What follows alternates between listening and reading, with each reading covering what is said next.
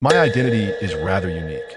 A hybrid of the Senju and Uchiha clans, the adopted grandson of the first Hokage, Senju Hashirama, and the sole brother of Tsunade, who bears no blood.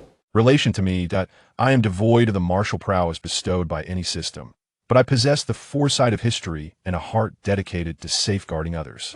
When the young Tsunade, clutching a dice cup, nervously sought my guidance on fortune, when the weary Tsunade, after the ravages of war, whispered softly while resting on my back, when she, now in her middle age, found herself astonished at my urging her toward the position of Hokage, I have always been there, a witness and participant in her every joy and sorrow. This is not a tale of conquest, but rather one of companionship. As her brother, I have been involved in every pivotal moment of her life, ultimately guiding her to the illustrious position where she could truly shine, the fifth Hokage of Konoha. Chapter 1, Konoha Chiyu. It was the third day of the third month, 3 years after the establishment of Konoha. Under the leadership of Senju Hashirama, the village flourished in an atmosphere of tranquility. Not long ago, the clans were embroiled in conflict, but within the confines of Konoha, all seemed to have forgotten their past grievances. Encounters that once sparked hostility now concluded with mere nods of acknowledgement as individuals parted ways. Such harmony would have been inconceivable 2 years prior, during the village's nascent days when skirmishes between clans were still a frequent occurrence. Thankfully, under the mediation of Hashirama, hostilities were swiftly quelled, averting any irreparable damage. In the time that followed, Hashirama implemented a series of policies aimed at bridging the divides among the clans, fostering a sense of belonging to this newly established village. However, despite the prevailing peace, Hashirama found little joy in the situation, for not long ago, his fellow co-founder, Tsunade, had departed from Konoha, leaving without a trace. This departure cast a shadow over Hashirama's heart, as he lost not only a confidant, but also a partner in their shared vision. Thus, the village gained yet another sorrowful soul. Outside a hospital room, this heartbroken figure stood with a complex expression. Suddenly, the wail of an infant pierced the air from within the room that they've given birth. Hashirama paused, visibly startled by the commotion. Lord Hokage, a middle-aged woman emerged from the room, her face marked with sorrow as she reported, Lady Chiyo has passed on to join Lord Jean after giving birth. Is that so? Hashirama's countenance darkened considerably upon hearing her words. Hashirama, observing his expression, Uzumaki Mito, her fiery red hair like flames, furrowed her brow, her own thoughts troubled. After a prolonged silence, Mito, feeling that the moment had settled, suggested gently, Hashirama, let us go inside. Very well. Without uttering a word, Hashirama nodded quietly and stepped into the room, with Mito following closely behind. Upon entering, Hashirama's gaze fell first upon a woman lying on a large wooden bed, her complexion pale and her face veiled in white cloth. Chiyo. He whispered softly. Turning his attention to the small crib beside the bed, he observed a tiny infant swaying side to side, babbling incessantly, and a smile finally graced Hashirama's face. At that moment, after glancing at both the woman and the child, Mito turned to a nearby ninja clad in combat gear and inquired, Do Chiyo and Jean have any other relatives? Lady Mito, the ninja, approached with respect. Chiyo had an older brother who perished before the establishment of Konoha. As for Uchiha Jean, he has no siblings. Is that so? Mito fell silent, realizing that this child would be left without kin. Mito, just as she pondered how to arrange for the child, Hashirama unexpectedly turned to her and declared, We shall raise this child ourselves. With that, he looked at the infant and continued, After all, his birth was a decision I made. Since he has no other relatives, let it be our duty. Hashirama. Mito hesitated for a moment before a smile broke through her silence. Very well. She then looked at the baby in the crib and chuckled. This will give me a chance to adapt to the idea of being a grandmother.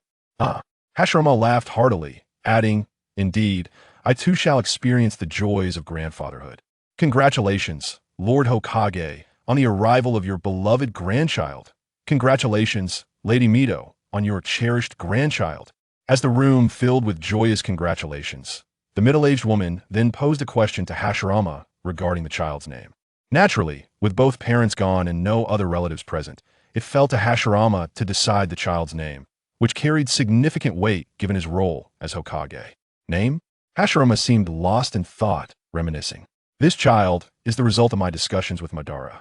We envisioned a union of the Senju and Uchiha clans to strengthen our village, but he paused, then shifted his thoughts, concluding, henceforth, let the child be named Konoha Chiyu. He shall carry the surname of Konoha, with the given name derived from the first characters of Senju and Uchiha, Konoha Chiyu. As Hashirama spoke, those present gently called out to the infant in the crib. Wawawa. The child seemed to respond, letting out a joyous cry. Ah, huh. Laughter erupted from everyone in the room. After a while, Hashirama's demeanor shifted to seriousness as he instructed, see to it that Chiyu's affairs are settled with dignity, ensuring she rests in peace. Yes, the assembled individuals acknowledged his command. Hashirama then took the infant into his arms and turned to Mito, saying, let us be on our way. Indeed, upon hearing this, Uzumaki Mito nodded slightly, then reached out to take the child before departing the room alongside Hashirama Senju, returning to their residence. Chapter 2. The Two Grandchildren. As time spun and seasons transformed, years passed, marking the 7th year of Konoha. The infant who once lay in the cradle had now grown to an age where he could begin to learn the ways of the world. Of course, as a child of the Hokage's household, albeit adopted, no one would allow Kiyu to engage in trivial tasks. When he expressed a desire to study ninjutsu, he was met with the gentle admonition that, due to his tender age, he was not yet ready to refine chakra, lest it inflict irreparable harm upon his developing body. Thus, in the throes of boredom, Kiyu found himself reminiscing about his past life, striving to retain those memories against the relentless march of time. Yes, Kiyu was a traveler of worlds in his previous existence. He was an aspiring web novelist, publishing articles on various platforms to earn a meager income and sustain his existence. One fateful day, while searching for material online, a sudden storm erupted and a bolt of lightning struck the power line of his home, sending a tremendous surge through the wires and into Kiyu himself. Thus, he met his untimely demise. With a sigh, Kiyu reflected on his past misfortune, yet felt little sorrow, for he had been an orphan, devoid of family or friends. Strangely, in this new world, he remained an orphan. This thought led him back 4 years, to the moment he first arrived in this realm. Initially, he was bewildered, struggling to comprehend why he found himself in such a place, especially under the watchful gaze of towering figures. However, his years of writing experience soon illuminated the truth. He had traversed into another world. The subsequent appearance of Hashirama Senju and Uzumaki Mito confirmed his suspicions, making it clear that he had entered the world of Naruto. If only Hashirama had appeared, Kiyu might have doubted, but the presence of both Hashirama and Mito solidified his certainty. In this new realm, Kiyu found himself without overwhelming thoughts, particularly as he had been adopted by the foremost ninja in the land. His only frustration lay in the absence of a system, unlike the characters in the stories he had crafted. Perhaps his system was still on its way? Lost in contemplation, Kiyu considered the possibility that since he had yet to cultivate chakra, his system might require some essence of this world to awaken. Kiyu. Suddenly, a voice broke through his musings. Turning, he saw the source of the call, Grandma Mito. Indeed, the voice belonged to the woman who had adopted him, Uzumaki Mito, the future host of the Nine Tails. Mito smiled gently and inquired, Kiyu, what are you doing? In response, Kiyu softly replied, Grandma Mito, I'm doing nothing, merely daydreaming. Daydreaming. Mito paused, taken aback by Kiyu's admission. How could such a young child claim to be daydreaming? After a moment of contemplation, she shook her head lightly, squatting down to meet Kiyu's gaze, and asked curiously, why don't you play with the other children? The other children? Kiyu's lips curled slightly at her question. How could he explain that he felt more akin to an adult and had no desire to engage in childish play? Don't you want to play with your friends? Observing Kiyu's demeanor, Mito pressed him further. Not really. Who, feeling no need to conceal his thoughts, replied candidly, Grandma Mito, I don't want to play with them. I find them rather immature. Is that so? Mito fell into a moment of contemplation after hearing Kiyu's explanation. However, she did not perceive anything amiss in his words, for Kiyu had always exhibited a uniqueness that set him apart from others. In fact, to Mito, Kiyu seemed less like a child and more like a young man with a past, a notion reinforced by the profound sense of solitude she sensed emanating from him, as if he were detached from the world. Had Kiyu not been born under her watchful eye, Mito might have suspected he had been cursed by another. Of course, This was due to her lack of understanding of the phenomenon known as reincarnation. Thus, despite Kyu's peculiar behavior, Mito remained unperturbed. Kyu. After a prolonged silence, Mito smiled and said, "If that is the case, how about I teach you to extract chakra? You have always wanted to cultivate, and chakra extraction is the first step." Upon hearing this, Kyu was initially taken aback, but soon his face lit up with joy. Yes, please. He had longed to train, but his previous requests had been met with Mito's gentle refusals, citing his young age. Consequently, he had resorted to reminiscing to pass the time.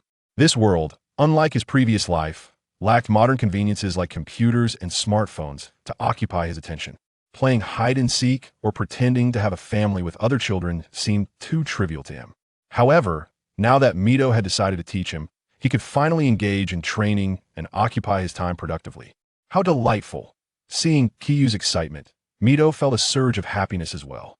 Though Kyu was not her biological grandson, he held a place in her heart akin to that of her own.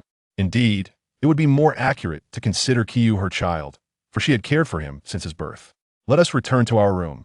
With that, Mito took Kyu's hand and led him towards their quarters, saying, "Grandma will teach you to refine chakra." "Thank you, Grandma Mito." Kyu did not resist her gesture. Instead, he expressed his gratitude. "What is there to thank? I am your grandmother." Yet, Kyu's gratitude elicited a playful tap on his head from Mito. He heeded in response to Mito's words. Kyu could only manage a sheepish smile. Chapter 3. The Uchiha Assault Shinyu. Allow me to elucidate the concept of chakra. Chakra is an energy resultant from the harmonious fusion of various bodily energies. It serves as the vital source for executing ninjutsu, taijutsu, jinjutsu, and can be employed to bind opponents or sever materials composed of chakra. Typically, it refers to a balanced amalgamation of mental and physical energy. Upon extracting chakra, a ninja may utilize it through hand seals to perform techniques, known as ninjutsu. However, under certain circumstances, techniques can be initiated without hand seals. In a room, Uzumaki Suhu was explaining the intricacies of chakra, ninjutsu, taijutsu, and jinjutsu to Shinyu. With the essential inclusion of the sealing techniques prevalent among the Uzumaki clan, this enlightening discourse consumed the entire morning. And only then did Suehu manage to relay the foundational concepts to Shinyu. "Now, Shinyu, please sit cross-legged." Following this instruction, Uzumaki Suehu positioned herself opposite Shinyu and advised, "I will now transfer a sliver of my chakra to you, guiding the resonance of your cells. To prevent any errors, I can only perform this transfer once. So you must attentively perceive it and subsequently refine your own chakra."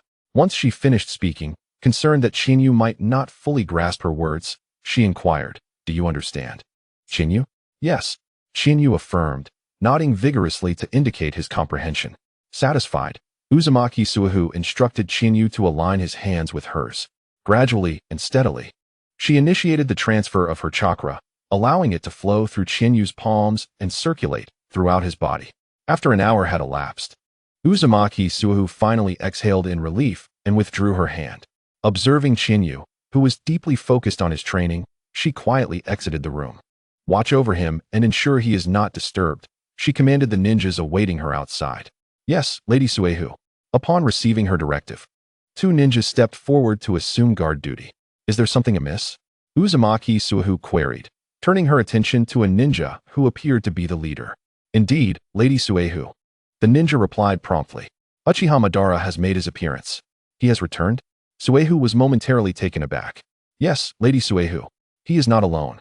He has brought with him a monstrous creature, a colossal nine-tailed fox." "The nine tails?"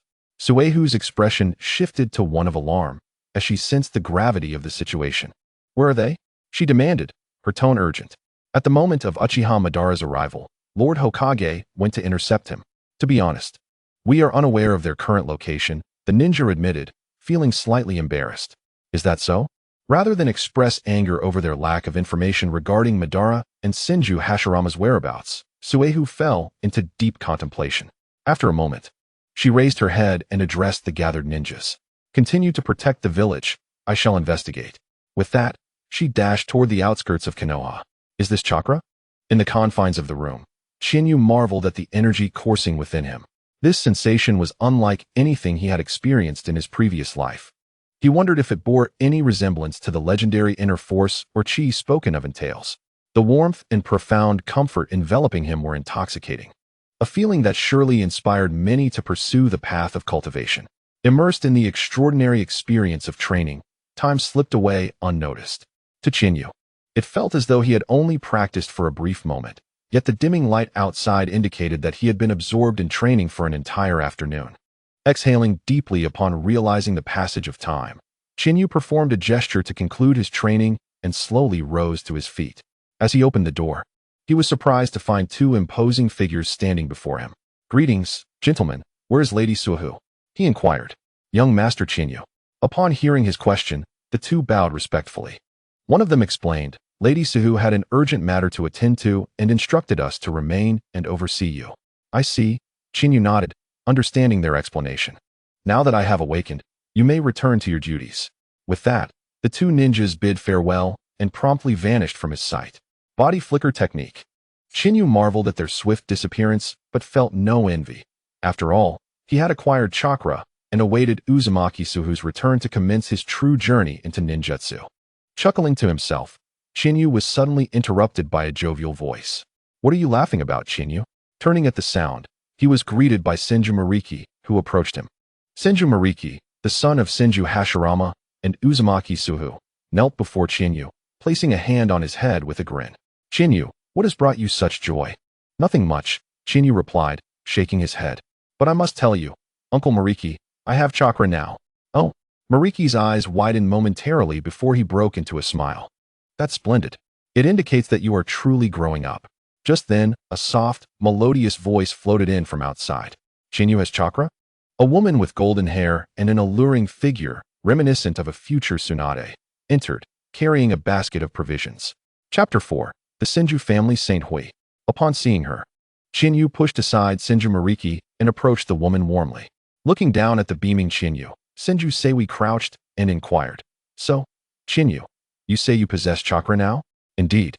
"Aunt Seiwi," Chinyu eagerly confirmed, channeling his chakra as he added, "You may sense it." "Very well," Senju Seiwi replied, placing her basket down and resting her hand on Chinyu's shoulder to carefully perceive the chakra within him. She exclaimed in surprise. "Aunt, what is it? Did I make a mistake in my training?" Chinyu's heart raced with anxiety, fearing he had erred in his practice. Although his chakra refinement was taught by Uzumaki Suhu, she had only demonstrated once before departing, leaving him to navigate the remainder alone. He was quite anxious, concerned whether he had perhaps overexerted himself during training. Indeed, Shenghui. At the same time, Senmu, drawn by Shenghui's actions, couldn't help but inquire, "Is there something wrong with Chinyu?" With that, Senmu placed his hand on Chinyu, trying to sense his condition. After a considerable while, to avoid any mistakes, Senmu meticulously checked several times. However, no matter how he looked, he could not perceive any issues with Chinyu. Perplexed, he turned to Shenghui and asked, "Shenghui, what exactly did you notice?"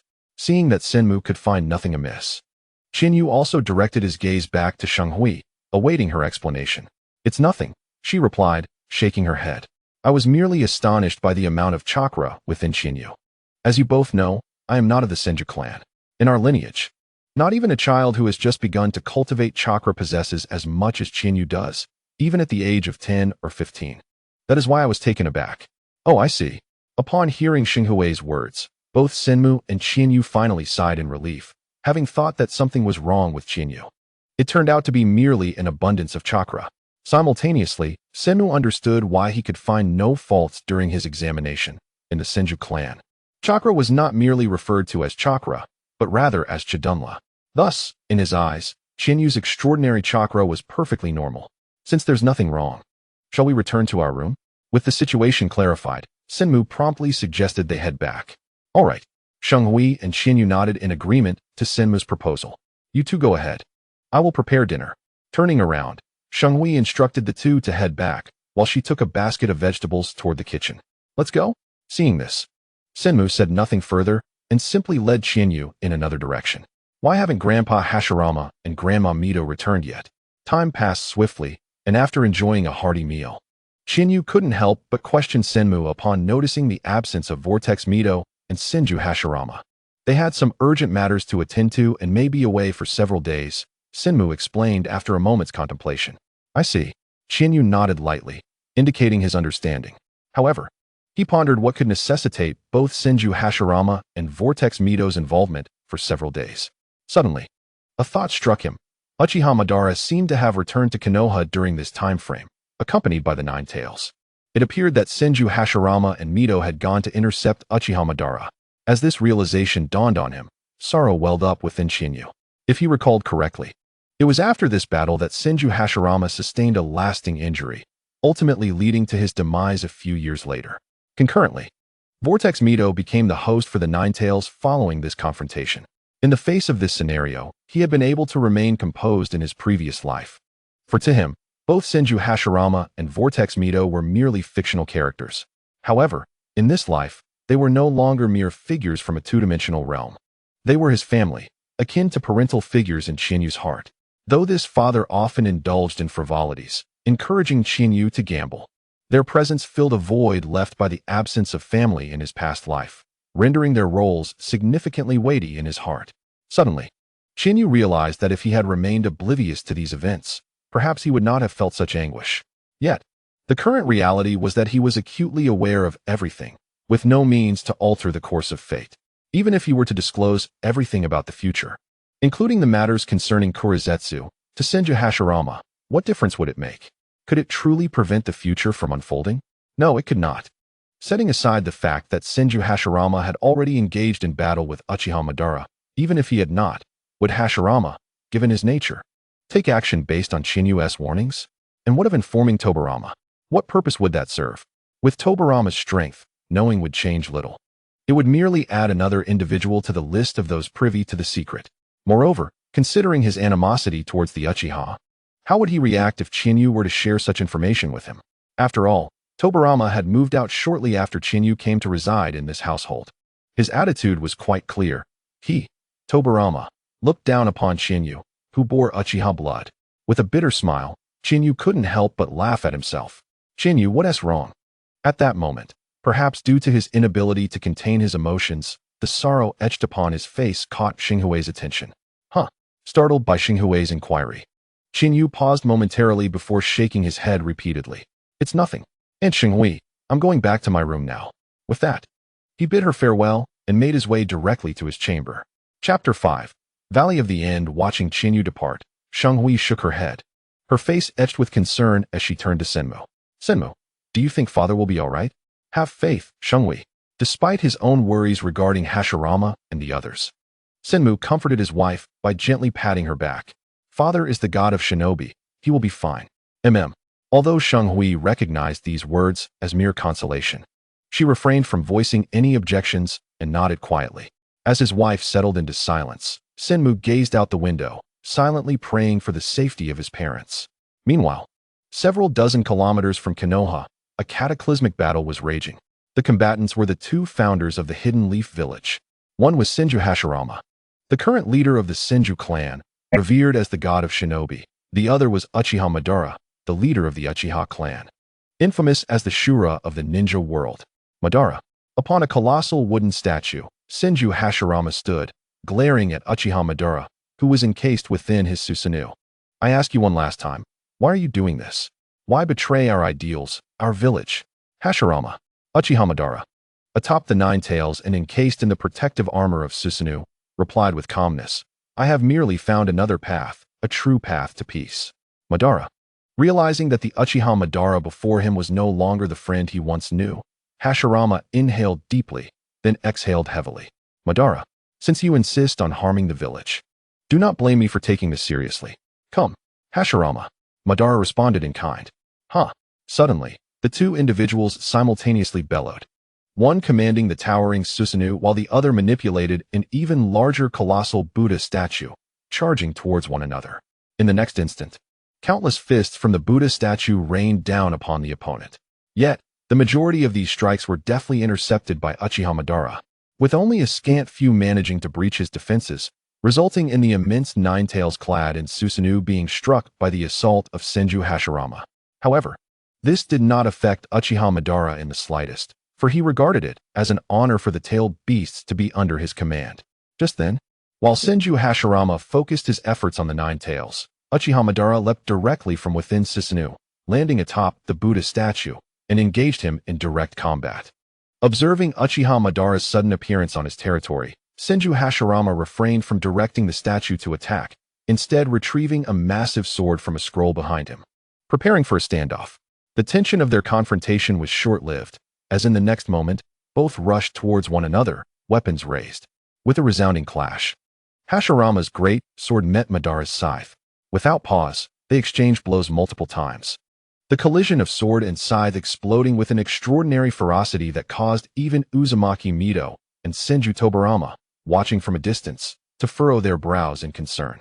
Indeed, this monumental battle had only two spectators, who dared not approach too closely, fearing it might impede Hashirama's performance. Yet, there was another observer present, of a rather unique identity. Impervious to the fear of disrupting the duel. This was Kagaya Otsutsuki, the progenitor of Chakra, who had created Black Zetsu to aid her in breaking free from her seal. At this moment, he remained merely a few meters away from the fray, yet neither combatant perceived his presence, for to them, he did not exist, he was the tree. And the tree was him. Thus, both warriors remained oblivious to the proximity of Black Zetsu, who remained silent, understanding that any disturbance on his part would reveal him to the fighters. As time passed, day transformed into night, and the two battled relentlessly for 3 days and nights.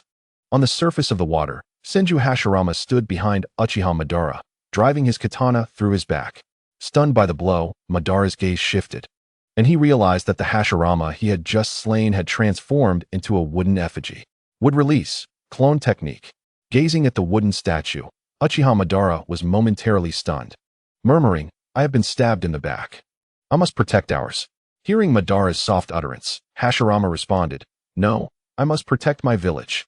With determination in his voice, Hashirama confronted Uchiha Madara's back, declaring, "No matter what happens, I steadfastly believe that protecting the village equates to safeguarding the people, the shinobi, and the children. Thus, anyone who dares to harm the village, regardless of whether they are friends, brothers, or even my own child, shall not be spared." This proclamation resonated deeply within Uchiha Madara, who marveled at the transformation of the once naive, bald-headed youth. "You have changed," he muttered. With a sigh, Madara cautioned Hashirama, "You are misplacing your priorities. One day, this ideology will cast a shadow over the village." With that, Uchiha Madara fell, marking the definitive exit of an era for the shinobi world. Chapter 6. Senju Tsunade. Time flew by, and 3 years quietly elapsed since that fateful battle. Throughout this period, numerous events transpired, or perhaps it would be more accurate to say that little occurred, at least from the perspective of Konoha. The implementation of a national system of one nation, one village, spearheaded by Konoha, began to yield results, creating significant ripples throughout the shinobi world. Ultimately, both great nations, wind, lightning, earth, water, and smaller countries such as the Land of Rain, the Land of Snow, and the Land of Bears, began to emulate this model, establishing their own ninja villages. In homage to Senju Hashirama's legacy as Hokage, the leaders of the major nations adopted titles reflective of their respective lands: Kazekage, Reikage, Tsuchikage, and Mizukage. Meanwhile, the smaller nations retained the traditional title of leader, acknowledging their self-awareness. Thus, the era of clan-based warfare, which had persisted for centuries, came to a definitive close, ushering in a new age of integration across the shinobi world. However, the events unfolding in the broader shinobi realm did not affect Konoha, as the presence of Senju Hashirama ensured that no one dared to challenge Konoha's authority amidst the turmoil. This is not to say that Konoha was devoid of its own happenings. Following the epic battle, Senju Hashirama recognized the potential threat posed by the Nine Tails, worrying that no one would be able to counter its power after his departure. Consequently, after discussions with Uzumaki Mido and Senju Tobarama, the trio unanimously decided to seal the Nine Tails away. Drawing from the legend of the Sage of Six Paths, they concluded that they could create a suitable host for the Nine Tails, ultimately selecting Uzumaki Mido for the role. Thus, Mido emerged as the inaugural Jinchuriki of the Nine Tails. Additionally, a new generation was born in Konoha, including figures such as Hatake Tsukumo, the commoner Orochimaru, and Jiraiya. Most notably, the first child of Senju Hashirama's family, Senju Tsunade, was born. In the original timeline, Tsunade would ascend to become the 5th Hokage and the foremost medical ninja in the shinobi world, revered as the legendary sucker.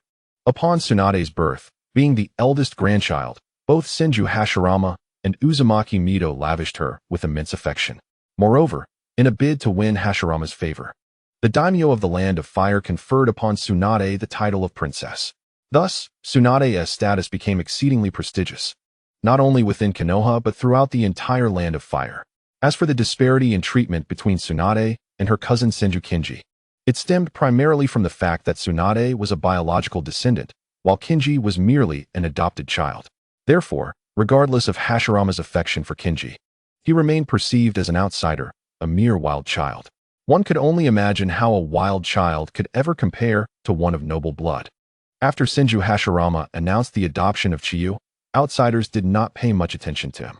Instead, it was Tsunade, the newborn child, whose arrival sparked a considerable uproar within the Land of Fire. Of course, this was merely the external perception of Chiyu within the Senju family. The birth of Tsunade did not render Chiyu estranged. On the contrary, it imbued him with the responsibility of an elder brother, tasked with caring for the child.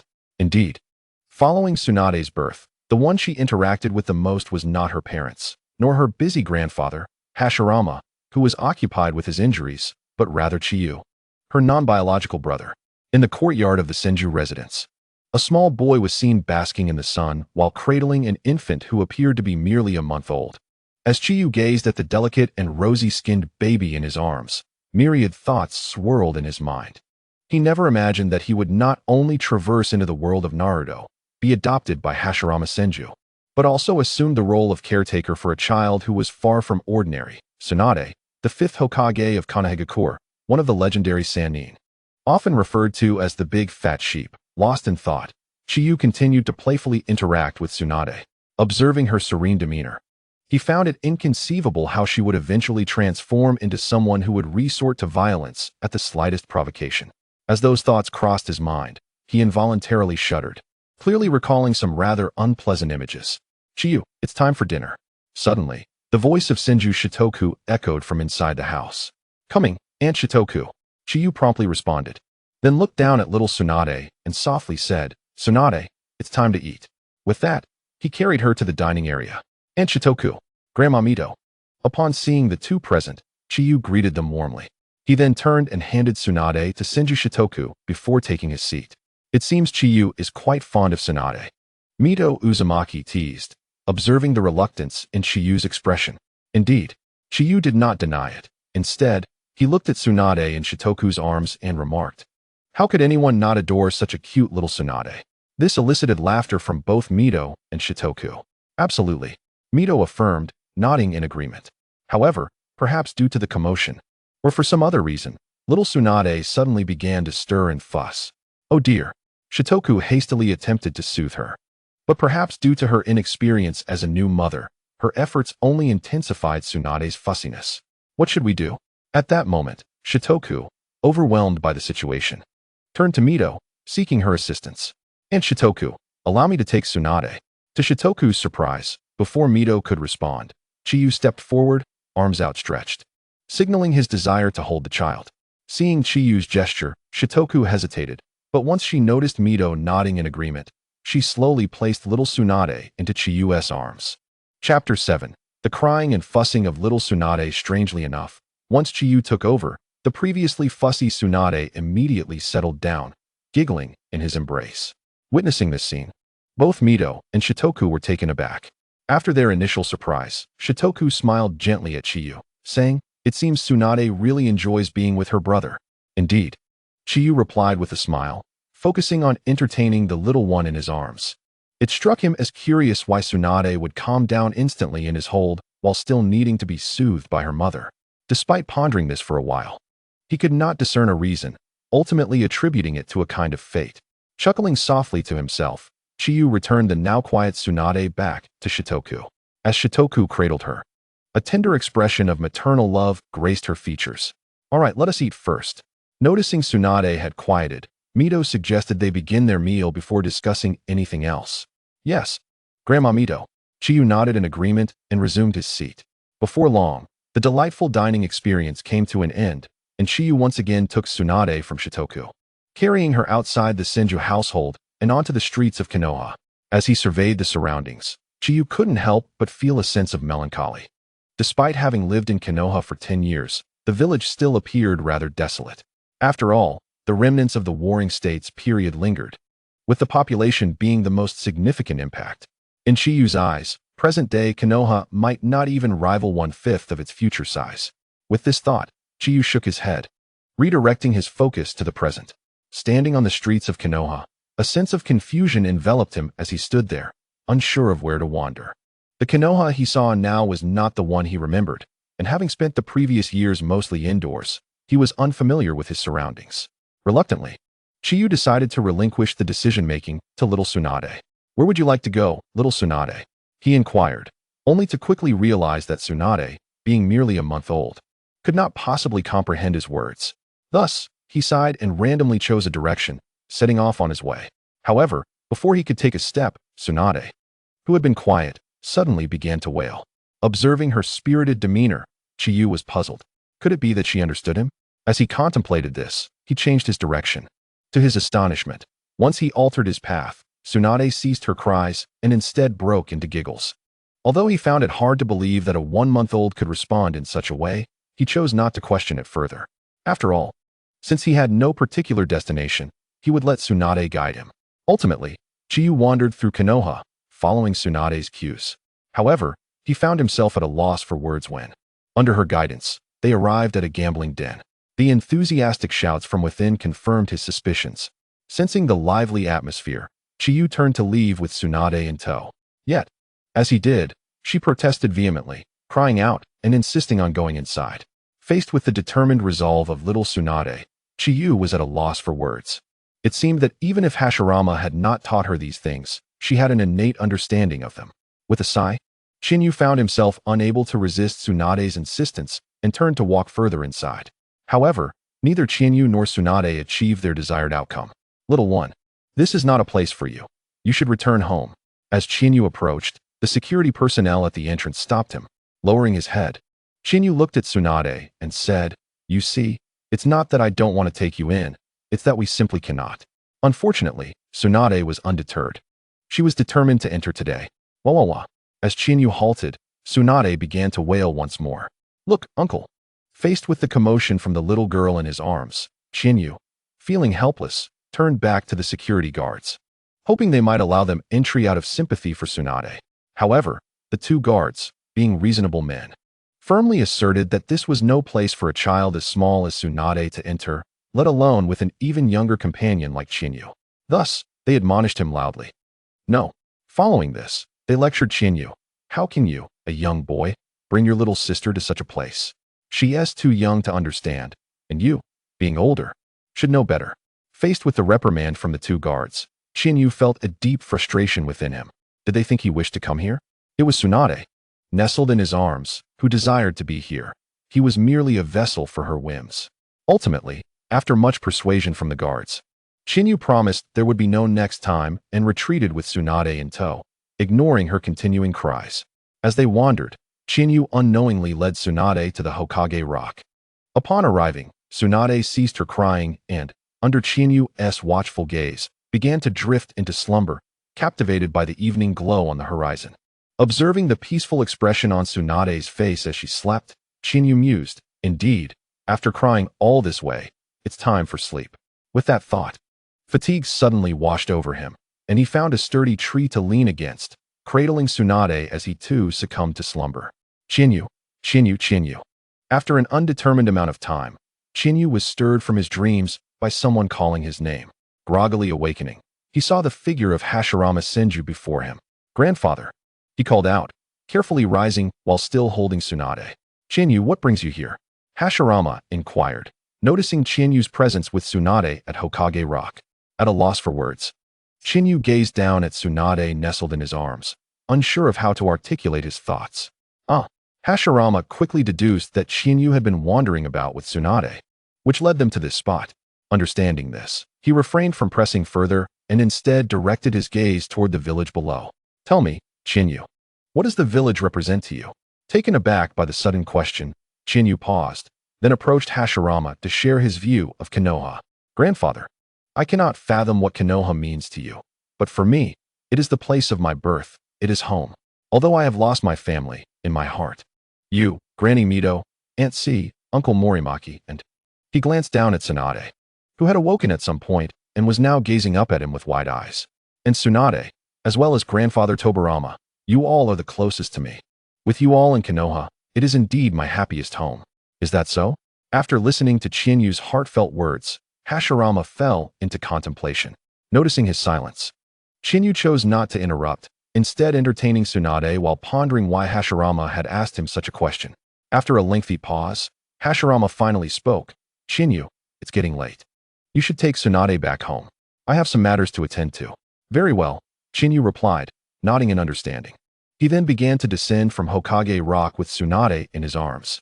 Watching Chinyu's departing figure, Hashirama suddenly asked, seemingly out of nowhere, do you still believe there is something wrong with Chinyu? I do not know. A calm voice emerged from the nearby woods, revealing a silver-haired man who approached Hashirama. All right. Hashirama responded with a hint of resignation.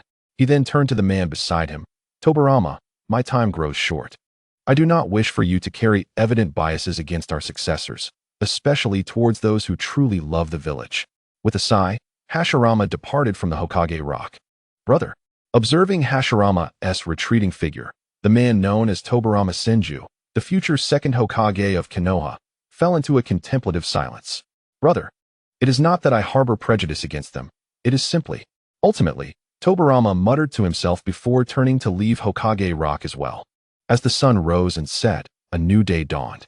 Early in the morning, Chinyu once again stepped outside with Tsunade. After the previous day's events, he realized he must properly explore Konoha. Otherwise, he would remain unaware of its layout, which was simply unacceptable. Thus, a peculiar scene unfolded in Konoha. A young boy carrying an even smaller child wandered through the village. Strangely, no passers-by attempted to obstruct their path. Instead, many greeted them warmly, with some even offering candies from their pockets. Each time this occurred, Chinyu would bow in gratitude while holding Tsunade, which often led to them receiving even more treats. Eventually, after traversing from the east to the west of the village, Chinyu found himself with an abundance of sweets in his arms. Sitting atop a protruding rock and gazing at the assorted candy wrappers, he sighed in exasperation. He simply could not comprehend why people bestowed such an abundance of sweets upon them, especially since he had explicitly stated his dislike for them. And Tsunade was still too young to partake. Was he to bring them home? Yet, even if he did, it would be just the two of them at home, one who could not eat and another who did not enjoy sweets. What use would that serve? Tossing them away? As he pondered, Chinyu contemplated an idea, only to dismiss it almost immediately. After all, discarding a gift given by others was rather impolite, especially when it was from elders. As the saying goes, one must not refuse a gift from a senior, and how could he bear to throw it away? Lost in thought about the conundrum of the candies, he suddenly heard a sound that drew his attention. Turning his head, Chinyu noticed a small child, no more than 2 or 3 years old with white hair, staring longingly at the candies in his arms, drooling. Seeing this, Chinyu smiled gently, stood up, and approached the child, extending the candies towards him, saying, "Here, take it." To Chinyu's astonishment, despite having seen the child salivating over the candy, he still shook his head and said, "No, Shuamao cannot eat." Shuamao? Hearing the child's self-reference, Chinyu was taken aback. He had not anticipated that the candy-dripping child before him was, in fact, Hatake Shuamao, known as the legendary Konoha White Fang, who would eventually surpass even the 3 legendary ninjas in fame, and also the father of Hatake Kakashi, the 6th Hokage of Konoha. He was surprised to find that the young Shuamao was so adorable, clearly yearning for the candy in his hand, yet feigning indifference. Why was that? Curiosity piqued. Chinyu wondered why Shuamao, despite his longing to eat, chose to maintain such a facade of nonchalance. When faced with Chinyu's inquiry, Shuamao answered in a sweet, childish voice, "Mother said that if I eat too many candies, I'll get cavities, and then I won't be able to eat anything else." Ah, understood. After listening to Shuamao's explanation, Chinyu nodded silently in acknowledgement. He couldn't help but reflect on how every child seems to carry the admonishments of their mothers. Warnings against this and that. Chapter 9. Hatake Yunin Rip. In the next moment, Chinyu tore open a candy wrapper and, with a gentle smile, offered it to Shuamao, saying, "While it's true that eating too many candies can cause cavities, having just a little is still fine. So would you like some?" As he spoke, Qianyu waved the candy enticingly. Upon hearing Qianyu's words, Shuamao began to struggle, his little head swaying as he weighed his mother's admonition against the allure of the candy. Observing Shuamao's predicament, Qianyu couldn't help but chuckle, then sighed dramatically. Alas, exposed like this, the candy will melt easily. With these words, it was as if a final assurance had been given, causing Shuamao to shudder slightly. Surely eating one wouldn't be a problem, would it? After a moment of contemplation, he reached out and accepted the candy from Qianyu's hand. He promptly popped it into his mouth, his face lighting up with satisfaction. Witnessing Shuamao's delight, Qianyu couldn't help but smile as well. Who could have imagined that the future Konoha White Fang would one day reveal such a joyful expression over a mere candy? "Shuamao, what are you doing?" At that moment, a gentle female voice called out from beside them. Hearing this voice, Shuamao froze, and his mouth began to move quickly, as if he were trying to swallow the candy before the newcomer arrived. However, it seemed he had forgotten his age and the size of the candy, resulting in him choking instead. Thump! In his panic, Shuamao began to pound his chest, attempting to cough up the candy. Yet, the more anxious he became, the less he knew how to exert himself, making it even harder to dislodge the candy. Wah! Ultimately, the young Shuamao was reduced to tears by his own haste. Although Qianyu found the scene amusing and wished to capture the moment for future amusement at his wedding, the absence of cameras in this era, or perhaps Konoha's lack of such technology, rendered his desire futile. Furthermore, if Shuamao continued in this manner, something serious might indeed occur. Thus, in the next instant, Qianyu swiftly intervened, giving a firm pat to Shuamao's back. Smack! Cough! With Qianyu's intervention, Shuamao finally managed to cough up the candy that had lodged in his throat. "Shuamao, are you all right?" At the same time, the woman who had called out to him rushed to his side, inspecting him with concern. In response to her care, Shuamao coughed and reassured her, "I'm fine." Cough! "Mother," Shuamao cough, "I'm fine." Indeed, the woman was none other than Shuamao's mother, Hokage Yunin. Hearing Shuamao's answer, which, despite the coughing, retained its clarity, Yunin felt a wave of relief wash over her. However, her attention was soon drawn to the candy that Shuamao had coughed onto the ground. And after glancing at it twice, she exclaimed, "You little rascal." She then turned to Shuamao, gently tapping his head while playfully scolding him. "Mother told you not to eat too much, not that you couldn't eat at all. Why the rush?" After scolding him, Yunin turned her gaze to Qianyu and asked, "You must be the child of the Hokage, right? Are you all right?" "Hello, Auntie. My name is Qianyu." In response to Yunin's inquiry, Qianyu greeted her before continuing, "I'm perfectly fine, and in fact, this is partly my fault. I offered Shuamao some candy, which led to him choking. I'm truly sorry." Saying this, Qianyu bowed deeply to Yunin and Shuamao as an expression of his regret. "Oh, it's nothing." Observing Qianyu's considerate demeanor, Yunin waved her hand dismissively, indicating that he need not concern himself. She then pulled Shuamao close and explained to Qianyu, "It's actually because Shuamao loves sweets so much. I worry that eating too many would be bad for his health, so I've limited his intake." Little did I expect this would happen. As she spoke, Yunin affectionately patted Shuamao's head, adding, "He thought I was forbidding him from eating altogether and had been on a sugar ban for half a month. That's why we ended up in this situation." "Ah, so that is how it is." After listening to Yunin's explanation, Qianyu nodded slowly in understanding. He couldn't help but reflect on how, even from a young age, the future Konoha White Fang exhibited a stubbornness that would eventually lead to his tragic end. Qianyu, realizing the matter had been clarified, Yunin then informed him, "If all is well, I should take Shuamao home now. Your uncle will be back soon, and I need to prepare dinner." With that, Yunin glanced at the basket of vegetables she had placed at her feet, revealing that she had been out shopping. It seemed that Shuamao had been distracted by the candy and had wandered off from her side. "All right, Auntie," Qianyu replied with a smile, not wishing to impede her departure. However, a moment later, as he looked at the candy in his hands, a thought struck him, prompting him to look up at Yunin and say, Auntie? What is it, Qianyu?" Yunin, who had been preparing to leave, paused and turned around, her face filled with curiosity as she regarded Qianyu. "Are you feeling unwell?" No.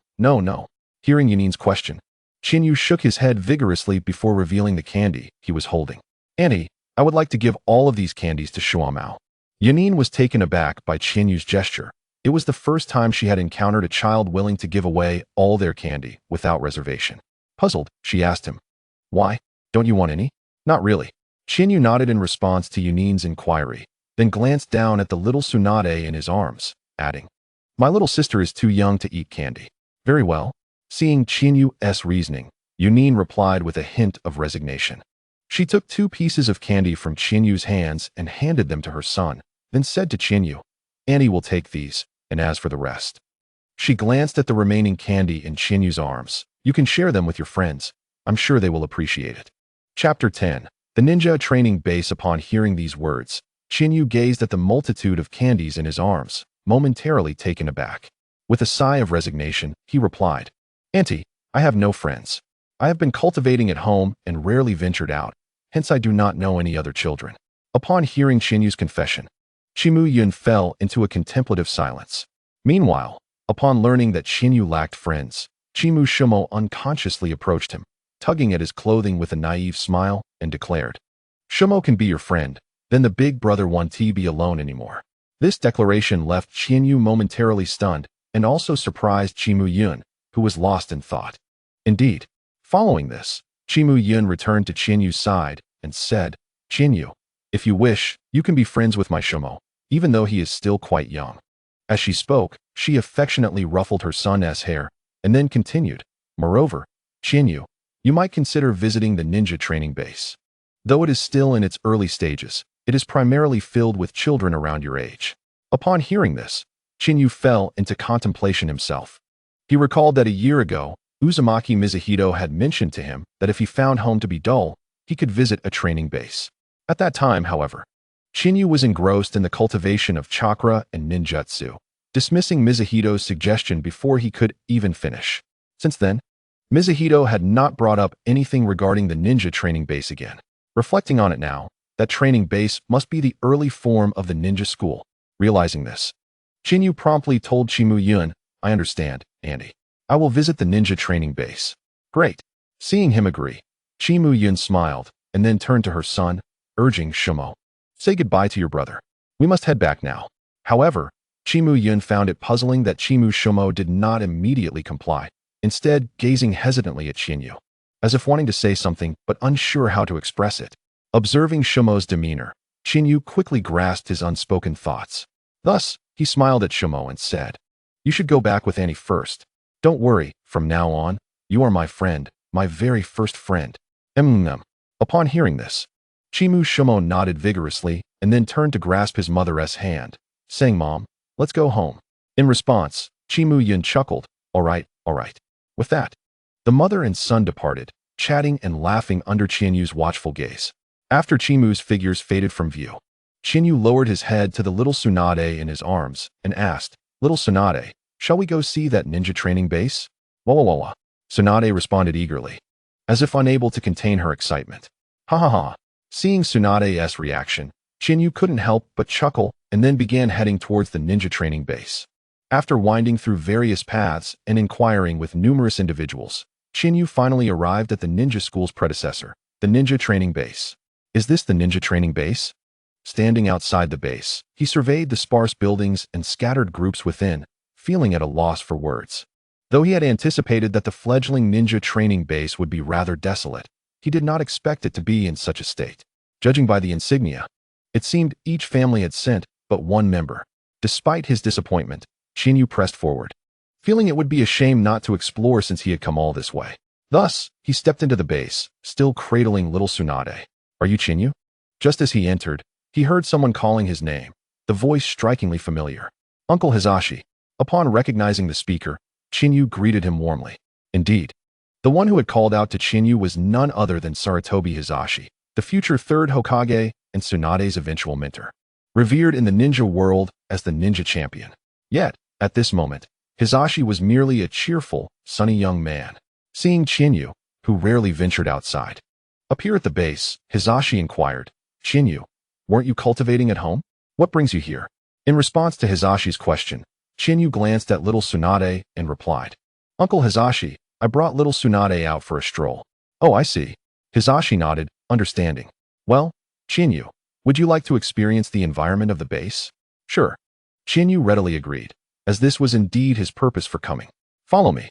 Thus, under the guidance of the jovial young Hisashi, Chinyu began to explore the base. However, despite being labeled as a base, it consisted merely of a few two-story wooden houses, an open grassy area, and a small grove at the back. In such a rudimentary setting, had one not known it was a ninja training base, Chinyu might have mistaken it for a kindergarten from a past life. In fact, even the kindergarten from his previous life was far more luxurious, boasting slides, swings, seesaws, and hoops. Sighing, Chinyu stood outside what could be considered the playground, while Hisashi continued to enthusiastically discuss how wonderful the training base was.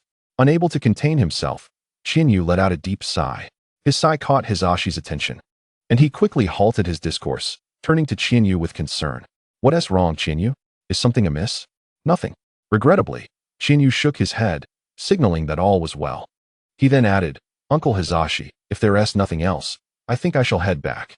"All right."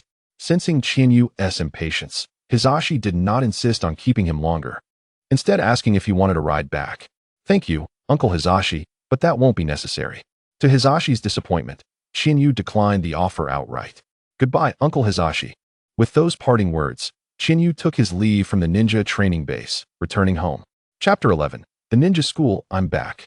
Upon returning to the Senju residence, Chinyu encountered Uzumaki Mizuhito, who was watering her flowers. "Ah, welcome back, Chinyu." As the younger generation, Chinyu respectfully acknowledged Mizuhito's greeting before retreating to his room to return little Tsunade to Senju Sakuya. He then returned to Mizuhito's side to listen to her teachings. "I heard you visited the ninja training base?" Mizuhito inquired about his day as soon as he returned. "Yes, today," without a hint of hesitation. Chinyu recounted his day's events in detail to Mizuhito. This included the matter of collecting candies, meeting Chimu Shomo and his mother, and distributing candies at the ninja training base. Indeed, Chinyu had given all the candies to Sarutobi Hisashi for him to share with the children at the base. As the report from Chiyu came to a close, Uzumaki Shuidu had finished tending to the flowers and settled down on the furniture in the courtyard. He then turned to Chiyu with a smile and inquired, "Chiyu, would you like to go to the base to play with the other children?" "Not at all." To Shueitu's astonishment, Chiyu shook his head vigorously without a moment's hesitation, expressing his complete disinterest in visiting the ninja training base. "Why not?" Observing Chiyu's demeanor, Shuitu, full of curiosity, asked, "Does Chiyu not wish to have friends?" "That is not it." In response to Shueitu's question, Chiyu gently shook his head and explained, "It's not that I don't want friends, but I'm not particularly fond of the current environment at the base." "Oh, not fond of the environment at the base?" Just as Chiyu finished speaking, a puzzled voice rang out from outside. Shortly thereafter, Senju Hashirama, beaming with a smile, entered the scene. "Grandpa Hashirama." Upon seeing him, Chiyu immediately greeted him. Hashirama nodded in acknowledgement of Chiyu's greeting, then curiously asked, "Chiyu, why do you dislike the environment at the base? What is it that you find unsatisfactory?" Without much thought, Chiyu candidly shared his feelings. "I feel that the base is too simplistic, lacking in everything, and it isn't fun at all. Moreover, the name Ninja Training Base sounds rather unappealing. It gives off a cold vibe that feels entirely unsuitable for children." Indeed, after hearing Chiyu's explanation, both Senju Hashirama and Uzumaki Shueitu nodded in silent agreement, recognizing the validity of his remarks. "What do you think should be changed?" Hashirama then directly inquired about Chiyu's suggestions. Without hesitation, Chiyu promptly proposed, "Grandpa Hashirama, I believe we should change the cold name Ninja Training Base first." "That makes sense." Hashirama pondered for a moment and agreed that the name could indeed be perceived as rather frigid. However, he found himself at a loss for a suitable alternative. At that moment, he noticed that Chiyu appeared to be quite composed and self-assured, prompting him to ask, "Oh, what would you like to change it to?" "Ninja School." Chiyu confidently presented his suggestion for the new name. Upon hearing Chiyu's proposal, both Hashirama and Shueitu fell into contemplation, deliberating the suitability of the name. Ultimately, they concluded that it was indeed far more pleasant than training base, and the term school inherently conveys a sense of belonging for children. "Excellent!" Hashirama exclaimed, slapping the table enthusiastically. "Ninja School, Ninja School, School, wonderful." His repeated affirmations demonstrated his strong endorsement of the name. "What other improvements do you think are necessary?" Hashirama then asked Chiyu again, this time adopting a noticeably more formal tone. Clearly, his earlier inquiry had been somewhat lighthearted, but Chiyu's insightful suggestions had impressed him deeply. Thus, when he posed the question again, he did so with a greater sense of gravity. After a brief moment of contemplation, Chiyu, reflecting on his observations at the base, suggested, "Grandpa Hashirama, I think we could consider admitting some civilian students into the school." Upon noticing that the base only consisted of clan members without any civilian students, he felt it was inappropriate, as Konoha belongs to everyone, not just the clans. "All right, no problem.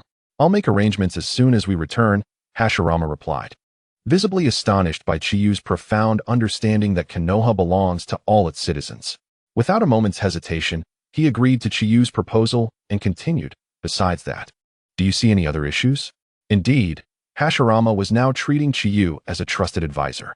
Although Chiyu noted the shift in Hashirama's tone, he continued to share his thoughts, gesturing animatedly at the table as he offered further suggestions. Chiyu believed that the school should be equipped with various obstacles, providing children a space to play and unwind, thereby avoiding monotony. Additionally, such activities would effectively enhance their physical fitness through games of chase and hide-and-seek among the obstacles, all while fostering a sense of voluntary engagement, free from the fear of rebellion. As Chiyu elaborated, both Hashirama and Shueito nodded in agreement, and time quietly slipped away. Lunch is ready. Unbeknownst to them, Senju Sakuya had prepared the midday meal. Hearing her voice, Shueito snapped back to reality and turned to Chiyu, saying, "All right, Chiyu, let us eat." "Okay." Although Chiyu felt a lingering sense of enthusiasm, he did not press the matter further and promptly headed indoors. Observing this, Hashirama followed suit, entering alongside Shueito. Chapter 12. The Reformation of Konoha. As time flowed on and the world transformed, 3 more years passed. Since the day 3 years ago when Chiyu showcased his talents before Hashirama, the latter frequently sought Chiyu's counsel on various policy matters. However, each discussion seemed to lead to an avalanche of ideas. Throughout these 3 years, Chiyu's influence permeated every aspect of Konoha, from education to healthcare, from task assignments to patrols, encompassing all age groups from children to the elderly. In the realm of education, the reform of the ninja school, with the inclusion of civilian students, led to its expansion by 2- or 3-fold. This not only resolved the issue of insufficient enrollment, but also created a multitude of job opportunities for retired and disabled ninjas who had previously been idle at home. Moreover, their daily interactions with children and younger generations significantly fostered their sense of belonging to this new home, Konoha. After all, most of these elders were remnants of the Warring States era. While they longed for peace, their familial ties still held considerable weight. However, this new arrangement gradually helped them to genuinely embrace Konoha as a family. Additionally, to prevent the formation of cliques and nepotism among the clans, Chiyu suggested that the principal of the ninja school must be directly appointed by the Hokage and that the individual must be the current Hokage. This measure aimed to clarify accountability while also ensuring that the children clearly understood who their Hokage, and thus their teacher, was. Furthermore, Chiyu proposed that graduates of the ninja school be allowed to identify themselves as students of the Hokage. This brought several advantages. Firstly, it would deter civilian ninjas from being swayed by clan affiliations, as having the title of Hokage student would diminish the allure of other clans. Secondly, being a student of the Hokage would instill a sense of responsibility, compelling them to uphold the Hokage's reputation and avoid any actions that could tarnish it. This way, the risk of wavering individuals engaging in unlawful activities would be effectively mitigated. Once this strategy was proposed, it instantly astonished Senju Tobarama. Of course, this does not imply that he had been incapable of formulating such ideas. Rather, the constraints of his era limited his thinking, leading him to prioritize his clan in all considerations. In stark contrast stood Senju Hashirama. It must be said that Hashirama, the legendary figure who brought an end to the Warring States period, despite his lack of sharp intellect, possessed remarkable courage. Who else would take the words of a mere 7-year-old child, Chihiro, to heart and act upon them? It can be asserted that the successful implementation of Chihiro's policies was indeed fortunate, as it was Hashirama in power and not anyone else. Otherwise, no matter how eloquent Chihiro's proposals were, they would likely fall on deaf ears. As for those who misused the title of Hokage, they would naturally face no leniency. This brings us to the establishment of the Security Department. This department, also directly under the Hokage, was specifically tasked with apprehending and judging those who violated the law. In addition to overseeing patrols in Konoha, Simply put, it served as the public police force of the village. Furthermore, besides education and security, Chihiro also proposed practical solutions in the realm of healthcare. His reforms in medical care were straightforward, as cultivating medical ninjas was no simple task, and they were, in many respects, strategic assets. Chihiro's solution was to have the existing medical ninjas document all their knowledge comprehensively and categorize it. Basic knowledge, such as common sense, would be incorporated into the curriculum of ninja schools, while more complex information would be placed in the school library for interested and talented children to study independently. Should any of these children struggle to comprehend the material, yet still wish to learn, they could seek one-on-one guidance from a teacher. As for specialized knowledge, it would be allocated to Konoha Hospital for practical observation by apprentice medical ninjas. Naturally, this would not be a free-for-all, even if Chihiro wished it to be so. Hashirama would not likely consent. Consequently, Chihiro's strategy ensured that upon submitting their lifelong learnings, medical ninjas would receive a substantial financial reward. More importantly, should their children require treatment that they themselves could not provide, Konoha would unconditionally offer care until recovery, at no cost. This condition swiftly dispelled the prejudices of the majority of medical ninjas, who, by that afternoon, surrounded the Hokage building, each brandishing their medical texts and clamoring to submit them. Why this sudden enthusiasm? It can be said that Chihiro had deftly tapped into human nature. After all, no one knows when misfortune may strike. If their child were to face a dire situation that they could not remedy, should they simply wait for tragedy to unfold? It is precisely for this reason that the response was so vigorous. Better to be prepared than to regret later. Following this, Chihiro also introduced feasible policies regarding finance and pensions. In addition to these policies, Chihiro proposed an idea that utterly convinced Senju Tobarama. All heads of departments would be the Hokage, and only the Hokage. Initially, when this notion was presented, Hashirama vehemently opposed it. In his words, Konoha belonged to everyone, not just to him. It should not become a one-man show. However, Chihiro had anticipated this objection and promptly provided an explanation. The reason Chihiro insisted on the Hokage leading all departments was not to create a dictatorship, but rather to centralize authority, ensuring that directives could be executed promptly and without obstruction. After all, human nature is complex. Should a department head conceal their motives and fail to implement policies, it could result in unpredictable losses for Konoha. To prevent a true autocracy, Chihiro allocated 2 deputy heads for each department, whose roles included assisting the Hokage in managing the department and discussing policy implementation. Indeed, for Hokage's policies to be effectively executed, barring wartime scenarios, all 3 department heads must agree before any measures could be enacted, otherwise, they would be nullified. Thus, after Chihiro's thorough explanation, Senju Tobarama ultimately consented to the policy reforms. Konoha underwent a complete transformation, diverging significantly from its original narrative. Additionally, it remains unclear what prompted Senju Tobarama to disclose Chihiro's identity, revealing to all that these extraordinary policies originated from a mere child. Consequently, Chihiro's reputation within Konoha skyrocketed. Chapter 13. Chihiro's distinction. However, although Chihiro's prominence in Konoha stirred considerable waves, an even more astonishing event overshadowed it: Senju Hashirama's abdication. The resignation of the god of shinobi, the Hokage of Konoha, sent ripples not only through the village but across the entire ninja world. Many wondered why the still young Hashirama would retire so soon when he could continue as Hokage for several more years. While outsiders remained oblivious to the underlying reasons, Chihiro, as a time traveler, understood all too well. Hashirama was at his limit. Since the battle with Uchiha Madara 6 years prior, Hashirama had sustained severe injuries and had since been in a state of recuperation. The duties of Hokage had long since been managed by Tobarama. It could be said that had it not been for the fear of imminent turmoil, Hashirama would have relinquished the Hokage seat to Tobarama 6 years ago. After 6 years of restructuring and Chihiro's reforms over the past 3 years, Hashirama finally resolved to step down from the Hokage position and return home to spend time with his children.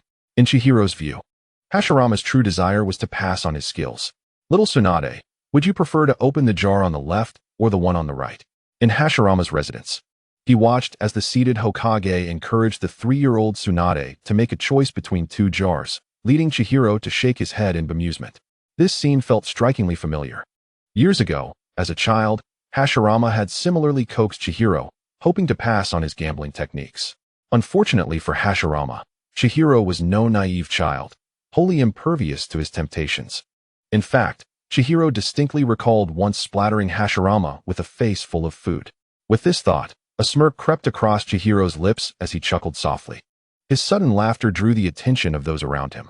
Immediately, Uzumaki Mito turned to inquire, "Chihiro, what's amusing you?" "Nothing, Grandma Mito," Chihiro replied, shaking his head slightly. "I just recalled some delightful memories." "Delightful memories?" Mito paused, then chuckled lightly. "Oh, what could be so amusing?" Yes, Chihiro and I. But before Mito could elaborate, Tsunade, who had been playing with Hashirama, dashed over, hugged Chihiro's leg, and with her adorably curious face, asked, "What happy thing did you think of? Share it with me, so I can be happy too." Faced with Tsunade's eager gaze, Chihiro hesitated for a moment. Then he lifted her up and turned to look at Senju Hashirama, who was observing them from the ground, explaining to Tsunade, "Brother was reminded of the time when grandfather was teaching me these things." At this point, Chiyu couldn't help but chuckle again. Simultaneously, Uzumaki Mito and the others understood what joyful memory Chiyu was recalling, and they all shook their heads in resignation, deciding to bypass the topic. What? Brother, what are you talking about?" Although the adults wished to change the subject, little Tsunade was not willing to let it go, insisting that Chiyu clarify his words. Seeing this, Chiyu had no choice but to explain. "When grandfather was teaching me, I couldn't help but accidentally wet his clothes." Upon hearing Chiyu's explanation, Tsunade exclaimed in surprise, then turned her gaze to Senju Hashirama, her eyes sparkling with excitement. "Brother, I want to go down." Suddenly, Tsunade began to struggle in Chiyu's arms, demanding to be let down. Hearing her, Chiyu immediately complied and placed her on the ground. "Grandfather, hold me." As soon as she was on the ground, Tsunade ran up to Senju Hashirama, asking to be held. All right, grandfather will hold you." Seeing the little girl with her arms outstretched, Hashirama's face lit up with affection as he lifted her up. However, as soon as he embraced her, he sensed something was amiss and quickly pulled her away from his chest.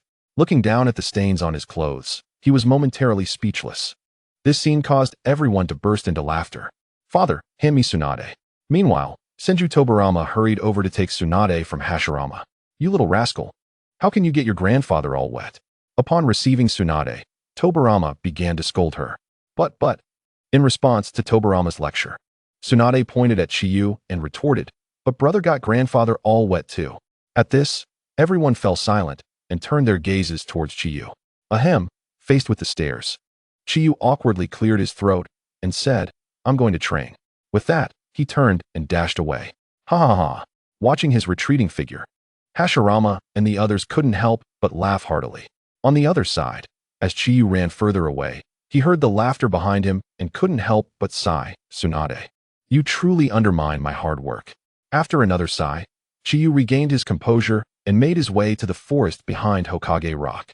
This was the training ground he had discovered a year ago, featuring a moderately sized pond and an expansive terrain that mitigated the risk of accidental forest fires. Standing beside the pond, Chiyu gazed at his reflection in the water, his expression somewhat complex. At first glance, his reflection appeared no different from usual. Yet upon closer inspection, subtle differences became apparent. Sharingan. No, Chiyu's distinction did not lie in his eyes, but rather on his forehead. Similarly, it wasn't that there was another eye on his forehead. Rather, it was protruding outward, indicating that a small horn had formed there. Chapter 14, Ancestral Return. However, this horn was not long. In fact, it was so small that one might merely think his forehead was slightly pronounced if not observed closely. Initially, Chiyu believed this was the case. But once he understood the situation, he felt both incredulous and sensible. As the son of a Senju mother and an Uchiha father, Chiyu inherently bore the bloodlines of both clans. Furthermore, since both clans were direct descendants of the Sage of Six Paths, Otsutsuki Kagaya, the union of these lineages indeed had the potential to manifest Chiyu's unique condition of ancestral return. Indeed, if one had to label Chiyu's horn condition, it could only be described as a return to his ancestral roots. Yet, Chiyu's return seemed incomplete. Although he possessed the full spectrum of chakra attributes essential to the Otsutsuki clan, wind, lightning, earth, water, fire, yin, and yang, his horn was not as pronounced as those of other Otsutsuki members, which typically featured two prominent horns. Chiyu's horn was so subtle that when his hair fell over it, it left no trace. This was also why, despite the time that had passed, no one had discovered that Chiyu indeed had a horn on his forehead. Sighing at the realization of his horn, Chiyu lowered his hand, allowing his hair to cover it once more. Once he confirmed that it was entirely concealed, he turned around and began practicing the ninjutsu taught by Uzumaki Mido. Snake, horse, monkey, pig, horse, tiger. Fire release, great fireball technique. After a series of hand seals, a fireball erupted from Chiyu's mouth, striking the ground ahead. Observing the flames, Chiyu wasted no time and employed another technique. Water release, water bullets technique. Instantly, a torrent of water spewed from Chiyu's mouth, dousing the flames. Watching the scene, Chiyu nodded in satisfaction, stating, preventing forest fires is everyone's responsibility. In the next moment, Chiyu formed more hand seals, unleashing a different elemental technique. Pig horse snake, lightning release, lightning strike. As the seals concluded, currents of electricity surged from Chiyu's feet, racing outward. But that was not the end. He clasped his hands together once more to perform another seal. Snake rabbit dog, earth release, earth wall. Suddenly, a wall of earth rose before him. Thump thump. Stepping forward, Chiyu tapped the wall and nodded in approval before stepping back to his original position. Clap. He clapped his hands again, forming a seal. Rat rabbit dog, wind release, vacuum wave. In the next instant, a gust of wind surged from Chiyu's mouth, aimed directly at the earth wall. Boom. Moments later, the wind struck the wall, leaving only a faint mark without shattering it. Not bad, not bad. Observing his handiwork, Chiyu appeared quite pleased, nodding repeatedly. However, the next occurrence was somewhat unexpected. With a wave of his hand, the earth wall reverted to its original form. Roar. Then, with another wave, a dragon's roar emanated from the nearby pond, and a water dragon silently took shape, proudly rising above the surface. Following that, Chiyu waved his hand again, causing the water dragon to shatter and crash heavily onto the water's surface. Splish. Watching the ripples on the water, Chiyu couldn't help but exclaim, "It's much more comfortable without hand seals. Having to perform seals for ninjutsu is simply pathetic." Unlike other ninjas, Chiyu did not require hand seals to unleash his techniques. He could summon them with a mere wave of his hand, manifesting whatever he desired. From another perspective, this was also an indication of his ancestral return, as individuals of the Otsutsuki clan could perform their techniques with a mere flick of their wrists, conjuring whatever they wished. Moreover, 1,000 years ago, there was no such thing as hand seals. The concept of hand seals was merely a method devised by the Uchiha clan's first ancestor, Indra, after observing others struggling to control their chakra. In other words, ninjutsu does not require the hand signs from the very beginning. It can be unleashed directly. Unfortunately, after the passage of millennia, ninjas, or those endowed with chakra, have completely forgotten this original ability, as it demands an exceptionally high level of talent. Brother Chinyu. Suddenly, a youthful voice reached Chinyu's ears. Hearing the commotion, Chinyu smiled gently and turned to see a silver-haired boy approaching him. This lad not only carried a small blade on his back, but also donned a forehead protector of the Leaf Village. Shwomo. Indeed, this small boy was none other than Hatake Shwomo, Chinyu's little brother from 3 years ago, the future White Fang of Konoha. Brother Chinyu, I'm here, Shwomo exclaimed as he walked straight up to Chinyu. Let's begin our training. Upon hearing Shwomo's words, Chinyu chuckled softly and replied, all right. Thus, Chinyu commenced training with Shwomo in techniques such as lightning release, swordsmanship, taijutsu, and jinjutsu, tailoring the training to address Shwomo's individual strengths and weaknesses. The training ground soon became a flurry of activity.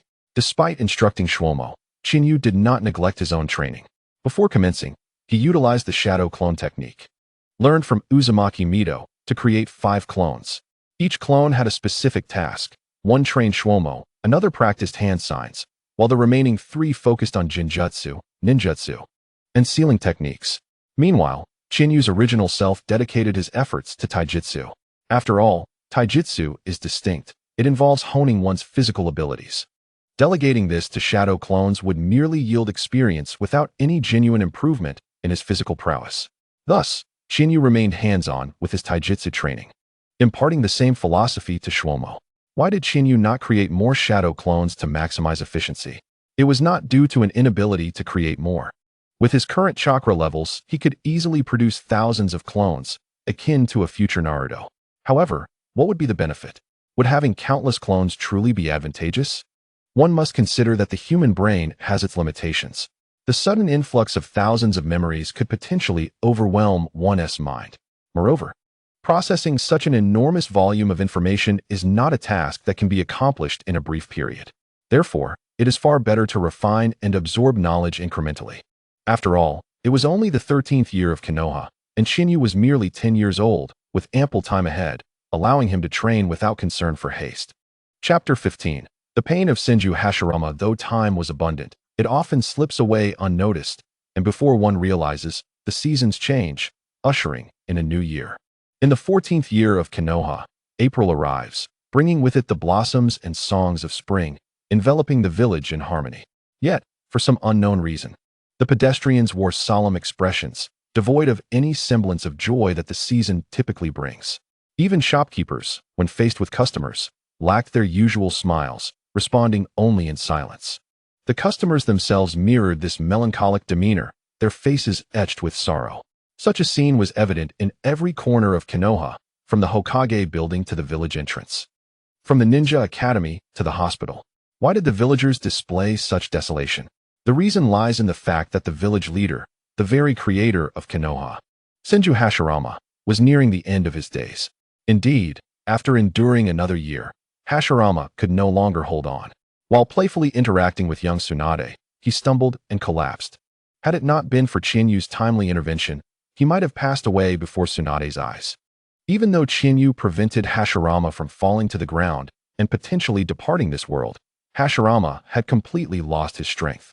In that moment of collapse, the breath of life within him seemed to deflate, akin to a balloon that had been pricked, losing its air. If Hashirama had truly fallen, it would have been akin to the balloon bursting. In an instant, Hashirama would transcend this realm, embarking on a journey beyond. However, in this world, there is no paradise. Only the pure land created by the Sage of Six Paths awaits the souls. Grandfather. Within the Senju residence, Tsunade knelt beside Hashirama's bed, softly calling out to him, devoid of her usual playful antics. Meanwhile, at the bedside stood his family, including Uzumaki Mido, Senju Tobarama, Senju Shoto, Senju Hashirama, Chinyu, and others, as well as disciples and guardians such as Sarutobi Hiruzen, Shimura Danzo, and others, all standing in solemn silence. Tobarama. Suddenly, a frail voice broke the stillness. Brother. Hearing the sound, Tobarama stepped forward to Hashirama's bedside. Brother, this time, Hashirama murmured as he gazed at Tobarama. I truly cannot go on. From now on, I entrust the village to you. Please, do not be too harsh on the younger generations who love this village. Be understanding towards them. Brother, Tobarama, feeling the weight of Hashirama's words, fell silent instead of responding. Sighing at Tobarama's demeanor, Hashirama turned to Chinyu and continued, Tobarama, if you find yourself in need of guidance, you may consult with Chinyu. As he spoke, Hashirama looked directly at Chinyu. Although he is merely 11 years old, still a child, he has observed the changes in Konoha over the years and has even been an executor. You should recognize that Chinyu is no ordinary child. Understood, brother. Tobarama nodded in acknowledgement, glancing at Chinyu. Chinyu. With Tobarama's agreement, Hashirama had no further words for him and instead called out to Chinyu. Grandfather. Upon hearing Hashirama's call, Chinyu hurried to the bedside, while Tobarama slowly stepped back. Chinyu. Looking at Chinyu, Hashirama struggled to raise his hand, wishing to caress Chinyu's cheek. However, he was too weak to even manage this simple gesture. Grandfather, I am here. Chinyu is here. Seeing this, Chinyu immediately grasped Hashirama's hand, presenting his cheek for Hashirama to touch. Chinyu. Hashirama did not voice any objections to Chinyu's actions. He merely tenderly brushed his fingers against Chinyu's face, speaking slowly. Though you are not my biological grandson, in my heart, you are the eldest grandson of the Senju clan. I know you are exceptional, with many thoughts, but promise me, do not take action against the village, all right? With that, Hashirama gazed at Chinyu with pleading eyes, filled with both anxiety and hope, fearing that Chinyu might refuse. As Chinyu gazed upon Senju Hashirama, the god of the shinobi world, revealing such an expression, he felt a profound shock within, yet he nodded fervently in agreement. Rest assured, Grandpa, he declared. Subsequently, Chinyu assured Senju Hashirama directly, as long as I, Chinyu, exist, Konoha shall endure. Good, good, good, Hashirama exclaimed, his heart swelling with joy as he repeated the word thrice. However, perhaps due to overwhelming excitement, he soon fell into a fit of coughing. Hashirama, brother, Hokage-sama. This situation caused a wave of concern among Uzumaki Mido, Senju Tobirama, and Sarutobi Hiruzen. Hashirama, please calm down. Uzumaki Mido rushed to the bedside, employing medical ninjutsu in an attempt to stabilize Senju Hashirama's condition. Under Mido's care, Hashirama's state seemed to improve, his complexion gradually returning to normal. Yet, none of those present felt joy, for they understood that this was not a sign of recovery. Quite the opposite. It indicated that Hashirama was truly nearing his end, as this state was known as the return of light before death. Seeing this, Uzumaki Mido murmured, her eyes betraying her sadness as tears began to flow. Mido. Hashirama attempted to wipe away her tears, but he could scarcely move his fingers. Witnessing this, Mido's heart ached even more, and she grasped Hashirama's hand, placing it against her cheek, whispering, Hashirama, I am here, speak your mind, and I shall listen. In response to her words, Hashirama offered no reply. He simply gazed at her in silence, struggling to move his fingers to wipe the tears from her face. Once he had cleared the traces of sorrow from her cheek, a smile graced Hashirama's lips, and he finally closed his eyes. At this moment, Mido did not cry out. She merely savored the last warmth of Hashirama against her skin. The others silently departed the room, making every effort to minimize noise. Thus, the curtain fell on the era of the god of shinobi, the remarkable figure who quelled the Warring States period, the first Hokage of Konoha, Senju Hashirama. Chapter 16, The Awakening of the Sharingan. With the closing of his eyes and their subsequent reopening, the first 7 days of Hashirama's passing had come to an end. Today, the 9th of April in the 14th year of Konoha, marked the day of Senju Hashirama's burial. In the village of Konoha, nearly all residents, save for those on essential duty, donned dark attire and gathered at the Konoha cemetery. A sea of black enveloped the grounds, casting a shadow that obscured the rising sun.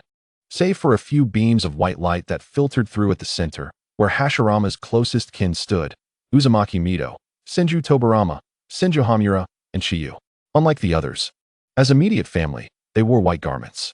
Brother, will Grandpa never awaken again? Amidst the collective sorrow, a tender yet hoarse child's voice pierced the silence, resonating loudly in the somber atmosphere. Chiyu knelt beside the small Tsunade, who held his hand, her face a tapestry of emotions. He gently stroked her head and smiled, replying, Grandpa has gone to another world to build a new Konoha for us. When we arrive there, we can inhabit this new Konoha. Then, little Tsunade, you can play with Grandpa just as before. Really? Upon hearing this, Tsunade seemed to believe Chiyu's words, her expression transforming from sorrow to joy as she giggled. Yes, yes. Then when we go, I will battle Grandpa 300 rounds. Good, good, Chiyu responded with a smile, though his eyes betrayed a deeper sorrow. Unbeknownst to him, the sight of Tsunade's cheerful demeanor only deepened his heartache, perhaps as memories of playing with Hashirama flooded back to him. As he pondered, the tears he had withheld for 7 days finally began to flow. Seeing Chiyu's distress, Uzumaki Mido and Senju Hamura instinctively sought to console him. But upon hearing his comforting words to little Tsunade, they realized that their efforts to comfort him might prove futile. With a weary sigh, they turned their gaze back to the grave. As they watched the specially treated wooden coffin descend slowly, their expressions grew even more somber. Why was the coffin specially treated? You may wonder. It was due to Chiyu's foresight. Having read the original story, Chiyu was acutely aware that even in death, Hashirama was not at peace. His cells having been stolen multiple times, a frequency that was utterly appalling. As Hashirama's recognized grandson, Chiyu felt compelled to prevent such occurrences. Thus, he conferred with Senju Tobirama and Uzumaki Mido to create a unique wooden coffin for Hashirama. This coffin was secured with numerous advanced sealing techniques by Mido, and Tobirama then added forbidden jutsu and space-time ninjutsu atop that. Furthermore, Chiyu insisted that Tobirama install sensory techniques on the coffin, ensuring that any movement, even the slightest tremor, would alert the three of them. With such precautions in place, Chiyu felt a sense of reassurance. Finally, with a thunderous sound, Hashirama's coffin vanished from sight. Subsequently, the crowd began to disperse, and the cemetery once again basked in the sunlight. Brother, your eyes. At that moment, Little Tsunade noticed that Chiyu's eyes appeared different. They were not only red, but also bore a small black tomo that spun within them. This prompted her to voice her curiosity. "Your eyes?" In response to Tsunade's inquiry. Chiyu also felt a spark of confusion. He slowly raised his hand, retrieving a kunai from his waist and examining it closely. Suddenly, realization struck him, and he quickly returned the kunai to his side, allowing his eyes to revert to their usual state. He then turned to Tsunade and asked, "Tsunade, can you promise not to tell anyone about this?" "Why not?" Tsunade replied, her face etched with puzzlement. However, Chiyu merely smiled gently. "You'll understand when you grow up." "All right then," Tsunade conceded, not pressing further, though a hint of disappointment lingered in her voice. Meanwhile, Uzumaki Mido addressed the remaining onlookers. "Shall we return?" "Yes." Thus, under Mido's guidance, the Senju family departed the cemetery and returned home. Upon arriving home, Chiyu retreated to his room, where he stood before a mirror, observing his reflection. More precisely, he was scrutinizing the reflection of his eyes. The Sharingan, one of the three great ocular jutsu of the shinobi world, a bloodline limit of the Uchiha clan. Descendants of Indra, the son of the Sage of Six Paths.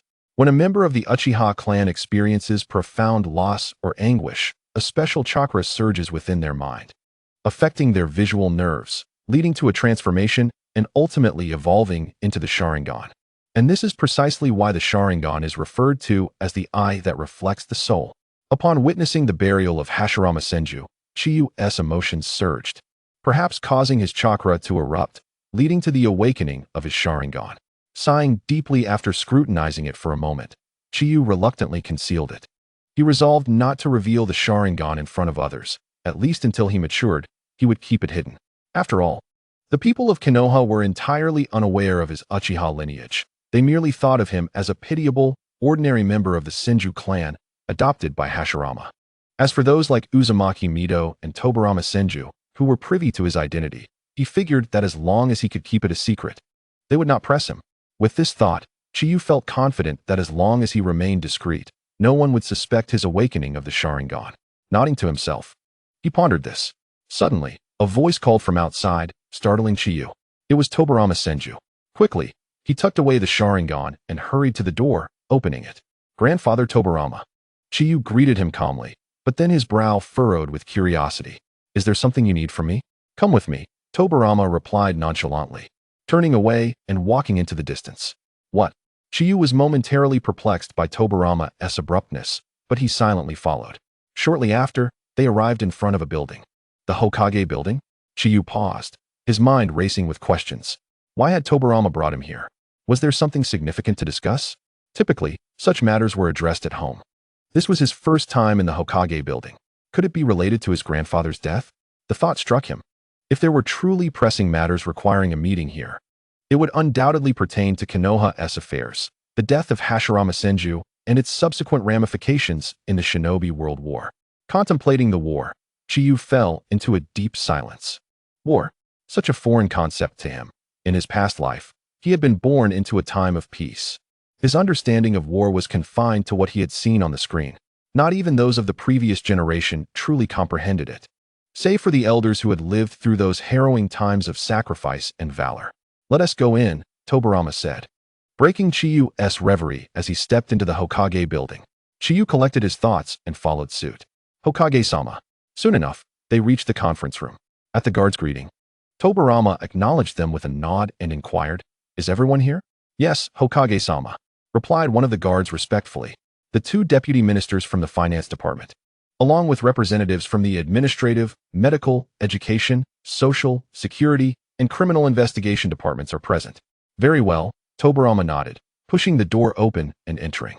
Chiyu understood that his initial assumptions were correct. Gathering all departments indicated that the matter at hand was indeed significant, likely concerning the Shinobi World War. As he stepped into the conference room, Chiyu observed various clan members seated around a long table. On the left sat representatives from the social department, medical department, education department, criminal investigation department, security department, administrative department, and finance department. On the right, similarly arranged, were representatives from the Uzumaki clan, the Oil Woman clan, the Shimura clan, the Inuzuka clan, the Hyuga clan, and the Uchiha clan. At the head of the table sat Tobarama. flanked by the current leaders of the Hitachi clan and the Yuhi clan. Take a seat. Tobarama gestured to the empty chair across from him, addressing Chiyu. As per your brother's suggestion, you will assume the role of special advisor to Konoha from today onward. Special advisor? Chiyu was taken aback. He had just been appointed to such a position at the tender age of 11. Yet, despite his surprise, the esteemed individuals present nodded in agreement, seemingly endorsing Tobarama's proposal. The first to voice support was the Education Department's Saratobi Hisashi. A special advisor? Indeed, this is commendable. Chiyu's contributions to Konoha have been undeniably significant. It is thanks to him that our village has progressed so swiftly. I believe he is wholly deserving of this position. I have no objections, Saratobi Hisashi declared, prompting nods of agreement from Mito, Tsunade, and the Uzumaki clan representative. Chiyu was not surprised by their unanimous support, as they were either Tobarama's disciples or had familial ties to him. He understood that their backing of Tobarama's proposal was expected. However, to officially assume the role of advisor, Chiyu recognized the necessity of garnering the approval of more than half of those present, excluding Hisashi and a few others. He needed at least 4 more endorsements. Yet, he felt no distress over this. His efforts over the years had already established solid relationships with various clans. In the next moment, the head of the Nara clan turned to Chiyu and smiled. To be honest, I have been quite eager about your seemingly bold yet practical policies. Chiyu, I have no objections. Neither do we, chimed in the representatives from the Akimichi and Yamanaka clans, following suit. As the others hesitated to voice their opinions, their gazes shifted to Senju Moritake and the Uchiha clan leader, awaiting their responses. With a knowing smile, Moritake addressed the assembly. Why do you look at me? Do you think I would oppose this? Realizing the implications, the attendees understood that since Chiyu lived with Moritake, who was his guardian, opposition was unlikely. Focus then turned to the Uchiha clan leader, who simply stated, I have no objections. In the face of the piercing gazes from the crowd, the Uchiha clan leader merely stated, with a hint of indifference, that he had no objections, and then fell silent. Given that the Uchiha leader had no dissent, neither did the rest of the assembly. Observing that the Uchiha leader, who had been at odds with the Senju clan, expressed no objections, others nodded in agreement, indicating their own lack of opposition. However, unbeknownst to them, the true reason behind the Uchiha leader's acquiescence was the bloodline of the Uchiha clan coursing through Chiyu's veins. This was the underlying cause for the leader's silence. Had it been anyone else close to the Senju clan, he would have vehemently opposed them. Chapter 18, Pre-War Conference, very well. With no objections voiced, Senju Tobarama promptly declared, since there are no dissenting opinions, let us commence today's meeting. Following this, he slightly turned his head and addressed the leader of the Yuhi clan standing beside him. Yuhi, please provide an overview of the situation. Yes, Hokage-sama. In response, the Yuhi clan leader immediately complied, retrieving a stack of documents from his satchel to begin his report. This briefing continued for nearly 2 hours, while the specifics were numerous. The core message was quite comprehensible. Since the passing of Senju Hashirama, various nations within the ninja realm had made considerable moves. However, this did not include the wind, lightning, water, and earth countries. It seemed they were observing, or perhaps probing for intelligence, to ascertain whether Senju Hashirama was truly deceased. It was no surprise they were being so cautious. After all, what if this was all part of Konoha's scheme? Perhaps something had indeed befallen Senju Hashirama. But what if this was merely a test of the nation's attitudes before he sought to exert his strength one last time? As they awaited their response, should they strike first, only to be met with overwhelming force? Who would they turn to for justification? Thus, the major nations refrained from direct action, opting instead for cautious probing. Yet, all present understood that Senju Hashirama was genuinely gone, meaning war was now inevitable. Consequently, after hearing the Yuhi clan leader's report, the leaders of various clans present, who were also high-ranking officials of Konoha, fell into a contemplative silence. Noticing the stillness among the attendees, Senju Tobarama gently urged, let us share our thoughts. War. With Tobarama's declaration, the Uchiha clan leader was the first to speak. Rather than waiting for them to come to us, we should strike decisively. Once we obliterate them, what is there to fear? That is unacceptable. The moment the Uchiha leader finished, Senju Morimaki countered directly, an offensive approach contradicts Konoha's founding principles. The direction set forth by Father, the first Hokage, emphasized peace, not the incessant conflicts reminiscent of the Warring States period. Following Senju Morimaki, The leader of the Hyuga clan also voiced his thoughts. Indeed, he nodded in acknowledgement of Muramaki's words, yet he countered, Senju Deputy Minister, this is a different time. It is not about our desire to strike first. It is they who threaten us, and we must act preemptively. At this juncture, Nara clan leader offered a contrasting perspective. Hyuga Deputy Minister. After a moment of contemplation, he addressed the Hyuga leader, your assertion of striking first does not sit well with me. He began to analyze for the assembly. Let us set aside other considerations. If Konoha initiates conflict, it would directly announce to the entire ninja realm that the first Hokage is no more. As he concluded, Nara clan leader surveyed the room and posed a rhetorical question. You all know the character of the first Hokage. Do you believe he would have initiated an attack if he were still alive?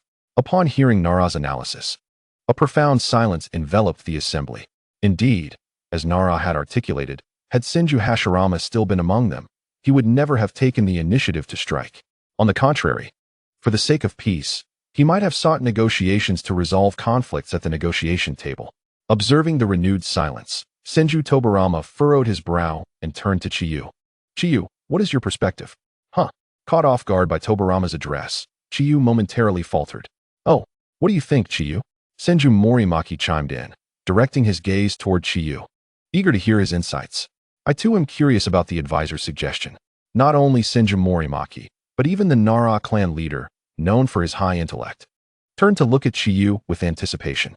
In the next moment, the assembly's attention shifted entirely to Chiyu, their expectations heightened for this prodigious child, who had previously proposed numerous innovative policies to provide insight on the impending conflict.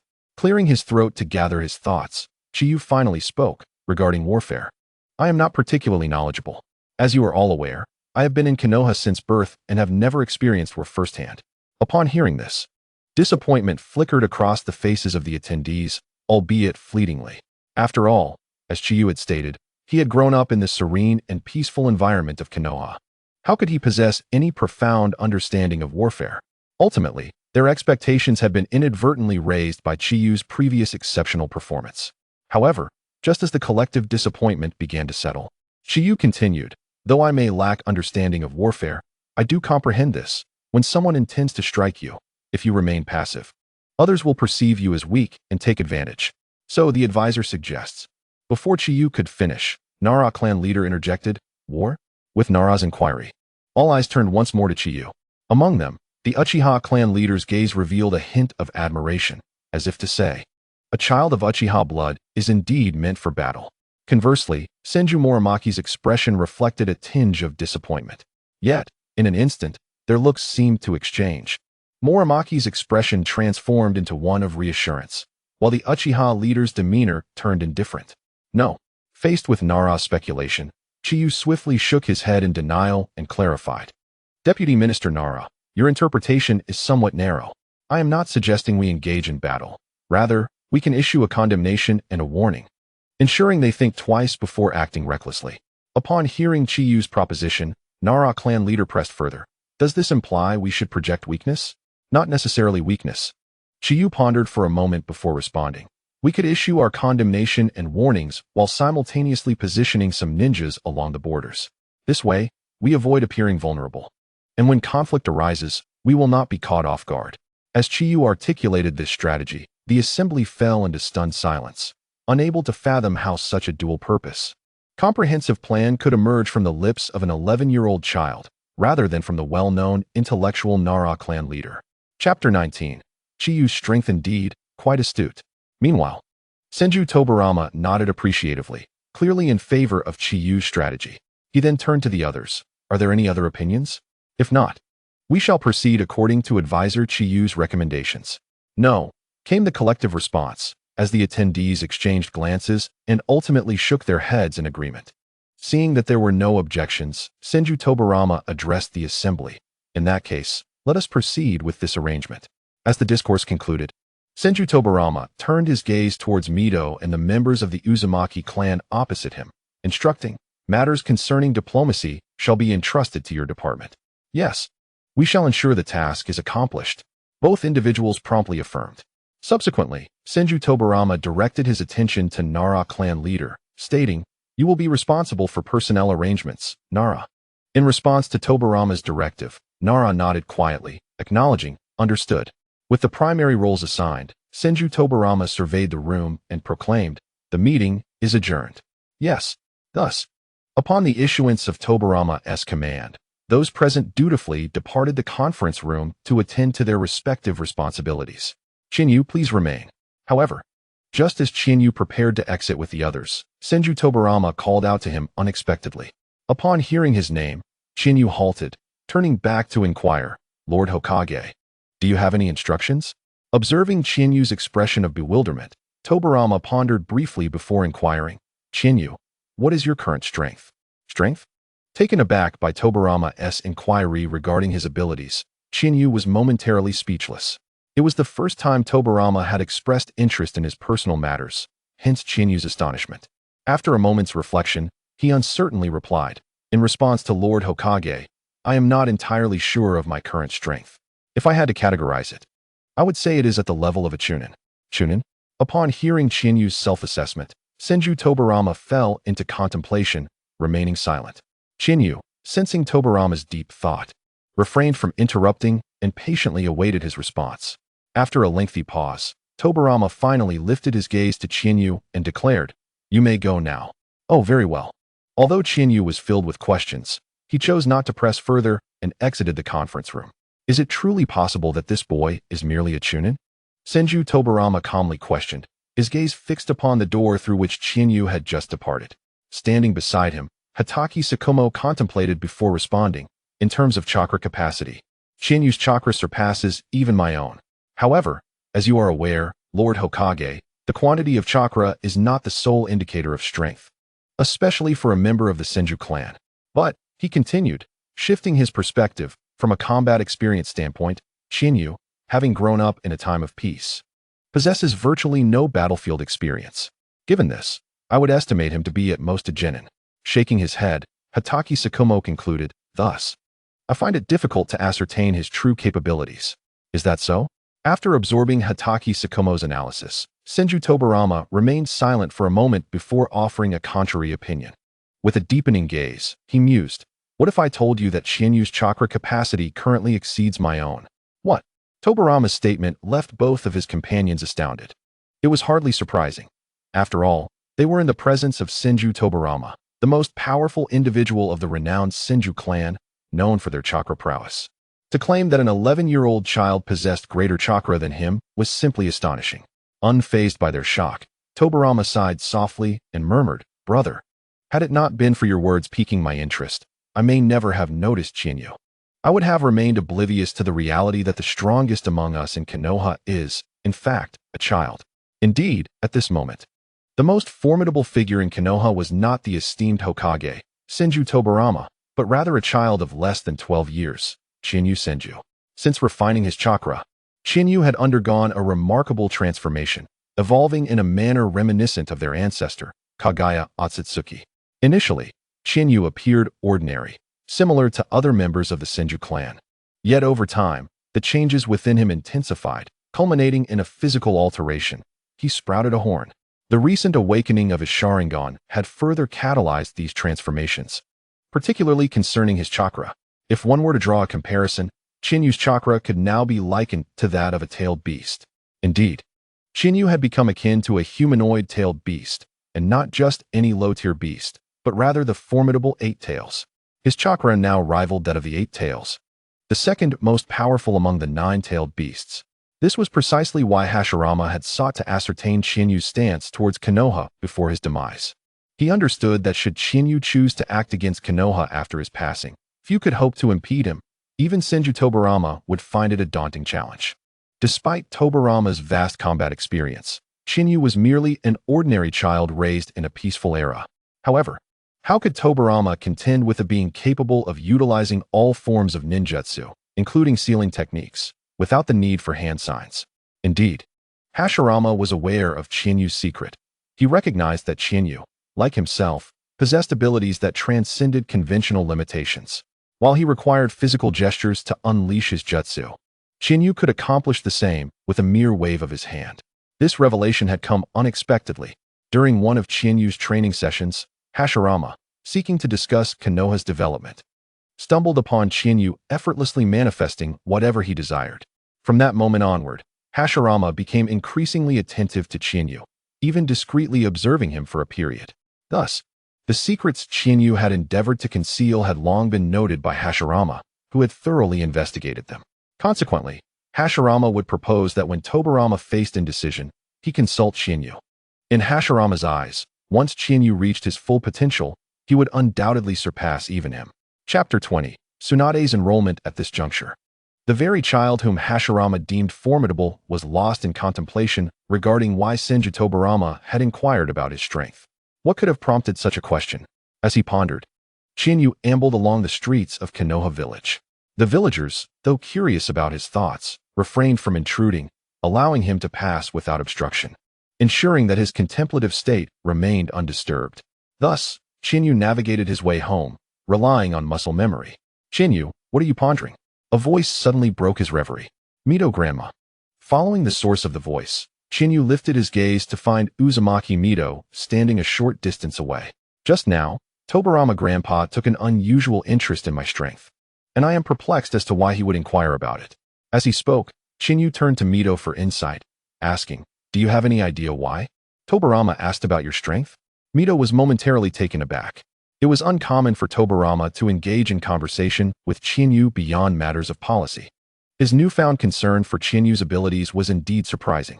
However, Mito quickly formulated a thought and replied, "Perhaps he simply wishes to understand your capabilities, without any ulterior motives."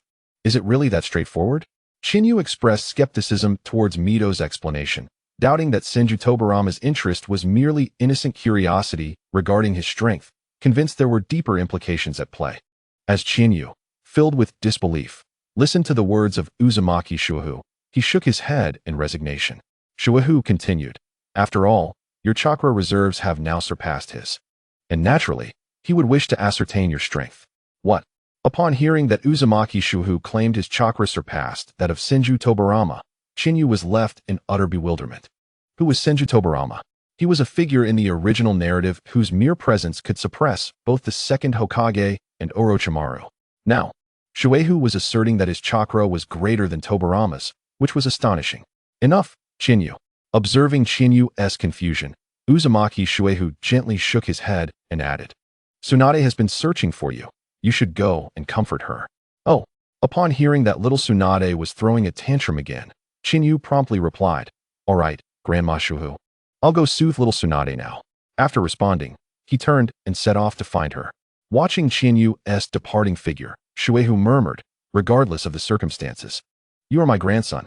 As long as I am here, no one shall dare to harm you."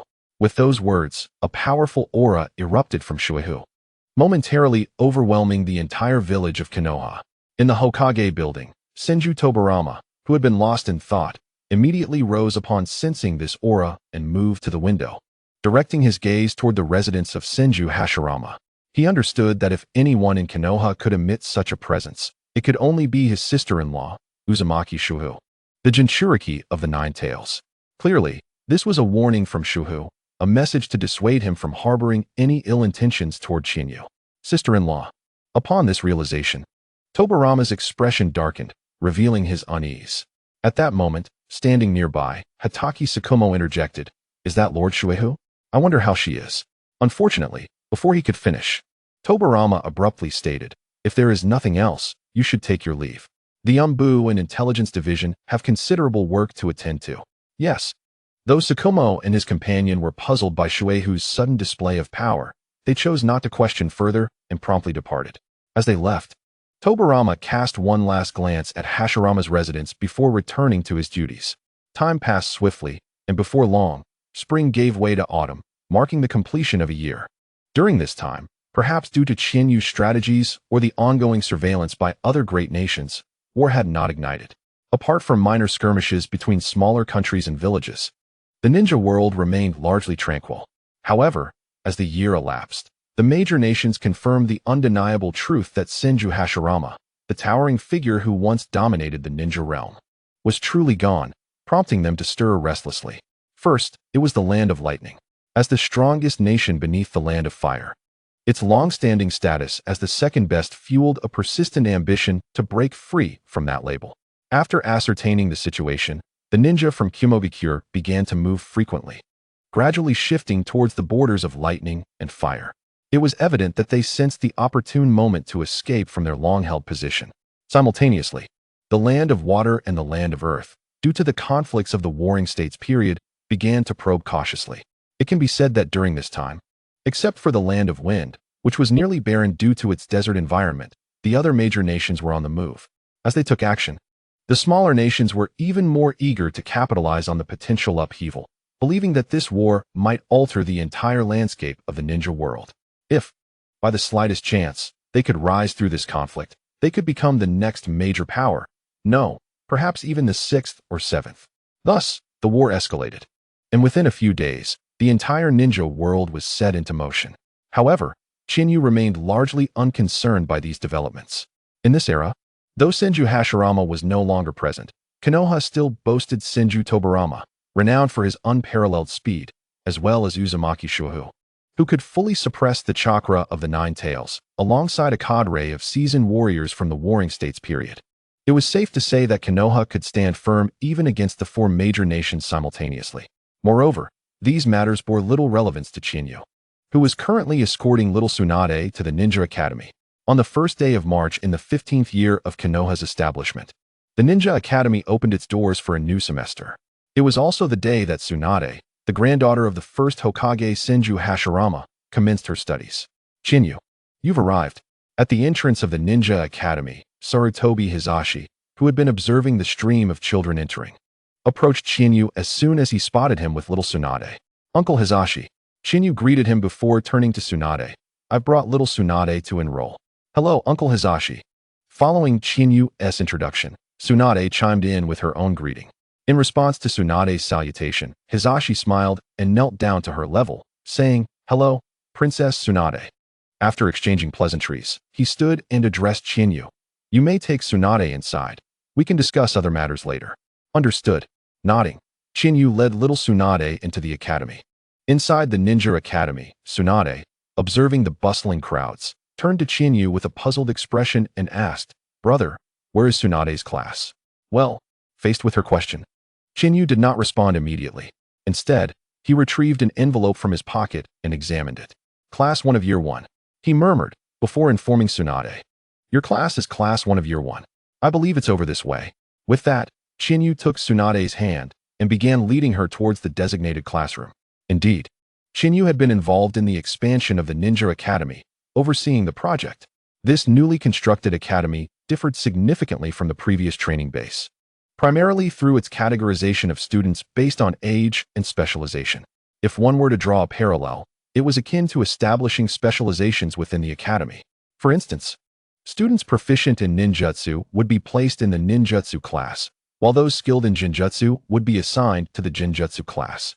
Additionally, there were classes for taijutsu, sealing techniques, medical ninjutsu, and a standard class for general studies. Of course, initially, all students, regardless of specialization, were placed in the same class. However, upon reaching the 4th grade, after 3 years of study, they would be assigned to their respective specialized classes. This did not imply that they would only focus on their specific skills and neglect others.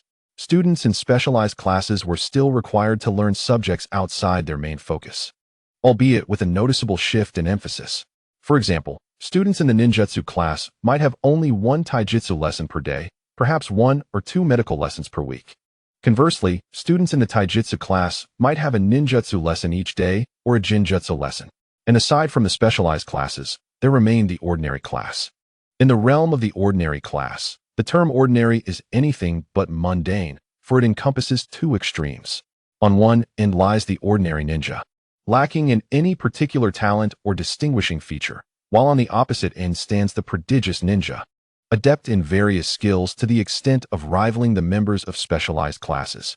Yet, such geniuses are a rarity. The vast majority remains decidedly average. Hence, Shinju refrained from establishing a class solely for the talented, believing that nurturing their abilities among ordinary peers would foster their character more effectively. Upon reflecting on this notion, Shinju unconsciously uttered a soft hum, a self-affirmation of his thoughts. Brother, what's wrong? The unexpected sound prompted Tsunade to lift her head, her curiosity piqued. It's nothing. Chinyu replied, choosing not to elaborate on Tsunade's inquiry, instead shaking his head and advising, Tsunade, you mustn't behave as you do at home while at school. To Chinyu's surprise, Tsunade did not respond with her usual obedient nod. Instead, she pouted, clearly displeased. Observing her expression, Chinyu was puzzled, wondering what had upset her when he had spoken no harsh words. Unable to fathom her mood, he knelt beside her, smiling gently as he inquired, "What is the matter? Did I say something wrong?" He tenderly placed his hand on her little head, stroking it softly. Feeling the warmth above her, Tsunade murmured, "Brother, I'm already a student at the Ninja Academy. Soon, I'll be a ninja, no longer a child." With that, she gazed up at Chinyu with hopeful eyes, asking, "Could you please stop calling me little Tsunade?" Chinyu, taken aback by her request, initially thought it an insignificant matter. However, upon realizing its importance, he chuckled heartily. After laughing, he conceded with a nod, "All right, I won't call you little Tsunade anymore." Realizing he nearly slipped back into the old habit, he quickly corrected himself. "Oh no, just Tsunade. From now on, I will call you Tsunade." Satisfied with this adjustment, Tsunade beamed and bounced ahead, while Chinyu shook his head in amusement, silently following her to Class 1. "Hello, teacher. I've come to escort my sister to school." At the entrance, Chinyu addressed the homeroom teacher of Class 1. "Greetings. I am Sarutobi, the homeroom teacher of Class 1. The teacher replied, glancing down at Tsunade, who was peering curiously into the classroom. He assured Chinyu, "Rest assured, I will take good care of your child." Seeing the sincerity in Sarutobi's demeanor, Chinyu responded with a smile, "Thank you, teacher." His curiosity piqued about Tsunade's classmates. He leaned slightly to catch a glimpse. His attention was first drawn to a boisterous child with white hair, whose antics suggested he would one day become the legendary pervert Jiraiya. Next, he spotted a quiet boy with an aura of elegance, a stark contrast to Jiraiya, who would eventually be known as Orochimaru. Following them were various clan ninjas and a child named Obito, who sat unnoticed in a corner. After a brief observation, Chinyu crouched to remind Tsunade, "Tsunade, remember to interact well with your classmates at school, all right?" Tsunade nodded earnestly, "Brother, I understand." "Good." Chinyu smiled at her serious expression. Rising, he addressed the teacher, "Then I entrust Tsunade to you, Sarutobi-sensei. You can be assured." Sarutobi replied, fully aware of Chinyu's identity. "That's good to hear." With that reassurance, Chinyu bid farewell and exited the building. Watching Chinyu depart, Sarutobi let out a sigh of relief and turned to Tsunade. "Princess Tsunade, shall we go inside?" "Yes." Thus, under Sarutobi's guidance, Tsunade embarked on her journey at the Ninja Academy. Meanwhile, after leaving the school building, Chinyu accompanied Sarutobi Hizashi to the Hokage building. Upon their arrival, they found that everyone else had already taken their seats. Exchanging glances, they settled into their respective places. As all were assembled, Senju Tobirama, seated at the head of the table, declared, "Now that everyone is present, let us commence today's meeting." Turning to the head of the Yuhi clan beside him, he said, "Yuhi." "Yes." In response, Yuhi immediately retrieved a stack of documents and distributed them to everyone present before reporting. "The purpose of gathering you all today is due to recent significant events in the ninja world. Firstly, the Hidden Mist Village in the Land of Water has been notably active, with our intelligence suggesting approximately 1,000 ninjas have reached the borders of the Land of Water. Secondly, the Hidden Stone Village in the Land of Earth has also amassed a considerable number of ninjas at their borders. However, there is no need for undue concern as they are primarily targeting one another." At this juncture, Yuhi's expression grew serious as he continued. "What we must truly be vigilant about is the actions of the Cloud Village in the Land of Lightning. Unlike the previous two nations, their intentions are clear. They are eyeing our Land of Fire, specifically our Hidden Leaf." He elaborated that just recently, the station ninjas at the border reported being attacked by unknown assailants, resulting in casualties. Upon hearing Yuhi's words, the high-ranking officials of Konoha exchanged glances, realizing the gravity of the situation. Though they had anticipated such developments, facing the reality left them momentarily stunned. Observing their reactions, Senju Tobirama calmly stated, "You are all aware of the situation. War is now inevitable. Let us discuss how we shall proceed." As his words settled, the assembly exchanged glances once more. The Uchiha clan leader was the first to speak. "I have always asserted that if we simply subdue them, we would not be in our current predicament." "Uchiha, now is not the time for dwelling on past grievances," interjected Senju Moritake. "Moreover, given Konoha's current situation, it is unwise for us to strike first. Senju Moritake surveyed the assembly before explaining, "Our Leaf Village is situated in the Land of Fire, completely surrounded by the other 4 great nations. If we were to initiate an attack, it would undoubtedly provoke a united assault from the others." He then posed a question to the assembly. In such a scenario, how would we defend ourselves against the onslaught of 4 nations? Following Moritake's analysis, discussions erupted among the others. "Indeed," exclaimed a representative from the Uzumaki clan. "Senju's point is valid. If we were to launch an offensive, we cannot guarantee that the other nations would not take advantage of the situation." Immediately following, the leader of the Hyuga clan also spoke up, stating, "Moreover, if we are the ones to strike first, the amicable image established by the first Hokage will inevitably collapse. At that point, it is likely that not just the other 4 great nations, but even the smaller countries will turn against us." Thus, a heated exchange ensued, with everyone seemingly opposing one another. The Uchiha clan leader could not help but let out a cold snort, which subdued the discussions among the crowd. Observing this scene, Senju Tobarama appeared visibly displeased, yet refrained from further comment, instead directing his gaze toward Chiyu across the room. "Chiyu, I noticed you have been silent. Are you contemplating any strategies?" Caught off guard by Senju Tobarama's address, Chiyu blinked in surprise, then raised his head, looking apologetically at Tobarama. "I apologize, Hokage-sama. While I have pondered many ideas, my lack of experience in warfare leaves me unsure of where to begin." "Is that so?" Tobarama acknowledged Chiyu's explanation with a mere nod, saying nothing further. The others, noticing Chiyu's inability to provide any opinions, felt a mix of astonishment and acceptance. After all, Chiyu had not experienced war. He had not even undertaken missions and did not even possess the rank of a formal ninja. It was indeed perplexing how Senju Hashirama had never assigned Chiyu a ninja identity, fully aware of his capabilities. This led to Chiyu's somewhat peculiar position within Konoha, where he was not a ninja but rather a special advisor, a situation that seemed rather unreasonable. As for why Chiyu had not been granted a ninja identity, perhaps it was Hashirama's desire to protect him? However, the truth of it remained uncertain, especially with Hashirama now interred. Similarly, it was unclear what Tobarama thought about Chiyu's situation, as he also adhered to Hashirama's decisions, failing to register Chiyu as a ninja.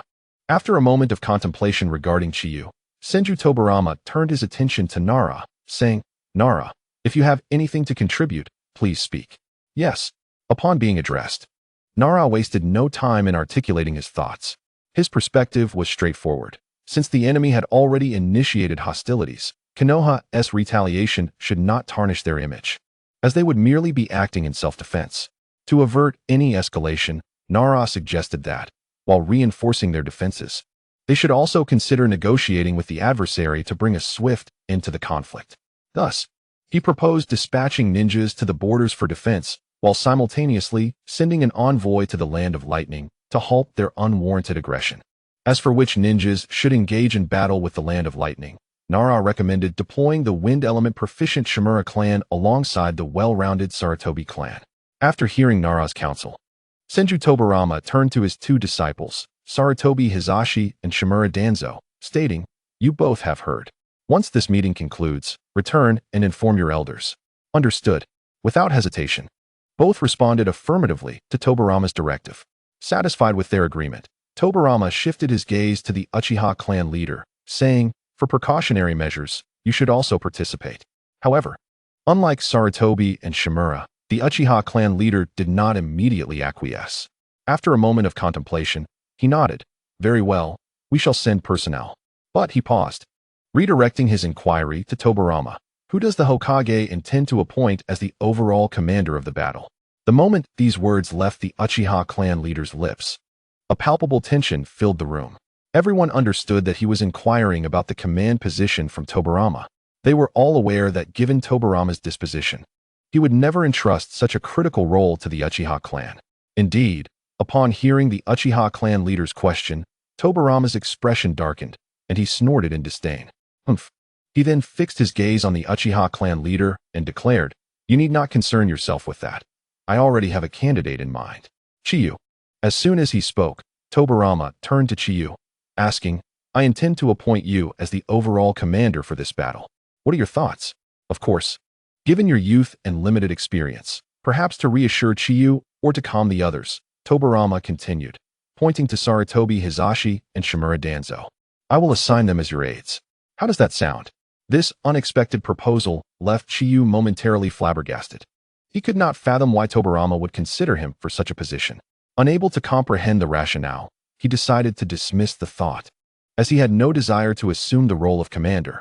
To Chiyu, the command position was not a source of support, but rather an obstacle, especially considering his age. After all, he was merely 11 or 12, still a child who should be attending school. Yet, here was Tobirama appointing him as a commander. This, in Chiyu's eyes, seemed less like a favor and more like a burden. Thus, he directly addressed Tobirama, saying, Hokage-sama, I am uncertain as to your reasoning in wanting me to assume this command position. However, both in terms of experience and age, I am ill-suited and should not hold such a role. As he spoke, Chiyu glanced at Sarutobi Hizashi and Shimura Danzo, continuing, while the vice ministers will support me, others will undoubtedly question the authority of a child. Lastly, regarding my status, although I hold the title of special advisor, I remain an ordinary citizen of Konoha, not even a genin. As Chiyu concluded his statement, the others began to advocate for him. Indeed, Hokage-sama, the previously silent Yamanaka clan leader, was the first to chime in. Chiyu is far too young to be appointed as overall commander. Such a decision would clearly lack authority. Following suit, members from the Inazuka, Akimichi, and Hyuga clans voiced their agreement. Hokage-sama, while we all hold Chiyu in high regard, appointing him as commander at this time is impractical. Although their statements remained unfinished, the meaning was clear to all present. At that moment, the collective gaze of the assembly turned towards Senju Tobirama, eager to discern whether he was indeed resolute in entrusting the command of the battle to a mere child. Would he truly place the lives of thousands of ninjas in the hands of a child? To the astonishment of all, Tobirama remained unfazed by their scrutiny, calmly asserting, I recall that according to regulations, the Hokage possesses absolute authority during wartime, does he not? Upon hearing this, a sense of trepidation washed over the assembly. It was evident that Senju Tobirama was determined to appoint Chiyu as the overall commander. However, although everyone understood the intentions of Senju Tobirama, they had to nod in agreement. According to the regulations, during peacetime, the authority of the Hokage was essentially on par with that of us deputy ministers. Yet, in times of war, to prevent any potential mishaps, the Hokage would possess absolute power to ensure the overall stability of the battlefield. Upon hearing this, Chinyu felt a twinge of regret rising within him. Why did he leave this matter unresolved at that time? Nevertheless, if given the chance to go back, Chinyu would not eliminate this stipulation, for in times of war, ambiguity in authority could prove fatal. In severe cases, it could even lead to the downfall of Konoha. Thus, despite his reluctance, Chinyu had no choice but to accept the position of commander-in-chief as arranged by Senju Tobirama. Observing Chinyu's unusually grim expression as he accepted the role, Tobirama smiled and remarked, Then, I entrust the war with the Land of Lightning to you, Commander Chinyu. Faced with Tobirama's cheerful demeanor, Chinyu could only grit his teeth in response. Yes, Lord Hokage. With the situation now settled, although others were dissatisfied, they had no choice but to congratulate Chinyu under Tobirama's watchful gaze. Congratulations, Advisor Chinyu, on your promotion to Commander-in-Chief. Thus, at the tender age of 11, no, he would soon be 12, as he would celebrate his birthday in just 2 days. Chinyu from Konoha became the combat commander, a figure above all except the Hokage. Inside the Senju residence, gazing at the flowers and plants tended by Uzumaki Mido, Chinyu couldn't help but sigh. After the meeting concluded, he had been pondering what exactly Senju Tobirama intended by appointing him as commander-in-chief. Regrettably, after much contemplation, he found himself unable to grasp the rationale. If Tobirama merely wanted to embarrass him, it would be an underestimation of the man.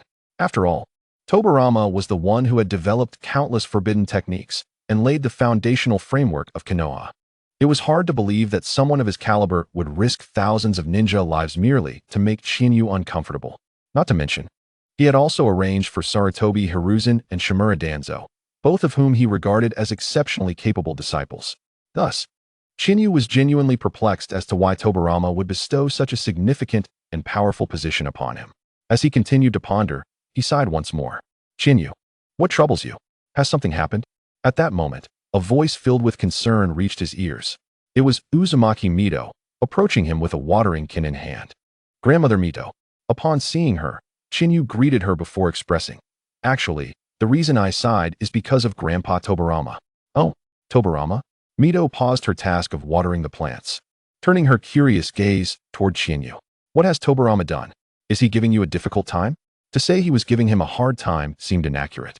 After a moment of contemplation, Chinyu replied, "Grandpa Tobarama has appointed me as the combat commander to lead the battle against the Land of Lightning."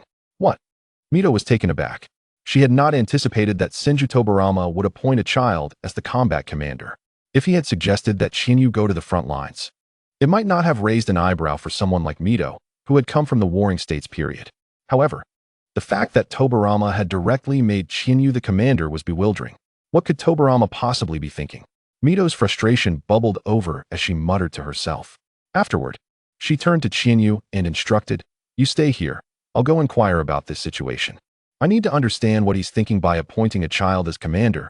It's sheer nonsense." With that, Mito stormed out of the house, heading straight for the Hokage building. Watching her retreating figure, Chinyu couldn't help but smile slightly. Clearly, he had intentionally shared this information with Mito to prompt her to investigate Tobarama's intentions. Chinyu understood very well that regardless of his standing in Mito's eyes, the mere fact that a child was appointed to such a significant role would compel her to question Tobarama. After all, even Senju Moritake, Chinyu's guardian, had shown signs of opposition when Tobarama first spoke. One could only imagine Mito's reaction upon hearing this news. Furthermore, Chinyu was acutely aware that if there was anyone in Konoha capable of making Tobarama feel inferior in terms of strength, status, and presence, it would be Mito, the wife of the first Hokage, Senju Hashirama. Thus, when faced with Mito's inquiry, Chinyu had chosen to share the situation with her directly. Tobarama. Meanwhile, after departing the Senju residence, Mito disregarded other ninja and directly entered the Hokage building and the Hokage's office. Naturally, no ninja would be foolish enough to attempt to stop her. In fact, upon witnessing Mito's furious approach, they promptly cleared a path, eager to avoid provoking her. Tobarama. Thus, Mito made her way unimpeded to the Hokage's office and forcefully pushed open the door. Bang! The loud noise inevitably caused Senju Tobarama, who was working inside, to furrow his brow.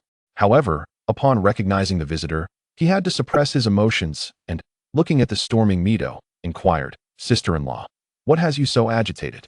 Has something occurred?" Senju Tobarama. What further perplexed Tobarama was that, in response to his question, Mito not only failed to answer, but also directly called him by his full name. She then proceeded to confront him. "Have you lost your senses in your position as Hokage? How could you possibly consider appointing a child as the combat commander?" As she spoke, Mito continued, "Yes, that child is exceptionally intelligent, a genius, a prodigy. But no matter how you look at it, he is still just a child. What on earth were you thinking?" Upon realizing the source of Mito's ire, Tobarama regained his composure.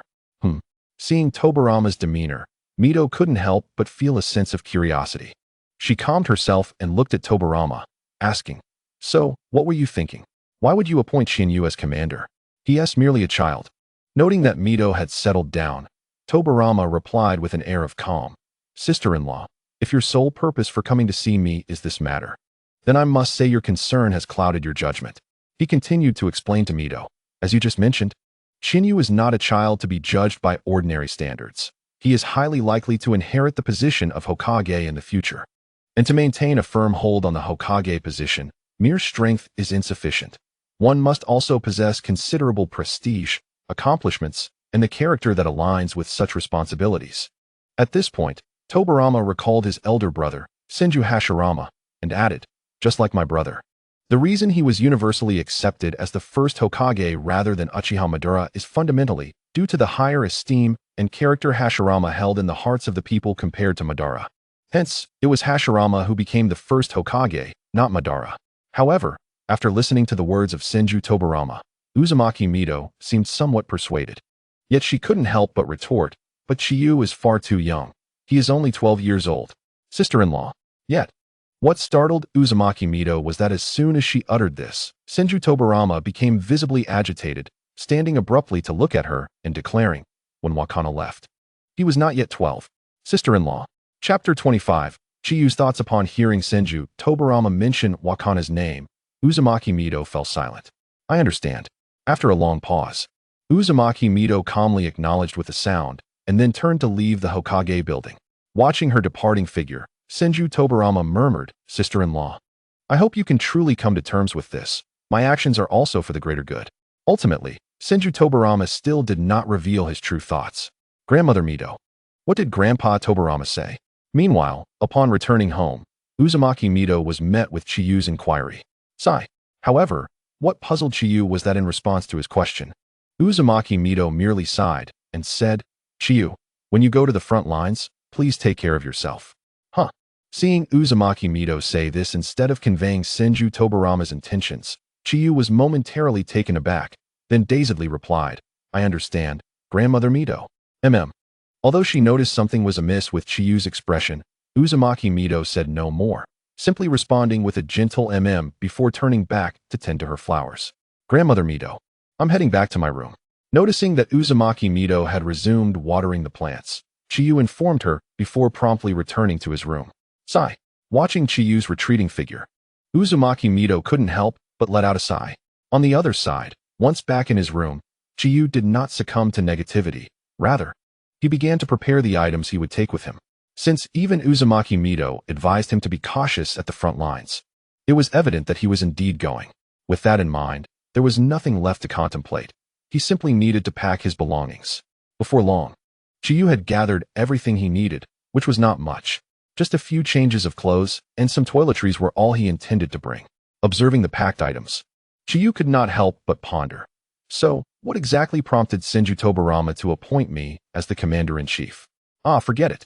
After contemplating for a long while without arriving at a conclusion, Chiyu exclaimed in frustration, "Regardless, once I reach the front lines, I will delegate the essential authority to Sarutobi Hiruzen and remain at the headquarters without venturing out.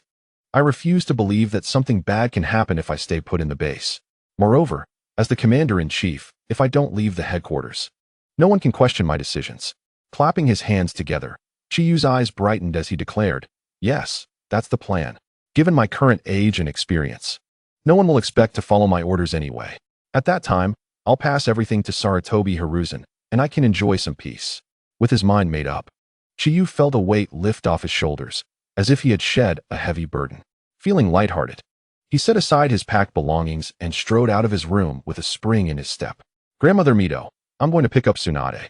As he passed by the door, Chiyu informed Uzumaki Mito before heading directly towards the ninja school. This child. Observing Chiyu's drastic change, Uzumaki Mito was somewhat surprised, yet also felt a sense of relief. Shaking her head slightly, she no longer worried about Chiyu's state and returned to her room with a water jug to prepare lunch. Due to the ongoing war, Senju Masahiro had gone to the finance department early to assist Senju Morimoku and would likely not return until evening, leaving Uzumaki Mito to take matters into her own hands. Speaking of which, it has been a while since I cooked. On her way to the kitchen, Uzumaki Mito couldn't help but reflect, then rolled up her sleeves and declared, "All right, today I shall prepare a sumptuous meal as a send-off for Chiyu." With that, she entered the kitchen and began preparing lunch. Not out of class yet. On the other side, Chiyu arrived at the ninja school, only to find that he seemed to be a bit early, as the lessons had yet to conclude. Should I sneak in to see what Tsunade is doing in class? Suddenly, an idea popped into Chiyu's mind. Without hesitation, he strode into the ninja school, heading straight for Class 1, where Tsunade was. Before long, Chiyu reached his destination, Class 1. "Jiraiya, how can you not answer such a simple question?" As he approached Class 1, Chiyu heard the furious voice of Sarutobi-sensei, seemingly scolding a student for failing to answer a question correctly. With curiosity and amusement, Chiyu quietly leaned against the window. Inside the classroom, Sarutobi-sensei was not standing at the podium but had moved to the center among the students, currently addressing a child with a head full of white hair. Indeed, the child being reprimanded by Sarutobi-sensei was none other than Jiraiya, one of the legendary Sannin of the future. As for why Jiraiya was being scolded on the very first day of school, it was hardly the teacher's fault. Initially, on the first day of school, the teacher intended to allow everyone some adjustment time. Thus, no actual lessons were taught. He merely explained the attributes of chakra and its composition in a simplified manner.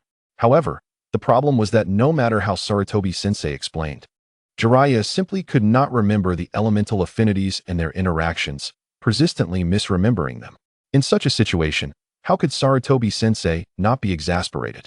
Of course, if all the students were equally confused, Sarutobi-sensei wouldn't have been so furious. The reality was that, aside from those from clans already familiar with ninjutsu, Jiraiya was the only commoner student who could not retain the information. Others, not to mention the exceptionally talented Orochimaru.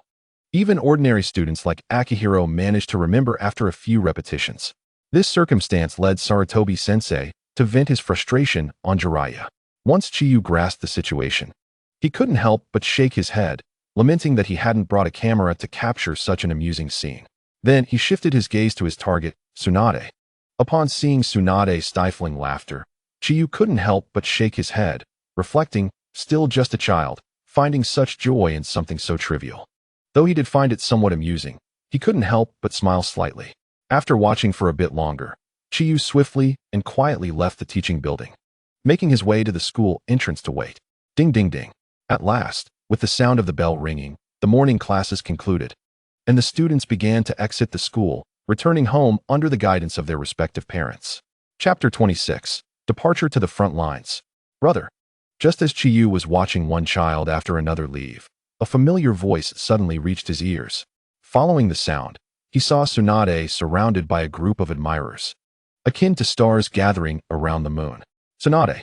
Upon seeing this, Chiyu smiled slightly, then strolled over to Tsunade, gently ruffling her hair as he inquired, "Tell your brother. Did you have fun at school today?" In response to Chiyu's question, Tsunade rested her chin on her hand and pondered for a moment before replying, "It was all right. Especially a boy named Jiraiya. He made me laugh for a long time." Despite the teacher's repeated explanations, he still could not remember anything and consistently answered incorrectly. Upon hearing Tsunade mention Jiraiya, Shinyu couldn't help but recall the scene he had just witnessed, a slight smile gracing his lips. However, Tsunade quickly shifted her tone, stating that Jiraiya seemed to have considerable talent, having refined chakra on his very first attempt. Oh, surprised by Tsunade's comment, Shinyu was taken aback for a moment but swiftly regained his composure. After all, as one of the legendary three ninjas, Jiraiya might not excel in academics. Yet his innate abilities were beyond question. Otherwise, he would not have been accepted as a disciple by Hiruzen Sarutobi. With this thought in mind, Shinyu turned to Tsunade and inquired, "Have you two become friends?" "No." To Chinyu's astonishment, Tsunade answered without hesitation, shaking her head. "He is too foolish. I would never want him as a friend." After saying this, Tsunade added, "However, another individual named Orochimaru is quite intelligent. I wish to befriend him. The only issue is that he always appears so cold, making it difficult for me to approach him." "I see." Upon hearing Tsunade mention Orochimaru again, Chinyu was not overly surprised. After all, it was impossible for someone with Orochimaru's talents to go unnoticed, especially in a classroom setting. With this in mind, Chinyu offered Tsunade some comforting words. "Take your time. As classmates, you will eventually become friends." Tsunade gently nodded in response to Chinyu's words, acknowledging his sentiment. Subsequently, the two of them held hands and made their way home. As the sun and moon continued their eternal dance, 3 days had swiftly passed since Tsunade's enrollment, marking the date as March 3rd in the 15th year of the Hidden Leaf Village. Today was originally meant to be Chinyu's 12th birthday. However, due to pressing circumstances at the front lines, as the chief commander, he had no time to celebrate.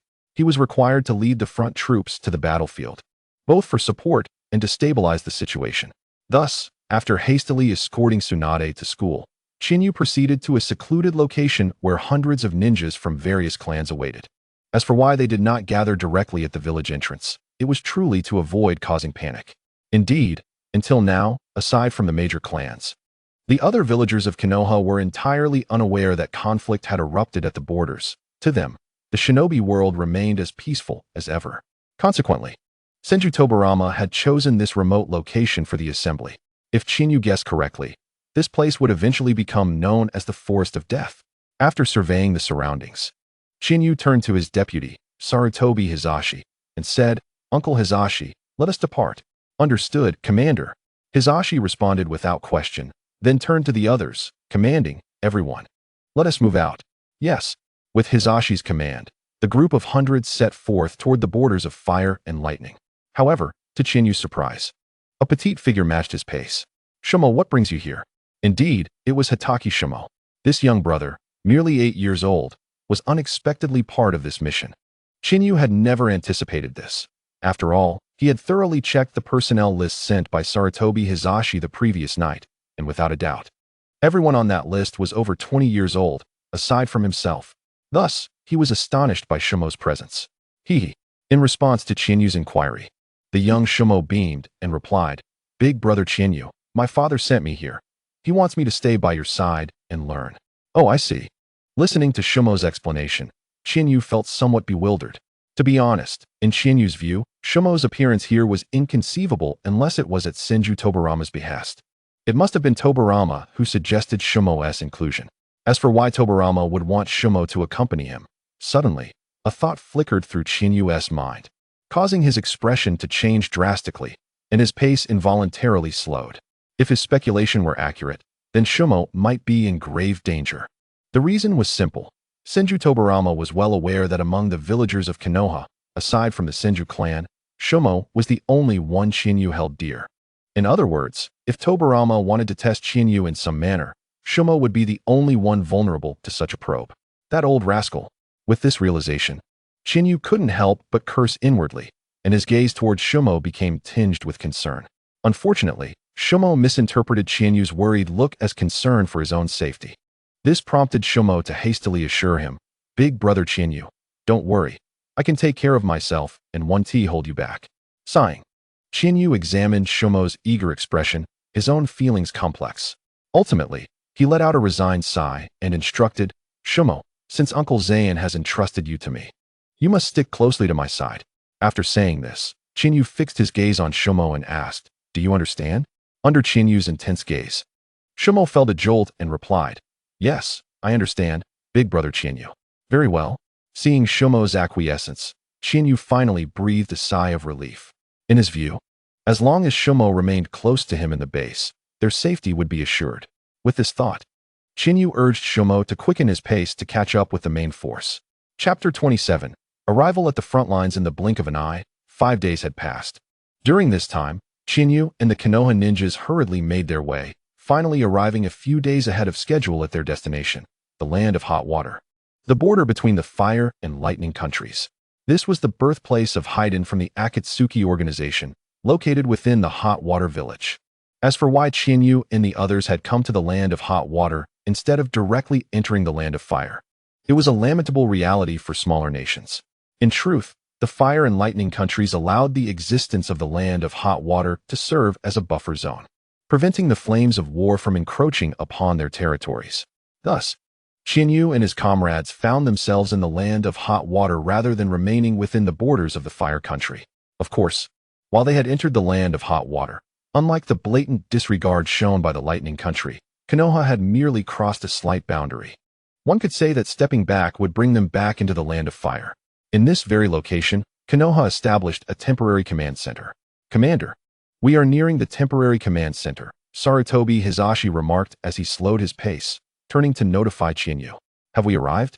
Upon hearing Hisashi's reminder, Chinyu turned his gaze forward, only to find a sparse forest with no visible structures. However, he did not question Hisashi's words. Instead, he advised, "Since we are close, please instruct everyone to slow down and adjust their states as much as possible. After all, we do not know the current situation at the command center. If it has already been occupied by the lightning country." Pausing for a moment, Chinyu continued, "It is prudent to prepare everyone for battle." Chinyu's analysis momentarily left Hisashi in a state of shock, though he was already well aware of Chinyu's extraordinary insights. Yet, he remained somewhat incredulous that such a conservative and prudent strategy could originate from the lips of a mere 12-year-old boy. After all, is it not customary for young men to exhibit a more radical disposition? As the newly appointed commander-in-chief embarking on his first campaign, would he not be eager to showcase his prowess, possibly leading to reckless decisions? How curious is this Chiayu, the esteemed commander. In the midst of his contemplation, Sarutobi Hisashi earnestly addressed Chiayu, then turned to others, commanding, "The commander has issued orders. Advance with vigilance in squads." Yes, although the others harbored doubts regarding this directive, as it was issued by the commander and proclaimed by Sarutobi Hisashi, they complied without question and earnestly executed the command. "Commander, brother Hisashi, are you concerned that something has gone awry at the command center?" At that moment, a familiar voice resonated, and a young man adorned with the Uchiha clan emblem approached them. Uchiha Kagami, a disciple of Senju Tobarama and the leader of the Uchiha clan in this expedition. Indeed, in response to Uchiha Kagami's inquiry, Sarutobi Hisashi did not withhold his thoughts, but rather elucidated. It has been several days since our village received any news. If, during this time, the people of the Land of Lightning have launched an attack and the command center has faltered, then, although Sarutobi Hisashi's words trailed off, Uchiha Kagami grasped his implication. Commander, after a moment of silent contemplation, Uchiha Kagami suddenly sought Chiayu's permission. I, Uchiha Kagami, request to investigate the command center. I implore the esteemed commander to grant this. However, Chiayu did not immediately acquiesce to Uchiha Kagami's request. Instead, he turned to Sarutobi Hisashi and inquired, Uncle Hisashi, what is your perspective? Should we allow Uncle Kagami to proceed, or should we send the Hyuga clan members for reconnaissance? Hearing this, Sarutobi Hisashi pondered for a moment before replying. While sending the Hyuga clan for investigation may be safer, there be Akugan's limitations might hinder them from discerning the actual situation. Understood. Upon hearing Sarutobi Hisashi's reasoning, Chiya nodded thoughtfully and then addressed Uchiha Kagami. In that case, Uncle Kagami, I shall rely on you for this task. It shall not be a burden. With Chiayu's command delivered, Uchiha Kagami wasted no time, responding affirmatively before swiftly moving past the main force towards the command center. Uncle Hisashi. Yet, just as Uchiha Kagami departed, Chiayu once again spoke to Sarutobi Hisashi. Although we have Uncle Kagami infiltrating, let us also have the Hyuga clan observe. This way, we can ascertain the situation more rapidly and ensure Uncle Kagami's safety. I comprehend. Sarutobi Hisashi made no objections to Chiayu's suggestion and promptly turned to seek out the members of the Hyuga clan. Meanwhile, Uchiha Kagami, having distanced himself from the main force, approached the command center. However, despite its designation, it appeared to be merely a small village.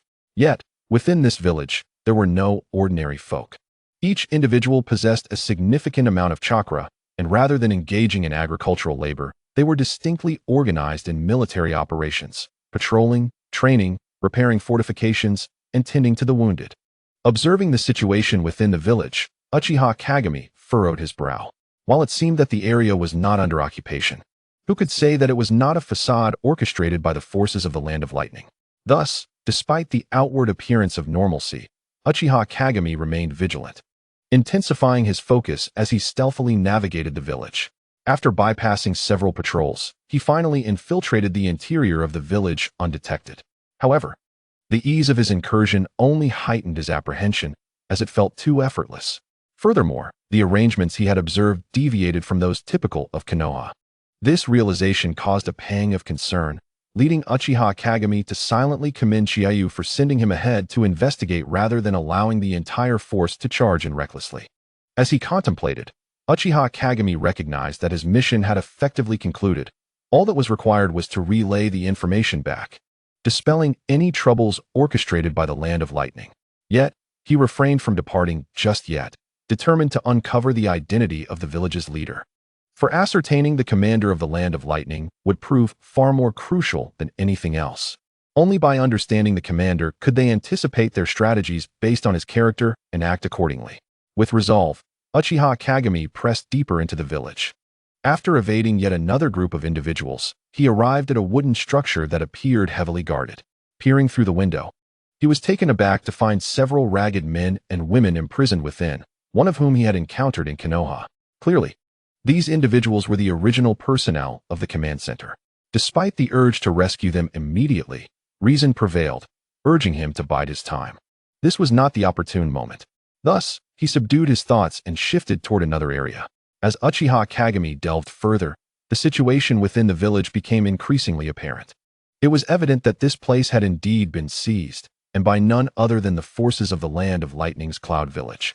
For the majority of the villagers he encountered utilized lightning-based chakra, and if this alone did not suffice to confirm their origins, the use of a particular ninjutsu rich in lightning chakra would decisively indicate their affiliation to Cloud Village.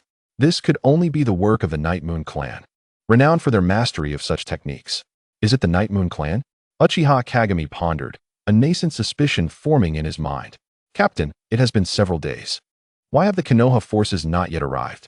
Suddenly, a gruff voice emanated from within a nearby wooden structure, drawing Uchiha Kagami's attention. Upon hearing the commotion, he stealthily approached the wall of the building, listening intently. He dared not peek inside, for it was evident that the individual within was likely the leader of this team. The one commanding the Night Moon clan would undoubtedly possess formidable strength, and any reckless move could alert them. Indeed, Uchiha Kagami's instinct was validated. The individual inside was not to be underestimated. Night Moon Mitsuki. He was the original character known for wielding the most formidable spear, the Hell Piercer, and the strongest shield. The lightning armor, while also being referred to as the third Hokage, the mightiest of all. Although Night Moon Mitsuki had yet to ascend to the title of third Hokage at this moment, his prowess had already reached the level of a Kage. Whether in the study of lightning-based ninjutsu or otherwise, he had already made significant strides. The only aspect still lacking was perhaps his proficiency, as due to his age, he could not yet execute the Hell Piercer to the extent displayed in the future battles. At present, he could only manage a rudimentary version of the technique. Of course, this did not imply that his strength was limited. It merely indicated that he had yet to fully unlock its potential. Sighing at the thought of his own ninjutsu, Yue Wang could not help but exhale deeply before turning to his companion, who had just posed a question. Perhaps they have already arrived. As he spoke, Yue Wang's gaze shifted toward the window. Have they been discovered? Upon hearing this, Uchiha Q's heart skipped a beat, yet he maintained his composure. For it was quite possible that this was merely a ruse. Thus, despite Yue Wang's seemingly unwavering tone, Uchiha Q remained still, striving to make not a single sound. Quite steady indeed. Meanwhile, within the wooden cabin, witnessing that Uchiha Q had not been caught off guard, Yue Wang could not help but murmur to himself before turning to the others nearby. Prepare yourselves. The bait has been rendered ineffective, and what lies ahead may well be a fierce battle. Suddenly, upon hearing Yue Wang's declaration, the individuals in the room exchanged glances, all feeling a sense of astonishment. For Yue Wang was not a sensory-type ninja. How could he be so certain that the Leaf Village had arrived? Understood, Captain. Though the group harbored some doubts regarding Yue Wang's statement, they did not question him further. Instead, they took their orders and proceeded to prepare. Once the others had departed, Yue Wang once again gazed out the window, calmly stating, "Return to your commander and inform him that when he sleeps tonight, he should not sleep too soundly, for I fear he may never awaken." Upon hearing this, Uchiha Q finally comprehended that the adversary had indeed detected him. Without uttering a word, he made no further delay and promptly accelerated away from the village before anyone else could react. Impressive strength. Observing Uchiha Q's departing figure, Yue Wang nodded in acknowledgement, stroking his chin thoughtfully. Commander, Uchiha Q's chakra is rapidly approaching. Meanwhile, upon witnessing Uchiha Q's movements, a member of the Hyuga clan, who had been observing the situation with Byakugan, immediately reported to Chinyu. He has been discovered. Understood. Upon hearing the report from the Hyuga member, Chinyu furrowed his brow, then turned to Sarutobi Hizashi, saying, Uncle Hizashi, given the current circumstances, it seems the temporary command center has likely been compromised. What do you propose?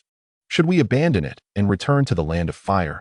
Or, though Chinyu's words trailed off, Sarutobi Hizashi grasped his intent.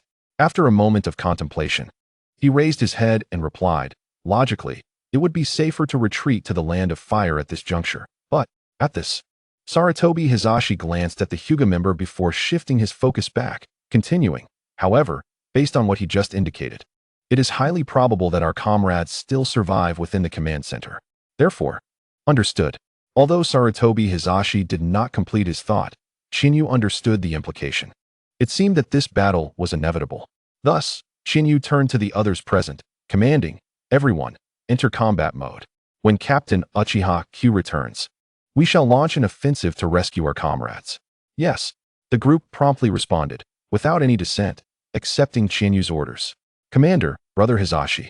Just then, Uchiha Q's voice suddenly echoed from a distance. Swish. In the next moment, Uchiha Q appeared before Chinyu and Sarutobi Hizashi. Q, what is the situation? Are we certain this is the Cloud Village? Upon seeing Uchiha Q, Sarutobi Hizashi immediately inquired. Similarly, Chinyu and the others directed their gazes toward Uchiha Q, eagerly awaiting his response. Chapter 29. The Rescue Plan. Brother Hizashi, Commander. Hearing Sarutobi Hizashi's inquiry, Uchiha Q wasted no time and promptly recounted the situation he had just encountered in detail. Finally, Uchiha Q turned to Chinyu, stating, "Commander, I believe that Yue Wang's strength should not be underestimated. At present, our side." At this juncture, Uchiha Q glanced at Sarutobi Hizashi, continuing, "Only Brother Hizashi would be able to hold him off. Yue Wang." After listening to Uchiha Q's account, both Chinyu and Sarutobi Hizashi fell into deep contemplation. However, their thoughts, while centered on the same topic, diverged in focus. The reason being, Chinyu contemplated future possibilities, whereas Sarutobi Hizashi was preoccupied with the present situation. Throughout his past missions, Sarutobi Hizashi had encountered Yue Wang on several occasions. Thus, he was acutely aware of Yue Wang's capabilities. To be frank, Sarutobi Hizashi felt uncertain about emerging victorious against him. In fact, he believed that in a direct confrontation, the odds were more like 4 to 6 in favor of Yue Wang. Contemplating this, Sarutobi Hizashi's brow furrowed, revealing his agitation. Meanwhile, Chinyu was reflecting on the events of the future as depicted in the original text, for if he was not mistaken, this Yue Wang was likely to become the third Hokage. There were 2 reasons for this assumption. First, he belonged to the Yue clan. It is widely known that from the inception of the Hokage position until the great unification of the ninja world, it had always been passed down through the Yue clan, specifically from father to son. Secondly, Yue Wang's prowess allowed him to easily detect Uchiha Q's concealment and instilled a sense of tension even in Sarutobi Hizashi. This level of strength could likely only belong to the future third Hokage. Thus, with a clear understanding of the third Hokage's future abilities, Chinyu furrowed his brow in concern, recognizing the dilemma they faced. Ultimately, after exchanging glances with Sarutobi Hizashi, it was Chinyu, as the commander, who spoke first. "Though the opponent's strength is formidable, we must rescue our comrades." With that, Chinyu turned to Sarutobi Hizashi and inquired, "Uncle Hizashi, have you ever clashed with Yue Wang? Do you think you can win?" "Very difficult." Yet, in response to Chinyu's question, Sarutobi Hizashi shook his head, his expression grave. "Not long ago, during a mission, I had a brief engagement with him. Although it ended in a stalemate, I am well aware that had the fight continued, the likelihood of my defeat would have been high." "Is that so?" To be honest, Chinyu was taken aback to hear Sarutobi Hizashi admit to being inferior to Yue Wang. For in his mind, both Sarutobi Hizashi and Yue Wang should be equals. After all, both were the third generation of their respective villages, and Sarutobi Hizashi was the third generation of the strongest ninja village, Konoha. Even if he could not confidently overpower the Hokage of the same generation, he should not be at a disadvantage. The fact that he openly acknowledged his inferiority to Yue Wang was quite astonishing and shocking to Chinyu. At the same time, this revelation darkened Chinyu's expression. If Sarutobi Hizashi were unable to defeat Yue Wang, then their rescue mission would carry significant risks, with the possibility of being ambushed by Yue Wang. In contemplation, Chinyu once again posed a question to Sarutobi Hizashi. Then, "Uncle Hizashi, do you have any plans for how to rescue our comrades within the command center?" As Chinyu spoke, Uchiha Q, Hatake Sakumo, and the others turned their gazes towards Sarutobi Hizashi. In truth, everyone was aware that the best course of action would be to abandon their trapped comrades and return to the Land of Fire to establish a defensive line. However, such a decision would inevitably leave a bitter taste in their mouths. What if one day they found themselves trapped, only to be informed that the village had long since given up on them while they waited in vain for rescue? This sentiment prevented them from proposing an outright abandonment of their comrades in favor of returning to the Land of Fire. Faced with the fervent gazes of the group, Sarutobi Hizashi, despite feeling the weight of the situation, forced himself to appear composed, addressing the crowd. "While I may not be able to defeat Yue Wang, it will also be no simple task for him to overcome me. Thus, there is no need for excessive concern regarding Yue Wang." As the conversation progressed, Sarutobi Hizen paused momentarily, casting a glance at Uchiha Kagami and the others before declaring, "I have faith in my comrades. They shall not be outdone by anyone." Although all present recognized this as mere words of comfort, they nonetheless felt a surge of spirit, observing the renewed vigor among the group. Sarutobi Hizen nodded in satisfaction before turning his attention to Chiyu and the leaders of the various teams, stating, "Let us now deliberate on the specific rescue plan." As the discussions unfolded, night fell unexpectedly. This evening, the darkness was profound, and even the full moon seemed to sense the gravity of the situation, retreating behind the clouds. Proceed as planned. At this moment, Sarutobi Hizen surveyed the group once more and resolutely commanded, "Let us set forth." With that, he was the first to charge ahead. Followed closely by the members of the Sarutobi clan, their sights set on the command center. "We shall also commence," Chiyu remarked to Uchiha Kagami before the latter. Accompanied by the Uchiha clan, dashed towards another direction, intending to flank the village. Clearly, this was the strategy devised by Konoha. Sarutobi Hizen would lead a feigned assault to draw the attention of the Cloud Ninja village, or rather, to divert Yue Wang's attention, while Uchiha Kagami's team would stealthily rescue those trapped. One might wonder why Uchiha Kagami did not simply rescue everyone from the outset rather than resorting to such elaborate measures. The truth is, it was a necessary tactic. Had he intervened at that moment, the captives might not have survived amidst the encirclement of the Cloud Ninja. Indeed, if Yue Wang had taken action, Uchiha Kagami himself could have met a dire fate. Only by creating a diversion and instigating chaos could they hope to slip away unnoticed. Thus, it was not that Uchiha Kagami chose not to save them. Rather, it was that he was unable to. As Sarutobi Hizen and Uchiha Kagami departed with their respective teams, Chiyu was left with barely a quarter of his original force, as Sarutobi Hizen had taken the majority with him. As a feigned attack, it was imperative to have sufficient manpower to capture Yue Wang's attention. Conversely, Uchiha Kagami's team required fewer personnel for the covert rescue, as too many could risk exposure. Chapter 30.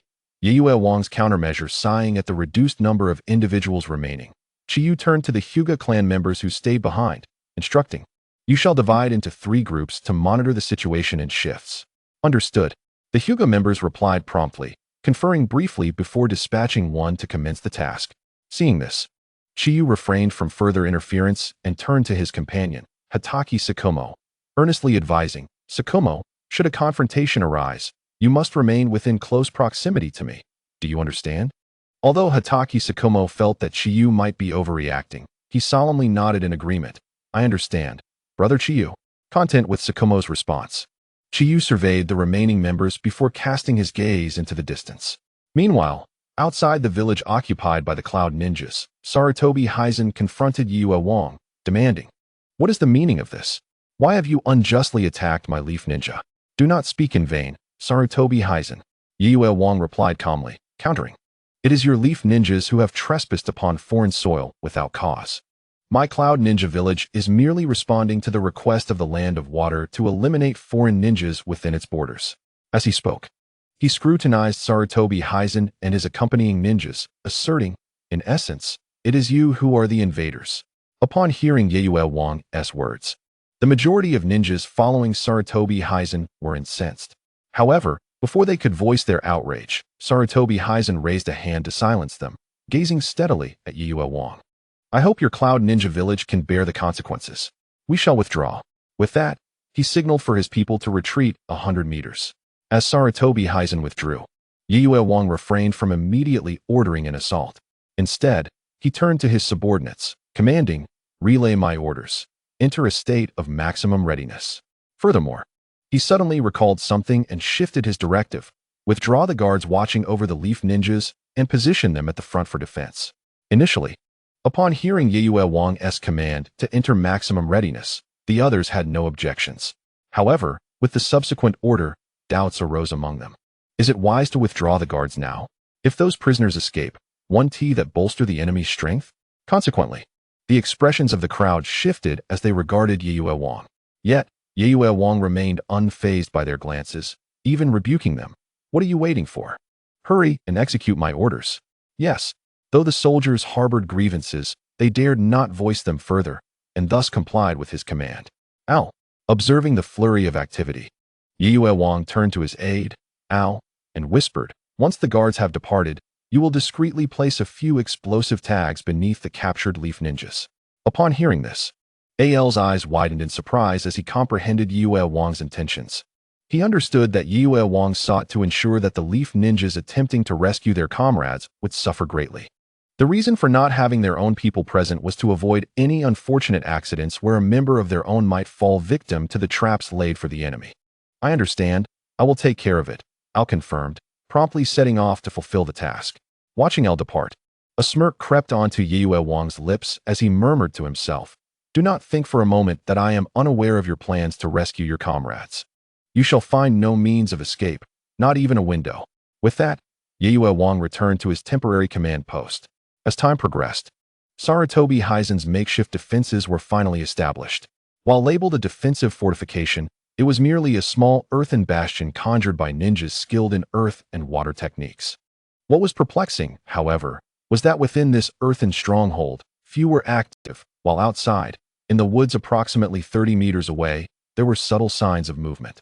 Evidently, this conspicuous earthen structure was merely a diversion orchestrated by Sarutobi Hisen to mislead the Cloud Ninja's gaze.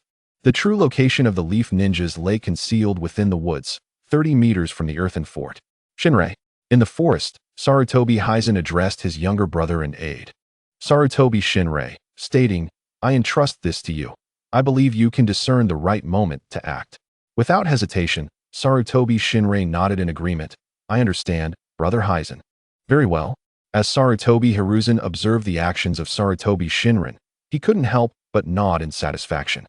"If that's the case, I'll take my leave," he declared, turning promptly towards the earthen fortress. It was an unavoidable circumstance, though the fortress served merely as a deceptive facade. His absence would render it difficult for anyone to believe it was the command center of Konoha Corps.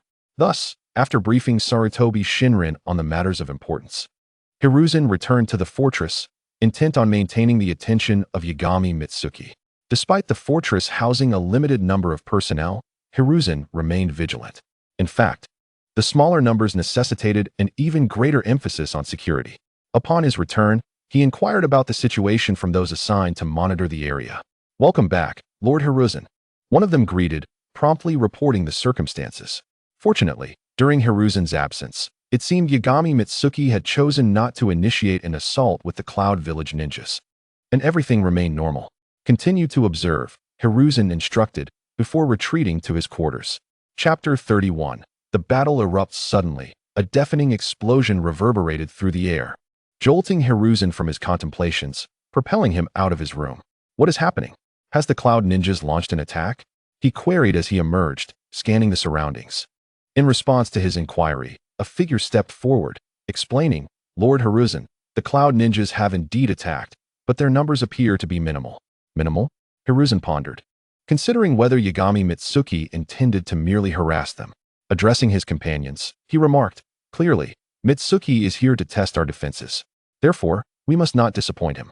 With that, he commanded, "Take your positions and ensure that our insufficient numbers remain undetected by the enemy."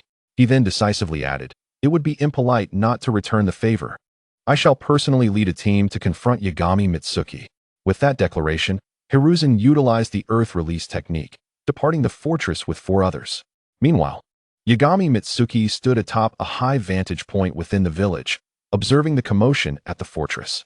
After a moment, he turned to his companion, L, and inquired, "Do you believe Sarutobi Hiruzen is the overall commander for Konoha this time?"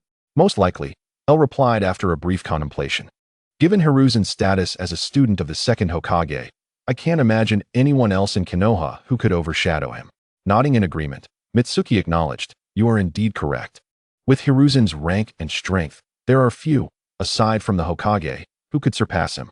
However, his expression darkened as he continued, "I can't shake the feeling that Hiruzen is not the true commander, as the composition of his team seems off."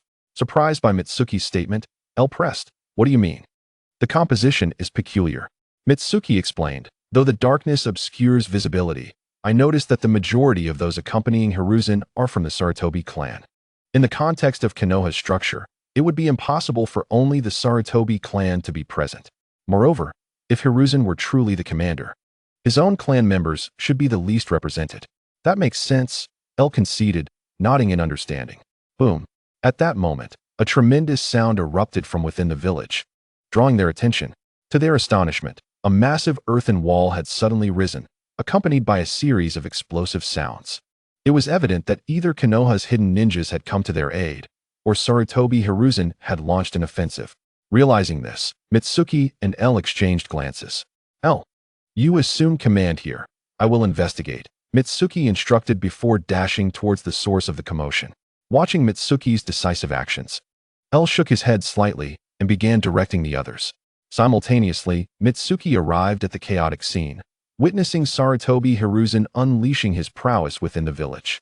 Observing Hiruzen's movements, Mitsuki furrowed his brow and swiftly formed several hand seals.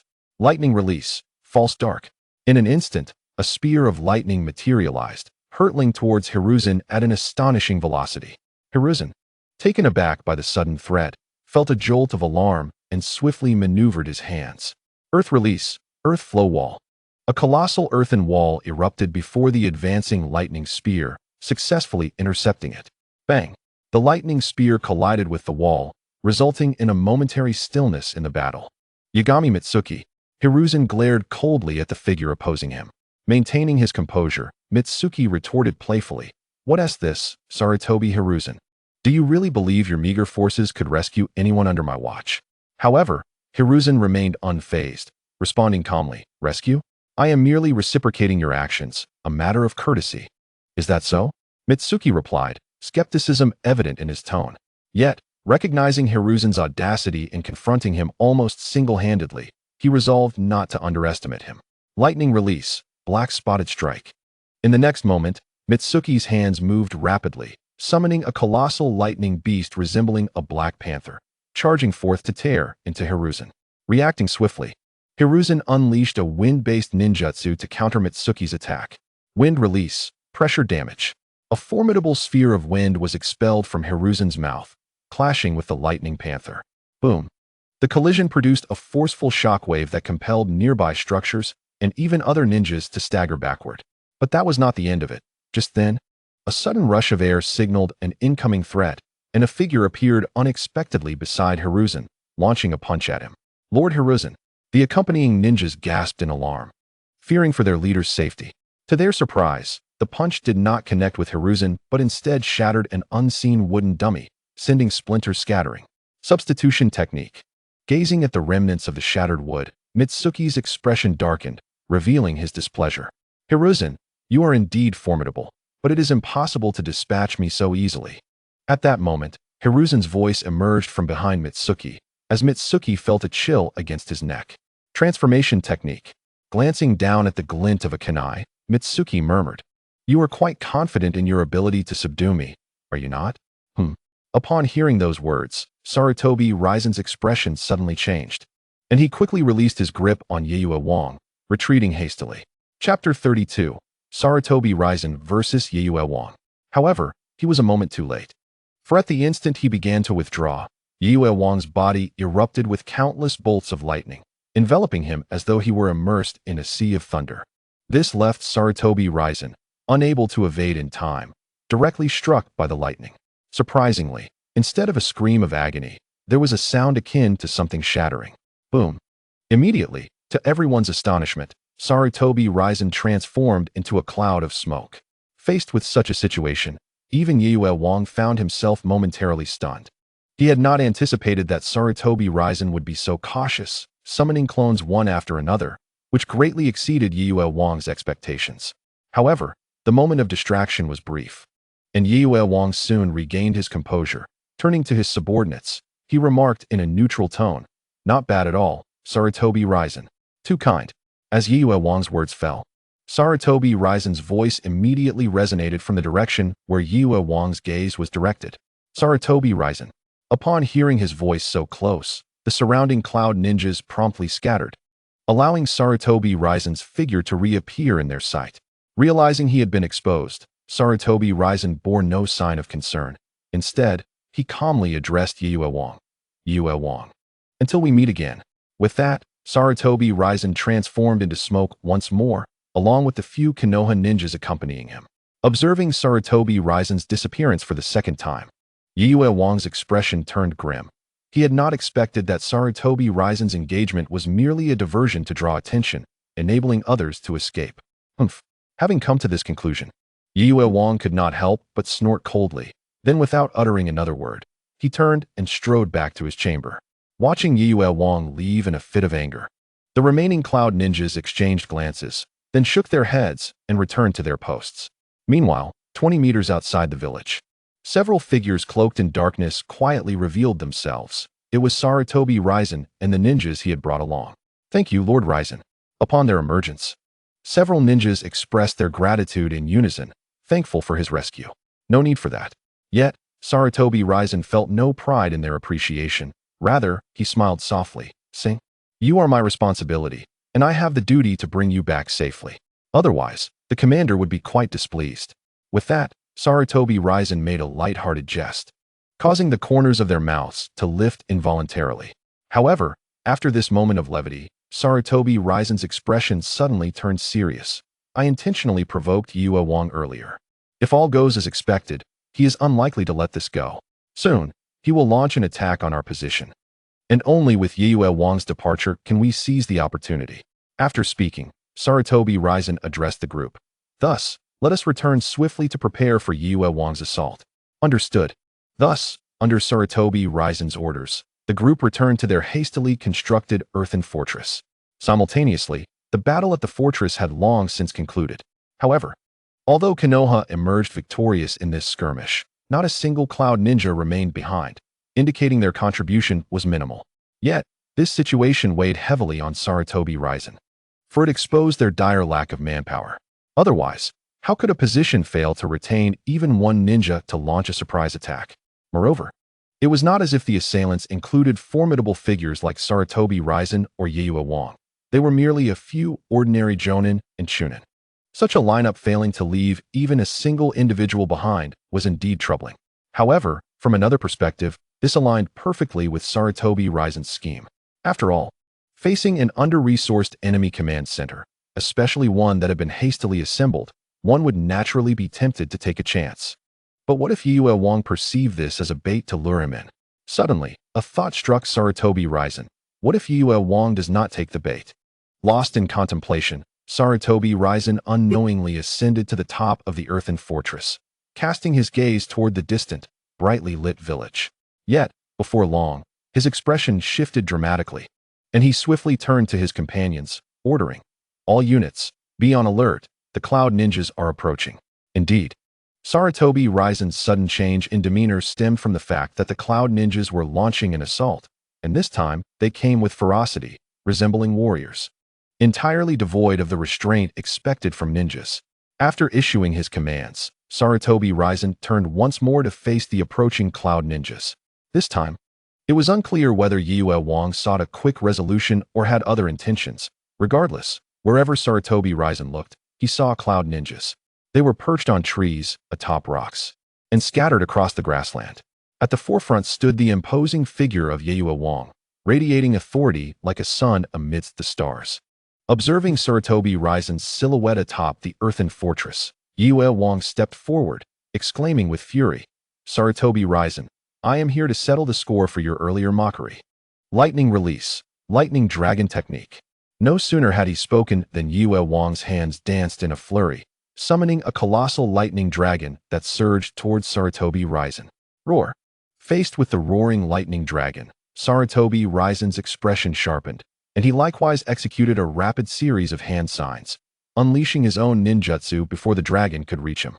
Wind release, beast wave, gale palm. In an instant, a massive beastly paw took form, crashing toward the furious lightning dragon with ferocity. Boom. The moment the giant paw met the lightning dragon, a thunderous sound echoed throughout the space, marking the commencement of war. In an instant, the chakra of both sides surged as an array of ninjutsu erupted forth. Lightning release, earth walk, wind release, wind cutter, fire release, great fireball, and so forth. Indeed, as the battle ignited, the area within dozens of meters transformed as if it were daytime, dispelling the solitude of night. It has truly begun. Gazing at the bright light on the horizon, even from a distance, without needing a report from the Hyuga clan, Qianyu understood that a fierce battle had erupted. Chapter 33, Boom. Sarutobi Raisen's fury. After glancing at the scene, Qianyu turned to the others, instructing, "Stay alert and be ready for combat." "Yes, Commander." The response from his subordinates was unanimous, each nodding in agreement as they focused intently on the battlefield. Meanwhile, 50 meters away from the village, Uchiha Mirror lay in ambush with two squads in the woods. It has started. Upon witnessing the commotion caused by the two factions, Uchiha Mirror was taken aback and quickly commanded his team, Prepare yourselves. We must infiltrate and rescue. Hearing this, Uchiha Mirror's companions responded in unison. Understood. Move out. Thus, at Uchiha Mirror's command, a small group stealthily advanced toward the village. Before long, the group had reached the outskirts of the village. Gazing at the desolate interior, a member of the Uchiha clan quietly reported to the team leader, Uchiha Kagami, "Captain, there is no one here. Let us proceed." Without further ado, Uchiha Kagami signaled for everyone to advance. They leaped over obstacles and scaled fences, moving stealthily for several dozen steps, when Uchiha Kagami suddenly halted. "What is wrong, Captain?" The sudden stop sparked confusion among the members trailing behind. Something felt amiss. Noting their bewilderment, Uchiha Kagami's expression darkened as he softly explained, "When I scouted earlier, this place was heavily guarded, with sentries every few steps. There were patrols as well, but now..." He glanced around the empty village. Listening to Uchiha Kagami's explanation, the others exchanged glances, but one individual suddenly speculated, "Perhaps they have all gone to engage with Sarutobi Hiruzen's team?" "Perhaps." Uchiha Kagami responded without contradiction, merely giving a quiet acknowledgement before continuing onward. Regardless of the situation, their primary objective was to rescue their trapped comrades. Everything else would have to be dealt with as it came. However, Uchiha Kagami's movements were noticeably more cautious.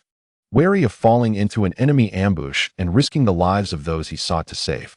To his surprise, he encountered no one and no traps on the way to the holding area. This lack of danger only heightened Uchiha Kagami's vigilance, as he meticulously observed every brick and tile around him. In contrast to his heightened alertness, the others felt increasingly relaxed due to the absence of threats. Upon discovering that the room contained no one else, they rushed to their bound and unconscious comrades, eager to free them. Not good. Just as they began to move their comrades, Uchiha Kagami caught sight of a stack of explosive tags beneath them. "Run!" he shouted, rushing out of the room at the fastest speed possible. Unfortunately, while his warning was swift, the others were a fraction too slow. That brief moment of hesitation sealed their fate. Boom! The village vanished in an instant, swallowed by the echoes of a cataclysmic explosion. Uchiha Kagami, having barely escaped to the village outskirts, could hardly fathom the reality of the situation. He could not believe that the people he had brought with him had disappeared before his very eyes. It was his first experience in war. Witnessing so many comrades vanish in the blink of an eye, which sent his chakra into turmoil, though it gradually subsided for reasons unknown. Art is an explosion.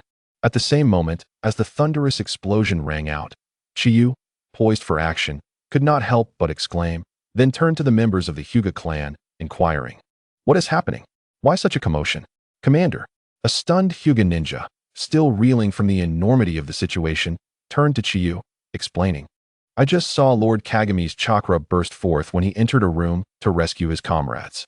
Upon hearing the Hyuga's account, Chiyu pondered, "It seems the Cloud Ninjas must have done something to our comrades, and Lord Kagami sensed it." Rising suddenly, Chiyu addressed the group, "The rescue mission is effectively a failure. Our next course of action is to assist our comrades." With that, he commanded, "Everyone move out." Yes, at Chiyu's command, the assembled ninjas sprang into action, setting traps and clearing paths. Satisfied with their eagerness, Chiyu nodded in approval. In stark contrast to Chiyu's calm demeanor, Sarutobi Hiruzen seethed with rage. Glaring at Yagetsu and bellowing, "Yagetsu, how could you use so many explosive tags? Don't be so presumptuous. We are in the midst of battle. Any means are permissible." Yagetsu replied with remarkable composure. Sarutobi Hiruzen's frustration boiled over, yet he found himself at a loss for words to counter Yagetsu's logic. Ultimately, he channeled his anger into strength. Shadow clone technique. In an instant, as he performed the hand signs, another Sarutobi Hiruzen appeared beside him. The two then unleashed their ninjutsu simultaneously. Fire release, Fire Dragon Flame Bomb. 3 colossal fireballs erupted, hurtling towards Yagetsu. Wind release, Great Breakthrough. A tempest arose, amplifying the fireball's ferocity. Faced with the onslaught of fireballs, Yagetsu took a deep breath, his gaze sharpening as he swiftly formed hand signs. Lightning release, Thunderclap. In an instant, Yagetsu was enveloped in crackling electricity, and without hesitation, he unleashed a powerful punch. Bang! The violent collision of Yagetsu's electrified fist and the blazing fireballs produced a terrifying shockwave, forcing nearby ninjas to retreat several steps. Meanwhile, Sarutobi Hiruzen's dual-element ninjutsu served as a signal, prompting the observing leaf ninjas to spring into action. Wind release, great breakthrough. Fire release, great fireball. Earth release, yellow spring swamp. In the blink of an eye, a torrent of ninjutsu cascaded down upon the cloud ninjas, catching many off guard. Now, it was Yujutsu's turn to erupt in fury. Sarutobi Hiruzen. He roared, and with a sudden leap, he flashed in front of Sarutobi Hiruzen, delivering a powerful punch. Bang! Unfortunately, Yujutsu's blow struck only the clone, shattering it into smoke. Humph! Observing the dissipating smoke, Yujutsu scoffed, his gaze shifting to the fierce winds approaching him. Huh! With a resounding shout, Yujutsu surged with lightning, the electrifying force overcoming the wind's resistance, dispersing the tempest. Sarutobi Hiruzen. After dispersing the winds, Yujutsu turned to the retreating figure of Sarutobi Hiruzen, declaring, "You won to escape today." However, as Yujutsu prepared to deliver a parting threat, the anguished cries of his comrades forced him to halt, turning to see his allies being ruthlessly attacked by the leaf ninjas. Frowning involuntarily, Yujutsu took a deep breath, then looked back at Sarutobi Hiruzen, stating, "For today, I shall let you go. Tomorrow, I will come for your head." With that, he commanded his subordinates, "Retreat." Lightning release, dark spot. Upon issuing the command, Night Moon Wong immediately unleashed a powerful attack against the surrounding Konoha ninjas, successfully creating a rift in their encirclement. Observing this, he shouted once more, "Go!" Without hesitation, the cloud ninjas dashed through the breach he had created. However, Night Moon Wong did not take the opportunity to flee. Instead, he lingered, bracing himself for a potential pursuit from the Konoha ninjas. Yet, his apprehension seemed unwarranted, as Sarutobi Hiruzen showed no intent to chase. Perhaps he was reluctant to push Night Moon Wong too far, fearing that it might result in significant losses for his own side. Nevertheless, some among the ranks harbored different thoughts, particularly one who was oblivious to the broader circumstances. He was solely focused on avenging his comrades and his clan. This individual was Uchiha Kagami, who had just arrived from the ruins of the village. He would not allow them to depart so easily. Upon witnessing the cloud ninjas retreating, Uchiha Kagami was consumed by rage and let out a furious roar as he advanced, his hands moving with such speed that they appeared as mere afterimages. In that moment, his hand signs were executed faster than ever before. In less than a second, he completed the seals for a jutsu. Fire style, Phoenix Flower Jutsu. In the next instant, several shurikens engulfed in flames surged forth like a shower of blooming flowers, aiming directly at the cloud ninjas. Just then, a wall of earth abruptly emerged, intercepting all of Uchiha Kagami's shurikens. Staring at the unexpected earthen barrier, he momentarily froze before turning sharply to face Sarutobi Hiruzen, exclaiming, "Hiruzen, why? Enough!" To Uchiha Kagami's astonishment, Sarutobi Hiruzen's anger surpassed his own. Before he could finish his inquiry, Hiruzen commanded, "Let them go." He emphasized, "This is an order." Uchiha Kagami was taken aback, unable to fathom that the brother he revered, who valued his comrades as himself, would allow such individuals to escape after causing harm. Nevertheless, despite his inner turmoil, he dared not defy Sarutobi Hiruzen's orders. After all, this was wartime, and commands were absolute, requiring obedience even amidst discontent. With a cold huff, Uchiha Kagami stepped aside, permitting the cloud ninjas to leave.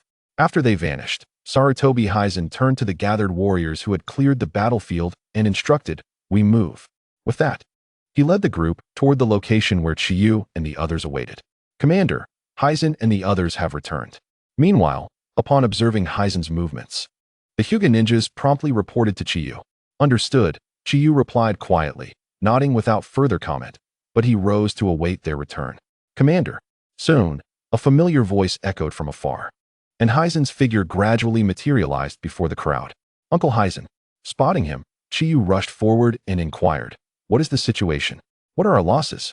Turning his gaze to the injured Konoha ninjas behind Hiruzen, Chiyu's brow furrowed in concern. Without delay, he approached the wounded ninjas. Ninjutsu, Healing Palm. He raised his hand and activated the medical jutsu developed by the first Hokage, Healing Palm, beginning to treat the injured Konoha ninjas. Witnessing Chiyu's actions, Hiruzen, Uchiha Kagami, and other Konoha ninjas fell into a state of shock. None of them anticipated that this 12-year-old boy would possess such remarkable skill in a medical jutsu, especially one as complex as healing palm, which required exceptional chakra control. It was well known that even Tsunade, who specialized in medical ninjutsu, needed complete concentration to perform it.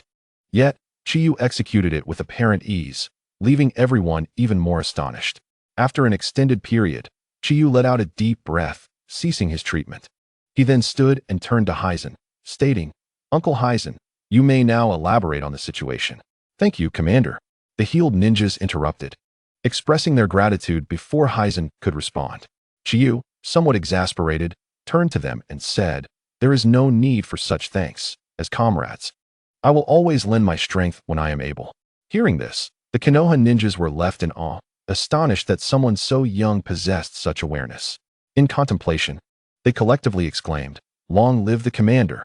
Long live the commander! Long live Chiyu!" Simultaneously, their titles gradually shifted from commander to Chiyu. This transformation signified a significant change in their perception. They had begun to recognize Chiyu not merely as a replaceable commander, but as an indispensable leader. All right, Chiyu said, raising a hand to quell the noise. "While your words bring me joy, this is not the time for such praises. Our primary focus must be to ascertain the situation in order to devise a strategy against the Cloud Village." As soon as he finished speaking, someone echoed, "Yes, yes. Chiyu is right." That person then addressed the others. "Let us not hinder Chiyu and Hizen. Let us step aside." "You are correct. We shall move aside." Thus, the crowd, without needing further urging, retreated to the periphery, remaining vigilant and attentive. Seeing this scene, Chiyu couldn't help but smile, shaking his head slightly. He then turned back to the still astonished Hizen and said, "Uncle Hizen, now you may discuss the specifics." "Oh," hearing Chiyu's question, Hizen hurriedly regained his focus and proceeded to recount the recent events in detail, including how he had lured Night Moon Wang out, as well as the information gleaned from Uchiha Kagami's report regarding Night Moon Wang's strategic placement of explosive tags beneath captured comrades. "I see." After listening to Hizen's account, Chiyu pondered for a moment. He then turned to Uchiha Kagami, offering consolation. "Uncle Kagami, please take heart. I believe no one wished for such an outcome. Alas, this is the nature of war and the battlefield." With that, Chiyu suddenly stood, surveying the crowd as he proclaimed, "Though I am but 12 years old, without the experience of war or undertaking significant missions, I am acutely aware of one truth. In war, there will always be casualties." At this point, he pointed at one individual, declaring, "Perhaps the next to fall will be you." As that person looked on in shock, Chiyu quickly redirected his finger to others, stating, "It could be you tomorrow, or you, or you, or them. And it is even more likely that, finally." He pointed at himself and declared, "It could be me." After finishing his words, Chinyu smiled gently and said, "Of course. Some may think that I can speak so lightly because I have not experienced these things. However, I wish to convey that even if I have not faced such trials, even if I might quail in the face of death, perhaps even wish to flee, I am acutely aware that I cannot escape. For behind me stands Konoha. Behind me are our parents, loved ones, and children, our kin. Though death is invariably sorrowful." At this point, Chinyu's expression darkened, but the next moment, he lifted his gaze to the crowd and declared, "Yet sacrifice is noble and worthy of our resounding songs. Thus, in the face of sacrifice, we may mourn and shed tears for them. But I also hope that after our grief, you can transform this sentiment into a force of protection. We must inherit their will, safeguard Konoha, and protect our loved ones. Only then can we honor their sacrifice." As he spoke, the corners of Chinyu's eyes grew moist. But just as the tears were about to fall, he swiftly wiped them away. The Konoha ninjas, initially taken aback by Chinyu's words, fell into a profound silence upon witnessing his tears. Truthfully, most of those present were born in the latter part of the Warring States period, meaning they, like Chinyu, had grown up in a time of peace in Konoha. Although they retained vague memories of the clan wars from that era, for many, this was their first encounter with such a scene. Even Sarutobi Hisashi, upon witnessing the devastation wrought by the explosive tags, could scarcely contain his fury. Had he not been roused by the last vestiges of reason, he might have acted recklessly, much like Uchiha Kagami, disregarding everything to confront the enemy. Reflecting on this, Sarutobi Hisashi's expression shifted, and he felt a twinge of embarrassment.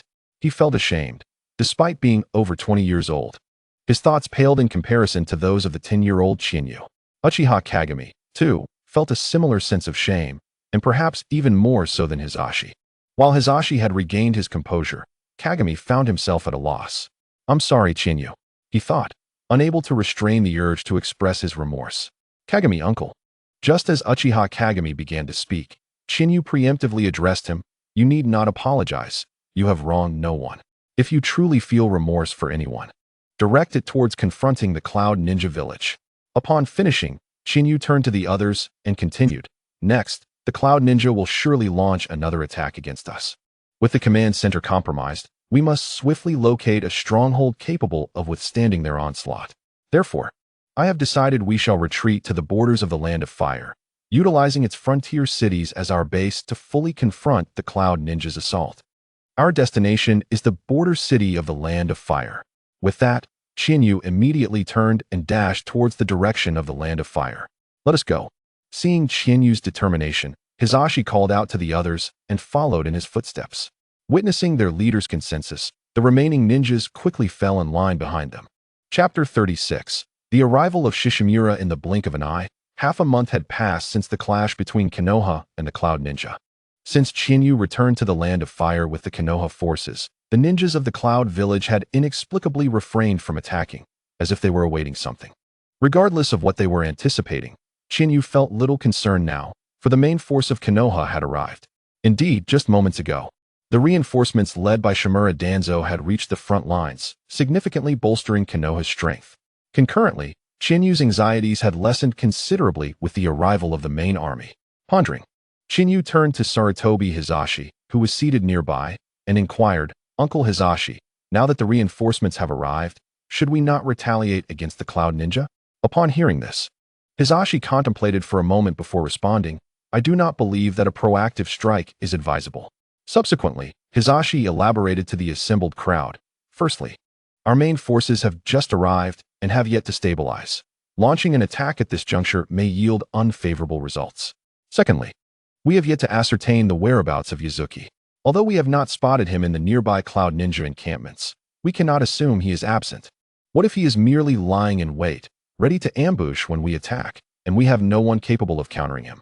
Upon hearing Hisashi's rational assessment, the squad leaders, who had been stirred by Chinyu's suggestion of a counterattack, immediately calmed down. Indeed, as Hisashi pointed out, what if they encountered Yuzuki during their assault on the Cloud Ninja Village? Could they withstand him? No, they could not. It was evident that apart from Sarutobi Hisashi and Shimura Danzo, none present, including Uchiha Kagami, could contend with Yuzuki. While Uchiha Kagami's strength was commendable, should he engage Yuzuki in battle, it would likely result in a stalemate, for he was not yet at the level of an elite shinobi. Similarly, upon observing the crowd's reactions, Chinyu understood and nodded in agreement. "You are right. Given the circumstances, wait." Before Chinyu could finish, Shimura Danzo interjected, "I believe an offensive is necessary, otherwise, others might think Konoha is easy prey." As soon as Danzo finished speaking, Hisashi quickly countered, "But Danzo, have you considered? There are no buts." As before, Danzo interrupted Hisashi, "If you are concerned about others encountering Yuzuki, I can lead the charge alone. This way, even if I face Yuzuki, the losses will be minimal." Upon hearing Danzo's assertion, Hisashi fell into contemplation. Deep down, he yearned to strike back against the Cloud Ninja and Yuzuki. However, as he had previously mentioned, his primary concern was the potential absence of a counterbalance should they encounter Yuzuki, resulting in severe losses for Konoha. Yet, with Danzo backing him, he no longer needed to worry about Yuzuki, for Hisashi was well aware of Danzo's capabilities. While he might not be able to defeat Yuzuki, he could certainly engage him effectively. After much deliberation, Hisashi turned to Chinyu and said, "Commander, if Danzo leads the charge, I have no objections." "Very well." Seeing Hisashi's agreement, Chinyu did not hesitate to nod in acceptance, and then turned to Danzo. "Danzo, I can approve your request to lead the mission." But, just as he was about to continue, Chinyu suddenly shifted his tone. "I hope you will return with as many as you take out. Can you ensure that?" Upon hearing Chinyu's words, Danzo stood up, pointing at Chinyu as if to say something. But upon noticing the intense gazes of the others fixed upon him, he was taken aback. He had not anticipated that after only a brief absence, this young man before him had garnered such esteem, making the others so apprehensive towards him. In his perspective, it was hardly credible that a mere child, still innocent and inexperienced, could suddenly ascend to a position of authority over everyone. Even at the time of Senju Tobarama's appointment, Shimura Danzo had believed that the leadership of this operation should rightfully belong to him and Sarutobi Hiruzen, with Chiyu merely being a figurehead intended to inspire morale. However, the current situation diverged completely from his expectations. Through the gazes of the assembly, Danzo discerned that some among them genuinely regarded Chiyu as the commander-in-chief, rather than a mere puppet. Realizing this shift, Danzo refrained from further threats and instead bowed respectfully to Chiyu, assuring him, "Rest assured, Commander, I, Shimura Danzo, am a man of my word. I will return with as many men as I take." With that, he turned and exited the conference room, sighing at Danzo's departing figure. Sarutobi Hiruzen turned to Chiyu and remarked, "Commander, while Danzo's leadership likely mitigates our concerns, we must remain vigilant against a potential counterattack from the Cloud Village." "Indeed," Chiyu replied, acknowledging the wisdom in Hiruzen's words.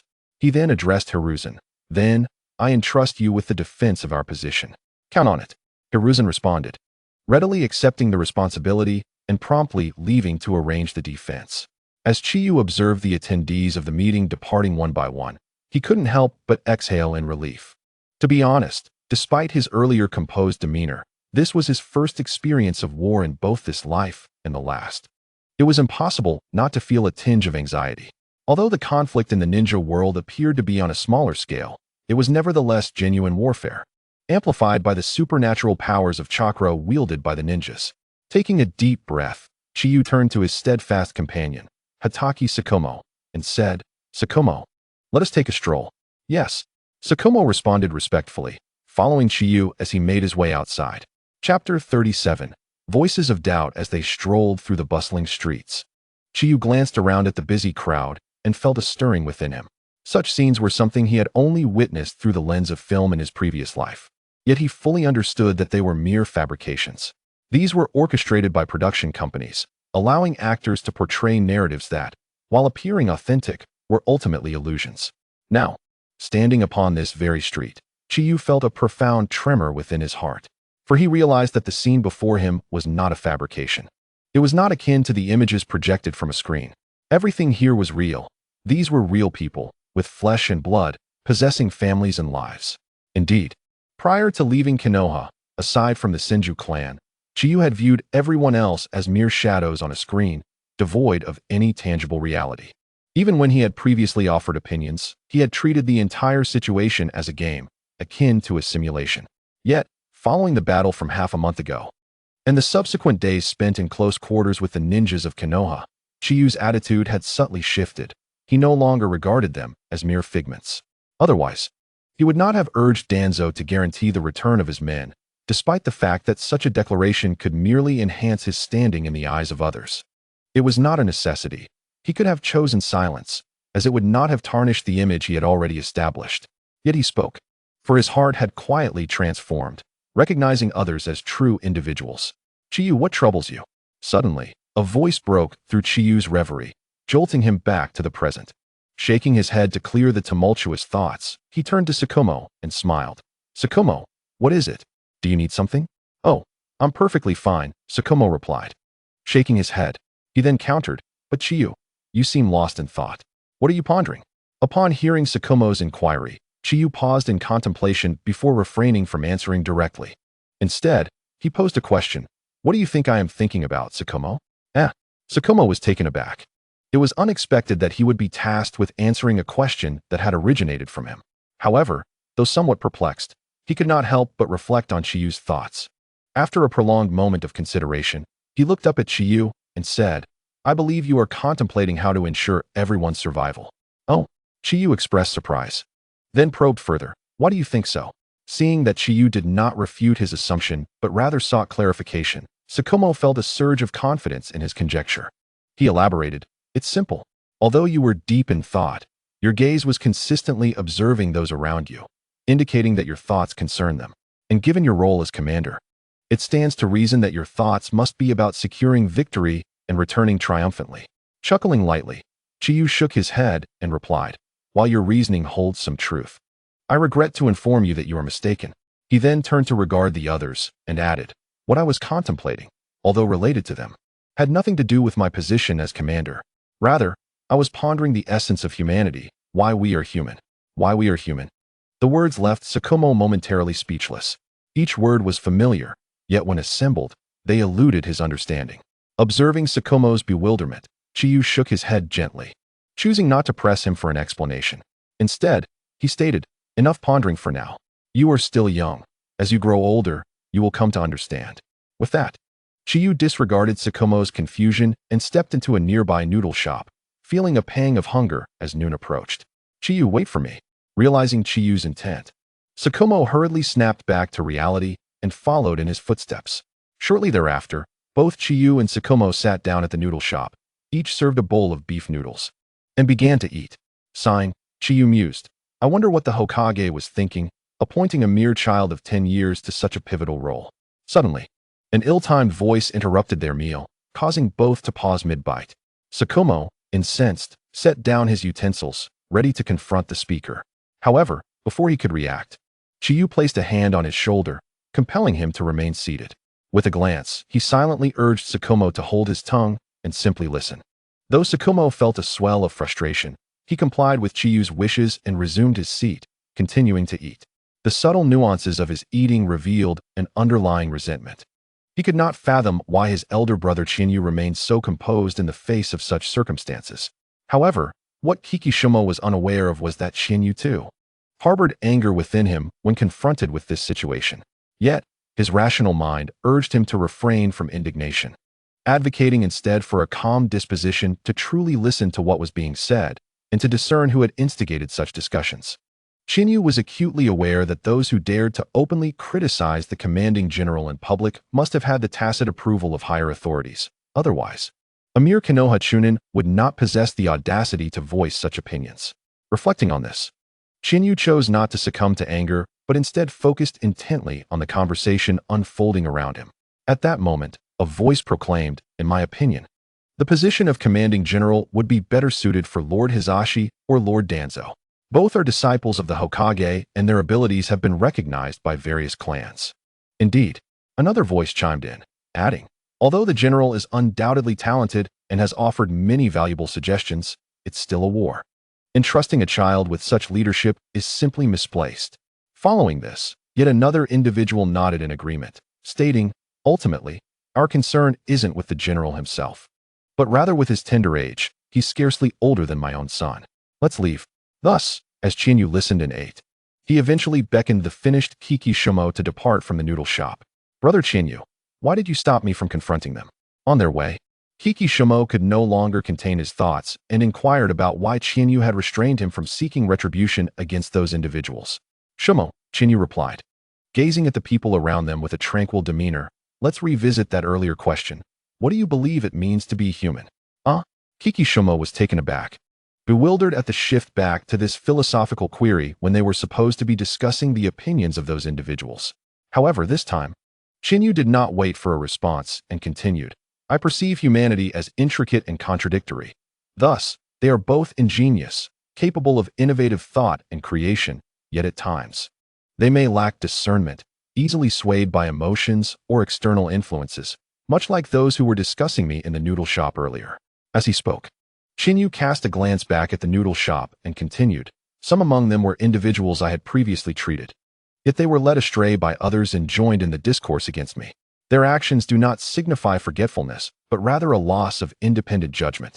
Moreover, he smiled gently at Kikishimo. "Don't you think those people timed their discussion for our ears? It was meant for us to hear, Nanny." Kikishimo was struck with astonishment, realizing that those individuals had indeed spoken deliberately for their benefit. The profound nature of this revelation left him momentarily speechless. "Let us head back," Chinyu said, observing Kikishimo's stunned expression. He took his hand and guided him towards their home. Time will reveal all truths. Thus, as days turned into nights, 3 days elapsed since Chinyu had heard the murmurs of doubt surrounding him.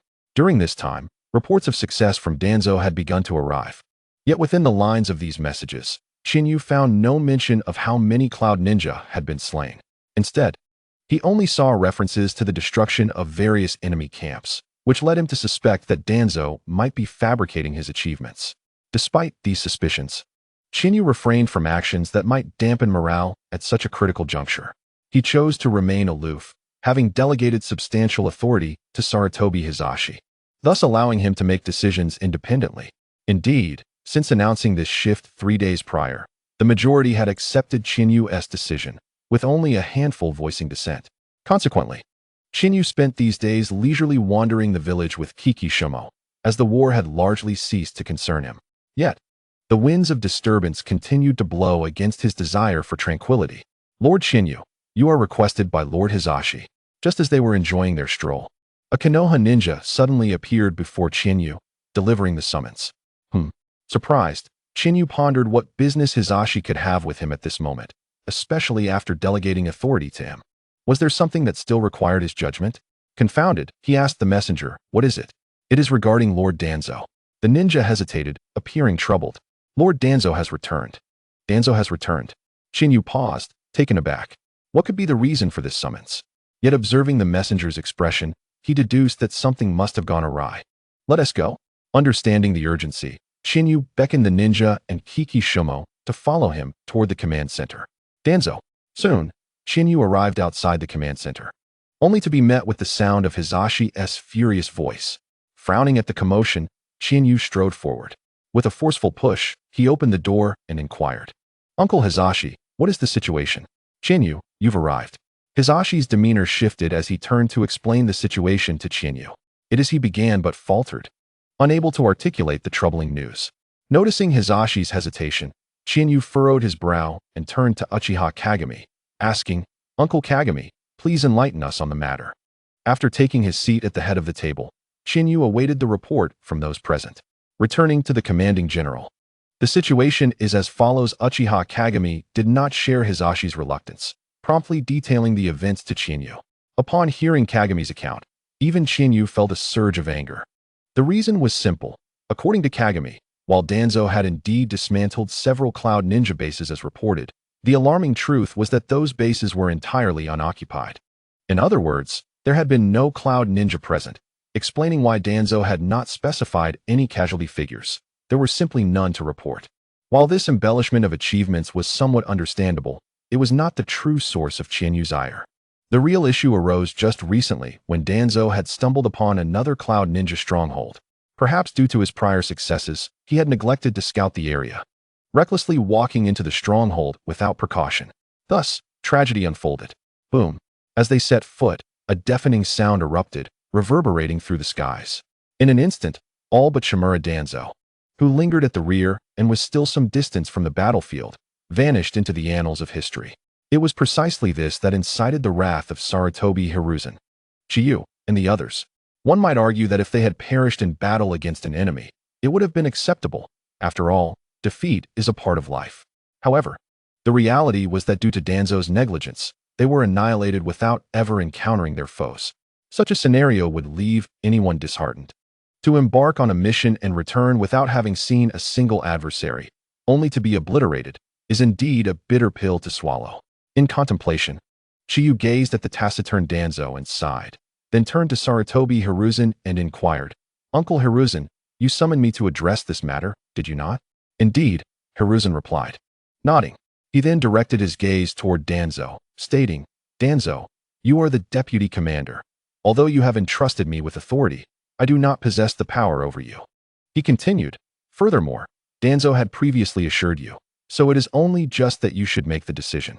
"I see," Chiyu responded, pondering Hiruzen's words for a moment before addressing Danzo. "Very well, Deputy Commander Danzo. Given the severity of your error, I shall temporarily relieve you of your duties, appointing Uchiha Kagami in your stead." Turning to Kagami, Chiyu instructed, "Kagami, for the time being, you will assume Danzo's responsibilities and assist Uncle Hiruzen." However, Kagami hesitated, casting a cautious glance at Hiruzen and Danzo before responding, "Very well." Hiruzen, remaining composed, nodded in agreement. "I support Kagami's appointment as deputy commander." Observing Hiruzen's lack of dissent, the others echoed their approval. "We concur." With everyone in agreement, Kagami reluctantly accepted Chiyu's command, expressing, "I am grateful for your trust, Commander." "Indeed," Chiyu affirmed, then shifted his gaze to the now visibly perturbed Danzo. It was evident that Danzo harbored discontent towards Chiyu's decision, which was entirely understandable. After all, Chiyu had effectively stripped him of authority, and he could not contest this, as it was his own oversight that led to his demotion. Nonetheless, while Danzo had lost his deputy position, it did not significantly impact him personally. The Shimura clan was the primary force in the upcoming battle against the Cloud Village, and he was the highest-ranking member present. Thus, even though Chiyu had dismissed him from his role, the ramifications for Danzo were minimal. Chiyu was well aware of this, and after addressing the deputy commander position, he turned to Danzo and began, "Danzo," but just as he was about to speak, Chiyu paused and then altered his course of conversation. "Oh no, you are no longer the deputy commander. Shimura clan's young leader. While your removal from the deputy position serves as punishment, it is rather lenient. Therefore, I have decided." Suddenly rising, Chiyu approached Danzo and declared, "I request that you serve as a patroller atop the city walls for a time. This will allow you to fully comprehend the struggles of the lower-ranked ninjas, and hopefully, the breeze atop the walls will clear your mind." Without waiting for Danzo's reaction, Chiyu exited the command center. Watching Chiyu's retreating figure, Danzo felt a surge of anger, as Chiyu's words implied that he was an inconsiderate leader lacking insight.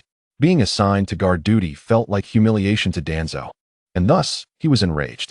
Yet what could he do? This was self-inflicted, and Chiyu's punishment, viewed by anyone, was indeed quite mild. Having lost an inconsequential deputy position and being assigned to patrol for a few days, what was there to protest?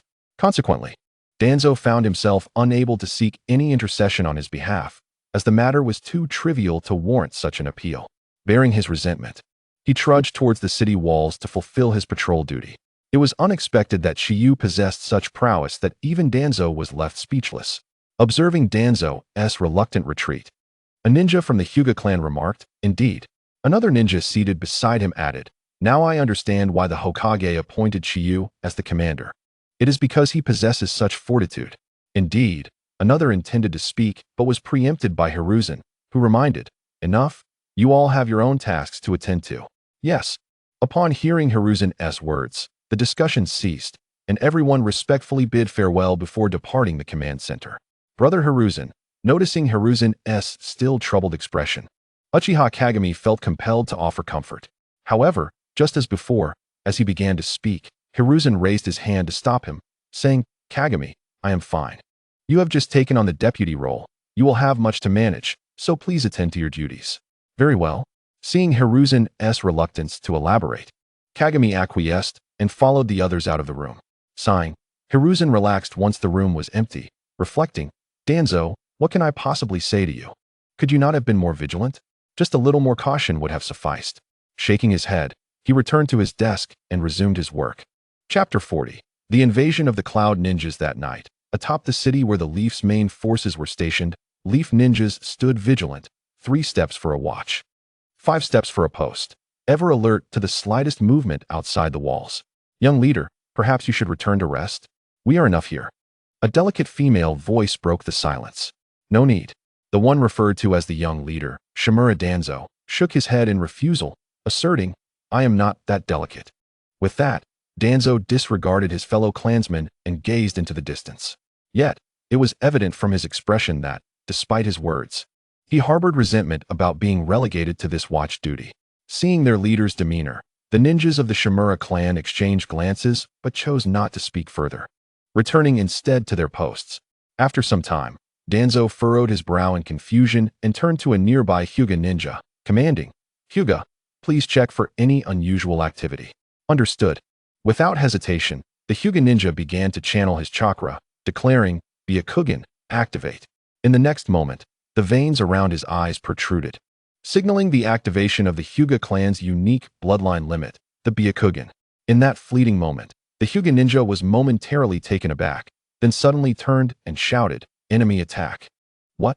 Upon hearing these words, everyone atop the city walls instantly awakened, swiftly entering a state of combat readiness.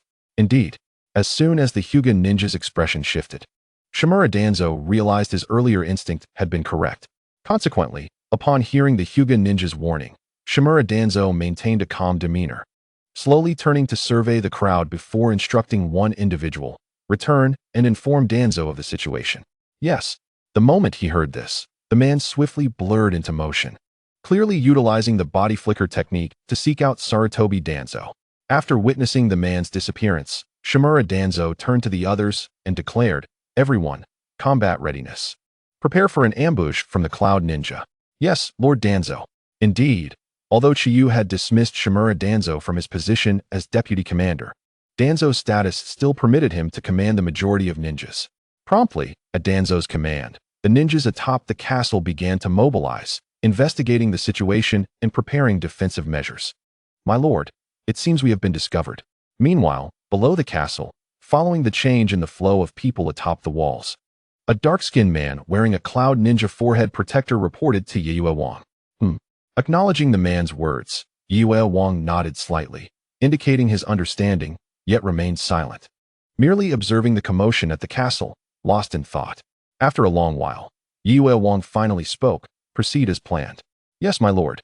With Yue Wang's directive issued, the Cloud Ninjas ceased their concealment and began to move decisively.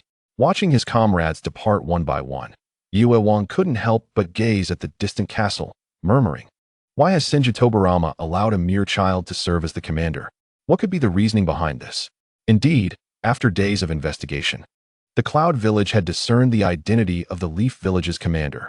It was not particularly difficult to uncover, as the notion of a 12-year-old boy assuming such a role was unprecedented in the millennium-long history of the ninja world, an inconceivable fact. Moreover, numerous conversations within the castle provided ample fodder for the Cloud Village to ascertain the identity of the Leaf commander. However, the discussions among the Leaf's ranks had also caught Yue Wang's attention. While it was astonishing for a 12-year-old to hold such authority, it should not have been a reason for the Leaf ninjas to openly question their superior. Thus, Yue Wang had reason to suspect that the Leaf was not united in purpose, or perhaps that dissent existed regarding this youthful commander. Otherwise, how could subordinates so freely discuss their leader? Lost in contemplation, Yue Wang gradually emerged from the shadows and approached the castle's base, addressing Shimura Danzo, "Bring your commander out. I wish to see who possesses the audacity to lead you Leaf ninjas at such a tender age. Are there truly no capable individuals among you?" Hearing Yue Wang's words, Shimura Danzo fell silent. Although Yue Wang was intentionally insulting the Leaf, Danzo could not refute the truth of his statement. Indeed, the commander Chiyu was but 12 years old, still a mere child. Yet, while Danzo could not deny this, it did not preclude him from offering a rebuttal. "Ha ha." In the next instant, Shimura Danzo burst into laughter, exclaiming, "Yue Wang, are you jealous of my Leaf? Jealous that we produce heroes, even among the youth capable of commanding? No, no, no." However, after listening to Danzo's words, Yue Wang remained unfazed, calmly shaking his head. "On the contrary, I am quite concerned about the future of the Leaf. If children are now summoned to the battlefield, will we soon see infants still in swaddling clothes forced to fight? Ha ha ha." After this, Yue Wang erupted into laughter, joined by the other Cloud ninjas beside him. Upon hearing Yue Wang's remarks, the Leaf ninjas atop the castle were immediately incensed, each one preparing to leap down from the walls to confront their adversaries. "Yue Wang, do you think my Leaf still fights like in the Warring States period, each man for himself?" Just then, a voice resonated through the night sky, and Sarutobi Danzo's figure quietly appeared beside Shimura Danzo. After glancing at Danzo, Sarutobi turned to Yue Wang below, saying, "The first Hokage established the Leaf with the intention of keeping children away from the battlefield. Do you believe we, his descendants, would defy the will of the first Hokage? Who knows?" Noting Sarutobi Danzo's arrival, Yue Wang promptly tempered his demeanor, responding to Sarutobi's inquiry with a mere indifferent reply, refraining from further provocation. Witnessing Yue Wang's sudden silence, Shimura Danzo could not help but snort in displeasure. Chapter 41. The Cloud Scheme. Nevertheless, it was indeed disheartening to confront someone so aggressively, only for them to quiet down upon the arrival of Sarutobi Danzo, a sentiment that would irk anyone, especially the already narrow-minded Shimura Danzo. "Yue Wang, today you shall have no return," Shimura Danzo bellowed, swiftly executing a series of hand seals. Wind release, vacuum sphere. In an instant, a massive sphere of wind formed in Shimura Danzo's mouth, hurtling towards Yue Wang below. Upon witnessing Danzo's sudden attack, Sarutobi Danzo's brow furrowed with dissatisfaction. However, he refrained from admonishing Danzo, instead turning to the others with the command, engage. Yes. Thus, following Sarutobi Danzo's order, the Leaf Ninjas sprang into action. Wind release, air bullet. Wind release, wind cutter technique. Wind release, gale cutter. Wind release, thousand faces of wind. In an instant, countless wind-based ninjutsu surged toward the cloud ninjas below. Yet, in the face of such an onslaught, Yue Wang displayed no signs of panic, instead calmly instructing his fellow cloud ninjas, forward. Lightning release, false darkness. With that, before others could respond, Yue Wang unleashed a false darkness technique, shattering Shimura Danzo's vacuum sphere. Following Yue Wang's lead, the cloud ninjas also began their assault. Lightning release, lightning ball technique. Lightning release, lightning dragon technique. Lightning release, lightning hound. In a flash, a tempest of thunder and wind engulfed the grand castle, shaking its very foundations. Sigh. Within the castle, standing atop a rooftop and gazing at the distant commotion, Chiyu could not help but let out a soft sigh. Brother Chiyu, what troubles you? At that moment, noticing Chiyu's sudden sigh, the ever-attentive Hatake Tsukumo inquired, his face filled with curiosity. Are you worried about Lord Danzo and the others? Not quite. However, to Tsukumo's bewilderment, Chiyu shook his head slightly, indicating that he did not share that concern. Subsequently, Chiyu turned to Tsukumo and explained, to be honest, my worries do not stem from concerns for Uncle Danzo's safety, nor do I lament the potential for defeat in battle. What truly burdens my heart is the thought of how many companions will be lost after this battle, and how many families will no longer be whole. After speaking, Chiyu silently turned away, resuming his watch over the distant conflict. Little did Chiyu know, his words struck a deep chord within Hatake Tsukumo, shaking him to his very core.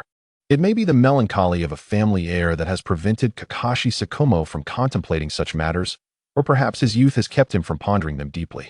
His focus was solely on fulfilling his mission, striving to live up to the title of the only deputy minister of the Umbu, as well as the son of the head of the Hatake clan, Tsukumo Saku. Thus, when he heard Chiyu's words about stepping beyond the confines of his clan and adopting the Hokage's perspective to consider the entire Konoha, he was taken aback. Just then, a sudden clap of thunder echoed within the city, instantly capturing the attention of both Chiyu and Kakashi Tsukumo. An infiltration had occurred. Observing the commotion, Chiyu couldn't help but voice what seemed to be a question, but was actually a certainty. From Chiyu's perspective, the only entity capable of causing such a disturbance at this moment was the enemy. The rationale was twofold. First, any sudden noise within the city would undoubtedly disrupt those engaged in battle on the front lines, causing turmoil and diminishing their combat effectiveness. Secondly, it would divert the attention of those within the city, compelling them to focus on securing the area, thus significantly reducing the support from Konoha. Moreover, even if the Cloud Ninja dispatched only a few individuals, or even just a single operative, Konoha would still be obliged to mobilize forces to investigate and eliminate the threat. It could be said that even with the knowledge that the Cloud Ninja had sent merely one person to create a disturbance, Konoha had no choice but to exert considerable effort to search. After all, who could ascertain the veracity of the Cloud Ninja's claims? What if other infiltrators lurked in the shadows? This was, indeed, a strategic maneuver of a higher order than mere subterfuge. Aware that no immediate danger loomed, Konoha was still compelled to disperse its forces and remain vigilant. Contemplating this, Chiyu couldn't help but murmur, "It seems we must not underestimate the people of this world." With that, he turned to Kakashi Tsukumo and urged, "Tsukumo, let us investigate." With a sudden burst of energy, Chiyu propelled himself forward, sprinting across the rooftops towards the source of the disturbance. Observing Chiyu's swift movements, Kakashi Tsukumo remained silent but quickly followed suit, matching Chiyu's pace as they raced toward the scene. Unfortunately, their actions seemed slightly delayed, for by the time they arrived, the troublemaker had already been apprehended. Uncle Q. After glancing at the captured individual, Chiyu swiftly turned to Uchiha Q, who stood opposite him, and inquired, "What is the situation, Commander?" Upon noticing Chiyu's arrival, Uchiha Q exchanged pleasantries before explaining while gesturing towards the detainee. This individual is a ninja from the Cloud Village and also a spy. He has been residing in this city for some time, and his exposure was a result of orders from the Cloud Ninja. As he spoke, Uchiha Q gradually turned to Chiyu and continued, "He can be considered a pawn in this game. Is that so?" After absorbing Uchiha Q's explanation, Qiyu fell into deep contemplation. He couldn't fathom why the Cloud Village, or rather, Yue Wang, would allow a spy, who had been successfully concealed, to suddenly reveal himself. Was it merely to create difficulties for Konoha, or was it a sacrifice for a new strategy? Pondering these questions, Qiyu surveyed the crowd, but to his disappointment, he found nothing of significance. Resigned, he turned to Uchiha Q and said, "In that case, I will leave everything in your capable hands." Understood. Uchiha Q nodded gently, signifying his comprehension. With Q's acknowledgement, Qiyu did not linger and immediately called for Kakashi Tsukumo to return to their quarters. However, during their journey back, Chiyu's mind was far from tranquil. Instead, he found himself rare in contemplation of the ongoing conflict, pondering the true intentions behind Yue Wang's actions. What individuals or entities could compel someone like Yue Wang, who valued companionship, to make such sacrifices? Suddenly, a thought struck Qiyu. Chapter 42, Tailed Beasts? Golden Horn. Realizing this, Qiyu was jolted from his reverie, swiftly leaping onto the rooftops to survey the entire city. "Qiyu, what's wrong?" The sight of Chiyu's sudden agitation startled Kakashi Tsukumo, who promptly followed him onto the rooftop, looking around while inquiring, "Are there other enemies?" However, Kakashi Tsukumo's expression darkened when Qiyu merely responded with a non-committal hum without elaborating. Seeing Chiyu's demeanor, Tsukumo deduced that there must be other formidable foes lurking within the city, prompting him to observe the surroundings with heightened vigilance. After a prolonged silence, Qiyu finally turned to Kakashi Tsukumo and declared, "We must search further." But just then, a thunderous roar echoed, followed by a figure radiating a red glow entering their line of sight. The Nine Tails? Gazing at the unfamiliar yet recognizable silhouette, Chiyu's heart raced. Impossible. That cannot be the Nine Tails. It should be with Lady Mito. Who else in the current shinobi world could possibly extract the Nine Tails from her? Yet in the next moment, Qiyu shook his head, dismissing his own conjecture. Could it be? Then another thought flashed through Chiyu's mind. Aside from Uzumaki Mito, there were others in this era who possessed the chakra of the Nine Tails. Golden Horn, Silver Horn, the two brothers, said to have been born with the bloodline of the Sage of Six Paths, were consumed during a battle with the Nine Tails. However, they had remained within the Nine Tails for 2 weeks without incident, instead feasting upon its flesh and blood to absorb its chakra. Moreover, in the original timeline, Golden Horn and Silver Horn instigated a coup during the alliance ceremony between the Hokage and the Hokage, ultimately wounding the second Hokage and the second Hokage to the brink of death, leading to the demise of both leaders. Qiyu couldn't fathom why Yue Wang would involve such characters. Or rather, it should be noted that Golden Horn and Silver Horn must have requested this themselves. After all, given their esteemed status in the Cloud Village, even the Hokage would have to show deference. So how could they be commanded by someone as junior as Yue Wang? As he contemplated, Qiyu and Kakashi Tsukumo arrived at the scene of the disturbance. Golden Horn, observing the figure below wielding a banana fan with reckless abandon, Qiyu couldn't help but wear an expression of inevitability. Seeing such a scene for the first time, Kakashi Tsukumo was utterly astonished. It was remarkable to witness someone navigate effortlessly amidst the onslaught of dozens, even hundreds, of ninjas. While Kakashi Tsukumo marveled at Golden Horn's prowess, Qiyu noticed that Uchiha Q was actually at a disadvantage in the battle, indeed in an absolute state of peril. "Tsukumo, stay here and do not move. I shall confront him." Chiyu's brow furrowed at this revelation. After relaying his instructions to Kakashi Tsukumo, he dashed towards the battlefield, simultaneously weaving hand signs with rapid precision. Earth Release, Earthquake Core. In the next instant, as Qiyu completed his jutsu, the ground beneath Golden Horn surged upward, propelling him into the air. "Uncle Q."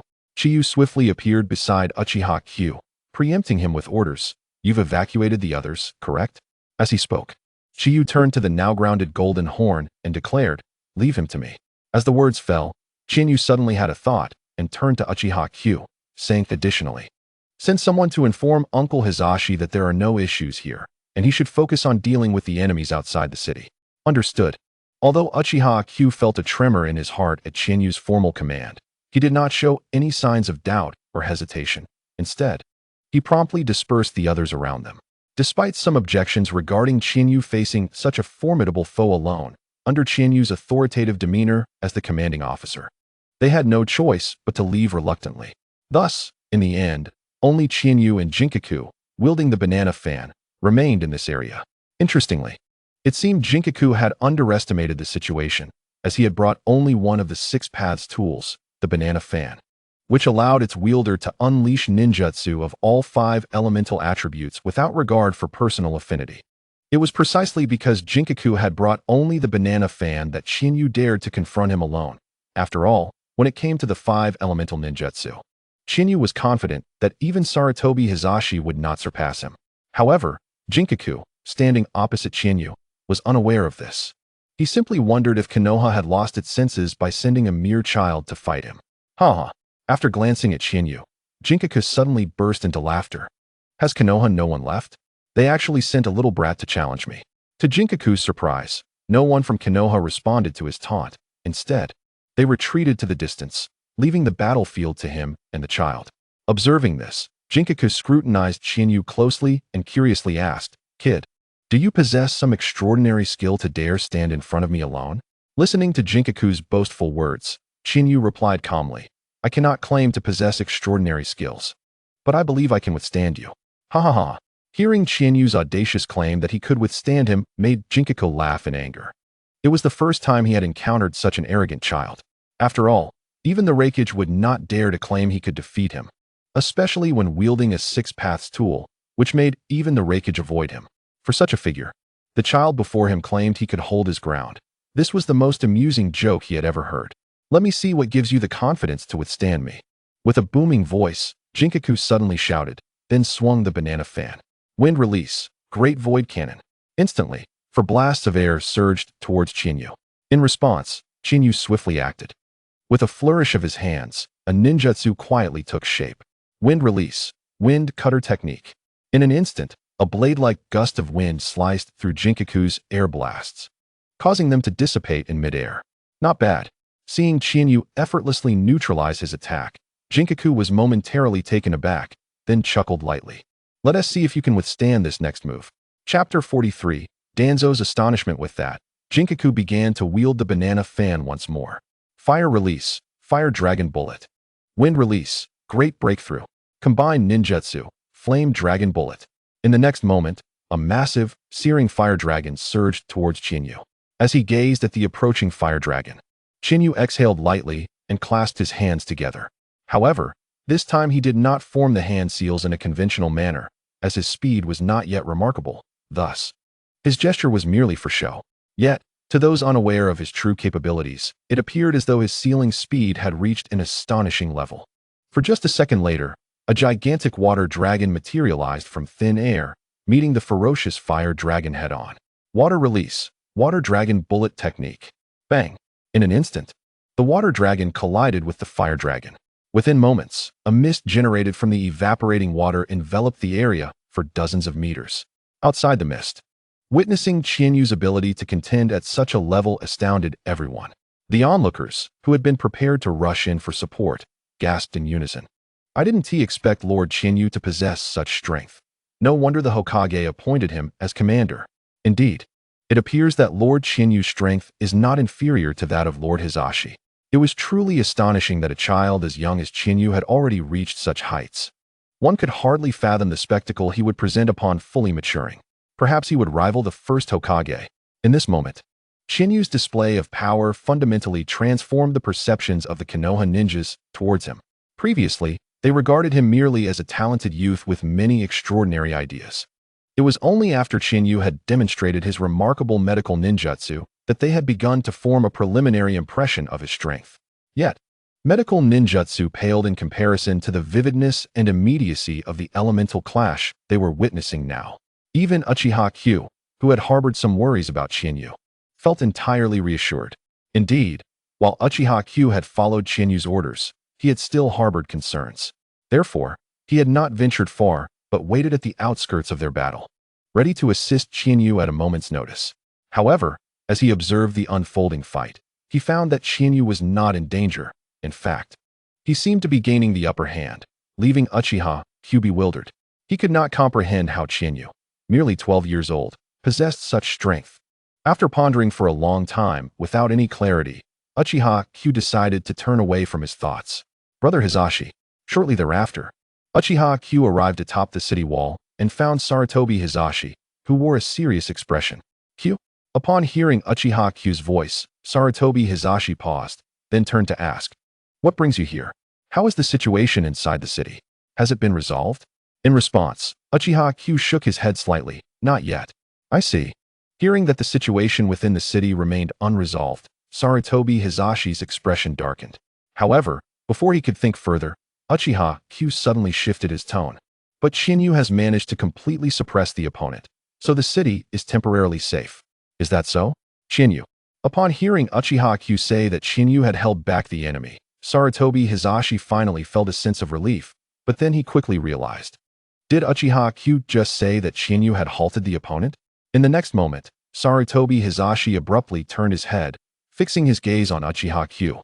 "Are you saying that Shinyu has stopped the enemy?" "Yes, Shinyu." Observing Sarutobi Hizashi's reaction, Uchiha Q did not conceal anything and promptly reported the situation as it had unfolded. After listening to Uchiha Q's account, Sarutobi Hizashi could not help but exclaim, "I never expected Shinyu to possess such strength." Indeed, following Sarutobi Hizashi's exclamation, Uchiha Q also expressed his astonishment. "If I had not witnessed it with my own eyes, I would not have believed that a mere 12-year-old Shinyu could rival Jinkaku." "Q, what do you mean by Jinkaku? Who has the strength to rival Jinkaku?" Suddenly, a voice of confusion interrupted the two. "Danzo." Upon hearing the noise, Sarutobi Hizashi quickly turned to face the newcomer, explaining, "There was a battle within the city earlier. Jinkaku infiltrated." "What?" Upon hearing this, the newcomer, Shimura Danzo, was taken aback and immediately questioned Sarutobi Hizashi. "Hizashi, why are you only now informing me of such a significant matter as Jinkaku's infiltration?" As Shimura Danzo questioned himself, Sarutobi Hiruzen was nearly overcome with frustration. After a moment's calm, Sarutobi Hiruzen fixed his gaze upon Shimura Danzo and retorted, "Weren't you just dealing with the Cloud Shinobi? How am I supposed to respond to that?" Upon hearing Sarutobi Hiruzen's words, even Shimura Danzo felt a twinge of embarrassment. However, this moment of awkwardness was fleeting, and he soon lifted his head to address Sarutobi Hiruzen, saying, "Setting that aside, since Kinkaku has infiltrated, we must act swiftly to stop him." With that, Shimura Danzo prepared to return to the city to intercept Kinkaku. "There's no need," Sarutobi Hiruzen interjected before Danzo could take a step. "Chiyu has already intercepted him." Hearing Sarutobi Hiruzen mention that Chiyu had stopped Kinkaku, Shimura Danzo froze, turning to gaze at Sarutobi Hiruzen in disbelief. "What did you say? That boy managed to stop Kinkaku?" "Indeed," Sarutobi Hiruzen affirmed with a confident nod, "Chiyu has halted Kinkaku. It would serve no purpose for us to rush over now. We should focus on the enemies before us." With that, Sarutobi Hiruzen turned his attention to Yue Wang below the city. Though Sarutobi Hiruzen's tone was resolute, Shimura Danzo still found it hard to believe that the boy had thwarted Kinkaku. "Danzo." Seeing that Shimura Danzo remained skeptical, Uchiha Kagami quickly interjected. "Chiyu indeed stopped Kinkaku and has gained an upper hand." "Very well." Upon hearing Uchiha Kagami's confirmation, Shimura Danzo, despite his lingering doubts, felt compelled to accept the truth. Seeing this, Uchiha Kagami ceased further discussion with Shimura Danzo and moved to stand beside Sarutobi Hiruzen, both observing the fierce battle unfolding. Chapter 44. Sarutobi Hiruzen's astonishment. Meanwhile, within the city, the mist had quietly dissipated, revealing Kinkaku and Chiyu once more. Kinkaku looked at Chiyu with genuine surprise, realizing that the boy could indeed stand against him.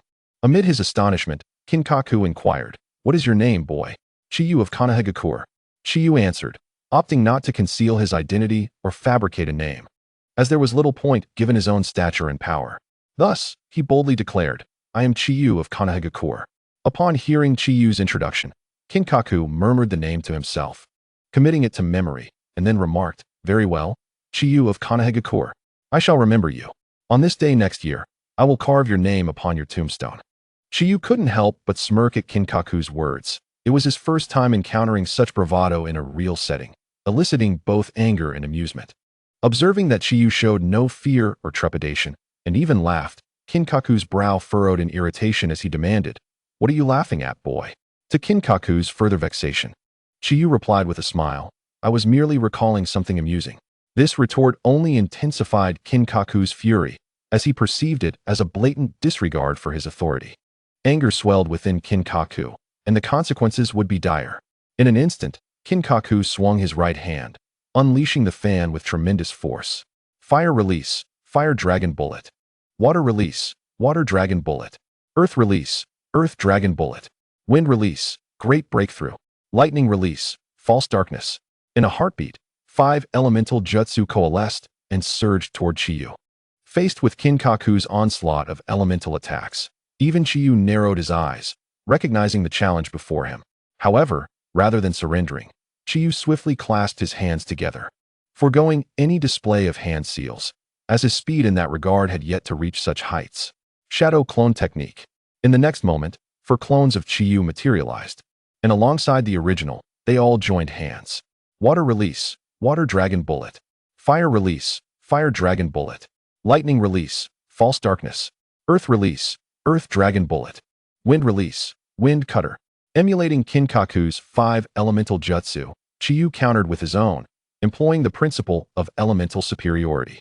Boom, boom, boom, boom, boom.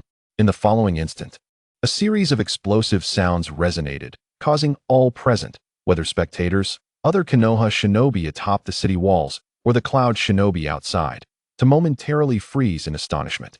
None anticipated such a commotion, least of all Sarutobi Hiruzen and Yayue Wang.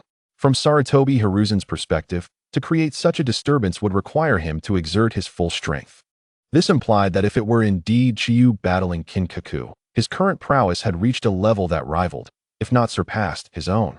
In that moment, Sarutobi Hiruzen recalled the words of his teacher, the second Hokage, Senju Tobarama, from the day prior to their departure. That day, after compiling the list of the advanced troops, Sarutobi Hiruzen first presented it to Chiyu, the commander, before turning to his teacher, Hokage Senju Tobarama, for his review. Teacher. In the Hokage office, Sarutobi Hiruzen placed a stack of documents on Senju Tobarama's desk, stating, "This is the list of personnel for the advanced troops. Please review it." Upon hearing this, Senju Tobarama nodded silently before taking the personnel list to examine. Very well. After a considerable pause, Senju Tobarama replied with a hint of indifference. Suddenly, he picked up a pen and scribbled a name on the paper before handing it back to Sarutobi Hiruzen, saying, "I've added someone. Do not let that boy know for now."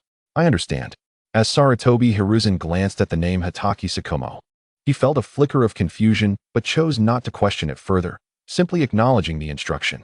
At that moment, Senju Tobarama raised his gaze to meet Sarutobi Hiruzen's and asked, "Monkey, do you know why I chose to include the Hitaki boy?" Regrettably, young Sarutobi Hiruzen could not fathom the reason behind Senju Tobarama's decision, leaving him to awkwardly scratch his head. Sighing, Senju Tobarama stepped to the window, gazing out at the village hidden in the leaves, and posed a question, "Monkey, who do you believe is the strongest in Konoha today?" Without hesitation, Sarutobi Hiruzen replied, "That would naturally be you, teacher." However, upon hearing his answer, Senju Tobarama gently shook his head, indicating that he was mistaken. Startled, Sarutobi Hiruzen pondered. Could there truly be someone stronger than his teacher in Konoha? As he contemplated, a figure emerged in his mind, and he responded, "If not you, then it must be Lady Mido." To Sarutobi Hiruzen's surprise, Senju Tobarama shook his head once more, stating, "Yes and no." At this, Sarutobi Hiruzen found himself genuinely stunned. Was there truly someone in Konoha stronger than both Senju Tobarama and Uzumaki Mido? Sensing Sarutobi Hiruzen's stillness behind him, Senju Tobarama sighed yet again and clarified. "In the eyes of the entire shinobi world, the strongest in Konoha is indeed me. Yet you are well aware that after she became the Jinchuriki of the Nine Tails, her strength has surpassed mine, drawing near to the level of my elder brother. Thus, the true strongest in Konoha is not I, but rather my elder sister." As he spoke, Senju Tobarama turned around, gazing at Sarutobi Hiruzen, and remarked, "My dear elder brother, I can only say that in recent years, this is the first. Within 5 years, the strongest individual in Konoha will change. That person is neither me nor you, but Chiyu." "Nanny?" The moment those words escaped Senju Tobarama's lips, Sarutobi Hiruzen was plunged into astonishment. The notion that the strongest in Konoha could be a mere 12-year-old child was unfathomable. Undoubtedly, had these words not come from his esteemed teacher, Senju Tobarama, Hiruzen would have delivered a couple of punches to awaken his mentor from such fanciful dreams. Chapter 45.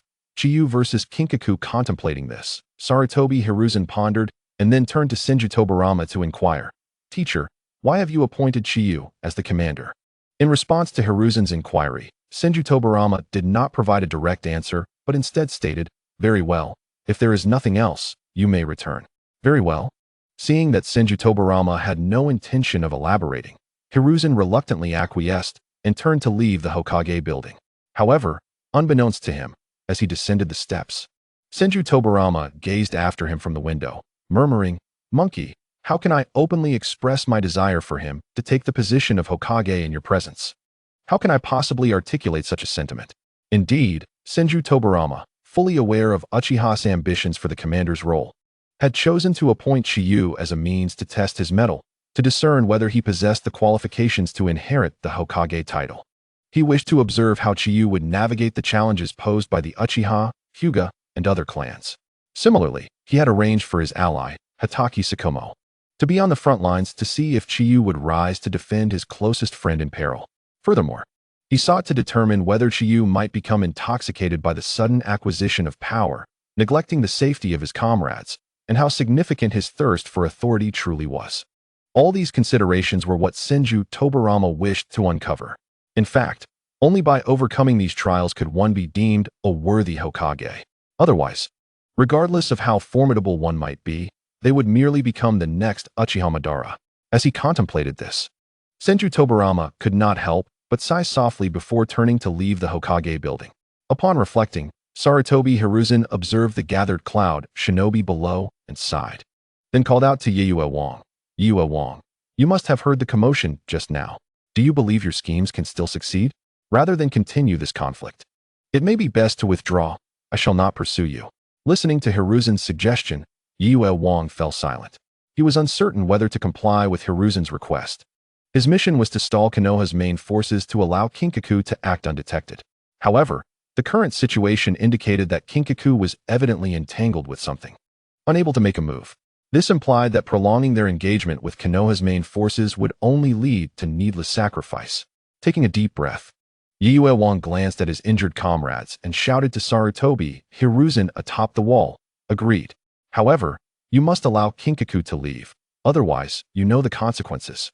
Upon hearing Yue Wang's words, Sarutobi Hiruzen felt a wave of relief. It was not just Yue Wang who wished for a ceasefire, but he too desired it. Although Konoha held a positional advantage in this battle, for those possessing chakra, the so-called advantages of terrain were not as pronounced. Unless one held an absolute stronghold, the differences were negligible. Therefore, this battle had resulted in significant injuries not only for the Cloud Shinobi, but also for Konoha.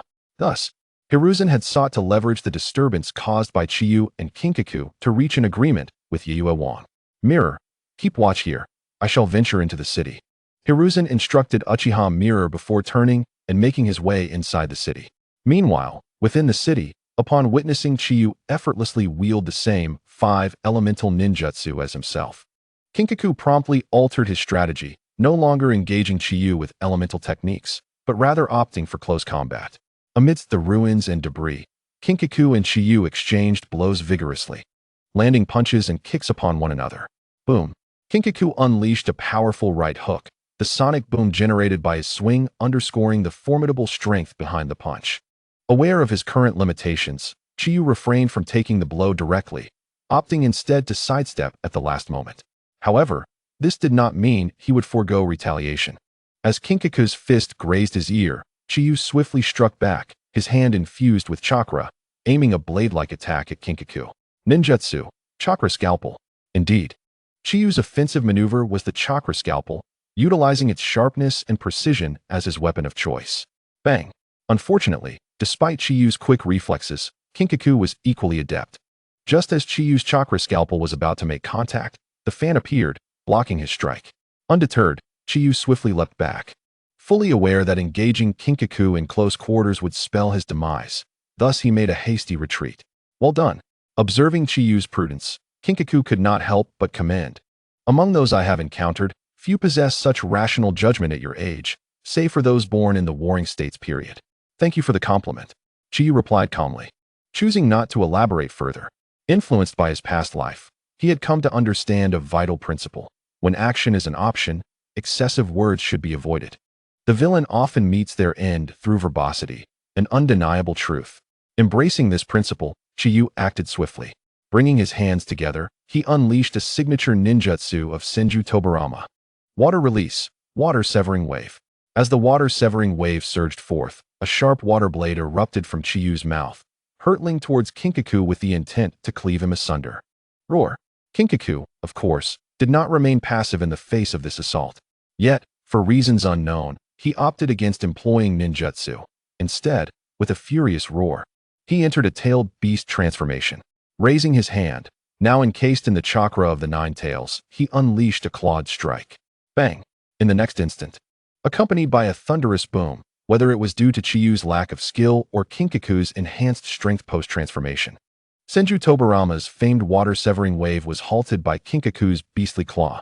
Chapter 46. The fan changes hands as the water-severing wave was thwarted. Chiyu furrowed his brow and promptly joined his hands once more, channeling chakra anew. Water release, hard vortex water blade. In the blink of an eye, another of Senju Tobarama's signature techniques was unleashed by Chiyu. A spear formed from condensed water materialized and was hurled toward Kinkaku. The hard vortex water blade, an iconic ninjutsu of Senju Tobarama, was well known throughout the ninja world, and Kinkaku, fully aware of its prowess, could not afford to underestimate it. Thus, when confronted with this technique, Kinkaku reacted without hesitation, brandishing his fan.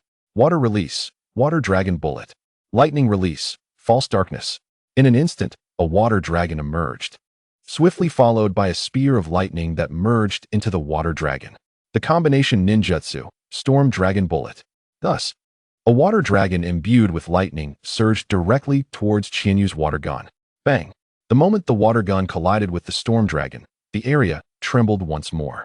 Although the water gun was shattered and transformed into a massive water vortex, the storm dragon simultaneously unleashed countless currents of electricity, surging into the water vortex. This encounter resulted in a stalemate. However, this was not the end, as at that moment, Jin Jiao charged towards Chinyu once again. After clashing with Chinyu once more, Jin Jiao became increasingly certain that to surpass Chinyu, only close combat offered a chance. Naturally, Chinyu, aware of his disadvantages from the outset, would not grant Jin Jiao this opportunity. Just as Jin Jiao made his move, Chinyu hastily evaded to the side, simultaneously performing another ninjutsu. Ninjutsu, shadow clone technique. Indeed, Chinyu employed the shadow clone technique again, but this time not to execute the 5 elements great bullet technique, rather simply to confound Jin Jiao's senses. In the next moment, 7 Qianyas suddenly materialized, each darting in different directions, successfully stalling Jin Jiao's movements. Faced with the 8 Qianyas encircling him, Jin Jiao furrowed his brow, momentarily unable to distinguish which was the clone and which was the original. It was no surprise. The shadow clone technique was such an extraordinary skill that even the Byakugan and Sharingan could not see through it. Only the original Uchiha Madara during the 4th Great Ninja War managed to discern it. Thus, it was entirely reasonable for Jin Jiao to be baffled. Meanwhile, witnessing Jin Jiao momentarily distracted, the 8 Qianyas exchanged glances and swiftly sprang into action. Water style, water surge wave.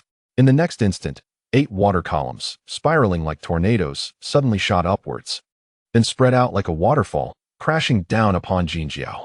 This maneuver astonished Jin Jiao. He had not anticipated that Chinyu possessed such a vast amount of chakra, considering the prolonged battle they had endured. However, this did not instill fear in Jin Jiao. He rapidly swung his banana fan. In an instant, the 5 elements great bullet technique re-emerged and collided with Chinyu's assault. Bang! Bang! Bang! Bang! Bang! Yet, Jin Jiao found himself in a predicament. His 5 elements great bullet could only manifest 5 types, while Chinyu's water surge wave consisted of 8, making it impossible for Jin Jiao to defend against completely. Although he managed to negate 2 with his tailed beast transformation, he had no means left to counter the 8th wave. Boom! Ultimately, with a thunderous roar, Jin Jiao was struck by Chinyu's water surge wave and sent crashing to the ground. Bang! However, just then, a voice suddenly rang out beside Jin Jiao, and Chinyu's figure appeared, swiftly seizing the banana fan from him. Upon seeing Chinyu's actions, Jin Jiao, who had just regained his senses, was instantly enraged. But before he could utter a word, the Chinyu clone abruptly turned and distanced himself. Then, Handing the banana fan to another Chinyu, he vanished in a puff of smoke before Jin Jiao's eyes. Bang bang bang bang. Simultaneously, the other Qianyas also disappeared, leaving only the Chinyu holding the banana fan in place. Witnessing this scene, Jin Jiao could scarcely comprehend what had transpired. Clearly, this was all part of the young one's scheme. He had previously split into 8 clones, but had concealed one to ambush him. Under normal circumstances, he would have easily noticed the hidden clone. However, the actions of the other 8 Qianyas had completely distracted him, preventing him from realizing one clone lurked nearby, waiting for the opportune moment. At his age, such cunning. As Jin Jiao rose to his feet, a flicker of fear, unnoticed even by himself, crept into his gaze as he regarded Chinyu. Kid you. After a long pause, Jin Jiao composed himself and prepared to say something to Chinyu. Chinyu. But suddenly, a voice echoed from afar, and Sarutobi Hisashi's figure appeared beside Chinyu. Kid, wait for me. I will reclaim what is mine personally. Upon seeing Sarutobi Hisashi's arrival, Jin Jiao's eyes visibly narrowed, and after issuing a threat to Chinyu, he turned and fled towards the outskirts of the village. Listening to Jin Jiao's parting words, Chinyu glanced at the banana fan in his hand and smiled slightly. I will be waiting. With that, Chinyu turned to Sarutobi Hisashi and inquired, Uncle Hisashi, how is the situation outside the village? Hearing Chinyu's question, Sarutobi Hisashi, who had been momentarily lost in thought over the banana fan in Chinyu's possession, snapped back to attention and replied, it's temporarily stable. That's good. Nodding in response, Chinyu continued, in that case, I leave the next matters to you, Uncle Hisashi. The battle with Jin Jiao has worn me out. I shall return to rest. Having said that, Chinyu called out to the distance, Sakumo, let us head back. Coming, Chinyu. As Chinyu's words fell, Hatake Sakumo's voice followed, and he hurried over from a distance. Let us go. Thus, under Sarutobi Hisashi's watchful gaze, Chinyu and Hatake Sakumo returned to their residence. Sighing, Sarutobi Hisashi observed the departing figure of Chinyu, who was fanning himself with the banana fan, and took in the devastated battlefield from their clash with Jin Jiao. He couldn't help but let out a sigh. He then turned to the surrounding ninjas who had gathered again and instructed, you all handle the aftermath. Yes, in response to Sarutobi Hisashi's orders. The ninjas immediately complied and began repairing the damage. Chapter 47. The ceasefire between rock and mist. As the sun and moon transitioned, half a year had passed since the surprise attack by the Cloud Ninja. During this half year, the conflict between the Cloud Ninja and Konoha never ceased. The flames of war spread across the entire hot springs and fire border, even extending into the land of hot water. There was no alternative. Once the scale of war expanded, the necessary combat zones would inevitably increase, and naturally, it was safer to operate in foreign lands than within one's own country. Thus, the battles between Konoha and the Cloud Ninja primarily concentrated within the land of hot water. In this context, although Chinyu yearned to stay in the camp and enhance his involvement through medical ninjutsu, he found himself constrained by the policy he had previously established, which resulted in Konoha deploying insufficient powerful personnel. As a result, when faced with Jin Jiao's provocation, he had no choice but to intervene personally. The reason was that Sarutobi Hisashi was preoccupied with dealing with Yue Wang, Shimura Danzo was occupied with Yue Wang's deputy, and Uchiha Kagami was engaged with other Cloud Ninja. Therefore, in the end, the responsibility to confront Jin Jiao fell upon him, the one who had previously clashed with him and had a slight upper hand. However, it was precisely because of the battle with Jin Jiao that Chinyu's combat experience rapidly improved over the past 6 months, and his strength progressed in leaps and bounds. If half a year ago, Chinyu could only rely on his vast chakra reserves and the ability to perform ninjutsu without hand seals to barely entangle Jin Jiao. Now, half a year later, Chinyu had gained the capability to engage in a certain level of close combat with Jin Jiao. It must be said that this represented a significant advancement. After all, Jin Jiao was a veteran from the Warring States period, and in the original story, he had caused Senju Tobarama to suffer defeat, albeit largely due to the Six Paths ninja tools. However, one must not underestimate the prowess of Kinkaku, for the Six Paths tools are formidable in their own right. Ultimately, it is the wielder that determines their effectiveness. If the ones wielding these tools were figures like Naruto during the Fourth Great Ninja War, or Tsunade from the Second Great Ninja War, would they be able to drag down Hashirama Senju? Certainly not. Thus, when we examine the situation realistically, Kinkaku and Ginkaku are indeed powerful, for if they were truly weak, How could the notoriously hot-tempered Raikage show them deference? Therefore, to engage in close combat with such a Kinkaku for several rounds is already a noteworthy achievement for Chiyu, considering his age. In fact, this is reminiscent of the original narrative where Tsunade, Jiraiya, and Orochimaru faced Hanzo of the Salamander during the Second Great Ninja War. Even though they were nearly annihilated, they were still honored with the title of the legendary Three Ninjas of Konoha and gained recognition throughout the ninja world. Not to mention, Chiyu held the advantage against Kinkaku, not only failing to allow Kinkaku any edge, but ultimately causing him to lose a Six Paths tool. This accomplishment, by any measure, far surpasses that of Tsunade and her companions. Consequently, Chiyu's renown within the ninja world has ascended to a level above that of Tsunade and her peers. This shift is most evident in the changing gazes of his comrades within the camp. Initially, everyone believed Chiyu to be merely gifted and unambitious, a commendable successor. Following the revelation of his medical ninjutsu, they considered him merely talented in that aspect, still viewing him as a young successor. However, after witnessing his battle with Kinkaku, they all came to the realization that Chiyu's strength was indeed formidable, far exceeding that of most among them. Only a select few, such as Sarutobi Hiruzen and Shimura Danzo, were deemed capable of matching him in combat. Consequently, the camp began clamoring for Hiruzen to return authority to Chiyu. Yet, much to everyone's disappointment, Chiyu promptly stepped forward to support Hiruzen, citing his youth and inexperience as reasons for not taking command. He expressed concern that a single misjudgment on his part could lead to unnecessary sacrifices among his comrades. Thus, command remained with Hiruzen, who continued to direct operations. However, from that day forth, Chiyu's leisurely life was irrevocably altered. Although he had declined command on the grounds of his age, he was still compelled to attend meetings out of respect, which left him feeling quite helpless. Ultimately, unable to refute the insistence of his comrades, Chiyu found himself rising early each day, clocking in, and then sitting in the main seat, idly passing the time. For instance, this very morning, he was awakened by a member of the Senju clan and accompanied by Kakashi Hitaki to the meeting room. Yet, Chiyu sensed a notable change this time. Typically, their discussions revolved around the latest raids by the Cloud Village and strategies for retaliation. However, this time, the topic shifted to the affairs of the ninja world, specifically concerning the land of water and the land of earth. More precisely, they discussed the mutual demise of the second Tsuchikage and the second Mizukage on the battlefield. Indeed, true to the original narrative, due to Chiyu's non-interference, these two Kage ultimately met their end on the battlefield. The death of a Kage is monumental, especially in such a manner, leading to near upheaval from the Iwa Ninja Village and the Kiri Ninja Village, both seeking vengeance for their fallen leaders. Yet, at that moment, for reasons unknown, both villages inexplicably halted their actions, withdrawing their forces from combat entirely.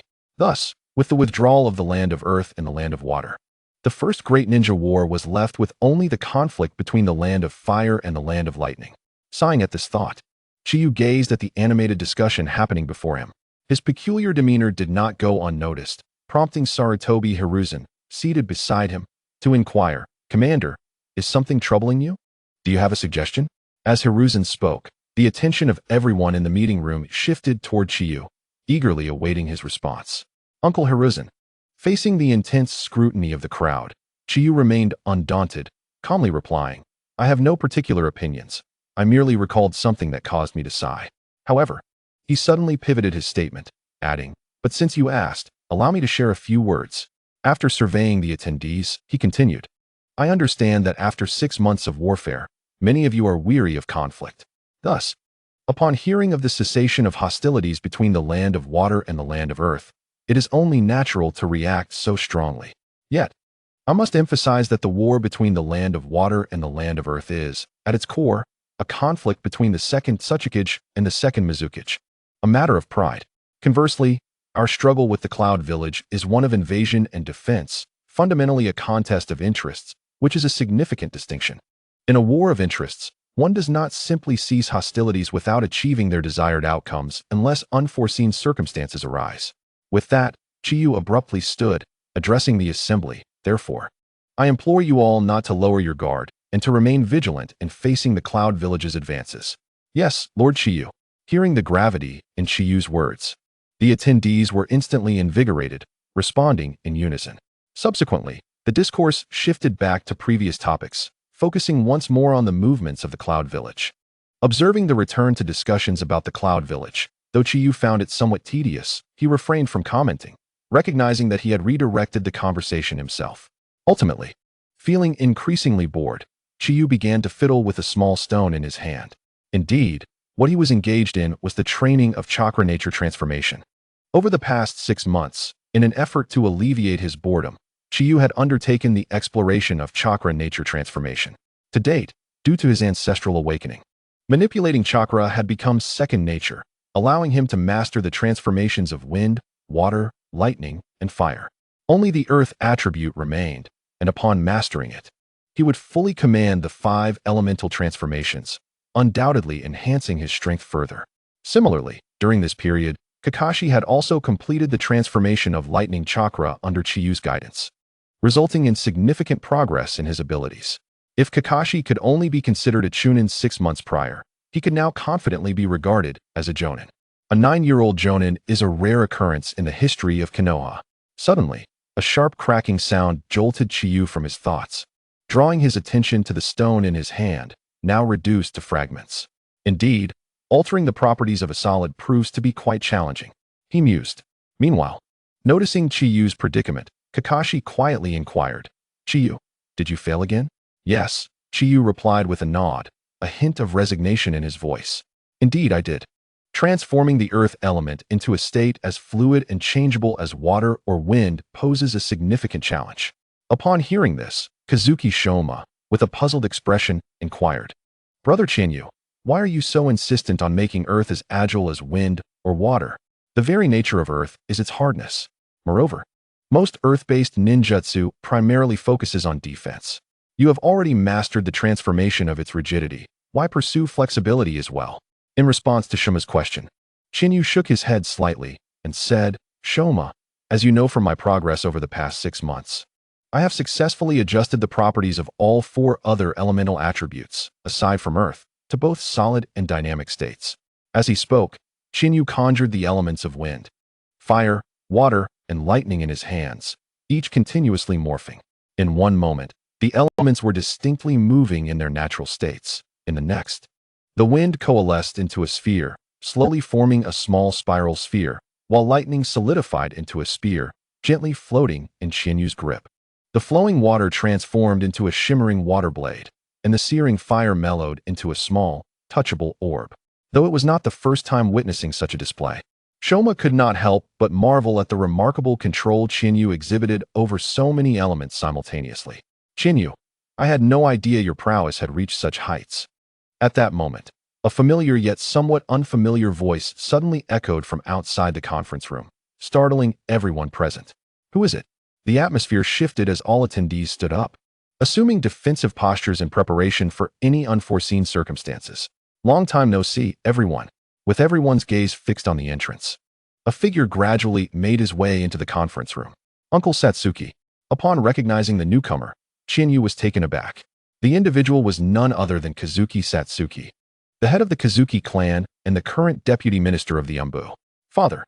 In the next moment, Shoma approached Satsuki to greet him. "It's been a while, Shoma."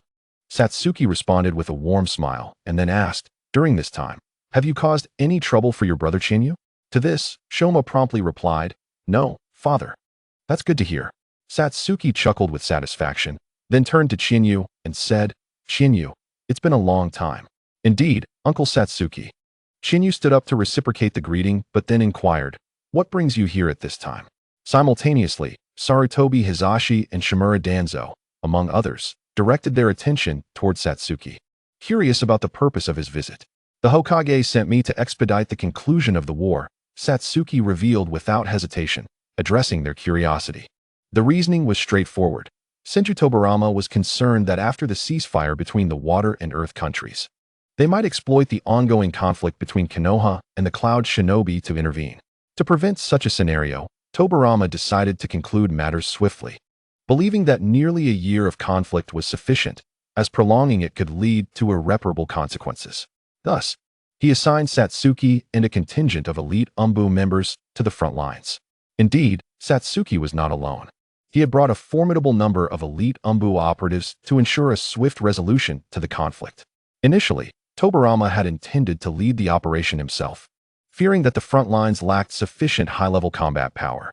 However, Chinyu's rapid growth convinced him that he could withstand the Raikage might, leading Tobirama to delegate the task to Satsuki instead. Now I understand. After listening to Satsuki's explanation, the attendees grasped the reason for his arrival. Chinyu then smiled at Satsuki, saying, "In that case, we will rely on you, Uncle Satsuki." Of course, Satsuki replied with a light laugh. "Please, have a seat." Upon hearing this, Chinyu gestured for Satsuki to sit down beside him. Thus, as Satsuki settled in, the discussion resumed regarding strategies to confront the Cloud Shinobi. Finally, as time passed and noon approached, the meeting drew to a close. Following Chinyu's announcement to disperse, attendees began to exit the conference room, returning to their respective duties. Uncle Satsuki. Just as Satsuki was about to depart to organize Umbu affairs, Chinyu suddenly called out to him, with a hint of confusion. Satsuki turned back to face Chinyu and asked, "What is it? Is there something you need me to do?" "Not exactly," Chinyu replied, shaking his head slightly. He then glanced at Shoma, who was watching Satsuki intently, and proposed, "Since you haven't returned to the village in such a long time, I'm curious about how things are back home. Shall we find a place to chat?" "Certainly." Satsuki quickly realized that Chinyu was attempting to create an opportunity for him to bond with his son. As for why Chinyu didn't express this directly, it was due to the current environment. This was a time of war, and such familial matters were generally prohibited in the front lines. Thus, Chinyu used his longing for home as a pretext to facilitate their interaction. After all, as the commander, he possessed a modicum of privilege. Consequently, Satsuki acquiesced to Chinyu's request and began recounting amusing stories that had transpired in Konoha since their departure. Time slipped away as Satsuki narrated, and before long, day transitioned into night, heralding a new dawn. Early the next morning, Sarutobi Hizashi, adhering to their prior discussions, led the main force toward the borders of the Land of Water. Meanwhile, Satsuki had quietly departed under the cover of night with the Umbu, advancing ahead toward the Cloud Shinobi's encampment. "Brother Chinyu, is the war really coming to an end?" Shuma's expression was complex as he gazed upon the departing troops, prompting him to ask Chinyu, who stood nearby. However, Chinyu could not predict whether the war would cease after today. He merely shrugged and replied, "Perhaps." Yet, after a brief pause, Chinyu shifted the topic. "Well, we must be on our way as well. They have their mission, and we have ours." With that, Chinyu turned and sprinted away into the distance. Observing this, Shoma remained silent, following closely in Chinyu's footsteps. When Satsuki visited the day prior, he not only came to provide assistance, but also brought crucial intelligence. Among the information was the alarming news that the brothers Kin and Jin had forcibly taken the Two Tails, disregarding the Raikage's interference, and were advancing toward the front lines. The mission entrusted to Chinyu was to intercept them within the borders of the Land of Soup, preventing their sudden entry during a critical confrontation with the Cloud Ninja, thereby disrupting their rhythm. Naturally, facing the formidable trio of Ginkaku, alongside the Two Tails, it would be impossible for Chinyu to confront them alone with only Hitaki Tsukumo by his side. In fact, though their numbers were few, each individual was a powerhouse. First, there was Chinyu, the main force who had already engaged Kinkaku multiple times. Next was Uchiha Kagami, adept in illusion techniques and possessing the Sharingan. As for Kagami's adversary, that was undoubtedly the Two Tails. With the advantage of his Sharingan, Uchiha Kagami felt entirely confident facing the Two Tails. Furthermore, there was Senju Tobirama's other disciple, Akimichi Torikase, who had consistently managed logistics to prevent surprise attacks from the Cloud Ninja. Indeed, while Torikase had always been stationed at the front lines, his responsibilities kept him far from direct combat, making his appearances in the war room exceedingly rare.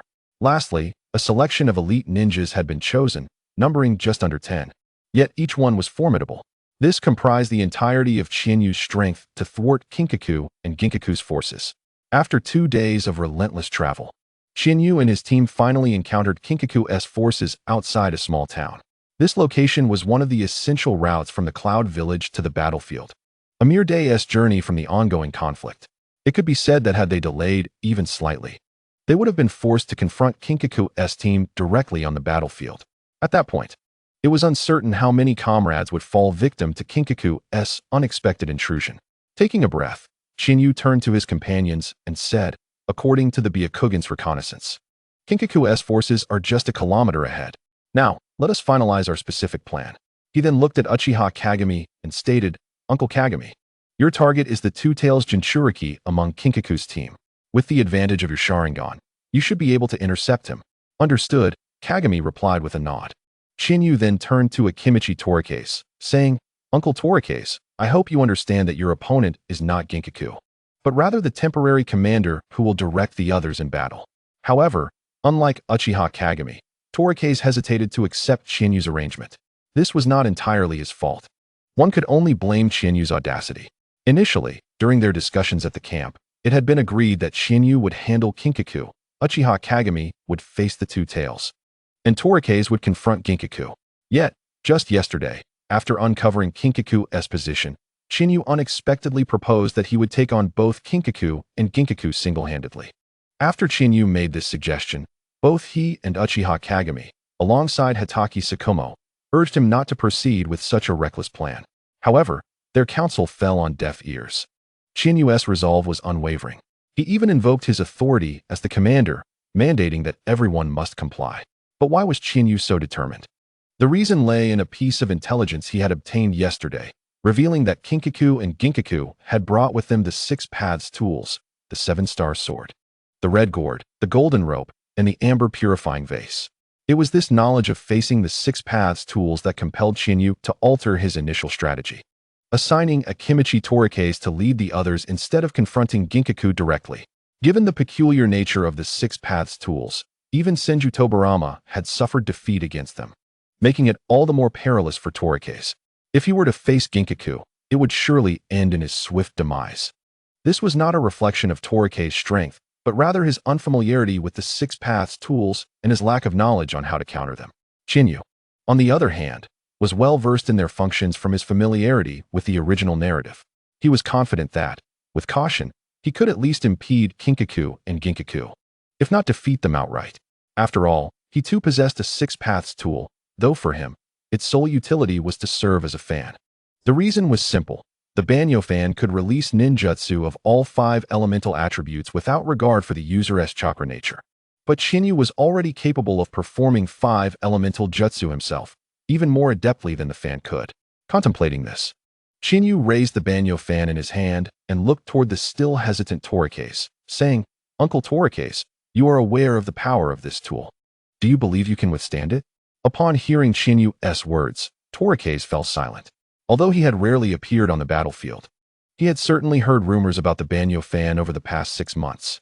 The ability to disregard one's chakra nature and unleash unlimited jutsu, as long as one had sufficient chakra, was indeed daunting.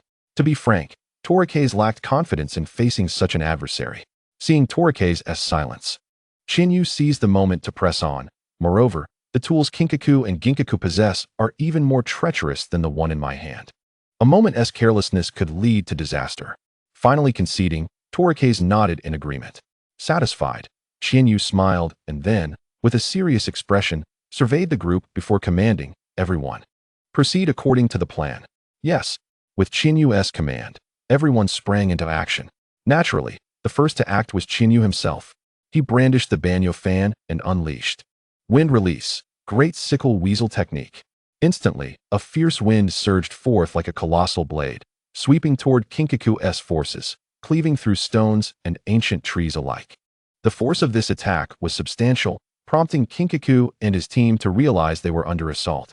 Hey, Kinkaku bellowed, pivoting sharply and wielding the Seven-Star Sword for a powerful slash. Boom! With a resounding crash, Shinyu's Great Sickle Weasel was cleaved in two by Kinkaku's strike, dissipating into thin air. Following the destruction of the technique, Kinkaku turned his gaze to the now-appeared Shinyu, coldly remarking, Konoha's Shinyu, I never expected you to find your way here. Before Shinyu could respond, Ginkaku interjected, Kinkaku, why waste words? Let us just attack. He then lunged forward, throwing a punch at Shinyu. Boom. Unfortunately for Ginkaku, his punch missed Shinyu, who deftly blocked it with the Banyo fan. However, Ginkaku did not relent. He swiftly lifted his leg to kick at Shinyu. Simultaneously, Kinkaku stealthily approached Shinyu's side, ready to strike down with the Seven-Star Sword. Yet, things were different now. After half a year of battling Kinkaku, Qianyu's combat experience had become exceedingly refined, especially against this familiar opponent. Thus, as Kinkaku lunged, Qianyu had already sensed his movement and prepared a counter. Bang! With a resounding sound, another Qianyu wielding the banyo fan appeared before Kinkaku, successfully blocking his 7-star sword. Another shadow clone. Kinkaku's expression shifted dramatically upon seeing this new Qianyu. He knew all too well how often he had been deceived by this tactic over the past 6 months. Each time he thought the banyo fan was within grasp, it would vanish into smoke the very next second. Recalling the gloom of yesteryears, Jin Jiao let out a sudden roar, and with a fierce exertion, he forcefully suppressed Qianyu. Drink. At that moment, witnessing Jin Jiao's eruption, Yin Jiao intensified his efforts, maneuvering at a precise angle to circumvent Qianyu's banana fan. Aiming directly at Qianyu's core. Boom. Before long, under the pressure from Jin Jiao, Qianyu's shadow clone was obliterated, and he himself, momentarily distracted by the destruction of his clone, found himself perilously close to being struck by Yin Jiao's dazzling golden rope. Just then, Qianyu unexpectedly lowered his body, vanishing from Yin Jiao's sight, leaving no trace. Crash! The punch by Yin Jiao missed its target, and rather than turning to pursue Qianyu, he fixated on the ground where Qianyu had vanished, muttering, "Earth escape." Boom. Yet, before Yin Jiao could complete his thought, the earth beneath him quaked violently, and a spike of earth suddenly erupted, aimed directly at his eyes. This spectacle startled Yin Jiao, prompting an instinctual surge of Ninetails chakra from his body. Crack! As Yin Jiao unleashed the Ninetails chakra, the earth and spike ultimately failed to fulfill its purpose, disintegrating midair. Alas! Meanwhile, on a patch of ground 10 meters away from Yin Jiao, Qianyu, having inexplicably appeared there, observed the scene with a hint of disappointment etched on his face. Uleaf village brat. Seeing Qianyu reveling in misfortune, Yin Jiao, nearly transformed into a cyclops in his fury, turned and bellowed at Qianyu. "You shall not escape today." Roar. Following this declaration, a beastly roar erupted from Yin Jiao's mouth, as a dark red creature with multiple tails materialized before all present. Tail beast transformation. Witnessing Yin Jiao's metamorphosis, Jin Jiao was equally taken aback, yet he refrained from further comment, instead darting to flank Qianyu, effectively cornering him. Faced with the tail beast form of Yin Jiao ahead and Jin Jiao wielding the 7-star sword behind, Qianyu couldn't help but feel a sense of awe. To provoke such a formidable response from the duo indicated that his strength was indeed commendable. Lost in thought, Qianyu shook his head slightly, attempting to regain his composure. In the next moment, he waved his banana fan, and then executed the shadow clone technique. Shadow clone technique. Instantly, 3 shadow clones appeared, pairing up with Qianyu's main body to confront Jin Jiao and Yin Jiao. Fire release, great fireball. Wind release, great breakthrough. Following this, the 2 clones facing Jin Jiao unleashed a combined ninjutsu of fire and wind. Water release, great waterfall wave. Lightning release, earth walk. On the other side, the 2 clones engaging with the tail beast Yin Jiao employed a combination of water and lightning techniques. However, despite the ferocity of Qianyu's assault, the prowess of Jin Jiao and Yin Jiao was equally formidable. In response to the encroaching fireball, Jin Jiao swiftly raised his right hand, and with a flash of the 7-star sword, he cleaved the fireball in twain. Boom. Similarly, confronting the surging tidal wave imbued with lightning, Yin Jiao, in his tail beast form, executed a counterattack. With his tails thrashing, he struck down upon the colossal wave. Slap, slap, slap. After several strikes, the massive wave conjured by Qianyu disintegrated, and the lightning within failed to inflict any harm upon Yin Jiao due to his transformation. This scene prompted Qianyu to shake his head in disappointment, his expression visibly crestfallen. Yet, he did not dwell in despair for long. In the next heartbeat, he rallied once more, raising his banana fan anew. In an instant, a new barrage of 5 elemental combination ninjutsu surged forth, aimed squarely at the 2 brothers, Jin Jiao and Yin Jiao. This time, however, Jin Jiao opted to evade, choosing not to absorb Qianyu's onslaught directly. Roar. As for Yin Jiao, he remained resolute, braving Qianyu's attack, relying on his tail beast form to withstand the onslaught. Observing their reactions, Qianyu prepared to strike again with his banana fan. But before he could react, Jin Jiao suddenly appeared at his side, brandishing the 7-star sword menacingly close to Qianyu's neck.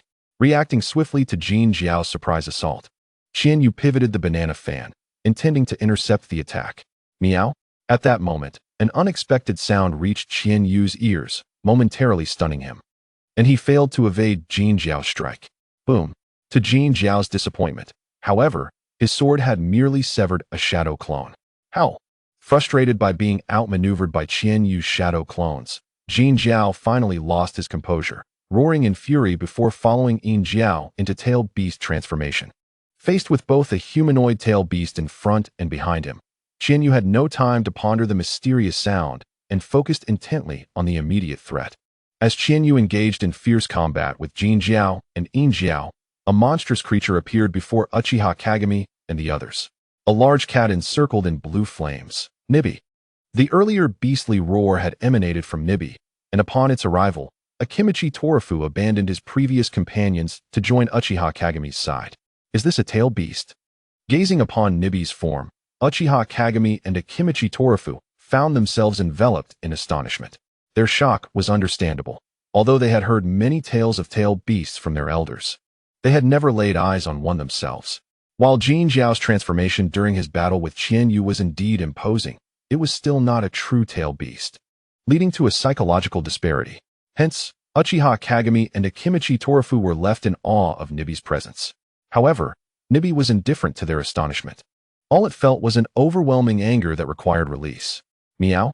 With a roar, Nibi sprang forward with blinding speed, appearing before Uchiha Kagami and striking down with a paw. Multiplication technique. Just as Nibi's claws were about to make contact with Uchiha Kagami, Akimichi Torafu intervened, employing his clan's secret technique. Bang! In an instant, amidst the sound of collision, Akimichi Torafu successfully blocked Nibi's claws with his enlarged right hand. Fire release, great fireball technique. Simultaneously, Uchiha Kagami promptly responded with the signature Uchiha technique, unleashing a great fireball aimed at Nibi. Unfortunately, it seemed that being engulfed in flames dulled the effectiveness of Kagami's attack, stirring Nibi's ferocity further. Meow? Soon, a chilling cat-like wail emanated from Nibi, causing Uchiha Kagami and Akimichi Torafu to momentarily lose focus. Seizing the opportunity, Nibi swiftly struck both of them with its claws, sending them flying. Boom, boom. With two resounding crashes, Uchiha Kagami and his companion were propelled several meters away. Coughing, they gradually regained their footing, their gazes towards Nibi now tinged with gravity. Fixating on the fierce gaze of Nibi, Uchiha Kagami spoke suddenly. Torafu, I'll leave the front to you. No problem. Upon hearing Uchiha Kagami's words, Akimichi Torake's quickly grasped his intent. Instead of rejecting the suggestion, he readily agreed. Super expansion technique. Without hesitation, Akimichi Torake's transformed into his enlarged form, directly confronting the currently smaller Two Tails. In response, Uchiha Kagami was not idle. He swiftly maneuvered to the side, clearly planning to ambush Two Tails. On the other side, Two Tails, witnessing Akimichi Torake's newfound size, instinctively emitted a low growl, seemingly gripped by fear. However, it quickly regained composure and let out an angry roar directed at Torake. It was evident that Two Tails was somewhat irked by its earlier reaction.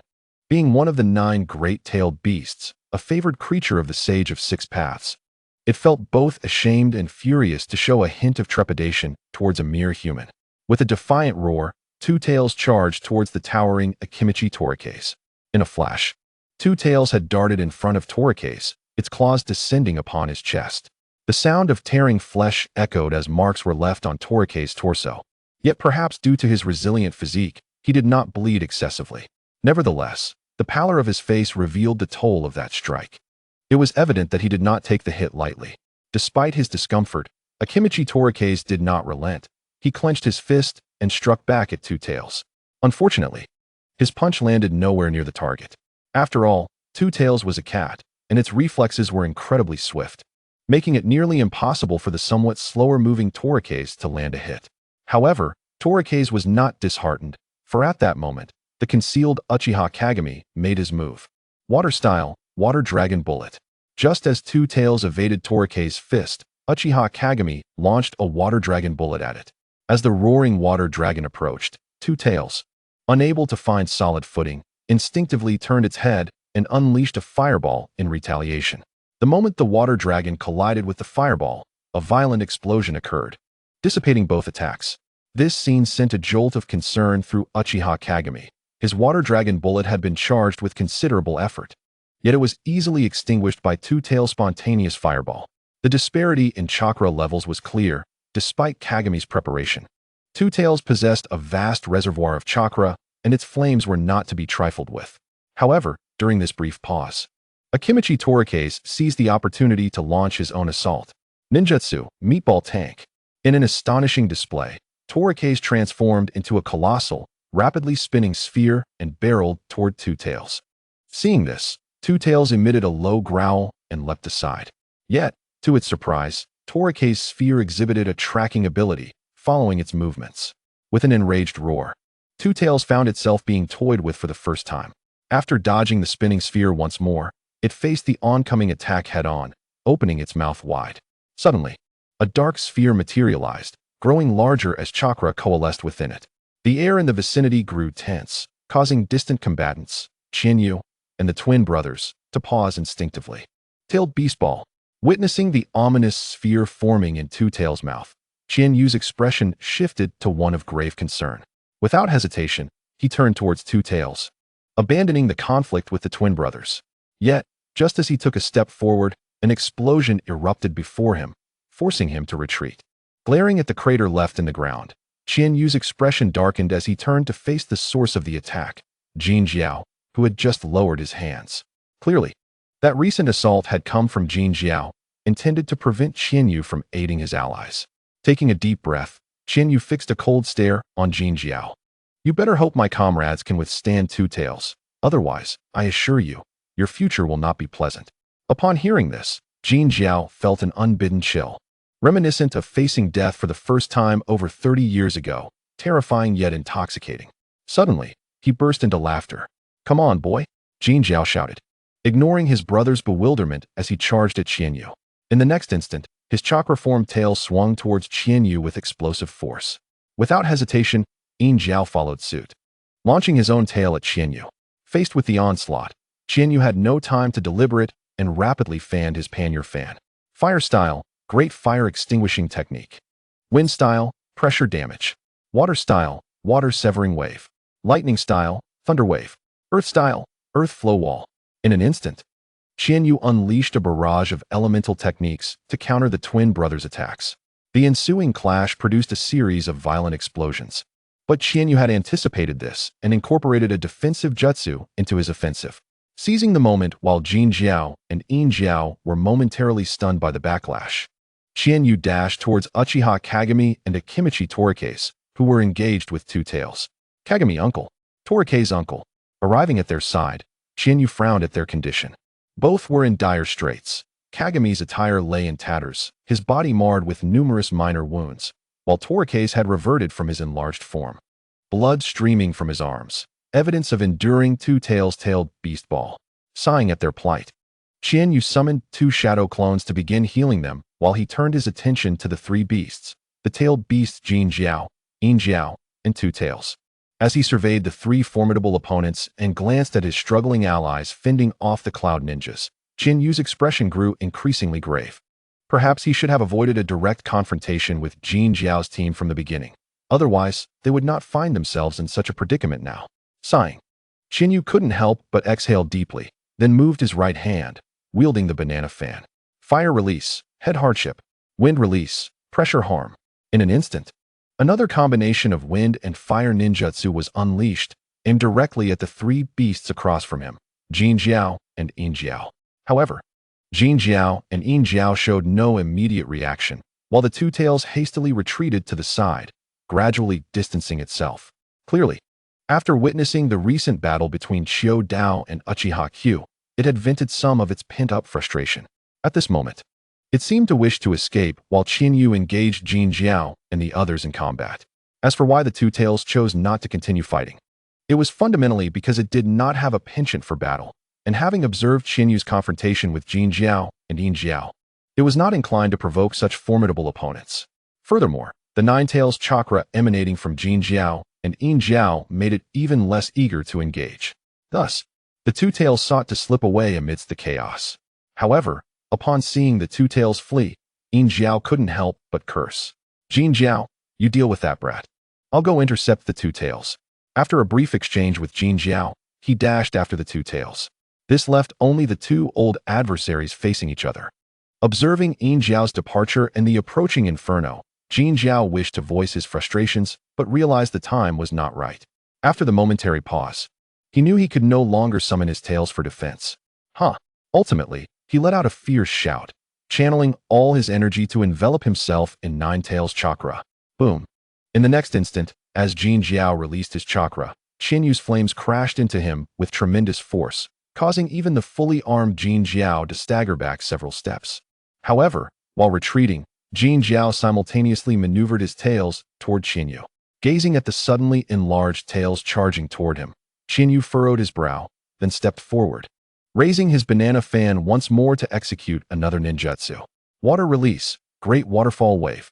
Instantly, a colossal wave materialized, crashing into Jin Jiao's tail. Simultaneously, unbeknownst to Jin Jiao, a semicircular earthen mound quietly encased Uchiha Q and the others. Earth release, Earth prison.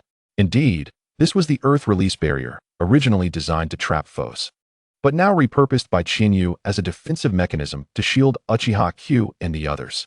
Boom. In an instant, the massive waterfall collided with Jin Jiao's gigantic tail. With a resounding crash, this area transformed into an artificial lake, albeit one created by human intervention. Yet that was not the end. For the very next second, Qin Yu was in motion again. With a leap atop the earthen mound, he waved the banana fan once more. Lightning release, Earth walk. Instantly, a torrent of electrifying power surged into the water, subsequently spreading to Jin Jiao. Roar. This strike, fueled by an excess of chakra from Qin Yu, compelled even the tailed beast-formed Jin Jiao to let out a roar, indicating he had sustained a considerable blow. Konoha Qin Yu. At that moment, Qin Yu heard someone calling his name, prompting him to instinctively prepare a response. Who is it? However, Qin Yu suddenly regained his senses, swallowing the words that had almost escaped his lips, slowly turning to look at the figure in the distance, feeling both surprised and apprehensive. Before him stood a large, open barrel, beside which was an unexpected figure. Yin Jiao. Indeed, it was the very same Yin Jiao who had claimed he would intercept the two tails. Clearly, the voice he heard earlier belonged to Yin Jiao. Intending to lure Qin Yu into the large barrel, the amber purification bottle. If Qin Yu was not mistaken, Yin Jiao's earlier statement about intercepting the two tails was likely meant to lower his guard. Had he not realized the truth in time, he might have fallen into Yin Jiao's trap. With a sigh of relief, Qin Yu silently thanked his fortune. Yet, his expression grew serious, for the situation had become increasingly complicated. Although he was still faced with Jin Jiao and Yin Jiao, the difference now lay in the fact that he had to also protect the two injured comrades at his feet. Just then, a surge of memory flooded his mind, causing him to relax slightly. Nonetheless, Qin Yu refrained from expressing this relief and continued to focus intently on Jin Jiao and Yin Jiao. On the other side, seeing that Qin Yu was still concerned for Uchiha Q and the others, Jin Jiao smirked slightly and remarked, "Kid, do you really think you can handle us both while tending to your comrades?" He then proposed to Qin Yu, "If you are willing to abandon your companions, perhaps I might spare you and even consider accepting you under my wing. What do you say? An enticing proposal, isn't it?" "Indeed, kid," Yin Jiao chimed in. "If you forsake your comrades, we shall let you go. It's quite an appealing offer." As the words faded, Yin Jiao further coaxed Qin Yu, "After the recent skirmish, you should be well aware of our capabilities. Without any burdens, you can barely withstand our combined might. With two injured comrades to protect, your chances of victory are even slimmer. As the saying goes, a dead ally is better than a dead comrade. Why risk your own life for others?" After this, both Jin Jiao and Yin Jiao fell silent, watching expectantly as they awaited Qin Yu's decision. They were eager to discover how the young ninja from Konoha would respond. Would he choose to save himself at the expense of his companions? Or would he stand firm for their sake? Of course, even if Qin Yu chose to save himself, they had no intention of truly letting him go. Qin Yu's talent was far too formidable. At such a young age, he had already reached a level capable of contending with them, even when they fought as a duo. It was evident that it would not be long before Qin Yu surpassed them entirely, ascending to the pinnacle of the ninja world. Faced with such a threat, how could they possibly allow him to escape? Chapter 54, Mangekyo Sharingan. However, much to their disappointment, Chinyu did not even waste time pretending to deliberate. He simply shook his head and rejected their proposal outright. You truly overestimate yourselves. With that, Chinyu's expression turned resolute as he declared, neither my life nor that of my comrades shall be forsaken. Shadow Clone Technique. With this incantation, Chinyu once again employed the Shadow Clone Technique to confront Jin Jiao and Yin Jiao. Observing Chinyu's response, Jin Jiao and Yin Jiao exchanged no further pleasantries. Instead, they charged directly at him. Roar. With a thunderous roar, Jin Jiao unleashed a tailed beast bomb, summoning a small black sphere from his mouth that rapidly expanded, surpassing the tailed beast bomb previously released by the two tails in mere moments. Simultaneously, Yin Jiao, upon realizing that the Six Paths tools proved ineffective against Chinyu, also transformed into his tailed beast form and followed suit, launching his own tailed beast bomb at Chinyu. Faced with the dual onslaught of tailed beast bombs, Chinyu's expression darkened immediately. Without a moment's hesitation, he and his shadow clones sprang into action, each taking a side. Earth release, earth flow wall. Earth release, earth flow wall. In the next instant, two walls of earth, infused with a significant amount of chakra by Chinyu, burst forth from the ground, rising to block the two-tailed beast bombs. Boom, boom. In an instant, accompanied by two resounding booms, Chinyu's earthen wall successfully thwarted the tailed beast jewels of the brothers, Jin Jiao and Yin Jiao. However, he himself felt a tinge of fatigue due to the prolonged exertion.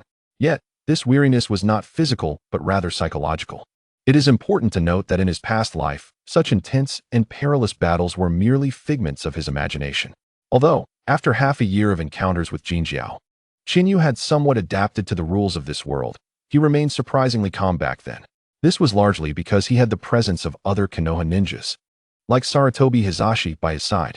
In contrast, during the recent skirmish, he stood alone against the two brothers, which naturally intensified his anxiety and forced him to focus intently, fearing that a moment's inattention could doom both himself and the Konoha ninjas present. However, Jin Jiao misinterpreted Chinyu's demeanor, believing him to be on the verge of collapse. Indeed, to Jin Jiao, it was nothing short of miraculous for someone as young as Chinyu to have fought them to such a standstill. Thus, upon witnessing Chinyu gasping for breath, he smirked and remarked, "Boy, are you unable to continue?" Yet, to Jin Jiao's surprise, Chinyu merely responded with a cold smirk and fell silent. Instead, he abruptly raised his palm fan and launched another attack, even forsaking the protection of his allies and vigilance against Yin Jiao. Earth Style, Great Earth Flow. With this sudden surge of power, the ground before Chinyu began to undulate violently, rushing towards Jin Jiao with formidable force. What an opportune moment. Meanwhile, noticing that Chinyu seemed oblivious to his presence, Yin Jiao murmured softly, then stealthily followed Chinyu's lead, intending to launch a surprise attack from behind. Boom. However, just as Yin Jiao leaped over Chinyu's earthen prison, the prison unexpectedly vanished in an explosive display. Bang! A massive green chakra hand surged forth, striking Yin Jiao and sending him hurtling away. Yin Jiao. This unexpected turn of events not only caught Yin Jiao off guard, but also startled Jin Jiao. This surprise prevented him from reacting in time to Chinyu's assault, leading him to share Yin Jiao's fate. Bang! With a resounding impact, Jin Jiao was launched away by Chinyu's beast wave gale palm. Yet, instead of pursuing his advantage, Chinyu retreated to his previous position, gazing at the figure before him, whose eyes bore an uncanny resemblance to shurikens, yet differed subtly. He addressed, "Uncle Mirror, I never anticipated you would awaken the Mangekyo." Indeed, the person was Uchiha Kagami. More precisely, he was Uchiha Kagami, who had unlocked the legendary power of the Uchiha clan, the Mangekyo Sharingan.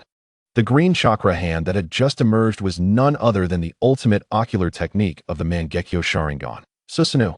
However, it was somewhat regrettable that Uchiha Kagami had just recently awakened the Mangekyo.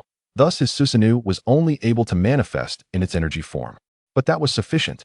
The reason was simple. Upon witnessing that green hand, Jin Jiao and Yin Jiao had already fled in panic. As for why they fled, it was primarily because Uchiha Kagami's Susanoo evoked memories of their powerlessness when confronting Uchiha Madara. Yes, when they had been engulfed by the Nine Tails only to emerge and find Uchiha Madara toying with the beast using his Susanoo. Although Uchiha Kagami's Susanoo was of a different hue than the blue they recalled, The nature of that chakra was unmistakably the same, prompting their immediate retreat, even disregarding their comrades. Thus, with the retreat of the brothers Jin Jiao and Yin Jiao, along with the escape of the Two Tails, this battle ultimately concluded in Konoha's favor. As for the remaining Cloud Village ninjas, they were swiftly apprehended once Qianyu had the opportunity to act. After a flurry of organization, Qianyu finally found himself at leisure. Turning to Uchiha Kagami and inquiring, "Uncle Mirror, how did you awaken the Mangekyo at such a crucial moment? Had it not been for your sudden awakening, we might have faced dire consequences today." In response to Qianyu's question, Uchiha Kagami did not conceal the truth. After glancing at the still unconscious Akimichi Torikase, he explained, "I felt a surge of anger and guilt upon seeing Torikase take a blow for me." He continued uncertainly, "That must have triggered my awakening of the Mangekyo." "I see." After absorbing Uchiha Kagami's explanation, Qianyu nodded knowingly, understanding that the awakening of the Mangekyo requires a profound emotional stimulus, which Uchiha Kagami had indeed experienced upon witnessing Torikase's sacrifice. Chapter 55. The powers of Uchiha Kagami with clarity dawned. Qianyu found himself curious about Uchiha Kagami's ocular techniques. As far as he knew, each Mangekyo Sharingan possessed its unique abilities, such as Itachi's Amaterasu and Tsukuyami, Obito's Kimui, and Shursue's Kodo Amatsukami. With intrigue evident on his face, Qianyu gazed at Uchiha Kagami and asked, "Uncle Mirror, what are your ocular techniques? I recall reading in clan records that each Mangekyo Sharingan has a distinct ability, referred to as the exclusive ocular techniques of the Mangekyo." Surprised by Qianyu's knowledge of Uchiha clan history, Uchiha Kagami responded, "I did not expect you to be so well versed in the ocular techniques of our clan." He then revealed his Mangekyo, pointing out, "My Mangekyo possesses two unique techniques. The left eye's illusion god, which can forcibly pull opponents into my illusionary realm without the need for eye contact, with the effectiveness depending on the disparity in strength between us, and the right eye strengthening, which can enhance an individual's physical capabilities tenfold for a duration of one day." Such power. Upon hearing Uchiha Kagami's description, Qianyu was left astounded. The capabilities of this Mangekyo far surpassed those of Itachi's Tsukuyami or Amaterasu. Firstly, Illusion God is indeed more potent than Tsukuyami, as it does not require eye contact.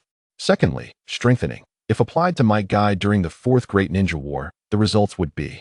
Qianyu inhaled sharply at the thought. After a long pause, he turned to Uchiha Kagami and said, "Uncle Mirror, if you wield this ability at the right moment and on the right person, it would be simply, suddenly." Qianyu halted mid-sentence, as a thought flashed through his mind.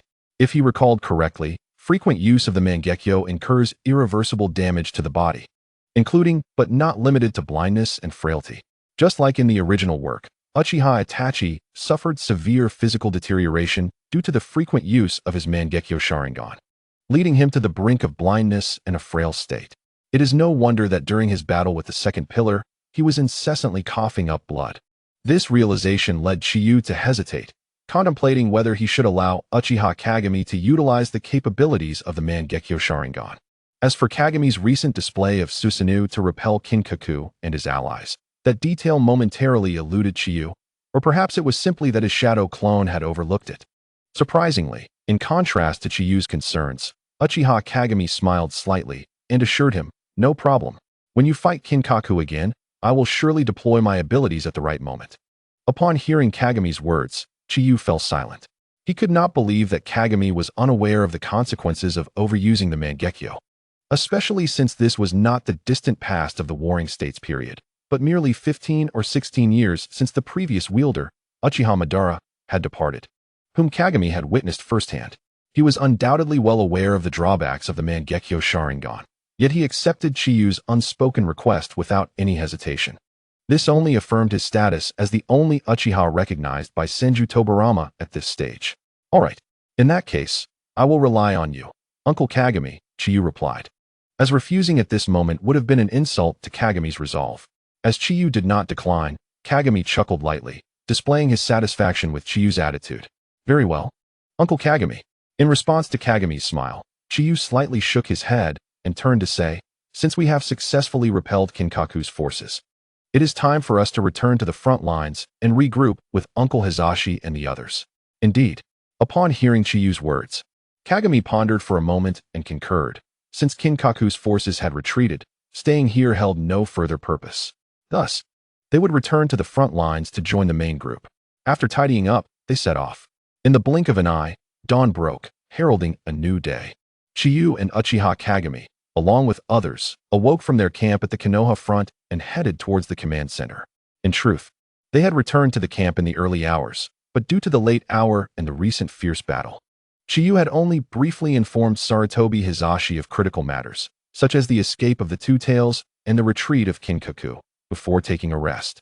Hence, they were now making their way to the command center early in the day. Before long, under the leadership of Chiyu's younger brother, Hatake Tsukumo, they arrived at the command center. "We're here." Upon entering, Chiyu immediately heard Sarutobi Hizashi's voice. "Uncle Hizashi." Chiyu nodded in acknowledgement and then took a seat in the main position. After surveying the gathered individuals, he proceeded to provide a detailed account of their encounter with Kinkaku's forces, emphasizing Uchiha Kagami's role. However, regarding Kagami's Mangekyo abilities, Chiyu chose not to elaborate fully, only mentioning that Kagami had unexpectedly awakened the Mangekyo, without delving into specifics about his powers. Nonetheless, this revelation caused a stir among those present. Their gazes toward Kagami tinged with a hint of fear. This reaction was understandable, for the last wielder of the Mangekyo Sharingan was none other than Uchiha Madara, the man referred to as the Azura of the ninja world, who had fought alongside the first Hokage, Senju Hashirama. Chapter 56, The End of War? Before anyone could respond, Chiyu turned to Sarutobi Hizashi and inquired, "Uncle Hizashi, what is the situation on your end? Why do the ninjas from the Cloud Village seem to have retreated?" Initially taken aback by the shocking news of Kagami's awakening of the Mangekyo, Sarutobi Hizashi paused at Chiyu's question, then collected himself and began explaining, "Our side." As Hizashi elaborated, Chiyu gained a clearer understanding of the situation here. At first, neither Konoha nor the Cloud Village had gained an advantage. But when Hatake Sasuke and his Umbu members unexpectedly intervened, they caught the Cloud Ninjas off guard, nearly leading to their defeat. It could be said that if not for Yagami's timely intervention, which forced Hizashi to retreat and successfully stalled Sasuke, the Cloud Village might have faced a significant loss. However, this battle allowed Konoha to suppress the Cloud Village to some extent. Yet, following that clash, both sides found themselves in a stalemate, as Sasuke's Umbu were now out in the open, making successful ambushes impossible. However, the most significant news was that the war was nearing its conclusion. Indeed, the conflict was set to end, albeit abruptly. And the reason lay in the fact that the daimyo of the Land of Fire had exerted pressure on the daimyo of the Land of Lightning, stating that if the war did not cease, he would fully support Konoha. Consequently, the daimyo of the Land of Lightning redirected the pressure onto the Cloud Village, urging them to cease their actions or risk losing a portion of their funding. Ultimately, the Reikage, with no other option, sent a proposal for a ceasefire and alliance to Senju Tobarama, who was far away in Konoha. Upon hearing Hizashi's account, Chiyu found it somewhat unbelievable that such a significant battle could be brought to an early end by the words of a nameless daimyo. Yet, even if Chiyu remained skeptical, this was the reality, as Hizashi placed a letter before him. It was a personal letter from Senju Tobarama. The content was straightforward. The Cloud Village was prepared to negotiate a ceasefire with Konoha, urging them not to make any rash moves and to wait for his arrival to discuss matters further. Indeed, Senju Tobarama would be coming to the front lines in person. After reading the letter, Chiyu slowly lifted his gaze and surveyed the hopeful faces of those gathered. He could not help but shake his head. Turning to Sarutobi Hizashi, he stated, "Uncle Hizashi, since the Hokage intends to come personally, we should simply wait patiently."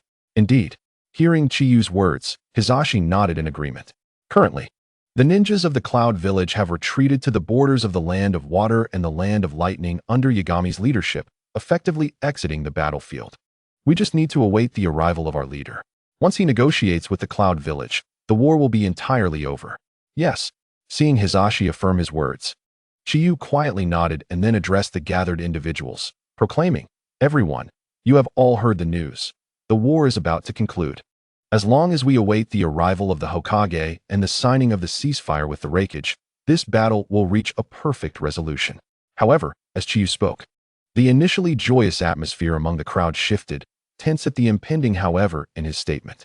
However, they soon relaxed, as Chiyu immediately added, "Even though the battle is nearing its end, we must not let down our guard completely. After all, who knows if there might be one or two dissenters who disregard Raikage's orders and rashly launch an attack on Konoha, reigniting the conflict. Yes, Lord Shinyu. Though the others found Shinyu's words somewhat alarmist, they responded earnestly, showing respect for his role as the commander. All right, if there are no further matters, you may all return to your duties, he declared. To Chinyu's surprise, upon hearing this, the group readily acquiesced and began to leave the command post one after another. In the end, only a few remained: Sarutobi Hizashi, Shimura Danzo, Uchiha Kagami, and the Hitaki father and son. As for Akimichi Torikase, he was still recuperating in his quarters. Watching the others depart, Chinyu turned to Sarutobi Hizashi, his expression filled with regret. Uncle Hizashi, I've put you through much during this time. This command should have been mine, yet I've hardly borne the burden. Before Chinyu could finish, Sarutobi Hizashi interjected, Your magnanimity has truly astonished me. He gazed at Chinyu in surprise. I never imagined you would entrust the powers of the commander entirely to me. This truly takes me aback. Feeling a bit embarrassed by Hizashi's comment, Chinyu sheepishly scratched his head and explained, It's simply because of my youth. There are many things I do not understand, and it's challenging for others to fully trust me. Hence, it would be better to delegate authority to Uncle Hizashi. This way, others will find it easier to accept his command, and I can learn from him while enjoying a bit of leisure. Hearing Chinyu's reasoning for passing command to Sarutobi Hizashi as a means to slack off, everyone present burst into laughter. However, amidst the laughter, Shimura Danzo's expression was less than favorable. He thought to himself that rather than handing command to Sarutobi Hizashi, it would have been more fitting to give it to him. After all, the Shimura clan had been the main force in this war. While the Sarutobi clan had indeed provided support later on, the core remained the Shimura clan. Why, then, was the command not given to him, the young clan leader of the Shimura? Carrying this resentment, Danzo quietly exited the command post after the laughter subsided. Danzo. Noticing his friend's departure, Sarutobi Hizashi quickly understood Danzo's feelings and promptly stifled his laughter. Chinyu, I must take my leave, he said to Chinyu before pursuing Danzo. Chapter 57. The Arrival of Senju Tobarama Danzo. Shortly thereafter, Sarutobi Hizashi caught up with the departing Shimura Danzo. Upon reaching him, Hizashi inquired with concern, Danzo, are you all right? I'm fine, Danzo replied curtly, continuing his stride towards the camp's exit. Recognizing Danzo's persistent attitude, Hizashi realized he was still upset and hastily sought to clarify. Danzo, you really needn't feel this way. Chinyu, enough. Danzo interrupted, his voice raised. Chinyu, what a nuisance. I see that he has some grievance against me. Why is it that when addressing others, he adds uncle while referring to me only as Shimura clan leader Danzo, the Jonin? Hizashi was taken aback by Danzo's intense reaction and suddenly became aware of the situation. Indeed, as Danzo pointed out, over the years, Chinyu had always addressed others with honorifics, yet had maintained a noticeable distance from him, despite them all being students of the same teacher. It puzzled Hizashi, as Danzo had not wronged Chinyu in any discernible way. Contemplating this, Hizashi lifted his gaze, intending to ask Danzo if he had inadvertently offended Chinyu, but he found that Danzo had already left the vicinity. Sighing, Hizashi turned back towards his quarters. In the blink of an eye, 3 days passed, and the Konoha camp welcomed 3 prominent figures: the second Hokage Senju Tobarama, Mito Kazan, the Deputy Minister of External Affairs and Tsunade's assistant, the Deputy Minister of the Medical Department, who had come with numerous medical ninjas to treat the injured. Chinyu, please provide an update on the current situation. Senju Tobarama, seated at the head of the table in the command post, addressed Chinyu. Yes, Hokage-sama, Chinyu replied without hesitation, promptly summarizing the current circumstances for Senju Tobarama. Although Senju Tobarama was already aware of the situation from prior reports, he listened intently to Chinyu's account. For intelligence can often lack detail or omit certain aspects. However, after Chinyu's narration, combined with previous intelligence, Senju Tobarama finally grasped the situation at hand. I understand, he acknowledged with a nod once Chinyu had finished. Turning his attention to Sarutobi Hizashi, he inquired, Hizashi, I have heard that you have been in command during this period? Indeed, sensei, Hizashi responded, aware that Senju Tobarama was testing him regarding the events of the past 6 months. Therefore, after a glance at Chinyu, he continued, due to the trust placed in me by the commander, I have been responsible for most of the command during this time. You have done well, Senju Tobarama remarked. pleased that Hisashi did not boast or claim credit solely for himself. However, his expression darkened as he turned towards Shimura Danzo. Danzo, do you realize where you have erred? Sensei. Danzo's face flushed at the question, unsure whether it was from embarrassment or anger, and he struggled to articulate a coherent response. Sighing, Senju Tobarama remarked, Danzo, it is not my intention to criticize you. If it were for other reasons, it would be one thing. But consider Kagami. He gestured towards Uchiha Kagami, then continued. Though he, like you, had his companions with him, his actions were motivated by the need to rescue others, which led to a momentary lapse. Yet you. As he spoke, Senju Tobarama fixed his gaze on Shimura Danzo and remarked, your downfall stemmed from an overabundance of confidence, leading you to lower your guard. Ultimately, your predicament was entirely avoidable had you not been so blindly self-assured and arrogant. Listening to the reprimand from his mentor, even Shimura Danzo could not help but feel a surge of shame and indignation, subsequently falling into silence. Sighing at the sight of Danzo's lingering sense of shame, Senju Tobarama shook his head and advised, very well, be more vigilant in the future. Afterward, Tobarama turned to Uchiha Kagami and expressed his surprise. Kagami, I did not anticipate that you would awaken the Mangekyo. To the astonishment of those present, Uchiha Kagami responded with a despondent expression, Sensei, I would rather not possess these eyes. Although this sentiment caught others off guard, it seemed unsurprising to Senju Tobarama, who displayed a knowing look as Kagami finished speaking. He then gazed steadily at Kagami and said, Kagami, sometimes events unfold contrary to our desires, often leading us in unexpected directions. However, if we can perceive things from the right perspective, we shall find no regrets. Tobarama continued, his eyes fixed on Kagami's, just as with your Mangekyo. Though it is indeed incomprehensible, it stands as a testament to your love, a proof of your affection for them, your comrades. If it were otherwise, these eyes would never have manifested. With heartfelt sincerity, Tobarama encouraged Uchiha Kagami. Thus, what you must focus on now is not regret, but rather how to wield this power to better protect others and safeguard the village. Upon hearing Tobarama's lengthy discourse, Uchiha Kagami felt his inner turmoil dissipate, and he solemnly replied, Sensei, I understand. Seeing Kagami emerge from his introspection so swiftly, Tobarama smiled with satisfaction. Yes, now this is the disciple of Senju Tobarama. With that, he turned to Sarutobi Hiruzen, instructing, Hiruzen, tidy up and prepare to accompany me to the land of hot water tomorrow to discuss an alliance with Reikage. Relieved that his friend had been spared, Sarutobi Hiruzen promptly responded, Yes, Sensei. Tobarama then glanced at Mito Kimizumi and Uchiha Kagami, addressing them. You too. However, his gaze shifted back to the downcast Shimura Danzo and the nearby Torian Komatsu, and he decided, never mind, all of you, including Kazekage, will join me as my disciples. Yes, Sensei. With Tobarama's command issued, Uchiha Kagami, Mito Kimizumi, Torian Komatsu, and even the previously subdued Shimura Danzo responded in unison, nodding in acknowledgement. Tobarama then turned his attention to Chiyu and Hataki Tsukumo, advising, Chiyu, Tsukumo, after we depart, do not lead the team back immediately, lest Cloud Shinobi seize the opportunity to launch a sneak attack. Upon hearing this, Chiyu and Hataki Tsukumo exchanged glances before responding. We shall heed your command, Hokage-sama. Tobarama then surveyed the gathered individuals and spoke. All right, you may all attend to your affairs. Understood. Thus, under Senju Tobarama's directive, the assembly dispersed, each returning to prepare for their respective tasks. Chiyu, please stay. Just as Chiyu was about to leave, Senju Tobarama unexpectedly called out to him, causing Chiyu's expression to stiffen, a wave of apprehension washing over him. Despite this, Chiyu did not feign ignorance. He turned back to face Tobarama, inquiring, Hokage-sama, may I ask why you summoned me? However, Tobarama did not immediately respond to Chiyu's question.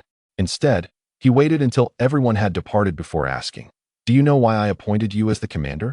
Chiyu was taken aback by the inquiry and internally lamented, How would I know your reasoning for making me the commander?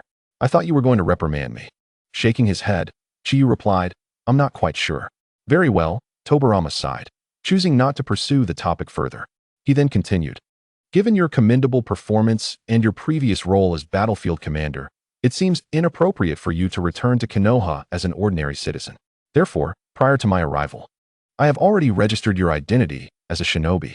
As he spoke, Tobarama produced a Leaf Village forehead protector and a card-like identification item, tossing them to Chiyu.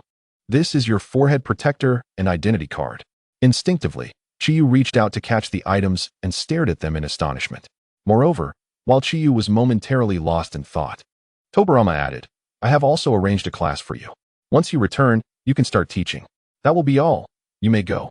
Without hesitation, Tobarama dismissed Chiyu, who remained in a daze, unable to fully comprehend the situation, and he departed the command center as instructed. Little did Chiyu know that after his exit, Tobarama sighed softly, gazing at the door through which he had left, murmuring, I hope you will continue to cherish your comrades. With that, Tobarama began to organize the matters requiring attention for the upcoming alliance with the Cloud Shinobi. Chiyu, what are you pondering? Meanwhile, at Chiyu's residence, Hatake Tsukumo, noticing Chiyu with his head bowed in contemplation, curiously inquired, Huh, Tsukumo? Startled by Tsukumo's voice, Chiyu was momentarily taken aback, but upon regaining his composure, he replied, Oh, nothing much. I was just thinking about the current state of the village, considering we have not returned in half a year. The village? Upon hearing Chiyu mention the village, Tsukumo too became lost in memories.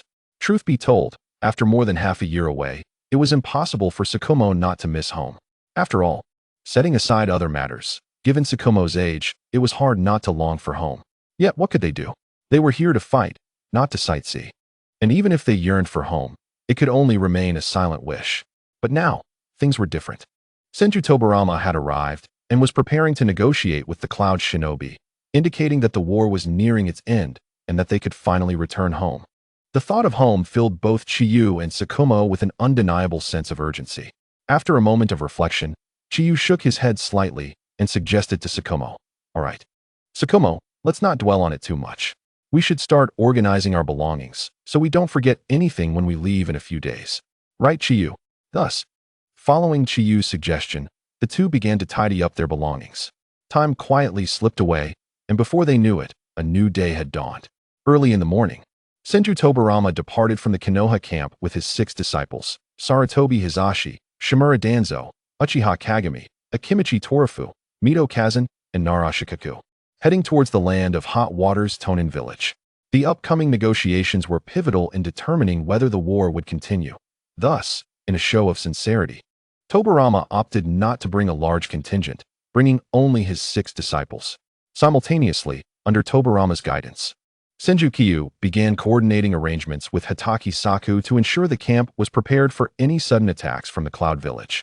In the blink of an eye, a day passed, and under Tobarama's leadership, Sarutobi Hizashi and the others finally arrived at Tonin village, only to encounter another group from the Cloud Village. Leading them was the second Reikage, along with the brothers Kin and Jin, Yagami, and a squad of over 100 ninjas. The sight of such a formidable force from the Cloud Village caused Tobarama and his companions to furrow their brows in concern. Did the Cloud Village intend to avoid negotiations? Contemplating this, Tobarama stepped forward, addressing the second Reikage. Reikage, is it necessary to bring such a multitude to the negotiations? Do you not trust Konoha? At the same moment, Sarutobi Hizashi and the others assumed a defensive stance, prepared for any sudden aggression from the Cloud Ninjas. Surprisingly, in response to Tobarama's inquiry, the second Reikage burst into laughter before replying, Hokage, you worry too much. My bringing this many is not out of distrust, but rather a recognition of Konoha's strength and a show of respect. Skeptical of the Reikage's explanation, Tobarama chose not to argue, ultimately stating with calm resolve, if that is the case, let us proceed inside. The second Reikage, pleased with Tobarama's lack of further inquiry, responded cheerfully, very well. Let us enter and discuss the specifics of our alliance. Observing the Reikage's demeanor and glancing at the other Cloud Ninjas, Tobarama turned to his disciples before following the Reikage's lead. As the 2 leaders entered, the others promptly followed suit. Please, take a seat. Shortly thereafter, in the Tonin village's main building, within the conference room, the Tonin leader, acting as a witness, took his place at the head of the table and addressed Tobarama and the second Reikage. I shall now witness your truce negotiations. Acknowledging this, Tobarama and the Reikage remained silent and took their seats. Without further ado, the Tonin leader gestured, please place your respective hats before you. With that, both Tobarama and the Reikage positioned their hats on the table.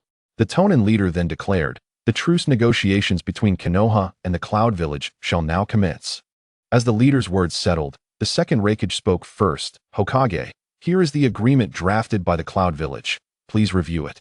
He glanced at Kin and Jin, signaling them to present the documents. Yes.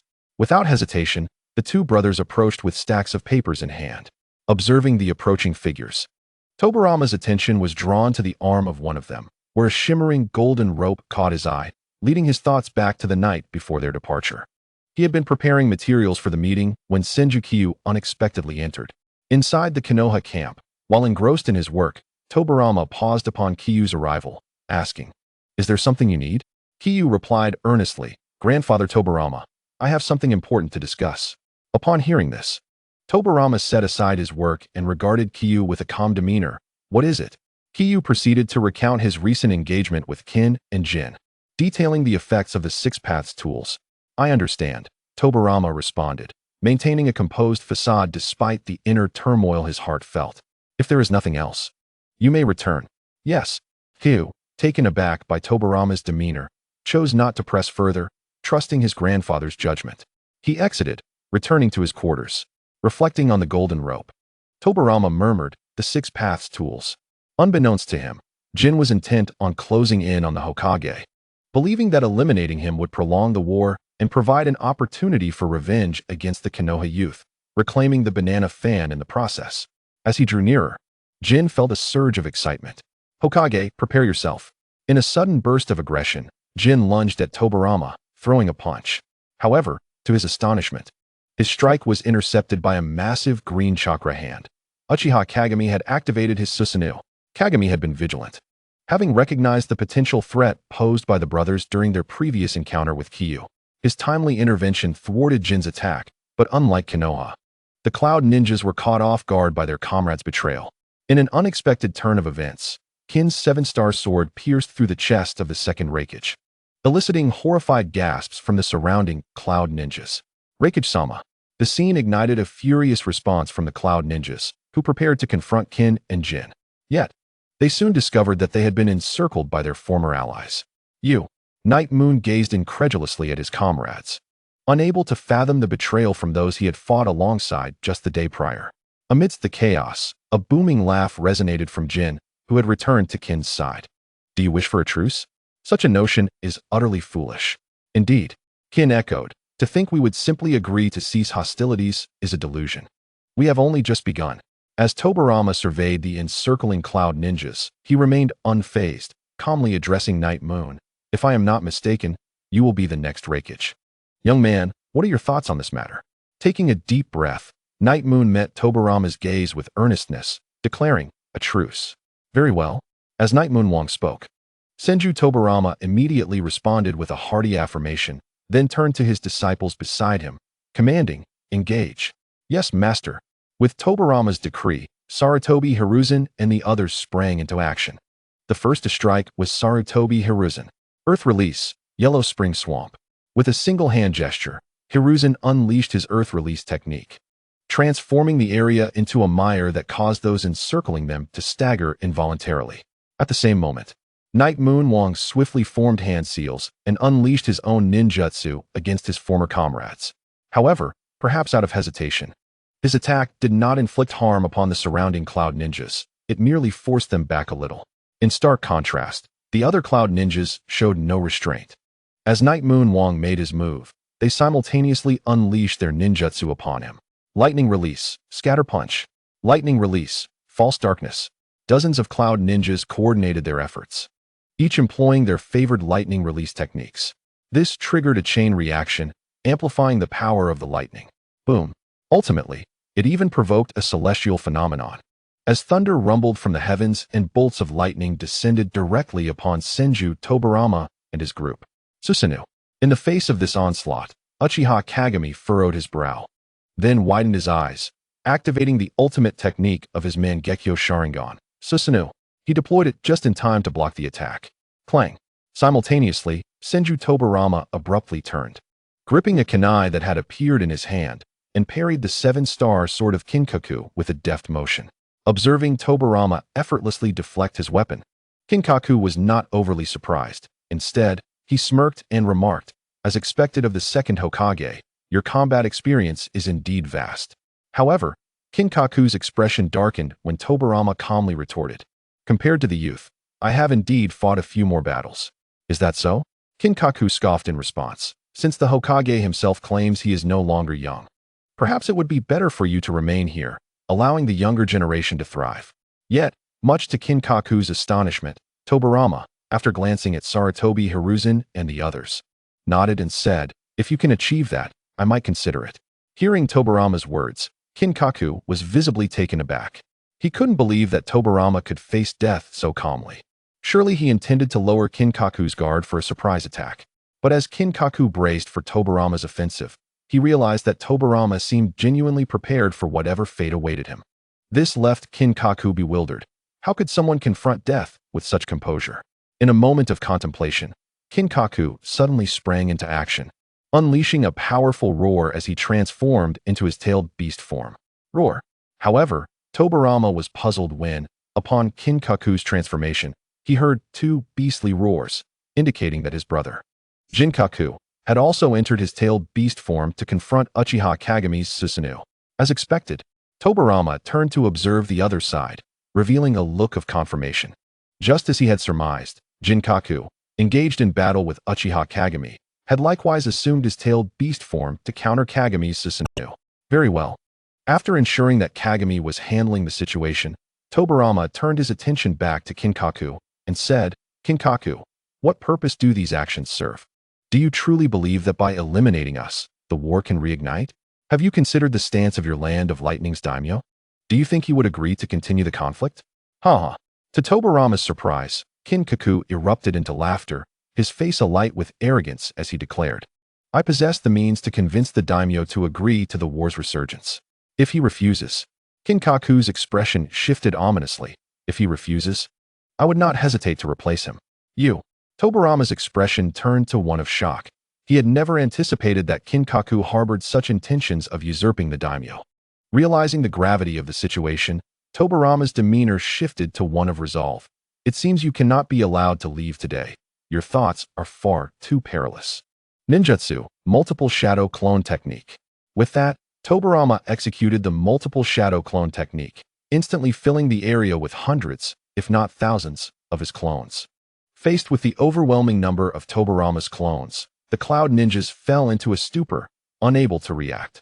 Similarly, witnessing Tobirama's astonishing ability to conjure so many clones in an instant, Night Moon Wong could not help but exclaim, truly, he is the brother of the god of shinobi. Senju Hashirama, ninjutsu, technique of dark movement. But that was not the end, for in the next moment, a wave of darkness enveloped the battlefield, plunging everyone into an abyss where visibility was utterly lost. Aya. Accompanying the sudden onset of darkness, Kinkaku felt as though he were being struck countless times. Had he not been in his tailed beast form, he would have believed he was already facing the second raikage in the afterlife. How? In the next instant, feeling the pain coursing through him, Kinkaku let out a furious roar and immediately formed a tailed beast bomb, launching it blindly into the void. Boom! A thunderous sound erupted. Yet it appeared to have no impact on the others. Clearly, Kinkaku's strike had landed in an empty space. How? Before Kinkaku could even comprehend the situation, he felt another sharp pain and instinctively let out a cry. It was evident that Tobirama had struck him once more. Chapter 61. The Tragedy of Kin and Jinkaku Sharingan, Illusion God. Meanwhile, Uchiha Kagami, engaged in battle with Jinkaku, summoned his strength to unleash the unique ocular technique of the Mangekyo Sharingan, Illusion God. This ensnared Jinkaku in a stupor. Seizing the opportunity, Kagami directed his Susanoo to strike at Jinkaku. Bang! Bang! Bang! In an instant, countless punches rained upon Jinkaku, and with the psychological assault of Illusion God, he was forced out of his tailed beast form. However, at the moment he reverted to his original state, Jinkaku quickly shook off Kagami's illusion and regained control of his body. Barely escaping danger, Jinkaku glared furiously at Uchiha Kagami and shouted, "You little brat from Konoha. You are quite impressive." After expressing his fury, Jinkaku ceased his tailed beast transformation and instead pulled out an amber bottle from seemingly nowhere, shouting at Kagami, "You little brat from Konoha, dare you respond when I call you?" In response to Jinkaku's challenge, Uchiha Kagami slowly replied, "Jinkaku, do not waste your breath.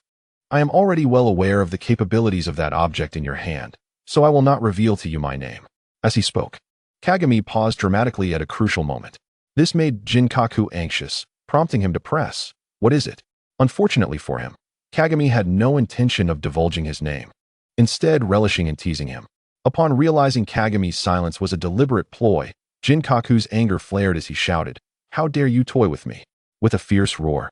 Realizing that he had no other means to contend with the formidable Susanoo of Silver Horn, he once again entered his tailed beast transformation and engaged in combat with Uchiha Kagami. Boom!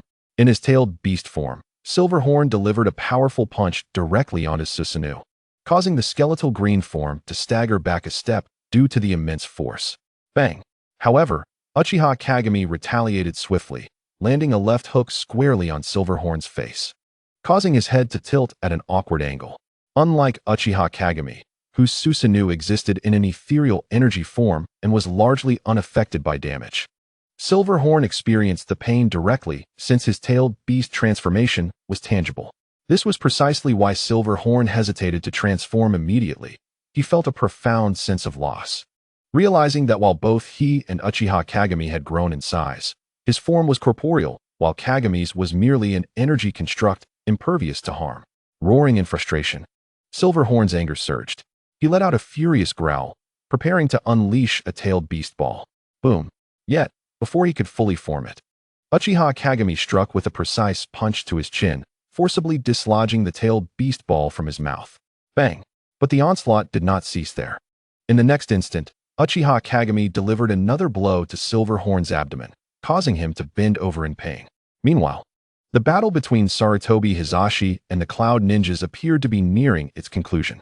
The reason was simple. Some Cloud Ninjas, upon witnessing Yue Wang's attack, intentionally held back.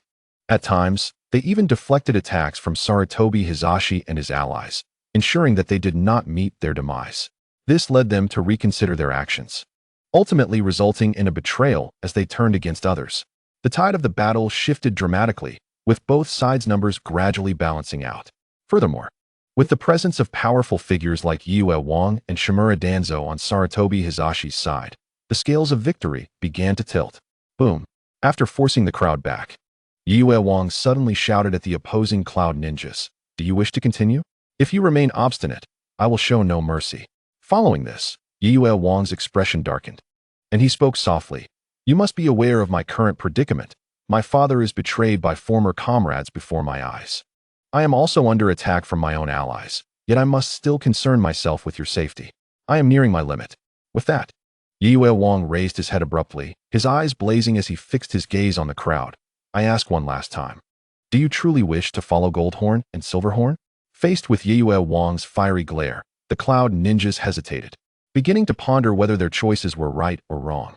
But at that moment, a scream pierced through the black mist, and as the fog gradually dissipated, the scene within became clear to everyone. There stood one figure in the mist while another lay defeated on the ground, and all understood that the battle had finally yielded a victor. Damn it! Not only from within the mist, for just as the crowd was astonished by the situation, another scream echoed from the opposite side, the battlefield between Uchiha Kagami and Silverhorn.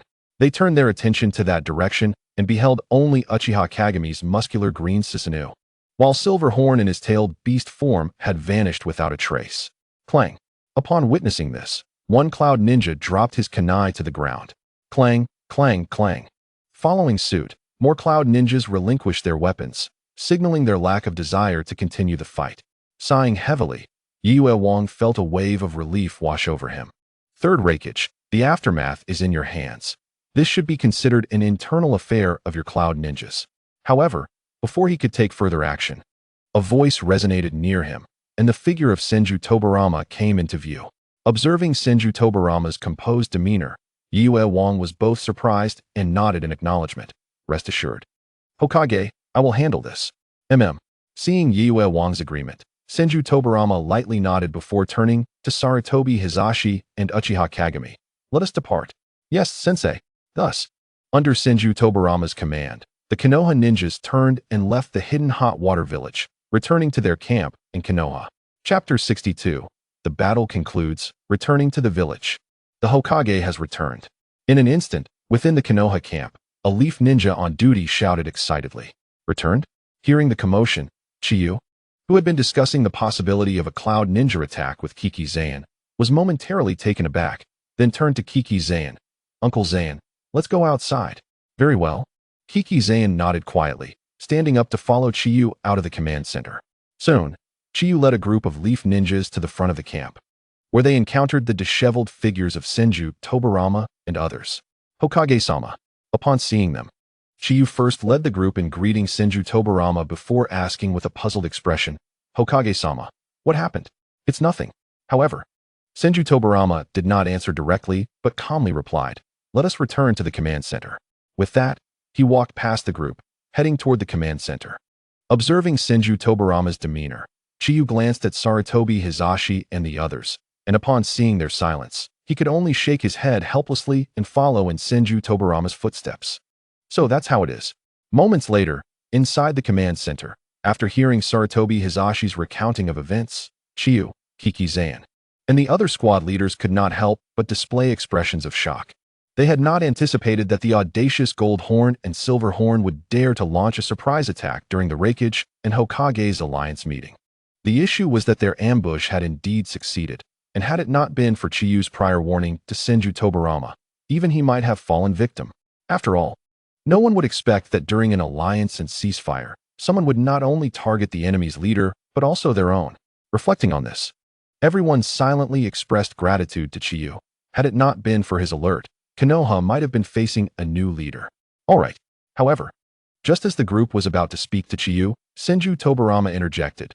Gold Horn and Silver Horn have been dealt with by Kagami and me, so this matter can be considered resolved. Furthermore, here, Senju Tobarama glanced at everyone before calmly declaring, although the alliance has not been formally established, given the severity of the incident involving the Cloud Ninjas, they will likely have no strength left to continue fighting, which means the war is over. With Senju Tobarama's announcement, the gathered crowd erupted into excitement, their joy evident in their expressions. A ninja adorned with the Shimura clan emblem sighed. The war is over. We can finally return home. Indeed. Soon after, the nearby Sarutobi Shinzo echoed. It's been over half a year since we left. I wonder how things are back in the village? What do you all think? At that moment, a member of the Uchiha clan across the way, with a face full of joy, exclaimed, you must know that before I set off, my wife told me she was pregnant. By now, the child should have been born. As he spoke, this Uchiha fell into a daydream. Hearing his words, the surrounding individuals fell into a profound silence, each reflecting on their families back in the village, pondering how they were faring. Observing the solemnity of the crowd, Senju Tobarama couldn't help but shake his head and promptly declared, since you all long for home, you should hurry back to prepare. We shall depart at dawn. Back to the village. Yes, Lord Hokage. With Tobarama's command issued, the group responded in unison and began to leave the command post, tending to their belongings. Watching them depart one by one, Tobarama slowly turned his gaze towards his remaining disciples, as well as to Chiyu and the father-son duo of the Hitaki clan, saying, you should also go back and make your preparations. Yes, Lord Hokage. In response to Tobarama's directive, Chiyu and his companions exchanged glances, nodded, and walked towards the exit. Oh, wait, Chicken. Just as they reached the door, Tobarama suddenly called out to Chicken. Upon hearing his name, Chicken turned around, her face filled with curiosity as she asked, Master, is there something you need? Yes, Tobarama replied with a slight nod. Pay close attention to the injured and ensure that everyone returns safely. Hearing this, Chicken responded with determination. I will, Master. Satisfied with her expression, Tobarama smiled and said, very well, off you go. Yes. Thus, as the days turned, more than half a month had passed since Tobarama announced their return to the village. During this period, the main force of Konoha had been moving at a notably slow pace to care for the injured. What would normally take 3 to 5 days of rapid marching had stretched into nearly a month as they finally made their way back to Konoha from the border. Lord Hokage, Lord Mito has led the various ninja clans to await you at the village entrance. Suddenly, a ninja from the Hyuga clan reported to Tobarama, who stood at the front of the group. Is that so? Upon hearing this, Tobarama quietly directed his gaze towards the distance, sensing the vast chakra emanating from Uzumaki Mito 5 miles away. After a moment of observation, he gently turned to the others and instructed, continue forward. Yes, with Tobarama's words, The group quickened their pace. Meanwhile, outside Konoha, Uzumaki Mito, who had been patiently waiting, suddenly smiled and said, "Everyone, prepare yourselves. The Hokage is returning." "Yes, Lady Mito." At her cue, those behind her perked up and began their preparations. Banners were unfurled, flowers were readied for scattering, and musicians began tuning their instruments. In no time, Mito announced, "They're here." The next moment, the figures of Tobirama, Chiyu, Sarutobi Hizashi, and numerous other ninjas came into view at the village entrance. Instantly, the sound of drums and various instruments filled the air, while an array of flowers suddenly scattered across the sky, filling the atmosphere with a fragrant aroma. "Lord Hokage! Lord Hokage! Lord Hokage! Lord Chiyu! Lord Chiyu! Lord Hizashi! Lord Danzo!" Following closely behind were the echoes of jubilant shouts. Chapter 63. Farewell, Tsunade, sister-in-law. However, Tobirama paid no heed to the surrounding cheers. Instead, he approached Uzumaki Mito and said, "You needn't have come in person." "Oh, it's nothing," Mito replied, waving her hand dismissively. "It is only fitting that I greet you upon your triumphant return." After this, she turned her attention to Chiyu, saying, "Chiyu, come here and let your grandmother see if you're injured." "Grandmother Mito." Upon hearing her call, Chiyu promptly responded and hurried to her side, exclaiming, "It's been a long time." "Indeed, it has, Chiyu," Mito replied with a smile, starting to examine Chiyu's body. While checking, she remarked, "Chiyu, it seems you've lost some weight during these past 6 months. Is it because of the war that you haven't been eating well?" Chiyu felt somewhat speechless at her observation, although he had indeed eaten less than usual. It wasn't accurate to say he had gone hungry. The truth was, his ongoing battles against the Golden Horn had somewhat slimmed his figure, but that was merely a sign of his enhanced physique. As the saying goes, concentrated essence is the finest, and he had indeed refined himself. However, Chiyu understood that no matter how he explained, Mito would still claim he had lost weight, as he was certain she could discern his true condition. Thus, with a hint of reluctance, he replied, "Grandmother Mito, as the commander, do you really think I would go hungry?" Hee. As expected, Mito chuckled awkwardly at his response before adding, "It must be that the frontline rations were poor. Come, I have prepared your favorite takoyaki." With that, Mito grasped Chiyu's hand and, disregarding the gazes of the crowd, led him towards her home. "Master."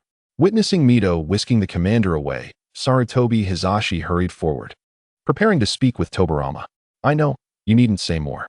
However, before Hizashi could finish, Tobirama interrupted him, gazing at the departing Mito and Chiyu, and said, "Let them be." After saying this, Tobirama turned to the others and instructed, "If there are no further matters, you may disperse. Only the captains remain." "Yes, Lord Hokage." Following Tobirama's orders, everyone, except for those of captain rank, began to disperse. "Follow me." After a moment, observing the remaining ninjas, Tobirama spoke softly before turning and walking towards the village, heading straight for the Hokage building. Chiyu clang clang clang. Meanwhile, within the Senju residence, having just returned home, Uzumaki Mito proudly presented a plate of takoyaki to Chiyu, saying, "This is your favorite takoyaki." Gazing at the steaming delicacies before him, Chiyu felt a wave of emotion. After all, who could resist such a heartfelt offering upon returning from battle, laid out by one's beloved grandmother? Although Mito was technically his grandmother, in his heart, Chiyu did not regard her as just an elder. Her youthful spirit made it hard to view her as a traditional grandparent. "Thank you, grandmother." Thus, Chiyu expressed his gratitude and happily began to enjoy the takoyaki. Finally, as the last piece of takoyaki vanished into his mouth, Chiyu couldn't help but break into a satisfied smile. While takoyaki was not his absolute favorite dish, it was the sole connection he had to his past life at this moment. After all, takoyaki bore a striking resemblance to the fish balls from his previous life. Of course, Mito was unaware of this. All she knew was that her dear grandson still cherished her cooking, and that was more than enough. As she contemplated, Uzumaki Mizuho observed with a smile as Chinyu devoured all the takoyaki. Where are Grandma Mizuho and Aunt Shungui? She wondered. Just then, having finished his meal, Chinyu looked at Uzumaki Mizuho with a puzzled expression and asked, "Why isn't she home? I didn't see her at the village entrance either." "Shungui." Mizuho was about to respond when a voice called from outside, "Chinyu is back." Moments later, the figures of Senju Shunghui and Tsunade appeared before them. "Aunt Shunghui." Seeing Senju Shunghui approach, Chinyu quickly stood up and greeted her, then turned to Tsunade beside her and chuckled. "Tsunade, it's been so long. Have you missed your brother?" To his surprise, instead of a warm embrace, he was met with a cold huff from Tsunade. "Mother, I'm heading back to my room." After her dismissive sound, Tsunade turned away from Chinyu without even a glance and went straight to her room. Staring at Tsunade's retreating figure, Chinyu was taken aback. He had expected a warm welcome upon his return, but this was not what he anticipated. Bewildered, he looked at Tsunade's mother, Senju Shenghui. Meeting Chinyu's gaze, Shenghui shook her head and asked, "Did you not say goodbye to Tsunade when you left?" Listening to Shenghui's question, Chinyu silently replied and suddenly realized why Tsunade had given him the cold shoulder. It turned out that his failure to bid her farewell had led to a misunderstanding. "I understand now, Aunt Shenghui." Enlightened, Chinyu promptly addressed Senju Shenghui before turning to find Tsunade. Watching Chinyu's departing figure, Uzumaki Mizuho couldn't help but smile. "Mother." Seeing Mizuho's delight, Senju Shenghui smiled slightly in return, saying, "We owe you and father a debt of gratitude. If you hadn't brought Chinyu back, Tsunade would not have such a doting brother." Which reassures us greatly. Chapter 64. Local specialties, is that so?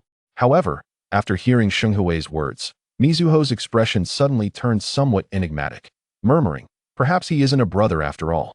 But perhaps Mizuho's voice was too soft, for Shenghui, not having heard clearly, turned to her mother with a puzzled look and asked, "What did you say?" "Nothing." Yet Mizuho, unwilling to elaborate on Shenghui's confusion, merely shook her head and said, "You should get back to your tasks." Yes, although Shenghui was still somewhat perplexed. She complied and headed to her room to work. "Tsunade, are you upset with your brother?" Meanwhile, Chinyu had entered Tsunade's room, playfully inquiring if she was angry. "Humph." Noticing Chinyu's playful demeanor, Tsunade huffed again, turning away to avoid his gaze. Seeing her reaction, Chinyu couldn't help but chuckle. "Come on, don't be mad." He then pulled out a small item from his pocket and presented it to her, coaxing, "Look, this is a local specialty from the land of soup. Please don't be angry with your brother." Local specialty? Upon hearing that Chinyu had brought a gift, Tsunade turned slightly, only to see a small round pig with a pink nose resting in Chinyu's hand. "Wow." Instantly, she exclaimed and snatched the pig from Chinyu, hugging it with delight. Seeing Tsunade's joy, Chinyu couldn't help but smile as well, reminiscing about the first time he encountered this item in the land of soup. He had a feeling Tsunade would adore it, and it turned out he was right. Tsunade truly loved this little creature, known as an Oroton pig. After all, in the original narrative, Tsunade always carried her own pig named Tunton wherever she went. With a smile, Chinyu inquired, "Tsunade, do you like it?" Cradling the small pig, Tsunade immediately replied without hesitation, "I love it." She then looked up at Chinyu with a sweet smile, adding, "I really like it. Thank you, brother." Seeing Tsunade's radiant smile, Chinyu gently asked again, "Are you still mad at your brother?" Tsunade didn't respond right away, after glancing at the pig in her embrace. She finally shook her head and said, "I'm not mad anymore. I'm not mad." "Great." Just as Chinyu was about to say something more, he was interrupted by a voice. "Lord Chinyu, the Hokage requests your presence at the Hokage building." Upon hearing this, Chinyu looked apologetically at Tsunade before turning to the door, saying, "Understood, I'll be there shortly." Without waiting for the messenger to respond, he turned back to Tsunade. "Tsunade, Grandpa Tobarama needs me for something. Can we play when I return?" Though Tsunade was reluctant to see her brother leave again, she understood that her great-grandfather must have an important matter to discuss. Just as before. Thus, despite her reluctance, she nodded. "All right then." Seeing her agreement, Chinyu promised, "I'll definitely be back soon." With that, he turned and left Tsunade's room. "Let us go." Outside, after speaking to the ninja who had come to inform him, Chinyu dashed towards the Hokage building. "Lord Hokage, you summoned me?" Before long, within the Hokage office of the Hokage building, Chinyu found Senju Tobarama, who had just concluded a meeting and was swiftly attending to administrative duties. "You've arrived." Hearing Chinyu's voice, Tobarama set aside his work and looked at him. "I previously mentioned that I arranged a class for you to lead upon your return." As he spoke, Tobarama retrieved a small stack of documents from the mountain of paperwork surrounding him and placed them in front of Chinyu. "Here are their profiles. Take a look. They are this term's graduates." "Oh." Listening to Tobarama, Chinyu nodded silently and stepped forward to take the documents. Seeing Chinyu's focus, Tobarama chose not to interrupt and resumed his work. In contrast to Tobarama's indifference, Chinyu was filled with astonishment. He never anticipated that Tobirama would arrange such a lineup for him. Did he intend to empower him? This thought surged within Chinyu as he examined the profiles. The first, a Byakugan bearer, with a confident demeanor, calling himself the eldest among his peers. The second, a gentle beauty with striking red hair. The third, a Hyuga clan member, exuding an air of aloofness that even a photograph could not contain. Indeed, these were the talented disciples Chinyu was to mentor. Hailing from the three great clans of Konoha, Uchiha, Uzumaki, and Hyuga, they were Uchiha Takamine, the second son of the Uchiha clan leader, who had awakened the second tomo of the Sharingan, Uzumaki Kanai, a descendant of the Uzumaki clan, and Hyuga Akira, the second son of the Hyuga clan leader. Perhaps sensing that Chinyu had finished reviewing the materials, Senju Tobirama timely lifted his gaze to inquire, "Do you have any questions? Lord Hokage, are you certain you want me to mentor these three?" Chinyu hesitated, his uncertainty evident. Absolutely. To Chinyu's astonishment, Senju Tobirama responded without a moment's pause, nodding emphatically. Or rather, they have been specifically entrusted to you. What? Hearing that these three were deliberately assigned to him left Chinyu genuinely taken aback. What was Senju Tobirama's intention? Did he truly wish? In contemplation, Chinyu slowly raised his head and asked, "Lord Hokage, I must confess, your intentions elude me. Why have you specifically assigned them to me?" "That is information you do not need at this moment," Senju Tobirama replied, showing no intention to elaborate. Instead, he pressed, "You need only answer me. Will you accept this responsibility or not?" Senju Tobirama's unwavering tone compelled Chinyu into deep thought. After a prolonged silence, unable to withstand Senju Tobirama's penetrating gaze, Chinyu finally relented, nodding resignedly. "Very well. I accept." "Excellent." Senju Tobirama nodded with satisfaction upon hearing Chinyu's affirmation, then gestured for him to leave. "In that case, there is nothing more. Go and find your disciples." "Yes." With this, Chinyu offered no further words. Turning to exit the Hokage building, as Chinyu descended the steps of the Hokage residence, Senju Tobirama halted his actions, rising to approach the window. He quietly observed Chinyu's retreating figure, murmuring, "Kakashi, who do you think is more suited to be Hokage, this lad or the monkey?" In response to Senju Tobirama's question, Kakashi suddenly materialized beside him, also gazing after Chinyu. He replied, "Forgive my candor, Lord Hokage, but given the current circumstances, it would undoubtedly be more advantageous for Chinyu to assume the role of Hokage." Indeed, Kakashi continued, "The progress we have witnessed in Konoha over the years owes much to Chinyu's efforts. While his recent performance on the front lines may not have been spectacular, considering his youth, it is commendable. He neither clings to the authority of command nor misuses it. He understands the value of delegating responsibilities, placing the right individuals in suitable positions. Furthermore, when faced with true peril, he has proven himself to be courageous and judicious in matters of reward and punishment." Conversely, Kakashi remarked, "As for the Sarutobi heir, while he possesses merit, I fear his leadership may lead Konoha down a different path." "Is that so?" Senju Tobirama pondered Kakashi's insights. Lost in thought, after a considerable time, he returned to his seat, resuming his administrative duties, dismissing Kakashi from his thoughts. Kakashi said nothing further, again vanishing into the shadows. Meanwhile, Chinyu approached the Uchiha clan's territory, confronting the guard's inquiries. Unmoved by the guard's demeanor, Chinyu, having just returned from the front lines and still shedding his commander's identity, replied coldly, "Lord Hokage has sent me to find the Uchiha clan leader." The guard, incensed by Chinyu's attitude, opened his mouth to retort but caught himself, snorting, "Wait here." Without delay, he turned and walked into the clan grounds. Clearly, despite his bravado, he felt compelled to report upon hearing Chinyu's mention of the Hokage's order. "Chinyu of Konoha, you may enter." After a brief interval, the Uchiha guard returned, fixing Chinyu with a piercing gaze. "I warn you not to wander around, otherwise you will regret it." To his surprise, Chinyu dismissed the warning entirely, striding past the guard into the Uchiha grounds. The guard seethed with frustration, but ultimately remained at his post, muttering under his breath. Once inside the Uchiha territory, Chinyu did not rush to find the clan leader. Instead, he leisurely wandered about. After all, Chinyu was of Uchiha blood.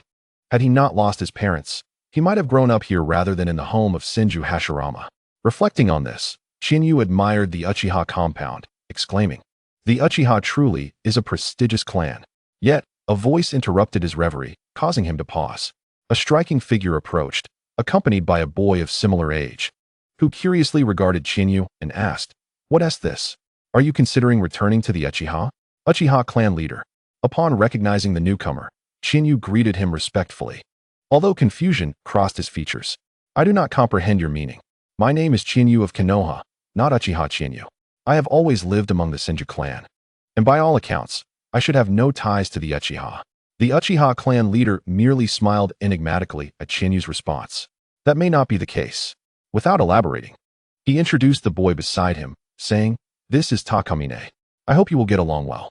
Chinyu glanced at Uchiha Takamine and nodded gently, "Of course." The Uchiha clan leader then turned to his son, introducing Chinyu. "Takamine, this is Chinyu of Konoha, the commander of the recent war, and he will also be your teacher." "Teacher?" Uchiha Takamine's skepticism was evident. He found it hard to believe that this young man, who appeared as youthful as himself, could be his instructor. Chuckling at Takamine's incredulity, Chinyu understood his sentiment. If one day, Uzumaki Naruto were to introduce someone his age as his teacher, Chinyu would likely share the same disbelief. Nevertheless, understanding aside, the respect of a teacher must be established. In an instant, Chinyu's demeanor shifted, his chakra surged. The sudden intensity enveloped Uchiha Takamine, making him feel as if a great weight pressed upon him, overwhelming and uncomfortable.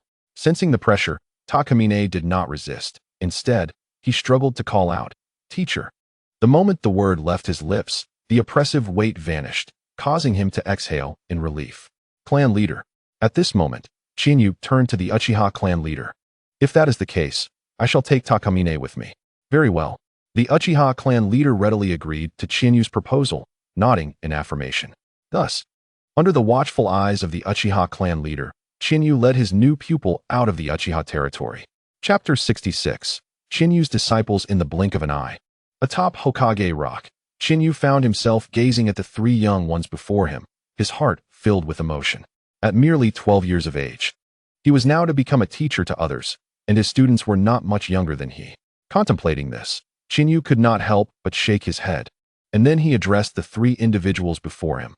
"All right, today marks our first meeting, so let us begin with a simple self-introduction. I will go first. My name is Chinyu. I believe you have all heard of me, so I shall refrain from further elaboration. Regarding my abilities, I possess a proficiency across all elements, including but not limited to the 5 elemental jutsu, jinjutsu, taijutsu, sealing techniques, and medical ninjutsu. As for my preferences, I have a fondness for takoyaki, so feel free to treat me to that in the future. Now, as for my dream." At this point, Chinyu paused thoughtfully, casting a glance down at Konoha without uttering a word, before turning back to the three before him and saying, "Now it is your turn." "Yes, teacher," replied the only girl among them, Uzumaki Kinai, as she stepped forward. "Hello everyone. My name is Uzumaki Kinai. I graduated from the sealing class, but I also excel in medical ninjutsu. Additionally, I enjoy eating dango." At this, Kinai inadvertently glanced at Chinyu before continuing. "However, my favorite is Sanrio dango. As for my dream, I aspire to become a figure like Lord Mito and inherit the sealing techniques of the Uzumaki clan." Upon uttering these words, admiration radiated from Kinai's face. Observing her, Chinyu subtly shook his head before turning to the remaining two. "Uchiha Takan." As soon as Chinyu finished speaking, Uchiha Takan interjected. "I am from the ordinary class, have no particular likes, and my dream is to become the strongest Uchiha, surpassing that man. Is that so?" Chinyu mused in silence for a moment as he turned to the final individual, a boy bearing the Byakugan. Meeting Chinyu's gaze, the Byakugan boy stated flatly, "Hyuga Akira. I am from the branch family, graduated from the taijutsu class, and I have no particular preferences or dreams." "All right," Chinyu responded, feeling a sense of helplessness. It seemed his class bore a remarkable resemblance to the Future 7 Squad. The Future 7 Squad had infatuated individuals, fools, and revenge seekers, and here he had. He pondered, observing the trio before him. Aside from Uzumaki Kinai, who seemed relatively normal, the other two were peculiar. One aimed to soar to the moon alongside it, aspiring to surpass that man, while the other merely stated his name, resembling a lifeless shell. "Well then, let us conclude for today," Chinyu declared, contemplating. "Tomorrow morning at 8. Gather here for a test." Upon saying this, he seemed to recall something and added with a light chuckle, "Do not worry. It is merely a straightforward assessment of your abilities and will not impact your ninja careers." However, he paused momentarily, then looked at the three with a playful smile. "The one who finishes last must treat us all to a grand meal at the Akimichi's restaurant. And you cannot use your usual allowances or ask your parents to pay." Hearing this, the three, who had initially taken it lightly, were immediately taken aback. They had no money. Having just graduated and not yet accepted a single mission, they were utterly broke. Moreover, as scions of prominent clans, they had never paid much attention to money in the past. Now, being asked to treat others was, "Teacher, I." They lifted their heads, ready to request a different punishment, but found that Shinyu had already turned away, gazing into the distance at Konoha, exchanging glances filled with resignation. The trio simultaneously turned to leave Hokage Rock. They needed to earn money. Although it felt a bit last minute, they had no choice. None of them knew what Shinyu would test them on the following day. What if it involved skills they were not adept at? After all, Shinyu had just stated that he possessed no weaknesses and excelled in all ninja abilities. Thus, an indomitable spirit surged within them. None wished to lose. Yet they all understood that a loser would inevitably emerge from the assessment. Therefore, to avoid embarrassment, they collectively decided to secure some funds first, ensuring that even in defeat, they would not lose face, as they had not broken their word. As for the thought of eliminating the other two, that had never crossed their minds. Or if it had, it was immediately dismissed, for no one knew if Shinyu would simply declare all of them losers if one were absent. Furthermore, this was Konoha. The others were not powerless commoners. They too hailed from esteemed clans. In such circumstances, what other recourse could they have but to prepare for the worst? Unbeknownst to them, just as they departed, Shinyu leaped down from a nearby tree and watched their retreating figures, softly remarking, "Not too bad." With that, he made no further delay and set off in the direction of his home. However, Shinyu was equally unaware that just after his departure, two figures, one silver and one red, had quietly appeared in the spot he had just vacated. Senju Tobarama, Uzumaki Mito. Indeed, the two who had suddenly appeared were none other than the second Hokage, Senju Tobarama, and the wife of the first Hokage, the first Jinchuriki of the Nine Tails, Uzumaki Mito. In truth, they had been present since Shinyu had brought the trio over, and their reason for remaining hidden was to observe how Shinyu would conduct himself. Watching Shinyu's departing figure, Senju Tobarama quietly turned to Mito and inquired, "Sister-in-law, do you believe he truly harbors feelings for Konoha?" Naturally, Mito replied with a serene nod. "Perhaps Shinyu's feelings for Konoha may not compare to those of Hashirama or yourself, but there is still a place for it in his heart." Furthermore, hearing Mito's words, Tobarama's expression did not soften. Her statement seemed to carry deeper implications. Indeed, in the next moment, Mito gently turned to him and added, "Moreover, with Shinyu's current strength, once he matures, do you believe anyone will be able to restrain him?" Upon hearing Mito's words, Senju Tobarama fell into silence. He too was well aware of this. Yet, it was precisely because he understood that he remained indecisive and deeply troubled. Should Shinyu's temperament falter in the future, it would spell catastrophic doom for Konoha, especially after witnessing Uchiha Kagami awaken his Manjikyu Sharingan. His concerns had only intensified. Currently, with both him and Mito still present, they could somewhat keep Shinyu, who had not fully matured, in check. But what would happen when they were no longer around? At that time, who in Konoha could possibly stop him? It was precisely this consideration that led Tobarama to contemplate passing the Hokage position to Shinyu, with the fundamental aim of deepening his bond with Konoha to prevent any potential future betrayal. Otherwise, why would he possibly bestow the Hokage title upon someone of Uchiha blood? Enough. Observing Tobarama lost in thought, Mito suddenly interjected, "You should stop overthinking. Hasn't Shinyu's conduct over the years been sufficient proof?" Sighing, Tobarama did not respond to Mito's query. Instead, he merely exhaled softly before vanishing from the spot. Upon witnessing the sudden disappearance of Senju Tobarama, Uzumaki Naruto chose not to comment further. After casting a glance at the Hokage building below, he too vanished with a resounding pop. It was evident that both Senju Tobarama and Uzumaki Naruto were not their true selves, but mere shadow clones. As for their real locations, Senju Tobarama was undoubtedly within the Hokage building. Meanwhile, in the Senju residence, Uzumaki Naruto, who had been gazing at the ceiling scroll, suddenly felt a surge of emotion and murmured, "Tobarama, is the village truly that important?" With that, he silently set down the scroll and rose to leave the room. At the same moment, perhaps sensing something, Senju Tobarama, who had just halted his actions within the Hokage building, turned his gaze towards the Senju residence and whispered, "Sister-in-law, the village is my brother's dream. To honor him, I must protect it and prevent anyone from causing it harm." With that, he resumed his administrative duties. As the sun rose and set, a new day dawned at 8 in the morning. The scene remained unchanged atop Hokage Rock, except for the increase in numbers. Indeed, in addition to the few present yesterday, there was now an adorable little girl named Tsunade, clutching a pig plushie. Following the conclusion of the war, Senju Tobarama had granted the ninja school a brief holiday, allowing families of the fallen to handle their affairs and providing time for reunions. During this respite, Yuji naturally took on the responsibility of caring for Tsunade.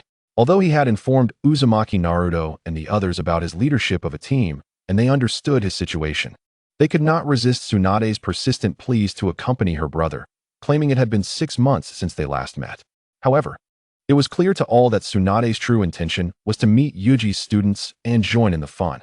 Ultimately, unable to refuse Tsunade's insistence, Uzumaki Naruto and Senju Seiwi reluctantly permitted Yuji to take care of her for these few days, acknowledging the time apart. However, they did insist that Yuji refrain from undertaking any missions outside the village and instead focus on minor tasks within.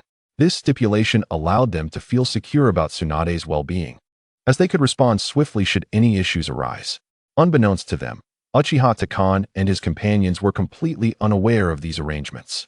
All they knew was that their teacher had brought his sister along, leaving them to wonder about his intentions. Was he intending to showcase how he would dominate them? In contemplation, it was Uchiha Kazuna who first broke the silence, observing Yuji with a puzzled expression. "Sensei, why did you bring Tsunade-chan here?" Before Kazuna could finish, Tsunade dashed to her side and embraced her warmly. "Kazuna-nichan, how did you become my brother's student?" Faced with Tsunade's question, Kazuna momentarily felt awkward. After all, she was a descendant of Uzumaki Naruto, making her and Yuji siblings in a sense. She was merely a month older than him. The fact that she was now a student of her younger brother made Kazuna uneasy. Yesterday, she had managed to maintain her composure as her teammates. Uchiha Takan and Hyuga Akira were unaware of her relationship with Yuji. However, with Tsunade's arrival, she realized her secret would soon be revealed, making it difficult for her to hold her head high in this team.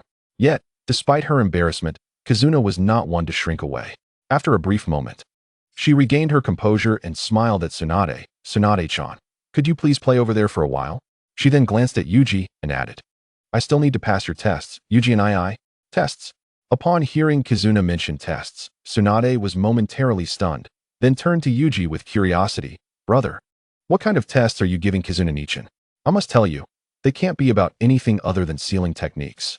Kazuna-nichan is really good at sealing, but not much else."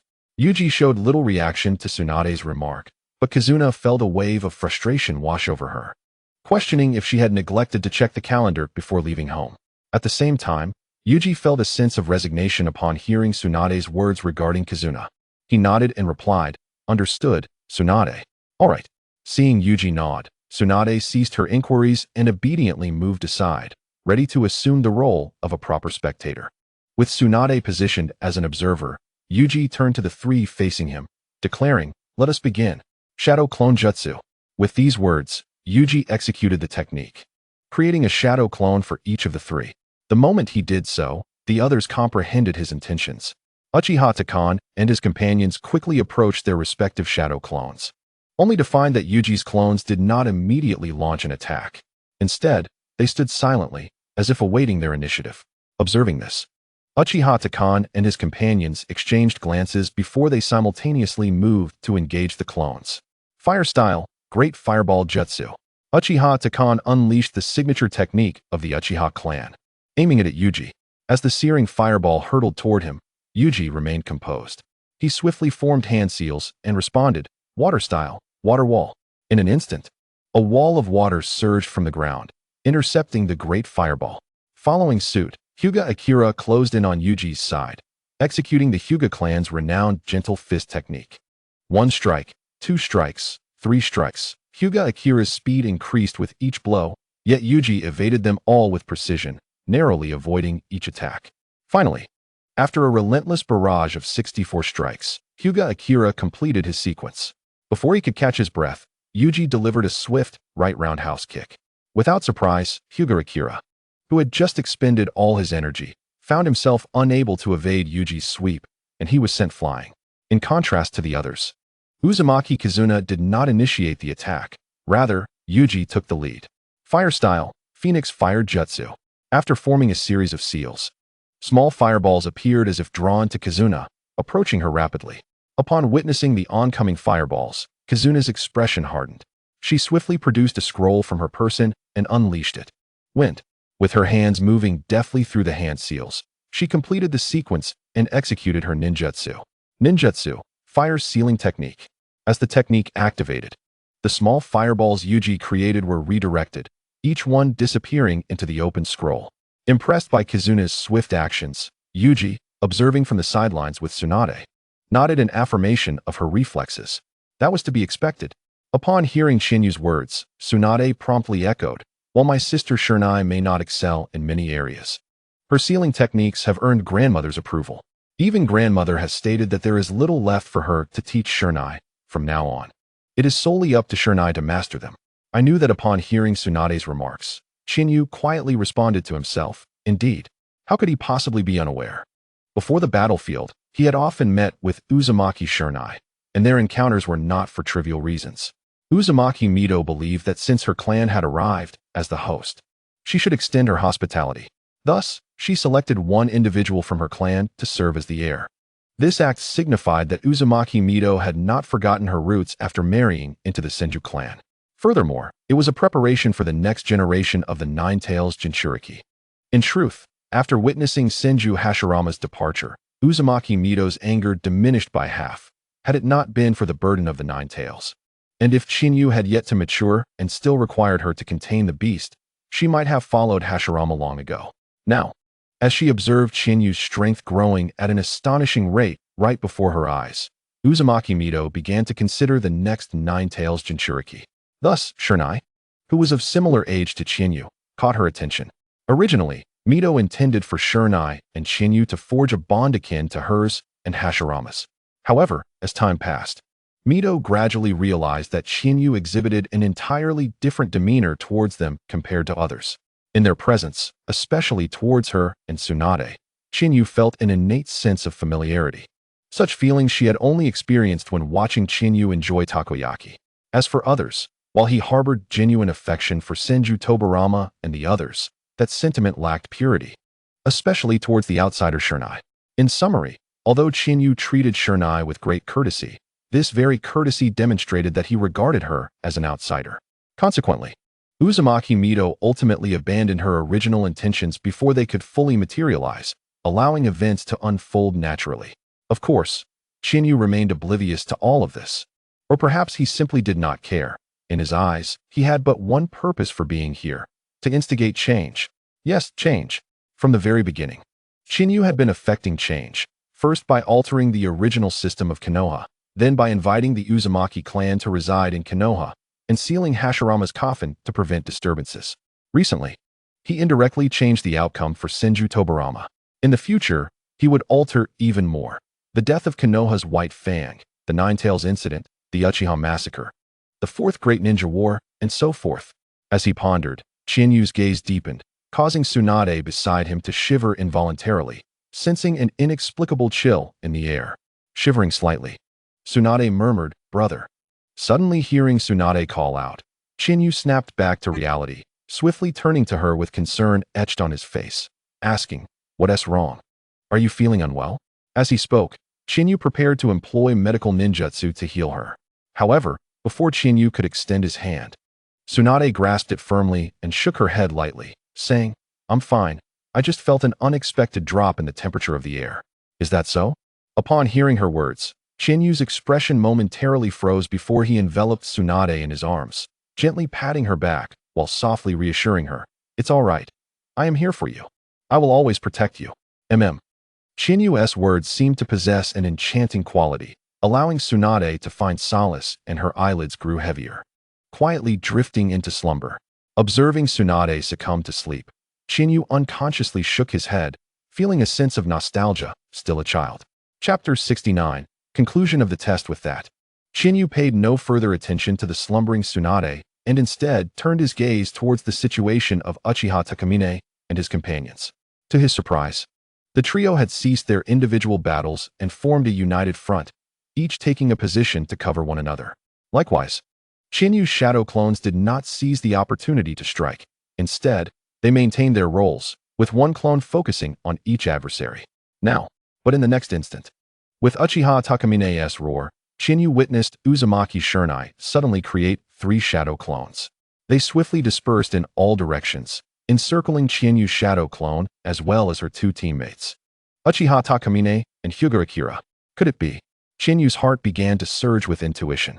Ninjutsu, for purple flames formation.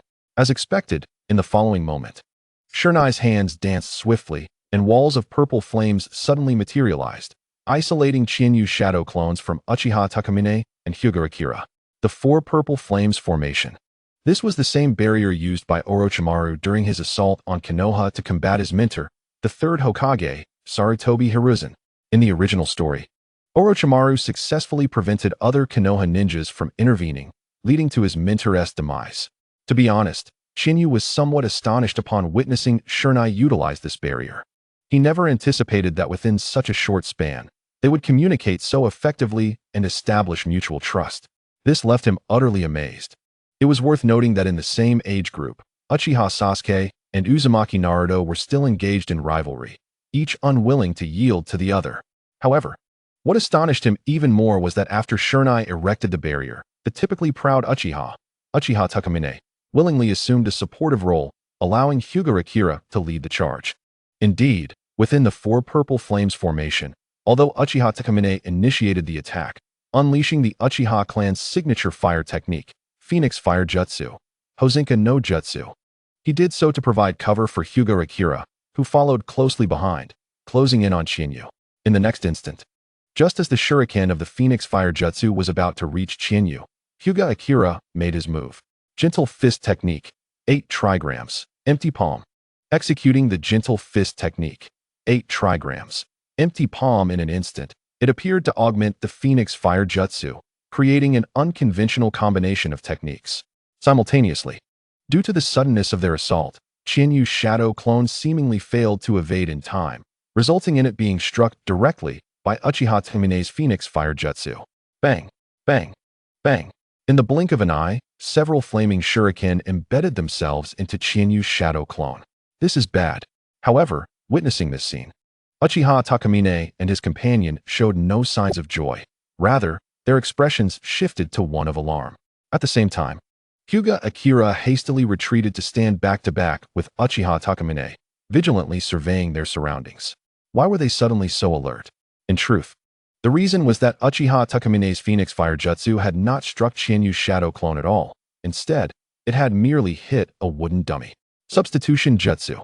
As one of the foundational techniques for ninjas, the Substitution Jutsu could appear in tests for lower-ranked ninjas and also be utilized in battles worthy of the gods themselves. It is evident that Shinyu's shadow clone successfully evaded the lock-on from Uchiha Takamine and Hinata Akira, disappearing without a trace. Suddenly, Hinata Akira's eyes widened slightly, and he prepared to leap away. However, just as he began to move, something seized his foot, rendering him immobile. What was this? Moreover, Uchiha Takamine, standing nearby, felt a similar constriction at his feet, losing all strength.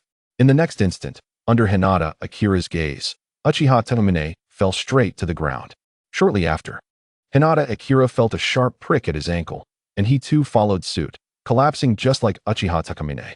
With a resounding thud, Shinyu's shadow clone sprang forth from the space between the two, muttering under its breath, Earth Style, Heart Decapitation Technique, plus Ninja Art, Light Muscle Paralysis Technique. Listening to Shinyu's shadow clone, both the fallen Uchiha Takamine and Hinata Akira, as well as the focused Uzumaki Kinai maintaining the 4 purple flames formation, were left speechless. They had believed that Shinyu had employed some profound technique that caused Uchiha Takamine and Hinata Akira to lose their ability to resist in an instant. But this? It was merely a light touch to their muscles? How infuriating!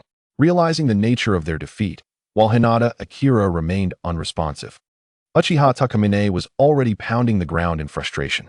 At this point, Chinyu deemed it unnecessary to continue testing. He promptly dispelled his shadow clone.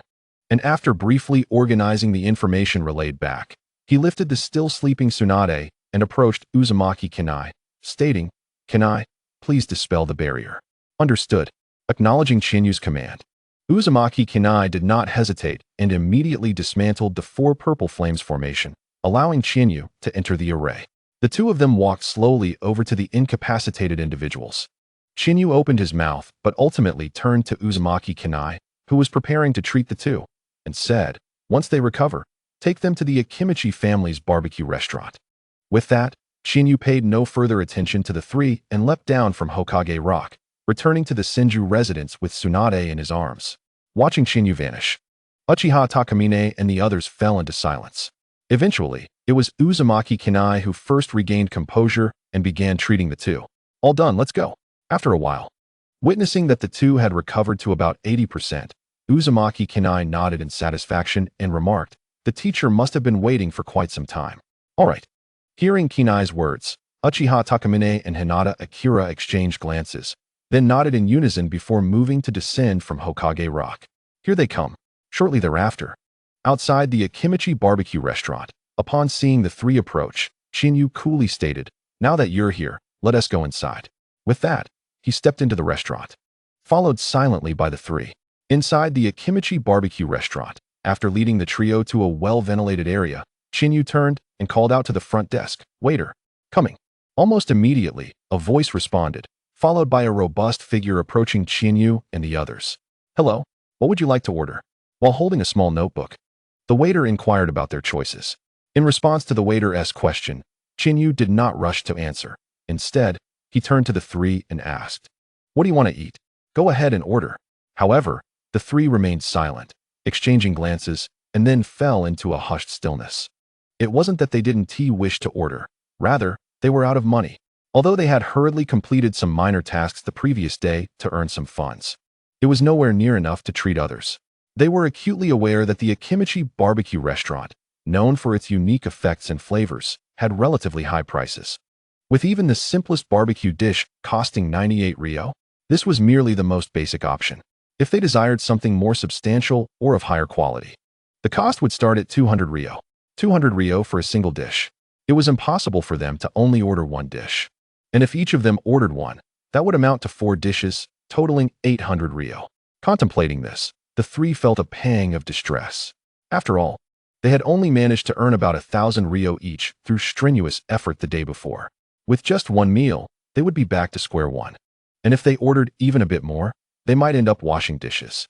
Thinking of this, the three instinctively shuddered. Observing their expressions, Chinyu shook his head gently and addressed the waiter. "We'll have 1 serving of the wind and waves platter, 1 serving of the tomahawk steak, 1 serving of the juicy beef cubes," and, pausing for a moment to glance at the three, who now wore expressions of utter despair, he smiled slightly and added, "and 1 serving of the secret treasure. That will be all." Upon finishing his order, the waiter repeated what Chinyu had requested and respectfully stated, "Very well. Please wait a moment." With that, the waiter turned and headed to the kitchen, leaving the three visibly disheartened. This reaction was not unwarranted. Chinyu's choices were indeed extravagant. The total for just these 4 dishes exceeded 2,000 ryo, averaging 500 to 600 ryo each. This meant that none of them could cover the bill, leaving them with no option but to wash dishes. Especially since Chinyu had not specified who had lost, their uncertainty only grew. In contrast, Chinyu maintained a cheerful demeanor throughout, patiently awaiting the arrival of their meal. Finally, when the dishes were served, he cheerfully remarked, "Dig in. They're quite expensive." Hearing this, the three could only cry inwardly, ultimately resigning to eat through their tears. As each bite was devoured, whether due to the deliciousness of the barbecue or the feeling that they might as well enjoy it, they began eating voraciously, as if chewing was unnecessary. Watching the three devour their food, Chinyu sampled only a small portion of each dish before setting his chopsticks down, quietly observing them eat. After a prolonged period, accompanied by synchronized belches of satisfaction, the 4 dishes were finally cleared. Seeing this, Chinyu smiled slightly and asked, "Finished? Was it good?" At first, the three eagerly nodded, exclaiming, "We're done." It was delicious. So good. However, In the next moment, they paused, realizing that finishing their meal meant it was time to settle the bill.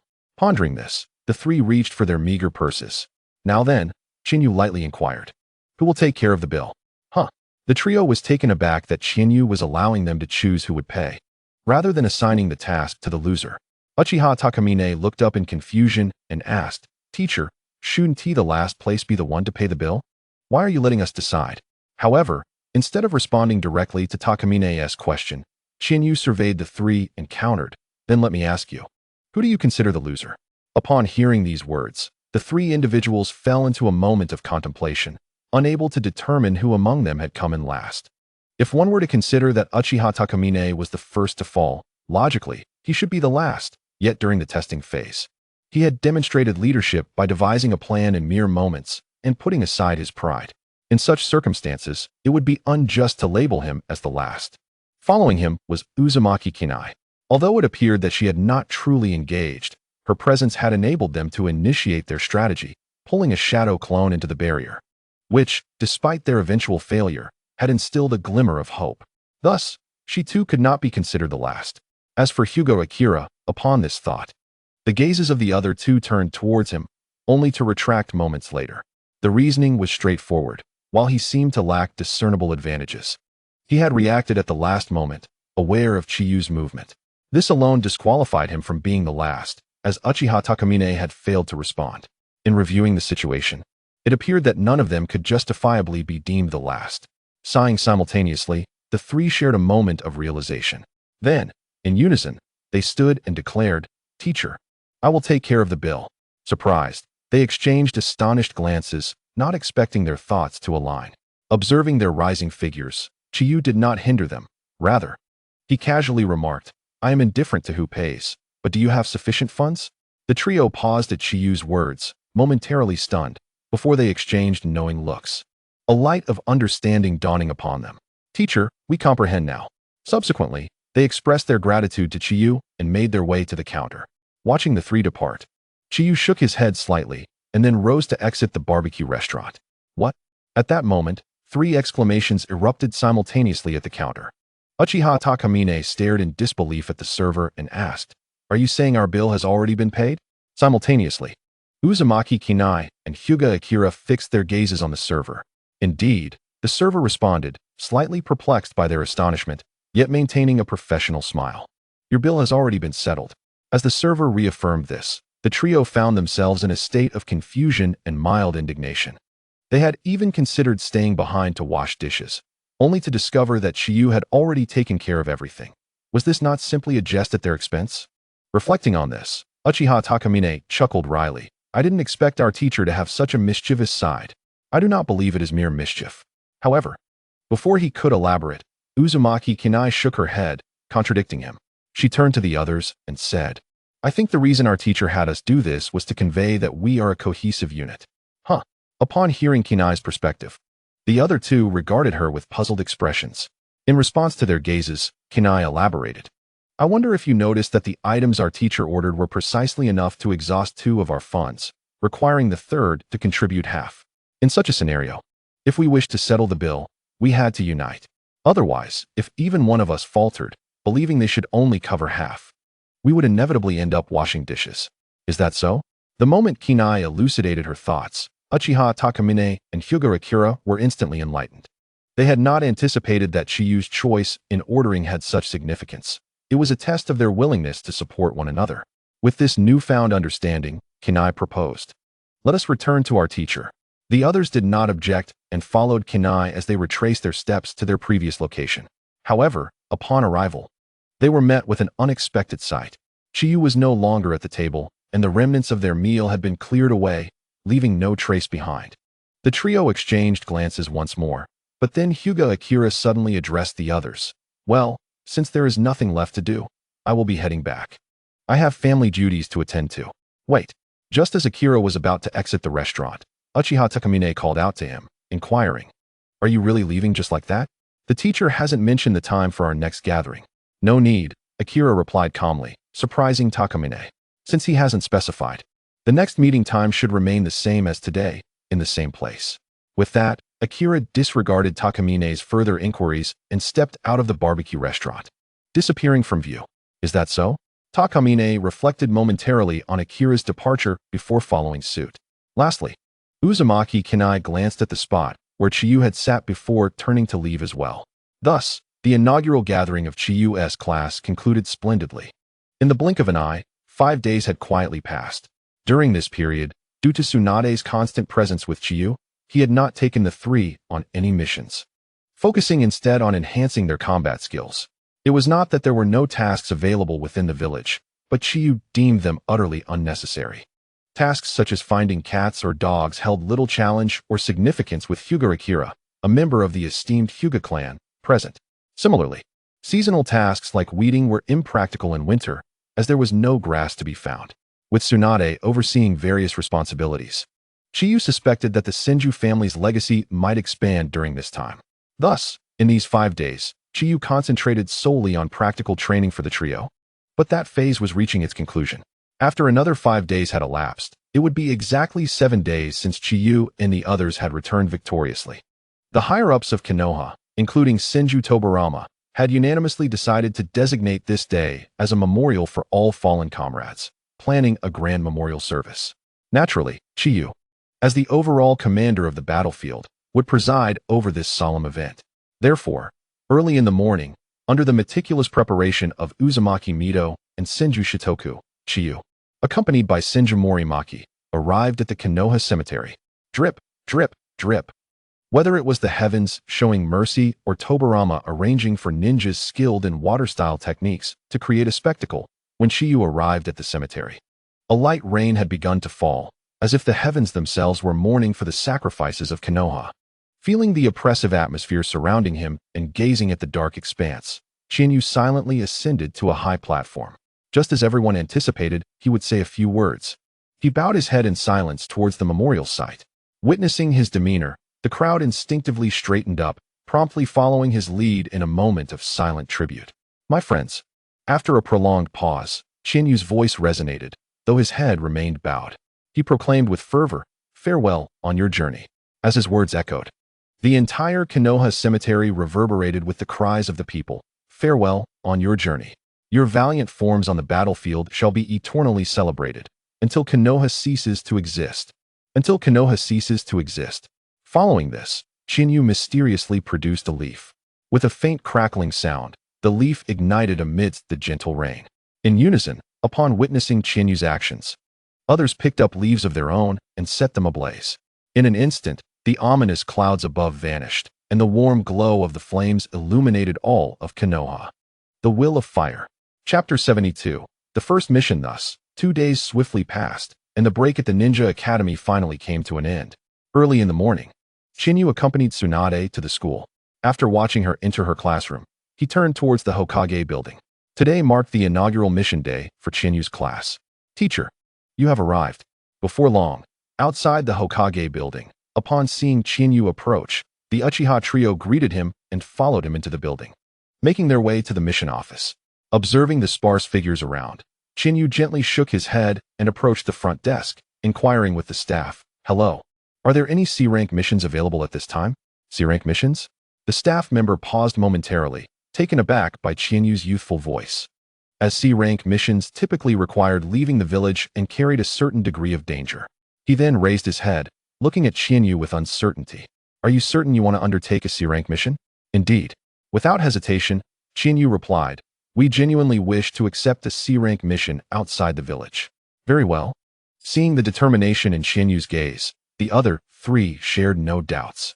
The staff member ceased further inquiries and promptly began searching for tasks. Here, shortly thereafter, the staff member presented a small stack of documents to Chinyu. "These are the available C-rank missions. Please take a look." "Thank you." Chinyu expressed his gratitude while perusing the mission details. Assist in suppressing rioters at Duan-Si Street. Difficulty, C-rank. Reward, 33,000 Rio. Note: rioters are ordinary citizens. No harm should come to them. Eliminate bandit threats arising from the war. Difficulty, C-rank. Reward, 100,000 Rio. Note: numerous bandits. Joint execution required. Escort the general's son to the land of crafts to forge his own weapon. Difficulty, C rank. Reward, 80,000 Rio. Note, must escort him back. As Chinyu scanned through the tasks, a plan began to form in his mind. In the next moment, he pointed at one of the missions and stated, "Hello. We would like to undertake this mission." Upon hearing Chinyu's choice, the staff member was momentarily astonished but refrained from commenting, instead retrieving the detailed information for the selected task. As he handed it over, he cautioned, "Although I do not know why you chose this mission, I must remind you to exercise caution." "Thank you." Chinyu replied with a smile, taking the mission scroll and departing the mission office with the Uchiha trio. Just as Chinyu exited, another individual approached the staff member, inquiring, "What mission did that team just take?" The staff member was momentarily puzzled by the curiosity. However, upon seeing the visitor's mask, he immediately tensed. Umbu. Formed by the second Hokage, Senju Tobarama, known as the Special Assassination and Tactical Unit, directly under the Hokage, it is the most clandestine organization within Konoha. Realizing the identity of the visitor, the staff member respectfully responded, "To report, sir, Lord Chinyu has accepted the Duan C Street mission." Duan C Street. The masked Umbu murmured the name before vanishing from sight. Upon witnessing the Umbu's disappearance, the staff member let out a relieved breath. Lord Hokage. In the blink of an eye, the Umbu had silently arrived at the Hokage's office, now reporting to Senju Tobarama, who sat at his desk. "Lord Chinyu has undertaken the Duan C Street mission." Duan C Street, you say? After pondering for a moment, Senju Tobarama waved his hand dismissively. "You may leave." "Yes." With that command, the Umbu melted into the shadows, as if they had never been there. Watching his subordinate vanish, Senju Tobarama rose and approached the window, gazing towards the village gates, softly murmuring, "This is your first official mission. I am curious to see how you will perform." At the same time, at the entrance of Konoha, Chinyu had arrived with his 3 companions. Observing their readiness, Chinyu offered no unnecessary words but pointed outside the village, declaring, "Let us depart." Destination, Duan C Street. "Yes, teacher." With that command, Chinyu's class stepped forward decisively, leaving Konoha behind as they headed towards Duan C Street. Brother. Meanwhile, within the ninja academy, Tsunade, who had been diligently paying attention in class, found her gaze drifting towards the window the moment Chinyu stepped outside the village. Her unexpected behavior drew the attention of others. The teacher at the podium paused and turned to her, gently asking, "Tsunade, what is the matter? Are you feeling unwell? Do you need to visit the infirmary?" "No, thank you, teacher." Tsunade promptly shook her head in refusal to the teacher's kind offer. "Please continue with the lesson." "Very well." Seeing her response, the teacher said no more and resumed the lesson. However, it was evident that Tsunade's thoughts were far from the classroom, instead drifting back to the previous night. Last night, just before bed, her brother had suddenly informed her that he would be taking his team outside the village for a mission the next day. Although she had feigned indifference at the time, the thought of her brother, who had been away for more than half a year, returning only to leave again so soon made her heart ache. In truth, Tsunade felt a deep sense of reluctance.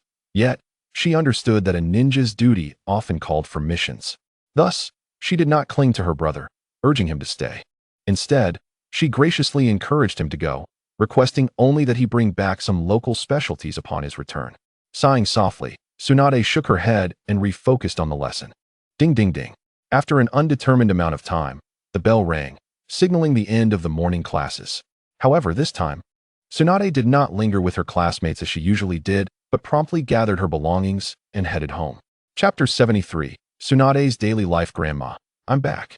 Shortly thereafter, within the Senju residence, Tsunade called out as she entered. Little Tsunade has returned.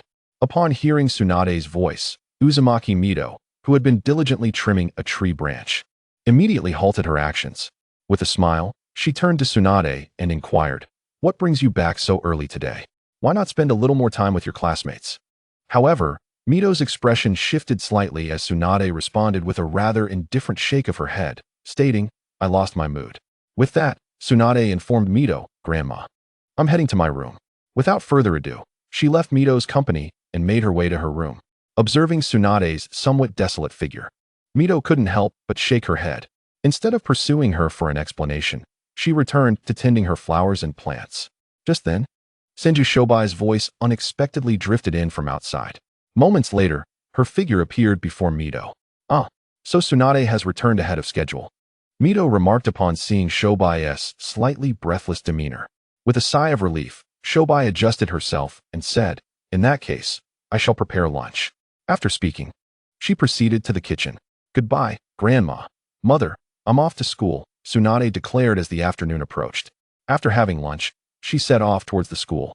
As she walked, she observed the surroundings but found herself devoid of the usual playful thoughts. Instead, an inexplicable sense of bewilderment welled up within her. Why were those around her smiling so joyfully? Just days prior, they had held a memorial service. The war had only recently concluded. Lost in thought, Tsunade became so absorbed that she didn't even notice she had arrived at school. "Tsunade, what are you thinking about?" A loud voice suddenly broke through her reverie, causing her to flinch and instinctively clench her fist in response. Bang! In the next instant, a human figure was sent flying several meters away with a resounding crash. Jiraiya. Coming back to her senses, Tsunade glared at the white-haired figure on the ground and exclaimed angrily, "Don't speak to me when I'm lost in thought. You startled me." Coughing slightly from his position, Jiraiya mumbled under his breath, "With such a temper, I doubt you'll ever get married." Little did he know. Despite his attempt to whisper, Tsunade heard him clearly. In a fit of anger, Tsunade retorted, "Mind your own business." With that, she ignored Jiraiya and strode purposefully into the school. Idiot. At that moment, a slender figure passed by Jiraiya, leaving behind a nugget of wisdom. Upon hearing this, Jiraiya sprang to his feet, pointing at the person in indignation. However, before he could utter a word, he stopped abruptly and dashed towards the school. The reason for Jiraiya's sudden change was the arrival of their teacher, Sarutobi, whose presence caused him to panic. Watching Jiraiya's flustered retreat, Sarutobi sighed, feeling a headache coming on. Why did his class have to include such a character? Although his chakra was commendable, his mind seemed perpetually distracted, focused more on pestering female classmates than on the study of ninjutsu. Enough of this, Sarutobi thought, shaking his head vigorously before making his way to the classroom. "Classmates, let us commence today's lesson." In an instant, Sarutobi began the afternoon session. Chakra is an innate energy within every individual. Everyone possesses it. Yet most cannot effectively harness it. Many are unable to combine their physical and spiritual energy, thus failing to manifest chakra. Chakra is categorized into 7 elemental types: wind, fire, earth, water, lightning, and both yin and yang. At this point, Sarutobi's gaze fixed on the front of the room, specifically on Jiraiya. As he posed a question, "Can anyone tell me what type of chakra is required to cast Jinjutsu?" Unfortunately for Sarutobi, despite his clear gaze, Jiraiya remained perplexed, scratching his head in confusion. Sighing at Jiraiya's response, Sarutobi turned to Orochimaru, signaling him to answer. Orochimaru did not disappoint. "Yin." He stood up and stated, "To cast Jinjutsu, one must utilize Yin chakra, as it represents the mind, and Jinjutsu disrupts mental processes." "Excellent," Sarutobi exclaimed, clearly pleased with Orochimaru's comprehensive answer.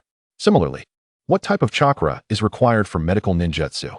Riding the momentum, he directed the question towards Tsunade without allowing others to respond. "Tsunade, would you care to answer?" "Yes, Sensei."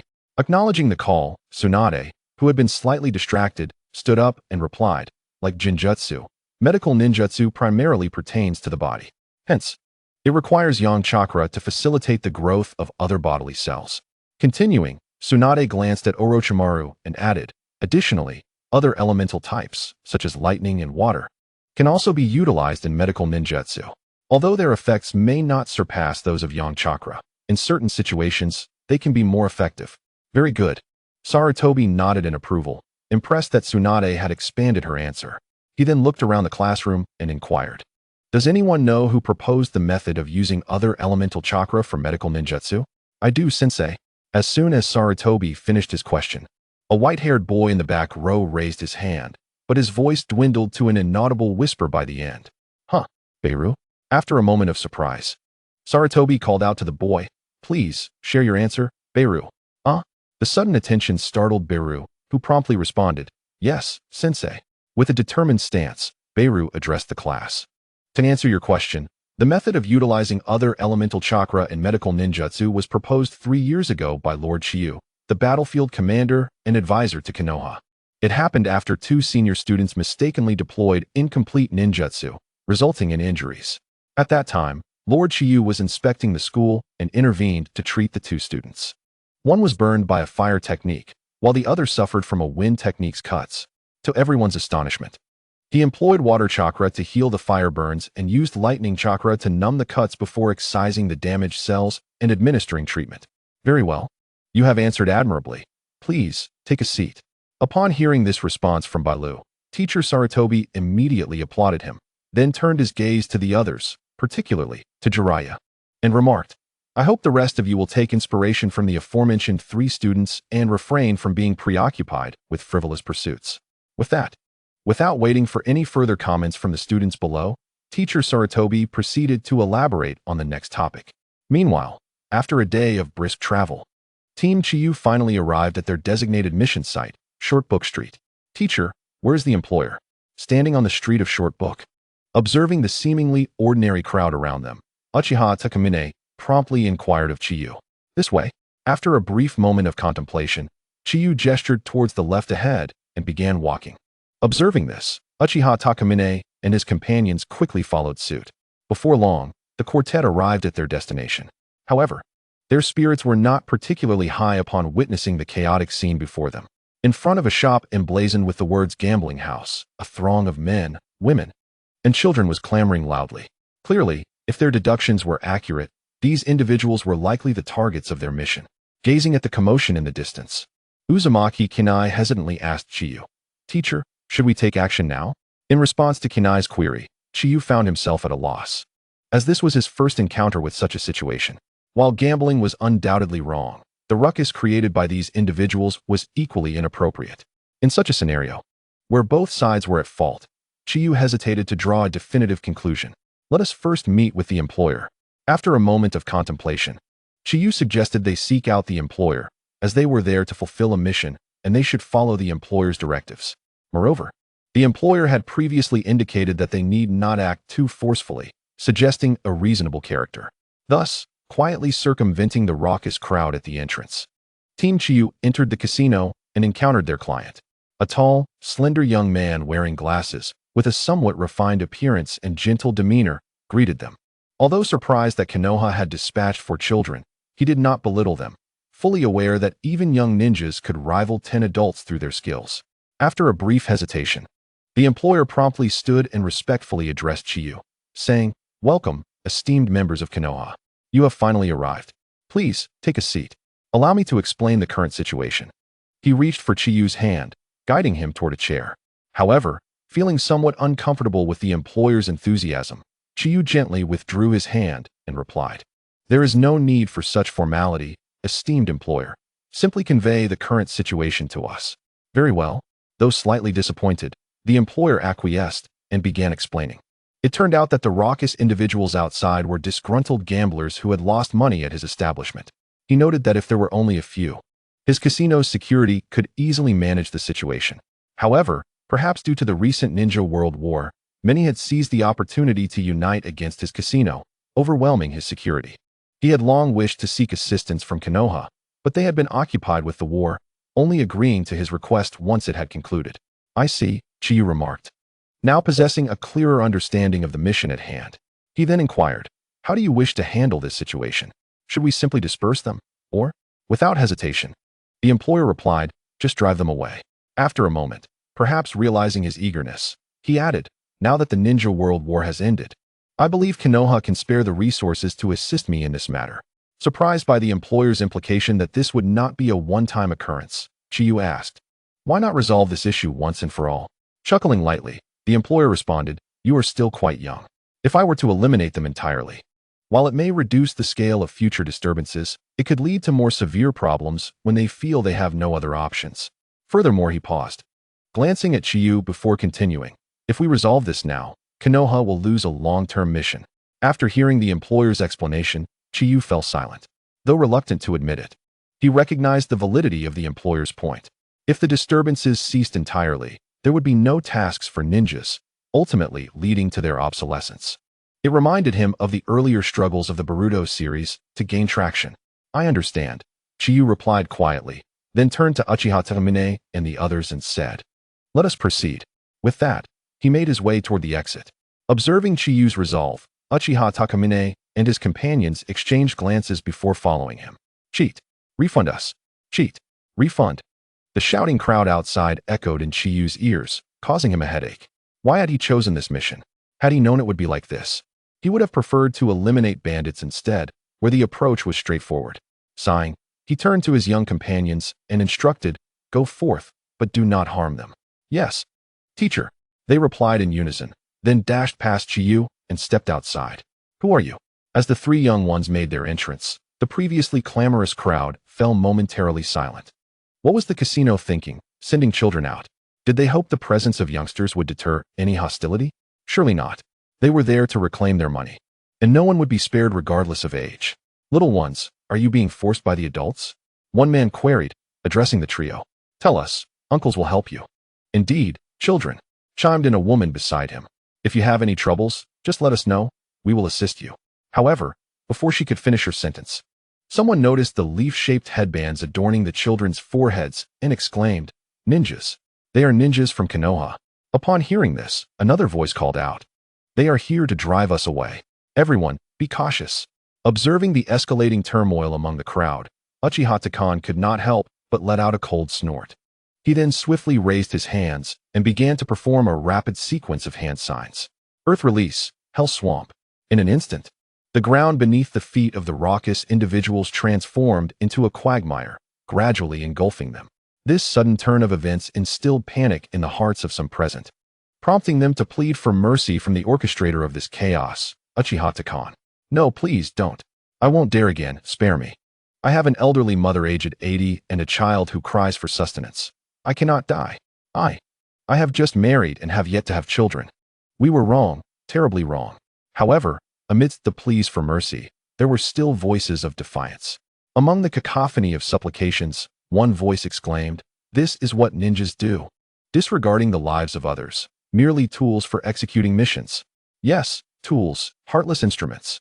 Demons, demons, get lost, get away. Hearing these venomous words, Uchiha Takan frowned and prepared to unleash another jutsu. Just as he was about to form the seals, Hyuga Akira unexpectedly intervened, halting his actions. Seeing Hyuga Akira grasp his hand, Uchiha Takan was bewildered and was about to question him when he noticed that Akira had ignored him entirely. Instead, he stepped forward, gazing coldly at the individuals struggling in the swamp, and declared, "Demons? How laughable, when you squander your hard-earned money here. Did you ever consider how your loved ones perceive you as demons? When your 80-year-old mother waits at home for life-saving funds, only to pass away in despair. When your children, starved and desperate, look at others with hollow eyes, what do you think then? Have you ever thought of them?" With a self-deprecating smile, Hyuga Akira continued, "Indeed, we are ninjas, endowed with abilities beyond ordinary comprehension." He then turned to the crowd and posed a rhetorical question. "But do you know what ninjas face?" Without waiting for a response, perhaps not even expecting one, he stated, "Life. Death. This is the perpetual environment in which ninjas exist." Moreover, pausing slightly, he looked at those who had just been shouting, who now glared at him with resentment, and added, "There is also the scorn from you, who, lacking such abilities, can only harbor jealousy and contempt." As soon as those words left Hyuga Akira's mouth, the anger of one individual surged, and he lifted his hand, ready to unleash a tirade against Akira. However, just as he raised his hand, he felt a sudden acceleration in his descent, causing him to abandon his intention and focus on stabilizing himself. Meanwhile, witnessing this setback, the others appeared to lose their resolve, and one by one, they began to plead for mercy from Hyuga Akira, Uchiha Takan, and Uzumaki Kinai, promising that they would return to reform. Seeing this, the trio exchanged glances, and eventually, Uzumaki Kinai spoke up, "Let them go. Our task is merely to disperse them. There is no need to go too far." "Very well." Acknowledging Uzumaki Kinai's words, Uchiha Takan reluctantly nodded, then reverted the area to its original state, allowing the raucous crowd to stand on solid ground once again. Thank you. We promise we won't return." Thus, with repeated assurances, the individuals departed from the casino, scattering in different directions. Clapping his hands in approval, Chiyu remarked, "Well done. Such performance on your first mission is commendable." He then turned to Uchiha Takan and Hyuga Akira, stating, "Both Takan's decisive action and Akira's reasoned approach were excellent. Thank you, Sensei." In response to Chiyu's praise, Uchiha Takan and his companions did not exhibit pride, but rather expressed calm gratitude before falling silent. Very well, come with me. Seeing their demeanor, Chiyu shook his head slightly and beckoned the three to follow him as he returned to the establishment. Thank you, esteemed ninjas. As Chiyu began to move, the employer's voice rang out, and he hurriedly approached the four, expressing his gratitude for their efforts in dispersing the troublemakers. He then produced a stack of bills from his pocket and handed them to Chiyu, saying, Esteemed sir, this is a small token of my appreciation. I hope you will accept it. However, upon hearing the employer's words and seeing the denomination of 10,000, Chiyu hesitated for a moment before unexpectedly returning it, saying, Although I would love to accept this 10,000, I am afraid I cannot. The employer was taken aback, having never encountered a ninja who refused payment. Typically, those who undertook such missions accepted the fee without hesitation. It was indeed a rare sight to witness a ninja turn down an offer so readily. Very well, the employer, shaking his head in disbelief, tucked the bills away and remarked, Since the esteemed ninja does not wish to accept it, I shall not insist. Afterward, the employer handed Chiyu an envelope, saying, This is a proof of the task completed. Please keep it safe. Initially thinking it was more money and preparing to decline, Chiyu extended his hand upon realizing it was a task certificate, thanking the employer. Thank you, kind sir. After expressing his gratitude, Chiyu turned to Uchiha Takan and the others, instructing, Gather your things. We are preparing to return to the village. Yes, sensei. The three nodded in unison and began checking for any belongings they might have left behind. Meanwhile, noticing Chiyu's immediate intent to leave, the employer asked, Esteemed ninja, are you leaving already? Won't you stay and enjoy yourselves? Not necessary. Regrettably for the employer, Chiyu shook his head with finality. We have other matters to attend to and cannot linger. Very well. Recognizing Chiyu's resolute demeanor, the employer sighed and said, Then I wish you all a safe journey. Thank you. Chiyu nodded lightly in acknowledgement and turned to the trio, declaring, Let us depart. Thus, under the employer's watchful gaze, Chiyu's group exited the casino and made their way toward the outskirts of the street. However, as they neared the street corner, Chiyu suddenly halted and turned to a shop named Puppet House, asking the trio, I plan to buy something. Do you wish to accompany me? Buy something? The trio paused, following his gaze to the Puppet House. After exchanging glances, Uchiha Takan and Hyuga Akira shook their heads in refusal, stating, No need. I have no interest in such things. In contrast, Uzumaki Kinai smiled and responded, Sensei, I would like to join you. After considering the trio's responses, Chiyu glanced at Uchiha Takan and Hyuga Akira, then smiled at Uzumaki Kinai, saying, Very well, let us go. Thus, in a short while, the two entered the puppet shop together. As I gazed upon the exquisite array of puppets within the shop, Uzumaki Kiyoshi turned to Chinyu and confidently remarked, Teacher, you intend to buy something for Tsunade, don't you? To this, Chinyu did not contest, but rather nodded in affirmation, stating, Before we set off, Tsunade requested that I bring back some local specialties. Indeed, it was as Kiyoshi surmised. Listening to Chinyu's response, Kiyoshi's expression brightened with understanding, and he immediately approached a delicate princess-style puppet, exclaiming, I believe this one will please Tsunade. Observing the puppet in Kiyoshi's hands, adorned in a splendid purple gown with golden hair that danced as if caught in a gentle breeze, Chinyu nodded with satisfaction, declaring, Then this shall be the one. With that, Chinyu turned to Kiyoshi and inquired, What would you like to purchase? To his surprise, Kiyoshi paused momentarily before shaking her head and replying, I don't have anything in mind. I merely assumed you were here to buy for Tsunade, so I followed along. Very well. Upon hearing Kiyoshi's words, Chinyu could only shake his head in resignation. He then casually picked up a similarly styled princess puppet, this one clad in red, and said, Then let this be your token of gratitude for my selection. With that, Chinyu promptly turned and headed to the counter to settle the payment, disregarding Kiyoshi's potential objections, and handed the puppet to her. In the next moment, as Kiyoshi held the puppet, she found herself engulfed in a myriad of emotions. Thank you. Ultimately, she could only express her gratitude to Chinyu before accepting the puppet. All right, let us depart. However, Chinyu appeared indifferent to Kiyoshi's thanks, casually waving his hand as he led her out of the puppet shop and back to the side of Uchiha Takamine. The task is complete. Let us return to the village. After informing the trio, he made his way toward the exit of the street. Yet, to the trio's bewilderment, Chinyu had not taken more than a few steps when he abruptly halted, a look of confusion crossing his face. Noticing this, Kiyoshi quickly caught up to him, following his gaze and asking, "Teacher, what is the matter?" This time, however, Chinyu did not respond but merely shook his head, saying, "It is nothing. Let us continue." With those words, he disregarded the trio and sped toward the street's exit. Observing Chinyu's demeanor, the trio exchanged glances, resignedly shaking their heads as they followed in his footsteps. They felt powerless. If Chinyu chose not to speak, what could they do? Yet, this time, their attitude was markedly more cautious. Although they were unaware of what had caught Chinyu's attention, they sensed that whatever had caused his surprise was not trivial, and it was entirely possible that an ambush awaited them just ahead. Chapter 77. Encounter with Kakuzu. As anticipated, after they had traversed a distance from the street, a figure cloaked in black subtly emerged before the four. Instantly, the trio drew their shuriken, their vigilance heightened as they demanded, "Who are you?" However, the figure in the black cloak paid them no heed, instead rummaging through a small notebook from within their robes.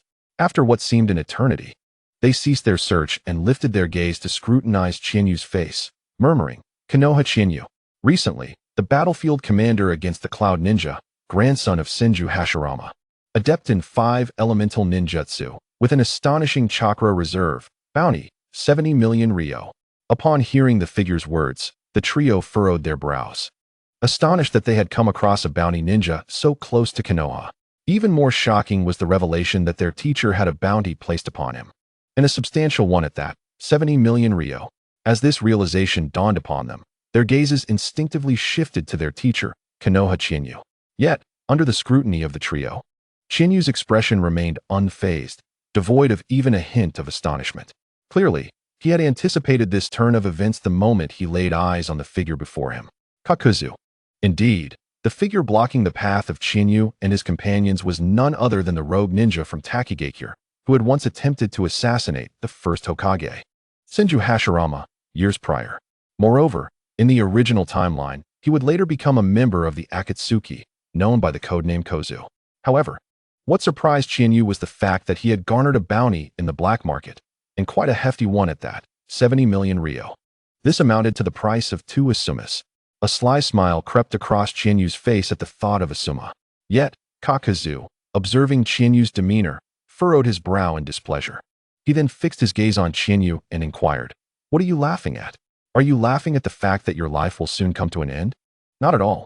Chinyu quickly shook his head, replying, "I simply did not expect to be treated in the same manner as grandfather Hashirama." With a sudden shift in tone, Chinyu retorted, "Wouldn't you agree, Kakuzu of Takigakure?" Upon hearing this, Kakuzu's brow remained furrowed as he pressed, "You know of me?" "Certainly," Chinyu replied without evasion.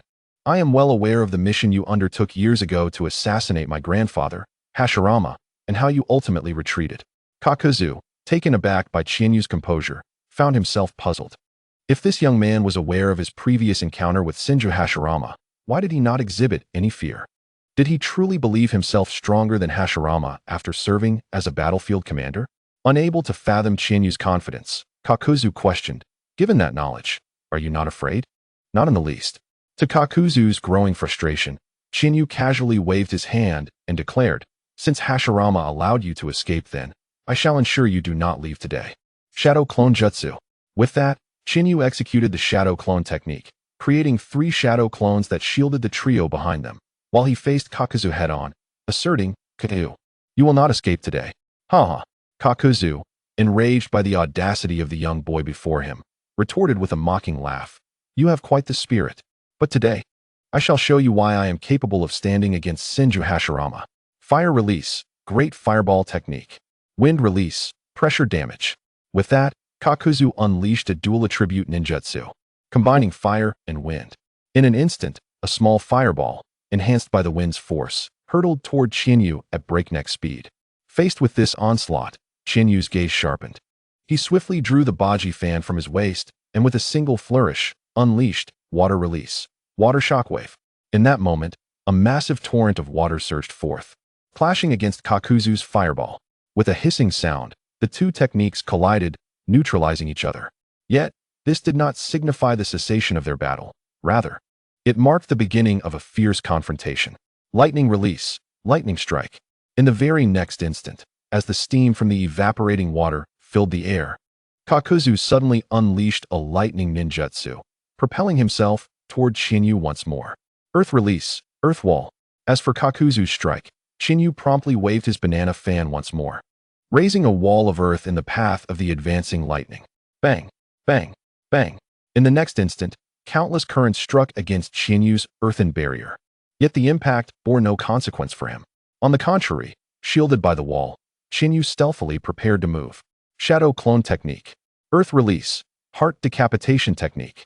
Chinyu summoned another shadow clone, and with a swift application of the heart decapitation technique, his true form sank beneath the ground, lying in wait for the opportune moment.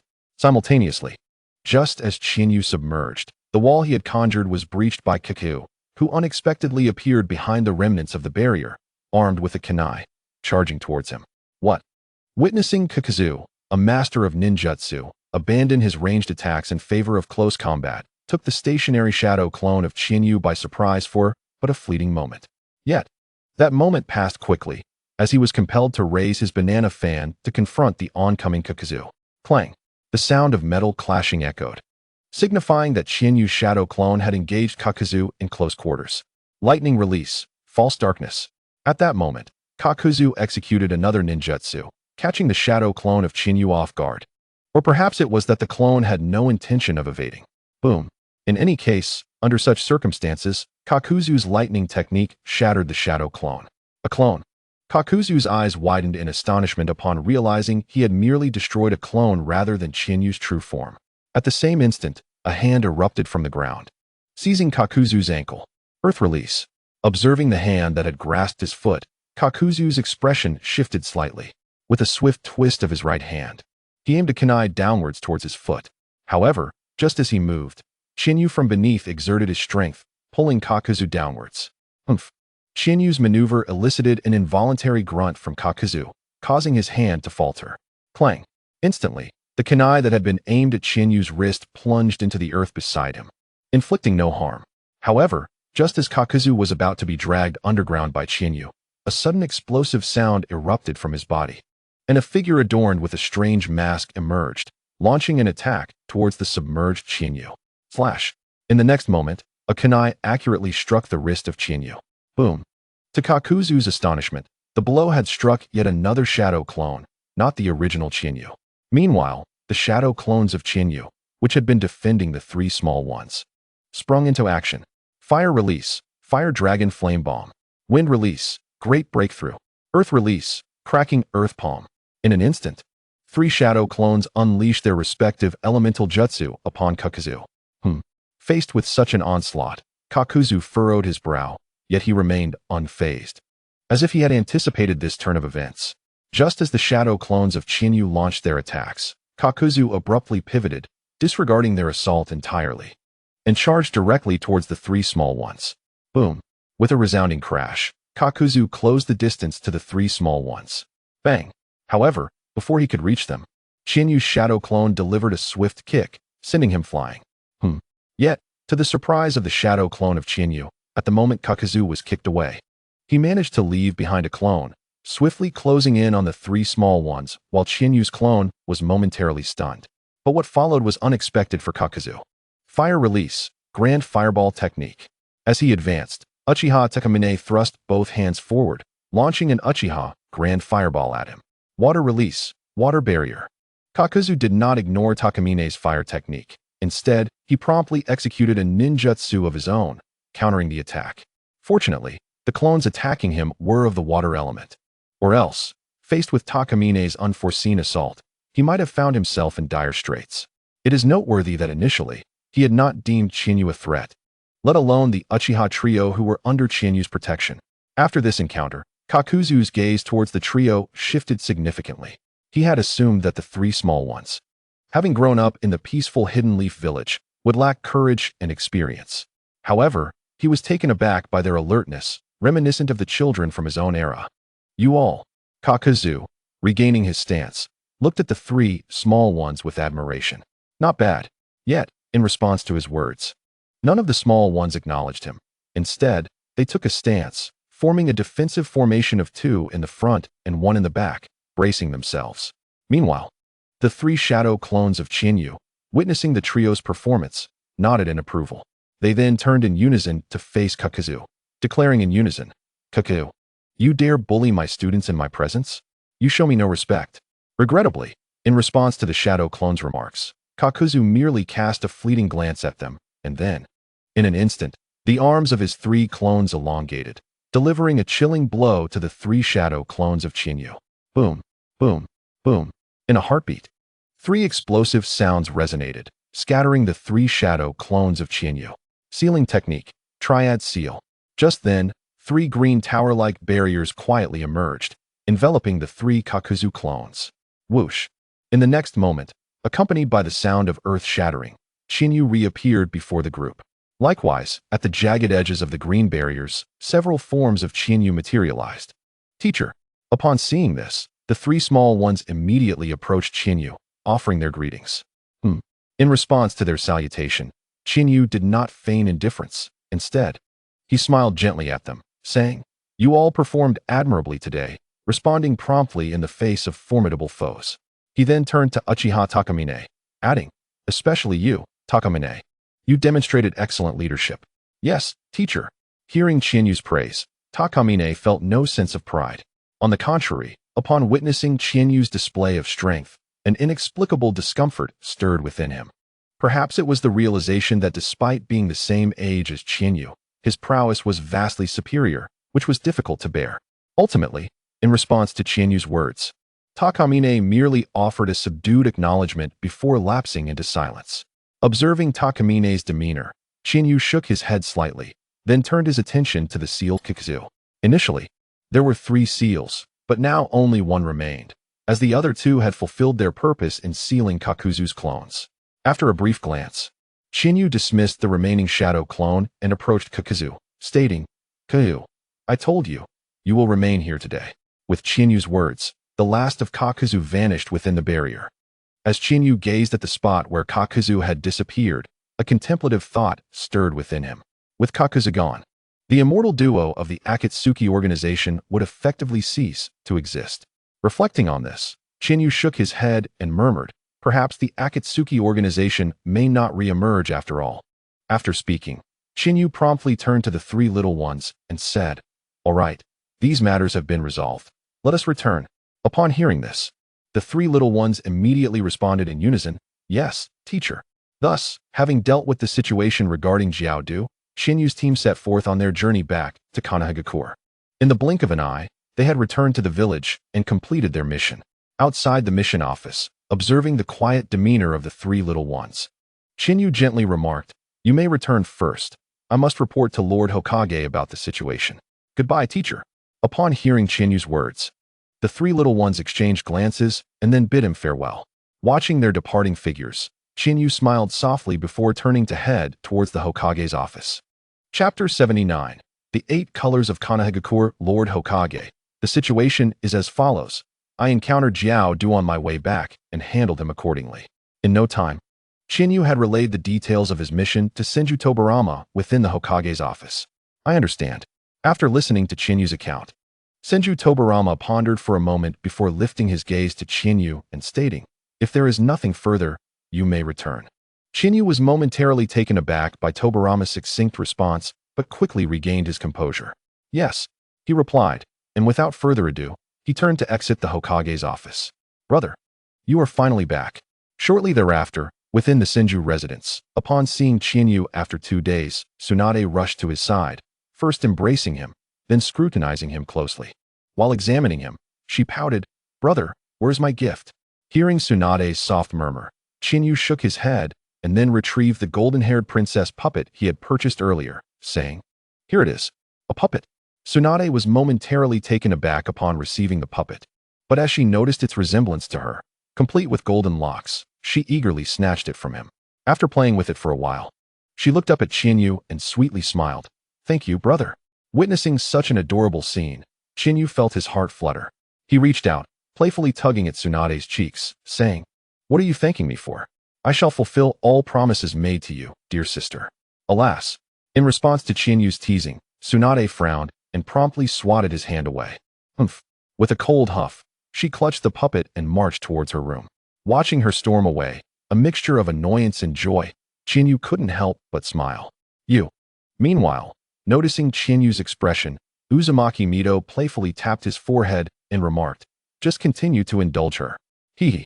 Hearing Mito's words, Chinyu grinned and defended himself. "Grandma Mito. As you said, I am her brother." "Very well." Observing Chinyu's playful demeanor, Mito shook her head lightly and informed him, "During the past 2 days you were away. That boy from the Hitaki family came by twice, though I do not know what he wanted. You might want to check on him." "Hataru?"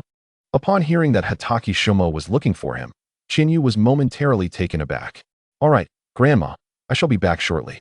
After saying this to Mito, Chinyu turned and left the Senju residence, heading toward the Hitaki household. As he departed, Mito gazed at his retreating figure, then glanced at the closed door to Tsunade's room. A faint, inscrutable expression crossing her face. "Shumo, are you home?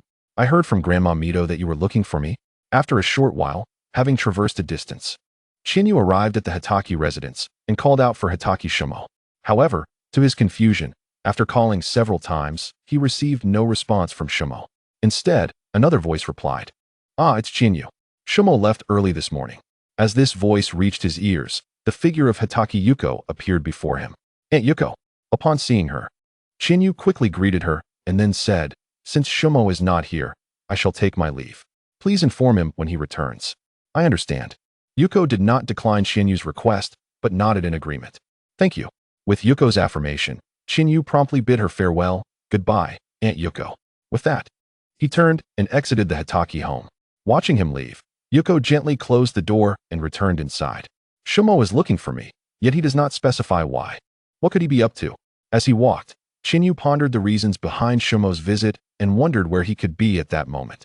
Suddenly, a thought struck him, and he moved swiftly towards Hokage Rock, more precisely, to the forest behind it.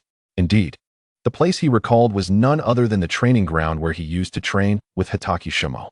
As expected, upon arriving, he found Shumo practicing the Hitaki clan's signature sword technique. However, to Chinyu's surprise, he was not alone.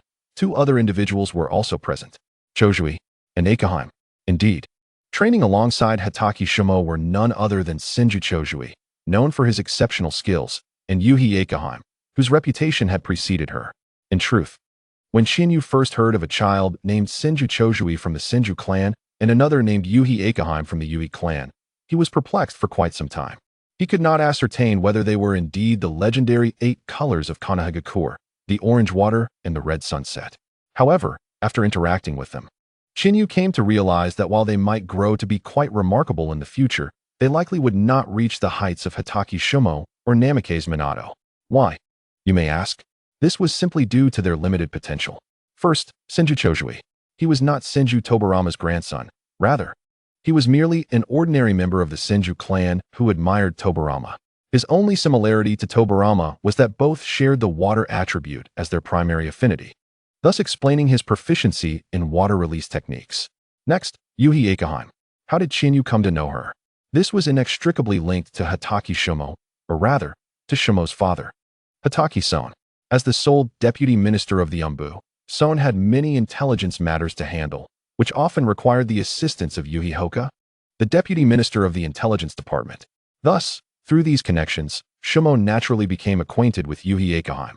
And through Shumo, Chinyu also met the one who was likely the Red Sunset, Yuhi Akahime. Chapter 80, Chojui and Akahime Shumo. Chojui, Akahime. As he contemplated, Chinyu slowly emerged and called out to the 3. Chinyu and I. Upon hearing Chinyu's voice, Hitaki Shumo immediately halted his training, turning to run to Chinyu.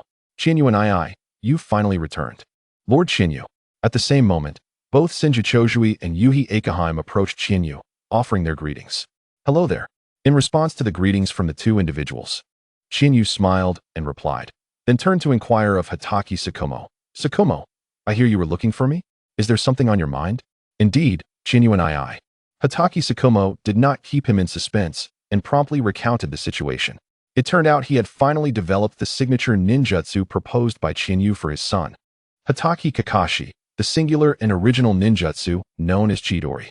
Although Hitaki Son and Senju Tobarama had contributed to this endeavor, it was undeniable that Chidori had indeed been birthed under the hands of Hitaki Sakumo ahead of schedule.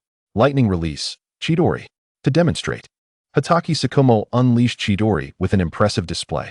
With a crackling sound, a brilliant bolt of lightning surged forth from his hand, accompanied by a cacophony reminiscent of 1,000 startled birds.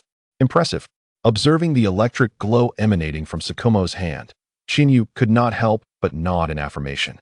To create an A-rank ninjutsu at such a tender age of nearly 10, you truly deserve the praise, Tsukumo.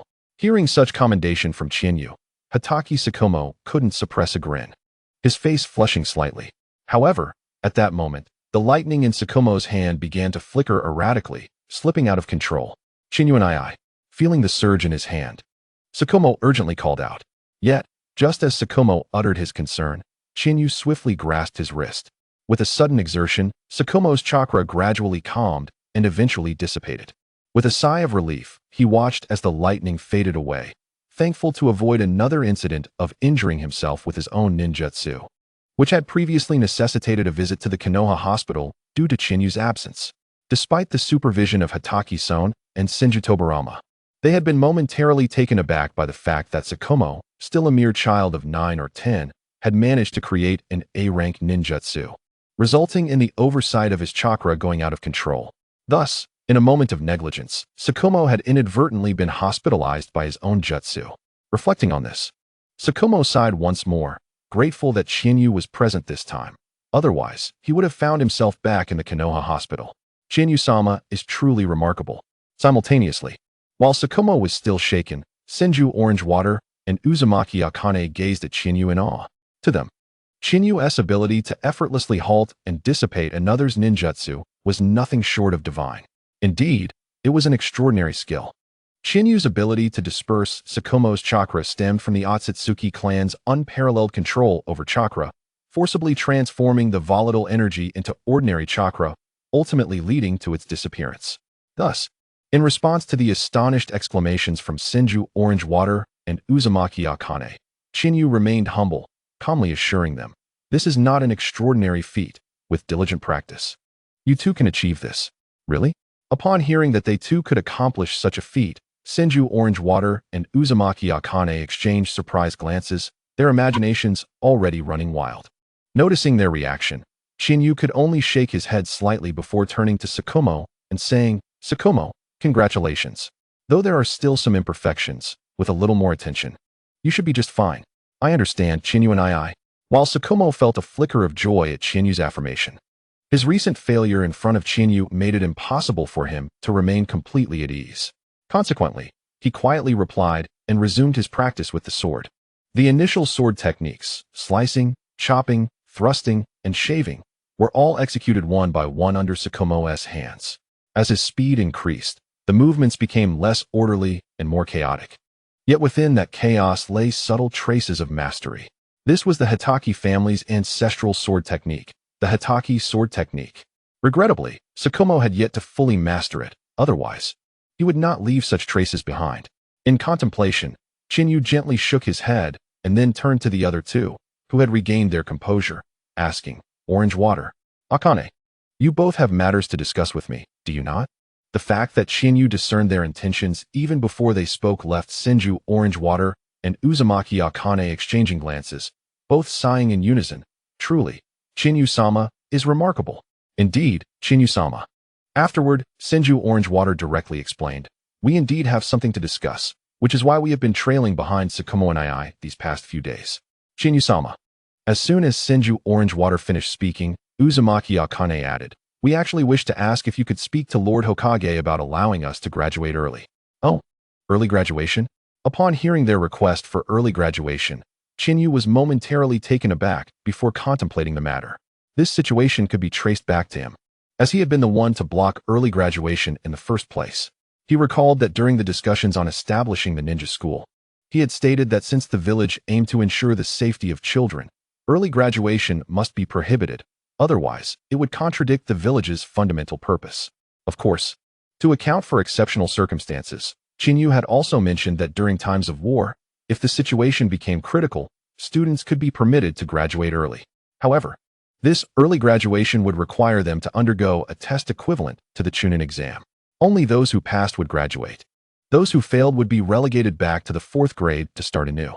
To prevent malicious attempts to bypass requirements or those overestimating their capabilities, Shinyu had instituted a rule.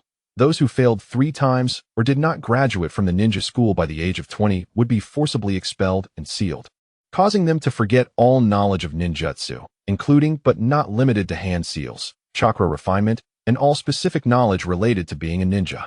Consequently, since the establishment of the ninja school, aside from Hokage Tsukumo, who had received special permission from Senju Tobarama to graduate, no other student had ever applied for early graduation. However, this did not imply that no one felt confident in their abilities. Rather, the majority believed it unnecessary. After all, what benefit would early graduation yield? With Senju Tobarama still present, aside from Shinyu, who was given special consideration, and Hokage Tsukumo, who was affected by this privilege, all other young ninjas had been assigned by Senju Tobarama to handle minor tasks, such as D-rank and C-rank missions. Given this context, even those few with the capability and confidence to pass had to relinquish their aspirations and obediently endure their years in school. Just like Uchiha-kan. Indeed, Uchiha-kan. In truth, if it were not for such circumstances and the admonishments from Senju Tobarama, Uchiha-kan would have likely applied for early graduation long ago, becoming the first student to graduate ahead of schedule after the reforms initiated by Hokage Tsukumo. Although Senju Tobarama's warnings carried more weight, this indirectly validated the notion that early graduation was somewhat superfluous. Contemplating deeply, Shinyu's gaze fixed intently on Senju Orange Water and Sunset True Red. He inquired, "Are you both serious? Do you truly intend to graduate early?" Indeed, despite the involuntary flutter in their hearts under Shinyu's penetrating stare, both met his eyes with unwavering resolve and replied, "Lord Shinyu, we have contemplated this for quite some time, and we genuinely wish to graduate ahead of schedule." With that, the two suddenly bowed deeply to Shinyu, pleading, "Please, Lord Shinyu, grant us the opportunity to graduate early." Taken aback by their earnest demeanor, Shinyu's curiosity piqued, and he asked, "Could you enlighten me as to why you desire to graduate early?" After posing the question, Shinyu turned his attention to Senju Orange Water and Sunset True Red, noting, "If memory serves, one of you is merely 7 years old, while the other is just 8. Upon hearing Shinyu's inquiry about their motivation for early graduation, Senju Orange Water and Sunset True Red exchanged glances. They then turned to look at Kakashi Shikamaru before explaining, "We felt envious seeing Brother Shikamaru embark on missions alone, which inspired us to pursue early graduation." Moreover, here, their voices faltered momentarily, but it was the slightly older Sunset True Red who continued, "We are also concerned for Brother Shikamaru's solitude. We wish to graduate so that we can form a team with him and alleviate his loneliness." Surprised by their heartfelt intention, Shinyu felt a jolt of emotion. He had initially assumed their desire for early graduation stemmed from a competitive spirit after witnessing Kakashi Shikamaru's accomplishments. Instead, it was their compassion for him that motivated their request. Indeed, during team assignments in Konoha, age is a significant factor, typically pairing individuals of similar ages. As Kakashi Shikamaru had graduated early, he often found himself alone on missions, even if they were merely C or D-rank tasks.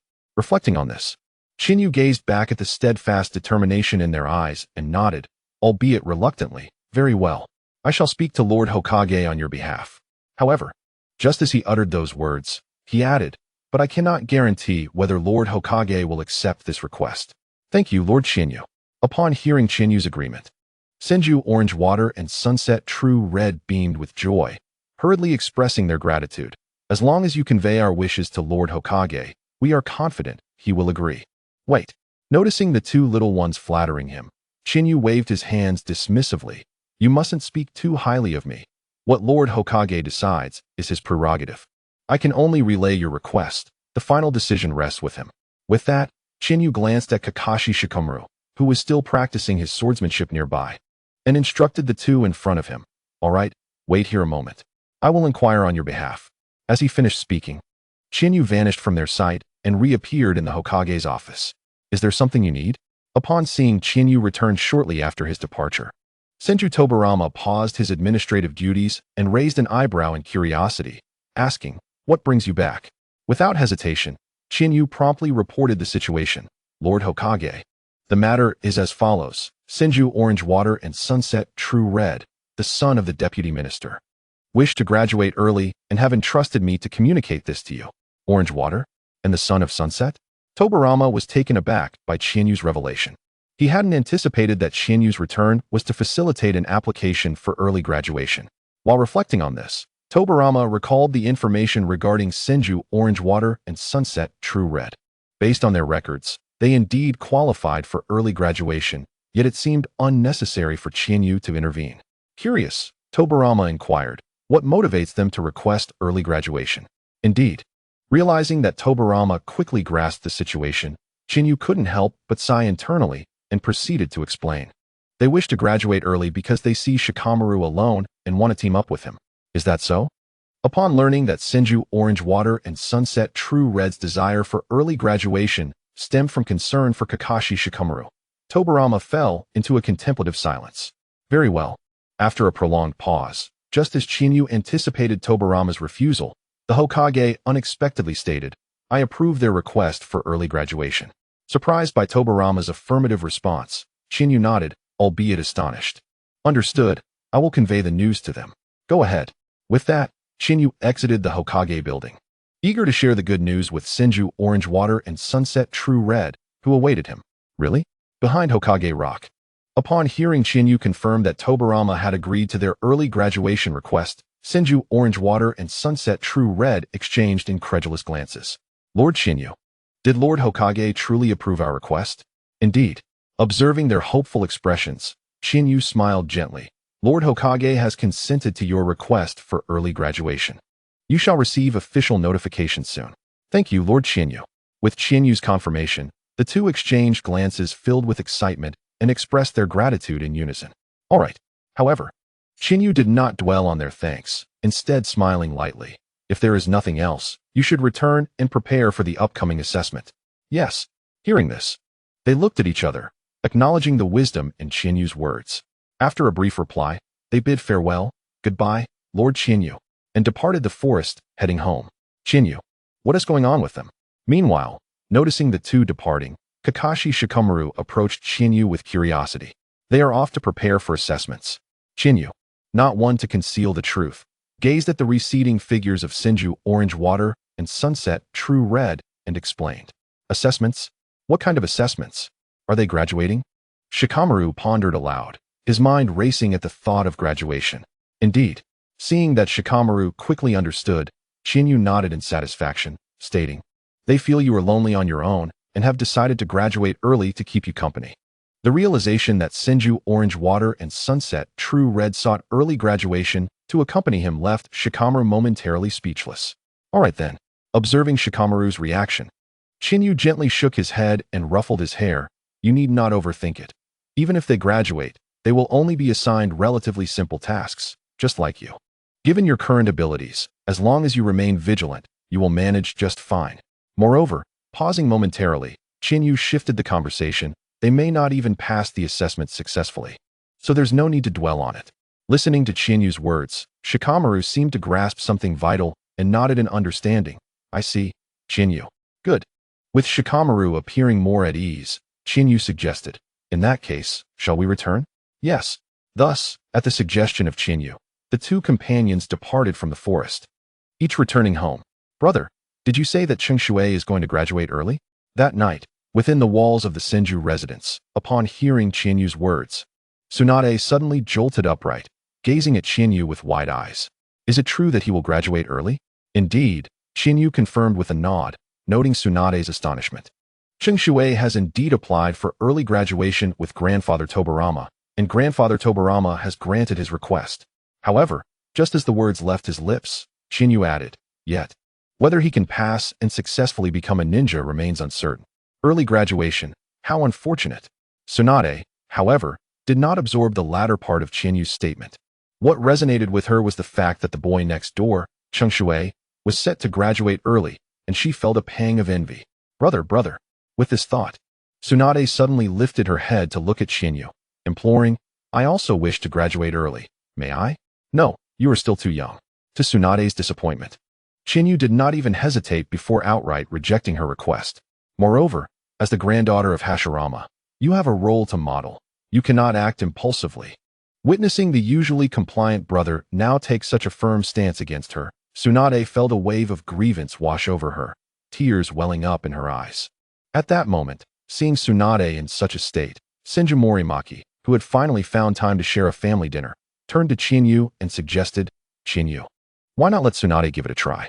Regrettably, even faced with Morimaki's persuasion, Chinyu remained resolute, responding, "No, Uncle Morimaki.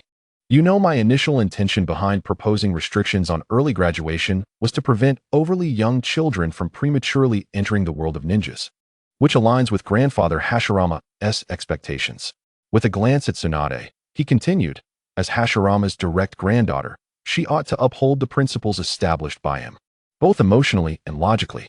But Chinyu, consider it from another perspective."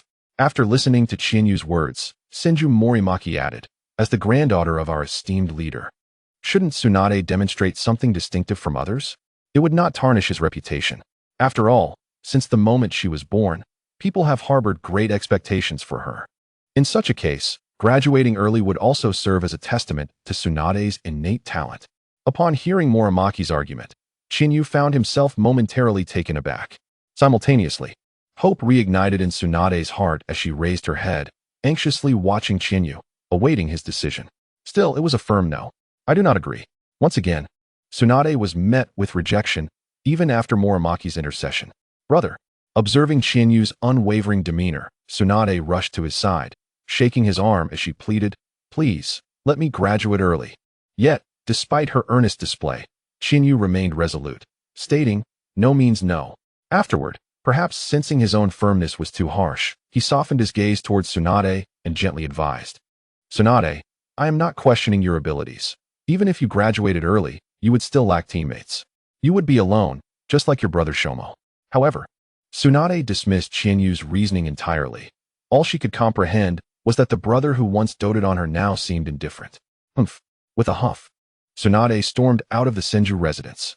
Chapter 83. Tsunade's heartache sighing as she watched Tsunade's retreating figure, Uzumaki Mito remarked to Chinyu, "Chinyu, why don't you follow her? Ensure she doesn't go too far astray." "Yes, Granny Mito."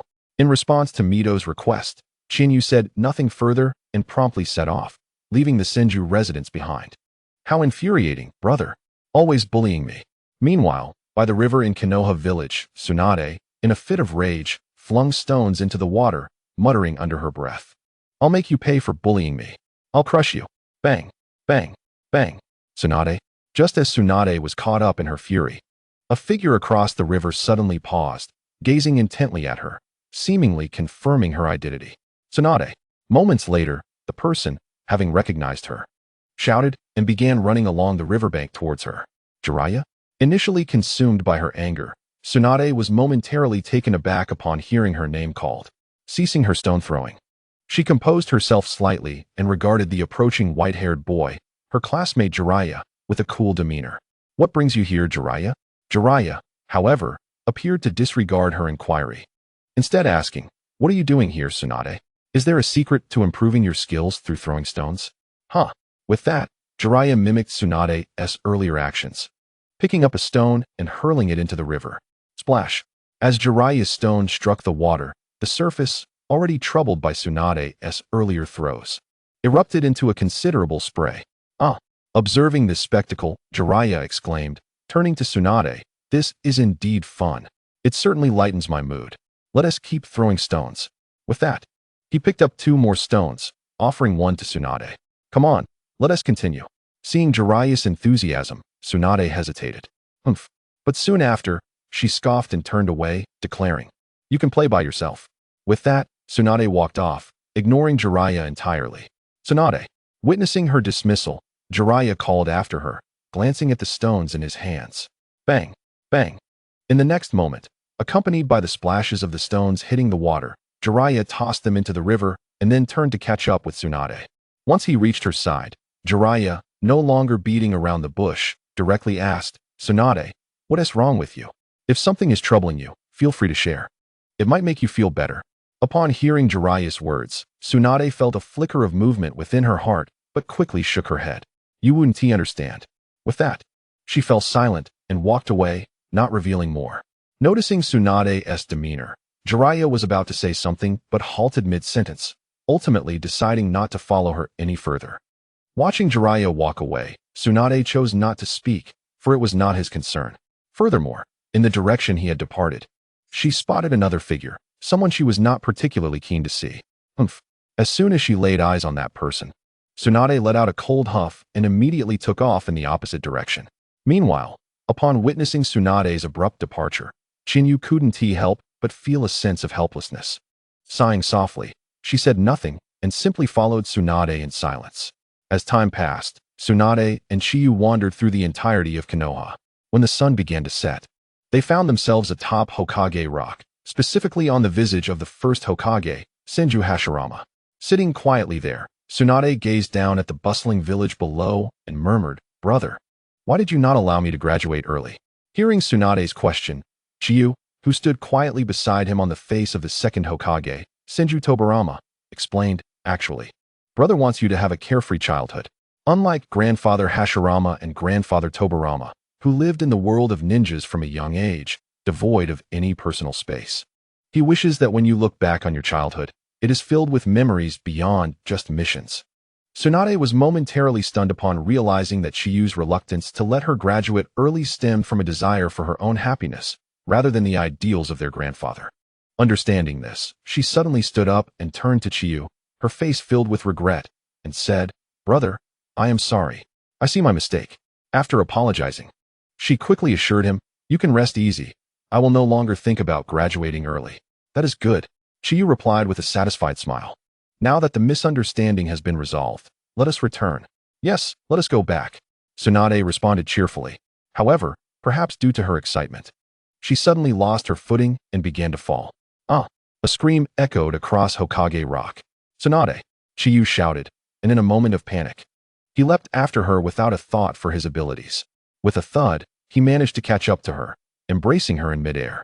Earth release, earth flow wall. It was only then that Chiyu remembered his powers and swiftly summoned an earth barrier from the rock wall, cradling them both in midair. Chapter 84. The Secret of Senju Morimori. Breathing a sigh of relief as he looked down at the barrier, Chiyu felt a wave of relief wash over him. It had been so close. Yet, to his surprise, Tsunade showed no sign of fear or concern. Instead, she laughed joyfully in his arms. Chiyu, witnessing her demeanor, realized that she had intentionally leaped from Hokage Rock. With a resigned smile, he gently tapped her forehead and admonished, "You are being a bit mischievous, Tsunade." "I understand," she replied softly, though her demeanor remained unchanged. She then turned to Chiyu and said, "Brother, let us return." Seeing her attitude, Chiyu shook his head, exclaiming, "All right then." Thus, the reconciled duo made their way back to the Senju residence. Me as the main examiner for early graduation? Chiyu was taken aback upon his return home. For Senju Morimori had informed him that Senju Tobarama wanted him to serve as the main examiner for Senju Orange Water and Sunset Crimson, responsible for evaluating their qualification for early graduation. Not only Chiyu, but even Kakashi was assigned by Senju Tobarama to act as an examiner for Senju Orange Water. Uncle Morimori. Although he had gathered some understanding of the situation, Chiyu could not help but inquire, "Is Tobarama serious? Does he truly want me to be the main examiner?" And Kakashi as well. "Indeed." Senju Morimori confirmed with a nod. "Uncle has indeed appointed you as the main examiner for Orange Water and Sunset Crimson's early graduation." He then elaborated, "As for why you and Kakashi were chosen for this role, well, according to Uncle, since early graduation is something Kakashi limited, it is only fitting for him to witness the results. Furthermore, as the first person to graduate early, serving as an examiner is also a form of reminiscence." Upon hearing Senju Morimori's explanation, Chiyu fell into silence. The rationale provided by Tobarama was indeed convincing, leaving him momentarily without a rebuttal. Moreover, staring at the appointment letter on the table, he realized he had no opportunity to argue against it. Sighing, Chiyu resigned himself. "All right, I understand." "Good." Seeing Chiyu nod, Senju Morimori stated, "In that case, I shall return to attend to other matters." With that, he rose and departed from the Senju residence, heading back to the finance department. Watching him leave in such a hurried manner, Chiyu felt a flicker of curiosity. Why was it that, although both he and Uchiha Takamine held the same position as Deputy Minister of Finance, Takamine's father, the leader of the Uchiha clan, seemed to remain at home, while Uncle Morimori only returned when the moon was high in the sky? As he pondered this, a thought suddenly crossed Chiyu's mind. Just then, Tsunade, who had been nearby, caught wind of his musings. "Brother, what are you thinking? Did something happen to father?" Tsunade's question drew the attention of both Senju Seiwi and Uzumaki Mizuho, who turned to Chiyu with concern. "Nothing. Nothing at all," he hastily reassured them. "Aunt Seiwi, Grandma Mizuho, I merely wondered why, despite both being deputy ministers of finance, Uncle Morimori has to return home so late, while the Uchiha clan leader can remain at home." "I see." Senju Seiwi and Uzumaki Mizuho exchanged glances after hearing Chiyu's explanation. Curiously, Uzumaki Mizuho asked, "So Chiyu, what do you think is the reason for this difference despite having the same position?" "I believe there are 3 reasons." Chiyu answered without hesitation. First, the Uchiha clan leader utilized the shadow clone technique. He created a shadow clone to handle affairs in the finance department, allowing him to stay home. Second, Tobirama has imposed certain restrictions on his powers, limiting his ability to manage finances. Third, conversely, the Uchiha clan leader may have sent a shadow clone to manage Uchiha clan matters while his true self attends to administrative duties in the finance department. This could also explain why Uncle Morimori appears so busy. He believes that shadow clones are ultimately just shadows and cannot replace his presence with us. As Chiyu concluded his reasoning, Uzumaki Mizuho applauded him, clearly impressed by his insight. "Chiyu," she exclaimed, "while I am pleased with your deductions, I must point out that they do not represent the true reason." "Not the true reason?" Vortex Mizuhito completely dismissed his own conjecture, leaving Chinyu momentarily stunned. Could there be other reasons beyond these? With this thought, Chinyu promptly inquired of Mizuhito, "If none of these are the case, then, Mizuhito, could you enlighten me on the matter? Why has Uncle Senmu been so preoccupied, while the Uchiha clan leader, who shares a similar situation, remains within the Uchiha clan?" Indeed, these were not the actual reasons. The truth was that, listening to Chinyu's questions, Mizuhito did not indulge in mystery, but instead explained, "Your Uncle Senmu's absence from home is not due to financial department matters." "Then what is it?" Upon hearing Mizuhito's explanation, Chinyu was utterly bewildered. Was Uncle Senmu's incessant comings and goings not related to the financial department? What could it possibly be for? Unable to fathom this, Chinyu did not dwell on the confusion, but instead pressed Mizuhito further. "Mizuhito, what is the real reason that Uncle Senmu has been so absent?" Unfortunately, much to Chinyu's disappointment, in response to this question, Mizuhito altered her earlier candid demeanor, shaking her head and saying, "I cannot reveal that to you yet. All I can tell you is that your Uncle Senmu has been assisting your grandfather Tijin all these years." Chapter 85. The commencement of the early graduation assessment. Upon hearing Mizuhito's words, Chinyu turned his gaze towards Senju Seiwi, hoping she could provide some clarity. Yet, once again, Chinyu found himself disappointed, as even with his obvious look of inquiry, Senju Seiwi remained silent. Instead, she cast him a look that seemed to say, "Don't ask me. I know nothing," indicating that she, like him, was equally in the dark. Very well. Seeing this, Chinyu could only shake his head in resignation, saying, "In that case, Mizuhito, I shall consult Shakujo regarding the assessment." After bidding Mizuhito farewell, Chinyu turned and departed from the Senju residence, seeking out Hatake Shakujo. Together, they engaged in a thorough discussion and planning regarding the early graduation assessments for Senju Chansui and Hinata Akahime. And so, 3 days swiftly passed. During these 3 days, to prepare the venue for testing Senju Chansui and Hinata Akahime, Chinyu took advantage of his authority to summon 3 of his disciples to assist in the arrangements. Finally, on the 3rd day, through the collaborative efforts of Chinyu, Hatake Shakujo, Uchiha Tamine, Vortex Kanai, and Hinata Akira, the site was prepared. The Death Forest. Compared to the future depicted decades later in the original narrative, the present Death Forest truly deserved its ominous name. Until now, it had seen very few visitors, far from the time when it became a place easily accessible to lower-ranking ninjas. Currently, even genuine Chunin and some weaker Jonin entering this forest faced a significant risk of never returning. In such a perilous place, Chinyu, alongside Hatake Shakujo and others, had forcefully carved out a singular safe passage over the past 3 days. This marked the first assessment for Senju Chansui and Hinata Akahime. To locate this passage and traverse the Death Forest unscathed. As for the subsequent second assessment, they would only be informed of it after successfully navigating the forest. The rationale was simple. If they failed to pass, what use was there in revealing the next steps? Upon hearing Chinyu's introduction, Senju Chansui and Hinata Akahime gasped in astonishment. exchanging incredulous glances. A thought began to take root in their minds. Are you certain this is truly a test for lower-ranking ninjas, rather than for Chunin or even Jonin? With this in mind, they lifted their heads, ready to engage Qianyu in earnest discussion, only to find he had vanished. Indeed, while they were still reeling from the shock of Qianyu sending them through the death forest, he had already taken Hitaki Shikujo and Uchiha Takamine and hidden away. Well then, faced with Qianyu's sudden disappearance, Senju Chansui could only shake his head in resignation, turning to Hinata Akaheim and saying, "Akaheim, let us proceed." Though Akaheim felt similarly bemused, he nodded in agreement. "Very well. Let's go." Thus, the two plunged headlong into the death forest. "Qianyu, they've entered," Hitaki Shikujo remarked, turning to Qianyu from atop a nearby treetop, where he bore a short blade on his back. "Let us move," heeding Shikujo's prompt. Qianyu made no further comments, but issued a command, beckoning the four to follow in the footsteps of the two. As time passed, in the blink of an eye, Senju Chansui and Hinata Akaheim had spent a day within the death forest. During this day, they moved with utmost caution, deliberating every step, fearful that a misstep might lead them to meet the first Hokage. Although their pace was painfully slow, it was undoubtedly safe.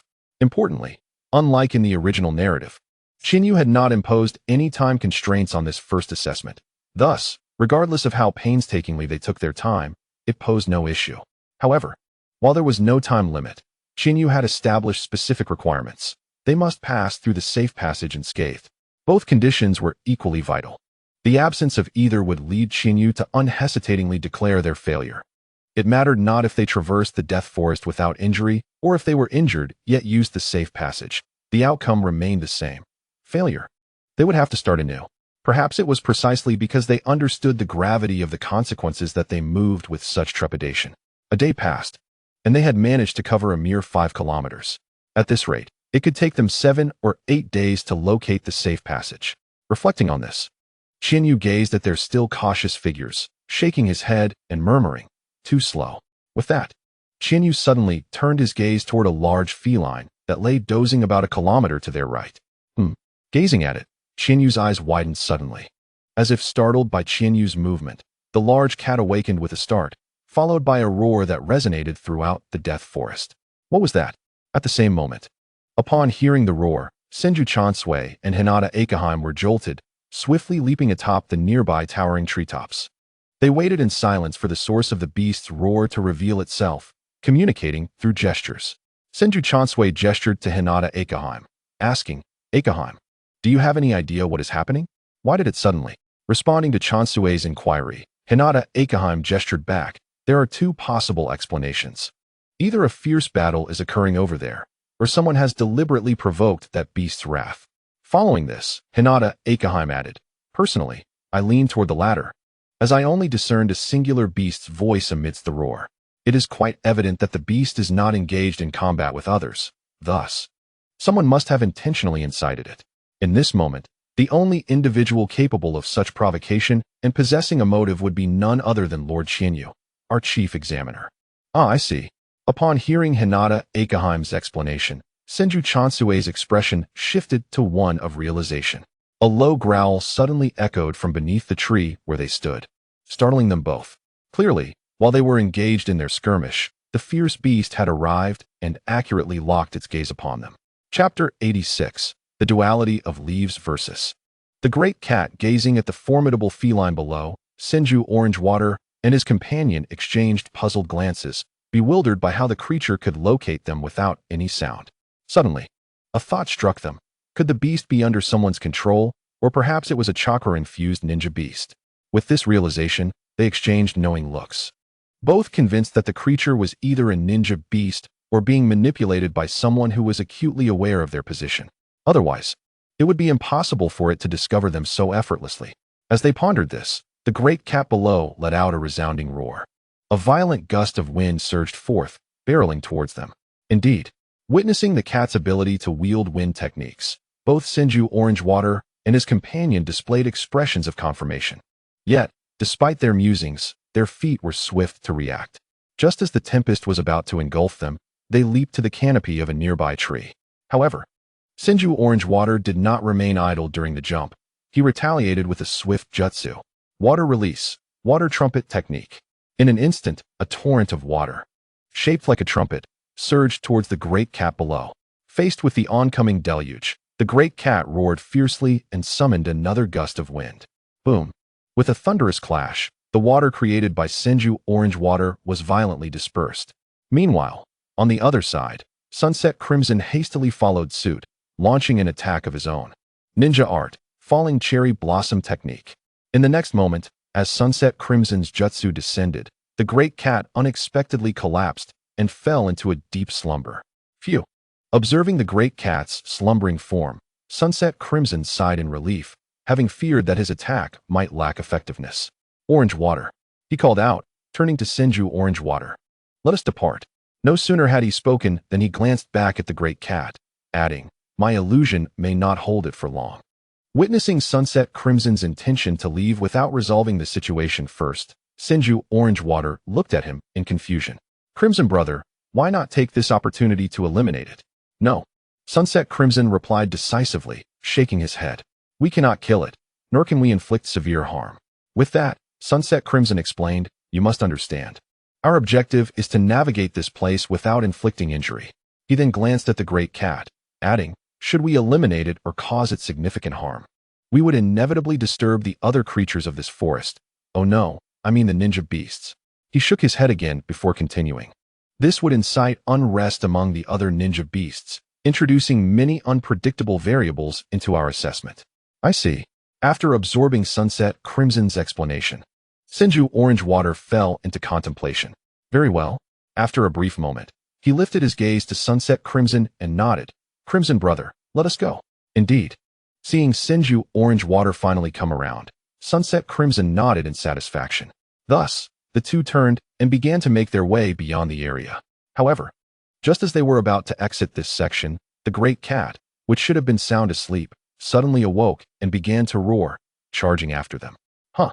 Hearing the commotion, Senju Orange Water and his companions swiftly turned around. As they beheld the great cat barreling towards them with claws bared, both were momentarily taken aback. But they quickly regained their composure and prepared to respond. Water Release, Water Candy Technique. First, Senju Orange Water unleashed his water candy technique, creating a layer of sticky substance in the path of the great cat. Illusion, this place is not. Next, Sunset Crimson's illusion caused the great cat to miscalculate its trajectory, leading it directly into the sticky trap laid by Senju Orange Water, rendering it immobile. Feeling its predicament, the great cat roared again, yet it was futile, having restrained it. Senju Orange Water and Sunset Crimson wasted no time and fled, their speed noticeably increased, clearly fearful of being targeted again. Thus, as days passed, 2 more days flew by. During this time, due to interference from Qianyu, Senju Orange Water and Sunset Crimson significantly enhanced their speed, having traversed the entirety of the deadly forest. They encountered numerous situations, such as packs of wolves wielding 5 elemental techniques, leopards employing fire techniques, and black bears utilizing earth techniques, among others. More importantly, while confronting these ninja beasts, they finally discerned the location of a safe passage. However, they were taken aback to discover that this so-called safe passage was not above ground, but rather beneath it. Staring at the pit before them, Senju Orange Water and Sunset Crimson exchanged glances, momentarily lost in contemplation. Indeed, this safe passage had never been above ground, at a depth of 3 meters. There was a tunnel approximately 1 meter high. Clearly, this was the singular route Qianyu had mentioned, ensuring a safe passage without injury. Most of the ninja beasts they had encountered over the past 2 days were of considerable size and could not possibly navigate the 30-centimeter wide entrance. Since the entrance was impassable, it naturally posed no threat to anyone below, thus ensuring their safety. Realizing this, Senju Orange Water and Sunset Crimson exchanged another glance, then silently descended into the pit that was just large enough for them to enter. Thereafter, they traversed the dim, underground cavern, emerging from the deadly forest. In truth, Qianyu's decision to place this safe passage underground was also a test for Senju Orange Water and his companion. Chapter 87. The second challenge. The primary aim was to observe whether they would succumb to fear or trepidation in an environment devoid of light, emotions typical for individuals of their age. In fact, they proved themselves worthy of their ambition to graduate early. When Qianyu encountered them at the exit of the deadly forest, Both wore expressions of calmness, displaying only a hint of vigilance without any other emotions. Excellent, Qianyu remarked, nodding approvingly at their demeanor. You have successfully passed the first challenge. Take a moment to rest before commencing the second assessment. As he spoke, Qianyu turned to Shikaku and explained their next task. Your second challenge is quite simple. You must work together to battle Shikaku and endure until nightfall. As this was discussed, Qianyu grew concerned that the two might believe they needed to emerge unscathed to pass this round. Thus, he promptly explained, moreover, this time, aside from not being able to leave this area, you may employ any means necessary. As long as you can endure until nightfall, you will be deemed successful. After stating this, Qianyu reiterated, remember, this time it must be two together. If either of you fails to last until evening, then both of you will fail the assessment. Understood, Master Qianyu. Though Qianyu's words were not fully articulated, Chansho Chengshui and Ziairi Jinhong grasped his meaning. If one of them did not survive until night, both would fail. Seeing their silence, Qianyu nodded with satisfaction and turned to Shikamaru Shumo, saying, Shumo, begin. Yes. Upon hearing this, Shikamaru Shumo immediately complied and approached the two. Whoosh. The moment Shikamaru Shumo made his entrance, Chansho Chengshui and Ziairi Jinhong swiftly leaped aside, disappearing into the nearby forest. Observing this, Shikamaru Shumo said nothing. Instead, he silently bit his finger and began to weave hand signs. Summoning technique. Boom. In an instant, with a resounding noise, two small yellow dogs appeared before Shikamaru Shumo. One of the dogs astonishingly spoke, asking, Shumo, are you looking for me? Peter. Remarkably unfazed by the dog's ability to speak, Shikamaru Shumo calmly requested, please help me find the hidden individuals. Sure thing. Peter readily agreed, and without hesitation, set off with his companion to commence their search. Sniff, sniff. The two dogs began to sniff around eagerly. Suddenly, Peter's eyes brightened as he turned to Shikamaru Shumo, exclaiming, Shumo, there's one over here. There's one here too. At that moment, the other dog called out, indicating it had found someone as well. Thank you. Grateful for their quick findings. Shikamaru Shumo expressed his appreciation to the two dogs and then raised his hands once more. Shadow clone technique. Instantaneously, another Shikamaru Shumo appeared on the scene. Thus, one took charge of each direction, and the two Shikamaru Shumos dashed towards the concealed Chansho Chengshui and Ziairi Jinhong. Simultaneously, upon witnessing Shikamaru Shumo's actions, Peter exchanged glances with his companion and split up, one dog following each person. Brother Shumo, when did you acquire summoning beasts? On the other side, upon seeing Shikamaru Shumo summon two keenly perceptive dogs, Chansho Chengshui and Ziairi Jinhong felt a shiver run down their spines. In the next moment, both sprang into action, leaping to a different location. Thus, for a period, Shikamaru Shumo, Chansho Chengshui, Ziairi Jinhong, and the two black dogs engaged in a game of hide and seek. However, as the saying goes, a prolonged defense will inevitably lead to loss. Moreover, Shikamaru Shumo had the advantage of two adept search dogs. Consequently, after a while of hiding, Chansho Chengshui and Ziairi Jinhong were ultimately cornered by Shikamaru Shumo and his dogs. Brother Shumo, you, gazing at the two black guards, one on each side of Shikamaru Shumo, Chansho Chengshui opened his mouth to speak, but ultimately refrained, since they could use any means necessary. Shikamaru Shumo was equally entitled to do so. Thus, while it was somewhat unfair for Shikamaru Shumo to summon dogs to track them, it was indeed within the rules. Lightning release, earth walk. Unlike Chansho Chengshui, Shikamaru Shumo remained silent and immediately launched an assault on the two. Water release, water surface. Faced with Shikamaru Shumo's sudden attack, Chansho Chengshui reacted instinctively, bringing his hands together to prepare a ninjutsu. However, just as the technique was forming, he suddenly realized that using water against lightning would be counterproductive. Thus, he urgently halted his ninjutsu and leaped towards a tree. In contrast, Ziairi Jinhong had no such limitations. Adept in illusion techniques, he found no conflict with lightning. Therefore, as Shikamaru Shumo struck, he too followed suit. Illusion, tree-binding murder. With the activation of Ziairi Jinhong's ninjutsu, he vanished from Shikamaru Shumo's sight. The next moment, Shikamaru Shumo felt as though he were bound by an enormous tree, with Ziairi Jinhong appearing on the trunk, plunging a kunai towards him. Woof. Regrettably, just as Ziairi Jinhong was on the verge of success, a resounding bark rang out, abruptly snapping Shikamaru Shumo back to reality. Within the illusion space, Now aware, Shikamaru Shomo examined the branches binding him and chuckled softly. Not bad. Jinhong, you managed to distract me for a moment.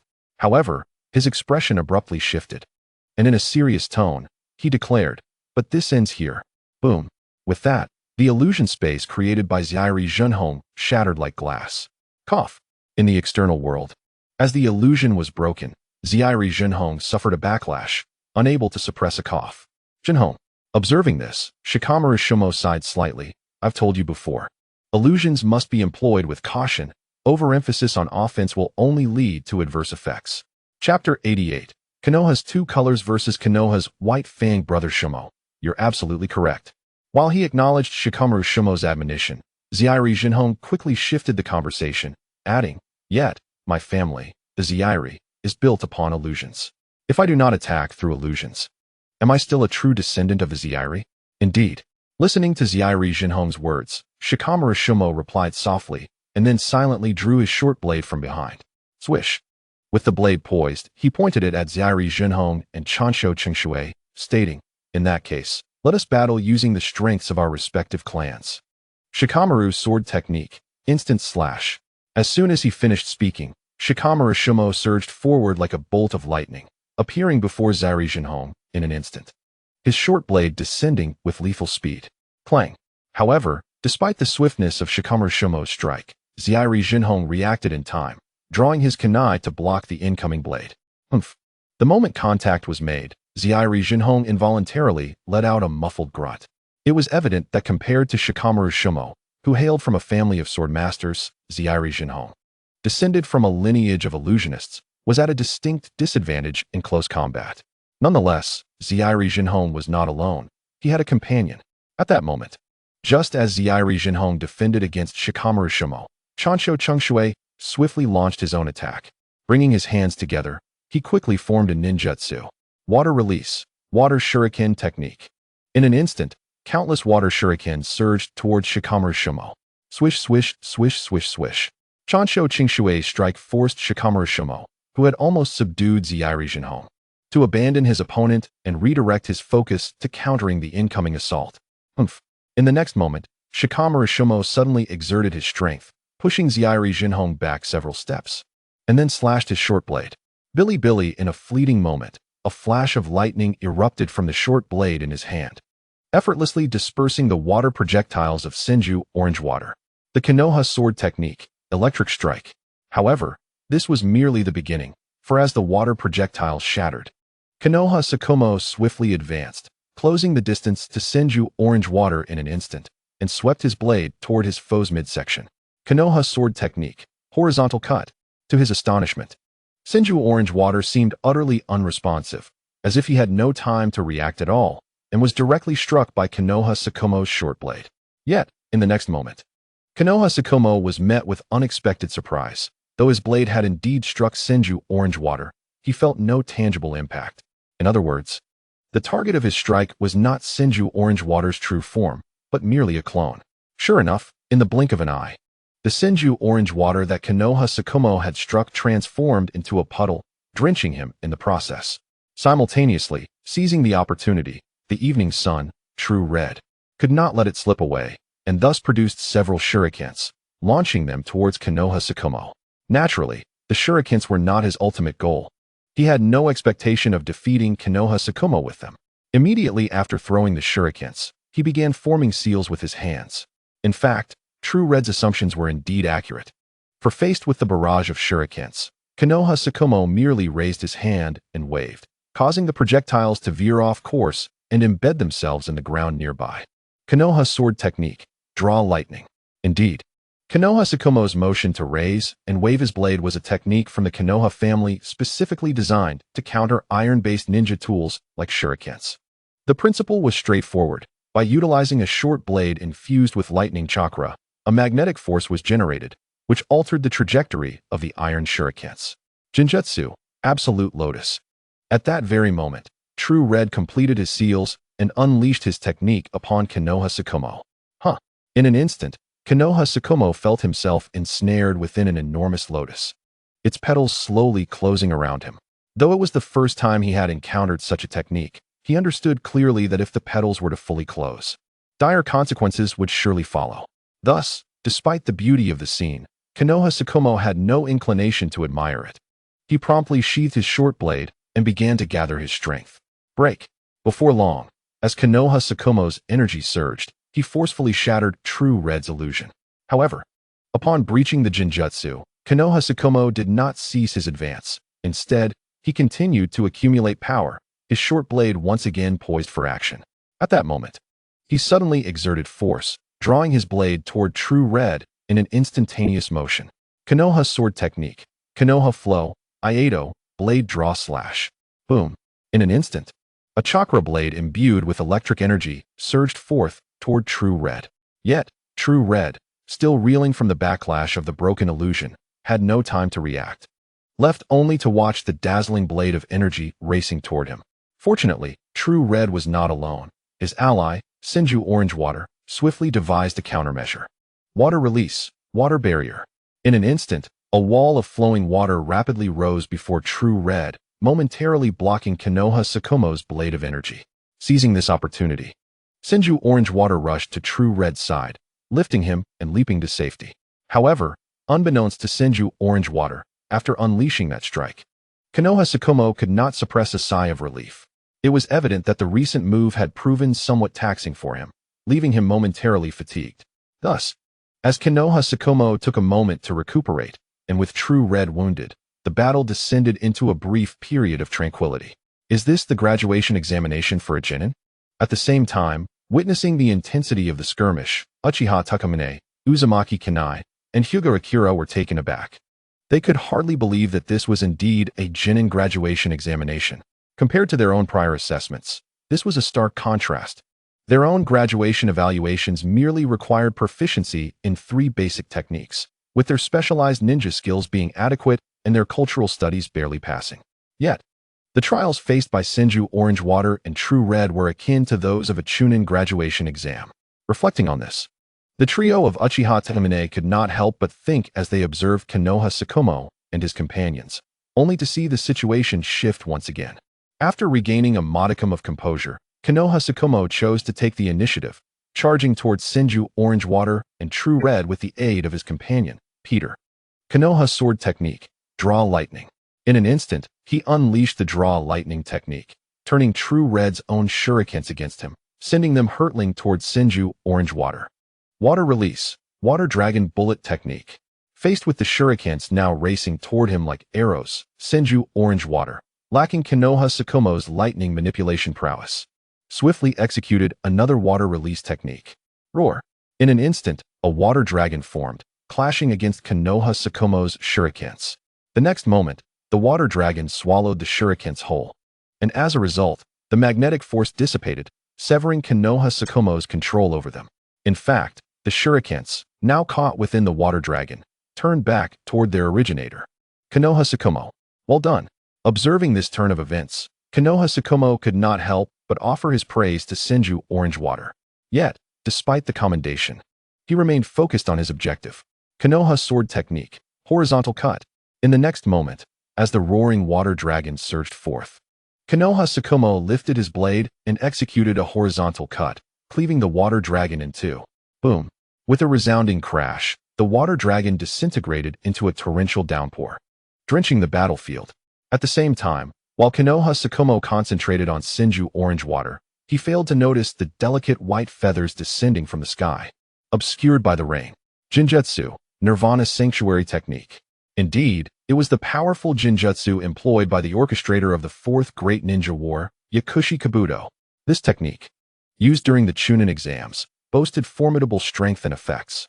Originally, this move should not have affected Konoha Tsukumo. However, whether by design or sheer coincidence, he unexpectedly fell victim to it, collapsing to the ground. In truth, it was understandable. Not long before, Konoha Tsukumo had unleashed a technique he could not fully control, then became overly fixated on Senju Orange Water, momentarily forgetting about the injured True Red. As a result, when True Red's Jinjutsu struck, Konoha Tsukumo was caught off guard and ensnared. Cough. To the astonishment of True Red, Senju Orange Water, and even the spectators like Uchiha Takamine. As he fell to the ground, Konoha Tsukumo suddenly coughed, awakening from his stupor. As Hatake Tsukumo swiftly recovered despite having been ensnared, Akatsuki Shinju expressed profound astonishment, scrutinizing him from head to toe. However, when Akatsuki laid eyes on Tsukumo's left hand, which was oozing blood, he was genuinely taken aback. Tsukumo had resorted to self-mutilation, enduring pain to forcefully extricate himself from the clutches of the illusion. In stark contrast to the astonishment displayed by others, Tsukumo remained remarkably composed and addressed Akatsuki, urging him to continue. "Brother Tsukumo, you wish to press on?" Akatsuki was about to voice his concerns when Chiyu interjected, declaring, "Time's up. You have successfully passed the second stage." Hearing Chiyu's unexpected proclamation, all 6 individuals, Tsukumo, Akatsuki, Chiyu, and the 3 observing from the sidelines, momentarily froze. They then collectively gazed skyward, only to find the night adorned with a myriad of shimmering stars and the moon hanging high. Indeed, Tsukumo and his companions responded with resignation and approached Chiyu. "Very well," Chiyu affirmed as he observed their approach, subsequently employing medical ninjutsu to heal them.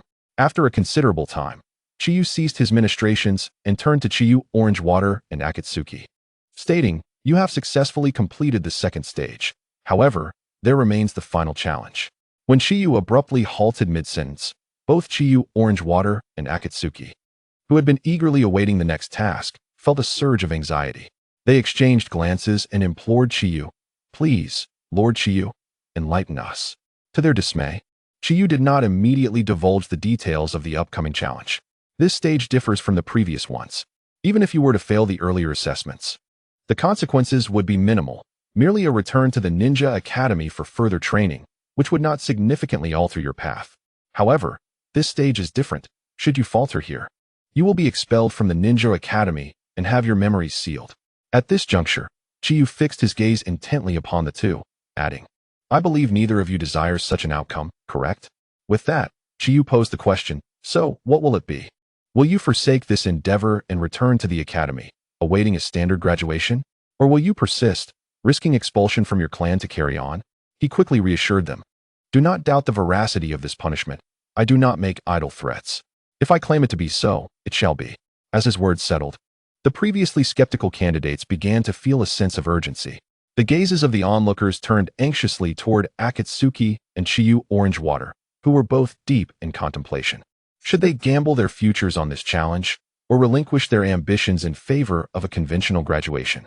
Would they be able to endure the forthcoming trials, given that their capabilities had already been largely showcased in the preceding assessments? Chapter 90. The third examination questions. Lost in thought, Chiyu, Orange Water, and Akatsuki exchanged uncertain glances, unsure how to respond to Chiyu's proposition. Meanwhile, observing their hesitation, Chiyu turned to the Uchiha trio. "If you have no further matters to attend to, you may return to rest. Tomorrow, we embark on a mission." Upon hearing that a mission was scheduled for the following day, the Uchiha trio, though caught off guard, did not voice any objections. Instead, they felt this was a reasonable course of action. "Yes, sensei," they replied, promptly making their way back to the village. With their departure, only Chiyu, Orange Water, and Akatsuki remained, engrossed in thought, alongside the watchful gazes of Chiyu and Tsukumo. "Lord Chiyu."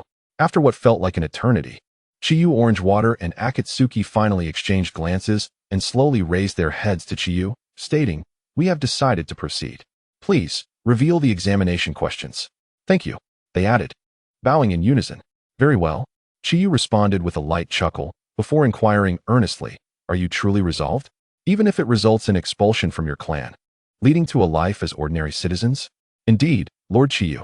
Resolute in their choice, the 2 responded without hesitation, "We shall not regret our decision, even if it leads to our expulsion." "Excellent." Chiyu acknowledged their determination with a nod, expressing satisfaction. "I did not expect such resolve from you. It is indeed a pleasant surprise. With that, I present to you the content of your third examination." Producing a stack of papers from within his robes, he handed them to Akatsuki, stating, "Before the moon reaches its zenith, you must score above 80 to pass. Failure will result in disqualification." Upon learning that the final challenge was a written exam, both Chiyu, Orange Water, and Akatsuki sighed in relief. Initially, they had anticipated a rigorous test akin to the previous stages, demanding their utmost effort. To discover that the third exam was merely a written assessment was a welcome surprise. "Yes, Lord Chiyu," they responded eagerly, reaching out to accept the examination papers. However, they soon broke into a cold sweat upon realizing that while the questions were not overly complex, they were entirely unrelated to their areas of expertise. Indeed, although the format resembled the final question from the original series ninja exam, it was not an official assessment. The questions posed by Chiyu represented their true trial. In truth, none of the questions were particularly convoluted. They pertained to common knowledge for a ninja, almost instinctual responses. Yet, the core focus of the examination diverged significantly from the individual strengths. Chiyu Orange Water, hailing from the Senju clan and proficient in ninjutsu, found that while some questions pertained to ninjutsu, the majority revolved around jinjutsu and taijutsu. Most inquiries centered on how a jinjutsu or taijutsu specialist should respond when faced with a formidable ninjutsu. Upon encountering these questions, Chiyu Orange Water's expression soured, and the resolve he had mustered began to crumble. In contrast, Akatsuki, a member of a jinjutsu clan, faced questions precisely tailored to how ninjutsu or taijutsu practitioners should counter a powerful jinjutsu. Both found themselves scratching their heads, deep in thought. Observing their struggle to pin down answers, Tsukumo couldn't help but grow curious about the nature of the questions they faced. As he turned his head to gaze at Chinyu, curiosity painted across his face, he asked, "Chinyu, what did you give them?"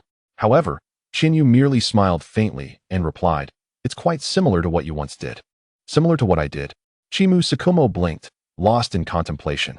Had he ever tackled such questions? Suddenly, a memory sparked in his mind, one that harked back 2 years. At that time, while on a mission, he had encountered a formidable ninja and sustained significant injuries. Upon returning to the village and recounting the incident to Chinyu, he was unexpectedly presented with a hefty stack of examination papers, accompanied by the ultimatum that he would not receive treatment unless he achieved a perfect score. Those papers had caused him considerable distress, even leading him to neglect rest and meals, which worried his mother, Chimu Yun. So, if he were to surmise correctly, the questions Chinyu referred to must have been those very same ones, essentially asking how one should respond when facing oneself as an adversary. Upon this realization, Tsukumo cast a glance filled with sympathy and perhaps a touch of schadenfreude towards Senju Qingshui and Tsunade's Akane. At last, he was no longer alone in enduring such trials. Indeed, although Chinyu's exercises had significantly sharpened Tsukumo's responses to unforeseen circumstances, the process of solving those questions had been quite arduous. As this thought crossed his mind, Tsukumo involuntarily shivered, then resolutely shifted his focus back to the situation of Senju Qingshui and Tsunade's Akane. Lord Chinyu, at last, when the moon hung high in the sky, despite their trepidation, Senju Qingshui and Tsunade's Akane each submitted their examination papers into Chinyu's hands. Observing the expressions on their faces, Chinyu did not utter much. He silently accepted the papers and began to review them. First, he examined Senju Qingshui's. The first question read, when confronted with the water release, water dragon bullet technique, if you were an illusion-type ninja, what should you do? A. Use the body flicker technique to evade. B. Cast the substitution technique. C. Leap to avoid. Next was Tsunade's Akane's paper. The first question was, when faced with the illusion, Fox's heart technique, if you were a taijutsu-type ninja, what is the most appropriate course of action? A. Immediately bow your head. B. Launch a leaf whirlwind at the opponent. C. Utilize the substitution technique. Chapter 91. The grief of Senju Tobarama as the stars shifted and the sun and moon cycled. More than 3 years had passed since the preliminary graduation assessments of Senju Qingshui and Tsunade's Akane. Time had officially reached the 20th year of Konoha. Although the assessment over 3 years ago had its imperfections, as the saying goes, no flaw can obscure the jade, Chinyu ultimately allowed both to pass and graduate smoothly. Of course, it remains uncertain how much of this leniency stemmed from Chinyu's desire to provide companionship for Tsukumo, who had been solitary. In any case, following that assessment, Senju Qingshui and Tsunade's Akane successfully graduated and formed a complete team with Tsukumo as the captain. Additionally, Chinyu's class, having performed admirably since its inception, saw Uchiha Takamine and his companions successfully promoted to Chunin a year prior, leading to the dissolution of Chinyu's class. After the disbandment, the four went their separate ways. Uchiha Takamine joined the Umbu, Hyuga Akira entered the security department, while the sole girl in the group, Uzumaki Kanai, also joined the security department. specifically the sealing division responsible for the barriers of Konoha. As for their teacher, Chinyu, he officially entered the core of Konoha as an advisor. However, despite the title of advisor, Chinyu was acutely aware that he was no longer the same as before. Once merely an ordinary advisor answering questions, he now bore actual authority bestowed upon him by Senju Tobirama, relinquishing his previous ease. Even when Senju Masaki's second child was born, he found himself compelled to create several shadow clones to navigate the various departments. Indeed, Konoha had welcomed new life during these 3 years. Most notably, Senju Masaki's second child, the genuine male heir of the Senju clan, Tsunade's younger brother, and the grandson of Senju Hashirama, Senju Rope Tree, was born. Yet, as the cycle of life dictates, with new arrivals come farewells. Only 3 days after Senju Rope Tree's birth, the illustrious second Hokage of Konoha, Senju Tobirama, who had developed countless forbidden techniques and contributed significantly to the village's progress, passed away. Due to prolonged work and the wounds sustained in previous battles, the second Hokage could no longer persevere and followed in the footsteps of his brother, the first Hokage, Senju Hashirama. However, unlike Hashirama, Tobirama's passing could be deemed without regret, for he knew that after him, Konoha would still have protectors, alleviating his concerns for the village's safety. Moreover, the birth of Senju Rope Tree reassured him that the Senju clan would not fade into obscurity. Why did Tobirama hold such high hopes for the newly born Senju Rope Tree? This brings us to the endeavors Tobirama undertook following Hashirama's demise. In the years following Hashirama's passing, Tobirama dedicated himself to resurrecting Hashirama's wood release, aiming to showcase the might of the Senju clan once more. To this end, he tirelessly collaborated with his grandnephew, Senju Masaki, conducting various studies focused on how to manifest wood release once again. Through their research, combined with the clues and cells left behind by Hashirama, Tobirama ultimately determined that to resurrect the legendary wood release of Hashirama, one must possess both water and earth attributes inherently, as well as an exceptionally abundant yang attribute. The outcome of their studies resulted in the birth of Senju Rope Tree, a child inherently endowed with immense vitality, destined to possess a formidable yang chakra. Upon seeing Senju Rope Tree, Tobirama finally exhaled his last breath, departing to reunite with his brother. Naturally, before his departure, Tobirama fulfilled his final responsibility, to select the next Hokage for Konoha. The chosen one was none other than the remarkable 17-year-old Chinyu, who had made significant contributions to the village's development since childhood. Indeed, Tobirama ultimately bequeathed the title of Hokage to Chinyu, or perhaps, as time progressed and Chinyu's strength flourished, Tobirama found himself with no other choice. Within Konoha, he could find no other suitable candidate. Originally, had it not been for Chinyu, or if Chinyu's growth had been slightly slower, Tobirama had contemplated allowing his disciple to assume the role of the third Hokage. However, regrettably, Chinyu's rapid development left him no time to react. It is hardly surprising, considering the significant changes Chinyu had undergone over the past 3 years. Firstly, regarding his Sharingan. Following Hashirama's death and the subsequent awakening of the Sharingan, through the intensity of battle and the experience of leading a team, Chinyu's Sharingan had unknowingly reached the level of 3 Tomo. Then there were the elemental techniques. Oh no, it would be more appropriate to refer to them as 9 elemental techniques. Indeed, over these past 3 years, Chinyu's progress in ninjutsu had been nothing short of meteoric, so much so that one might liken it to the ascent of a rocket. The reason lies in the fact that during this period, Chinyu has thoroughly completed the transformation of the 5 attributes. No, it should be the 7 attributes of Chakra. This not only allowed him to achieve significant breakthroughs in his ninjutsu, medical ninjutsu, and jinjutsu, but it also gave rise to bloodline limits. You heard that right. With the unreasonable abilities of Otsutsuki, Chinyu successfully developed bloodline limits that can only be produced by the combination of 2 types of chakra, and not just one: wind, water, ice, thunder, water, wind, fire, earth, melting, wind, fire, scorching, ice, wind, melting, scorching. These are the attributes Chinyu has developed during this time, also known as ninjutsu bloodline limits. Together with the original 5 elements, wind, fire, lightning, water, and earth, Chinyu now possesses 9 types of chakra. Furthermore, his exploration of wood release has never ceased, or rather, wood release was the first bloodline limit Chinyu studied. However, for reasons unknown, he has yet to succeed. To clarify, It would not be accurate to say he has not succeeded. Rather, he has not achieved the level of wood release akin to the original Hokage, Senju Hashirama. His current wood release is similar to Yamato's in the original series, merely sufficient for constructing rudimentary structures, far from the grandeur of Hashirama's forest of trees. Nevertheless, this was adequate. When Shinyu demonstrated wood release before everyone in Konoha, all of Konoha, including the daimyo of the Land of Fire, expressed no dissent regarding his ascension to the position of Hokage, unconditionally supporting him in becoming the third Hokage of Konoha. Chapter 92. A new generation replaces the old. In Konoha, within the Hokage building's conference room, a youth clad in Hokage robes, exuding an air of elegance and approachability, sat at the head of the table, surveying the ranks of Konoha's high-level officials on either side. Indeed, this young man was none other than Shinyu, who at the tender age of 17, holds the record for the youngest Hokage in history.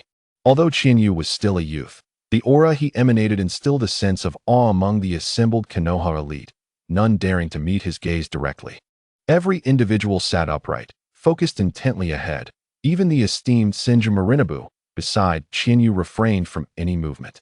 Esteemed colleagues, when Shinyu finally spoke, everyone involuntarily straightened up, hastily adjusting their demeanor to appear more attentive. Observing their reactions, Shinyu remained composed and stated, as per the wishes of the second Hokage, I, Konoha Shinyu, shall henceforth serve as the third Hokage of Konoha. I hope for your utmost cooperation as we endeavor to build an even more splendid hidden leaf village together. With Shinyu's declaration, the assembly responded in unison, we shall obey your command, Hokage-sama. Indeed, seeing their compliance, Shinyu merely nodded and continued. Moreover, it is said that a new official ignites 3 fires upon taking office. I shall not ignite any flames here, as the policies are primarily my own formulation. However, he paused, casting a glance at certain individuals before continuing. There is a saying, a new ruler, a new court, since I, as a junior, am now Hokage. It is somewhat inappropriate for some of you esteemed seniors to remain seated here. Hence, I kindly request that you take a brief respite or perhaps visit the Ninja Academy to guide the future pillars of our village. Shinyu's assertive request for these elders to step down left everyone momentarily at a loss, or rather, in a state of shock. They had not anticipated that this usually affable youth, who greeted everyone with a smile, possessed such a resolute and even domineering side. His demeanor surpassed that of Senju Tobarama, prompting the assembly to involuntarily recall another similarly formidable figure, known as the Shura of the ninja world. To the onlookers, Shinyu now resembled that very Shura. Standing before them again, and coupled with the pressure he exuded, this impression grew even stronger. Some began to question whether Shinyu's ascension as Hokage was indeed appropriate. Yet, they also understood that the situation was already settled. The Hokage was Konoha Shinyu. He was now the most powerful figure within Konoha, and they had little authority to refuse him. Furthermore, Shinyu's recent remarks, though somewhat blunt, were reasonable. After all, it is customary for a newcomer to appoint trusted confidants to bolster their influence. Thus, despite some dissatisfaction with Shinyu's decision, they could only nod in agreement, acknowledging, your words ring true, Hokage-sama. We old-timers are indeed unfit to remain in these positions. Upon this acknowledgement, several individuals stood up, including the leaders of the Oil Woman clan, Inazuka clan, Hyuga clan, Akimichi clan, and even Senju Marinabu, as well as Uchiha Tsunade, the head of the Uchiha clan, all taking a step back. It was precisely because Senju Marinabu was the first to rise that others followed suit. After all, as Chinyu's guardian, Marinabu's action prompted the others to rise as well. Chinyu was not particularly surprised by this turn of events, for he had communicated with them a couple of days prior. The essence of that discussion was that even if they stepped down, the positions would still be selected from among the clans, ensuring that the interests of each clan remained intact. Thus, they had expressed no objections. Otherwise, even under Chinyu's pressure, they might have voiced their concerns. However, the situation did not devolve into such a scenario. Once everyone had risen, Chinyu promptly expressed his gratitude, saying, in that case, I appreciate your generosity, esteemed predecessors. After thanking them, Chinyu shifted the conversation. Now, let us commence the selection of successors. As he spoke, he picked up a stack of documents and distributed them to the seated individuals, saying, I have drafted a preliminary list for your review. If it meets your approval, We shall proceed accordingly. If not, we can discuss alternatives. Understood.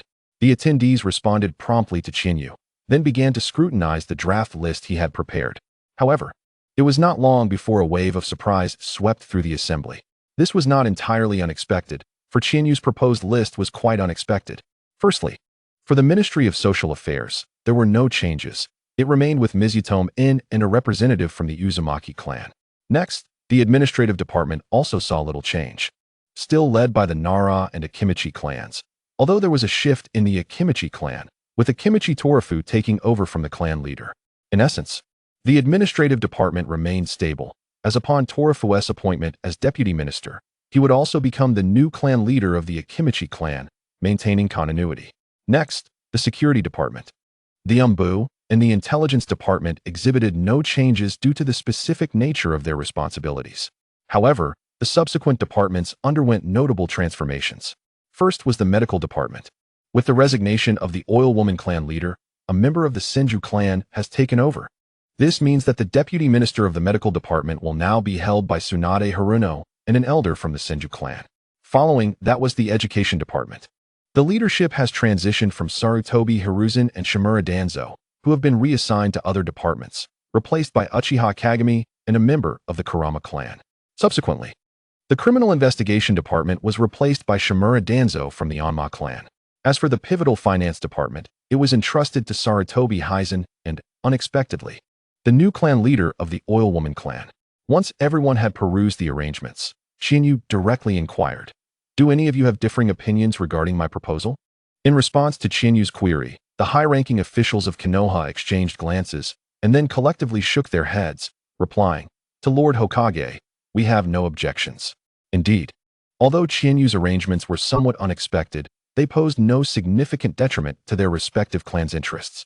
Furthermore, due to Chinyu's formidable strength, even the Uchiha and Senju clans, who had lost such a crucial position as the finance department, remained reticent. Noticing the silence, Chinyu then addressed the assembly. "In that case, let us proceed as planned."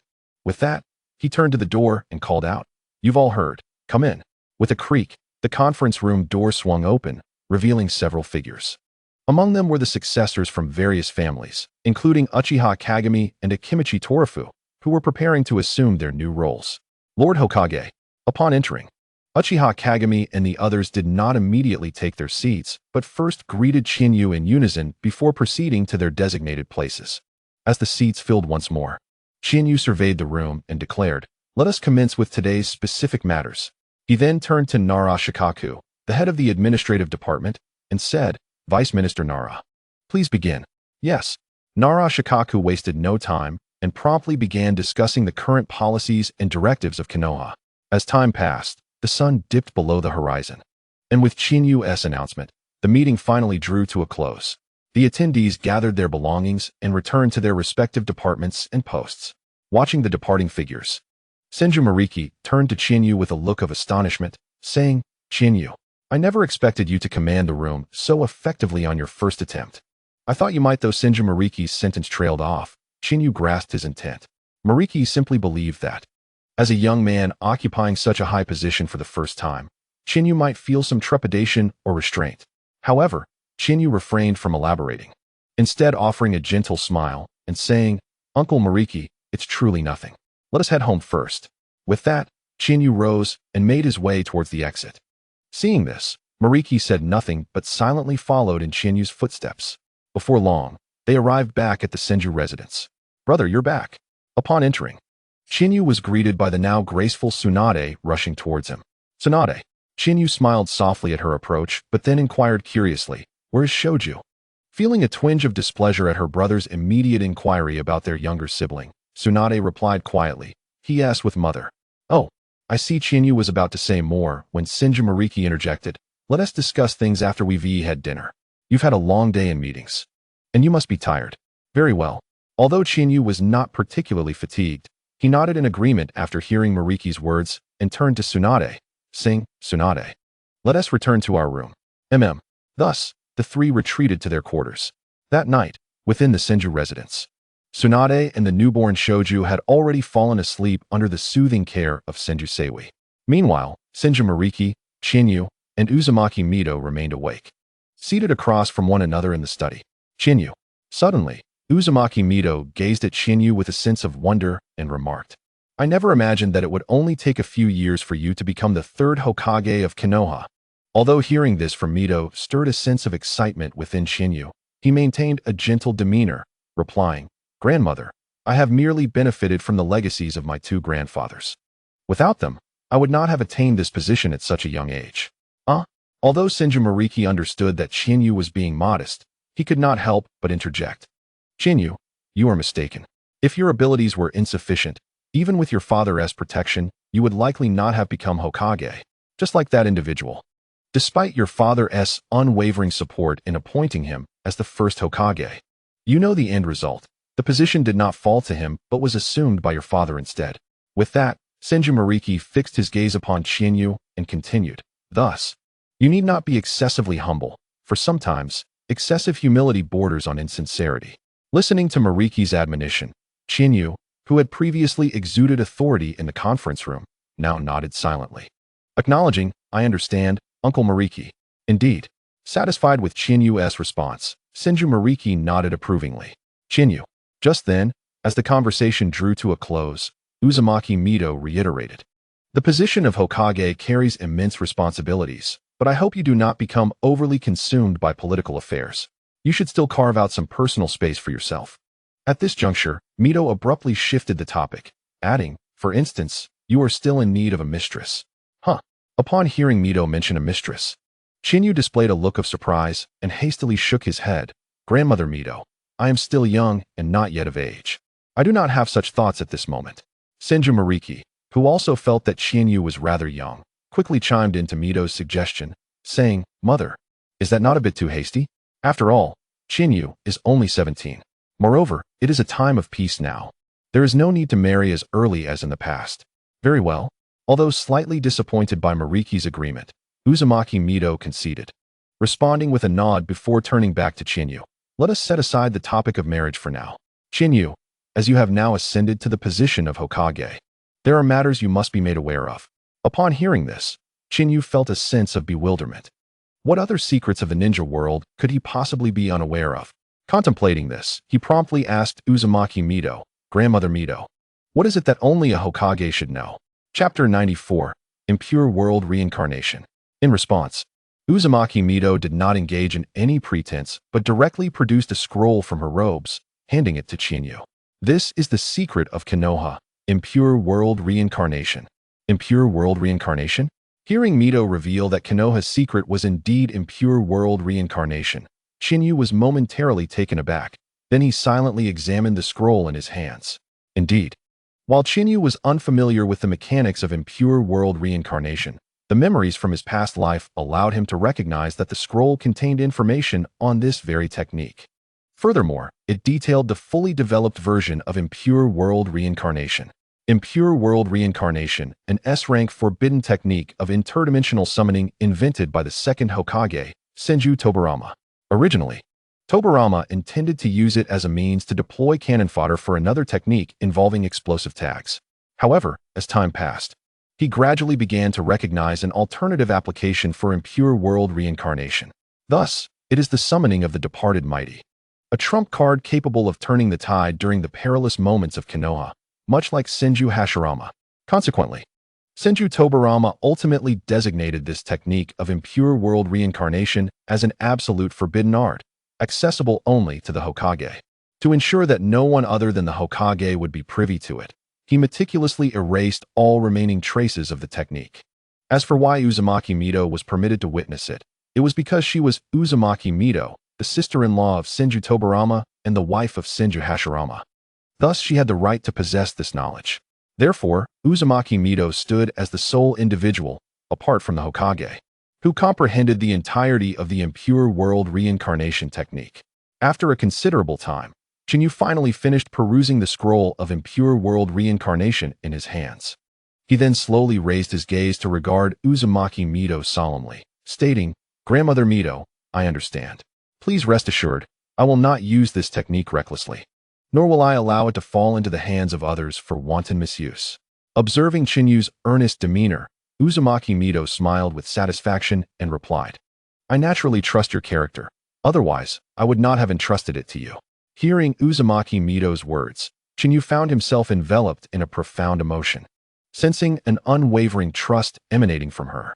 With this thought in mind, Chinyu suddenly returned the scroll to Uzumaki Mito. As she looked at him with a hint of confusion, he explained, Grandmother Mito, perhaps it is best to keep this scroll with you for the time being. I am uncertain where I should place it. Is that so? Uzumaki Mito did not take back the scroll as he suggested. Instead, after a moment of contemplation, she produced a large scroll from seemingly nowhere. With a resounding thud, the large scroll was placed upon the ground, and she turned to Chinyu, saying, If you are concerned about having nowhere to store it, this may be an excellent option.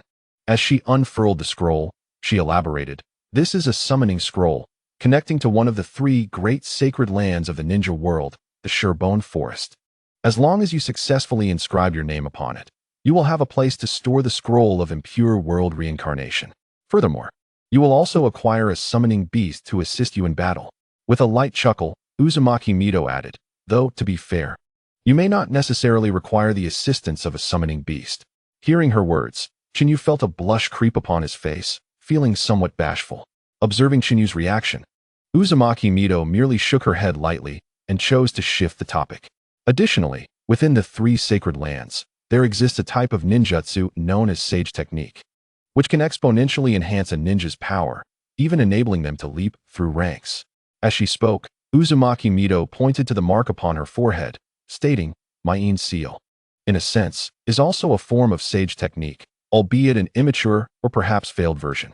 The true, perfected Sage Technique is exemplified by your grandfather Hashirama, who possesses the authentic mastery of Sage arts. Is that so? Although Chinyu had long grasped the origins of Sage techniques, he still exhibited a look of astonishment upon hearing Uzumaki Mito's explanation. In truth, he was genuinely taken aback. After all, in his previous life, there had never been a definitive conclusion regarding Tsunade, or rather, the In seal possessed by Uzumaki Mito. Some claimed it to be one of the seals of the Uzumaki clan, while others believed it to be a unique ninjutsu created by Uzumaki Mito. However, many speculated that the so-called In seal was merely an incomplete manifestation of sage arts, akin to the cursed seal of Yugo. Now, having listened to Uzumaki Mito's elucidation, the veil was partially lifted from the In seal before Chinyu. It was indeed an incomplete form of Sage Technique, a mere shadow of its true potential. Contemplating this, Chinyu glanced at the unfurled scroll and inquired of Uzumaki Mito, So, does Grandmother Mito wish for me to practice Sage Technique as well? That is indeed the implication. In response to Chinyu's question, Uzumaki Mito did not refute him but nodded affirmatively, declaring, Sage Technique is highly reliant on innate talent, and your potential, in my view, can be deemed the most formidable in the ninja world for a millennium. Even Hashirama pales slightly in comparison. Therefore, I firmly believe you possess the strength, capability, and potential to master Sage Technique, thus elevating your power to new heights.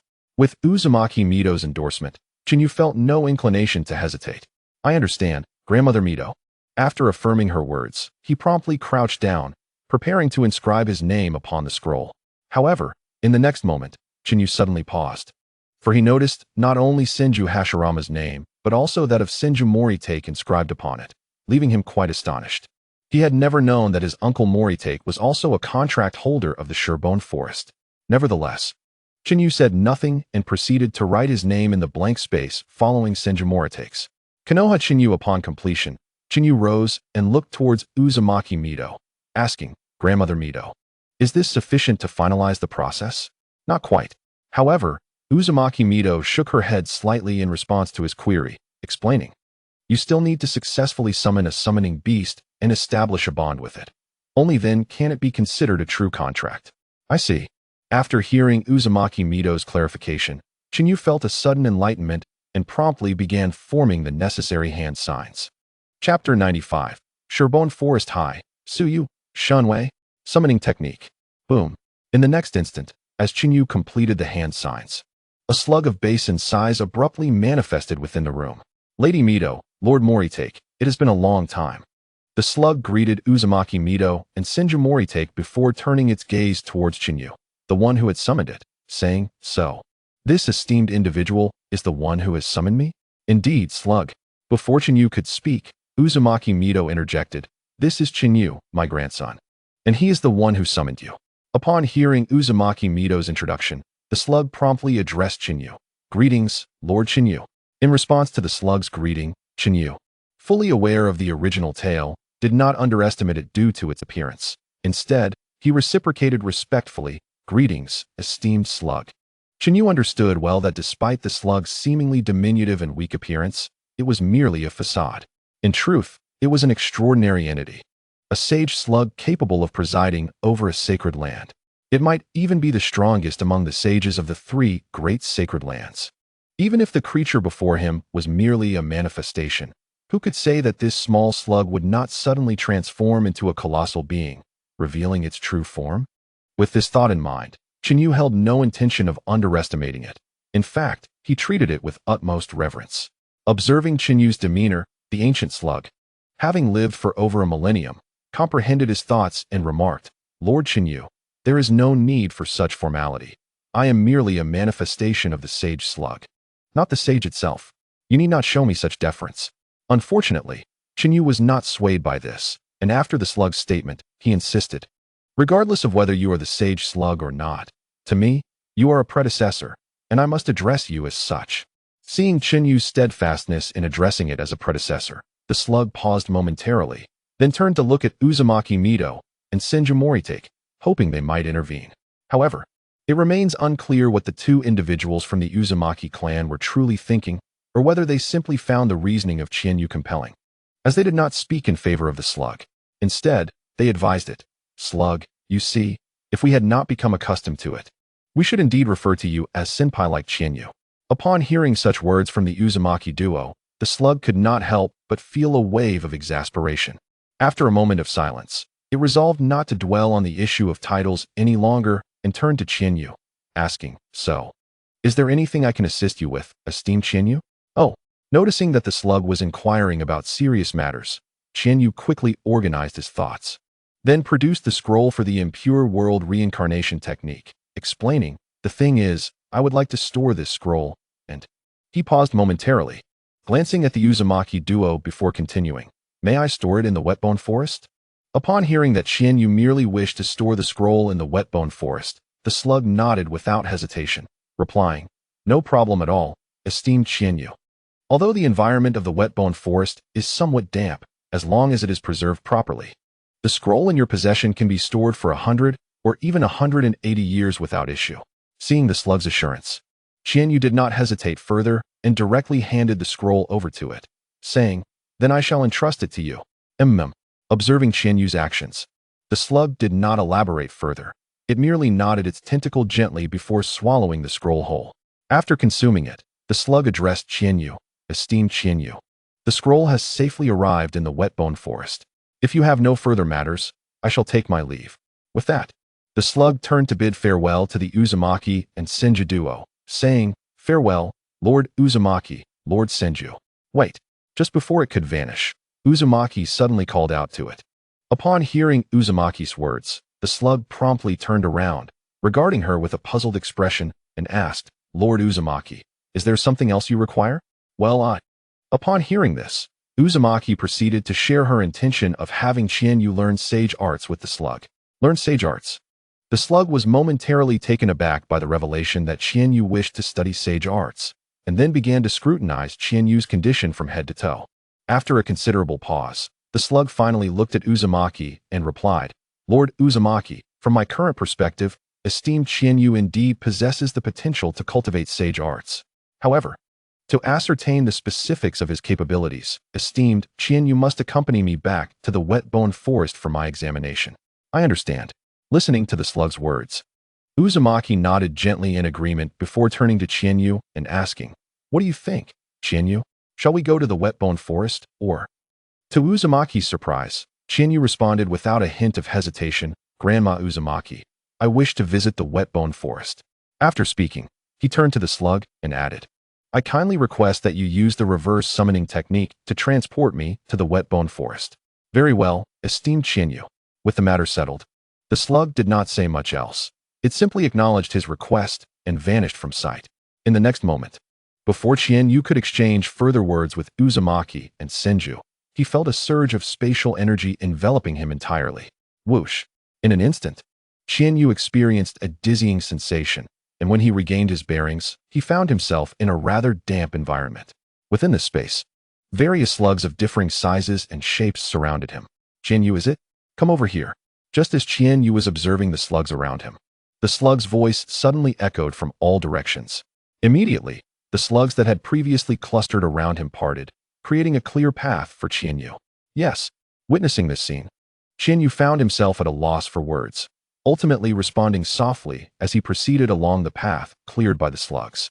As time passed, Qianyu followed the slug path deep into the wet-bone forest. Here, the vegetation was lush, with towering ancient trees reaching heights of several dozen meters, and a multitude of flowers and grasses adorned the landscape. If Qianyu had not known he was in the wet-bone forest, he might have thought he had stumbled upon an untouched wilderness. Besides the ancient trees, the most prominent feature here was undoubtedly the slugs. Scattered among the trees and flowers, various slugs could be seen, and Qianyu even felt that the nearby river was teeming with slugs, or rather, it appeared to be a flowing river composed entirely of slugs. However, due to the lighting and coloration, it merely looked like a river. In the midst of this scene, a small wooden cabin stood out prominently before Qianyu. Of course, the term small was relative. Compared to the towering ancient trees surrounding it, the cabin might seem modest. Yet if placed in the outside world, it would overshadow even the Hokage building. Is this the residence of the slug sage? Qianyu mused as he gazed at the small cabin. Come in. Just as Qianyu hesitated, a youthful voice, reminiscent of a young girl, suddenly emanated from within the cabin. Yes. Hearing the invitation, Qianyu respectfully responded and stepped into the cabin. Upon entering, the first thing that caught his eye was a slug that was somewhat different from the others.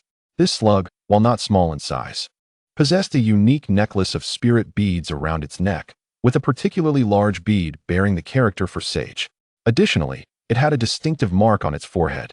The slug sage, the ruler of the wet-bone forest, one of the three great summoning beasts of the ninja world, or perhaps the only living being here. After observing for a moment, Qianyu greeted, Slug Sage. The slug sage nodded gently in acknowledgement of Qianyu's greeting. Konoha's Qianyu, the new contract holder. The slug sage then gazed at Qianyu and inquired, from what Lord Uzumaki conveyed, you wish to learn the sage mode, correct? Indeed, slug sage. In response, Qianyu affirmed, according to Grandma Uzumaki, she wishes for me to study sage arts to reach the level of Hashirama Senju. Hashirama Senju? Upon hearing Qianyu mention Hashirama, the slug sage momentarily fell into deep thought. Very well, let me see if you possess the qualifications to learn sage arts. After a prolonged silence, the slug sage's thoughts returned, and it began to scrutinize Qianyu's condition. Suddenly, the slug sage expressed a hint of surprise, gazing at Qianyu with a puzzled look and asked, Konoha's Qianyu, who exactly are you? Why does your aura feel somewhat familiar, yet distinctly distant? Upon hearing the slug sage's words, Qianyu was momentarily taken aback. If he were not mistaken, the slug sage was sensing an aura akin to that of the Otsutsuki clan. After all, in a certain sense, he was indeed of the Otsutsuki lineage, and it was entirely normal for him to emanate their aura. Yet, despite understanding the implication of the slug sage's statement, Qianyu refrained from revealing his true origins. For considering the current situation in the ninja world, he should not have any knowledge of the Otsutsuki clan. Thus, if he indeed mentioned the Otsutsuki, then in the eyes of the Sage of Slugs, he could only be an Otsutsuki descendant. However, the issue lies in the fact that, according to the original narrative, the sages of the ninja world do not seem to harbor any fondness for the Otsutsuki clan, or rather, the foreign Otsutsuki clan. Consequently, in the end, Chiyu could only shake his head and reply, Sage of Slugs, I am uncertain why you perceive this aura emanating from me. Since my birth, I have lived in the Senju residence, raised solely by Lady Mido. Upon hearing Chiyu mention that he was raised by Uzumaki Mido from a young age, the Sage of Slugs, although still somewhat perplexed as to why he sensed that repugnant aura from him, decided to let it be, considering his upbringing under Mido. Thus, the Sage of Slugs addressed Chiyu. In that case, let us set this matter aside. Perhaps I misinterpreted the sensation. Following this, the sage added, moreover, based on what I just sensed, your talent is indeed remarkable, even surpassing that of Senju Hashirama to a certain extent. Therefore, should you wish to learn sage techniques. I am willing to teach you. Thank you, Sage of Slugs. Chiyu expressed his gratitude upon hearing the sage's agreement. Very well. Satisfied with Chiyu's demeanor, the Sage of Slugs nodded. However, he suddenly looked at Chiyu and said, if you have no other matters to attend to, let us commence your training in sage arts. Just as the Sage of Slugs was about to channel Sage Chakra, Chiyu abruptly interrupted him. Wait. The sudden interruption left the Sage of Slugs slightly taken aback, prompting him to ask, is there something else you need to address? Indeed, Sage of Slugs. Without hesitation, Chiyu replied, I just assumed the position of Hokage 2 days ago, and I have some matters to attend to. I currently lack the energy to engage in sage training. I see. Upon hearing Chiyu's explanation, the Sage of Slugs finally understood, and then looked at Chiyu, saying, in that case, you may return for today, whenever you find the time. Feel free to reach out to me to begin your sage training. Understood. Grateful for the Sage of Slugs' understanding, Chiyu quickly thanked him. Thank you for your consideration. Sage of Slugs.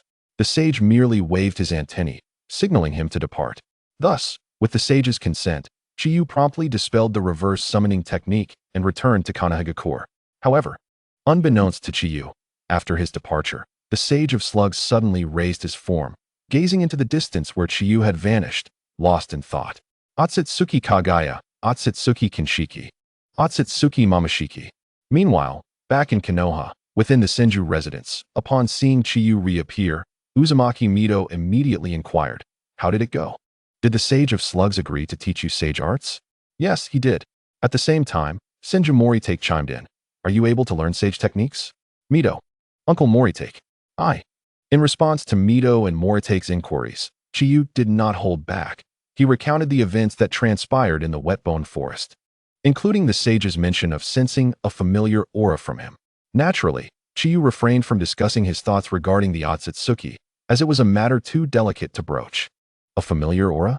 Nonetheless, even with this, when Chiyu mentioned that the Sage of Slugs sensed a familiar aura from him, Mito and Moritake exchanged perplexed glances. Both baffled.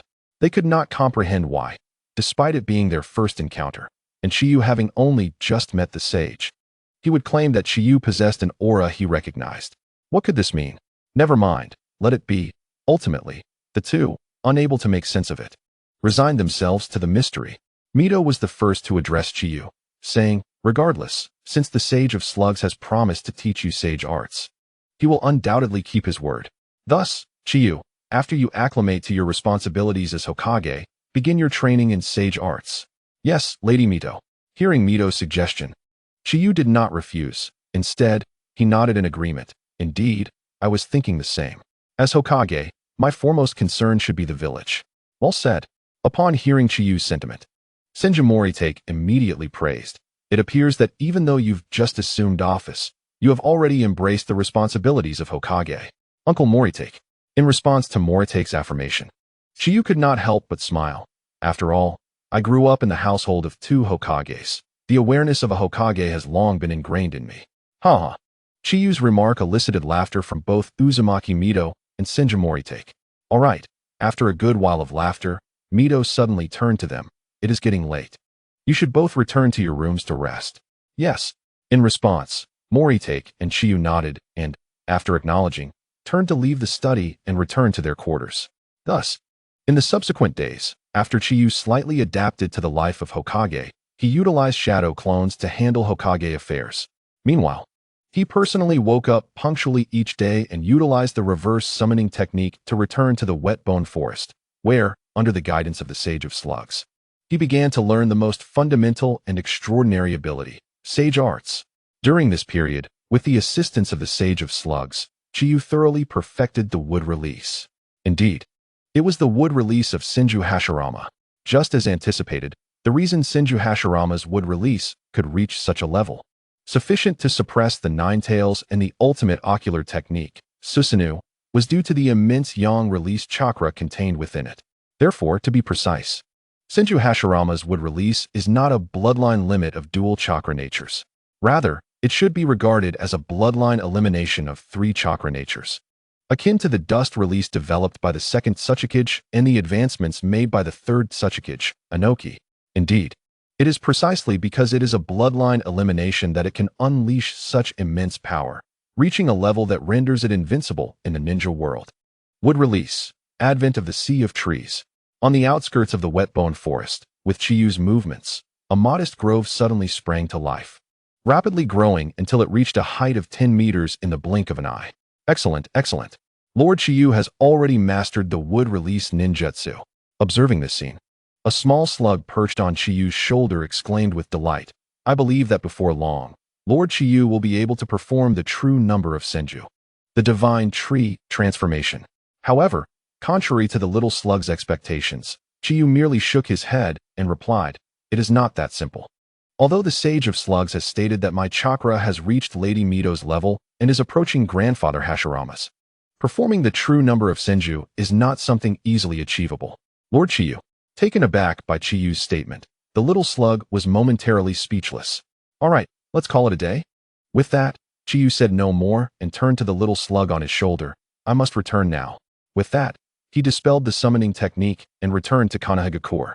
At the very moment when Shinyu departed, the seemingly fragile and juvenile little slug unexpectedly murmured, in such a brief span of time, I have reached this level. It appears my senses were indeed correct. He is truly Brother Chinyu. You have returned. Meanwhile, within the confines of the Senju residence, Chinyu, having just exited the wet-bone forest, encountered Tsunade, who was holding a die. Upon hearing Tsunade's greeting, Chinyu glanced at the die in her hand and, with a hint of resignation, remarked, Tsunade, you lost again, didn't you? A chuckle escaped Tsunade's lips as she attempted to mask her embarrassment at being so easily read.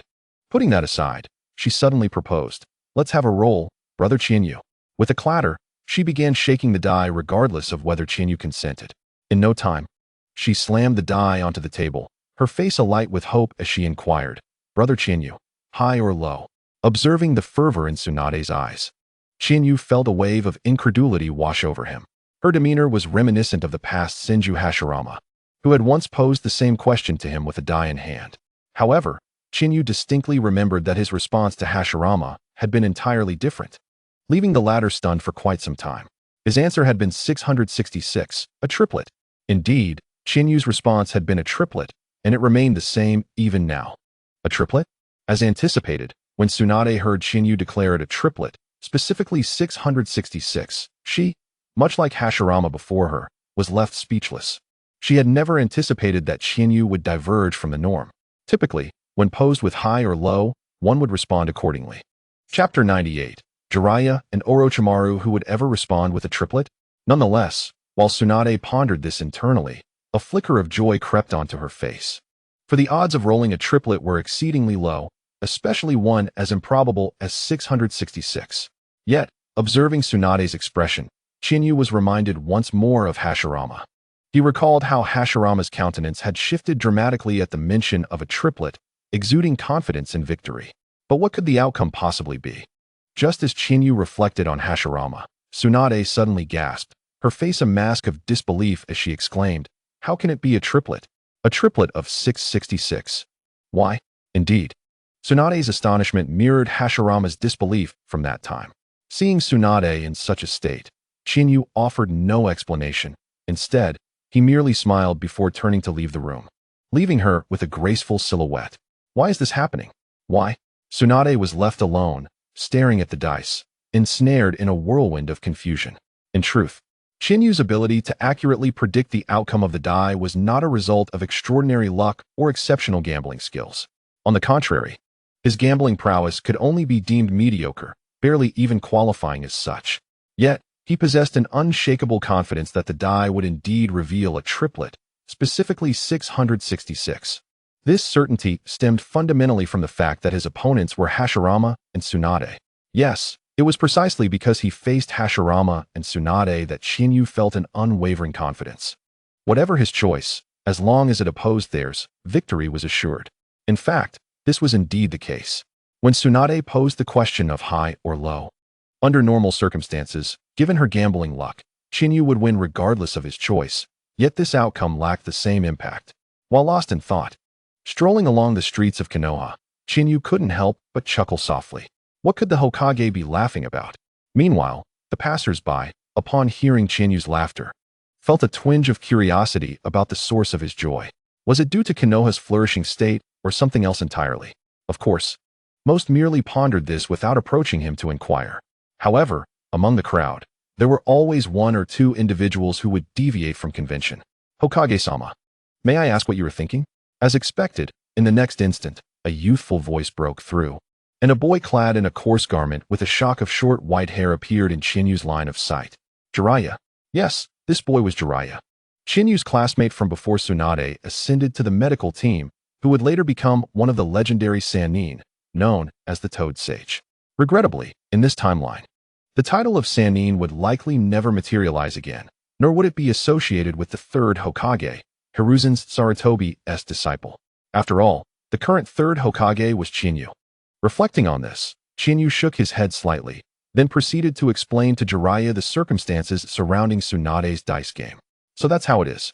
Upon hearing Chinyu's explanation, Jiraiya quickly grasped the situation. It was no surprise he responded so promptly, having been in the same class as Tsunade and even befriending her. He was well acquainted with her gambling skills.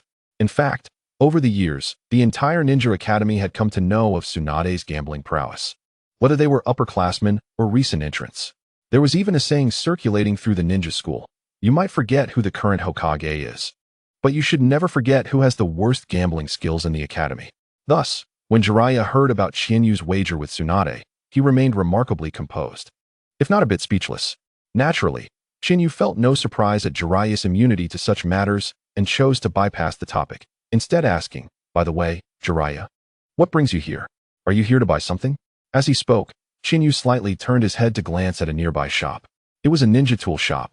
Indeed, the very one Jiraiya had just exited. As Chinyu had surmised, upon hearing his question, Jiraiya nodded enthusiastically. Yes, Hokage-sama. He then produced a new kunai from his possession, displaying it for Chinyu. I broke my previous kunai, so I thought I'd come to purchase a new one. Excellent.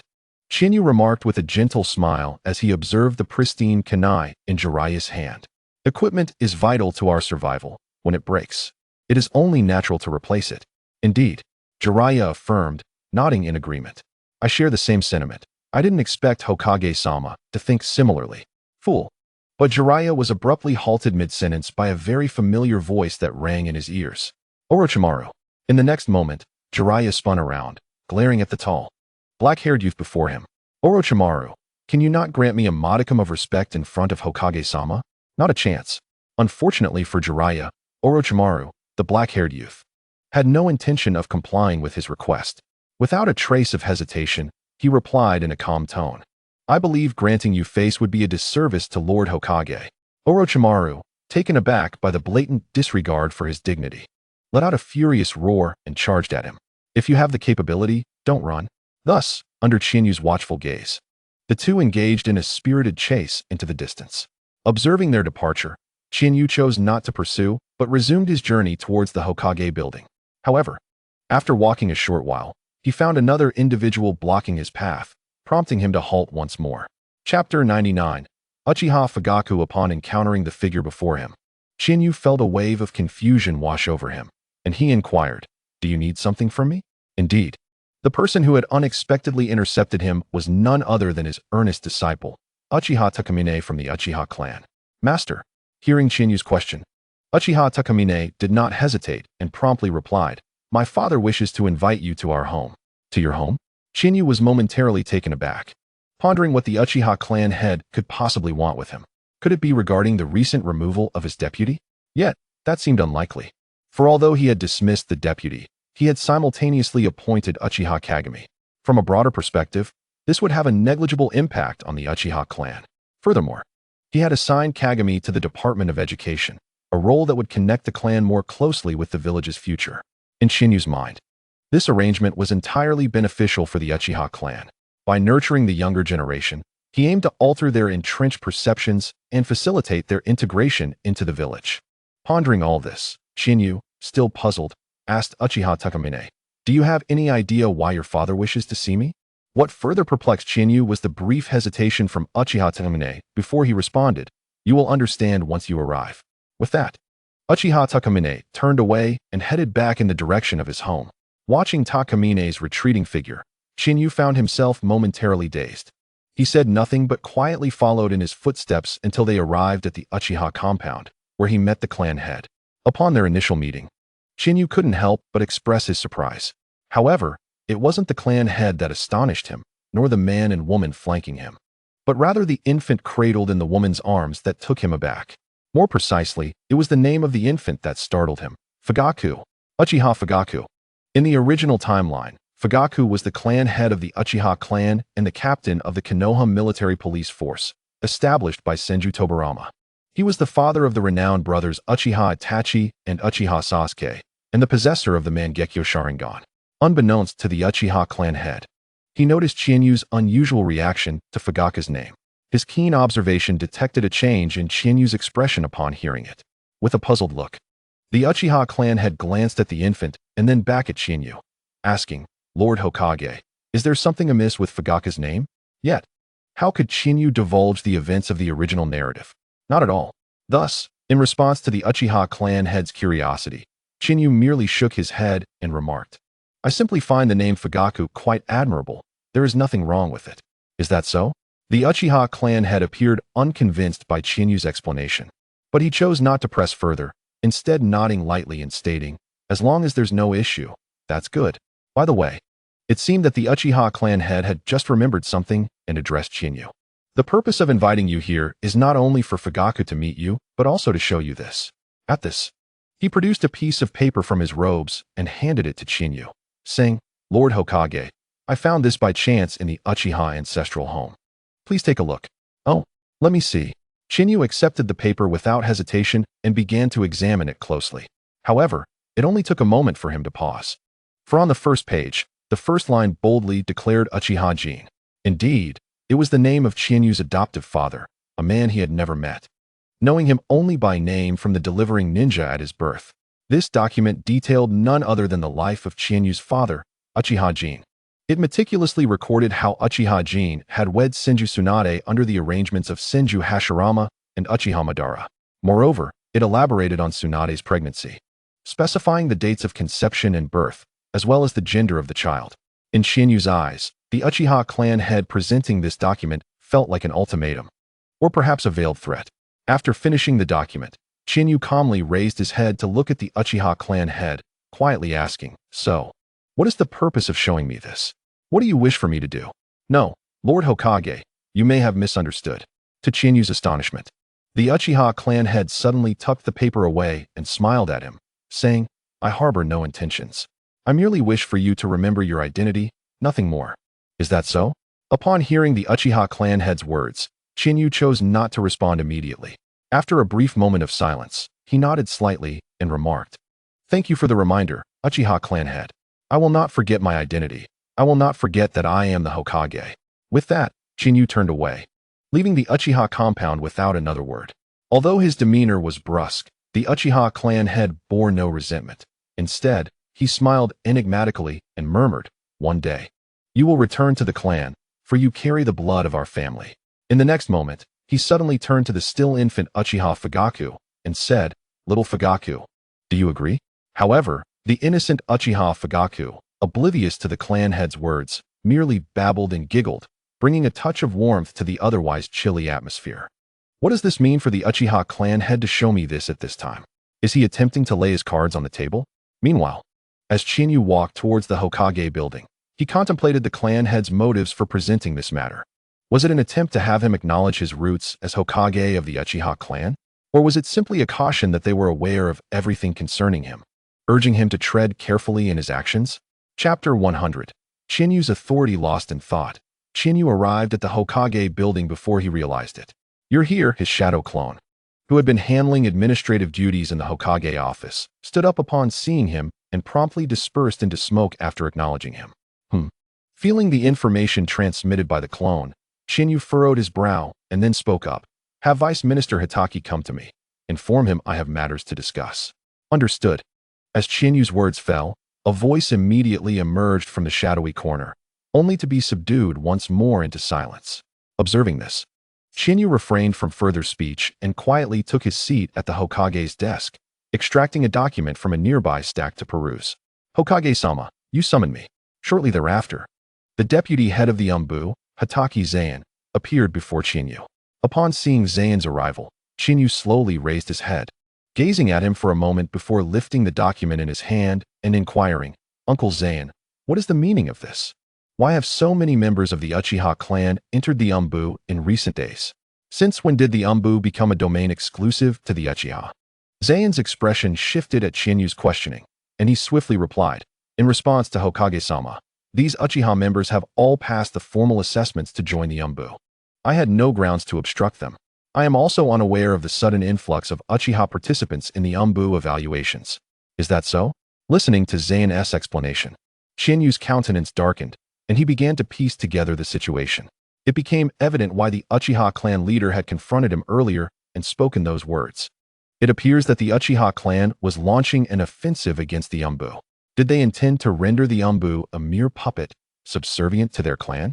With this realization, Qinyu's eyes widened, and he commanded Zane, "From this moment forth, during my tenure, the number of members from each clan within the Umbu shall not exceed 50. Should there be any violations," Qinyu paused momentarily before continuing, "should there be any violations, that clan shall forfeit its eligibility for the Jonin selection during my tenure." Zane was taken aback by Qinyu's direct proclamation, urging, "Hokage-sama, such a punishment as losing eligibility for the Jonin selection seems excessively harsh. After all, no?" Before Zane could finish, Qinyu interjected firmly, "In light of the Umbu being undermined, this merely results in a clan losing its Jonin evaluation eligibility during my tenure, which is quite lenient. However, Hokage-sama, the Jonin position is crucial." Zane, witnessing Qinyu's resolute demeanor, could not help but persist in his plea.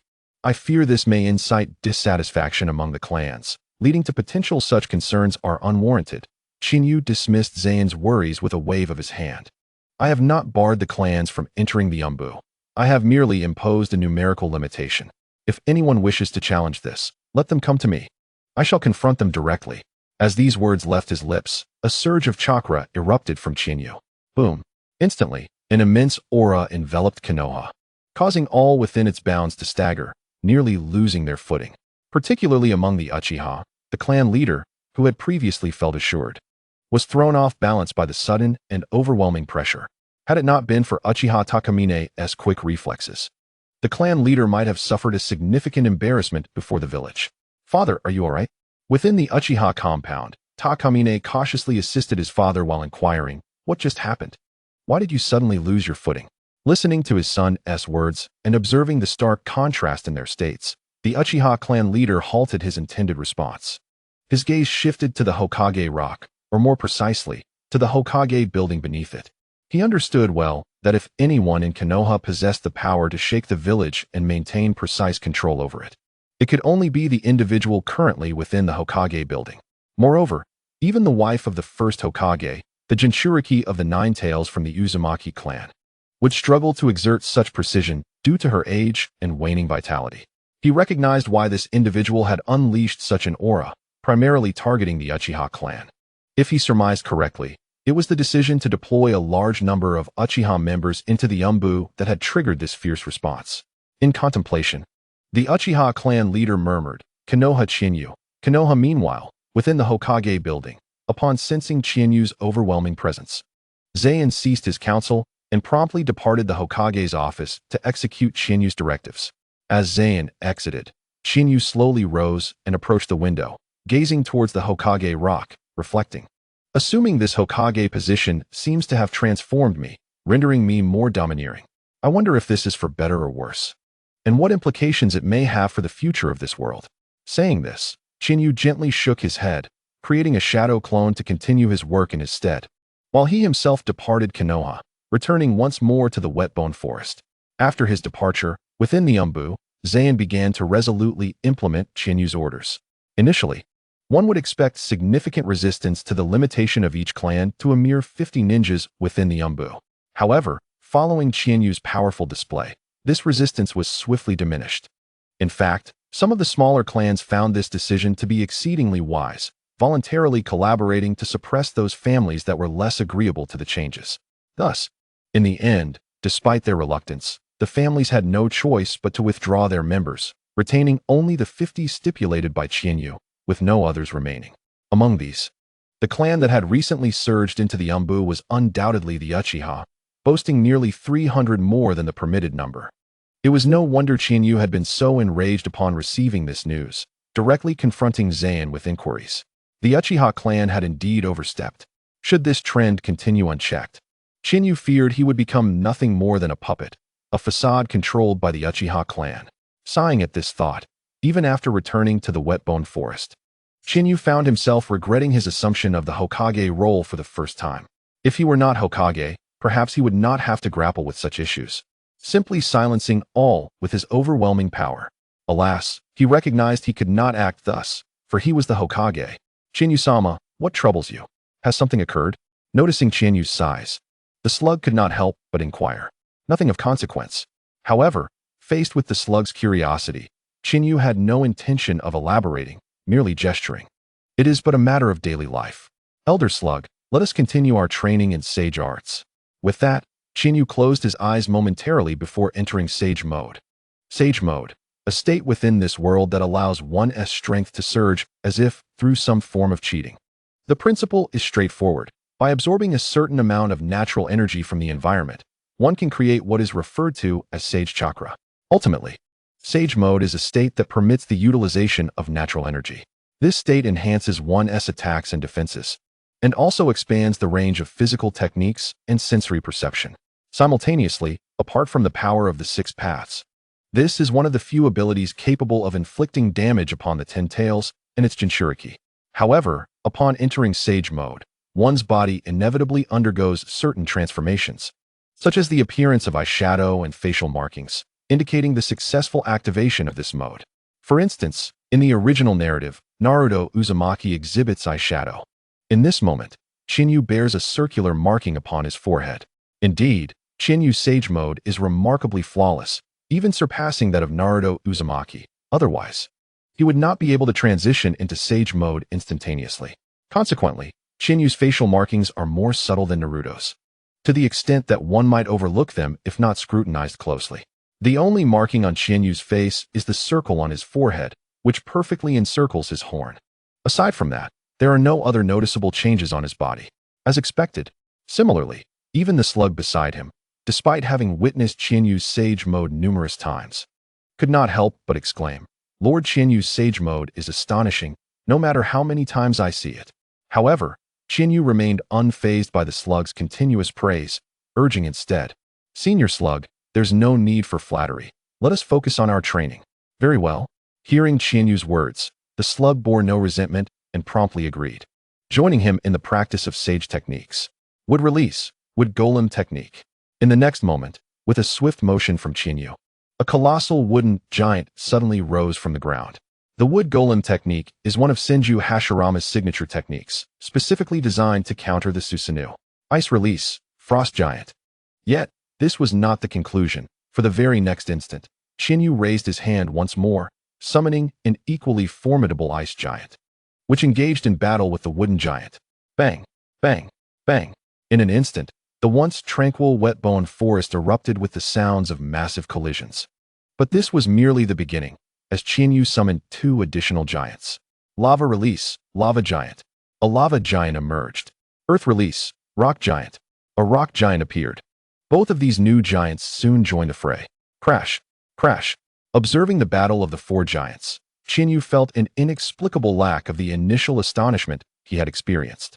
It is worth noting that when he first executed such a grand display, he had been utterly shocked, even challenging the slug sage to a duel. Ultimately, however, his giant was swiftly overwhelmed by the slug sage's ancient phlegm, enduring merely 2 seconds before being consumed. This experience allowed him to comprehend the considerable distance he still had to traverse within this world. Even when the slug sage reassured him that his swift defeat was due to the special nature of its abilities, Qianyu refrained from feeling pride or arrogance. After his defeat against the slug sage, Qianyu's mindset underwent a subtle transformation, perhaps due to the fact that his inaugural battle occurred on the battlefield. Facing an opponent who had forced the second Hokage to his demise, his previously inflated confidence gradually returned to a more grounded state. Thus, even though he could now summon 4 giants of varying attributes, he found it challenging to stir any emotional turmoil within himself. Boom, boom, boom. Even as the four giants shattered one after another, Qianyu remained unfazed, calmly displaying other elemental abilities. As time passed, Qianyu spent another day within the Wetbone Forest. Senior Slug, I shall take my leave for today. After bidding farewell to the slug, Qianyu departed the Wetbone Forest, returning to Konoha. That night, back at the Senju residence, Qianyu found himself confronted by Senju Morimoku's inquiry. Qianyu, why have you limited the number of personnel from each clan in the Umbu to 50? Yet, he knew all too well that this was not a question posed by Morimoku himself, but rather a query from the clans whose ninjas had been sent back. Seeking to glean information through Morimoku's mouth. Understanding this, Qianyu responded with calm clarity. Uncle Morimoku, the Umbu is the Hokage's Umbu. It is the Umbu of all of Konoha, not that of a single clan. If one clan possesses an excessive number of ninjas within the Umbu, do you believe they will heed my commands as Hokage, or those of their clan leader? Listening to Qianyu's explanation, Senju Morimoku fell silent, fully aware of the implications. However, he found himself unable to refuse, for after Qianyu's announcement, the elder clan leaders had united to approach him, bearing various gifts, hoping he might inquire on their behalf and seek a possible resolution. Yet, he now understood that this matter left no room for negotiation. Chapter 102. 5 years, another 5 years. Observing the shifting expressions on Senju Morimoku's face, Qianyu continued, thus, Uncle Morimoku, there is no need for you to concern yourself with this matter. I have not left them entirely without options. I have allowed each clan to retain 50 members. After all, if I were to expel everyone, the Umbu would cease to exist. I understand. Upon hearing Qianyu's words, Senju Morimoku ceased his inquiries, nodding in quiet acknowledgement. He recognized that even if he opposed Qianyu, it would bear no fruit, for Qianyu was indeed the Hokage. Qianyu splendid. Simultaneously, witnessing Qianyu render Senju Morimoku speechless, Uzumaki Mito, who had been observing, turned to Qianyu with a smile, saying, I did not expect that in such a short time you would become a competent Hokage. With the village entrusted to you, I can rest easy. By the way, suddenly recalling something, Uzumaki Mito reached into her robe and produced an envelope, handing it to Qianyu. This is something your grandfather Tobirama left behind. Take a look. Upon hearing Uzumaki Mito's words, Qianyu felt a twinge of confusion. Was there something Tobirama Senju had not shared with him? Thus, with a sense of curiosity, Qianyu accepted the envelope and began to read. However, upon merely glancing at it, Qianyu was taken aback. The letter was not addressed to him, but to Uzumaki Mito. Furthermore, the contents left him at a loss for words. The reason was simple. The letter stated that should he, as Hokage, prove inadequate or falter in any way, he should allow Uzumaki Mito to remove him from office before he could firmly establish his position, paving the way for his disciple, Sarutobi Hiruzen, to succeed him. What puzzled Qianyu was the envelope's pristine condition. It was evident that Uzumaki Mito had never opened it, for otherwise, it would not have remained so intact. Contemplating this, Qianyu looked up at Uzumaki Mito with a smile. He found it hard to believe that Uzumaki Mito was unaware of the letter's contents, even if she did not know that Tobirama intended for Sarutobi Hiruzen to take over. She must have been aware that this letter held the potential to determine his capability to maintain the Hokage position or serve as leverage. Yet, despite this, she had never once opened it and had simply handed it to him. This trust, truly, Qianyu felt that such trust could only be found in Uzumaki Mito. Others, even those like Tsunade, who had raised him since childhood, or Kakashi, lacked this degree of faith. With this in mind, Qianyu solemnly declared to Uzumaki Mito, rest assured, Grandmother Mito, I shall become a competent and outstanding Hokage.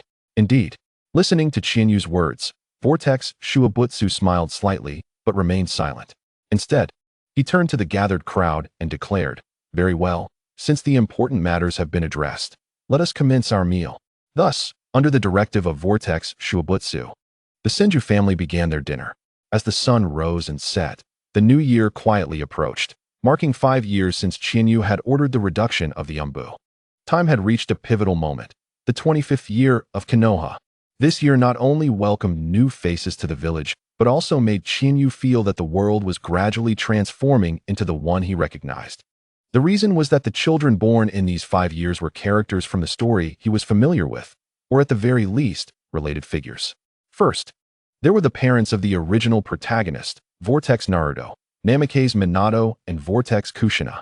Speaking of this, one must mention a dramatic twist. Vortex Kushina's mother was none other than Vortex Kachina, the only female disciple among Chinyu's 3 students, who had grown up alongside him. Indeed, Vortex Kachina was the mother of Vortex Kushina, and on the day of her childbirth, Chinyu had visited as a teacher. It was at that moment he learned that Vortex Kachina was the mother of Vortex Kushina. Initially, he had believed that Vortex Kushina would be born in the land of whirlpools, yet she was born in Konoha, which was a significant revelation. Next was the secondary protagonist, Uchiha Sasuke, also known as Uchiha Mikoto, his mother. Of course, Chinyu did not visit upon her birth, as his relationship with the Uchiha clan was rather strained, with some members harboring resentment towards him. The reason for this animosity stemmed from the policies Chinyu had implemented over the past 5 years, aimed at dividing and weakening the Uchiha clan. Yes, during these 5 years, Chinyu had employed a strategy of division among the Uchiha, akin to his approach with the Senju clan. He arranged for certain individuals, such as Uchiha Kagami, to relocate from the Uchiha compound to the civilian districts of Konoha, becoming their neighbors. As a result, the more obstinate members of the Uchiha clan could not help but regard Chinyu with disdain. Then there were the parents of the other 10 members from the original Konoha 12, including Nara Shikamaru's father, Nara Shikaku, Akimichi Choji's father, Akimichi Chosa, Yamanaka Ino's father, Yamanaka Kaiji, Yuhi Kurenai's father, Yuhi Sho, Inazuka Kiba's mother, Inazuka Tsum, Hyuga Hinata's father, Hyuga Hayashi, and Hyuga Niji's father, Hyuga Hizashi, along with Rock Lee, Tenten, and Haruno Sakura's parents, among others. Additionally, there were contemporaries like Akimichi Dodo and Yakushi Nono. In summary, these 5 years had increasingly familiarized Chinyu with the world around him, as it slowly morphed into the semblance of the one he had known. Furthermore, Tsunade, Jiraiya, Orochimaru, and Kabuto had finally graduated from the Ninja Academy. Notably, Tsunade and Orochimaru had passed the Chunin exams 2 years prior, officially donning the Chunin vestments and becoming Chunin of Konoha. Jiraiya had barely passed the Chunin exams a year ago, while Kabuto had been assigned to serve under Orochimaru as an assistant. As for their projects, they were not involved in forbidden techniques such as Edo Tensei, although Orochimaru once entertained that notion. After Chinyu elucidated the principles of physics and chemistry to him, Orochimaru's focus entirely shifted. Thus, the embryonic phase of the Konoha Industrial Revolution formally commenced, with Orochimaru as the chief researcher, a genius scientist, and one of the legendary Sannin, while Kabuto served as the vice researcher, a scientific madman who had developed the curse technique. Chapter 103. Old withdraws. New enters. How is the research progressing? In the early morning, within a secret research facility located in the back mountains of Konoha, Chinyu inquired curiously while observing Orochimaru, who was engrossed in manipulating hot water. However, Orochimaru seemed oblivious to Chinyu's question, remaining motionless and fixated on the hot water before him. Hokage-sama. In contrast to Orochimaru, upon hearing Chinyu's voice, Kabuto promptly approached, greeted Chinyu, and explained, "This experiment is not something that can be easily completed, especially since it has only just begun." Very well. Listening to Kabuto's words, Chinyu realized he had been somewhat impatient, so he quickly shifted his tone. "I apologize for my haste. Please continue your research. If you encounter any difficulties, feel free to consult me. I may have some suggestions to offer." "Thank you, Hokage-sama." Kabuto expressed his gratitude to Chinyu before turning back to assist Orochimaru. As at that moment, the hot water had fully boiled, and the steam was flowing through the pipes into another vessel for the next phase of the experiment. Observing their orderly collaboration, Chinyu, who had been an underachiever in his past life, could only leave the research facility in frustration. At first, he had not paid attention to these advancements, but upon noticing them, he was astonished to find that steam and even electricity had emerged in this era, which still relied on wooden structures. If not for the incompleteness of his knowledge, he might have found himself the subject of ridicule had he expressed his thoughts. Chuckling to himself in self-deprecation, Chinyu soon arrived at the Hokage building. "Brother Chinyu, you're here." As Chinyu stepped into the Hokage office, Tsunade's voice rang out. "Tsunade." Hearing her, Chinyu slowly turned to see Tsunade sitting gracefully on a nearby sofa, blossoming into a striking young woman in the prime of her youth. After a brief glance, Chinyu approached his Hokage seat and asked, "Speak. What brings you here at this hour?" "Hee." In response to Chinyu's inquiry, Tsunade immediately stood up with a playful grin. darting to Qinyu's side and whispering, "Brother Qinyu, you know how tight my finances are."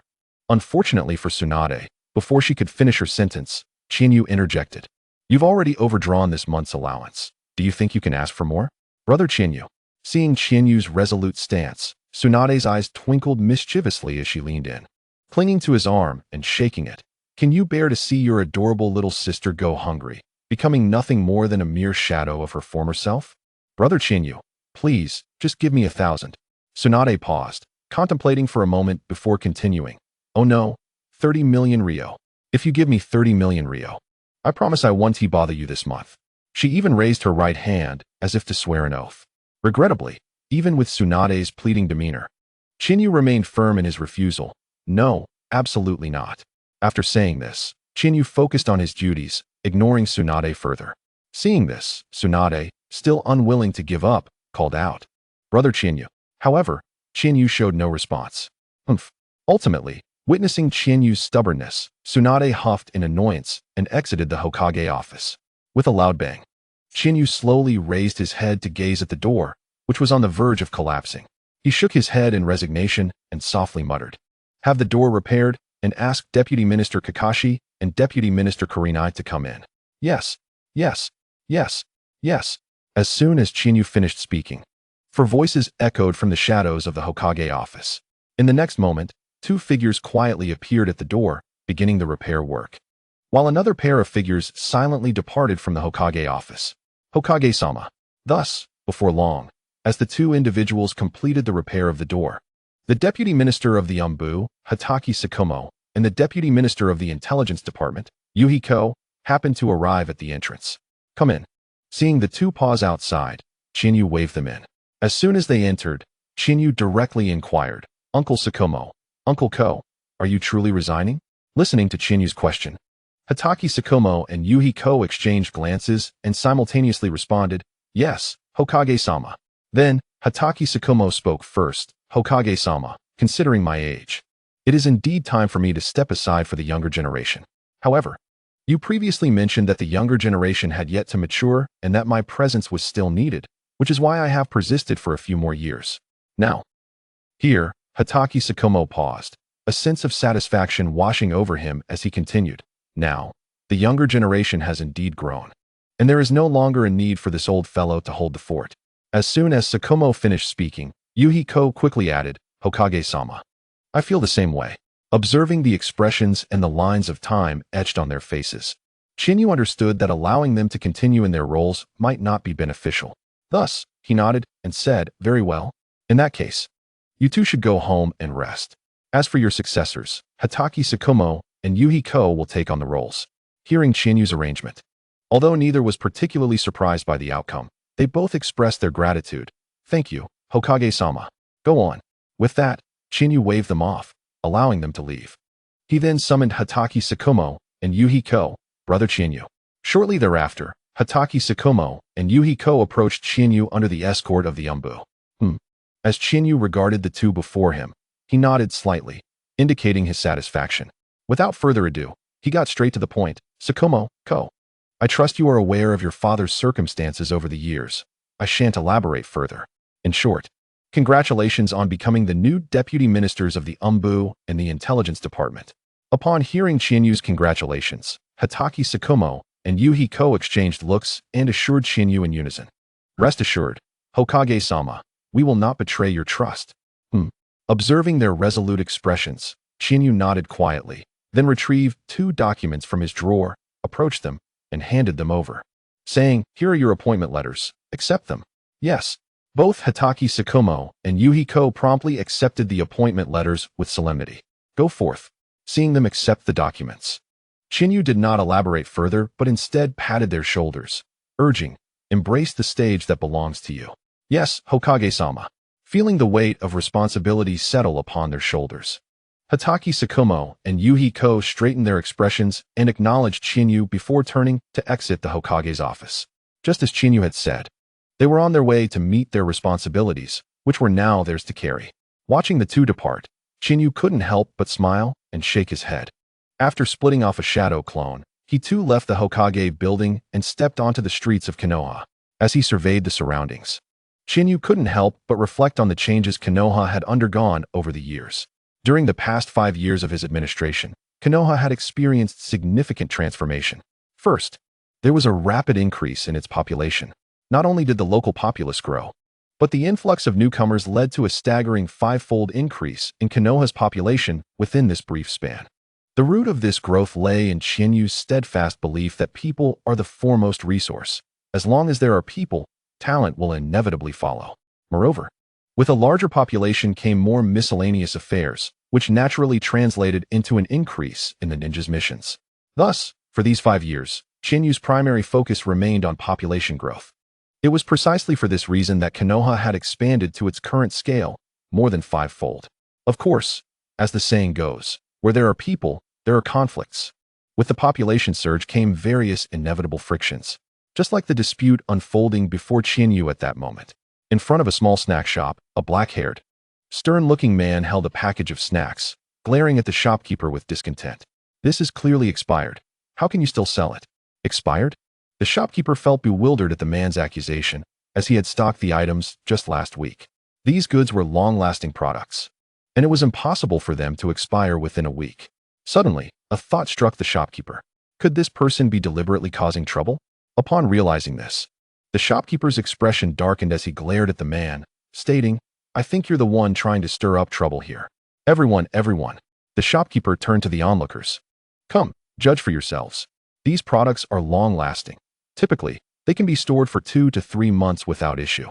He continued explaining, "I just received these last week, and they have not even surpassed 7 days. How could they be expired now? Moreover, I have sold quite a few of them recently." As he spoke, the shopkeeper fixed his gaze intensely on the man in front of him, challenging the crowd. Why is it that they are not expired at other times, yet somehow they are here? Upon hearing the shopkeeper's explanation, the surrounding crowd began to murmur among themselves.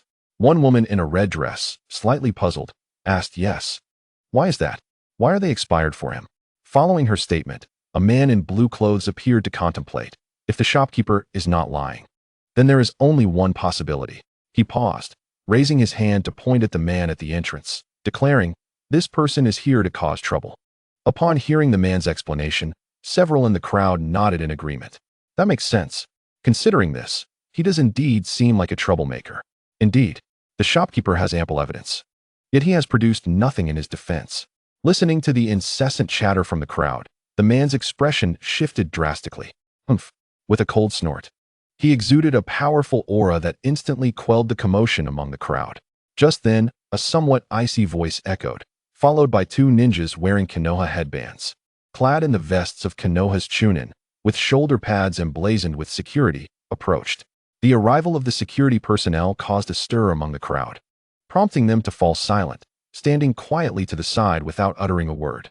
The 2 newly arrived ninjas, accustomed to such situations, ignored the bystanders and walked straight to the shopkeeper, inquiring, "So, shopkeeper, can you tell us what has happened here?" "Yes, sir." The shopkeeper, without any concealment, promptly recounted the situation to the 2. Upon listening to the proprietor's explanation, the 2 ninjas contemplated for a brief moment. One of them then slowly turned to the dark-haired man and inquired, "Dear patron, you claim that the food in this establishment is expired. Do you possess any evidence?" "This is the evidence." The dark-haired man, however, remained remarkably composed in the face of the ninja's questioning. He promptly extended the snack he held to the inquisitive ninja, stating, "Esteemed ninja, I just purchased this snack from your establishment. Based on my observations, it has evidently expired and should have done so 5 days ago. Is that so?" The questioning ninja, somewhat skeptical, accepted the snack and began to inspect it, perhaps due to a lack of expertise or perhaps because the snack was indeed not expired. He failed to identify any issues with it. Eventually, he turned to his companion and handed the snack over, saying, "Take a look." "All right."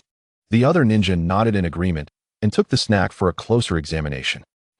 Suddenly, he expressed a note of surprise, lifted a piece from the bag, and took a bite. Crack.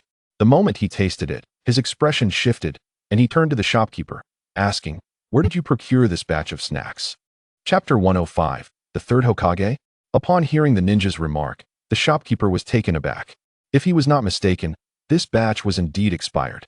While pondering this, the shopkeeper, still holding on to a shred of hope, asked the questioning ninja, Dear ninja, are you certain you are not mistaken? My goods have been in stock for less than 7 days. How could they possibly be? Shopkeeper. Before the shopkeeper could elaborate further, the ninja interjected. You are aware of our regulations. I expect your cooperation. Very well. Although the shopkeeper remained skeptical, he felt compelled to share his supplier's details with the ninja. Thank you for your cooperation. After obtaining the shopkeeper's response, the two ninjas promptly departed, as the matter had been resolved, rendering their continued presence unnecessary. As for why they did not suspect that the shopkeeper was deliberately selling expired products, they believed that anyone who had lived in Konoha for a while would not entertain such doubts. The reason was simple. According to the policies established by Kiyoshi, if anyone openly and actively sold expired food or other hazardous items in Konoha, the village not only had the right to demand the return of any profits, but would also restrict the individual's commercial activities within Konoha. In other words, unless one wished to forfeit their standing in Konoha, they would never engage in such practices. After all, in this world, under the influence of a mere illusion, they would be compelled to reveal all their childhood indiscretions. Thus, it was no surprise that the two ninjas entirely dismissed the shopkeeper from their considerations. Since the situation had been resolved, the dark-haired man, feeling aggrieved, did not leave, but instead turned back to the shopkeeper and demanded, "Shouldn't you provide me with an explanation?" The shopkeeper, initially preoccupied with concerns about the viability of his business, was momentarily stunned. He then raised his head sharply, staring intently at the man. "Patron." After a prolonged gaze, the shopkeeper suddenly exclaimed, pulling several bags of snacks from his shelves and handing them to the man with a face full of gratitude. "Thank you. Thank you. If it weren't for you, I might have never discovered this issue. Had something gone wrong, my shop would have." The shopkeeper shuddered at the thought and expressed his gratitude once more. "Thank you. Thank you. No need." The man, indifferent to the shopkeeper's thanks, casually accepted the snacks and replied nonchalantly, "As long as you refrain from selling expired food in the future." With that, he turned and walked away without waiting for the shopkeeper to say anything further. Sighing as he watched the man retreat, the shopkeeper closed his shop and retreated inside. He needed to organize his merchandise. At the very least, he could not keep the last batch, or else he would be forced to leave Konoha, the safest place in the ninja world, should something truly go awry. Come out. Meanwhile, the man, clutching several bags of snacks, ambled through winding alleys. Abruptly halting in a secluded passage, he slowly turned to face the alley's entrance and said, "Sir, you have followed me for quite some time. May I inquire as to your purpose?" "Nothing of significance, merely curious as to why someone of your caliber would disguise themselves in Konoha." A clear voice resonated in the small alley. "My Konoha?" The man paused, slightly taken aback. How audacious for someone to refer to Konoha as my Konoha. This individual was either deranged or possessed the standing to make such a claim. The Hokage? As he pondered, a name slipped from the man's lips. "You are acquainted with me?" came the immediate response, followed by the appearance of Kiyoshi before the man's eyes. Upon seeing Kiyoshi for the first time, the man's pupils constricted, and he murmured, "Konoha's third Hokage Kiyoshi?" "Indeed," Kiyoshi affirmed with nonchalance. "I am Kiyoshi of Konoha." Yet, he quickly countered, "To be frank, I am curious as to why someone like you would choose such a manner to approach Konoha." With that, Kiyoshi's gaze sharpened, fixing intently upon the man. "Wouldn't you agree? Lord Third Mizukage, Hokage of the Land of Water?" Upon hearing his identity revealed, the man, now identified as Hokage, chuckled lightly. "I did not expect the Hokage to recognize me. I assumed that, being far removed from the Land of Water, I would go unnoticed." "You jest, Lord Mizukage." Kiyoshi, hearing Hokage's self-deprecation, shook his head slightly. As one of the 5 great nations, and with the Mist Village being one of the 5 great ninja villages alongside Konoha, how could Konoha not pay heed? "Ha ha ha." Hokage laughed lightly, then regarded Kiyoshi. "I must say, Hokage, you are quite young yet possess profound insight." Lord Mizukage, however, unlike the light-hearted demeanor of the third Mizukage, Kiyoshi maintained a steady gaze as he inquired, "You have yet to answer me. What brings you to Konoha? What is your purpose here? But if Konoha can assist in any way, do not hesitate to speak. Though, the cost." Here, Kiyoshi rubbed his fingers together. The expression on Hokage's face stiffened. He had never anticipated that Konoha's third Hokage, renowned as the most promising figure in the ninja world, would also be a money-minded individual. Realizing this, Hokage shook his head and replied, "I believe there has been a misunderstanding, Hokage. I did not come seeking assistance from Konoha. Rather, I have come to. With that, the third Mizukage began to elucidate his intentions.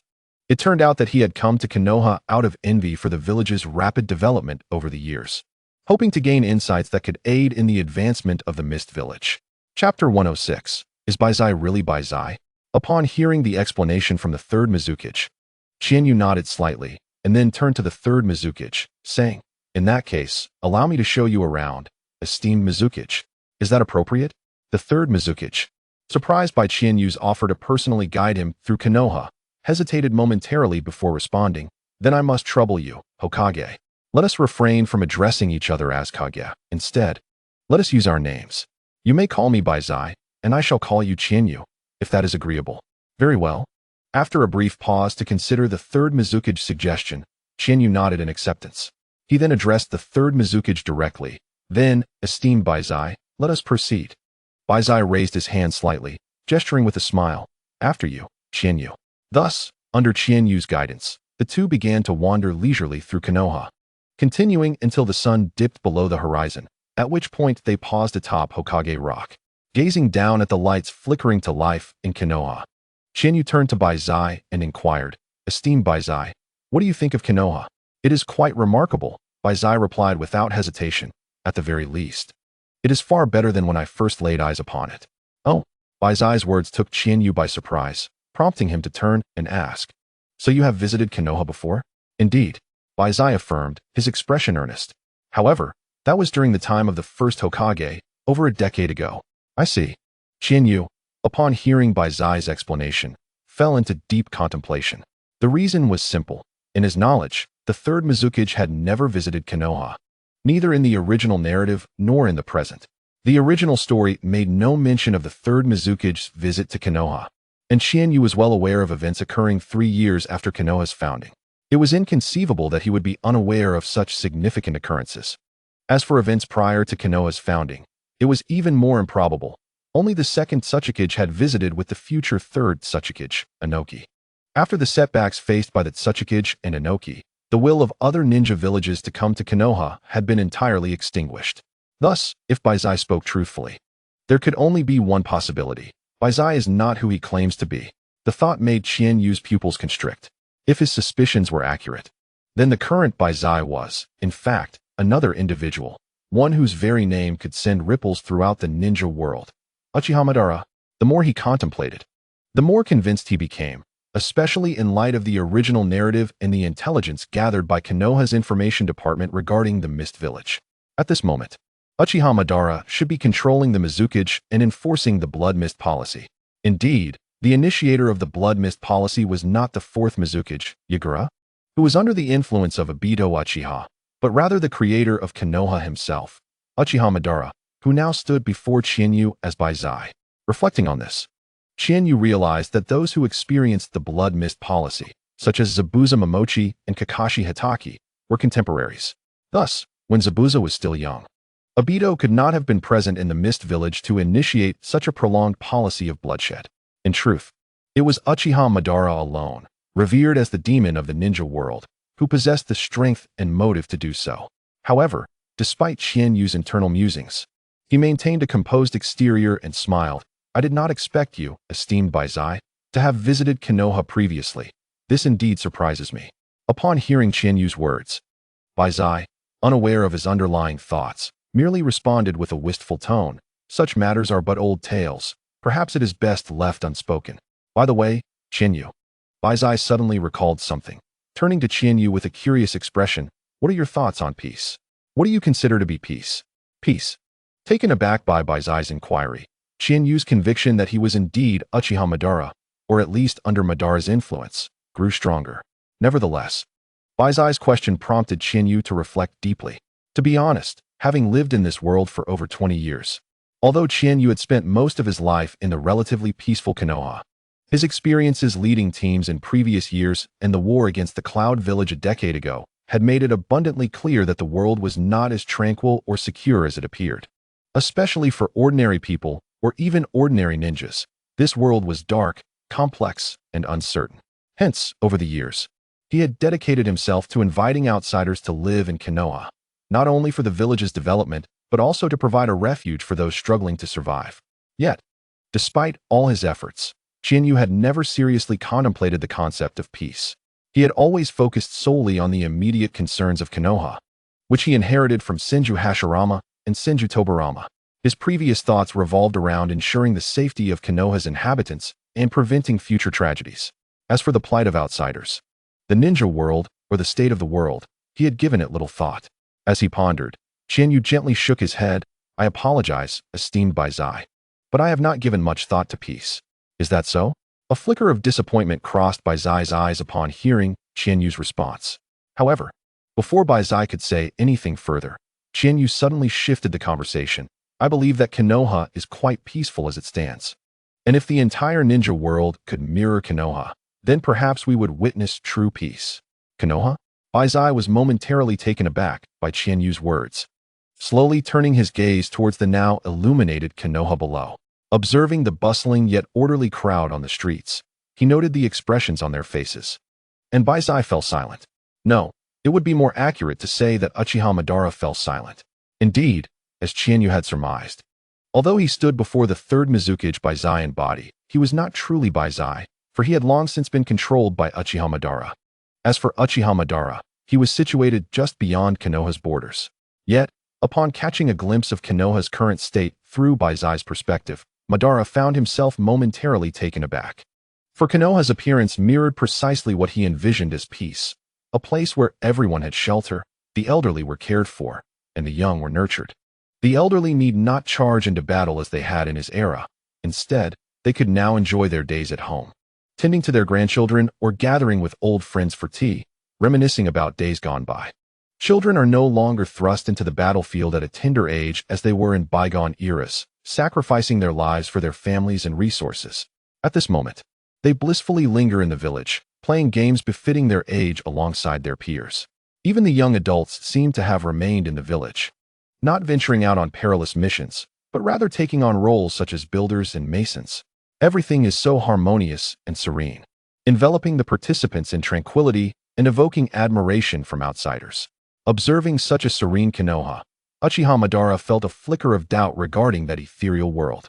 If the entire shinobi world were akin to the current Konoha, would there be any need to enter that realm, a world constructed through illusion? Lost in thought, Madara's mind drifted back to Hokage, controlling him to speak. "Lord Chiyu, as you rightly said, if the entire shinobi world transformed into a Konoha of the present, it would indeed signify the advent of peace. Yet, Lord Chiyu, the customs and traditions of the various nations in the shinobi world differ significantly. Not every village or nation would willingly emulate Konoha as governed by you to shape their own villages and countries. They would more likely act according to their local circumstances, inevitably leading to disparities with Konoha. Moreover, human hearts are unpredictable. One cannot ensure that no one covets the current Konoha, aiming to seize it. What Lord Hokage articulated is indeed reasonable." Similarly, upon hearing Hakaze's words, Chiyu did not refute him but instead nodded in agreement, stating, "Setting aside other matters, even the current Konoha is not immune to minor conflicts. However," he continued, explaining to Hokage, "as the saying goes, where there are people, there exists a world of intrigue. The essence of being human lies in having one's own initiative and thoughts. Yet, if a person loses their initiative and individual thoughts..." At this juncture, Chiyu paused, turning to Hokage to inquire, "May I ask you, Lord Hokage, does such an existence qualify as human? Are they a living being or merely a tool devoid of warmth, acting solely along predetermined paths?" Chiyu's inquiry left Madara, who was controlling Hokage, momentarily stunned.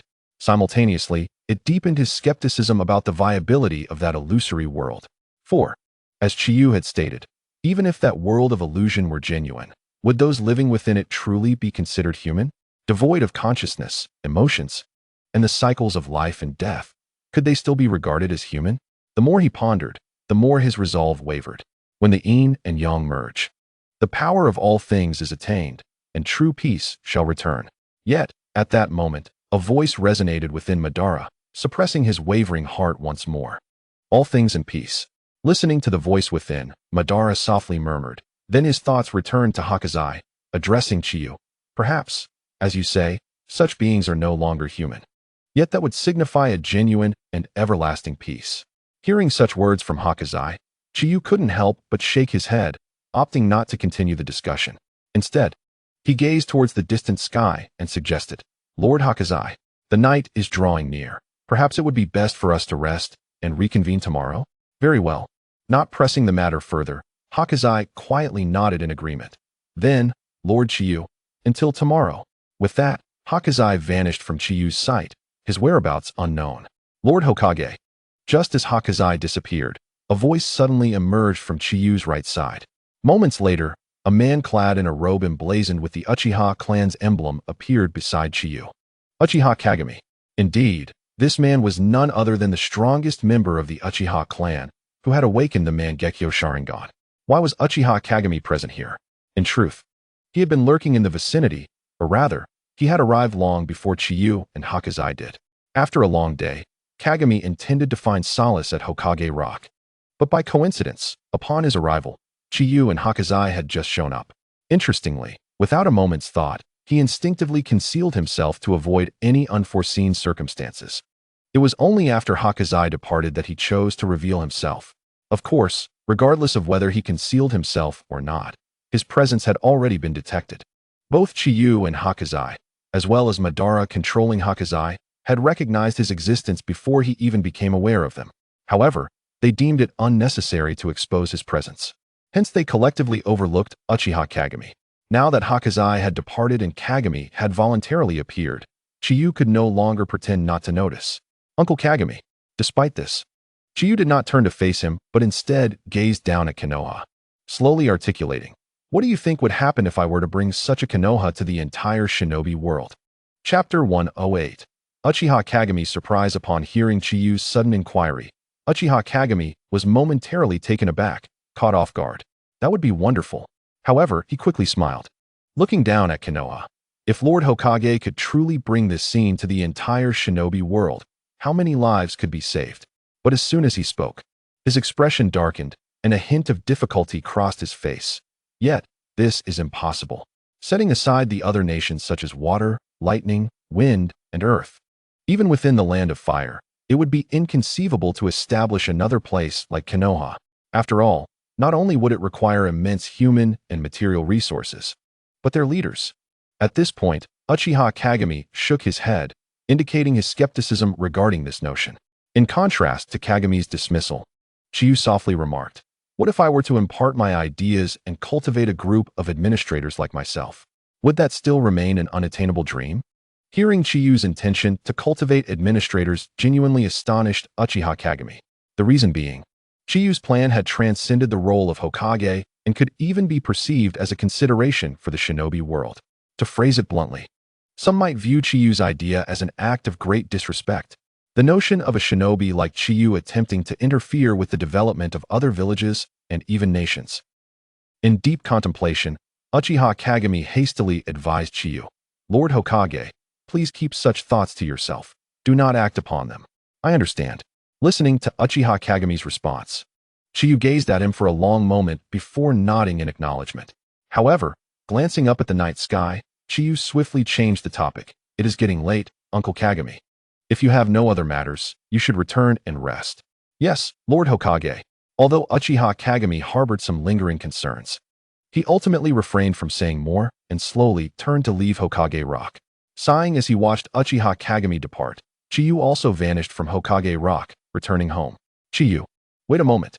That night, at the Senju residence, Uzumaki Mito suddenly called out to Chiyu, who had just finished dinner and was preparing to retire to his room. Hearing Mito's voice, Chiyu halted his steps and turned to ask, "Grandma Mito, is there something you need me to do?" Upon hearing those words, Vortex Mizuho first glanced at Senju Mariki, who had also ceased his movements, before turning her gaze to Chiyu and gently shaking her head, stating, "There is nothing that requires your attention." Noticing the seriousness in Vortex Mizuho's demeanor, Chiyu felt a flicker of confusion and thus inquired, "What do you mean?" However, what perplexed Chiyu further was that, in response to his probing, Vortex Mizuho remained silent, instead fixing her gaze upon him intently. After a lengthy pause, she finally spoke, "Are you capable of handling it?" Listening to the question posed by Vortex Mizuho and observing her penetrating look, Chiyu did not respond immediately, but fell into deep contemplation. If he was not mistaken, Vortex Mizuho must be referring to Uchiha Madara. Only Uchiha Madara could evoke such caution from her, to the extent that she hesitated to mention him in the presence of Senju Mariki and the others. After coming to this realization, a slight smile crept onto Chiyu's lips as he reassured Vortex Mizuho. Rest assured, Grandma Mizuho, with my current strength, there are very few matters in the ninja world that I find truly challenging. That's good to hear. Vortex Mizuho exhaled a sigh of relief upon receiving Chiyu's response. Truth be told, she had never anticipated, or perhaps had never even considered, that the man was still alive. If it were not for the unusual movements of the Nine Tails within her body earlier that morning capturing her attention, she might not have activated her sensing abilities. Consequently, she would have remained oblivious to the fact that the man, the one who founded Konoha, was still alive and residing within its walls. Had she not sensed Chiyu's presence nearby, it was likely she would have rushed out to confront him. She was acutely aware that, given Konoha's current strength, only she and Chiyu could face him directly. As for Sarutobi Hiruzen, Shimura Danzo, and even Uchiha Kagami, while they possessed similar strength, they still fell short. And sending them into battle could inevitably cause harm to the village. Now that Chiyu had expressed his capability to handle the situation, she felt a significant weight lift from her shoulders. Noticing Vortex Mizuho's relaxed demeanor, Chiyu promptly added, Grandma Mizuho, if there is nothing else, I shall take my leave. Very well. Vortex Mizuho replied without further contest. With her consent, Chiyu turned and exited the room. Meanwhile, upon witnessing her brother's casual exchange with their grandmother, Tsunade's curiosity was piqued immediately. Grandma, I'm heading back too. After bidding farewell to Vortex Mizuho, she hurriedly followed in Chiyu's footsteps. Simultaneously, Senju Mariki, who had intended to leave, sat back down and inquired of Vortex Mizuho. Mother, what were you discussing with Chiyu? You seemed rather anxious. It's nothing, Vortex Mizuho replied, fully aware of Senju Mariki's curiosity, yet unwilling to divulge any details.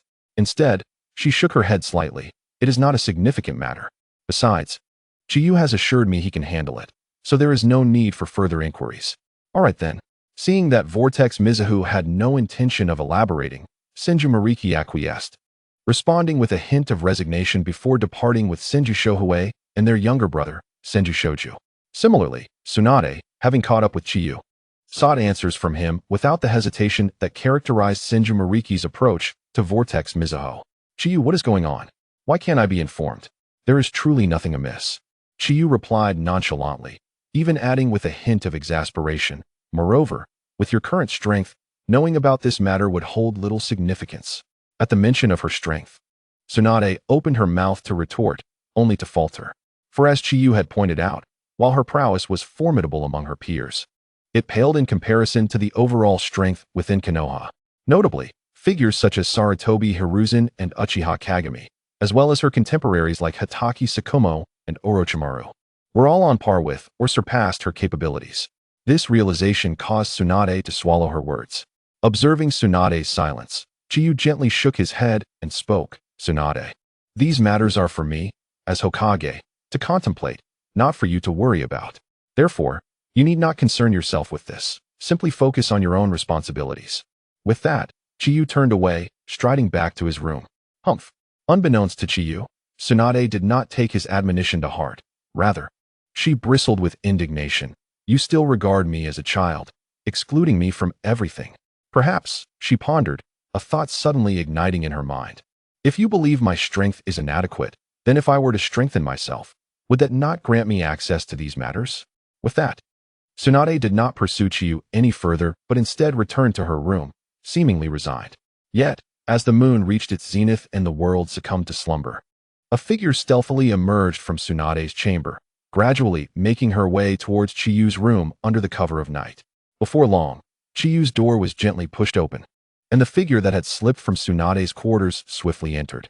Hee, let us see what treasures lie within. A sinister chuckle escaped her lips as she began to rummage through the room. This intruder was none other than Konoha's princess, Tsunade. Found it. Hee. After a thorough search, a smile illuminated Tsunade's face as she clutched an object, a fan, her prize for the night. The banana fan, capable of unleashing 5 elemental ninjutsu regardless of their attributes.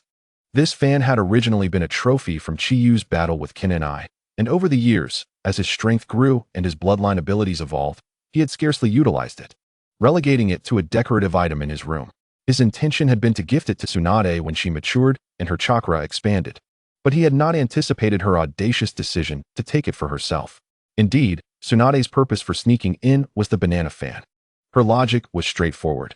If Chiyu deemed her strength insufficient, then she would simply augment her prowess. To her, the banana fan represented the quickest route to empowerment. Time to go. With her prize in hand, Tsunade wasted no time in retracing her steps out of Chiyu's room. However, unbeknownst to her, Chiyu had been aware of her departure long before she left her own room. Out of curiosity regarding her intentions for sneaking out in the dead of night, Chiyu remained silent despite being awake. To his surprise, her objective was the very banana fan he had intended to gift her. That girl, Chiyu mused, shaking his head as he rose from bed, donned his attire, and left his room in pursuit of Tsunade. Jiraiya. Meanwhile, clutching the banana fan, Tsunade had made her way to her friend Jiraiya's residence. Who is it? In the dimly lit room, Jiraiya, who had been in a deep slumber, gradually became aware of someone calling his name. With a sense of bewilderment, he rubbed the corner of his eyes and slowly awakened. Tsunade? In the next moment, Jiraiya found himself momentarily stunned, for it appeared that he had indeed seen Tsunade. Confused, he rubbed his eyelids more vigorously. He then looked at the figure of Tsunade standing before him and asked, "Tsunade, why have you come at this hour? While you might not be sleeping, I still wish to return to my slumber." With that, he attempted to drift back to sleep. "Jiraiya, don't sleep just yet." But before he could lie down, Tsunade had already seized the collar of his nightwear and lifted her other hand, displaying a fan. "What do you see here? What is it?" Although Jiraiya was displeased with her demeanor, murmuring under his breath, his body obediently turned to look. At a glance, his drowsiness vanished, replaced by surprise as he gazed at the object in Tsunade's hand. If his memory served him correctly, this was a trophy seized by the current Hokage on the battlefield, something he remembered seeing during his previous visit to Tsunade's home. Moreover, he vaguely recalled that this item could unleash techniques of the 5 elemental natures. But what was Tsunade's intention in bringing it forth? Perplexed, Jiraiya immediately inquired, "Tsunade, why have you brought this out? What do you intend to do?" Seeing Jiraiya fully alert, Tsunade smiled broadly. "Jiraiya." Then, with her eyes seemingly shimmering with enthusiasm, she fixed her gaze upon him and asked, "Don't you want to prove yourself? To demonstrate your strength?" Upon hearing Tsunade's words, and observing her fervent expression alongside the fan she held, Jiraiya quickly grasped her intention. Clearly, Tsunade sought to validate her prowess. And the most effective way to accomplish this was through undertaking a high-ranking mission, such as an A-rank mission. In contemplation, a term escaped Jiraiya's lips. Indeed, just as Jiraiya uttered this word, Tsunade eagerly responded, "That's precisely what I mean. Let us embark on an A-rank mission." Upon realizing that Tsunade was genuinely intent on this course of action, Jiraiya hesitated. The reason for his uncertainty lay in the fact that the most challenging mission he had ever undertaken was merely a B-rank mission. He had never even glimpsed an A-rank mission. This was not due to a lack of desire, but rather a matter of qualification. Under Chiyu's guidance, A-rank missions, being the highest tier beneath S-rank, were stringently regulated, only accessible to recognized ninjas. Of course, the recognition referred to here did not imply the acknowledgement of a jonin, although they were indeed recognized. Instead, it referred to the endorsement of a chunin. Only chunin who had received such validation could undertake the general tasks assigned to jonin, including A-rank missions. With this in mind, Jiraiya looked at Tsunade with uncertainty and asked, "Tsunade, are you certain we can obtain an A-rank mission?" "Absolutely." In contrast to Jiraiya's doubt, Tsunade exuded confidence as she replied, "Jiraiya, rest assured, I guarantee we will secure an A-rank mission." Observing Tsunade's unwavering self-assurance, Jiraiya hesitated momentarily before springing from his bed, declaring, "All right, if you truly can procure an A-rank mission, then I shall accompany you for once." "Then what are we waiting for? Let us go." With Jiraiya's agreement, Tsunade wasted no time. She swiftly grasped his hand and, bypassing the door, leaped through the window she had just entered, heading directly towards the Hokage building. In the next instant, as Tsunade and Jiraiya departed, Chiyu gradually revealed himself from the shadows. Observing Tsunade's hasty demeanor, he shook his head before entering Sage mode. Sage Art, Wood Release, Wood Clone Technique. In the following moment, Chiyu utilized the Wood Release ninjutsu to summon a clone imbued with Sage Chakra. Regarding the Wood Clone, Chiyu spoke softly. For the coming days, I entrust Konoha to you. Rest assured, my original. The wood clone accepted Chiyu's directive without hesitation, promptly turning to head towards the Senju residence. After quietly watching the wood clone depart, Chiyu then turned and made his way towards the Hokage building. Meanwhile, within the Hokage building, Tsunade and Jiraiya encountered a challenge. Tsunade had initially believed that her reputation would compel the individual responsible for mission assignments to grant her an A-rank mission. However, she was taken aback when the person responded with a troubled expression. At the mission reception desk, a chunin clad in a vest looked at Tsunade with a pained expression and said, "Lady Tsunade, you are putting us in a difficult position. Not only are you not a jonin, but more importantly, you have not received the Hokage's endorsement." As he spoke, the chunin shook his head and continued, "I am sorry, but I cannot assign you an A-rank mission unless you obtain the Hokage's approval." Seeing the unwavering stance of the chunin, Tsunade's anger flared, and she pointed a finger at him, ready to retort. Ultimately, she refrained from voicing her thoughts, instead exhaling a cold huff. "Jiraiya, we are leaving." After addressing Jiraiya, she turned and walked towards the door. "All right." Jiraiya quickly responded and followed Tsunade out. "Wait, Lady Tsunade." Just as Tsunade was about to step out of the door, the chunin suddenly seemed to remember something and hurriedly called out to her. Upon hearing the call, Tsunade's heart raced briefly, but her expression remained cool as she replied, "What is it?" Seeing Tsunade halt, the chunin continued, "Actually, if you truly wish to undertake an A-rank mission, there is a way." "Oh." Tsunade immediately pressed for details. "What is the requirement? Speak plainly." "Well, Lady Tsunade," the chunin explained without pausing, "for chunin to accept A-rank missions, they need the Hokage's approval, or they can form a team. In other words, 3 chunin working together can also undertake an A-rank mission." 3 chunin? Upon hearing this, Tsunade exchanged glances with Jiraiya. "Let us go," Tsunade exclaimed, taking Jiraiya's hand. "We will find Orochimaru and invite him to join us." With that, she pulled Jiraiya and dashed out of the Hokage building in search of Orochimaru. Shortly after Tsunade and Jiraiya departed, Chiyu quietly appeared beside the chunin. Indeed, the chunin had altered his stance mainly due to Chiyu's earlier comment. While the stipulation of 3 chunin being able to undertake an A-rank mission was valid, it still required the Hokage's consent. Only with the Hokage's approval could chunin take on A-rank missions. Otherwise, even a coalition of 6 chunin would be in vain. Thus, the chunin was perplexed as to why Chiyu would allow Tsunade to undertake an A-rank mission. Unable to fathom the reasoning, he persisted in questioning Chiyu. "Hokage-sama, do you truly intend to let Lady Tsunade and her team undertake an A-rank mission?" "Indeed." However, Chiyu offered no further explanation to the chunin's inquiry, simply responding, "This matter does not require you to know too much. As long as Tsunade does not overstep, let her proceed." Seeing that Chiyu was reluctant to say more, the chunin did not press further but immediately responded respectfully, waiting patiently for Tsunade's return. However, he did not have to wait long, for soon Tsunade reappeared, this time accompanied not only by Jiraiya but also by another, Orochimaru. Indeed, although Tsunade found Orochimaru while he was resting, just like Jiraiya, she forcefully brought him along. As for her reasoning, she mentioned that her share of the mission's reward could be allocated for his research expenses. Upon hearing this, Orochimaru was instantly awakened. Not because he was particularly interested in the mission's reward, but out of curiosity about what had transpired with Tsunade to prompt her to offer money, something she typically lacked. This curiosity was what motivated Orochimaru to follow her. He wanted to see what could make Tsunade, who was usually in want of funds, voluntarily part with money. "Sir, we are now 3 chunin," Orochimaru thought as Tsunade approached the chunin, gesturing towards the 3 of them and inquiring, "Can we accept A-rank missions now?"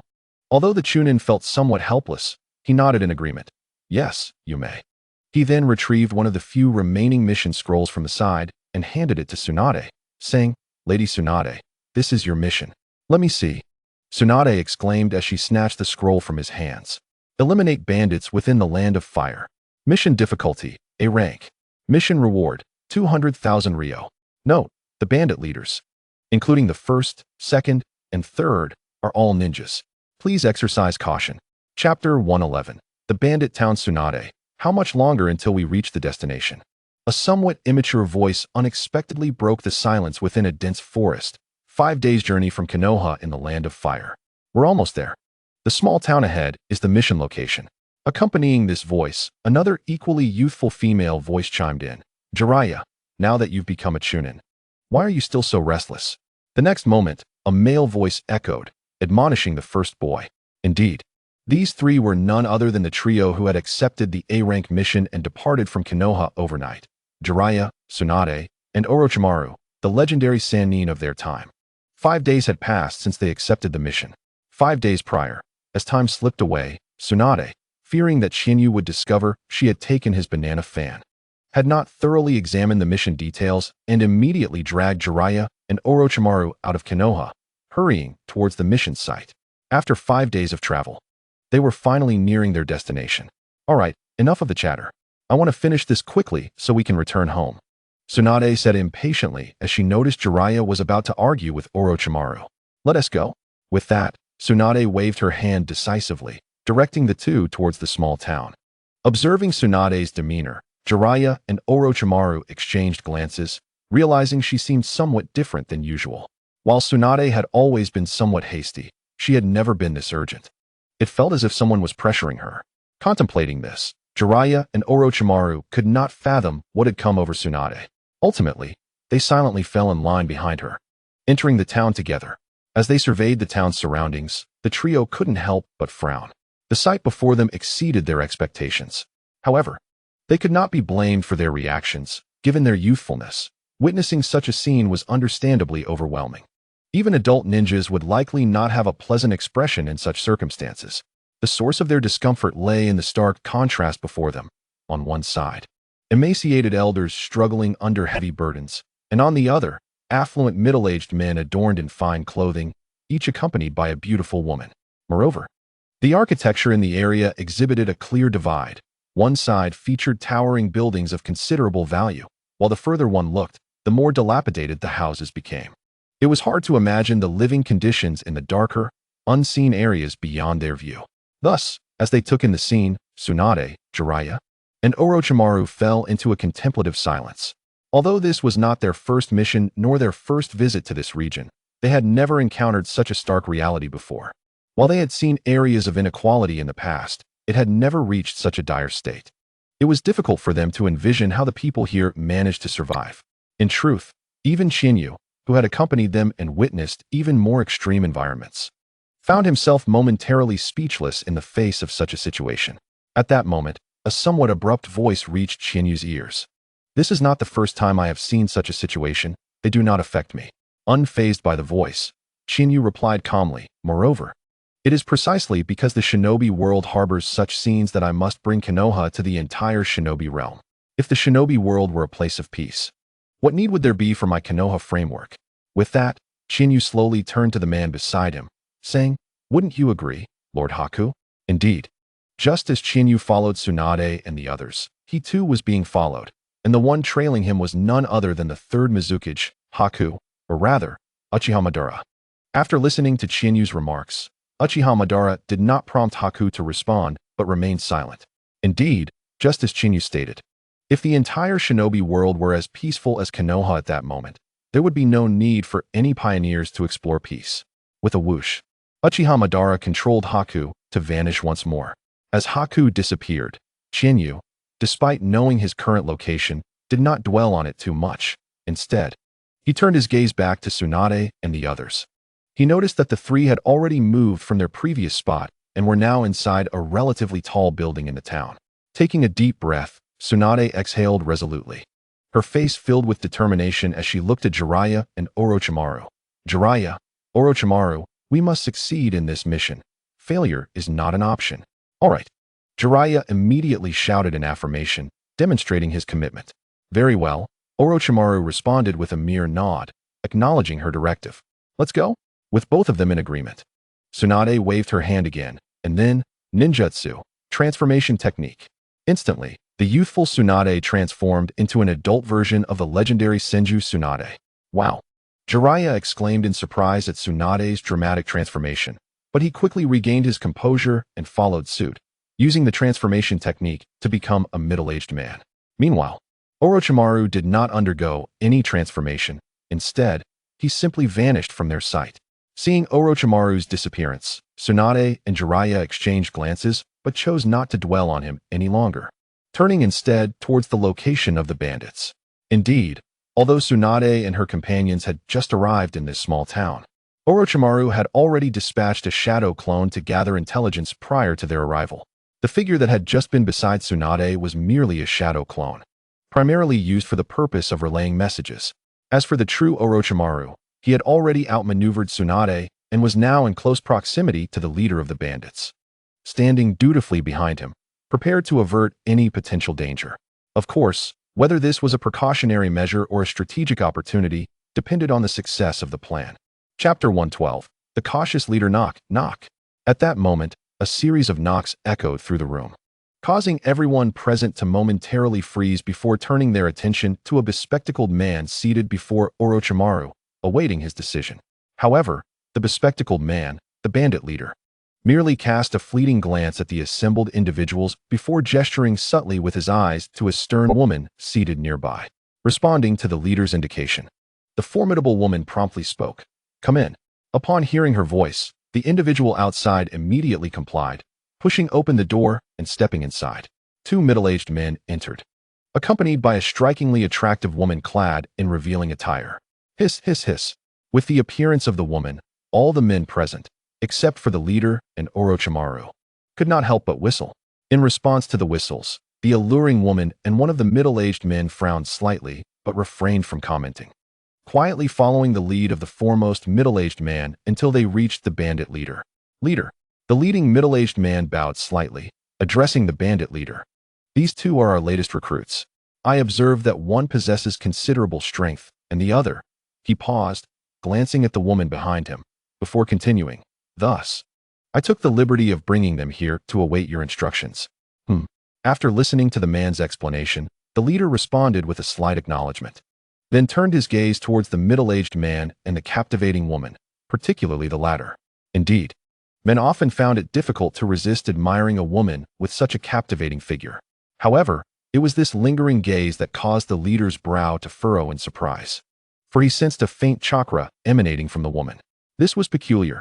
How could an ordinary person possess chakra? Suddenly, a thought crossed the leader's mind, but he chose to remain composed, calmly addressing the man. "You did well. You may leave now." "Yes, leader." The middle-aged man responded joyfully, turning to exit the room. Although the leader had not bestowed any formal accolades upon him, those who had spent time in the leader's presence understood that such a simple acknowledgement was the greatest reward.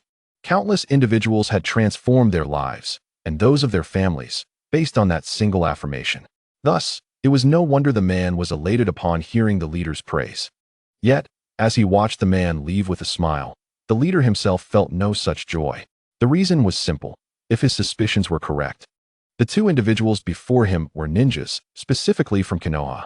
This was still within the borders of the Land of Fire, and aside from Konoha, it was unusual for ninjas from other regions to go to such lengths to approach him. Indeed, these two were none other than Konoha's princess, Tsunade, and her companion, Jiraiya.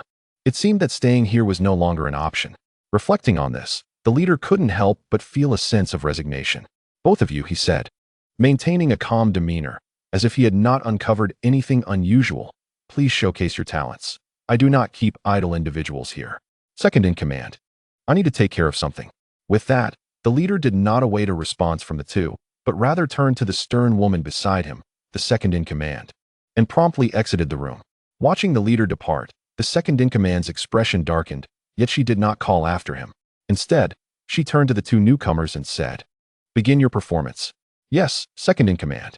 Though Tsunade and Jiraiya were taken aback by the leader's sudden exit, they chose not to make their stance clear and began their performance as instructed. After all, the leader had merely indicated he was stepping out for a moment, not that he intended to leave the town.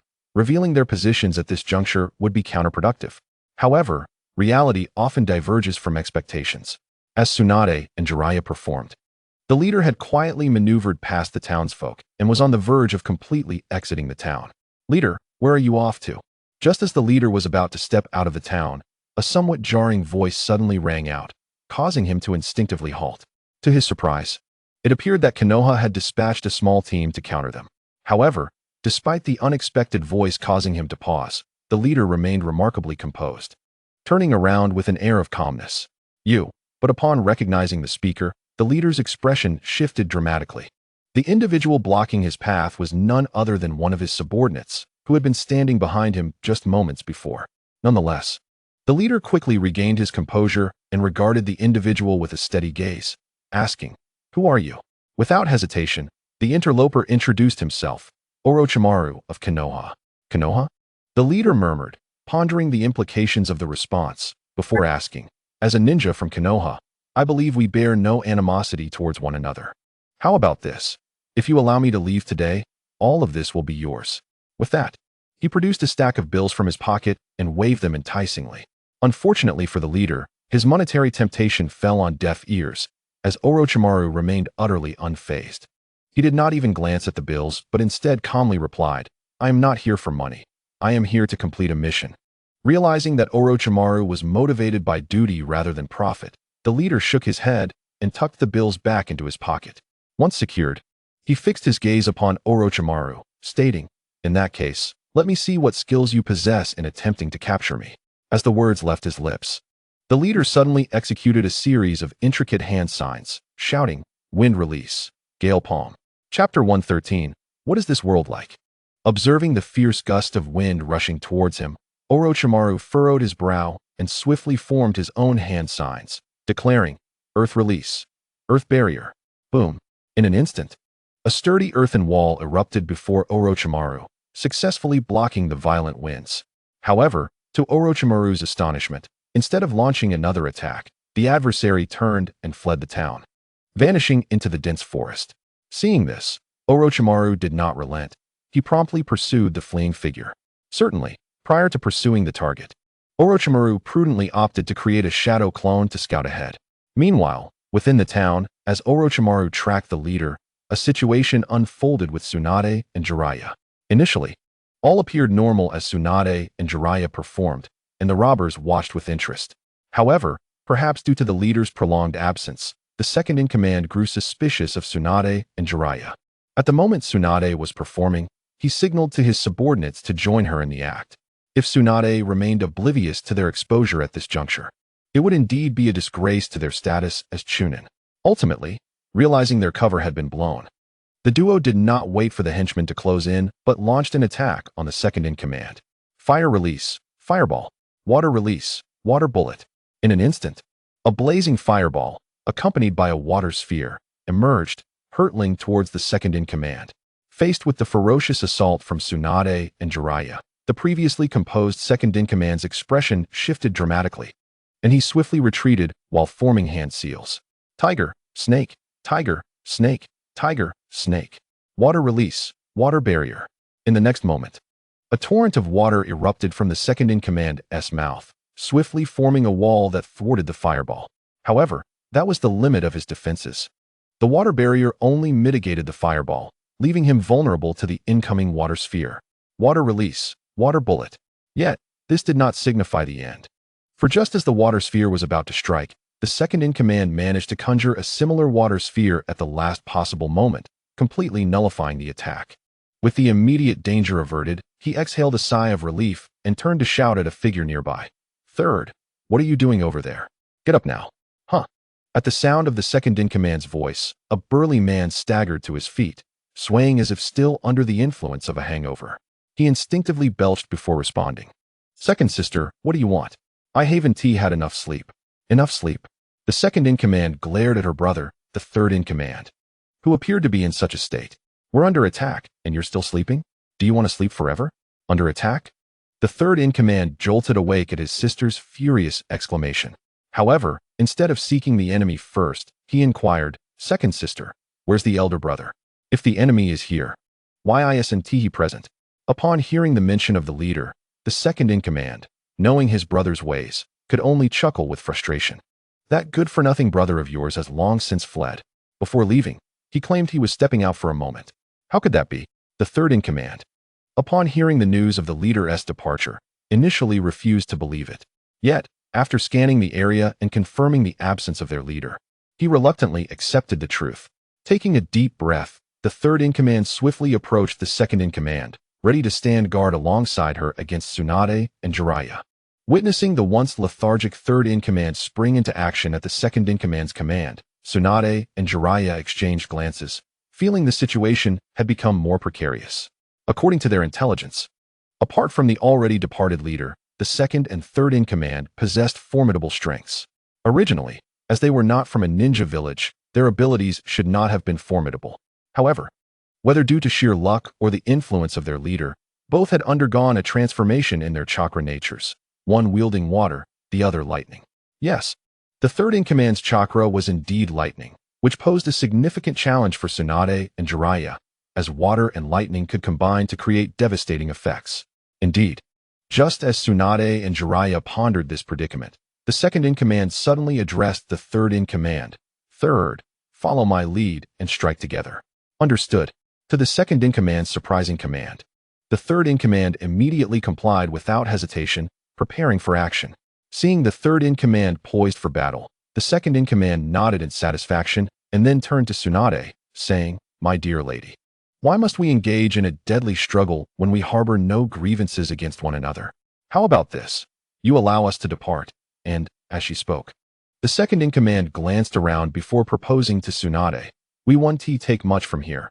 We'll vanish from your sight without a trace. What do you say?" "Absolutely not." Tsunade's firm rejection caused the second-in-command's brow to furrow. She continued with righteous indignation, "If I let you leave just like that, what becomes of those you've tormented? Should they suffer at your hands without consequence?" "How naive." The second-in-command scoffed at Tsunade's concern for the weak. Gazing directly at her, she replied, "I once held similar ideals, but after experiencing much, I believe you will come to share my views and no longer care about their fates. Trust me, it is inevitable." With that, the second-in-command's demeanor shifted dramatically, and she erupted into laughter, for this world is a mad one. "Ha ha, second sister." Observing this sudden transformation, the third-in-command murmured. His past memories were stirred by her words. Recalling a time when he was an upstanding citizen until a wandering ninja discovered his family, and Chapter 114, task completion. As he reminisced, the third-in-command's gaze gradually turned cold, and his posture involuntarily tensed. Similarly, after hearing the second-in-command's words, Tsunade and Jiraiya were shaken but did not relent. Instead, they exchanged glances and readied their equipment. In the next moment, wielding her fan, Tsunade coldly addressed the second-in-command. "While I may find it difficult to judge your plight, it does not absolve you of your misdeeds. Evil is evil, regardless of circumstance. Once one chooses the path of malevolence, they must face the consequences. If I were to let you go, what then for those you have harmed?" "Huh." The second-in-command chuckled at Tsunade's words, unable to suppress her amusement. "What you say may hold some truth. If that is the case, let us settle this with our lives." With that, the second-in-command turned to her subordinates, commanding, "What are you waiting for? Get moving." She gestured towards Tsunade and Jiraiya, declaring, "Whoever manages to capture them shall have their dreams fulfilled." "Yes, second-in-command." With her words, the previously hesitant henchman sprang into action, swiftly surrounding Tsunade and Jiraiya. A bald man, eyeing Tsunade with a peculiar gaze, urged, "Hey, girl, it would be wise to surrender." Indeed, another provocatively dressed woman chimed in. "Just the two of you? Even if you possess great strength, how could you possibly contend against so many of us?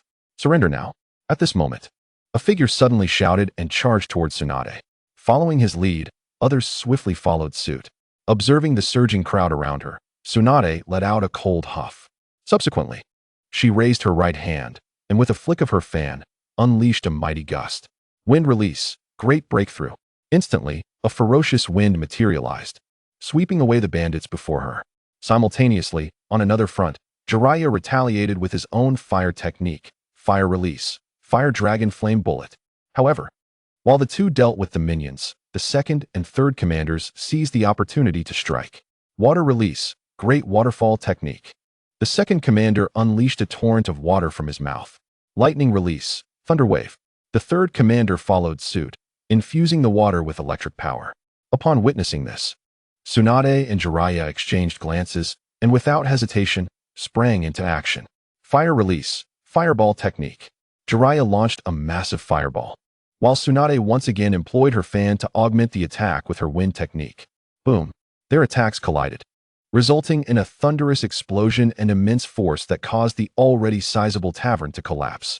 Yet, the destruction did not hinder the battle, as Tsunade, Jiraiya, the second, and the third commanders continued to clash amidst the debris. The sounds of combat echoed through the ruins. Upon closer inspection, one could see the third commander, wielding a large blade, engaging in fierce exchanges with Jiraiya. The third commander executed a sweeping strike, an overwhelming blow that, despite the wreckage in its path, maintained its ferocity as it aimed at Jiraiya. Rather than meet the attack head-on, Jiraiya deftly adjusted his kunai at the last moment, using the momentum to divert the blade. With a swift motion, he then struck the third commander in the abdomen, sending him flying backward, visibly shaken. Simultaneously, Tsunade was locked in combat with the second commander. However, it was evident that she held the upper hand, leveraging her fan to dominate the engagement. Just as the second commander landed on a pile of wreckage and began to form a hand sign, Tsunade waved her fan once more, executing a lightning technique that forced him to abandon his spell and leap to another spot. Wind release, wind cutter. Before the second commander could land, Tsunade took advantage of her fan's power to unleash another wind attack. As the wind blades approached him midair, he had nowhere to brace himself and, with a shriek, was struck down, temporarily incapacitated. Unfortunately, he seemed to forget that he was still airborne and that debris was falling around him. Thus, the immobilized second commander was crushed beneath the tavern's remnants, meeting his end. Second sister. The fate of the second commander startled the third commander, who was engaged with Jiraiya, causing him to momentarily lose focus. Seizing the opportunity, Jiraiya unleashed another fiery assault. Fire release, dragon fire technique. Without hesitation, he directed the flames at the third commander, who met the same fate as his comrade. As the third commander burned amidst the flames, Jiraiya, now in a safe position, let out a deep sigh of relief and approached Tsunade, inquiring, "Tsunade, where is Orochimaru? I haven't seen him." "Oh." Tsunade, who had been lost in thought, refocused and explained. "He must have gone to deal with the main bandit." "Oh." Jiraiya nodded in understanding. "Has it been resolved?" Just then, a familiar voice echoed, followed by Orochimaru's appearance. "Orochimaru?" Both Tsunade and Jiraiya expressed surprise. Hadn't he gone after the main bandit? With that, Jiraiya stepped forward to inquire, "Orochimaru, did you not pursue the main bandit? Have you already dealt with him?" "Yes," Orochimaru replied calmly, acknowledging the puzzled gazes of his companions. Chapter 115. Chiyu vs. Byakuya. Since you have resolved the main bandit, we should return to the village, Tsunade suggested. However, Jiraiya did not immediately agree. Instead, he turned to the side, noticing a group of frightened townsfolk standing in a line. "What about them?" At Jiraiya's words, Tsunade's expression shifted, and she turned to the assembled crowd, momentarily at a loss for words. "Enough," Orochimaru interjected. "There's no need for you to concern yourselves with this. After we leave, people from the daimyo's office will come to handle the situation." "The daimyo's office?" Tsunade and Jiraiya exchanged glances at Orochimaru's mention of their arrival. Suddenly, Tsunade's face lit up, and she nodded. "That makes sense." However, Jiraiya remained somewhat perplexed. Seeing that Tsunade had no further inquiries, he chose not to press the matter and, after glancing at the others, stated, "Let us depart." With that, the trio, having successfully completed their mission, turned to leave the small town, heading towards the Leaf Village. Meanwhile, from a high vantage point in the town, Chiyu observed the departing figures with a light chuckle. Initially, he had anticipated needing to intervene, yet he was pleasantly surprised that they had resolved the situation themselves, granting him a clearer understanding of their capabilities. He never expected that all three had attained the strength to defeat a Chunin single-handedly, especially Orochimaru, who had dealt with an elite Chunin, a defector from the Sand Village. Indeed, the bandit leader was a renegade from the Sand Village, which warranted the task being classified as an A-rank mission. Otherwise, it would have merely been a B-rank task based solely on the other two. Chiyu was astonished that such a formidable adversary had been vanquished by Orochimaru alone. However, considering Orochimaru's prowess, it seemed fitting, as he was the formidable Cold Lord, who nearly ascended to the position of the fourth Hokage. Reflecting on this, Chiyu shook his head slightly and turned to Byakuya beside him, stating, "Byakuya, now that their mission is complete, it is time for me to return to the Leaf. If you have no other matters, you should not linger in the Land of Fire and should return to the Mist Village promptly." With that, Chiyu made his way towards the town's outskirts. Water release, hidden mist technique. As Qianyu ventured not far from the village, a sudden haze enveloped him entirely. Observing the mist surrounding him, Qianyu felt no surprise. Rather, he had anticipated such an occurrence. The reason was simple. Regardless of who Baya was at this moment, whether Uchiha Madara or his true self, this confrontation was inevitable. Therefore, after being shrouded in fog, Qianyu calmly surveyed his surroundings and addressed Baya. Lord Baya, is this battle truly unavoidable? In response to Qianyu's inquiry, Baya, equally composed, replied, As the Mizukage, it is my duty to assess your strength. With that, Baya swiftly formed hand seals and unleashed water release, water dragon bullet technique. In the next instant, a water dragon surged through the mist, charging toward Qianyu. Hearing the commotion, Qianyu slowly raised his hand and gestured. Wind release, tornado. In an instant, a fierce gust of wind erupted, encircling Qianyu and dispersing the surrounding fog, while simultaneously intercepting Baya's water dragon. With a resounding crash, as the mist and wind dissipated, Qianyu and Baya faced each other once more. Observing the stark contrast in the surrounding wreckage, Qianyu turned to Baya and stated, Lord Baya, you are not my match. Surrender now. With a cold smile at Qianyu's aloof demeanor, Baya retorted, It seems the Hokage possesses considerable confidence in his abilities. Or perhaps the Hokage believes he has attained the strength of the first Hokage, able to look down upon the entire shinobi world? Close enough. Qianyu replied with a slight nod. Although my current strength is still somewhat lacking compared to the first Hokage, it is not far off. Is that so? Upon hearing Qianyu acknowledge his near equivalence to Senju Hashirama, Uchiha Madara, controlling Baya, felt a jolt of surprise, despite having expected it. Nevertheless, he urged Baya to challenge Qianyu. If that is the case, let me test whether the Hokage speaks boastfully. With that, Baya moved his hands again and declared, Water release, great waterfall technique. In an instant, a torrent resembling a tidal wave erupted from Baya's mouth, surging towards Qianyu. Qianyu's response was straightforward. He raised his right hand and executed a jutsu. Earth release, earth flow wall. With a thunderous boom, the tidal wave collided with the earthen wall, causing the water to disperse to either side. Yet, the water did not simply abandon its course. Instead, it appeared to circumvent the wall, returning toward Qianyu. This unexpected maneuver caught Qianyu off guard. Could this water manipulation ability, typically associated with the Hozuki clan, truly belong to the third Mizukage? Was Baya perhaps a member of the Hozuki clan, with the full name Hozuki Baya? While pondering, Qianyu did not pause his actions. Just as the water was about to reach him, he swiftly gestured once more. Ice release, ice sealing technique. Indeed, Qianyu unleashed one of his self-developed Kekkei Genkai techniques. Ice release. As he performed the jutsu, the oncoming water solidified into ice, transforming the chaotic scene into a realm of frost. Baya and Madara were momentarily stunned, witnessing the transformation of the scene. If memory served correctly, Qianyu hailed from Konoha. How then did he possess the ice release ability of the Hozuki clan? Was he truly a member of the Hozuki clan, or merely a kindred spirit of Baya's? Chapter 116, Hozuki Baya indeed. Baya was not of the Hozuki clan as Qianyu had conjectured. He belonged to another prominent clan of the Mist, the Hozuki clan. As one of the great clans of the Mist, it would be inconceivable for the Hozuki clan to not produce a Mizukage, just as the Hozuki clan did. Moreover, the might of ice release typically surpassed that of water release, given that one is a liquid and the other can solidify into a solid state. After a moment of surprise, Madara, controlling Baya, inquired, Might it be that you are one of our Mist shinobi? Perhaps taken to Konoha by the first Hokage in your youth? Not at all, Qianyu replied without hesitation. Lord Baya, you are mistaken. My ability to wield ice release is a result of my own research. Oh, Baya expressed surprise at Qianyu's self-invented ice release, but was no longer taken aback. After all, he had encountered others who developed their own Kekkei Genkai, including the legendary Senju Hashirama with his wood release. It was merely the similarity in their abilities that had initially astonished him. Having come to a realization, Baya then proposed to Qianyu.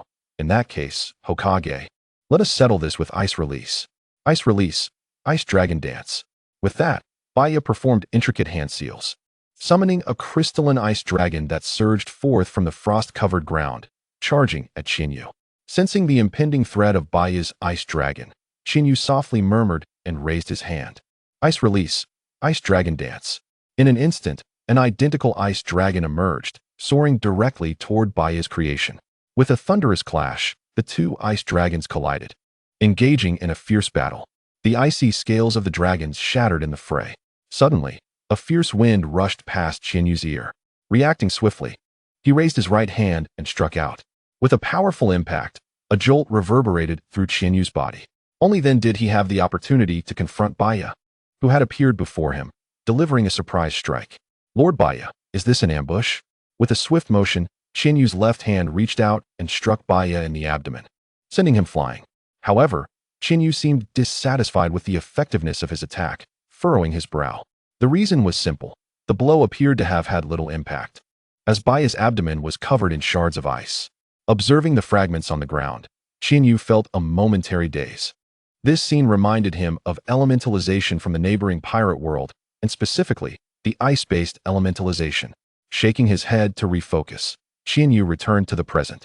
On the other side, despite receiving a direct blow from Qianyu, Baya was not without his own struggles. Although he had preemptively reinforced himself with an ice defense, it still paled in comparison to the explosive power of the Senju clan. The Senju's unique technique allowed for a surge of chakra at a moment's notice, delivering the most powerful strike to the enemy. After a brief moment, Baya coughed lightly, adjusting his posture before slowly rising to meet Qianyu's gaze. I did not expect the Hokage to possess such strength at such a young age. This truly puts me to shame. Calmly observing Baya's demeanor, Qianyu replied, Lord Baya, shall we continue this battle? Not necessary. Upon hearing this, to Qianyu's surprise, Baizai shook his head and said, let us end the battle here for today. My body is not suited for prolonged combat. Listening to Baizai's words, Qianyu was momentarily taken aback, but after a moment's reflection, he came to understand. Indeed, given Uchiha Madara's current condition, it was certainly not conducive for him to engage in extended conflict. Realizing this, Qianyu did not insist further but nodded in response. If that is the case, then I ask you, Lord Baizai, to hastily depart from the land of fire and return to the land of water. Thus, Hokage, let us part ways here. Baizai did not refuse Qianyu's suggestion. He acknowledged it with a nod and turned directly towards the direction of the land of water. However, as Qianyu gazed at Baizai's retreating figure, his heart was filled with turmoil. He was contemplating whether to resolve Uchiha Madara now and fundamentally alter the course of events, or to wait until later, until he initiated the Fourth Great Ninja War. Or perhaps he should wait until Madara awakened the Rinnegan and entrusted it to Nagato, seizing the opportunity to strike then. This way, not only could he eliminate Madara more efficiently, but he might also acquire a pair of Rinnegan in the process. Ultimately, Qianyu was deeply conflicted. More troubling was the fact that if he acted now and failed to eliminate Kaguya at the same time, then even if he succeeded in killing Madara, it would be of no use. Considering this, Qianyu ultimately decided to let him go for the time being, at least if he were to act. He must ensure that Kaguya was dealt with as well. Moreover, deep down, he actually wished to win Madara over. After all, what Madara truly desired was merely peace. He was simply misled by Kaguya. If he could change Madara's mindset, it would be an immense advantage. This was also the reason Qianyu had spoken so extensively with him at the Hokage Rock, to gauge whether Madara could be swayed. Similarly, at Hokage Rock, it was not only Qianyu testing Madara, but Madara was also probing him, seeking to draw him into his plans. Unfortunately, the current situation was such that neither party attained their desires. Instead, they merely tore through a thin veil of misunderstanding. With this thought, Qianyu ceased to focus on Baizai's departure and turned back towards Konoha.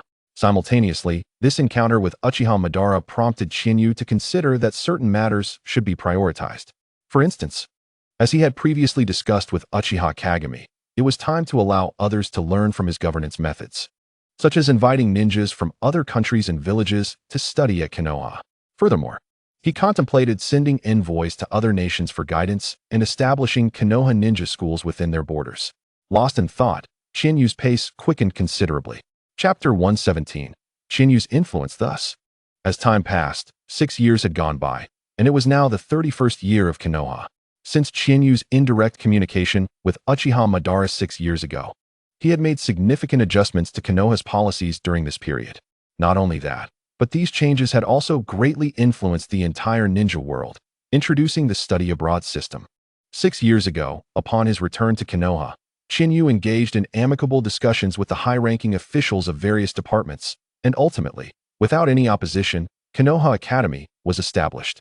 This institution was unlike traditional ninja schools. It did not teach ninjutsu, but instead focused on other disciplines such as agriculture, commerce, technology, and governance.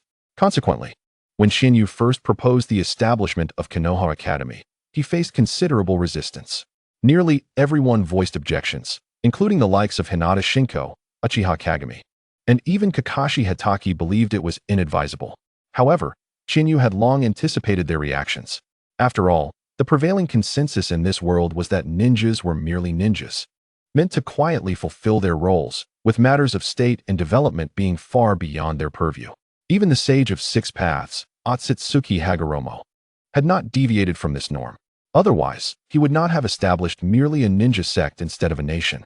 This might have stemmed from his absorption of the experiences of his predecessor and mother, Kagaya Otsutsuki. Perhaps it was after witnessing Kagaya's fate that Hagoromo refrained from founding a nation and instead turned to establishing a ninja sect. Regardless of Hagoromo's choices, after a millennium, Yu, as a time traveler, ultimately decided to bring about change in this world.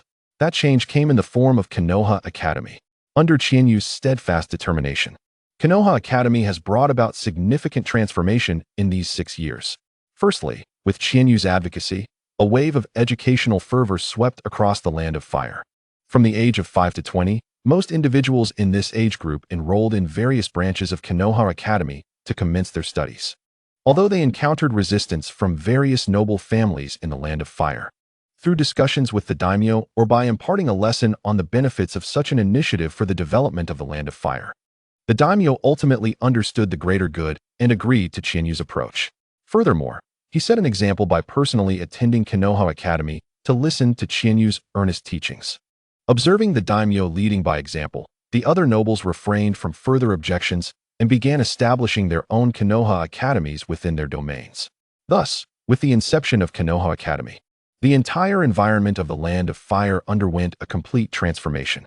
Previously, it was a case of dragons begetting dragons, phoenixes begetting phoenixes, but thereafter, through the education provided by Konoha Academy, the children of commoners could now access opportunities they had never dared to imagine. Ultimately, after such a transformation, the Land of Fire emerged renewed. Nobles no longer viewed the common populace as mere ants, while the commoners no longer remained ignorant. They had begun to develop their own capacity for thought. Although this change instilled fear in some nobles, who worried that the commoners might eventually rise against them, they could only harbor such fears, for the tide had turned. Konoha Academy had been established, and the children of commoners had already enrolled. Even if they wished to engage in subterfuge, it was already too late. The reason was simple. Once the children enrolled, they would automatically receive Konoha's protection. As long as they remained within the academy as students, Konoha would be responsible for their safety. Naturally, at the outset, many nobles dismissed this notion, believing it to be merely Konoha's attempt to placate the commoners. They thought Konoha would never risk offending the esteemed noble families for the sake of a few lowly commoners. Thus, initially, most noble students, if not all, regarded their common classmates as mere subordinates, not as true peers. Even the common students felt it was only natural to follow the nobles' commands. However, they were utterly unprepared for Konoha's unexpected intervention, which delivered a decisive blow.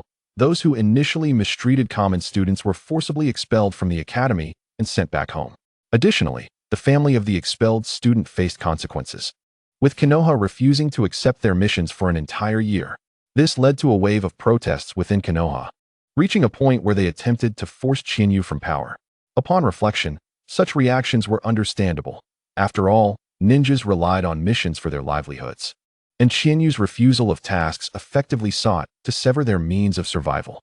However, in the end, they yielded under Yu's persuasion, primarily because he assured them that if no results were achieved within a year, he would resign from the position of Hokage. It was precisely due to Yu's repeated assurances that the various clans of Konoha withdrew. In the year that followed, the influence of Konoha Academy grew exponentially, leading to the establishment of more branches, which in turn required an increasing number of educators, thereby providing Konoha with a remarkably stable position. Ultimately, while the voices of dissent dwindled, support for Yu surged. Observing the changes in the Land of Fire, several other major nations became envious and extended olive branches to Konoha, hoping to establish a Konoha Academy within their own territories. Naturally, Shinyu, who aspired to transform the ninja world, did not refuse this opportunity. Thus, Konoha Academy proliferated across the 5 great nations of the ninja world. However, the establishment of academies on foreign soil inevitably posed challenges regarding safety and diplomacy, prompting Shinyu to select several formidable ninjas to be dispatched to the 4 major nations. This move would serve to intimidate adversaries while ensuring the safety of Konoha Academy. The dispatched ninjas included Sarutobi Hizashi to the Land of Thunder, Uchiha Kamachi to the Land of Wind, Akimichi Toraifong to the Land of Earth, and Mito Mei to the Land of Water. Indeed, this time, all those sent to foreign lands were disciples of the second Hokage, Senju Tobarama. Chapter 118. The request for aid from the Land of Whirlpools simultaneously. This could be seen as a reshuffling of the old guard by Shinyu. After all, new talent can only ascend when the old generation steps aside. Seizing this opportunity, Shinyu arranged for newcomers to fill the vacancies left by the 4. For instance, Uchiha Kamachi's position was handed to Tsunade, while the 2 deputy ministers could not belong to the same clan. Ultimately, the elder of the Senju clan also stepped down, and Shinyu entrusted the role to Orochimaru. Similarly, the administrative department, previously managed by Akimichi Toraifong, was assigned to a member of the Yamanaka clan. The social department, once led by Mito Mei, underwent a complete reshuffle, with both deputy ministers replaced by Chinyu's own disciple, Uzumaki Shinai, who succeeded her elder, becoming the new representative of the Uzumaki clan. Furthermore, Jiraiya replaced Mito Mei. Lastly, and most crucially, the finance department, after Sarutobi Hizashi's departure, saw Chinyu break from tradition by appointing a civilian ninja, Gujie, a named disciple of the second Hokage, Senju Tobarama, to the position of deputy minister. Thus, Konoha ushered in a new leadership team, seemingly embarking on a fresh journey. However, as the saying goes, the trees desire tranquility, yet the winds do not cease. Troubles often arise unexpectedly. Shinai, please remain calm. At this moment, within the Hokage building, Shinyu, who had been diligently attending to official duties, paused his actions to regard Uzumaki Shinai, who was visibly panicked and at a loss. You cannot resolve anything in this state. But teacher. In response to Chinyu's counsel, Uzumaki Shinai remained restless, anxiously imploring, how can I not be anxious? The Land of Whirlpools is my homeland, where my clan resides. They have come seeking aid. As she spoke, tears welled up in her already reddened eyes. Witnessing her distress, Chinyu found himself at a loss for words to comfort her. Truth be told, he had long anticipated the calamity that would befall the Land of Whirlpools, believing that his interventions over the years would spare it from such an ordeal. Yet, he had never imagined that the Land of Whirlpools would ultimately face annihilation. Sighing, Chinyu addressed Uzumaki Shinai, do not worry, Shinai. The Land of Whirlpools is not merely your homeland or the sanctuary of the Uzumaki clan. It is also an ally of Konoha, he assured her. I will not allow it to vanish. Hearing Chinyu's words, Shinai ceased her sobbing and lifted her head to gaze at him in bewilderment. Observing her reaction, Chinyu refrained from saying anything further and turned to the shadowy corner of the Hokage office, calling out, go and summon. Yet before he could finish his sentence, a voice filled with sorrow unexpectedly interrupted him.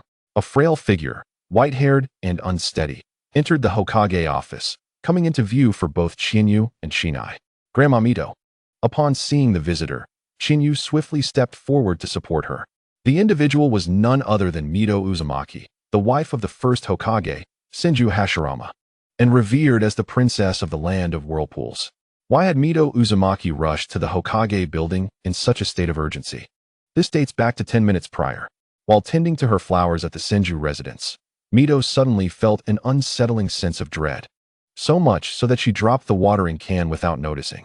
Given her strength, such a feeling was unusual, prompting her to take it seriously and wonder if someone had come to Konoha. With this thought, Mito employed her sensory abilities to discern the situation in Konoha. However, she found that she could no longer perceive the village clearly. The only thing she sensed was an unfamiliar yet familiar presence within the Uzumaki clan's territory. Faintly sensing these two auras, Mito harbored a vague suspicion but did not confirm it, instead departing from the Senju residence and heading to the Uzumaki clan's domain. Upon arrival, She learned from the members of the Uzumaki clan that the land of whirlpools was under siege and in imminent danger. This news struck Mito like a bolt from the blue, causing her to falter and nearly collapse. Had it not been for the quick reflexes of the Uzumaki clan members nearby, she might have fallen to the ground. Although she did not collapse outright, her heart was heavy. She yearned to rush to the aid of her homeland, to assist the land of whirlpools. Yet she understood that she was now powerless. Even leaving Konoha alone would be a daunting task, let alone rescuing the land of whirlpools. She feared that before she could set out, Konoha would be delayed in its rescue efforts due to her demise. Realizing this, Mito made a decision. She would seek out the Hokage and implore him to dispatch forces to aid the land of whirlpools. Thus, she promptly turned away from the Uzumaki clan's domain and made her way to the Hokage building. Upon entering the Hokage office and recognizing Chinyu as the one supporting her, Mito urgently pleaded, "Chinyu, I have never asked anything of you. But this time I beseech you, save the land of whirlpools." Grandma Mito. Seeing the desperate expression on Mito's face, Chinyu was profoundly shaken. Unable to reconcile the sight before him with the composed and dignified Mito he had known. Nevertheless, the gravity of the situation left him no choice but to acknowledge that this elder was indeed Mito Uzumaki, who had always regarded him as her own and stood as his unwavering support. Chinyu. Noticing Chinyu's silence and his inscrutable thoughts, Mito grew anxious. Grasping his hand tightly, prepared to voice her concerns. As the whirlpool's Mito was about to speak, Chiyu suddenly snapped back to reality, clasping her hand firmly. "Rest assured, I promise that the land of whirlpools will remain safe." After stating this, Chiyu turned his gaze towards the Umbu ninja who had just revealed themselves at his command, instructing, "Relay my orders. During my absence, the position of Hokage will be temporarily assumed by Deputy Minister Hataki Tsukumo." Chapter 119. The change in Whirlpool Village. Having given his orders, Chiyu then turned to Whirlpool Kanai, saying, "Kanai, please look after Grandma Mito for the time being. I shall return shortly." All right, Kanai responded hurriedly, moving to Mito's side to support her. Observing Chiyu's departure, Mito's expression shifted as she opened her mouth to speak, but ultimately refrained. Her gaze filled with complexity as she urged softly, "Be careful on your journey." Chiyu replied with a gentle smile and a nod before exiting the room. Thus, under the watchful eyes of everyone, he left the Hokage building and departed from Konoha. Watching him go, Mito felt an indescribable mix of emotions. She understood clearly that given Chiyu's status, he should not have ventured forth personally. The most sensible course of action would have been to organize other Konoha ninjas to rescue the land of whirlpools. Yet, because she had sought him out, Chiyu, as the Hokage, had left Konoha without a moment's hesitation. Lost in thought, Mito's lips curled into a slight smile, and she turned to Kanai, saying, "Kanai, go find Tsunade. Have her assemble a group of medical ninjas, and take some of the Whirlpool clan members to the land of whirlpools." As she spoke, Mito gazed beyond the borders of Konoha, adding, "Though Chiyu is more than capable of handling the invading foes, it is nonetheless inappropriate for Konoha to rely solely on him." "Yes, Grandma Mito." Without a hint of hesitation, Kanai promptly agreed and left the Hokage's office to seek out Tsunade. Meanwhile, in the land of whirlpools, a fierce battle was unfolding within Whirlpool Village. The once tranquil surroundings had been enveloped by a crimson chakra barrier for walls encasing the village. Boom! Countless ninjas clad in black cloaks relentlessly assaulted the barrier, their attacks coordinated and unceasing, the cacophony of battle echoing without interruption. "Chief, will Konoha truly send reinforcements?" Inside the barrier, a member of the Whirlpool clan, wearing a grave expression, turned to a middle-aged man of notable stature. "Indeed, Chief." Others echoed his concern, asking whether Konoha would really dispatch aid, given that their Hokage was no longer Hashirama Senju. "And Chief, even if Konoha is willing to send help, can we endure until they arrive?" Chief. Listening to the anxious murmurs of his clansmen, the new clan leader, Whirlpool Shoji, felt a wave of pressure. He was acutely aware of the slim chances of waiting for Konoha's assistance given their current predicament, and if the reinforcements lacked sufficient strength, their arrival would be futile. However, he could not voice these concerns, as he needed to maintain morale. Finally, after surveying the crowd, he urged, "Fellow clan members, I understand your worries, but rest assured, reinforcements from Konoha will surely arrive." At this juncture, Shoji shifted his tone, challenging them. And even if Konoha does not send anyone, do you not believe in our comrades living there? Even if you doubt Konoha, surely you must trust your own kin, those who dwell in Konoha. They would never abandon their homeland. Upon hearing Shoji's words, the members of the Whirlpool clan experienced a moment of awakening. Yes, there were still their kin within Konoha. Even if the other villagers turned a blind eye, their fellow clansmen could never forsake them. With this realization, many of the clan members visibly relaxed and redirected their focus to combating the external threats. Taking a deep breath, Shoji, as the clan leader, released a heavy sigh of relief. However, his expression soon turned serious again.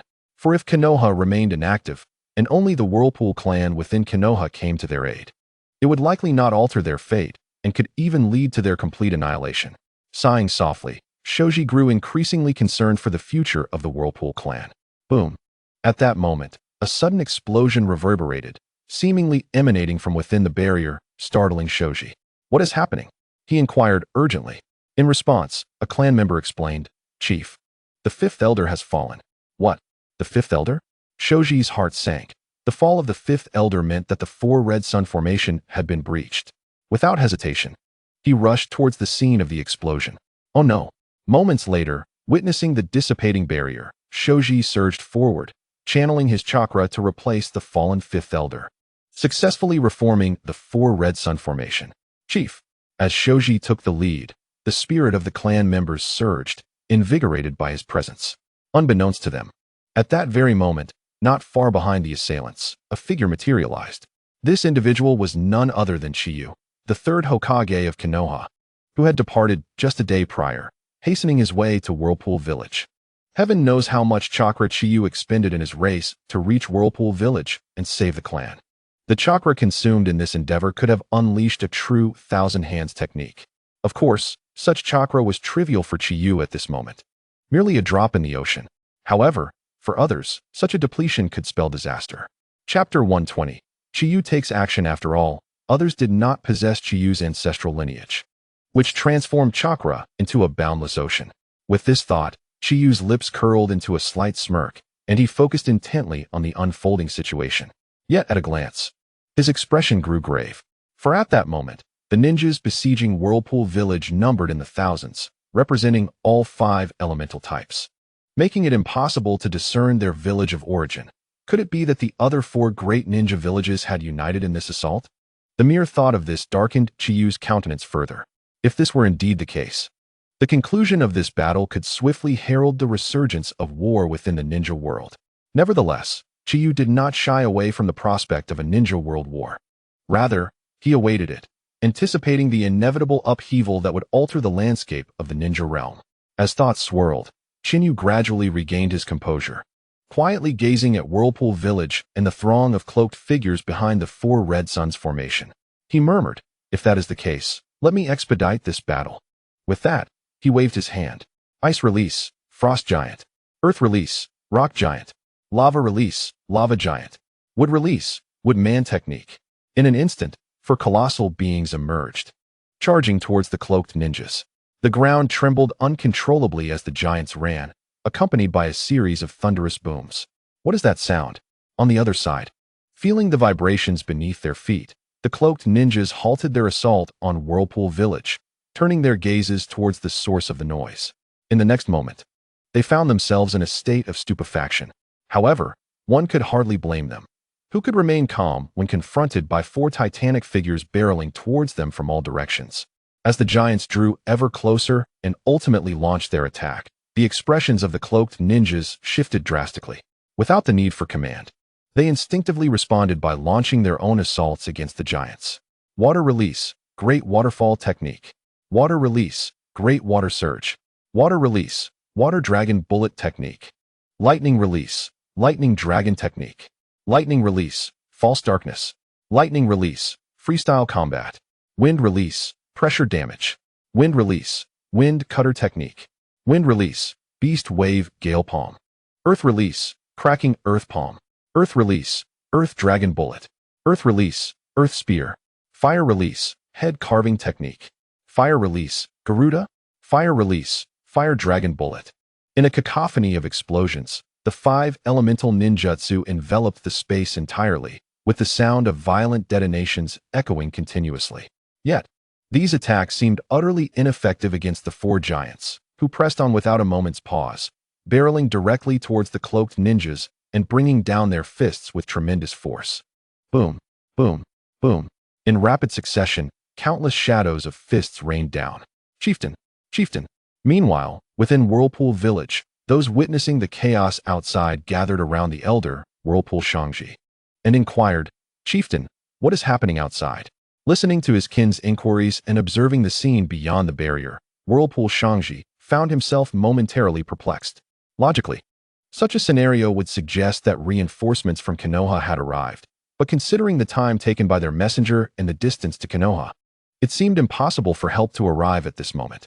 Upon this realization, Whirlpool Shangji chose not to dismiss the four Red Suns formation, but instead addressed his clan members. We cannot yet ascertain whether the newcomers are allies from Konoha. What if this is a ruse to lure us out? We must remain vigilant. We will only lower the barrier once we confirm their identity as reinforcements. Understood, Chieftain.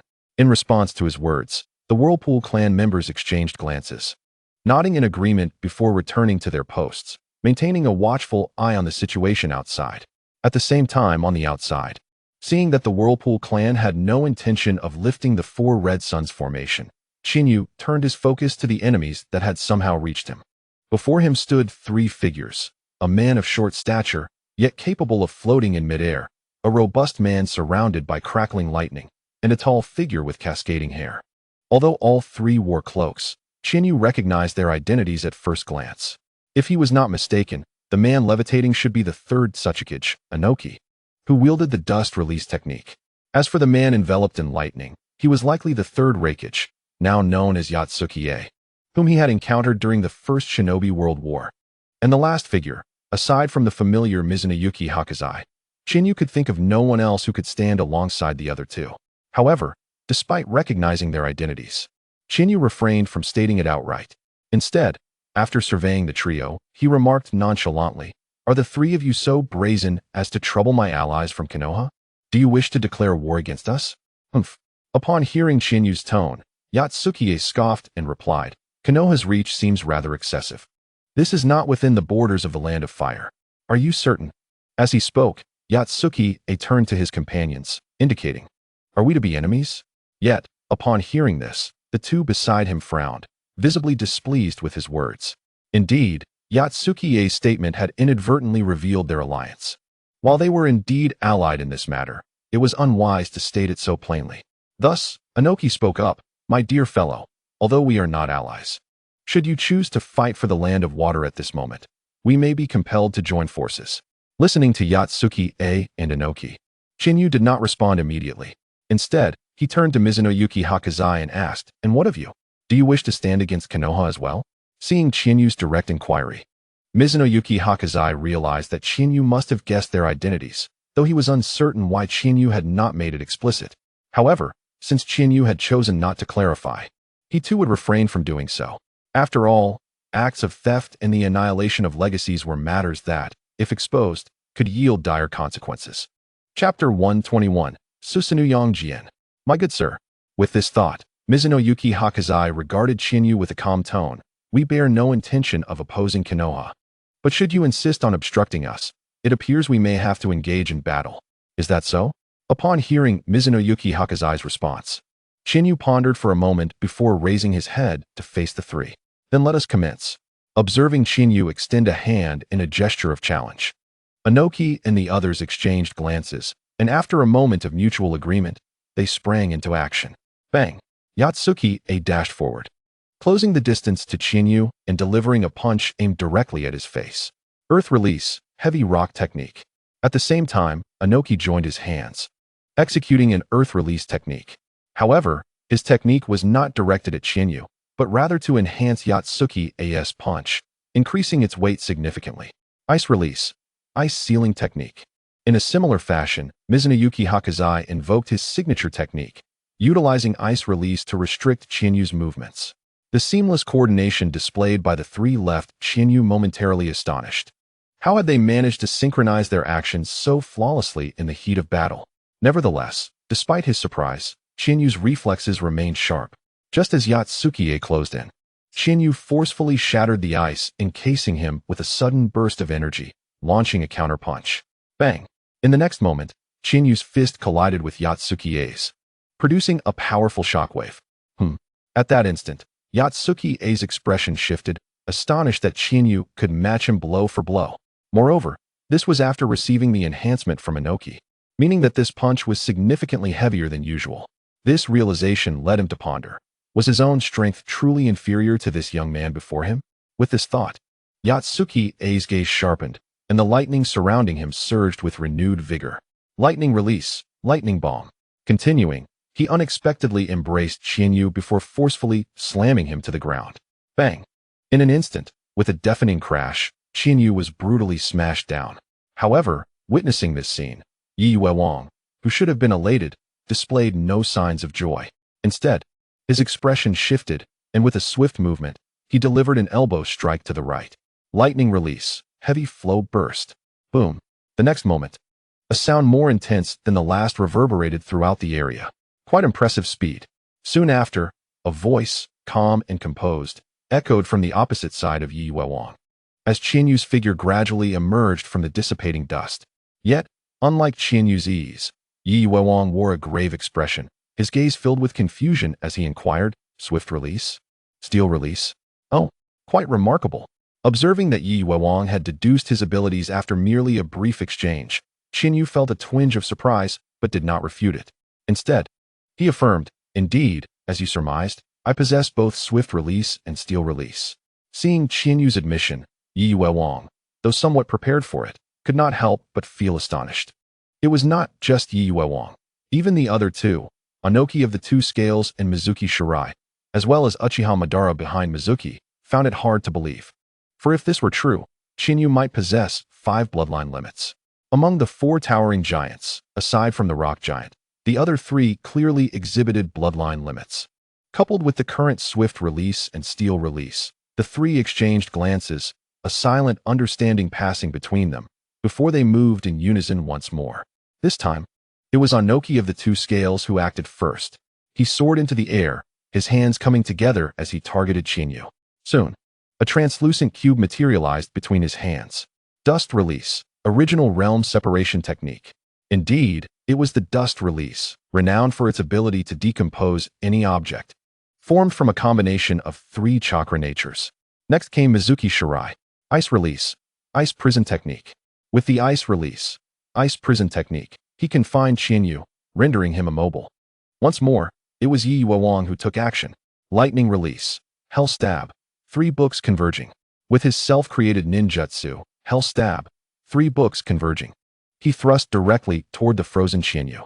Witnessing the trio unleash their signature techniques, Qianyu could not help but furrow his brow, and in an instant, his aura surged. Chakra swelling. Another giant emerged. This giant, entirely golden, donned a 5 mountains flying dragon hat, adorned in golden armor, wielding a 3-pronged double-edged sword. Susanoo. Indeed, this was the ultimate ocular technique of the Uchiha clan, the Susanoo. Perhaps due to a hereditary trait, Qianyu, like Indra, an ancestor of the Uchiha clan, unlocked this ultimate ocular technique with merely a Mangekyo Sharingan. It is worth mentioning that Qianyu accidentally activated the Susanoo during a moment of serendipity. At that time, he was engrossed in studying other ninjutsu, or perhaps bloodline limits. Initially, everything went smoothly, but suddenly, for reasons unknown, a mishap in chakra distribution occurred, causing the chakra he had yet to release to explode before him. In that instant, the Sharingan, as if protecting its master, instinctively activated the Susanoo. However, what brought Qianyu the most joy was that his Susanoo was distinctly different from that of other Uchihas, even from Indra and Otsutsuki Kagaya. His Susanoo did not take the form of a sword-wielding warrior. Rather, it embodied the comforting presence of Erling Shun, the deity of safety and nostalgia. Yes, upon the manifestation of his Susanoo, it took the form of Yang Jian, the legendary Erling Shun, brandishing a 3-pronged double-edged sword. Heaven knows how exhilarated Qianyu felt upon realizing that his Susanoo resembled the fabled Erling Shun, causing him to forego work for an entire day, not even returning home. As he immersed himself in familiarizing himself with Yang Jian's abilities, after a full 24 hours of exploration, he finally grasped Yang Jian's powers. Firstly, although Yang Jian appeared to have reached the final form of Susanoo, that was not entirely accurate. In fact, he had yet to fully develop it. To put it plainly, at this moment, Yang Jian was merely at the first stage of Susanoo, akin to others' initial forms.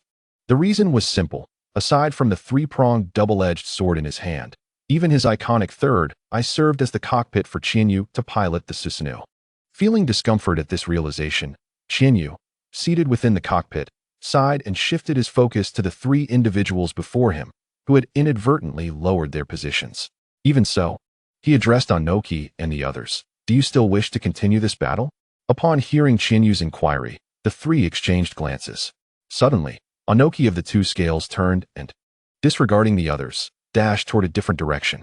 Before departing, he even called out to the two, "Gentlemen, I have matters to attend to at home, so I must take my leave." You Anoki.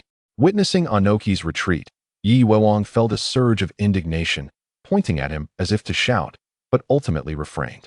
Instead, he slowly turned, a grave expression etched on his face as he fixed his gaze on Qianyu, more precisely, on Qianyu's Susanoo, Yang Jian. If he recalled correctly, this should be the ability of the Uchiha clan, while that wooden giant earlier belonged to the Senju clan. This meant that the individual before him possessed powers from both the Senju and Uchiha clans. Realizing this, Yi Wewang's countenance darkened further, and he understood why Anoki had fled so swiftly. Who would not run when faced with someone wielding the powers of both the Senju and Uchiha clans? Seemingly developed to an extraordinary level? Sure enough, in the next moment, Yi Wewang too made a swift exit from the Four Red Suns formation.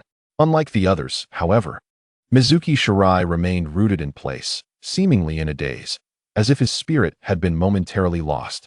In truth, upon witnessing Qianyu employing wood release, Wooden Man technique, and then manifesting the Uchiha clan's Susanoo, Mizuki Shirai was momentarily stunned. A single thought flashed through his mind. Yin and Yang returned to one. All phenomena manifest, the powers of Senju and Uchiha. After what felt like an eternity, Mizuki Shirai finally regained his composure and, controlling the stunned Mizuki Shirai, turned to Qianyu, asking, "Sir, how is it that you possess the powers of both Senju and Uchiha simultaneously without conflict?" For a moment, Qianyu did not respond. Instead, he gazed into the distance, noticing that those outside the Four Red Suns formation had either vanished or departed. Even the sand and iron that had initially restricted the movements of the four giants had disappeared. Only then did Qianyu retract his Susanoo, Yang Jian, and descend to the ground. Lord Shirai, on the ground, he looked at Mizuki Shirai, who had removed his black cloak, revealing his true visage. Qianyu spoke with calmness rather than anger. As for why I can simultaneously possess the abilities of both clans, I can only say it is a gift of nature. As the words fell, Qianyu turned his gaze towards the approaching members of the Uzumaki clan in the distance and remarked, "However, Lord Baizai, if you do not depart now, it will be difficult for me to allow your exit later." Upon hearing Qianyu's words, Mizuki Baizai was momentarily taken aback, then also noticed the Uzumaki clan members rushing towards them. He dismissed them as inconsequential, yet he recognized that upon their arrival, various reasons would likely prevent him from leaving. Realizing this, Mizuki Baizai fixed his gaze on Qianyu, saying, "In that case, Lord Qianyu, I look forward to our next encounter." After exchanging a few words with Qianyu, he vanished from sight. Next encounter? Qianyu murmured to himself as he watched the spot where Mizuki Baizai had disappeared, then turned to greet the approaching members of the Uzumaki clan, saying, "Greetings, esteemed members of the Uzumaki clan." Afterward, Qianyu smiled at the elder, Uzumaki Shangji, and said, "It has been a long time, Uncle Shangji. Who are you?" The sudden greeting from Qianyu momentarily left Uzumaki Shangji perplexed. It was understandable, as Qianyu's last visit to the Uzumaki clan occurred during the lifetime of Senju Hashirama. At that time, Qianyu had advised Hashirama to invite some members of the Uzumaki clan to settle in Konoha, which would alleviate Uzumaki Mito's homesickness and strengthen the bond between Konoha and the Uzumaki village. Consequently, Qianyu, being the proponent of this initiative, was brought to Uzumaki village by Hashirama and Mito. It was during that visit that Qianyu met Uzumaki Shangji and several other members of the Uzumaki clan. However, that visit was over a decade ago, and Qianyu had transformed from a mere child of 9 or 10 into a fully grown adult nearing 30. Given the passage of time and the changes in his appearance, It was no wonder that Uzumaki Shangji failed to recognize him. Yet, while Shangji did not recognize him, someone else did identify Qianyu's attire. Oh, isn't that? A member of the Uzumaki clan, who had been standing behind Shangji, suddenly exclaimed in surprise, "Chief, it's the Hokage of Konoha." The Hokage?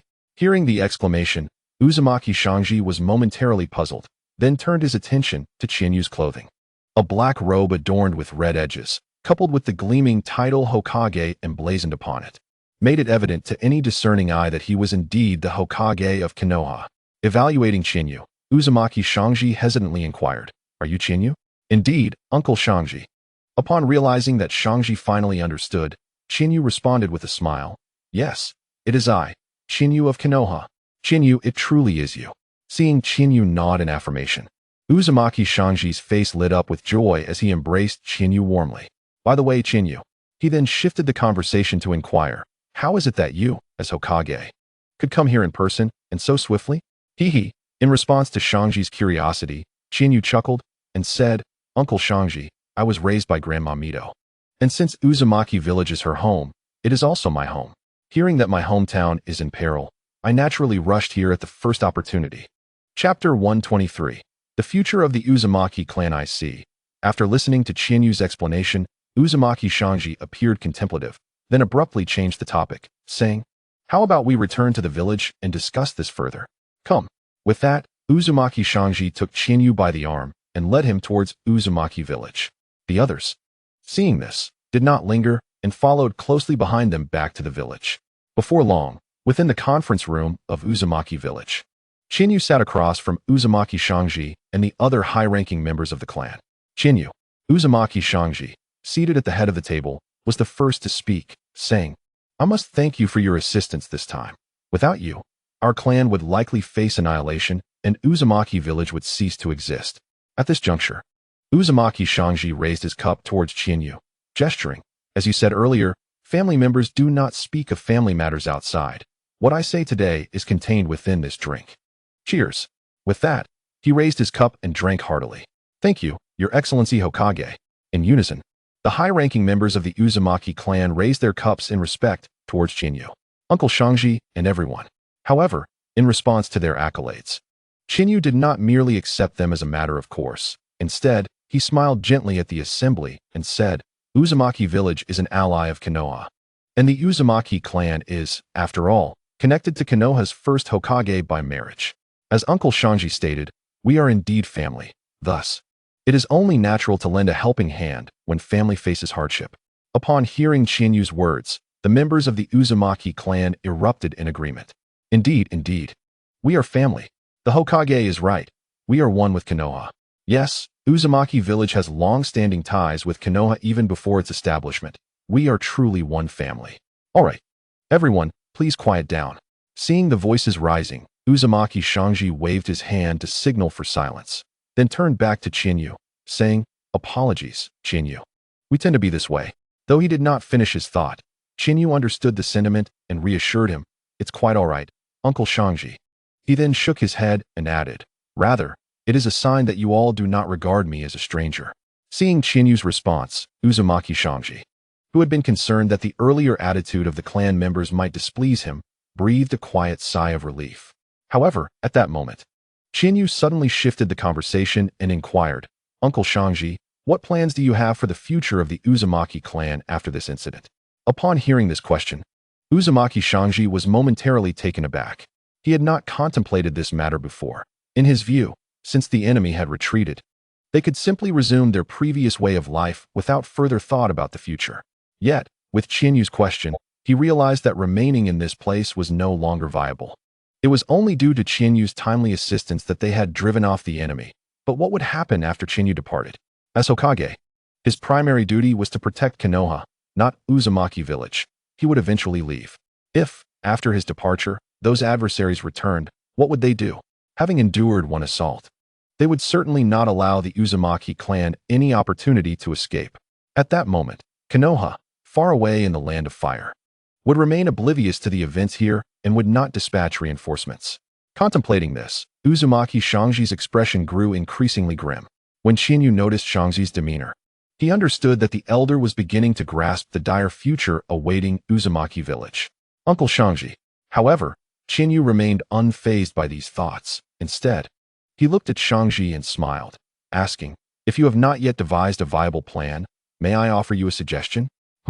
Upon hearing that Chinyu had an idea, Uzumaki Shangji was momentarily surprised, then gazed at Chinyu with curiosity, asking, "Then, what is your proposal, Chinyu?" "My approach is quite straightforward." Chinyu did not keep them in suspense. After surveying the assembled crowd, he directly stated, "Uncle Shangji can lead the entire Uzumaki clan to reside in Konoha. I believe that none will disturb you thereafter. More importantly, there are already members of the Uzumaki clan within Konoha, so this journey can be considered a return home." Upon hearing that Chinyu intended for Uncle Uzumaki Shangji to take their clan to Konoha, the high-ranking members of the Uzumaki clan were taken aback. The reason was simple. If they truly followed Chinyu's suggestion to relocate to Konoha, would they still be known as Uzumaki? Wouldn't that mean the end of Yuzushiogakure? The clan leader pondered, and everyone turned to look at Uzumaki Shangji, eager to voice their thoughts. However, before they could speak, Shangji preempted them and, looking at Chinyu, said, "Chinyu, this matter is significant. I need to discuss it with the clan members before I can provide you with an answer." Upon hearing Shangji's clear intention to defer, Chinyu was not angered. Instead, he stood up with a gentle smile and said, "In that case, I shall take my leave and rest for now." Seeing Chinyu's demeanor, Shangji smiled back and replied, "Rest assured, we will reach a conclusion promptly." With a nod of acknowledgement, Chinyu turned and exited the room. As soon as he left, one person eagerly inquired of Shangji, "Leader, do you truly intend to relocate to Konoha?" "Indeed, leader," another voice chimed in. "While those of our clan living in Konoha seem to be doing well, what will happen to Yuzushiogakure if we all leave?" Before the first speaker could finish, another interjected. "If we all depart, will Yuzushiogakure not cease to exist?" The sight of their clan members chattering animatedly left Uzumaki Shangji with a headache. He understood all too well the potential consequences of such a decision, the obliteration of Yuzushiogakure and its village. Yet, he also recognized that even without relocating to Konoha, their existence might not be secure. No, it cannot be.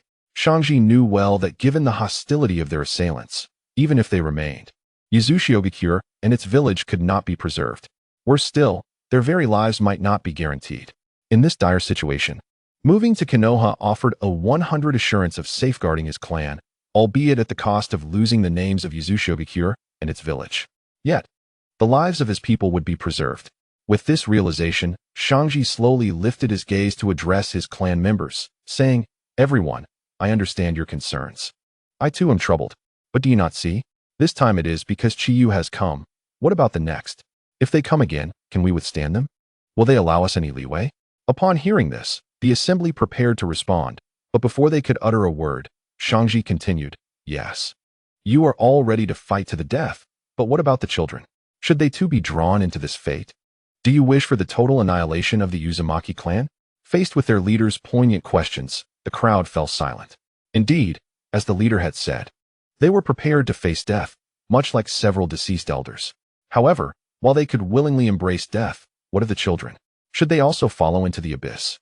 With this thought, no one spoke further, their resolve to fight to the end dissipating, and their gazes turned towards Uzumaki Shangji, awaiting his decision. Thus, observing the expressions of his clan, Shangji surveyed the room once more and inquired, "Does anyone hold differing opinions regarding the move to Konoha?" "No, leader." The crowd responded in unison, "We all agree with your decision to relocate to Konoha." "Excellent."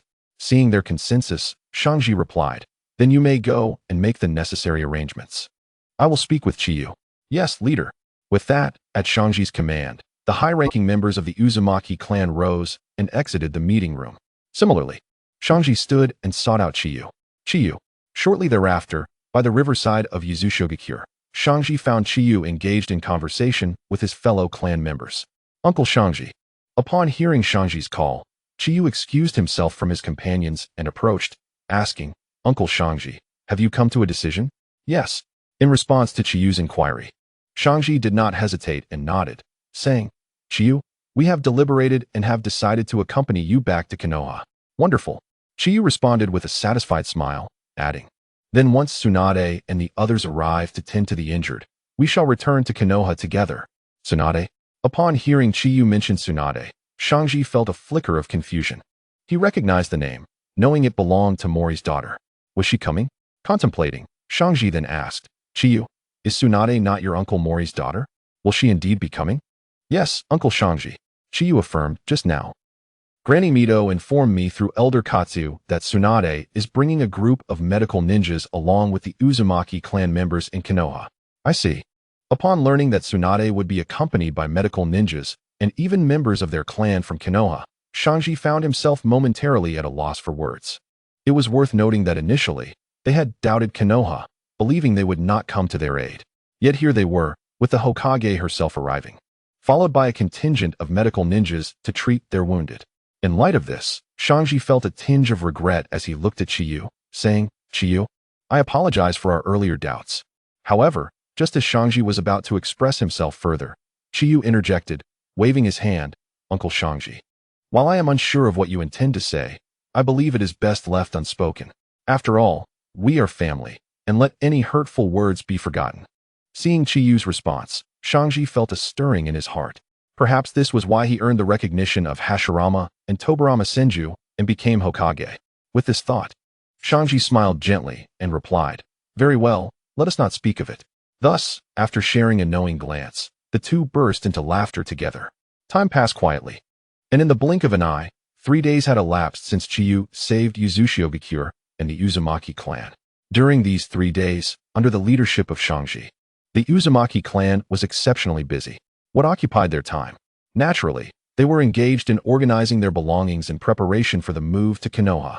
Indeed, since Shangji and the clan's senior members had conferred 3 days prior, the Uzumaki clan had come to understand that they would be relocating to Konoha. Although initially, some protested against the move. Under the persuasive entreaties of Uzumaki Shangji, who appealed to their emotions and reason, the members of the Uzumaki clan dutifully began to organize their belongings, ready to accompany the main force to Konoha and embark on their new life. Moreover, Tsunade had arrived. Yes, this morning, Tsunade finally brought the support team from Konoha to Uzumaki village and immediately commenced treatment for the injured clan members. Initially, Shinyu had intended to take charge of the healing, but after a brief conversation with Uzumaki Shangji, he ultimately chose to refrain from intervening. This decision stemmed from the belief that, in such circumstances, it would be more beneficial for the medical ninjas to handle the treatment rather than himself or Shangji. Shinyu had already demonstrated his formidable abilities, which had earned him the respect of many in the Uzumaki clan, thus eliminating the need for him to further elevate his stature through healing. Furthermore, once the Uzumaki clan relocated to Konoha, their integration with the villagers would be smoother if the Konoha ninjas had provided them with aid. Consequently, based on these 2 points, especially the latter, Shinyu refrained from performing the healing. Of course, for certain severely injured individuals, he did lend a hand when necessary. Chapter 125. The Uzumaki clan's arrival at Konoha. This situation led to the arrival of the rescue team, yet Tsunade found herself without the opportunity to intervene, as her medical ninjutsu had reached an advanced level, rendering her assistance unnecessary for routine cases. Conversely, if she were to intervene in every minor issue, what would become of the other medical ninjas? Was the entire medical capability of Konoha to rely solely on Tsunade?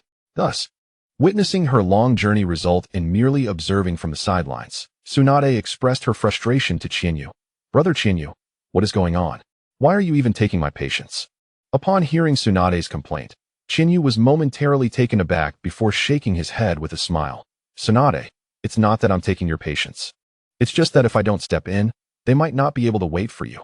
Tsunade understood the implication of Chinyu's words, yet she still huffed in discontent. However, she recognized the importance of prioritizing the situation. Chinyu. At that moment, Uzumaki Shangji approached Chinyu and inquired, since Tsunade and her team have arrived, when shall we set off for Konoha? Uncle Shangji. Chinyu responded promptly, we can depart for Konoha once the injured are able to move and withstand the journey. After contemplating for a moment, Shangji nodded in agreement. That makes sense. In that case, I will go reassure the clan members.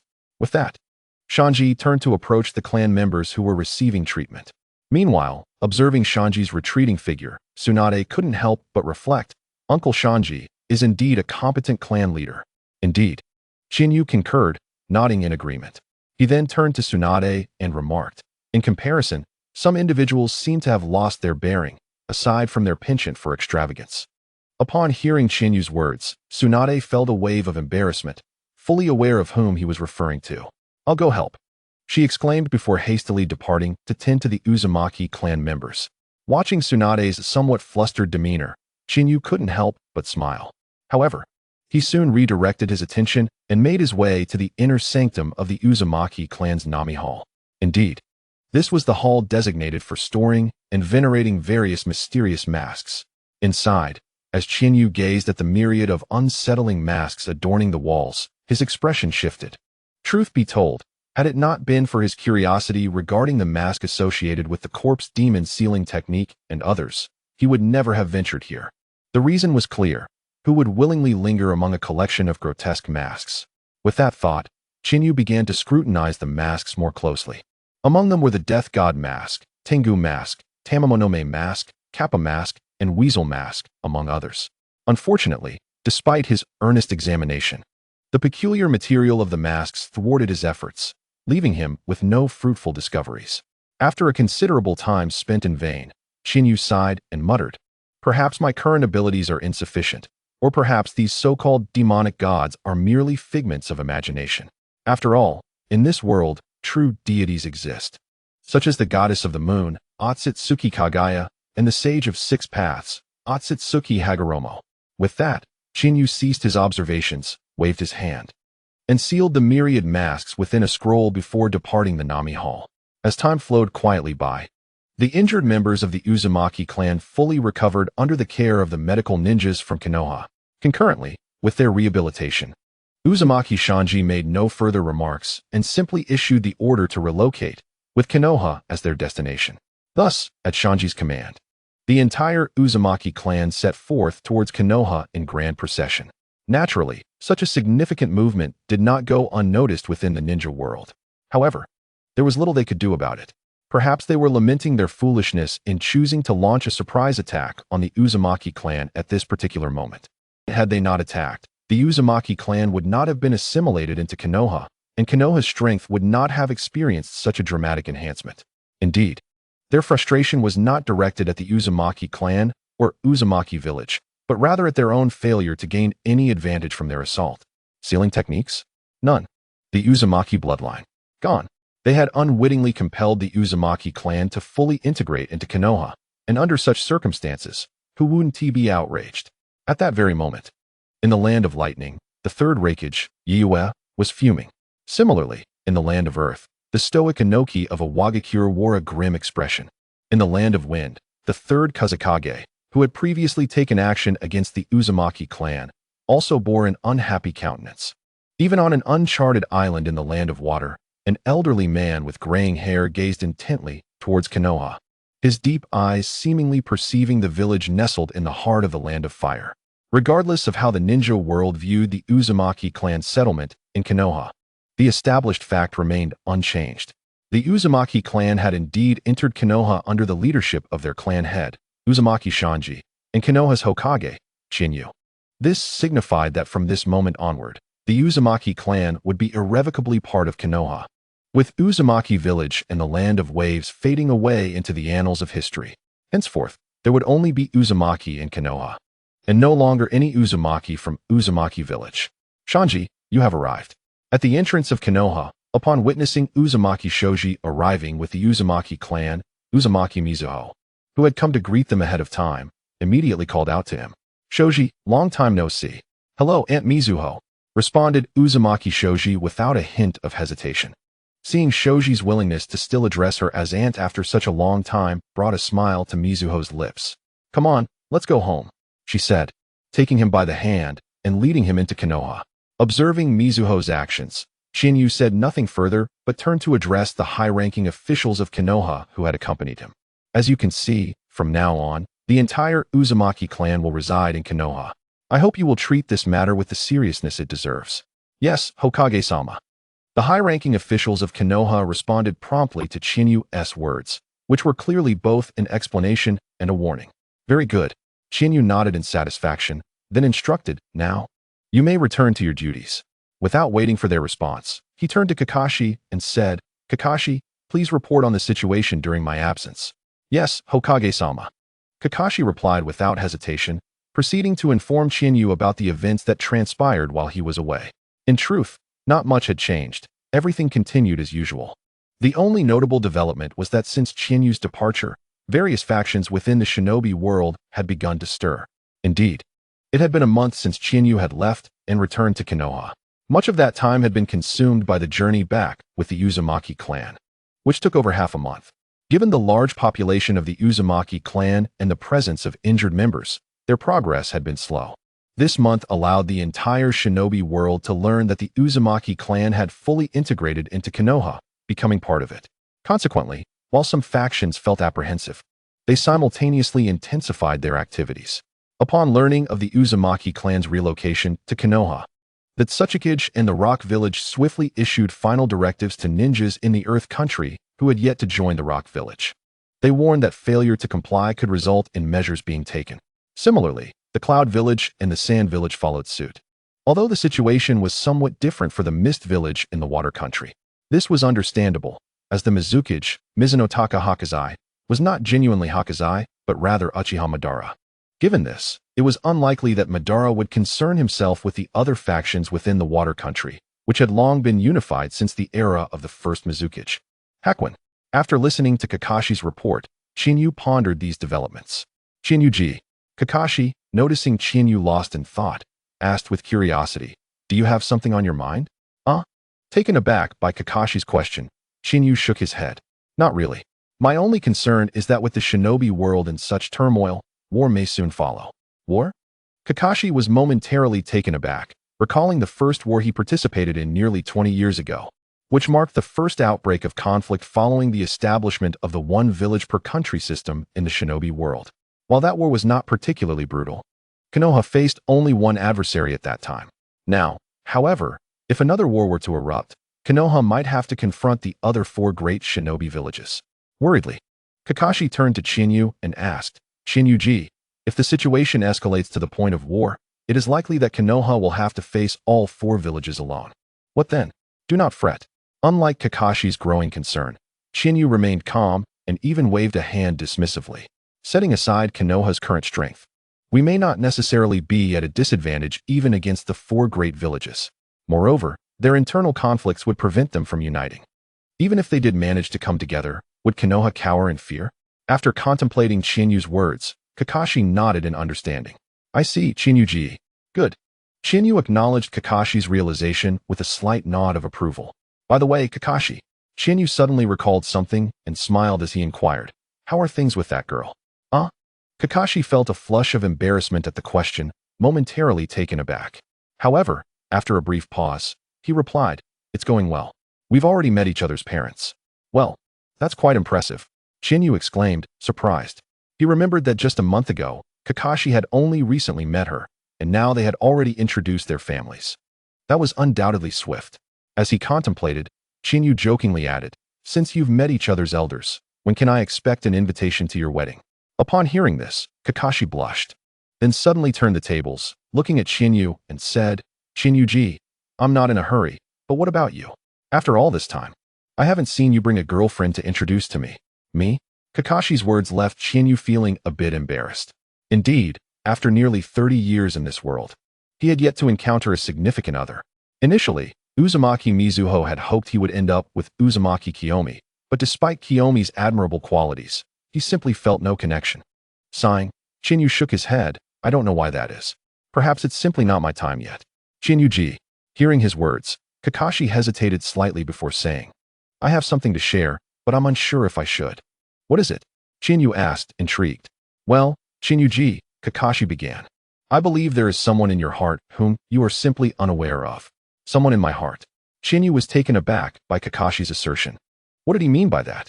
As he pondered, Chinyu began to reflect on his own feelings. Over the years, he hadn't truly taken the time to understand his own heart. For the initial years, he had always been by Mizuho's side, and once he began practicing ninjutsu, he focused solely on that. After growing stronger, he took on the role of Hokage, redirecting his attention to the development of Konoha. In truth, he had not considered matters of the heart for many years. Thus, Upon witnessing Shikamu, Kakashi confessed that he harbored feelings for someone. He felt a profound sense of astonishment and surprise. Meanwhile, observing Chinyu in contemplative silence, Shikamu Kakashi, after a resigned shake of his head, chose not to elaborate further and simply turned to depart the room, attending to his own affairs. With a resounding thud marking the closing of the door, Chinyu was jolted back to reality, momentarily at a loss for words as he gazed at Kakashi's retreating figure. After a gentle shake of his head, Chinyu returned to his position as Hokage, diligently addressing the administrative matters that had accumulated during his tenure. As the sun rose and set, 5 days swiftly elapsed. During this period, Chinyu dedicated himself to overseeing the integration of the entire Uzumaki clan into Konoha. Although some members of the Uzumaki clan had previously established residence within the village, their numbers paled in comparison to the clan as a whole, amounting to less than a tenth of the entirety. Nevertheless, this small fraction had remarkably ascended to become the fourth major clan alongside the Senju, Uchiha, and Hyuga, elucidating the substantial impact of their arrival in the village and the subsequent reactions within the shinobi world. Despite the influx of numerous Uzumaki clan members, their arrival did not incite turmoil in Konoha, largely due to prior experiences that tempered any potential unrest. On the contrary, the villagers exhibited a warm reception. Among them, the most elated was undoubtedly Uzumaki Mito. In her twilight years, the opportunity to reunite with her kin and spend precious moments together rendered her nearly devoid of regrets. Yet, the reason she felt nearly fulfilled stemmed from a universal longing shared by the elderly, the desire for grandchildren. At this moment, Uzumaki Mito found herself in a state of yearning, having not yet held her great-grandchild. In fact, she even questioned whether she would live to witness her grandchildren's weddings. Chinyu, she mused, fixing her gaze upon him, time is fleeting, and my sole wish is to see you establish a family before I depart this world. Observing the lines of time etched upon Mito's face and the emotions mirrored in her eyes, Chinyu hesitated, uncertain of how to respond. In the preceding days, prompted by Kakashi's insights, he had taken the time to introspect deeply. Ultimately, he discovered that the person who occupied his heart was none other than Uzumaki Mito herself. However, he recognized that his feelings for her were not of a romantic nature, but rather a profound maternal bond. As for the romantic feelings he harbored, they indeed existed, and their source was remarkably close at hand. After much contemplation, Chinyu realized that the individual who captured his heart was none other than Tsunade, the princess of Konoha, who had nurtured him since childhood. It was precisely because of this revelation that he found himself rendered speechless when confronted with Mito's inquiry. However, it was evident that he had underestimated Mito's perceptive nature as a seasoned elder, or perhaps her ability to sense the emotions of others. In truth, Mito had long been aware of Chinyu's feelings, and she was equally cognizant that Tsunade had already harbored thoughts of Chinyu well before he came to his own realization. After all, one might wonder why Tsunade remained single at her age. Beyond her dedication to medical ninjutsu, the primary reason lay in her heart already having made a choice, leaving no room for others. This was also why Mito felt compelled to urge Chinyu toward marriage. She wished to prevent a scenario where both of her successors remained oblivious to each other's feelings, ultimately facing a lifetime of regret. Sighing softly, Mito declared, "Chinyu, let me be frank. I understand your feelings, and I wish to ask you one last time. Are you willing to marry Tsunade? Water Granny." Upon witnessing Mito directly address his innermost thoughts, Chinyu was taken aback, feeling a surge of confusion. After a prolonged silence, he finally responded, albeit hesitantly, "Water Granny.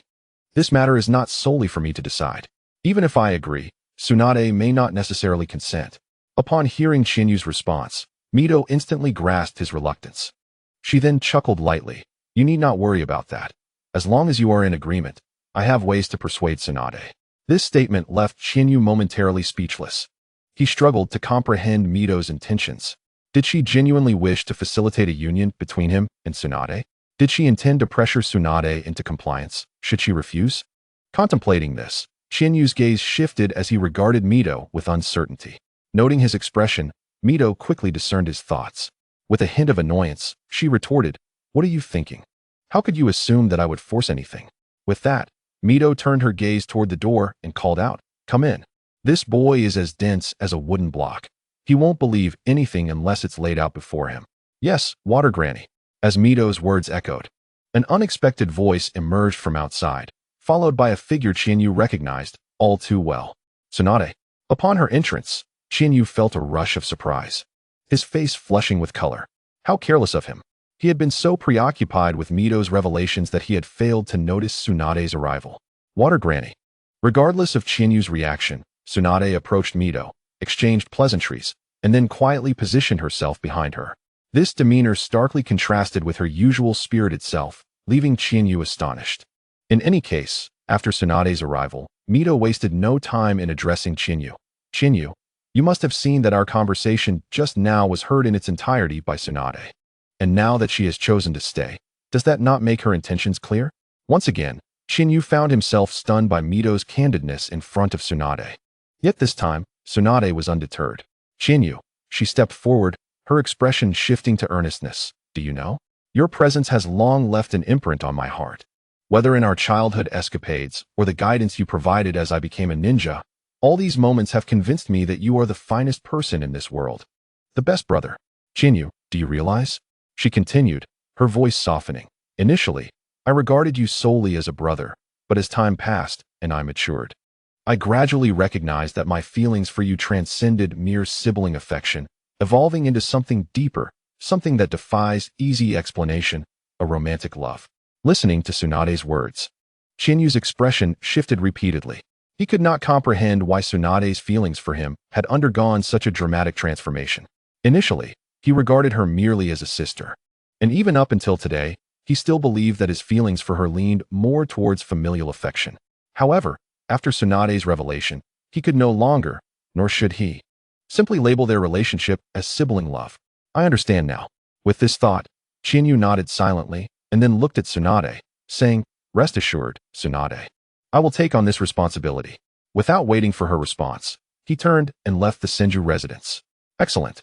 Observing Qianyu's decisive action, Uzumaki Sueho nodded in satisfaction and turned to Tsunade, saying, See, I told you to listen to me. If you hadn't, I wouldn't have known if I could wait for your wedding feast. Faced with Sueho's teasing, Tsunade playfully crossed her arms and swayed, exclaiming, Grandma, ha! Seeing this, Sueho couldn't help but smile.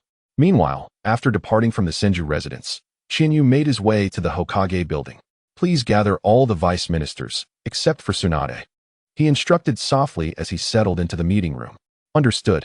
As soon as Qianyu finished speaking, several voices responded, followed by silence. Sensing the absence of a few presences in the room, Qianyu remained quiet, his gaze fixed ahead, lost in thought. Hokage-sama, is there something you wish to discuss with us? A resonant voice soon broke the silence as the current vice ministers of Konoha entered the meeting room. They have arrived. Noticing their presence, Qianyu calmly acknowledged them and gestured for them to take their seats. Yes, observing Qianyu's demeanor, the ministers remained silent, each taking their designated places. Hokage-sama. As soon as they sat down, Jiraiya promptly inquired, You summoned us suddenly. Is there something urgent happening in the ninja world? Upon saying this, Jiraiya glanced at the side of Qianyu, where Hinata was seated. Clearly, he thought that if there were significant developments in the ninja world, it would be Hinata, as the Intelligence Department's vice minister, who would be the first to know. However, this time, what Qianyu was about to address had little to do with the ninja world. Thus, when Jiraiya's gaze fell upon her, Hinata merely shook her head subtly, indicating her ignorance of the matter. Seeing Hinata's response, the others turned their attention back to Qianyu, awaiting his instructions. All right. Observing their expressions, Qianyu waved his hand and calmly stated, What you see is not useless. This time, it is not about any incidents in the ninja world. I have something to announce. After scanning the room, Qianyu continued, I have discussed with Tsunade, and we will be getting married soon. What? Qianyu's declaration immediately plunged the room into shock, particularly for Jiraiya and Kakashi. Kakashi was astonished, recalling that just days ago, Qianyu seemed uncertain about his feelings. How could he leap to marriage in such a short span? It was faster than he had anticipated. Similarly, Jiraiya was taken aback, never having imagined that someone would want to marry Tsunade. Wasn't he concerned about her tendency to squander wealth? Thinking this, Jiraiya's curiosity got the better of him, and he asked, Hokage-sama, are you truly planning to marry Tsunade? That's Tsunade. Aren't you worried she will deplete your fortune? Jiraiya.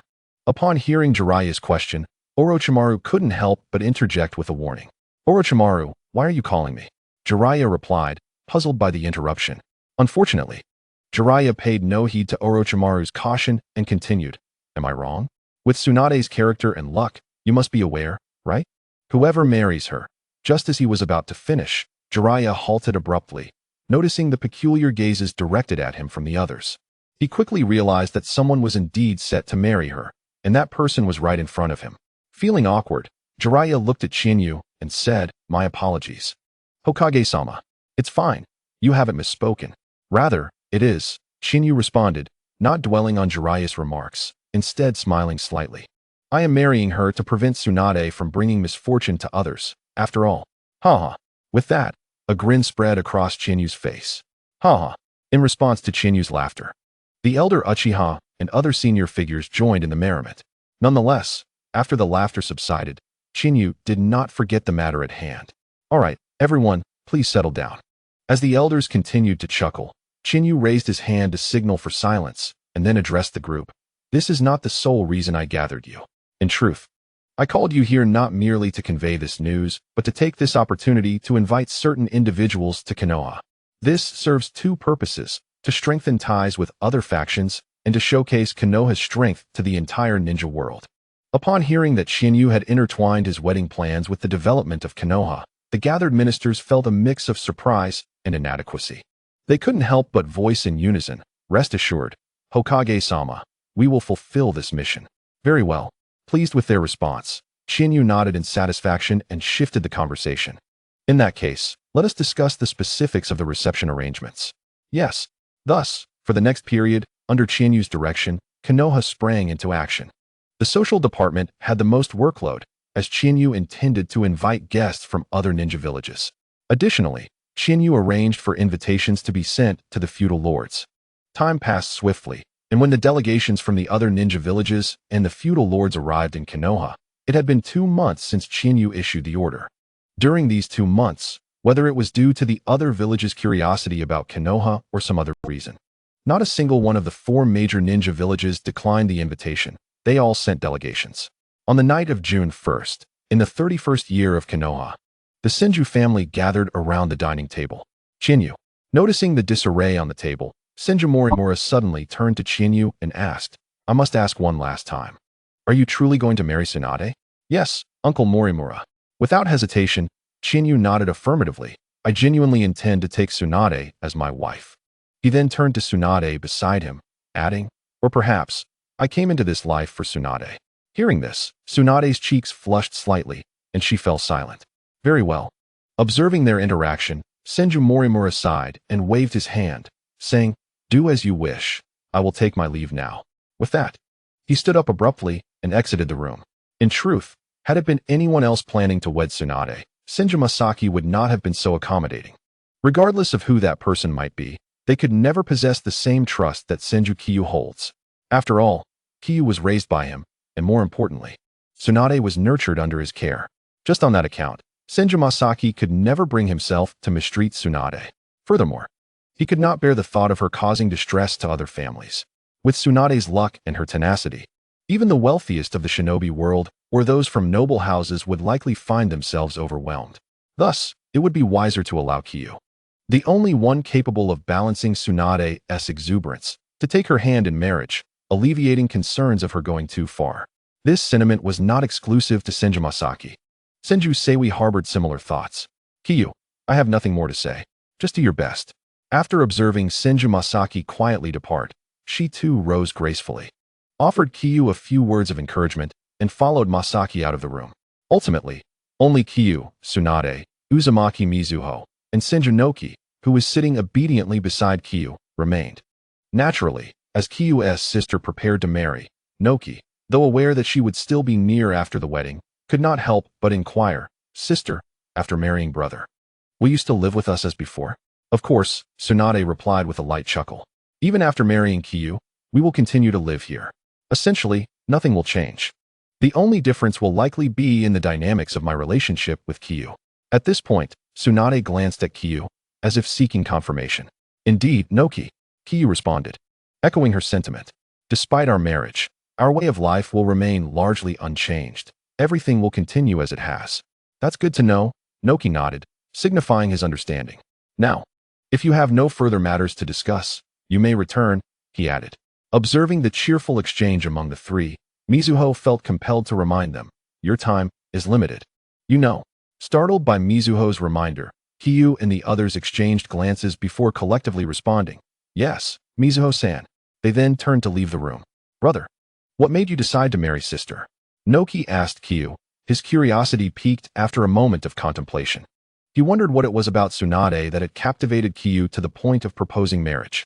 The reason behind Noki's inquiry stemmed from his perception that Tsunade lacked physical attributes and strength compared to Kiyu, as she seemed to fall short against anyone in the shinobi world. Her occasionally volatile temperament only added to Noki's confusion. Thus, he directly posed his question to Kiyu. Well, Kiyu mused, taking a moment before glancing at Tsunade and then addressing Noki.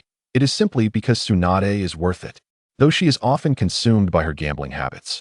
She possesses unique qualities, he continued, his gaze softening as he looked at Tsunade. Firstly, she has a kind heart. Over the years, since graduating from the Shinobi Academy, she has refined countless medical ninjutsu, helping innumerable medical ninjas and saving countless lives. As he spoke, Kiyu hesitated momentarily, realizing that aside from this, Tsunade had few other commendable traits. Regarding her appearance, if Kiyu were to choose based on looks alone, he would have pursued others, such as Uzumaki Kinai, who was notably more alluring. After all, Kinai had already reached adulthood when Tsunade was still a child. Therefore, if Kiyu had chosen Tsunade solely for her beauty, why not choose Kinai instead? This realization caused him to pause mid-sentence. Kiyu-san. Tsunade's expression turned slightly awkward at Kiyu's demeanor. Suddenly, she playfully punched Noki on the head and whispered in his ear, you little rascal, I'll remember this. Kiyu-san, let us not dwell on this anymore. Let us go. With that, Tsunade lifted her chin and pulled Kiyu away, leaving Noki standing there, momentarily stunned by her words. Oh no, he thought, watching Tsunade's retreating figure as his face drained of color. Why did I let that slip? He felt a pang of regret for having spoken his mind, especially in her presence. I must do something to make amends. With that determination, Noki turned and left the Senju residence, resolved to assist his sister and lighten her burdens. As time passed quietly, 5 days flew by, and today marked the day of Tsunade and Kiyu's wedding. The 6th of June, Konoha was alive with festivities, filled with throngs of people. In addition to the villagers, visitors from other shinobi villages and nations gathered. Among them were the tall, dark-skinned inhabitants of the Land of Lightning and the rain ninjas clad in gas masks, among others. Today, Konoha was exceptionally vibrant. Naturally, such a grand occasion drew prominent figures from various villages and nations. Unlike other attendees, they were received at the Senju residence, where Senju Masaki and Senju Seiwi graciously welcomed them. This arrangement made perfect sense, considering it was Kiyu and Tsunade's wedding, a more intimate setting than the Hokage Tower, aligning better with the occasion's essence. Congratulations on your union, Hokage. Inside the Senju residence, Mizuki Hakazai, accompanied by a few guards, approached Kiyu with a reflective expression. I never imagined the Hokage would be getting married so soon. Indeed. Just then, Yagami Michi stepped forward, a nostalgic look in his eyes as he regarded Kiyu. It seems like just yesterday when the Hokage was but a child, and now he is embarking on the journey of family life. How true. Michi's words had barely settled when Inoki stepped forward, chuckling. As the youngest among us, the Hokage's marriage signifies that we are indeed growing old. This remark, however, did not sit well with everyone. What? Is that Tsuchikage feeling old? Just as Inoki's words faded, another calm voice interjected, followed by a tall, lean figure approaching him. Yujito. In the Land of Wind, the third Kazekage of the Hidden Sand Village. Indeed, it is the Kazekage from the original storyline, who was ambushed by the Scorpion of the Red Sand and turned into a puppet. Simultaneously, he was also a key player in thwarting the actions of the 4 colossal beings during the recent attack on the Whirlpool Village. It can be said that had it not been for Yujiski, after the departure of Inoki, Hakazai, and Tsukuyami, those minor ninjas alone would have been utterly incapable of stopping the 4 giants, and would have been crushed long ago. Reflecting on this, Shinyu did not exhibit any outward signs, but instead looked at the 4 individuals before him and smiled gently. I am truly honored that you 4 could spare the time from your busy schedules to attend my wedding. Lord Tsuchikage, Lord Mizukage, Lord Kazekage, Lord Reikage. With that, Shinyu proceeded to greet each of them individually. Then, With a swift motion, he invited the four, saying, "Without further ado, please follow me." In response to Qianyu's invitation, the four exchanged glances and replied in unison, "If so, we shall follow your lead, Hokage." Thus, under Qianyu's guidance, the group gradually distanced themselves from the crowd and entered a private room where they sat across from one another. Once seated, they glanced around before turning their curious gazes toward Qianyu, who occupied the main seat. Among them, Inoki was the first to break the silence, inquiring, "Hokage, you must have a matter to discuss with us, correct?" "Indeed, Lord Tsuchikage," Qianyu affirmed with a nod, then addressed the four, "As Lord Tsuchikage has mentioned, beyond inviting you to witness my wedding with Tsunade, I aim to seize this opportunity to engage in a meaningful discussion about the future of the ninja world." The notion that Qianyu wished to deliberate on the future of the ninja world left Inoki and the others exchanging bewildered glances. Chapter 131, The Ninja Alliance? Though they had already grasped that Qianyu's summons was not as simple as inviting them to a wedding, they were astonished that he would broach such a grand topic as the future of the ninja world right from the outset. With a serious expression, Inoki was the first to ask, "What are your thoughts on this, Hokage?" As Inoki spoke, the others refrained from adding further words, instead focusing their attention on Qianyu, awaiting his response. "Well," Qianyu began, after a brief moment of contemplation, "it is quite straightforward. I envision the establishment of a great alliance within the ninja world." A great alliance? Upon hearing Qianyu's ambitious plan, the four exchanged incredulous looks, realizing that the Hokage did not merely intend to alter the ninja world, but aimed to dominate it. While Qianyu did not explicitly state who would hold authority within the alliance, it was clear to the astute that should such an alliance come to fruition, the strength of Konoha would render it nearly impossible for anyone to exert control over him, even if he occupied a relatively subordinate position. There was a distinct possibility that a reversal of command could occur. Thus, despite Qianyu's seemingly benevolent proposal to involve all four villages, and perhaps bestow upon them a certain status, such as that of elders, the final outcome was evident to them all. If Qianyu succeeded, they would essentially be at his mercy. They were no strangers to such experiences, as their respective villages had traversed similar paths. Initially, they had communicated such ideals to others in their villages, yet the end results were unmistakable. Their villages became autocratic in nature, even with a few elders present. Their power was effectively non-existent. Given this context, how could they possibly support such a venture?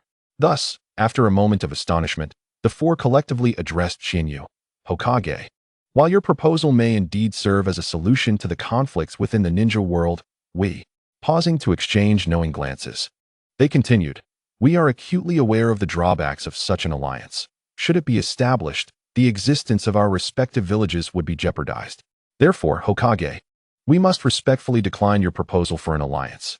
Listening to their responses and observing their sudden tension, Qianyu merely nodded in silence, having anticipated this outcome. From the moment he conceived this idea, he had foreseen their reactions. As expected, none of the four expressed any support for the matter. After all, aside from exceptional figures like Senju Hashirama, it was unlikely anyone would willingly relinquish their existing power.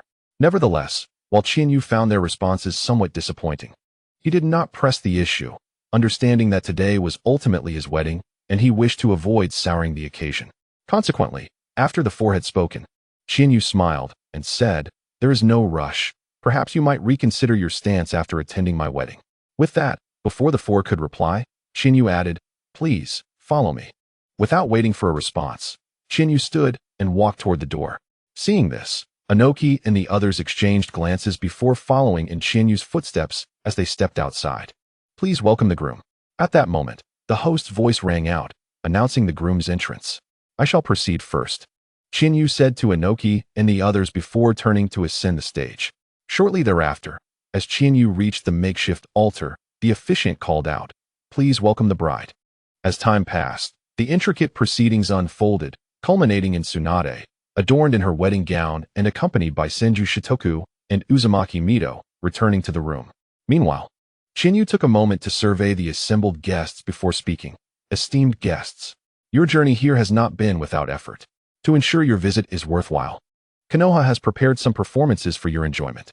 Upon concluding his remarks, Qianyu signaled to Kakashi. Understanding the cue, Kakashi promptly turned to the audience and announced, "Now, let the first ninja arts team enter." With that, at Kakashi's command, a formation of 5 rows and 5 columns gracefully entered, holding their heads high as they traversed the path before the audience.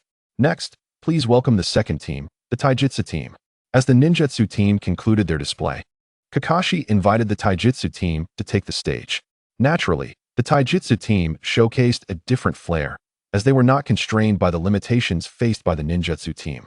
As the Taijutsu team entered, they immediately began demonstrating their skills, performing flips, aerial cartwheels, walking on their hands, and removing weights, among other feats. Overall, this group left a more striking impression compared to the relatively subdued ninjutsu team. Following the Taijutsu team, the illusion, sealing, and medical teams also ascended to the forefront, each showcasing their unique talents. As time progressed, as night descended, the dignitaries from various countries and villages were treated to a visual feast. However, unlike the political figures of their nations, they perceived Konoha, or rather the shinobi, merely as tools. Thus, despite the overwhelming strength of Konoha, they felt no sense of concern or unease. In contrast, the representatives from the various shinobi villages were immediately struck with dismay upon witnessing Konoha's formidable prowess. Particularly affected were Inoki, Yagura, and the other leaders who had recently heard Chiyu's thoughts. They had previously assumed that Konoha's power was comparable to their own. Yet the recent display had shattered that illusion. Chapter 132. The Silence of the Four Shadows. Though it was merely a few formations, it became evident that Konoha's strength surpassed theirs not only through Chiyu, the Hokage, but in every aspect. They realized that if they attempted to assemble such formations, they would be utterly incapable of doing so. This was not due to a lack of desire or willingness, but rather the inherent limitations of their respective villages. For instance, while the Cloud Village might establish a ninjutsu or taijutsu team, creating a medical squad would be impossible, as medical ninjas were exceedingly rare and considered treasures. Similarly, the Sand Village could manage a ninjutsu and medical team, yet a taijutsu team would be uncertain, let alone their weakest area, sealing techniques. In essence, the limitations of the other 4 villages dictated their inability to develop across various domains as Konoha had. Consequently, the leaders of the 4 villages, including Inoki, found their thoughts increasingly troubled. They were not merely reflecting on their situation, but feared that if Konoha continued to advance unchecked, they might find themselves without a place to exist. This was no idle threat, but a stark reality, darkening their expressions further. Notably, the change in Mizuki Shirai's demeanor stemmed from Uchiha Madara, who had unconsciously slipped into a reverie, darkening his own countenance. Indeed, upon hearing Chiyu's vision of a shinobi alliance, Madara's heart had stirred with intrigue. Witnessing Konoha's impressive strength only intensified his desire to assist Chiyu. Why did Madara entertain such thoughts? It was because Chiyu's idea of a shinobi alliance resonated deeply with his own aspirations. Both envisioned a unified shinobi world, naturally dissolving conflict. Regrettably, the initial Hashirama had disregarded his counsel, focusing solely on the protection of Konoha and neglecting the broader ideal of a war-free shinobi realm. Contemplating this, Madara shook his head and refocused on Mizuki Shirai, addressing Chiyu. Hokage, today's Konoha has indeed opened my eyes. Perhaps, in due time, the shinobi world might unite under Konoha's leadership. However, that was a distant prospect. The formation of such an alliance seemed implausible in the present. Indeed, Inoki echoed, Hokage, while your vision is commendable, the shinobi world has only recently transitioned from the Warring States era. I fear we are not yet ready for such a leap into a grand alliance. Night Moon Mitsuki concurred, adding, let us not forget the relationships between our villages, Cloud and Konoha, Mist and Rock, are fraught with the scars of war. Listening to their words, Chiyu refrained from pressing the issue further. Instead, he glanced at the departing guests and addressed the 4 leaders. If that is the case, I shall not insist. Enjoy your evening. I will take my leave. With that, Chiyu turned and headed towards the rear courtyard. Observing his retreating figure, Inoki and the others exchanged glances before departing with their subordinates, returning to their designated quarters in Konoha. As the sun rose and set, a new day quietly emerged. Early in the morning, Chiyu greeted Tsunade, Uzumaki Mido, Senju Morimori, and Senju Seiwi, then proceeded to the Hokage Tower to formally receive the leaders of the 4 villages. In the Hokage Tower's conference room, Chiyu took his seat at the head of the table, flanked by Inoki and the other leaders. Additionally, Shikaku, the vice head of the Umbu, was present. standing behind Chiyu as a guardian. Esteemed leaders, Chiyu said softly, surveying the room. I sincerely hope you will give earnest consideration to my proposal for a genuine unification of the shinobi world. Hokage, despite Chiyu's reiteration, the four leaders remained resolute. Responding in unison, apologies, but even if I were to agree, the people of our villages would not. Recognizing their steadfastness, Chiyu could only nod in resignation. If you insist on this course, I shall refrain from further persuasion. I can only hope we can avoid the eruption of conflict in the future. With a slight smile, he added, for if war were to break out, I cannot guarantee that I would restrain myself from obliterating you. The leaders were momentarily taken aback by Chiyu's overt threat, and their expressions turned to anger. However, as they stood to confront him, a palpable pressure enveloped them, rendering them momentarily immobilized. This force, while not incapacitating, was sufficient to instill fear, revealing Chiyu's formidable strength, which had previously been underestimated. Realizing the gravity of the situation, they quietly resumed their seats. As they did, the oppressive force dissipated as swiftly as it had arrived, leaving an unsettling illusion in its wake. This moment made it abundantly clear that Chiyu was unlike Hashirama, who might engage them with calmness and humility.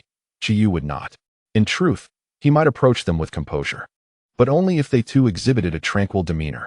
Thus, while the four leaders remained visibly uneasy, they chose to remain silent, watching Chiyu for any further remarks. However, this time, they would be disappointed, for Chiyu had nothing more to say. Thus, facing the gazes of the four, Chiyu merely parted his lips and said calmly, "Gentlemen, I have expressed all I wish to convey. In summary, should war erupt, I cannot guarantee the continued existence of your villages." After his words, Chiyu did not elaborate further. Instead, he turned his gaze towards Hatake Tsukumo. Upon noticing this, Hatake Tsukumo instantly understood Chinyu's intent and stepped forward, bowing to the four present. "Please, gentlemen, proceed." Humph. Observing Chinyu deep in contemplation and Tsukumo's gesture, Yue Wang let out a cold snort and promptly rose to leave the Hokage building. Seeing Yue Wang depart, the other three also stood up and followed him out. After watching the four retreating figures, Hatake Tsukumo turned to Chinyu and inquired, "Brother Chinyu, what did you discuss with them? Why did the atmosphere shift so dramatically?" "Nothing of great significance. I merely," upon hearing this, Chinyu did not conceal anything and proceeded to relay his discussion regarding the shinobi alliance to Hatake Tsukumo. "I see." Tsukumo nodded quietly, indicating his understanding. "Well then, you may return to your duties." Noticing this, Chinyu said no more and waved his hand, allowing Tsukumo to attend to his affairs. As Tsukumo departed, Chinyu turned his attention to the administrative matters that had accumulated over the past few days. Meanwhile, the four from the Tsuchikage's faction, after leaving the Hokage building, behaved unusually. Instead of returning to their respective bases, they gathered at an izakaya, sitting across from one another. Inside the izakaya, the four sat in silence, each merely gazing at the drinks placed before them. Water shadow, wind shadow, earth shadow. Finally, after a long silence, it was Yue Wang, the Hokage, who broke the quietude. "What are your thoughts regarding the Hokage's proposal of the Shinobi Alliance?" Upon hearing Yue Wang's question, the Tsuchikage promptly countered, "And what is your perspective, Hokage? Do you support it or oppose it?" Realizing that he had initially posed the question, only to have it redirected back to him, Yue Wang's expression darkened. However, he did not express anger but rather replied calmly, "Since the Earth Shadow has inquired, I shall be succinct. I am against it." With that, Yue Wang proceeded to analyze the situation for the others. Firstly, with the Hokage's overwhelming strength, once the Shinobi Alliance is established, even if we secure a position as elders, it would likely be nominal at best. Secondly, the specifics of this so-called Shinobi Alliance remain unclear. What if it requires us to abandon our territories, akin to how the Uzumaki clan was treated, and relocate to Konoha? At that point, we would have no say in the matter. Hokage speaks the truth. After Yue Wang's statement, the Tsuchikage nodded in agreement. Given the Hokage's might, such a scenario is highly probable. If we acquiesce, we would inevitably have to forsake our homes and move to Konoha. At this point, the Tsuchikage paused, surveyed the three present, and then self-deprecatingly remarked, "Though we have always contemplated settling in Konoha, I believe none of you wish for it to occur under such circumstances, under the threat of annihilation." Indeed, following the Tsuchikage's words, Yu Jisuke added, "Surely no one would willingly relinquish the power of a Kage. especially when it pertains to the very fate of their village. Seeing Yu Jisuke's agreement, Yue Wang seized the opportunity, saying, "What if we unite? Only through our alliance can we confront Konoha effectively. Otherwise, we will be picked off one by one." Upon hearing Yue Wang's proposition, the Tsuchikage and the others exchanged glances, their expressions reflecting a shared understanding. Indeed, their thoughts mirrored Yue Wang's sentiment. Upon hearing Qinyu speak of the Shinobi Alliance, they had independently conceived the notion of an alliance themselves. However, Konoha was entirely excluded from their considerations, as they deemed it too formidable, necessitating their cooperation to counter it. Thus, they firmly ruled Konoha out, lest they end up unwittingly serving as a pawn for it. Consequently, after a mutual glance, the Tsuchikage and the others spoke in unison. "What the Reikage has articulated is precisely what I wish to convey. Let us form an alliance." Thus, the largest organization in the shinobi world was born, uniting the sand, rock, mist, and cloud villages into the Shinobi Alliance. In the ensuing years, the wind, lightning, water, and earth nations, along with the sand, rock, cloud, and mist villages, communicated and exchanged techniques through the Shinobi Alliance. This led to an increasingly diverse array of techniques among the four villages, drawing them closer to Konoha's level. For instance, as the mist, rock, and sand villages struggled with physical techniques, the cloud village dispatched specialists to serve as instructors. Similarly, when the mist, rock, and cloud villages faced challenges in medical ninjutsu, the sand village sent personnel to provide meticulous guidance. Naturally, such significant developments did not escape Konoha's notice. However, whether Qinyu was indifferent or intentionally allowing the other four villages to form an alliance, one thing was clear: he did not permit Konoha to intervene excessively in this so-called alliance. Instead, he simply placed a few covert operatives within to monitor the organization's general movements, ensuring he remained aware should they suddenly turn against Konoha.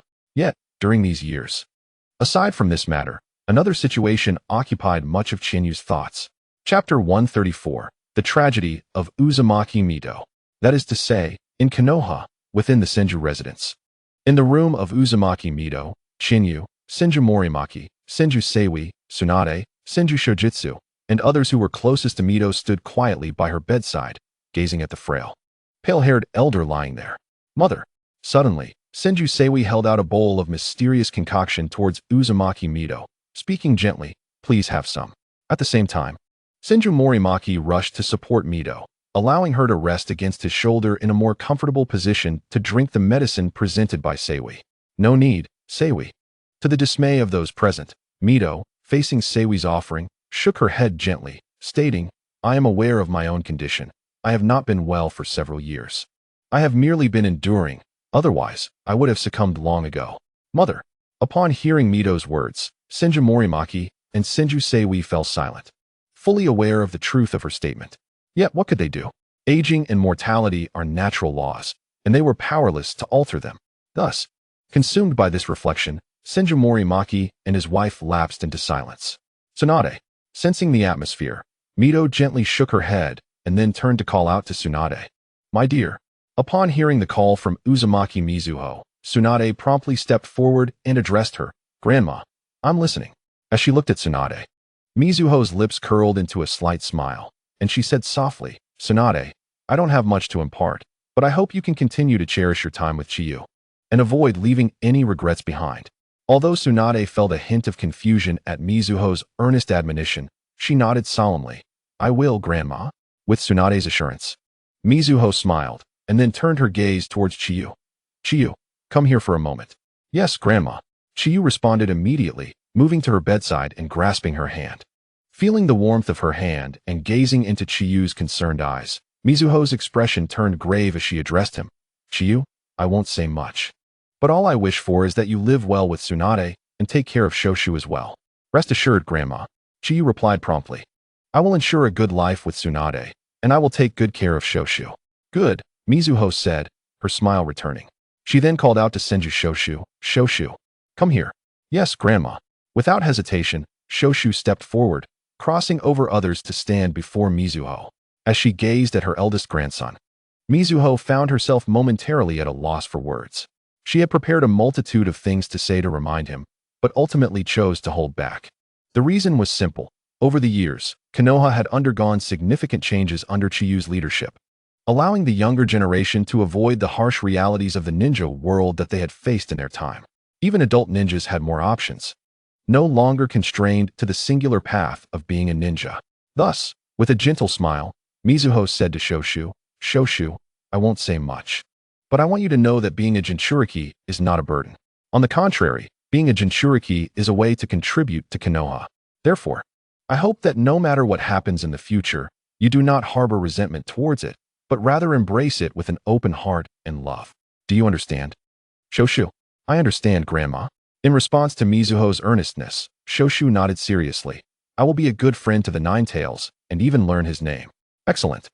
Mizuho smiled at her grandson's resolute expression and turned to Chiyu. "Chiyu, it's time to begin." However, Chiyu hesitated. Fully aware of Mizuho's intentions, she wanted him to extract the Ninetales from within her. The intended recipient was not the original character, Uzumaki Kushina, but rather the steadfast Senju Shoshu standing before them. After discussions with Mizuho, they had collectively determined that transferring the Ninetales to Shoshu was the best course of action, as he was slightly older and possessed immense yang chakra that would aid in suppressing the tailed beast. Most importantly, being Chiyu's brother meant Chiyu would be more attentive to him, allowing for prompt intervention should the beast become volatile. However, contemplating the transfer of the tailed beast felt akin to extinguishing Mizuho's life. It implied that Mizuho was asking Chiyu to personally take her life, which was why he suddenly paused, filled with trepidation. He couldn't bear the thought. Naturally, having raised Chiyu since childhood, Mizuho understood his inner turmoil. Seeing Chiyu still hesitating, she sat upright and looked him in the eyes. "Chiyu." Taking a deep breath upon meeting Mizuho's unwavering gaze, Chiyu slowly walked between her and Shoshu. "Grandma, Shoshu." He steadied himself, then declared, "I am about to begin." With that, a surge of energy erupted from Chiyu, and he swiftly placed his hands on the lower abdomens of both individuals. Ninjutsu, 8 trigrams seal. Time swiftly passed, and in the blink of an eye, a month had elapsed since Chiyu had transferred the Ninetales from Mizuho to Shoshu. During this month, Chiyu organized a grand funeral for Mizuho and treated her remains with the same respect as that of Senju Hashirama and Senju Tobarama, ensuring she would not be exploited by others, particularly Kagaya's minions. Additionally, Mizuho's passing bore significant consequences. Firstly, Konoha welcomed a new and youthful Jinchuriki of the Ninetales. Secondly, much like the aftermath of Hashirama's death, the news of the first Ninetales Jinchuriki's demise stirred the ninja world into a frenzy, especially among the 4 great ninja villages that formed the Ninja Alliance, who began to exhibit signs of restlessness. To them, the loss of the first Ninetales Jinchuriki was akin to Konoha losing a formidable trump card, which emboldened them. Over the years, their interactions had allowed them to realize their current strength surpassed that of the past, filling them with confidence. They believed they were no weaker than Konoha and no longer needed to fear it. Thus, at the moment of Mizuho's passing, the entire ninja world stirred once more, hinting at a prelude to chaos reminiscent of the first great ninja war, if not even more tumultuous. This time, it was evident that Konoha would likely face the 4 great ninja villages alone. However, amidst all this, the most crucial aspect was Chiyu's own strength. Indeed, Chiyu's power had undergone a transformative change. This time, having personally laid Mizuho to rest, the turmoil within him had reached a breaking point, soaring to new heights. Seizing this opportunity, his yin power surged dramatically, awakening his yang power as well. Ultimately, under the dual stimulation of these forces, Chiyu's Sharingan evolved from 3 Tomo to the Mangekyo Sharingan. His eyes, akin to whirling windmills, held unexpected abilities. The left eye bestowed the power of time cessation, capable of halting time itself depending on the amount of chakra utilized. In theory, with sufficient chakra, Chiyu could halt the very fabric of time itself. The right eye granted the ability of spatial traversal, distinct from the flying thunder god technique, Kimui, or even the heavenly hand power. This spatial traversal allowed Chiyu to move through any space, be it a forbidden zone, a ceiling space, or a folded dimension. As long as it lay within his perception, he could traverse it instantaneously, without delay. Yet, you might wonder if that was the end. No, it was far from it. The story is far from over. It remains uncertain whether the devastating blow dealt to the whirlpool of the hidden waterfall has taken a toll, or if Qianyu's remarkable accumulation of power has simply overwhelmed expectations. He has awakened his Rinnegan in a manner reminiscent of the Sage of Six Paths, Otsutsuki Kagaya, simultaneously with the manifestation of his Sharingan. This perplexes Qianyu, for his Rinnegan does not cover his Sharingan, nor does it reside in his palm or any other location. Rather, it has manifested at the center of his brow. Indeed, the very spot where Qianyu's horn once grew has now transformed into the Rinnegan. Conversely, the original horn has gradually protruded forward, ultimately detaching itself from Qianyu's brow and landing in his hand. At that moment, Qianyu was taken aback, for the severed horn had metamorphosed into a three-pronged, double-edged blade. Indeed, it was the very divine weapon wielded by Yang Jian, the three-pronged double-edged sword. Even more astonishing to Qianyu was the realization that his Rinnegan possessed abilities akin to those of the legendary Yang Jian. In addition to the exclusive powers derived from the Six Paths, the first ability, transforming the dead into soldiers. Any inanimate object illuminated by Qianyu's Rinnegan would be transmuted into a warrior. Does this not resemble the concept of turning beings into soldiers? The second ability, Thunder Punishment. Similar to Itachi Uchiha and Sasuke Uchiha's Amaterasu, though where theirs is fire, Qianyu's is thunder. Furthermore, does this not echo Yang Jian's Five Thunders technique?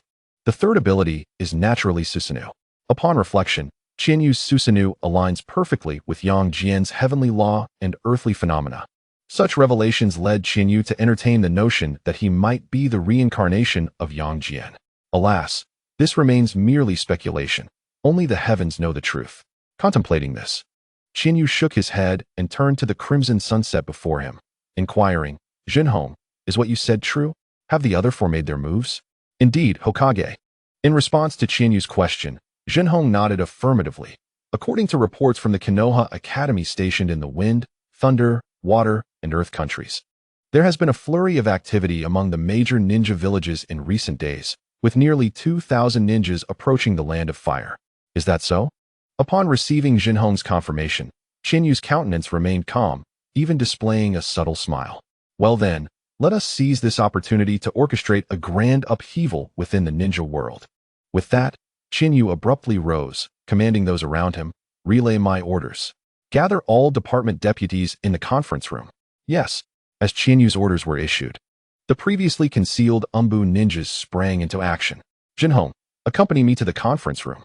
Once the Umbu had departed, Qianyu beckoned Jinhong to leave the Hokage office and proceeded to the conference room. "Ladies and gentlemen." Shortly thereafter, within the conference room, Qianyu addressed the assembled Konoha elite with a tranquil demeanor. "I bring you unfortunate news. War is upon us once more." Hearing these words, the attendees stirred with renewed vigor, though they appeared unsurprised, as if anticipating this outcome. Before Qianyu could speak again, discussions regarding countermeasures had already begun to emerge. Questions arose about troop deployments and personnel arrangements. Should the Uchiha clan be dispatched to the Land of Water or the Land of Thunder, among others? With Konoha's growing strength, this time, no one advocated for peace. Instead, a singular consensus emerged: war. Chapter 136, The Return of War. Very well. Observing that the discussions had reached an impasse, Qianyu raised his hand to signal for attention. "Since you are all in favor of a direct confrontation, so be it." He scanned the room, then proposed, "For matters pertaining to the Land of Thunder, let us entrust the responsibility to the current leader of the Sarutobi clan in that region. As for the Land of Earth, I believe Deputy Minister Uchiha Q would be quite suitable. Next, for the Land of Water, I suggest Jiraiya and Deputy Minister Orochimaru would be excellent choices. Finally, for the Sand Ninja Village." Here, Qianyu paused, glancing at Tsunade. "I shall entrust this to you." "Understood," Tsunade replied without hesitation. Likewise, after a moment of contemplation, the others expressed their agreement with Qianyu's decisions. With no objections raised, Qianyu then suggested, "Let us deliberate on the specific arrangements." Yes, thus, the ensuing hours were spent strategizing the impending conflict. First, the selection of battlefield commanders was essential. Given the four fronts of combat, it was necessary to appoint four commanders. These were Sarutobi Higurashi for the Land of Thunder, Orochimaru for the Land of Water, Uchiha Q for the Land of Earth, and Hitaki Tsukumo for the Land of Wind. Notably, the commander for the Land of Wind was not Tsunade, but rather Hitaki Tsukumo, the deputy minister of the Umbu. The reason for this choice lay with another figure, Hanzo of the Salamander, the leader of the Rain Village. It was due to Hanzo's presence that Shinyu assigned command of the Wind Territory to Sakumo. Regarding personnel arrangements, the focus would remain on the clan ninjas. Members best suited to counter the unique attributes of each allied village would be deployed. For instance, the Sand Village excels in poison and puppet techniques. Thus, the Oil Woman clan, renowned for their poison, would be dispatched. Their insect-controlling prowess would, in many ways, counter the puppet techniques effectively. Next, to address the Cloud Village. Much like the first Great Ninja War, the primary forces would again be the Shimura and Sarutobi clans. For the Rock Village, Shinyu dispatched the Uchiha clan, Akimichi, Inazuka, and others. Finally, for the Mist Village, the Senju and Hyuga clans were chosen. Given the water-dominant environment of the Land of Water, the Senju clan would naturally hold an advantage. After all, the second Hokage, Tobirama Senju, was not only known as the fastest man in the ninja world, but was also revered as the god of water. Similarly, deploying the Hyuga clan, masters of insight techniques, to confront the Mist Village was a logical decision. Thus, under Chinyu's meticulous planning, the four formidable divisions prepared for battle, departing from Konoha and heading for the front lines. They are off. At the gates of Konoha, watching the vast departing forces, Shinyu let out a soft sigh, then turned to the anxious faces behind him, saying, "Return to the village. They shall return victorious." "Yes, Hokage." While the crowd remained uneasy, they nodded in acknowledgement and turned back toward the village. With this, Shinyu also made his way back inside. Time swiftly passed, and Konoha's four divisions arrived at their respective front lines. At Kikyo Mountain, within Kikyo Castle. Outside the castle, gazing at the plaque upon the walls, Tsunade murmured to herself. This was something she had inadvertently overheard from her brother Chinyu. The full phrase was, "Upon Kikyo Mountain. Kikyo Castle, the shining divine power blooms thrice." Initially, she did not grasp its meaning, but upon witnessing Kikyo Castle today, she began to faintly understand the first line. What, then, could the second line imply? As she pondered, a question surfaced in her mind. Yet, at this moment, she found no one to answer it. And Tsunade was well aware that now was not the time for such musings. After pondering for a brief moment, Tsunade cast aside her thoughts and followed Shikamaru Nara into the city of Kikyo. Soon, within the Lord S mansion of Kikyo, high-ranking officials from Konoha, including Shikamaru and Tsunade, gathered in assembly. "Koharu, could you please provide an update on the current situation?" Shikamaru inquired, surveying the attendees before directing his gaze toward the already present Koharu. At the same time, the eyes of everyone in the room turned towards Koharu, awaiting her response. "Certainly." Without hesitation, Koharu replied, "The situation is as follows. Under Chiyo's leadership, the Sand Ninja have amassed over 2,000 shinobi and have already entered the Land of Rain. It appears they intend to pass through it." Upon hearing Koharu's report, the gathered officials exchanged glances filled with concern. The audacity of the Sand Ninja to traverse the Land of Rain left them questioning whether Hanzo the Salamander had no objections to this intrusion. Was he truly allowing the Sand Ninja to enter at will? In a moment of contemplation, Shikamaru pressed Koharu for clarification. "Koharu, do you know if Hanzo has made any objections regarding the Sand Ninja's passage through the Land of Rain?" "Indeed," Tsunade chimed in. "If it were any other nation, it might be acceptable, but this is the Land of Rain. Hanzo, the leader of the Rain Ninja, is a formidable figure who even commands the respect of the Hokage. How could he possibly stand idly by while foreign shinobi traverse his territory? This is exactly what I am about to reveal." In response to Tsunade's inquiry, Koharu's expression sharpened. Her gaze steady as she continued. "Through our intelligence-gathering efforts, we have uncovered a significant issue. The Land of Rain has also entered the fray. More precisely, it is the Rain Ninja, led by Hanzo, who have joined the conflict." "What?" Koharu's revelation elicited a palpable shift in the atmosphere, causing the faces of all present, including Shikamaru, to pale. Although Chiyo had anticipated Hanzo's potential involvement and had appointed Shikamaru as the commander in preparation, it had merely been a conjecture. The reality of Hanzo's participation was now confirmed, and the Rain Ninja were indeed engaged in battle. Chapter 137. The shadows of each village with a grave expression. Shikamaru regarded Koharu and pressed further. "Koharu, do you have any insight into Hanzo's sudden decision to engage in this conflict? What prompted him to make such a choice?" "The situation is as follows," Koharu began, elucidating the findings from their recent investigations. As she elaborated, It became clear to the gathered officials why Hanzo had permitted the Sand Ninja to enter his domain. It was revealed that Hanzo had brought the Rain Ninja into the Great Ninja Alliance formed by the 4 major villages. Indeed, not long ago, at the earnest invitation of the Sand and Rock villages, the Rain Ninja formally joined the Ninja Alliance, becoming part of this collective. Furthermore, it was not only the Rain Ninja. During this period, numerous nations and smaller villages had also succumbed to the pressures or allurements from the rock, sand, mist, and cloud villages, leading the vast majority to align with the Great Ninja Alliance. Those few who chose not to join had either faded into obscurity or, under duress, relocated entirely to Konoha, thereby inadvertently aiding its expansion. However, the influx into Konoha was minimal, as most villages opted for allegiance to the Great Ninja Alliance. It was evident to all that Konoha was currently standing alone against the entirety of the ninja world, and in their estimation, the hope of victory was exceedingly dim, if not entirely non-existent. Of course, this assessment stemmed from their ignorance of Konoha's true strength.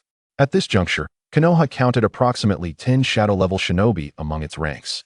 There was the esteemed Sarutobi Hiruzen, a master of all 5 elemental affinities, Uchiha Kagami, a wielder of the Mangekyo Sharingan, the ever-astute Shimura Danzo, and Tsunade herself, who, under Chiyo's tutelage, had mastered the Ein-sealing technique and wielded the Bashozen. Additionally, there was the formidable Inazuka clan trio, the Konoha White Fang, Hataki Sakumo, and the newly empowered Senju Chojui, alongside the newly appointed Jinchuriki of the Nine Tails, Senju Naruki. While Naruki had just recently become the Nine Tails host and lacked the mastery of Uzumaki Kushina, his status alone commanded a presence surpassing that of a shadow. Thus, Konoha boasted 10 shadow-level warriors, a stark contrast to the other villages where, aside from their respective leaders, only a few could be classified as shadow-level. For instance, in the Rock Village, aside from the 3rd Tsuchikage and his 2 Jinchuriki, only 2 could be deemed shadow-level. In the Cloud Village, following the defeat of Kinno and Jinno, the only remaining shadow-level figure was the 3rd Reikage. Meanwhile, the Sand Village, once perceived as the weakest, now boasted 2 shadow-level individuals, the 3rd Kazekage and Chiyo, the heir to the White Secret Technique. As for the Mist Village, it had acquired 4 shadow-level figures, including the controlled 3rd Mizukage and the current leaders of the Hozuki and Kagaya clans, alongside the infamous 7 ninja swordsmen. Thus, while Shikamaru, Tsunade, and Koharu deliberated on strategies to contend with the alliance of the Rain and Sand Ninja, Chiyu had already dispatched his wood clones to the borders of the fire and water countries to preempt any sudden moves from Uchiha Obito. The question of why Chiyu did not confront the 4 major villages directly from the outset inevitably led to the mention of another individual, the goddess of the moon. Indeed, it was the lesson imparted by the moon deity, Kagaya Otsutsuki, that dissuaded Shinyu from the notion of personally addressing the 4 great ninja villages. A millennium ago, armed with unparalleled power, Kagaya Otsutsuki unified the entire world with an unstoppable force. However, the people of that era regarded her solely as a singular divine being. Consequently, as the masses fervently lauded her, her perspective shifted.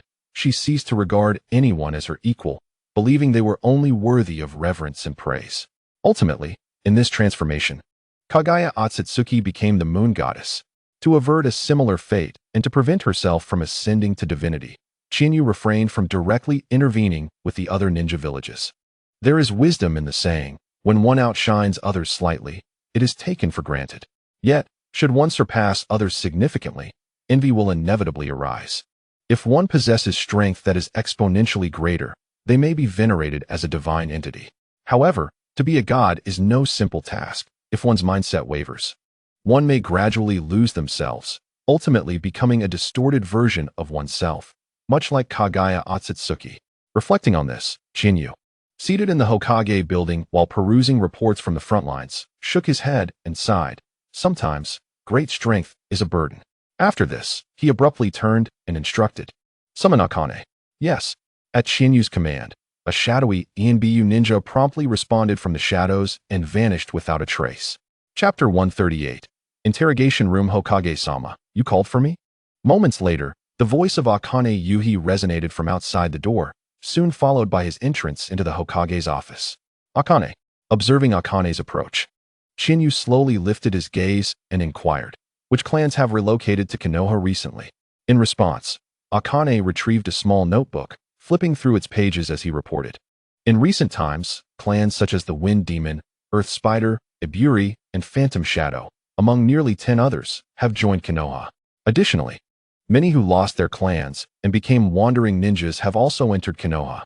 I see. After listening to Akane's report, Shinyu did not respond immediately, but pondered for a moment before asking, "How is the vetting process for these individuals? Can we ascertain there are no issues?" Upon hearing Shinyu's question, Akane put away his notebook and replied, "The Criminal Investigation Department, under Deputy Minister Danzo, is currently reviewing this group." Danzo is personally involved? Shinyu expressed surprise at the revelation that Danzo was handling the matter. Such a trivial issue warranted his direct attention? After a moment of reflection, Shinyu queried Akane further. Indeed, Akane confirmed with a nod. Deputy Minister Danzo stated that during wartime, we cannot rule out the possibility of spies from other villages among them. Thus, he decided to oversee the investigation personally. Is that so? Although Shinyu found Akane's explanation reasonable, he remained skeptical. Given his understanding of Danzo, he should not concern himself with such a minor issue at this stage. Contemplating this, Shinyu stood and declared to Akane, "Let us go see the situation together." Without waiting for Akane's response, he proceeded to exit the Hokage's office. Observing this, Akane silently followed, and together they departed the Hokage building, arriving at the Konoha interrogation room. "Speak. Where are you from? Why have you come to Konoha? What is your purpose here?" Meanwhile, in the Konoha Criminal Investigation Department's interrogation room, 3 scarred men loomed over a disheveled individual whose face bore traces of blood for reasons unknown. Yet, despite their intimidating inquiries, the man remained silent, his physical condition rendering him incapable of response. His body was marred, with wounds covering his hands, feet, back, and chest, stained a deep crimson, some areas darkening to black, evidence of excessive blood accumulation. One could only imagine the torment he had endured.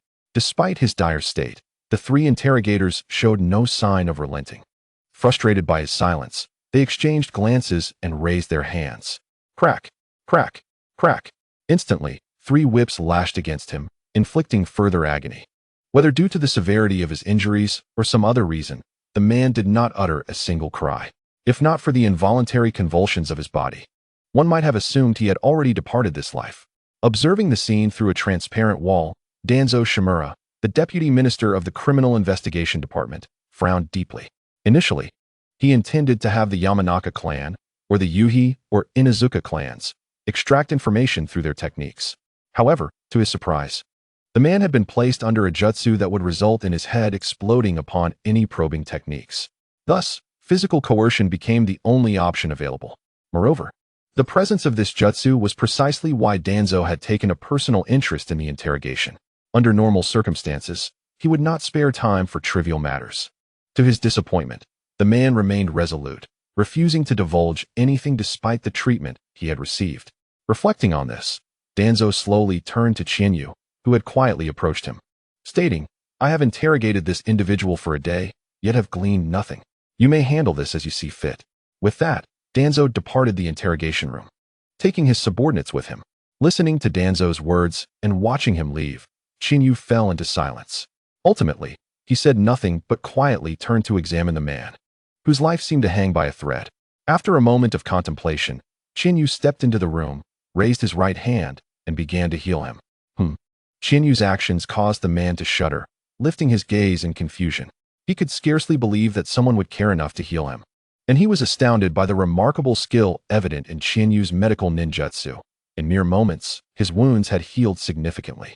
If not for his prior exhaustion, he would have been fully recovered by now.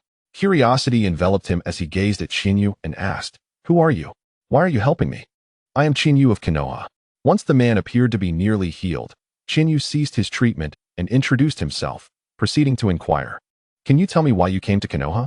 Were you coerced, or was there another reason?" Shinyu of Konoha? To his surprise, after hearing Shinyu's words, the man did not respond immediately, but fell into deep thought. "You are the Hokage." After a lengthy pause, the man's expression shifted as he stared at Shinyu in astonishment. "You are Shinyu, the 3rd Hokage of Konoha?" In response to the man's shock, Shinyu did not refute him, but instead smiled gently. "Indeed, I am Shinyu of Konoha, and I also hold the title of the 3rd Hokage." After responding, Chinyu once again inquired of the man. Could you enlighten me as to why you have come to Konoha? This time, however, upon realizing Chinyu's identity, the man hesitated. Yet, within a mere second, his expression shifted dramatically, and he let out a harrowing scream. Chapter 139. The Inside Man. This scene left Chinyu somewhat astonished. The man had remained silent under duress earlier, yet now he emitted such a mournful cry. Observing the man, who was now striking his head in agony, Chinyu furrowed his brow and fixed his gaze intently. Eye technique. Time stop. In an instant, with the activation of Chinyu's ability, the man before him halted, frozen in place. This unfolding spectacle bewildered the nearby Shinju Akahoshi. What was happening? Why did it seem as though Chinyu's mere glare had immobilized him? In contemplation, Akahoshi turned to Chinyu and asked, Lord Hokage, what kind of ninjutsu is this? How did he suddenly become paralyzed? Not wishing to conceal the truth, Chinyu smiled gently and replied, You will understand by looking into my eyes. At this, Akahoshi, slightly taken aback, turned to gaze into Chinyu's eyes. In that moment, her pupils constricted, revealing her astonishment. Observing her shocked expression, Chinyu could not help but smile before redirecting his attention to the man's condition. After a while, Chinyu noticed an irregular mark on the man's forehead and frowned. His expression shifted, and he raised his right hand to rest upon the mark. Ninjutsu, sealing technique. In an instant, a sealing technique enveloped the mark, causing it to gradually diminish. To Chinyu's surprise, however, the mark re-emerged shortly after its reduction. Watching this, Chinyu's expression altered slightly. Instead of acting further, he decided to apply the effects of his eye technique entirely upon the mark, placing it in a state of temporal suspension. In this manner, he had, to some extent, resolved the issue. At least the man was no longer weeping in despair. Observing the man's incredulous expression, Chinyu smiled slightly and asked, How do you feel now? Are you able to communicate normally? Listening to Chinyu's inquiry and seeing his smile, the man opened his mouth. Yet words eluded him. Ultimately, he could only nod silently, indicating that he was now fine. Good, Chinyu replied, then continued to question. Can you tell me where you are from and what brought you to Konoha? This time, the man, no longer mute, promptly responded, in answer to Lord Hokage. I hail from the land of snow, belonging to the Kazahana clan. We, the Kazahana clan, have always lived peacefully in the land of snow, never provoking anyone. However, not long ago, individuals from the land of water and the land of lightning visited us, demanding that our ninjas join some sort of ninja alliance. They threatened that if we refused, they would restrict trade with the land of snow. They even indicated they would suppress our ninjas, preventing any development. Is that so? Chinyu nodded thoughtfully as he absorbed the man's explanation, then pressed further, What is their purpose in sending you to Konoha? The man's expression turned pale at Chinyu's probing question, revealing his hesitation. He subconsciously touched his head, noticing the absence of pain. After a deep breath, he looked at Chinyu and replied, It is as follows. Lord Hokage, they sent us to Konoha to create chaos and spread certain rumors. Moreover, it is not just my country. Others from different nations and ninja villages have also seized this opportunity to come to Konoha. However, I do not know who they are. I have only heard the higher-ups mention it once. I see, I understand now. After listening to the man's account, Chinyu nodded silently and then turned to exit the interrogation room. Before leaving, he instructed others to ensure the man was well taken care of, free from any threats to his life. Akahoshi. On the way, Chinyu observed the bustling crowds around him and softly spoke to Shinju Akahoshi beside him. You heard what was just said. I am not asking for much. All I need is for you to locate this group before the storm of rumors begins. You need not confront them. Simply leave the handling to me. Yes, Lord Hokage, I will make arrangements immediately.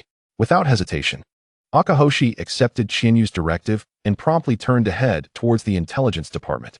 Watching her depart, Chinyu fixed his gaze for a moment before suddenly turning, altering his destination from the Hokage building to the Ninja Academy. Lord Hokage. Before long, at the entrance of the Ninja Academy, the guarding ninjas greeted him as he arrived. Hello. In response to their greetings, Chinyu smiled and continued past them, stepping into the school. As he strolled through the academy, observing the surroundings, Chinyu felt an unexpected tranquility wash over him, as if the Ninja Academy held a unique charm. After all, the academy nurtures the next generation of Konoha, and as Hokage, Chinyu's primary duty is to safeguard this very future. Thus, It was only natural that he would experience such sentiments while present here. Lord Hokage, indeed, it is Lord Hokage. Suddenly, a youthful yet resonant voice reached Qianyu's ears. As that voice echoed, more and more cheerful shouts followed. Lord Hokage, it truly is Lord Hokage. Look, look, it is Lord Hokage. Here, here. What do you mean, Lord Hokage? You should call him Teacher Hokage. Have you forgotten? We are now students of the Hokage. Ah, right, right. We must call him Teacher. Hello, Teacher. Hello, Lord Hokage. Initially, everything seemed perfectly normal, but after an enthusiastic shout rang out, the address swiftly transformed, becoming significantly more affectionate. Qianyu felt no discomfort in this shift. Instead, he raised his hand to greet them warmly. Hello, my dear students. Today, I have no pressing matters, and I have come to fulfill my duties as your teacher. With that, Qianyu turned to the students and asked, What do you say? Yes, yes, yes. Upon hearing that Qianyu was there to fulfill his teaching obligations, the students of the Ninja Academy erupted in joyous exclamations. Chapter 140, Namake's Minato likewise. Witnessing the students' exuberance brought a smile to Qianyu's face. In truth, his visit to the Ninja Academy was not a mere whim or caprice. He sought to ascertain whether the inner agents had infiltrated the academy while simultaneously seizing the opportunity to gauge the caliber of the fourth Hokage, Namake's Minato, who was often heralded as a savior in the original narrative. He was curious to see what insights Minato would offer under such circumstances, even if those insights were not particularly profound. With these thoughts in mind, Qianyu's lips curled into a smile as he looked at the assembled students and said, In that case, let us commence. As the words fell, Qianyu gazed at the crowd, particularly at the golden-haired boy, Minato Namikaze, whose eyes sparkled with admiration. He inquired, The situation is as follows. If you were to undertake a covert mission to incite public opinion in another village, how would you approach this task? Would you bide your time in silence, or would you immediately stir the villagers into chaos? The moment Qianyu posed this question, not only were the students left in stunned silence, but even the teachers nearby were momentarily taken aback. The reason was simple. Such a question should not be answered by mere students at a ninja academy, for executing such a mission would require at least the skills of a Jonin-level ninja. In light of Qianyu's inquiry, even the instructors found themselves deep in thought. However, among them, two individuals, though appearing contemplative, seemed to have arrived at a conclusion in a brief span of time. They suddenly lifted their heads, their eyes shining with intensity as they looked at Qianyu. Noticing this, Qianyu's lips curled into a slight smile, and he addressed the gaze of Minato, as well as another boy with a pineapple hairstyle. Dressed in attire adorned with the Nara clan emblem, Shikaku Nara. Do you have something to say? Upon hearing Qianyu direct his question towards them, Minato and Shikaku exchanged glances. Hello, Hokage-sensei. I am Minato Namikaze. Minato stepped forward from the group, greeted Qianyu, and then responded to the earlier question. Hokage-sensei, regarding your question, I have given it considerable thought. If I were to carry out this mission, I would first conceal myself. However, I would not simply wait for the opportune moment to act. Quite the contrary, I would engage in activities outside the village prior to my entry, thereby influencing the internal dynamics. Once I infiltrate the village, I would ensure that the momentum I generated does not dissipate, but rather maintains a steady trend, deepening the villagers' impressions. As the situation escalates, I would then disseminate a counter-narrative to discredit the previous assertions. At this juncture, the villagers would have already formed preconceived notions, making them resistant to the newly introduced ideas. Nevertheless, if I were to present compelling objective evidence at this point, the new perspective would inevitably overshadow the initial impression. Yet, some individuals would still prefer to cling to their first beliefs, even in the face of the newly substantiated facts. Thus, after a series of back-and-forth exchanges between affirmation and negation, the villagers would inevitably become suspicious and divided in their sentiments. At that moment, even if someone were to warn them of an unprecedented crisis threatening their village, they would remain inert. And even those with differing views would find it challenging to rouse others to awareness. Such reassurances would appear illusory to them, blurring the lines between reality and illusion. Capitalizing on this opportunity, if our side were to dispatch a formidable force, it would likely culminate in a swift victory. Upon hearing Minato's eloquent discourse, Qianyu instinctively applauded. His classmates, teachers, and even Shikaku, who harbored similar thoughts, were momentarily rendered speechless. They had never contemplated such intricacies. In response to Qianyu's question, Their primary considerations revolved around merely completing the mission and creating chaos within the enemy village without being detected. Even Shikaku had only considered the aspect of relaying intelligence back to his village, never realizing that such a seemingly minor infiltration could dictate the fate of a village. As they regarded Minato with newfound respect, their hands involuntarily rose in applause alongside Chinyu. Bravo! Bravo! After a moment, Chinyu raised his hand to signal for silence and turned to Minato with a smile. So, you are Minato Namikaze, correct? Yes, Hokage-sensei. Minato replied, his demeanor calm. Yet a subtle tremor in his eyes revealed his inner excitement. It was remarkable that Chinyu, as Hokage, could recall the name of such a seemingly unremarkable student. Despite his consistent top performance, Minato was aware that such achievements were not unique, even among his peers, as many had outshone him in various respects. After briefly regaining his composure, Minato hesitantly asked Chinyu, Hokage-sensei, regarding my response. Witnessing the fourth Hokage exhibit such humility in his presence brought a smile to Chinyu's face. Excellent, very commendable. Yet, adopting a serious tone, he remarked, at such a tender age, you possess remarkable insight. In many respects, even the deputy heads may fall short in comparison. Chapter 141. Did the Land of Water not send anyone? In response to Chinyu's praise, Minato's face flushed with a hint of shyness. Observing Minato's reaction, Chinyu couldn't help but smile before turning his attention to Shikaka Nara. And what are your thoughts, young man from the Nara clan? Caught off guard by Chinyu's sudden inquiry, Shikaka hesitated, glancing at Minato before shaking his head. Apologies, Hokage-sama. My thoughts are somewhat similar to Minato's, but I only considered the opportunity to relay intelligence. Beyond that, I had not thought further. Upon hearing Shikaka's admission of only considering the intelligence aspect, Chinyu was not particularly surprised and found it quite normal. After all, unlike Minato, who had the foresight to alter the course of the ninja world with his own efforts, Shikaku's perspective was limited in scope. Recognizing this, Chinyu chose not to pursue the matter further and instead surveyed the somewhat disheartened faces of the students. Do not be too disheartened if you could not respond. My previous question was merely a reflection of the current circumstances. It is perfectly fine if you could not answer. Moreover, each individual possesses unique strengths, and I will not judge your capabilities based solely on your responses. With that, Chinyu's demeanor shifted to a more serious tone, for no matter what, you are all members of Konoha, my students. Hearing Chinyu's words, the students responded in unison, yes, Hokage-sensei. Indeed. Observing the expressions of the gathered students, Chinyu gently nodded, then looked at them with a light smile and said, I have finished my questions. Now it is your turn to ask me. Upon hearing this, the students exchanged glances and soon began to inquire eagerly. Teacher Hokage, how can I improve the accuracy of my shuriken throws? Teacher Hokage, is there any way to enhance my chakra control? Teacher Hokage, I would like to ask about medical ninjutsu. As such, time quietly passed amidst the flurry of questions directed at Chinyu.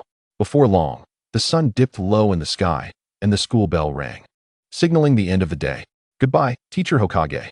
After exchanging farewells with Chinyu, the students departed from the Ninja Academy, guided by their respective parents on their way home. Similarly, after bidding farewell to the students, Chinyu took a step forward, heading towards the Hokage building. Teacher Hokage. However, before he could walk far, a voice suddenly reached his ears, prompting him to halt. Filled with curiosity, Chinyu slowly turned around to see Namikaze Minato rushing towards him. What is it? Is there something you do not understand? Not quite, Teacher Hokage. To Chinyu's surprise, when Minato reached him, he first shook his head in denial of Chinyu's assumption, then said, Actually, I called you because of the question you posed earlier. Upon saying this, Minato glanced around to ensure no one was nearby, before continuing, Teacher Hokage. I believe we could look into areas with heavy foot traffic where negative sentiments might fester, such as taverns, casinos, or red light districts. Oh, listening to Minato's words, Chinyu felt a genuine surprise. He had not anticipated that Minato would connect his hypothetical question to the current situation in Konoha. Contemplating this, Chinyu couldn't help but smile and ask, How did you notice that? I don't recall revealing anything. Well, faced with Chinyu's inquiry, Minato hesitated for a moment before explaining directly. Actually, it is because of what I have seen and heard these past few days that sparked my suspicion. When your question arose, it was as if a light bulb went off in my mind. Having understood the situation, Chinyu reached out and ruffled Minato's hair, chuckling. You are quite observant. Very good. I look forward to the day you fully blossom. However, as he said this, Chinyu's tone shifted, and he gazed intently into Minato's eyes. Admonishing, you are still young. There are certain things you should merely observe. Do not rush in alone, understand? Why, yes, I understand. Startled by Chinyu's sudden seriousness, Minato quickly replied. I will remember, Teacher Hokage. Excellent. Seeing Minato's earnest response, Chinyu smiled in return and said, Now, if there is nothing else, you should head home early. Yes, Teacher Hokage. Goodbye. With that, Minato said no more and turned away, walking into the distance. Watching Minato's retreating figure, Chinyu couldn't help but smile slightly before also turning towards the Hokage building. Chino, how is the situation? Shortly thereafter, in the Hokage office, Chinyu softly inquired upon seeing the stack of documents in the hands of Yuhi Kurenai. Reporting to you, Hokage-sama. We have captured a total of 15 spies from foreign nations today. As Kurenai flipped through the documents, she continued, 3 are from the land of lightning, 5 from the land of earth, 4 from the land of wind, and the remaining are from other countries. Upon hearing Kurenai's report, Chinyu furrowed his brow in confusion. What about the land of water? Yes, that is correct. In response to Chinyu's query, Kurenai nodded affirmatively. We either have not discovered any, or the land of water has truly sent no one. Up until now, we have not identified a single spy from the land of water. Very well. Chinyu acknowledged Kurenai's response with a subtle nod before stating, they must also be sealed. Take me to see them. Yes. Without further ado, Kurenai complied and led Chinyu to the interrogation room in Konoha. Chapter 142, Capturing the Tailed Beasts? Is this the 15 individuals? In the interrogation room, Chinyu surveyed the room filled with bound men and women. As his words echoed, Kurenai immediately affirmed, yes, these are the 15. Responding with a gentle nod. Chinyu stepped closer to the group. Technique. Time stop. After scanning the group, Chinyu did not say much more. He promptly executed the time stop technique, freezing the seals on each individual. To the onlookers, Chinyu's actions seemed to suggest he was performing some sort of ominous technique. Their expressions shifted to one of fear as they stared at him, unsure of what to say. Yet, Chinyu paid no mind to their apprehensive gazes. Instead, he smiled slightly and addressed them. Hello, I am Chinyu from Konoha. I believe you have heard of me. Can you tell me why you came to Konoha? Were you coerced, or did you come voluntarily? Oh, by the way, as an afterthought, Chinyu added, the seals on you have been temporarily undone. So feel free to speak your minds without fear of repercussions. Upon hearing this, the bound individuals exchanged glances, momentarily unsure of how to respond. Noticing their hesitation, Chinyu smiled again and turned to the nearby interrogating ninja, instructing, release them. Yes, Hokage-sama. Following Chinyu's command, the interrogating ninjas began to untie the individuals. This act led the captives to exchange bewildered looks, confused as to why Chinyu would show such trust and not fear violence from them. Amidst their contemplation, one slender young woman with a pale complexion stood up, gazing at Chinyu with uncertainty. Hokage, are you not afraid to let us go? As her words fell, the others directed curious gazes towards Chinyu, equally puzzled by his decision to release them. However, to their astonishment, Chinyu chuckled lightly in response. If I am bold enough to release you, then I have no fear of any disturbances. With that, Chinyu unleashed a surge of chakra. Boom. Instantly, the 15 individuals collapsed, unable to rise again. At that moment, they finally understood why Chinyu had dared to release them without fear of chaos. With such power, there was no need to worry about their actions. Any attempt to resist would likely be swiftly quelled. With this realization, the group abandoned their previous thoughts and began to share their circumstances with Chinyu, revealing that like the previous individual, they were all brought into the Great Ninja Alliance by the 4 major ninja villages over the past few years, and they were not originally from these villages. This elucidates why they bear such volatile seals. For the 4 great shinobi villages, these individuals are merely outsiders, expendable cannon fodder, and their lives hold little significance. Alternatively, if they can instigate some turmoil within Konoha, then perhaps their demise would serve a purpose. It is likely for this reason that, when confronted with Chinyu's inquiries, they responded readily. As their narratives unfolded, Chinyu gradually comprehended their intentions for visiting Konoha. Indeed, their objectives were rather manifold. First, to sow chaos within Konoha, thereby influencing the situation on the front lines. Second, to ascertain the whereabouts of Konoha's new Jinchuriki, Senju rope tree, and explore the possibility of abducting them. Third, to seize an opportunity for the assassination of the Hokage. However, after witnessing Chinyu and sensing his chakra, the group began to doubt the feasibility of the third objective. Could they truly carry out an assassination against someone like Chinyu? As they pondered this, they regarded Chinyu, even speculating about the outcome of the war. In their view, if Chinyu were to take the field personally, the war would likely have concluded long ago. Alas, irrespective of their thoughts, once Chinyu discerned their motives, he had no intention of lingering further. Release them, he commanded. Following his directive, Chinyu turned to call out to Hinata Akane. Akane, let us depart. Without awaiting her response, he proceeded to exit. Observing this, Hinata Akane felt a twinge of unease at letting them go, but ultimately followed in silence. Akane, what do you think if I were to capture all the tailed beasts first? As they traversed the bustling streets, an idea suddenly struck Chinyu. Should he seize this opportunity to gather the tailed beasts? To his surprise, upon voicing this notion, even Hinata Akane was momentarily taken aback. After a prolonged pause, she finally regained her composure, staring at Chinyu in disbelief. Lord Hokage, do you truly intend to capture the other tailed beasts? I do harbor such intentions.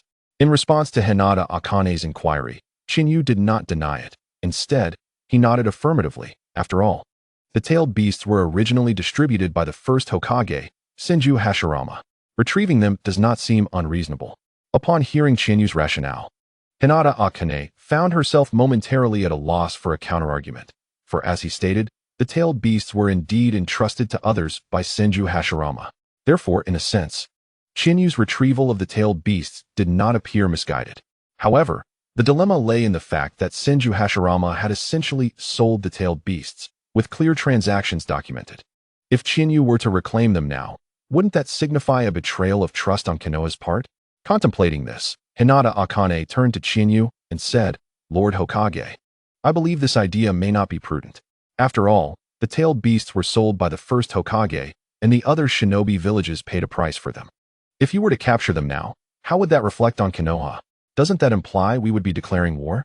Upon hearing Hinata Akane's words, Chinyu did not abandon his idea. Instead, he looked at her and stated, thus, in a certain sense, my actions at this moment would not constitute a breach of any agreement.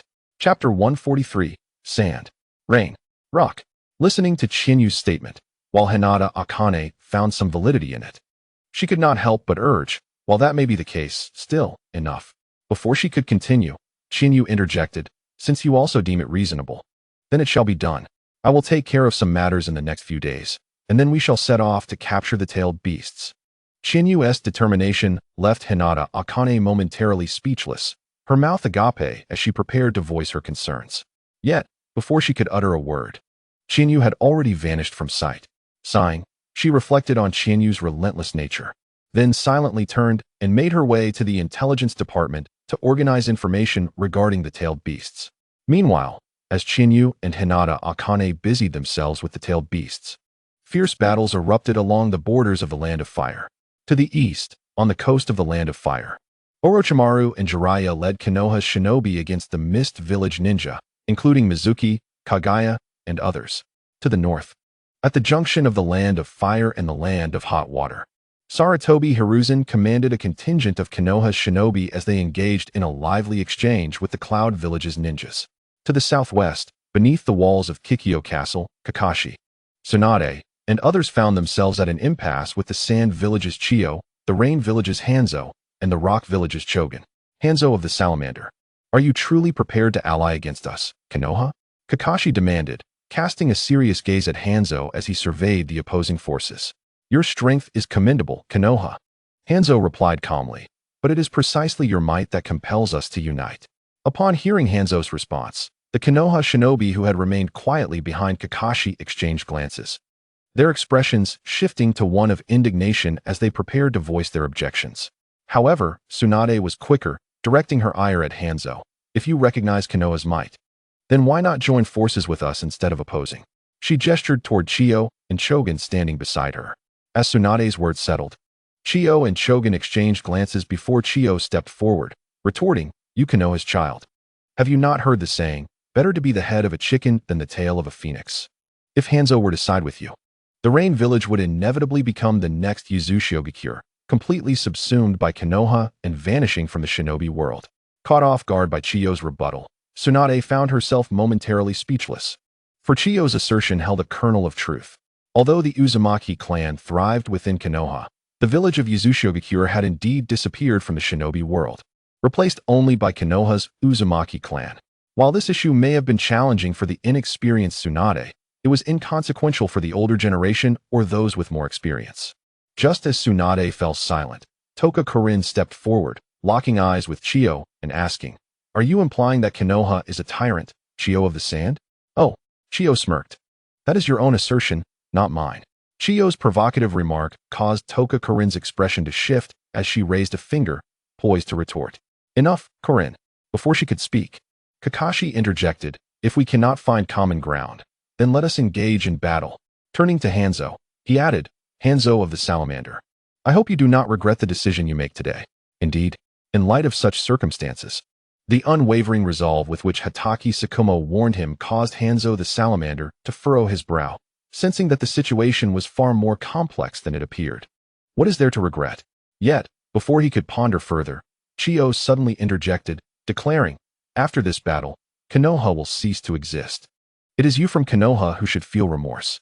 Indeed, as Chiyo's words fell, Onokage Taro echoed her sentiment, asserting, "To stand alone against the might of the 4 great ninja villages and the entire shinobi world, it is you who ought to lament."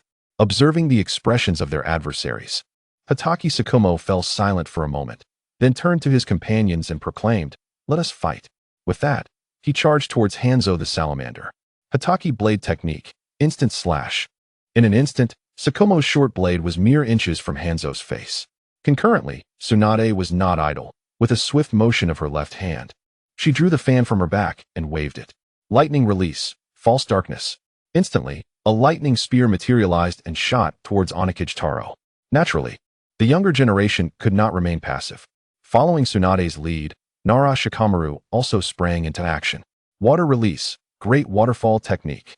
In a heartbeat, a water technique inherited from Senju Tobarama surged forth, aimed directly at Chiyo. However, while their assaults were swift, their opponents were equally formidable.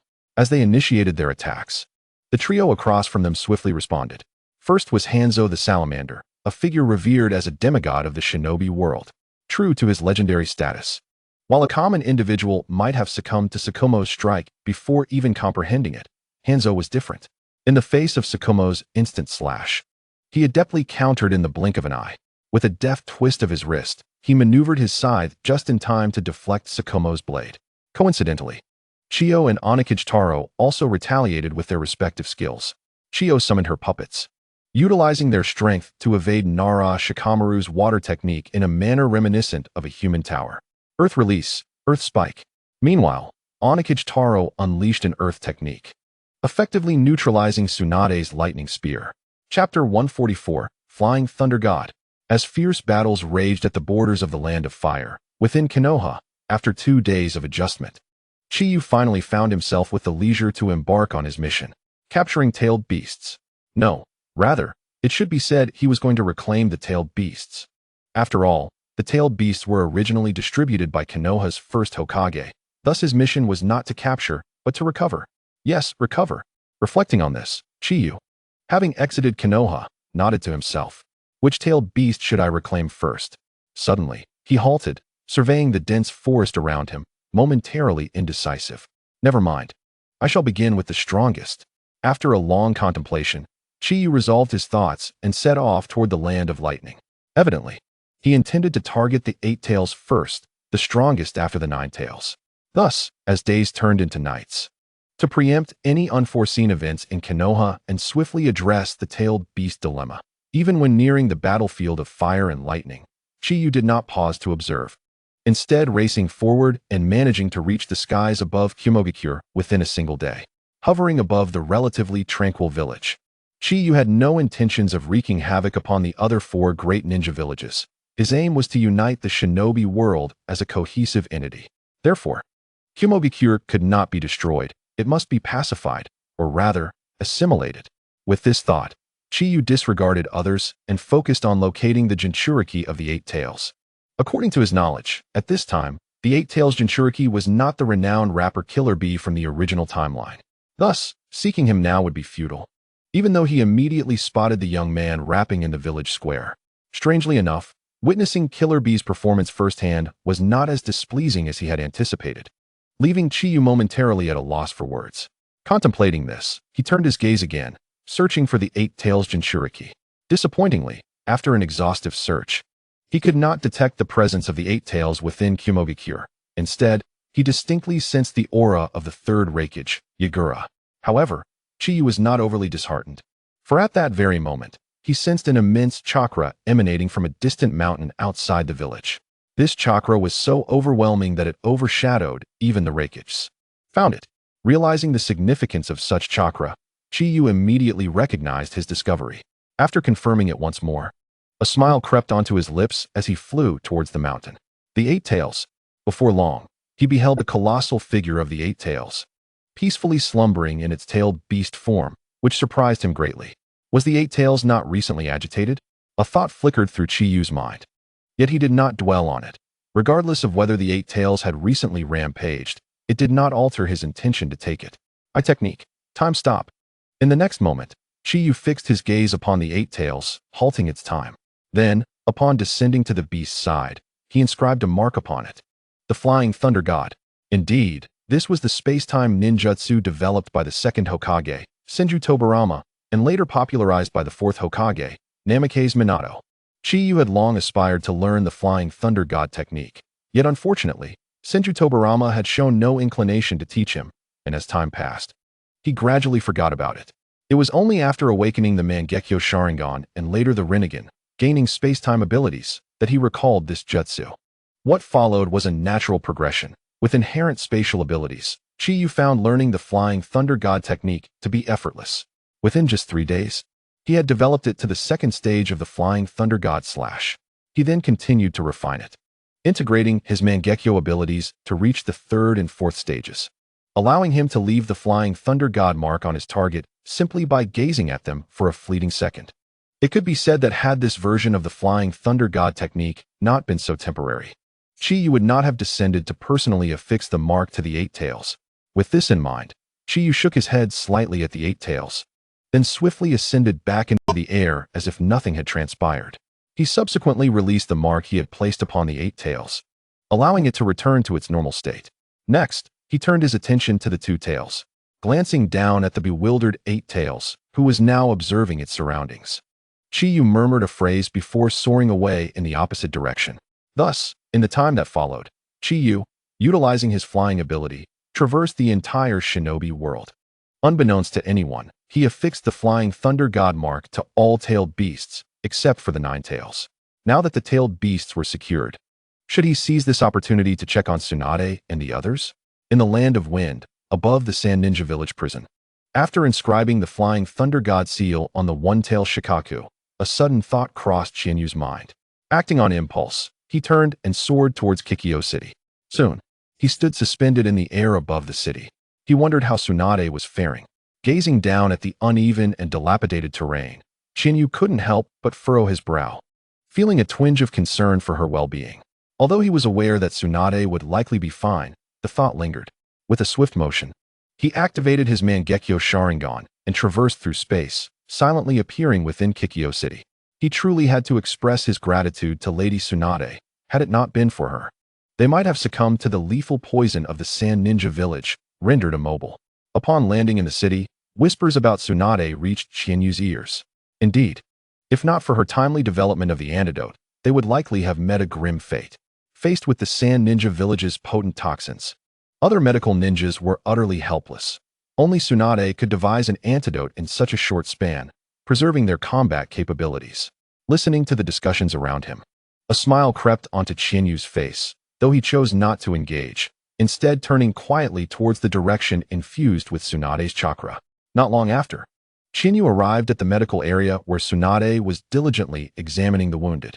A smile graced his features, but it quickly shifted to a frown as he realized the sheer number of patients, most of whom appeared to be suffering from poisoning. Poison, he murmured, before silently exiting the medical zone. In the command room, Shikamaru, deep in thought about how to break the stalemate, was startled when he suddenly felt a presence behind him. Instinctively, he drew a short blade, pressing it against the neck of the figure who had appeared without notice. "Chinyu?" he exclaimed, recognizing him. After a moment's hesitation, Shikamaru sheathed his blade, looking at Chinyu with curiosity. "How did you end up here?" With a slight smile, Chinyu explained. "I came to handle a few matters and thought I would check in." Understanding dawned on Shikamaru as he nodded, gesturing for Chinyu to sit. "Let's discuss this." Chinyu obliged and took a seat. "By the way, Shikamaru," he began, "I noticed that our wounded seem to have few external injuries, yet many are poisoned. What is going on?" At this question, Shikamaru hesitated for a moment before elaborating. "The situation is as follows." As he recounted the recent events, Chinyu gleaned insight into the current circumstances. It turned out that during the recent engagements, the rock, rain, and sand ninja villages, having gained little advantage, had conspired to employ poison as a means of attack. In collaboration, Hanzo and Chio had developed several potent toxins that even Tsunade found exceptionally challenging to counter. This was why the medical area was filled with patients exhibiting signs of poisoning. As Chinyu absorbed this information, he fell into contemplation. Unlike external wounds, which could be healed through various medical ninjutsu, poison was not so easily remedied. Medical ninjutsu merely stimulated the body's cells with chakra to hasten healing through cell division. Yet poison was not something that could be cured through rapid cellular regeneration. In fact, accelerating cell division could sometimes exacerbate the spread of toxins. Hence, Tsunade was meticulously observing the patients instead of directly applying healing techniques. With his brow furrowed, Chinyu found himself at a loss for solutions. After a long moment of reflection, he sighed and expressed his frustration. "Shikamaru, I understand the situation, but I can't offer a suitable recommendation for dealing with the toxins." Then, a spark ignited in his mind. "Wait," he exclaimed, a newfound brightness in his eyes. "I may not have the answer, but I can bring someone who might." With that, Chinyu activated the Flying Thunder God technique, vanishing from Shikamaru's sight before he could respond. Shikamaru, momentarily taken aback, soon settled back into waiting for Chinyu's return. Meanwhile, in the research facility on the outskirts of Konoha, a voice suddenly broke through the silence, reaching the ears of Baru, who was engrossed in his work. "Hokage-sama." Turning slowly, Bairuhu saw the figure of Chinyu, who had just arrived from Kikyo City. "Hokage-sama, what brings you here?" he inquired. Chinyu, unbothered by formalities, directly stated, "Baru, I need your expertise on the battlefield in the Land of Rain." Thus, Chinyu conveyed the details he had learned from Shikamaru and what he had observed in the medical area. Upon concluding his account, Bairuhu quickly grasped Chinyu's intention. "You wish for me to assist Lady Tsunade on the battlefield in the Land of Rain?" "Precisely," Chinyu affirmed, nodding. "I genuinely want you to lend her your assistance." "Understood, Hokage-sama," Bairuhu responded, promptly gathering his tools without further inquiry. As Bairuhu prepared, Chinyu patiently awaited his readiness. Time passed, and once Bairuhu had everything in order, Chinyu activated the Flying Thunder God technique once more, transporting them back to Kikyo City. Upon arrival, Shikamaru, who had been meditating, abruptly sensed their presence, his expression shifting as he turned to face them. Chinyu and Bairuhu, recognizing them, he felt a flicker of confusion, but soon realized that Bairuhu was the individual Chinyu had mentioned as capable of countering the poison. With this understanding, Shikamaru stood and addressed Bairuhu. "We are entrusting you with the task of dealing with the poison."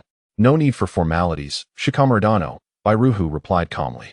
"As a member of Konoha, it is my duty to assist my comrades in peril." Without further ado, he requested Shikamaru to guide him to the medical area.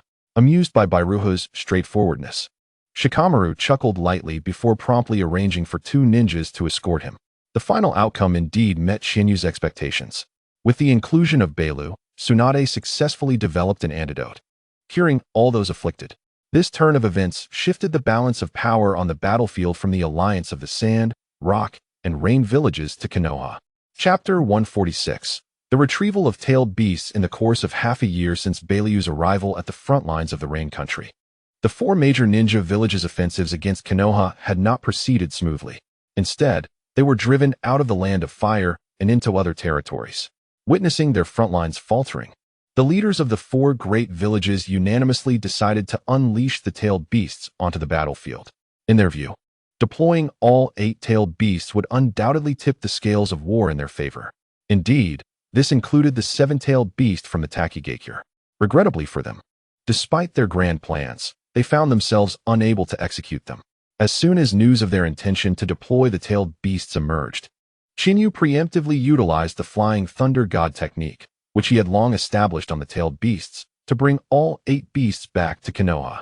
After all, allowing them to unleash the tailed beasts on the battlefield might have genuinely turned the tide of war in their favor. However, while Shinyu secured the tailed beasts for Konoha, only Yuhi Kurin was aware of this. The others, including Kakashi Hatake, remained oblivious. Nonetheless, Kakashi could surmise the situation. Not only he, but everyone in the ninja world suspected that Konoha had captured the 8-tailed beasts, yet they were powerless to act, as they had no evidence. Indeed, the entire ninja world was aware that Konoha had taken their tailed beasts, yet they had no means to prove it, and even if they did, they were unable to confront Konoha at this stage. Ultimately, the Sand, Cloud, Rock, and Mist villages, along with Takigakure, were left to endure their plight in silence. Furthermore, the absence of the 8-tailed beasts rendered their resistance against Konoha noticeably feeble. There was widespread concern that Konoha might suddenly deploy the tailed beasts against them, especially considering that Konoha had absorbed the Uzumaki clan. This meant they could summon as many Jinchuriki as they desired to seal the tailed beasts. Moreover, given that Uzumaki Mito had successfully sealed the 9 tails for decades without it going berserk, Konoha was fully capable of sealing the other 8-tailed beasts and deploying them in warfare, as Konoha had already gained the upper hand. If they were to release the tailed beasts into battle at this juncture, victory would undoubtedly belong to Konoha. However, while some were filled with trepidation, others rejoiced. The gathering of the tailed beasts appeared to be the last straw for the other villagers, but for one individual, it was akin to the dawn of a new day. This individual was none other than Kagaya's progeny, Black Zetsu, who had endured a millennium in silence for the sake of saving his mother. Upon learning of the mysterious disappearance of the 8-tailed beasts, Black Zetsu was initially filled with worry. Yet, the subsequent news filled him with elation, prompting him to urge Uchiha Madara, who had just awakened his Rinnegan, to retrieve the tailed beasts from Konoha. Although Black Zetsu did not directly manifest to persuade Madara, he did influence him through the guise of Madara's will. Unfortunately for Black Zetsu, Madara did not readily acquiesce to his suggestion. On the contrary, Madara currently showed no intention of collecting the tailed beasts. He was instead deep in contemplation. Lord Madara, what occupies your thoughts? In an unknown space beneath the cherry blossoms, Black Zetsu, who had been silently observing, could not restrain his curiosity. Nothing of consequence. To Black Zetsu's disappointment, Madara offered no further explanation, merely responding with indifference before inquiring, "What is the status of the war?" Regarding Lord Madara, though somewhat discontent with Madara's response, Black Zetsu maintained his respect and replied, "The current situation of the war is predominantly in favor of Konoha. The other villages are merely surviving, teetering on the brink of defeat at any moment." "Is that so?" Upon hearing Black Zetsu's words, Madara fell into a moment of contemplation before abruptly lifting his head to ask, "Has there been any movement from Konoha's Hokage recently?" "The Hokage?" Black Zetsu froze momentarily at the mention of Shinyu, hesitating. The reason was simple. His focus had always been on the tailed beasts, not on Shinyu. Especially now that Madara had awakened his Rinnegan and collected the 9-tailed beasts, he had little interest in what he considered an inconsequential figure. Even if that person was remarkably powerful, rivaling Senju Hashirama, he believed that without the chakra of Ashura and Indra, Shinyu could never awaken the Rinnegan, thus rendering him unworthy of close attention. Thus, when faced with Madara's sudden inquiry, he hesitated. Observing Black Zetsu's demeanor, Madara instantly discerned that Black Zetsu had not been paying much attention to Shinyu. Contemplating this, Madara could not help but furrow his brow. Forget it. Yet he refrained from reprimanding Black Zetsu, instead instructing him, "Your primary focus should no longer be on the tailed beasts, but rather on Konoha's 3rd Hokage. Do you understand?" "Yes." Black Zetsu did not argue further, but promptly acknowledged the command, disappearing from Madara's sight and leaving the unknown space. Regrettably, Black Zetsu was unaware that after his departure, Madara gazed at the spot where he had vanished, lost in thought. He pondered the nature of Black Zetsu. Was he merely his will incarnate or something else entirely? Madara's contemplation stemmed from his previous encounters with Shinyu and the awakening of his Rinnegan. It was precisely these interactions that had begun to sway his perception of the illusionary world. The summoning of the Outer Path statue following the awakening of his Rinnegan had also led to a sense of unease within him. Ultimately, Black Zetsu's appearance only intensified this feeling of disquiet. While Black Zetsu had persistently asserted that he was merely Madara's will incarnate. This very insistence only heightened Madara's suspicion. However, he had yet to uncover concrete evidence to substantiate his doubts regarding Black Zetsu's true nature. With this in mind, Madara chose to cease his mental exertion, slowly closing his eyes and entering a state of slumber. Chapter 147. The tailed beasts rampage simultaneously as Madara slipped into slumber. Significant events unfolded within Konoha. The tailed beasts had gone berserk. Indeed, all 8 tailed beasts captured by Chinyu had succumbed to a frenzy. It could be said that had their confinement not been within Konoha, the consequences would have been catastrophic. As for why the tailed beasts erupted, the fault lay squarely with Chinyu. He had not merely transported the tailed beasts, but had also brought along their respective Jinchuriki. This meant there were uncontrollable factors at play upon the seals being broken. Yes, the 8 Jinchuriki from various villages had collectively chosen to release their seals during the changing of guards, thereby liberating the tailed beasts. Initially, this was not alarming. After all, Chinyu had anticipated their actions, foreseeing their release would pose a threat to Konoha. However, what Chinyu did not expect was that these individuals were so determined that they disregarded life and death, forcibly breaking the seal through self-sacrifice. This rendered many of Chinyu's earlier actions seemingly unnecessary. Sighing at this thought, he gazed at the 8-tailed beasts rampaging in the distance within the death forest outside of Konohagakure. He then turned to the gathered leaf ninjas and commanded, "You all should evacuate the civilians to the periphery. I can handle this alone." As he spoke, Chinyu's attention shifted back to the tailed beasts. "Yes, Hokage-sama." Despite their trepidation at the sight of the enormous creatures, the leaf ninjas complied with Chinyu's orders and departed from the death forest. Eventually, as time passed, the vast forest was left with only Chinyu and the 8-tailed beasts that continued their rampage. After a considerable time, with everyone else having left, Chinyu's expression sharpened, and he raised his hand. Boom!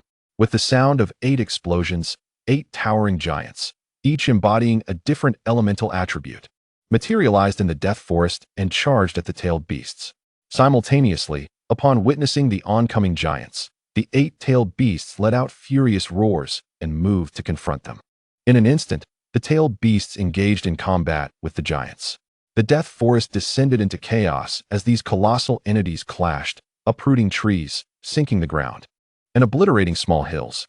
Fortunately, Chinyu had previously ensured the safety of others. Otherwise, the devastation could have been catastrophic. Contemplating this, Chinyu's expression shifted again, and with a sudden intensity, he appeared atop the strongest tailed beast, the 8 tails. Boom! Without allowing the 8 tails any opportunity to react, Chinyu delivered a powerful kick, sending the creature crashing down. The impact elicited an involuntary wail from the 8 tails, known for its resilience. Yet, Chinyu did not pause. He swiftly lowered himself, placing both hands upon the 8 tails, and executed the sealing technique. 8 trigram seal. In an instant, as the seal took effect, the massive form of the 8 tails began to shrink until it vanished entirely, replaced by the amber purifying vase, an artifact carried by the brothers, Kin and Jin. During this endeavor to collect the tailed beasts, Chinyu not only captured several of them, but also retrieved the tools used for sealing them. In the following moments, Chinyu replicated this process, sealing each of the remaining 7 tailed beasts. In truth, Chinyu possessed an alternative method for handling the tailed beasts. But as he prepared to utilize the Rinnegan's ability to enact the planetary devastation seal, he sensed an unusual chakra lurking, observing him. Consequently, he decided against revealing his trump card and opted for sealing techniques instead. This choice was not born of fear, but rather a strategic decision to keep his capabilities hidden from his adversaries. After completing the task, Chinyu did not immediately return to the village. Instead, he organized the sealing tools. Meanwhile, Kurizetsu, who had initially come at Uchiha Madara's behest to assess the situation, felt a heavy weight in his heart upon witnessing Chinyu's formidable strength, capable of simultaneously suppressing the 8-tailed beasts. He pondered the implications of such power on his plans and, deciding against further observation, retreated into the shadows, leaving Konohagakure. Time passed quietly, and before long, 2 months had elapsed since the tailed beast's rampage. During this period, numerous events unfolded. Initially, there were discussions regarding the arrangement of the 8-tailed beasts. While some proposed selecting new Jinchuriki to host the beasts, Shinyu ultimately rejected this notion. He reasoned with others that Konohagakure's current strength rendered the need for Jinchuriki unnecessary, emphasizing that his goal in capturing the tailed beasts was to prevent them from being used as instruments of war by other ninja villages, thereby safeguarding his own shinobi. Despite some initial opposition, including from Shimura Danzo, others eventually acquiesced to Chinyu's perspective, agreeing to the idea of allowing the tailed beasts to roam freely. As for the war, following the death of Uzumaki Kushina, the Second Shinobi World War, which had persisted for a year, finally reached a brief respite. Those who had departed the village a year prior returned to reunite with friends and family in Konohagakure, including Tsunade and Chinyu. On the streets of the village, Chinyu, adorned in the Hokage's ceremonial robes, carried Tsunade on his back as they made their way to the Senju residence. Along the way, observing the bustling crowds, Tsunade, resting against Chinyu, mused, "Brother Chinyu, why must there be war? Why can't the nations of the ninja world coexist peacefully?" Chapter 148, The Essence of War and Response. Chinyu paused for a moment before replying. The world is bustling with people seeking profit. The commotion arises from the pursuit of interests. War, in essence, is merely a contest over resources. The nations of the ninja world engage in conflict for the sake of these interests. Our land of fire, or rather, Konohagakure, is situated in a bountiful area, reaping rewards year after year in a favorable environment. In contrast, other nations and villages lack such geographical advantages, leading to their struggles. Take the land of wind, a desert nation, with Tsunade positioned at its core, constantly besieged by sandstorms, compelling them to seek expansion. Similar circumstances befall other nations. The land of earth is riddled with rocky terrain and scarce vegetation, while the land of lightning is surrounded by mountains, hindering transportation. Likewise, the land of water, an archipelago, grapples with humidity and miasma. In this context, Konohagakure is lush and temperate throughout the seasons. If you were in such a position, would you not take action? Upon hearing Chinyu's words, Tsunade fell silent. She understood that if she were in such a predicament, she too would take action, not solely for herself, but for the sake of her village's inhabitants. Noticing Tsunade's silence, Chinyu said no more. He continued to carry her back to the Senju residence. As day turned to night, a new day quietly dawned. Early in the morning, having prepared himself, Chinyu accompanied Tsunade to the Hokage Tower. With the brief cessation of war, he had matters to address as Hokage, leaving him no time to rest. Hokage-sama. As Chinyu stepped into the conference room, he was greeted by several deputy ministers, including Sarutobi Kinomaru, who had been awaiting his arrival. In response to the greetings from the crowd, Chinyu merely nodded lightly before stepping onto the main seat. After surveying the attendees, he softly announced, "Let the meeting commence." With this signal, the various deputy ministers promptly presented the materials pertaining to their respective departments, delivering detailed reports to Chinyu. However, this was not to imply that Chinyu was unfamiliar with the matters at hand. On the contrary, understanding these aspects was an intrinsic part of the Hokage's responsibilities. It was merely that the personnel from other departments were not as well acquainted. Essentially, this was a discourse intended for the benefit of those present from different departments, primarily aimed at enlightening them about the genuine situation in Konoha. Simultaneously, as each department provided their reports, Chinyu gleaned insights into the problems they faced from a different perspective. Foremost among these issues was, of course, the finance department. As the saying goes, before soldiers move, provisions should be prepared. Although warfare in this world is fundamentally a struggle among ninjas, supplies remain of utmost importance. Thus, the finance department is the one that wields the most significant influence. For engaging in battle equates to burning money. Only with sufficient economic resources can one face war without concern. This past year, Konoha found itself in a position of having to confront 4, even 5 or 6 adversaries from the entirety of the ninja world. Consequently, resources seemed to vanish as swiftly as leaves blown by the wind. Next, there was the matter of personnel. Ultimately, warfare is contingent upon human resources, and the toll on Konoha's ninja ranks has been grievous. The battles in the southwest against the rain, sand, and rock villages, primarily relying on the toxins developed by Chiyo and Hanzo, mitigated losses due to the effective countermeasures employed by Tsunade and the likes. Thus, overall losses were not excessively high. In stark contrast, however, other regions did not experience such leniency. Unlike the sand and rain villages, which could utilize poison as a primary offensive strategy, ninjas from other villages engaged Konoha in direct, lethal combat. This resulted in injuries that were far from trivial, with the loss of limbs becoming a common occurrence on several battlefronts. Among these, the battlefield of the Mist Village was particularly brutal. Whether it was the Kagaya clan with their bone manipulation or the Water Moon and Ghost Lantern clans leveraging their geographical advantages, Konoha faced unimaginable setbacks. Had it not been for the significant presence of the Hyuga clan, the Mist's signature technique, the Mist Technique, would have been even more effective, leading to even greater losses. In summary, after a year of conflict, Konoha suffered nearly 20,000 ninja casualties, with approximately 8,000 of these from the Mist Village alone, accounting for nearly half of the total. Naturally, the losses incurred by their adversaries were also substantial. According to intelligence reports, the Sand, Rock, Cloud, and Mist Villages also lost nearly 10,000 ninjas, resulting in an approximate loss ratio of 1 to 2, which was not overly difficult to accept. Reflecting on this, Qinyu's expression softened somewhat. In truth, he could have personally intervened from the outset, employing his absolute strength to obliterate the other 4 great ninja villages. However, as previously stated, Qinyu sought not a ninja world forcibly united under pressure, but rather a harmonious realm forged through relatively equal combat. One that would win the hearts and minds of the populace, leading them to willingly embrace unity. It is akin to a game. One can obliterate an opponent through financial advantage, while another, of similar level and equipment, triumphs through skill. Whom would you be more inclined to respect deep down? Undoubtedly, most would gravitate towards the latter.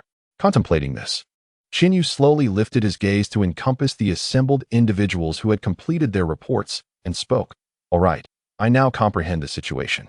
Allow me to share my thoughts succinctly. This conflict, in many respects, may alter the entire landscape of the ninja world. Thus, I do not wish for us to fail in this endeavor. At this juncture, Qinyue paused, reflecting for a moment before continuing. In my vision, I hope that, following this battle, there exists but a single ninja village, the Leaf. With that, Qinyue abruptly rose, his gaze intense as he addressed the gathered assembly.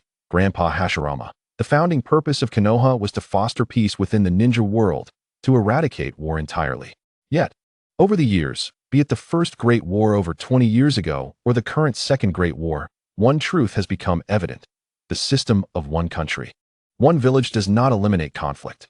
Thus, in my view, if the entire ninja world were to consist of but a single village, would war not cease to exist? At this point, Qinyue turned his attention to the Uchiha and Senju clans present, stating, "Consider the Senju and Uchiha clans. It is well known that their rivalry has persisted for a millennium, yet despite this, since the establishment of Konoha, have they not maintained a cordial relationship for decades without major disputes?" Upon hearing Qinyue's assertions, the attendees, including Tsunade, Asuma, and others, found themselves momentarily stunned. They had never contemplated that their Hokage, Qinyue, harbored such aspirations to unify the ninja world into a cohesive whole. This revelation sparked lively discussions among them, as they deliberated the feasibility of Qinyue's vision. Notably, Qinyue did not intervene to quell their discourse. Instead, he allowed it to flourish, even as their voices grew louder, echoing beyond the confines of the meeting room. After an extended and fervent discussion, the assembly turned in unison towards Qinyue, exclaiming, "Hokage-sama, through our deliberations, we all concur that your perspective holds merit. Perhaps the unification of the ninja world is indeed the superior choice. Just as you indicated, if the historically adversarial Uchiha and Senju clans can coexist harmoniously within Konoha, then surely the other villages' populations could follow suit. Therefore, Hokage-sama, we stand united in our support of your decision to unify the ninja world." Excellent. With no dissenting voices, Qinyue expressed his approval and then addressed the assembly. "Now that you all acknowledge this, I expect you to achieve overwhelming victories in the forthcoming battles. Let us capture the other ninja villages in one fell swoop, establishing Konoha as the sole ninja village." Yes, Hokage-sama. Under Qinyue's command, the ensuing period saw all Konoha ninjas display an extraordinary fervor on the battlefield, advancing with unstoppable momentum. In no time, They achieved remarkable success across the various fronts. In the Rain Country, under the leadership of Kakashi and Tsunade, Konoha successfully occupied the entirety of the Rain Country and pressed against the Wind Country's borders. Indeed, had it not been for the Wind Country's arid terrain, which Konoha was less familiar with, they might have already reached the Sand Village. Coincidentally, the territories of the Earth Country, Thunder Country, and Water Country also faced incursions, ultimately being pushed back to their respective borders, albeit the environmental factors forced Konoha to momentarily halt their advance. However, the remarkable achievements of Konoha were primarily attributed to Chinyu's influence. He had provided all Konoha ninjas with a powerful summoning beast, which contributed significantly to their formidable strength, enabling them to launch direct assaults on the homelands of the other four great nations. Yet, Konoha's overwhelming prowess also attracted discontent from certain factions, such as affluent nobles, merchants, and even some daimyos. The formidable offensive of Konoha has incited a degree of apprehension among the feudal lords of the Wind, Water, Earth, Lightning, and even Fire nations. In light of this, the feudal lord of the Fire Nation summoned Chinyu for a meeting at his estate. "Your Excellency."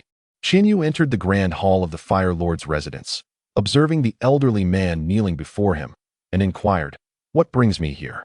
"Naruto," the Fire Lord responded directly, his gaze steady upon Chinyu. "What is it that Konoha desires? Do you aim to unify the shinobi world?"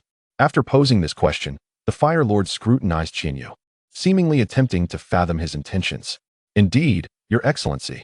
Surprisingly, Chinyu answered without hesitation.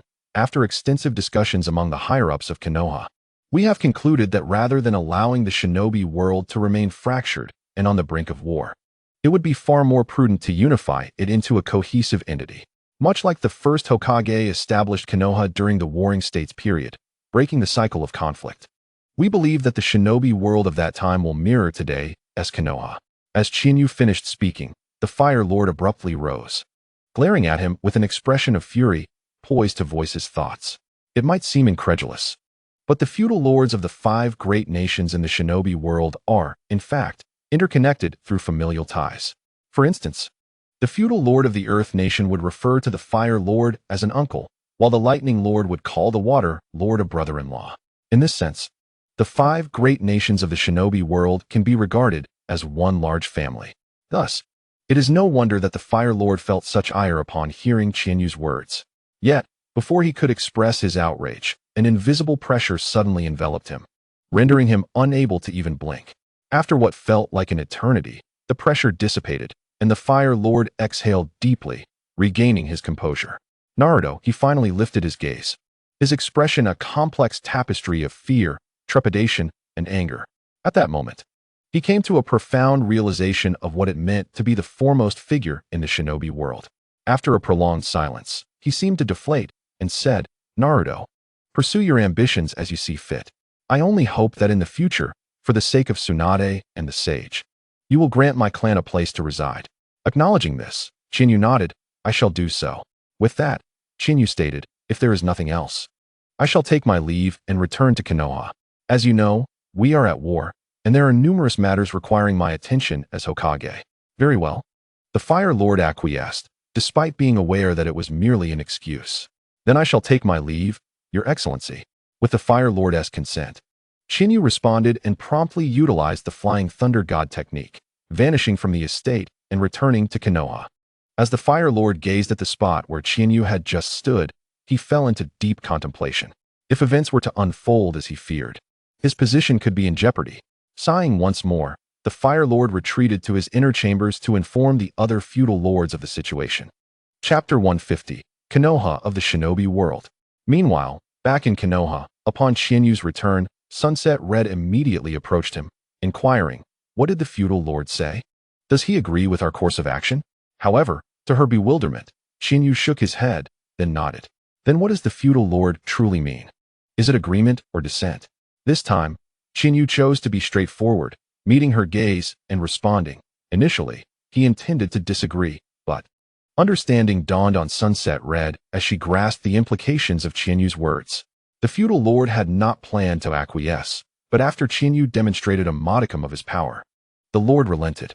With a sudden change in demeanor, Sunset Red hesitated, asking, "Hokage, Are you not concerned about the consequences of such actions? What do I have to fear? Chinyu interrupted, raising his hand to halt her. The survival of the fittest is an immutable law of nature, especially in a world where strength reigns supreme. When one possesses the power to reshape the world, they need not concern themselves overly with the opinions of others. After all, absolute strength can dismantle myriad defenses. With such a declaration from Chinyu, Sunset Red found herself at a loss for words. Very well, she finally nodded in silent agreement before returning to the intelligence department. Observing her departure, Chinyu refrained from further conversation, instead resuming his duties at his desk. Thus, time passed unnoticed, and before long, Konoha had entered its 37th year. This year witnessed several significant events. Most notably, the Second Shinobi World War came to a definitive conclusion, and it was proclaimed that henceforth, the Shinobi world would be free from war. The reason for this can be traced back to another astonishing development. After years of conflict, Konoha had vanquished all the other villages, unifying the Shinobi world into a singular entity, Konoha. Indeed, the sole remaining Shinobi village in existence was the Hidden Leaf Village in the Fire Nation, while others, such as the Sand Village of the Wind Nation, the Mist Village of the Water Nation, the Rock Village of the Earth Nation, and the Cloud Village of the Lightning Nation, had faded into the annals of history. The entire Shinobi world had been transformed into a cohesive whole, with all ninjas relocating to Konoha, making it the only village in this realm to harbor shinobi. However, while this may appear favorable, the sudden influx of so many inhabitants posed significant challenges for Konoha. Ever since the war's conclusion and the migration of the other villages, Chinyu, as the Hokage, had not enjoyed a moment's rest. He was tasked with managing not only the care of Konoha's wounded and the placement of families of the deceased, but also the accommodation of the throngs from the other 4 villages. The myriad responsibilities left him feeling overwhelmed, even with the assistance of the multiple shadow clone technique. Sighing, Chinyu gazed down at the bustling crowd from his office and murmured, "After this, the Shinobi world has achieved unification. Even more cohesive than the ninja faith established by the sage over 1,000 years ago." Just as he finished speaking, a voice emerged from beside him, "Brother Chinyu, I believe that even if Hashirama were alive today, he would surely recognize your accomplishments."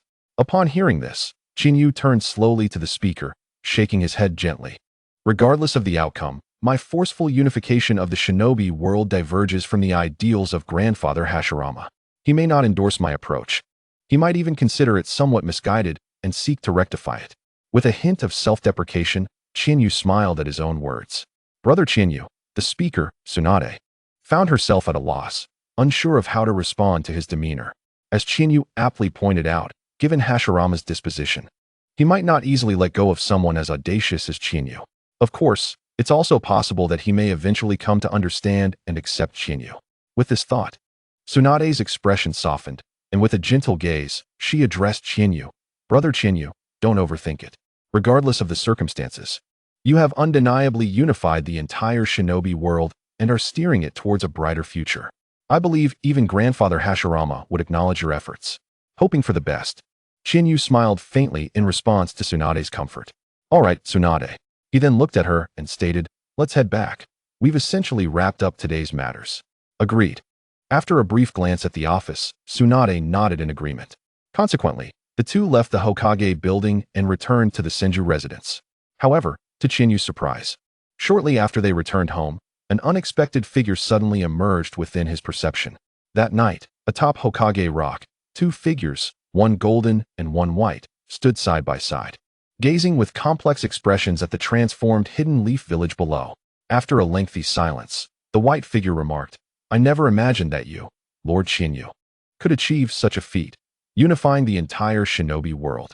The golden figure, in response, said, "Lord Hokage, you are being overly modest. If not for the cooperation of everyone involved, the Hidden Leaf would not have accomplished this unification so effortlessly." Indeed, these two were none other than Chinyu and the white figure, Hokage, who was under the control of Uchiha Obito. Logically, as the Mizukage, Hokage should have remained in the Hidden Leaf after the defeat in the Mist Village.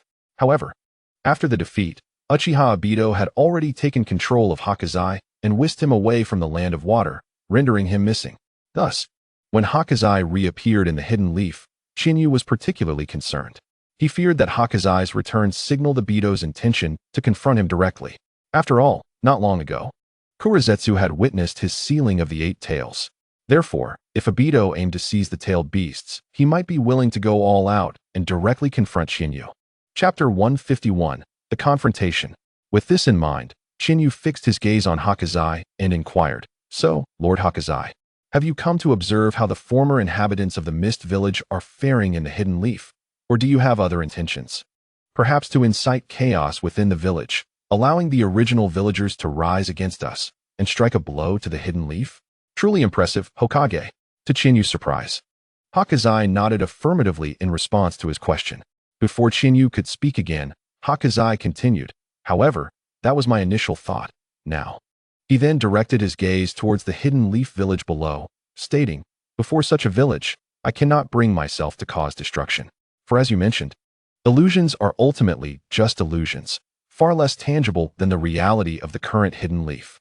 Seeing Hokage express such sentiments caught Shinyu off guard, and he shook his head in disbelief. "I must admit, Lord Hokage, your perspective is quite unexpected. I had thought you were utterly engrossed in that illusory world." Shinyu's words made Hokage's puppet master, Obito, furrow his brow in contemplation. How did he know about the illusory world? Suddenly, a realization struck Obito. He too possessed the Mangekyo Sharingan. It was likely he had seen that stone tablet and glimpsed further, at least to the extent of witnessing the peace brought by the illusion. However, that tablet could only be seen by those with the Uchiha Sharingan, specifically the Mangekyo. This implied that Shinyu of the Hidden Leaf had indeed seen through Hakaze's circumstances. The question remained, when did he become aware of it? Was it from the very beginning? Or just today? Contemplating this, Obito, controlling Hokage, cast a dark gaze at Shinyu and asked, "So, when did you begin to know all of this?" In response to Obito's inquiry, Shinyu did not feign ignorance, but replied straightforwardly, "I knew your identity from the very first time you came to the Hidden Leaf." After saying this, Shinyu turned to stare directly at Hokage, or more accurately, at Obito, declaring, "One of the founders of the Hidden Leaf, the former leader of the Uchiha clan, and the so-called Shura of the shinobi world, Uchiha Obito." Clap, clap, clap.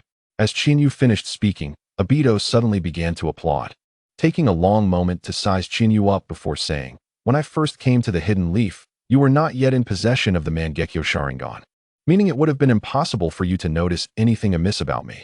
Could it be?" Suddenly, Obito's thoughts shifted. Ah yes, at that time, Mito was still present. Being the Jinchuriki of the Nine Tails, it must have been Mito, or perhaps the Nine Tails sensed my presence and informed you. Hearing this, Shinyu smiled slightly and replied, "Indeed, it was Grandma Mito who sensed you first and then informed me." As expected, listening to Shinyu's explanation, Obito nodded slightly and then looked at Shinyu once more, asking, "So, are you making your intentions clear now? Do you wish to conclude matters with me?" "That is indeed my intention." In response to Obito's statement, Shinyu calmly nodded, saying, "After all, now there is only the Hidden Leaf left in the entire shinobi world. If there are any remaining unstable factors, it would only be you." Ha ha ha. Perhaps it was the arrogance in Shinyu's words that prompted Obito to laugh uncontrollably. Observing the figure before him laughing heartily, Shinyu chose not to intervene, merely watching him in silence. As he did so, a wave of sentiment welled up within Shinyu. Reflecting on his nearly 40 years in this world, he had almost forgotten that he was a traveler from another realm, and that this world was merely a creation of an anime. Lost in thought, Shinyu's gaze towards the man before him gradually shifted. "Kid, you are quite impressive." After a long while, Obito finally ceased his laughter and regarded Shinyu with a calm gaze. "In all these years, you are the first to speak to me in such a manner. Others, even Hashirama and that Tobarama Senju, have never addressed me in such a tone." In the face of Obito's scrutiny, Shinyu responded with equal composure, "Had you retained the vigor of your youth, perhaps I would not have spoken so boldly. But now, in your advanced years, reduced to the point where you must control others to convey your intentions, what strength do you really possess?" Shinyu's almost disdainful words immediately elicited laughter from Obito, who repeatedly exclaimed, "Good, good, good." Then, with a serious demeanor, he fixed his gaze on Shinyu and said, "Kid, since you believe I possess little strength now, would you care to test it for yourself? I await you at the Valley of the End." With that, Obito left Shinyu with a location before releasing his control over Hokage and returning to his own body. Bang! In the next moment, As Obito's consciousness departed, Hokage collapsed to the ground as though he had lost his soul. Seeing the fallen Hokage, Shinyu furrowed his brow, for he realized that Hokage had already departed from this world, devoid of any life force. After a brief glance, Shinyu chose not to dwell on the matter any longer. He raised his hand and swiftly buried Mizuki Hokage on the spot, as if he had never existed. It was time to head to the Valley of the End.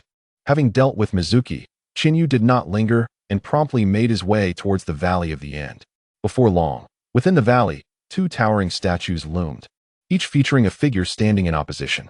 On the statue of Uchiha Madara stood an elderly man with snow-white hair. However, the vibrancy in his eyes belied the frailty suggested by his appearance. He seemed far from easily toppled by a gust of wind. This man was none other than the aged Uchiha Madara himself. Simultaneously, on the statue of Senju Hashirama, Shinyu stood clad in the Hokage's ceremonial robe, poised against the wind. Nearby, a shadowy figure cloaked in black silently observed the scene. Kaguya. All three individuals present understood that this battle would significantly influence the future of the entire ninja world. Should Uchiha Madara emerge victorious, the recently unified Konoha would undoubtedly fall apart with Chinyu's demise. Conversely, if Chinyu triumphed, Kaguya's meticulously crafted plans spanning nearly a millennium would be reduced to ashes. Hence, this battle was of utmost importance. Not only could Chinyu not afford to lose, but Kaguya also wished for Uchiha Madara's victory. After all, if Madara were to be defeated, how long would it take for her to find another perfect reincarnation of Indra to awaken that technique? In contemplation, Kaguya found herself praying for Uchiha Madara's success. At that moment, as Kaguya silently prayed, the two figures atop the statues finally moved. Uchiha Madara surveyed his surroundings and remarked, "Decades have passed, and I never imagined I would stand here once more, though my opponent is no longer Hashirama." He then lifted his gaze to Chinyu and said, "Boy, I hope you do not disappoint me." Naturally, Chinyu replied with a slight nod, his demeanor calm. "Very well, let us begin."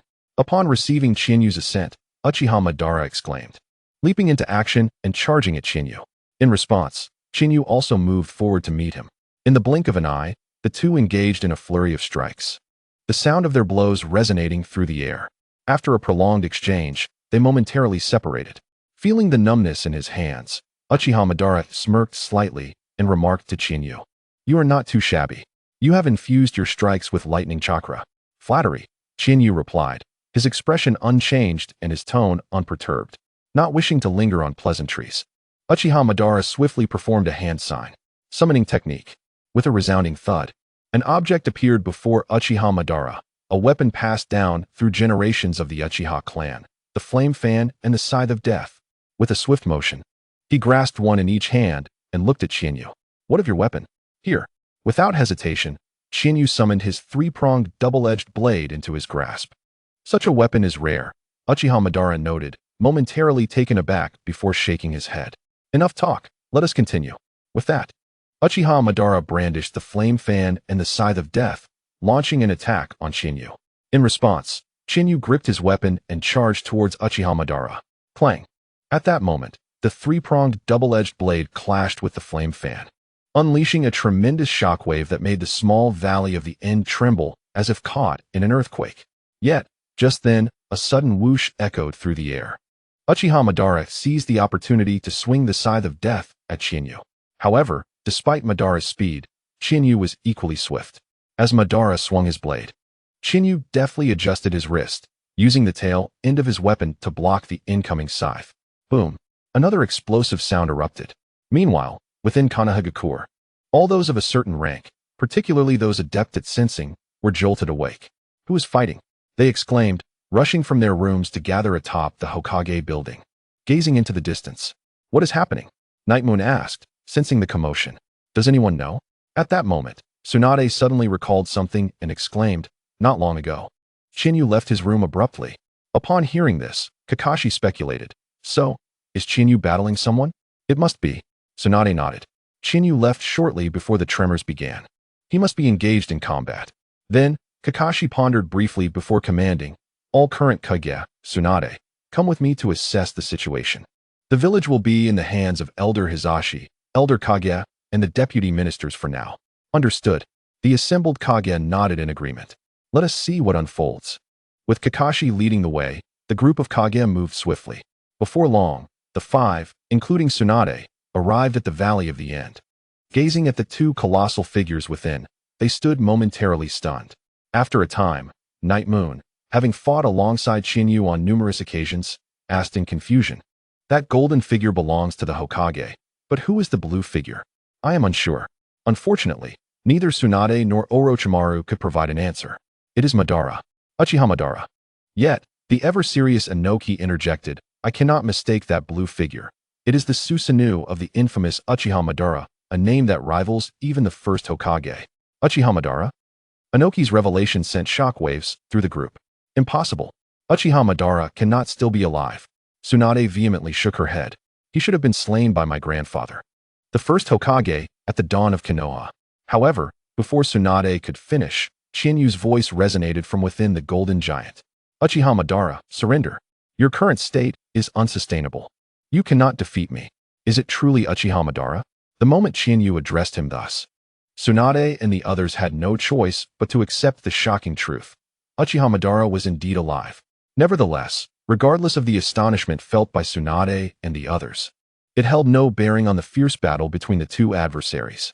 Chapter 153, The Sage of Six Paths. At this moment, while everyone was still astonished that Uchiha Madara was alive, he unexpectedly activated his Rinnegan and unleashed one of its unique ocular techniques, the Limbo, Border Jail. Indeed, age had begun to take its toll on Madara, and during his battle with Chiyu, he felt a hint of fatigue. Thus, he resorted to the Rinnegan technique he believed would go unnoticed by Chiyu. However, unbeknownst to Madara, as he opened his Rinnegan, Chiyu similarly activated his own. Upon witnessing Madara's use of Limbo, Border Jail, Chiyu's gaze sharpened, and he swiftly made a decisive move. Ninjutsu, 4 Attribute Shadow Clone Technique. In an instant, 4 elemental clones emerged, each racing towards a different direction. Bang! Boom! Crash! The sound of their strikes reverberated throughout the Valley of the End. This scene evidently took Madara by surprise, causing a subtle shift in his expression. However, he soon noticed the change in Chiyu's eyes, which left him momentarily stunned. He never anticipated that in this era, aside from himself, there would be another who awakened the Rinnegan of the Sage of Six Paths. How could this be possible? Equally taken aback was Kagaya's manifestation, Black Zetsu, who was thrown off balance by the transformation in Chiyu's eyes, revealing himself in the process.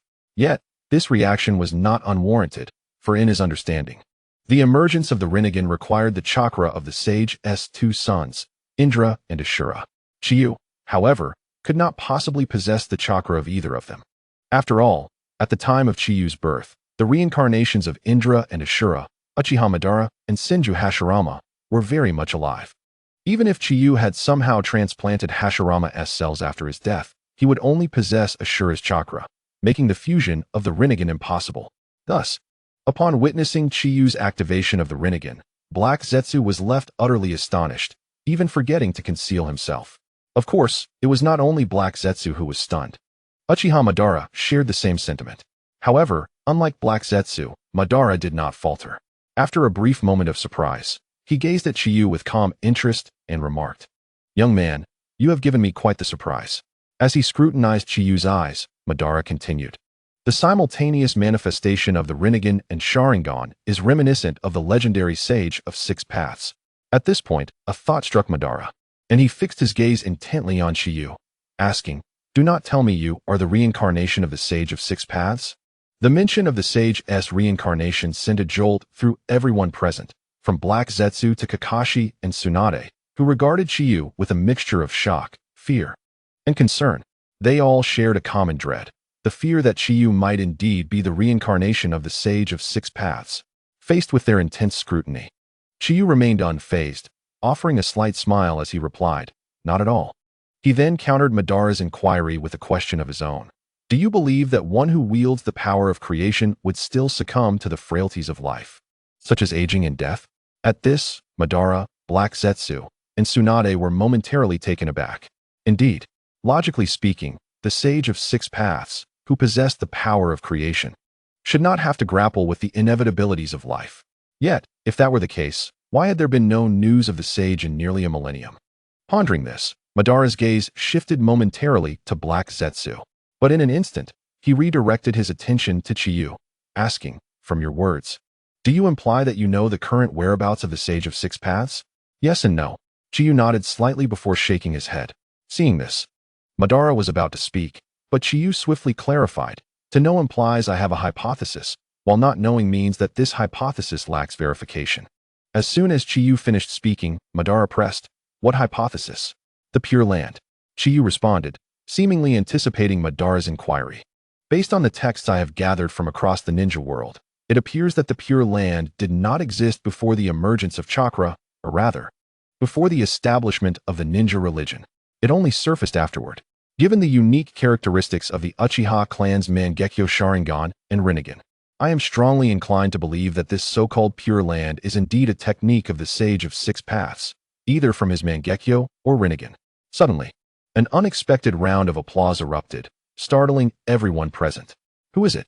The applause caught the attention of the crowd, leaving them bewildered as they searched for its source, including Chiyu and Madara. "Do not be alarmed. I am merely an elderly man who has long since retired." Before they could locate the origin of the voice, a slightly aged figure appeared, seated in the air before them. "Who are you?" As the figure materialized between Chiyu and Madara, Tsunade and the others were at a loss. However, upon recognizing him, Chiyu, Madara, and Black Zetsu instinctively narrowed their eyes in unison. In unison, they exclaimed, "The Sage of Six Paths." "What?" Their synchronized exclamations sent another wave of shock through Tsunade and the others. Observing their astonishment, the figure, the Sage of Six Paths, Hagoromo Otsutsuki, smiled gently and said, "Indeed. I am Hagoromo Otsutsuki, the Sage of Six Paths." The revelation of his true identity left Tsunade, Kakashi, and Inoki at a loss for words. Today had been overwhelming for them. First, they learned that the long-dead figure of the ninja world, Uchiha Madara, was not only alive but had acquired the Rinnegan, a power once thought to belong only to the sage. Then they witnessed Chiyu also possessing the Rinnegan, followed by the appearance of the sage himself, who had lived a millennium ago. Chapter 154. The Millennial Elder, Black Zetsu in contrast to Tsunade and the others, while Madara and Chiyu were somewhat surprised. They quickly regained their composure. After casting a glance at Madara, Chiyu turned his attention to Hagoromo Otsutsuki and calmly inquired, "May I ask the purpose of your appearance at this moment?" As soon as Chiyu posed this question, not only Madara but also the onlookers turned their gazes towards Hagoromo. It was evident that everyone was curious as to why the Sage of Six Paths had chosen this time and place to reveal himself. Perhaps it was due to the awakening of their Rinnegan? Suddenly, a hypothesis emerged in the minds of the crowd. However, in response to their inquisitive gazes, Hagoromo merely shook his head slightly. He first glanced at Madara before shifting his gaze to Chiyu. After a prolonged silence, he expressed with a hint of nostalgia, "I never expected that after my mother's time, another visitor from beyond would arrive." Hearing this, Chiyu felt an involuntary tremor in his heart. Yet, in the next moment, he began to understand. Indeed, Otsutsuki Kinshiki has been observing the shinobi world for quite some time. Perhaps he noticed me the moment I transcended into this realm. With this thought in mind, Shinyu smiled calmly and remarked, "One cannot say that, for I was born in this world. In a certain sense, I am not an outsider." Upon hearing this, Otsutsuki Kinshiki bowed his head in contemplation for a moment, then gently nodded in agreement. True, an outsider? However, while Otsutsuki Kinshiki had come to terms with this, the revelation was far more shocking to figures like Kakashi and especially Tsunade, eclipsing even the presence of the Sage of Six Paths. Yet, despite their astonishment, the crowd remained still, quietly awaiting the conclusion of events. In contrast to the others, upon learning that Shinyu was indeed an outsider, Kurizetsu, who had been lurking in the shadows since Otsutsuki Kinshiki's arrival, could no longer contain his emotions and revealed his form. However, one must not blame Kurizetsu for his lack of composure, as the implications of this outsider could only signify a connection to his mother, Kagaya Otsutsuki. To him, it seemed that Shinyu might be a harbinger sent by the Otsutsuki clan to capture his mother, coupled with the fact that Shinyu, devoid of Indra or Ashura's chakra, had nevertheless awakened the Rinnegan. His suspicions solidified. Shinyu was indeed here to seize his mother. With this realization, Kurizetsu's expression shifted. Yet, with Otsutsuki Kinshiki present, he refrained from any rash actions, merely fixating his gaze upon Shinyu. Though he remained motionless, he could not escape notice. At that moment, Otsutsuki Kinshiki slowly turned his head toward Kurizetsu. Observing Kurizetsu's feigned vulnerability, Otsutsuki Kinshiki's expression shifted through various emotions, uncertain of how to broach the subject. After all, Kurizetsu was born of his mother, Kagaya Otsutsuki, and in a sense, could be regarded as his brother. This was also the reason he had tolerated Kurizetsu's mischief for a millennium. He felt a sense of guilt toward him. Sighing softly as he pondered, Otsutsuki Kinshiki addressed Kurizetsu. "Kuro, come here." Huh. Upon hearing his name called, Kurizetsu hesitated, instinctively wanting to flee using his floating technique. Yet, he ultimately did not act on that impulse, choosing instead to approach Otsutsuki Kinshiki step by step. He realized this was perhaps the closest he had ever been to unraveling his mother's seal, and he did not wish to abandon this chance.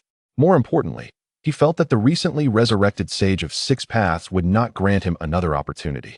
This was his final chance. Thus, Kurizetsu gradually approached Otsutsuki Kinshiki. "Kuro." As Kurizetsu stood before him, Otsutsuki Kinshiki's demeanor had returned to serenity. Gazing at Kurizetsu, he remarked with a hint of nostalgia, "Kuro, though we have both lived for 1,000 years, this is our first official meeting." However, Kurizetsu offered no response to Otsutsuki Kinshiki's sentiment, merely observing him in silence. Is this truly the case? At the same time, upon hearing Otsutsuki Kinshiki's words, Uchiha Madara's eyes flickered with realization.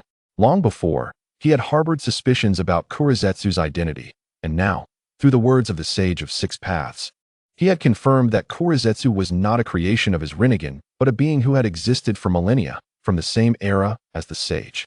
As Madara pondered these revelations, the dialogue between Otsutsuki Kinshiki and Kurizetsu commenced. After a prolonged silence, Kurizetsu finally spoke, his expression grave as he looked at Otsutsuki Kinshiki and asked, "Kinshiki, are you here to stop me?" "To some extent, yes." In response to Kurizetsu's inquiry, Otsutsuki Kinshiki nodded slightly and continued, "Kuro, I have witnessed all that you have done over the past millennium. The reason I have allowed you to act freely all these years was that I believed you would not achieve anything significant. However, the circumstances have changed." At this juncture, Otsutsuki Kinshiki glanced at Uchiha Madara and Shinyu, with particular emphasis on Shinyu, and added, "This time there are two wielders of the Rinnegan, one of whom, like my mother, is an outsider. Under these circumstances, I cannot continue to stand idly by, for this is not only for the sake of this world, but also for my mother." "Mother?" Kurizetsu was momentarily taken aback, then laughed derisively. "You claim this is for mother? Don't joke. 1,000 years ago, when you sealed her, did you ever think of her? Now, after a millennium, as I stand on the brink of unsealing her, you suddenly appear claiming it's for her benefit that I should not break the seal? Who do you think you are, Otsutsuki Kinshiki?" Kurizetsu's voice grew louder, completely losing his hesitation toward Otsutsuki Kinshiki, driven by a desire to vent his frustrations built over the millennium. Observing Kurizetsu's outburst, Otsutsuki Kinshiki chose not to interrupt him, falling silent as though rendered speechless by Kurizetsu's words. Indeed, he found himself at a loss for words. Meanwhile, Shinyu, recalling knowledge from his previous life, explained the situation to the somewhat bewildered Uchiha Madara, elucidating the origins of Chakra, the shinobi sect, and the shinobi world. Chapter 155, The Six Paths Celestial Impact. As Shinyu recounted the tale, Uchiha Madara's expression underwent several transformations, ultimately erupting into laughter. "Haha, I fancied myself a tyrant in the shinobi world, unrestrained, yet in the end, I was merely a pawn in another's game. Haha." Observing the increasingly unhinged Uchiha Madara, Shinyu fell into silence. He understood this feeling well. Standing at the pinnacle of the shinobi world, yet ultimately a mere puppet, this predicament would weigh heavily on anyone's heart, be they an extraordinary figure or an ordinary person. Though it might seem he was not currently influenced by others. Both his reincarnation and the Air Lang Shun version of Susanoo reflected that he and Uchiha Madara were merely two sides of the same coin, both puppets in the hands of others. Reflecting on this, Shinyu's gaze shifted toward Kurizetsu and Otsutsuki Kinshiki, his expression subtly altered. Perhaps it was the intensity of Shinyu's gaze, or perhaps Otsutsuki Kinshiki's heightened perception.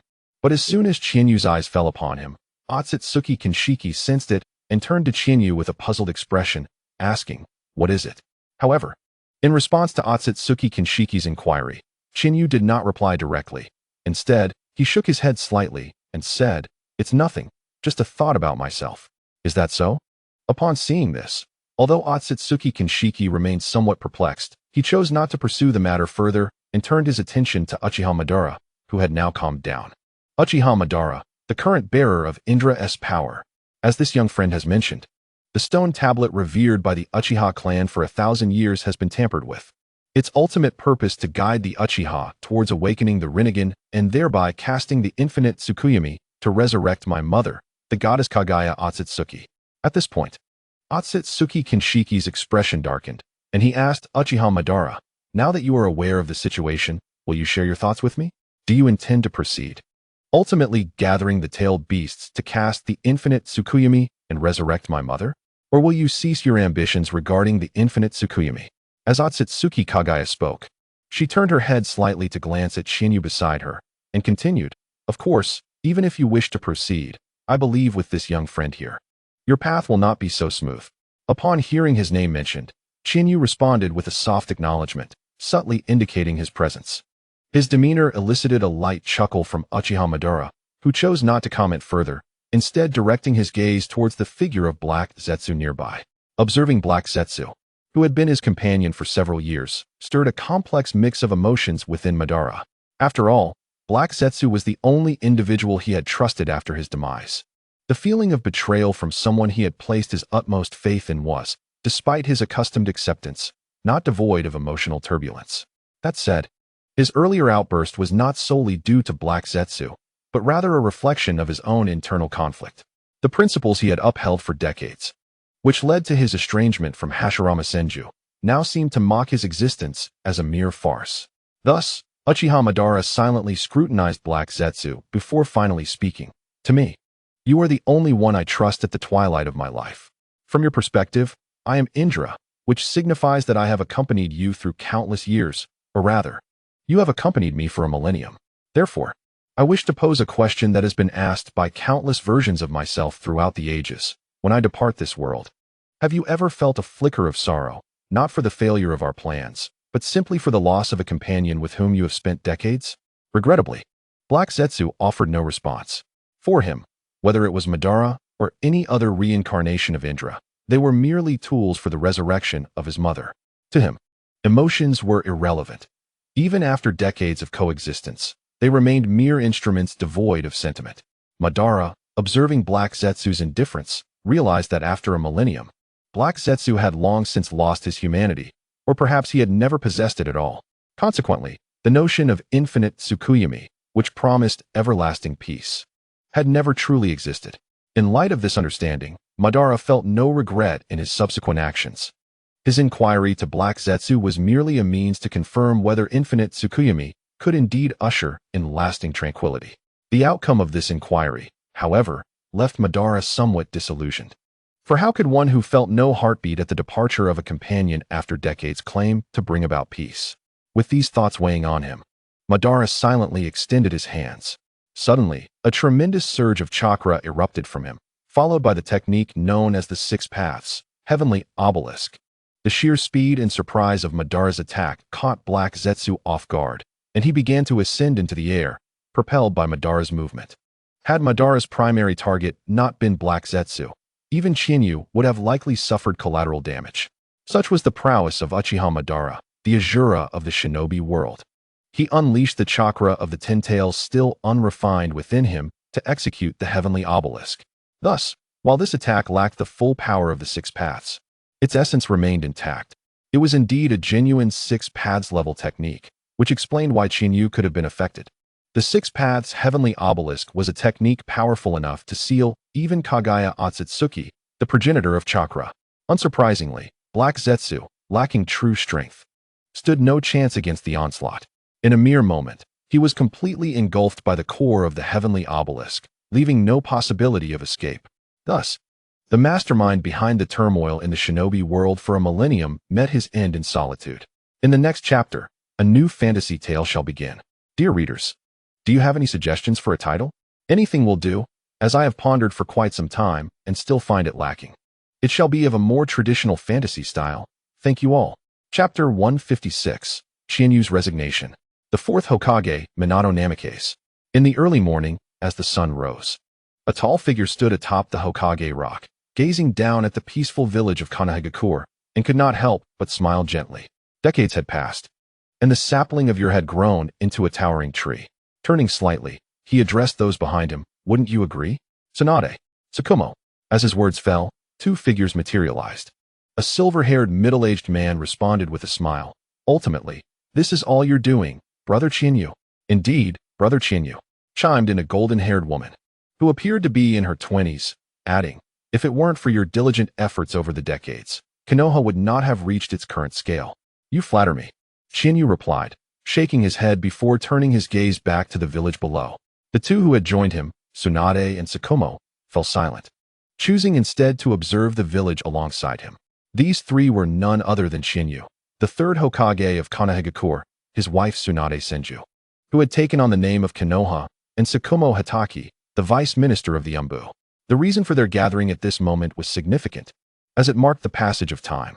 Unbeknownst to them, 50 years had slipped by, and more than a decade had passed since Chinyu's battle with Uchiha Madara. It was finally time for Chinyu to retire, though he was only 47 years old, still considered middle-aged. And with his life extended beyond that of an ordinary person due to his ascension to the Six Paths level, Chinyu felt it was time to step aside and entrust the future to the younger generation, given the flourishing state of Konoha. This was the purpose of their meeting, to discuss who should succeed him as Hokage. This diverged from the original narrative, where during this period, due to the policies of Sarutobi Hiruzen and others, there were only 4 candidates eligible for Hokage, 3 legendary Sannin and Minato Namikaze. Following Orochimaru's transgressions and Jiraiya's departure, only Minato remained as a viable option for the 4th Hokage. However, in this altered timeline under Chinyu's leadership, the situation was quite different. Thanks to his policies and the transfer of Madara's Rinnegan abilities to him before his demise, Chinyu had ascended to the true Six Paths realm, wielding 3 Rinnegan. Additionally, the absence of familial strife had allowed the Uchiha clan to maintain their popularity within the village. As a result, besides the 3 Sannin and Minato Namikaze, other clans such as the Senju, Uchiha, Hyuga, and even the Uzumaki clan had candidates qualified to vie for the position of Hokage. Yet, the reason these 3 clans were eligible was none other than Chinyu's 3 esteemed disciples. This can be considered another version of the 3 ninjas. As this thought crossed his mind, Chinyu couldn't help but chuckle softly, then turned to Tsunade and said, Tsunade, why don't you take on the role of the 4th Hokage? No way. Tsunade immediately shook her head in response to Chinyu's suggestion. Chinyu, I've told you before, wherever you go, I will follow. Don't even think about leaving me behind. With that, she firmly grasped Chinyu's hand, exhibiting an unwavering determination not to let go, no matter what transpired. Seeing Tsunade's resolve, Chinyu refrained from further objections and instead turned to Kakashi, hesitatingly proposing, how about you? Kakashi initially shook his head, then looked at him with a hint of exasperation, stating, Chinyu, I'm only 2 or 3 years younger than you. Upon hearing this, Chinyu felt a bit embarrassed. Kakashi's implication was clear. Even if he were to accept the position today, it was likely he would retire in a year or 2. A Hokage, especially one during a time of peace, serving merely 1 or 2 years. Does that make sense? It certainly does not. As he pondered, Chinyu's mind conjured the image of a certain individual. That person was none other than the 4th Hokage, Minato Namikaze. Known as the Little Sun, he had shown brilliantly during the 3rd Shinobi World War. And even in these peaceful times, his brilliance was undeniable. After all, how could he be compared to others who had achieved great feats if he were not exceptional? As he reflected, Chinyu shared his thoughts with Tsunade and Kakashi. Minato Namikaze? Upon hearing Chinyu express such regard for Minato, both Tsunade and Kakashi were surprised yet not overly astonished, for Minato was indeed outstanding. Moreover, his non-clan background served as an advantage for the newly unified Konoha. It is essential to recognize that Konoha today is not the same as it once was. It now encompasses the remnants of the other 4 great shinobi villages and the entire shinobi world. One could assert that Konoha is synonymous with the shinobi world, and the shinobi world is Konoha. Thus, while the new Hokage may not seem directly related to them, the succession of a non-clan ninja would signal that the position of Hokage is not reserved solely for the original clan ninjas. Others, even those of civilian origins, have a chance. This also implies that even those considered outsiders are not entirely without opportunity. It can be said that this significantly enhances their sense of belonging to Konoha. Very well, let's go with Minato Namikaze. After reaching this consensus, the three unanimously agreed on Minato as the fourth Hokage, although the final decision would still require discussion with the higher-ups. In the present Konoha, the only individuals capable of opposing or daring to oppose Shinju with a chance of success, aside from the two by his side, were none. Not to mention, appointing Minato as the fourth Hokage inherently represented the will of the people from the original villages. Thus, in the end, with Shinju leading, Kakashi initiating, and Tsunade confirming. While the other high-ranking officials acquiesced, the selection for the fourth Hokage of Konoha was settled, Minato Namikaze. Following this, a new cadre for the fourth Hokage was established: Umbu Vice Minister, Senju Rope Tree, Social Affairs Vice Minister, Aburame Shirui, Medical Affairs Vice Minister, Yakushi no Nai, Security Vice Minister, Uchiha Takamine, Criminal Investigation Vice Minister, Hyuga Akira, Intelligence Vice Minister, Nara Shikamu, Education Vice Minister, Uzumaki Nagato, Finance Vice Minister, Senju Orange Water, Administration Vice Minister, Nara Shikaku. In a side note, Naruto, awakening from a dream. Naruto, stop right there. In the spring of Konoha, a furious shout suddenly echoed through the peaceful streets. Suddenly, a dust-covered blonde youth clad in bright yellow attire sprang out into the street and leaped onto a rooftop. Naruto, behind him, a young man with a bandage on his nose pursued relentlessly. Iruka-sensei, please, just let it go, okay? On the rooftop, the blonde youth, known as Naruto, said with a sigh as he looked at the young man chasing him. No matter what you say, I'm not going back to class. Naruto, hearing the boy's words, Iruka's blood surged in frustration, and after a roar, he lunged toward Naruto. Unfortunately, Iruka ended up grasping at air. Bang! Just as Iruka reached out for the youth, Naruto transformed into smoke and vanished. Sighing at the scene before him, Iruka, now on the ground, did not immediately rise to continue chasing Naruto, but instead let out a resigned breath.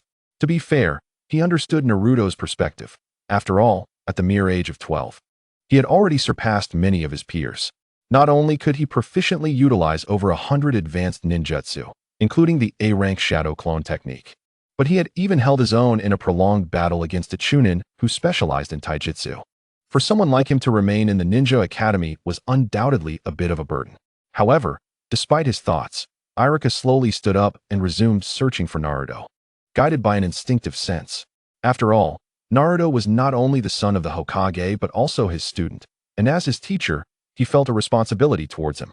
Thus, Iruka wandered around Konoha once more.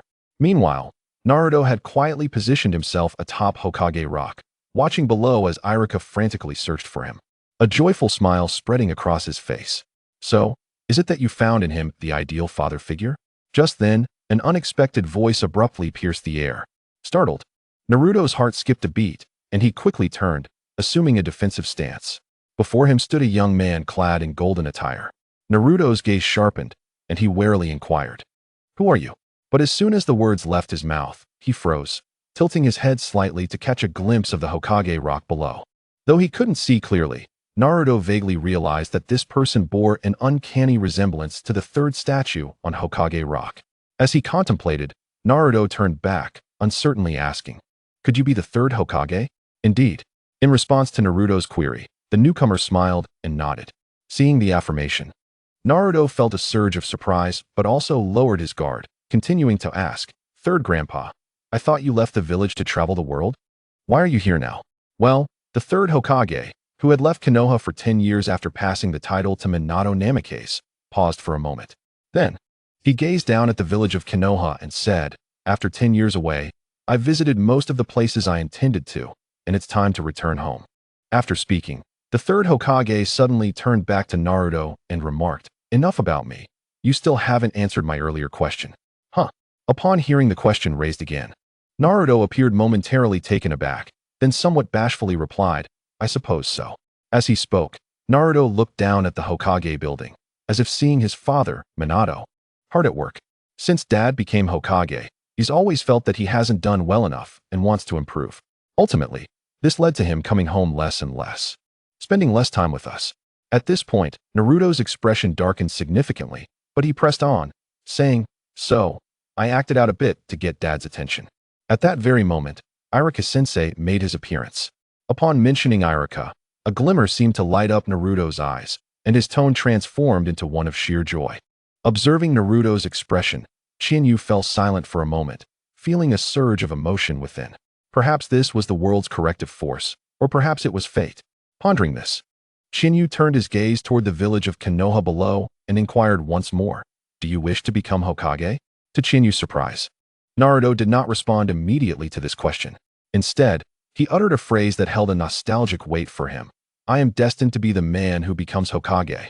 Yet, he slowly turned, hesitantly gazing at the village beneath in the Hokage building, before finally replying to Chinyu, "I'm not sure. I care deeply for the village and wish for its safety, but as for becoming Hokage, I currently find myself uncertain about my true desires." "Is that so?"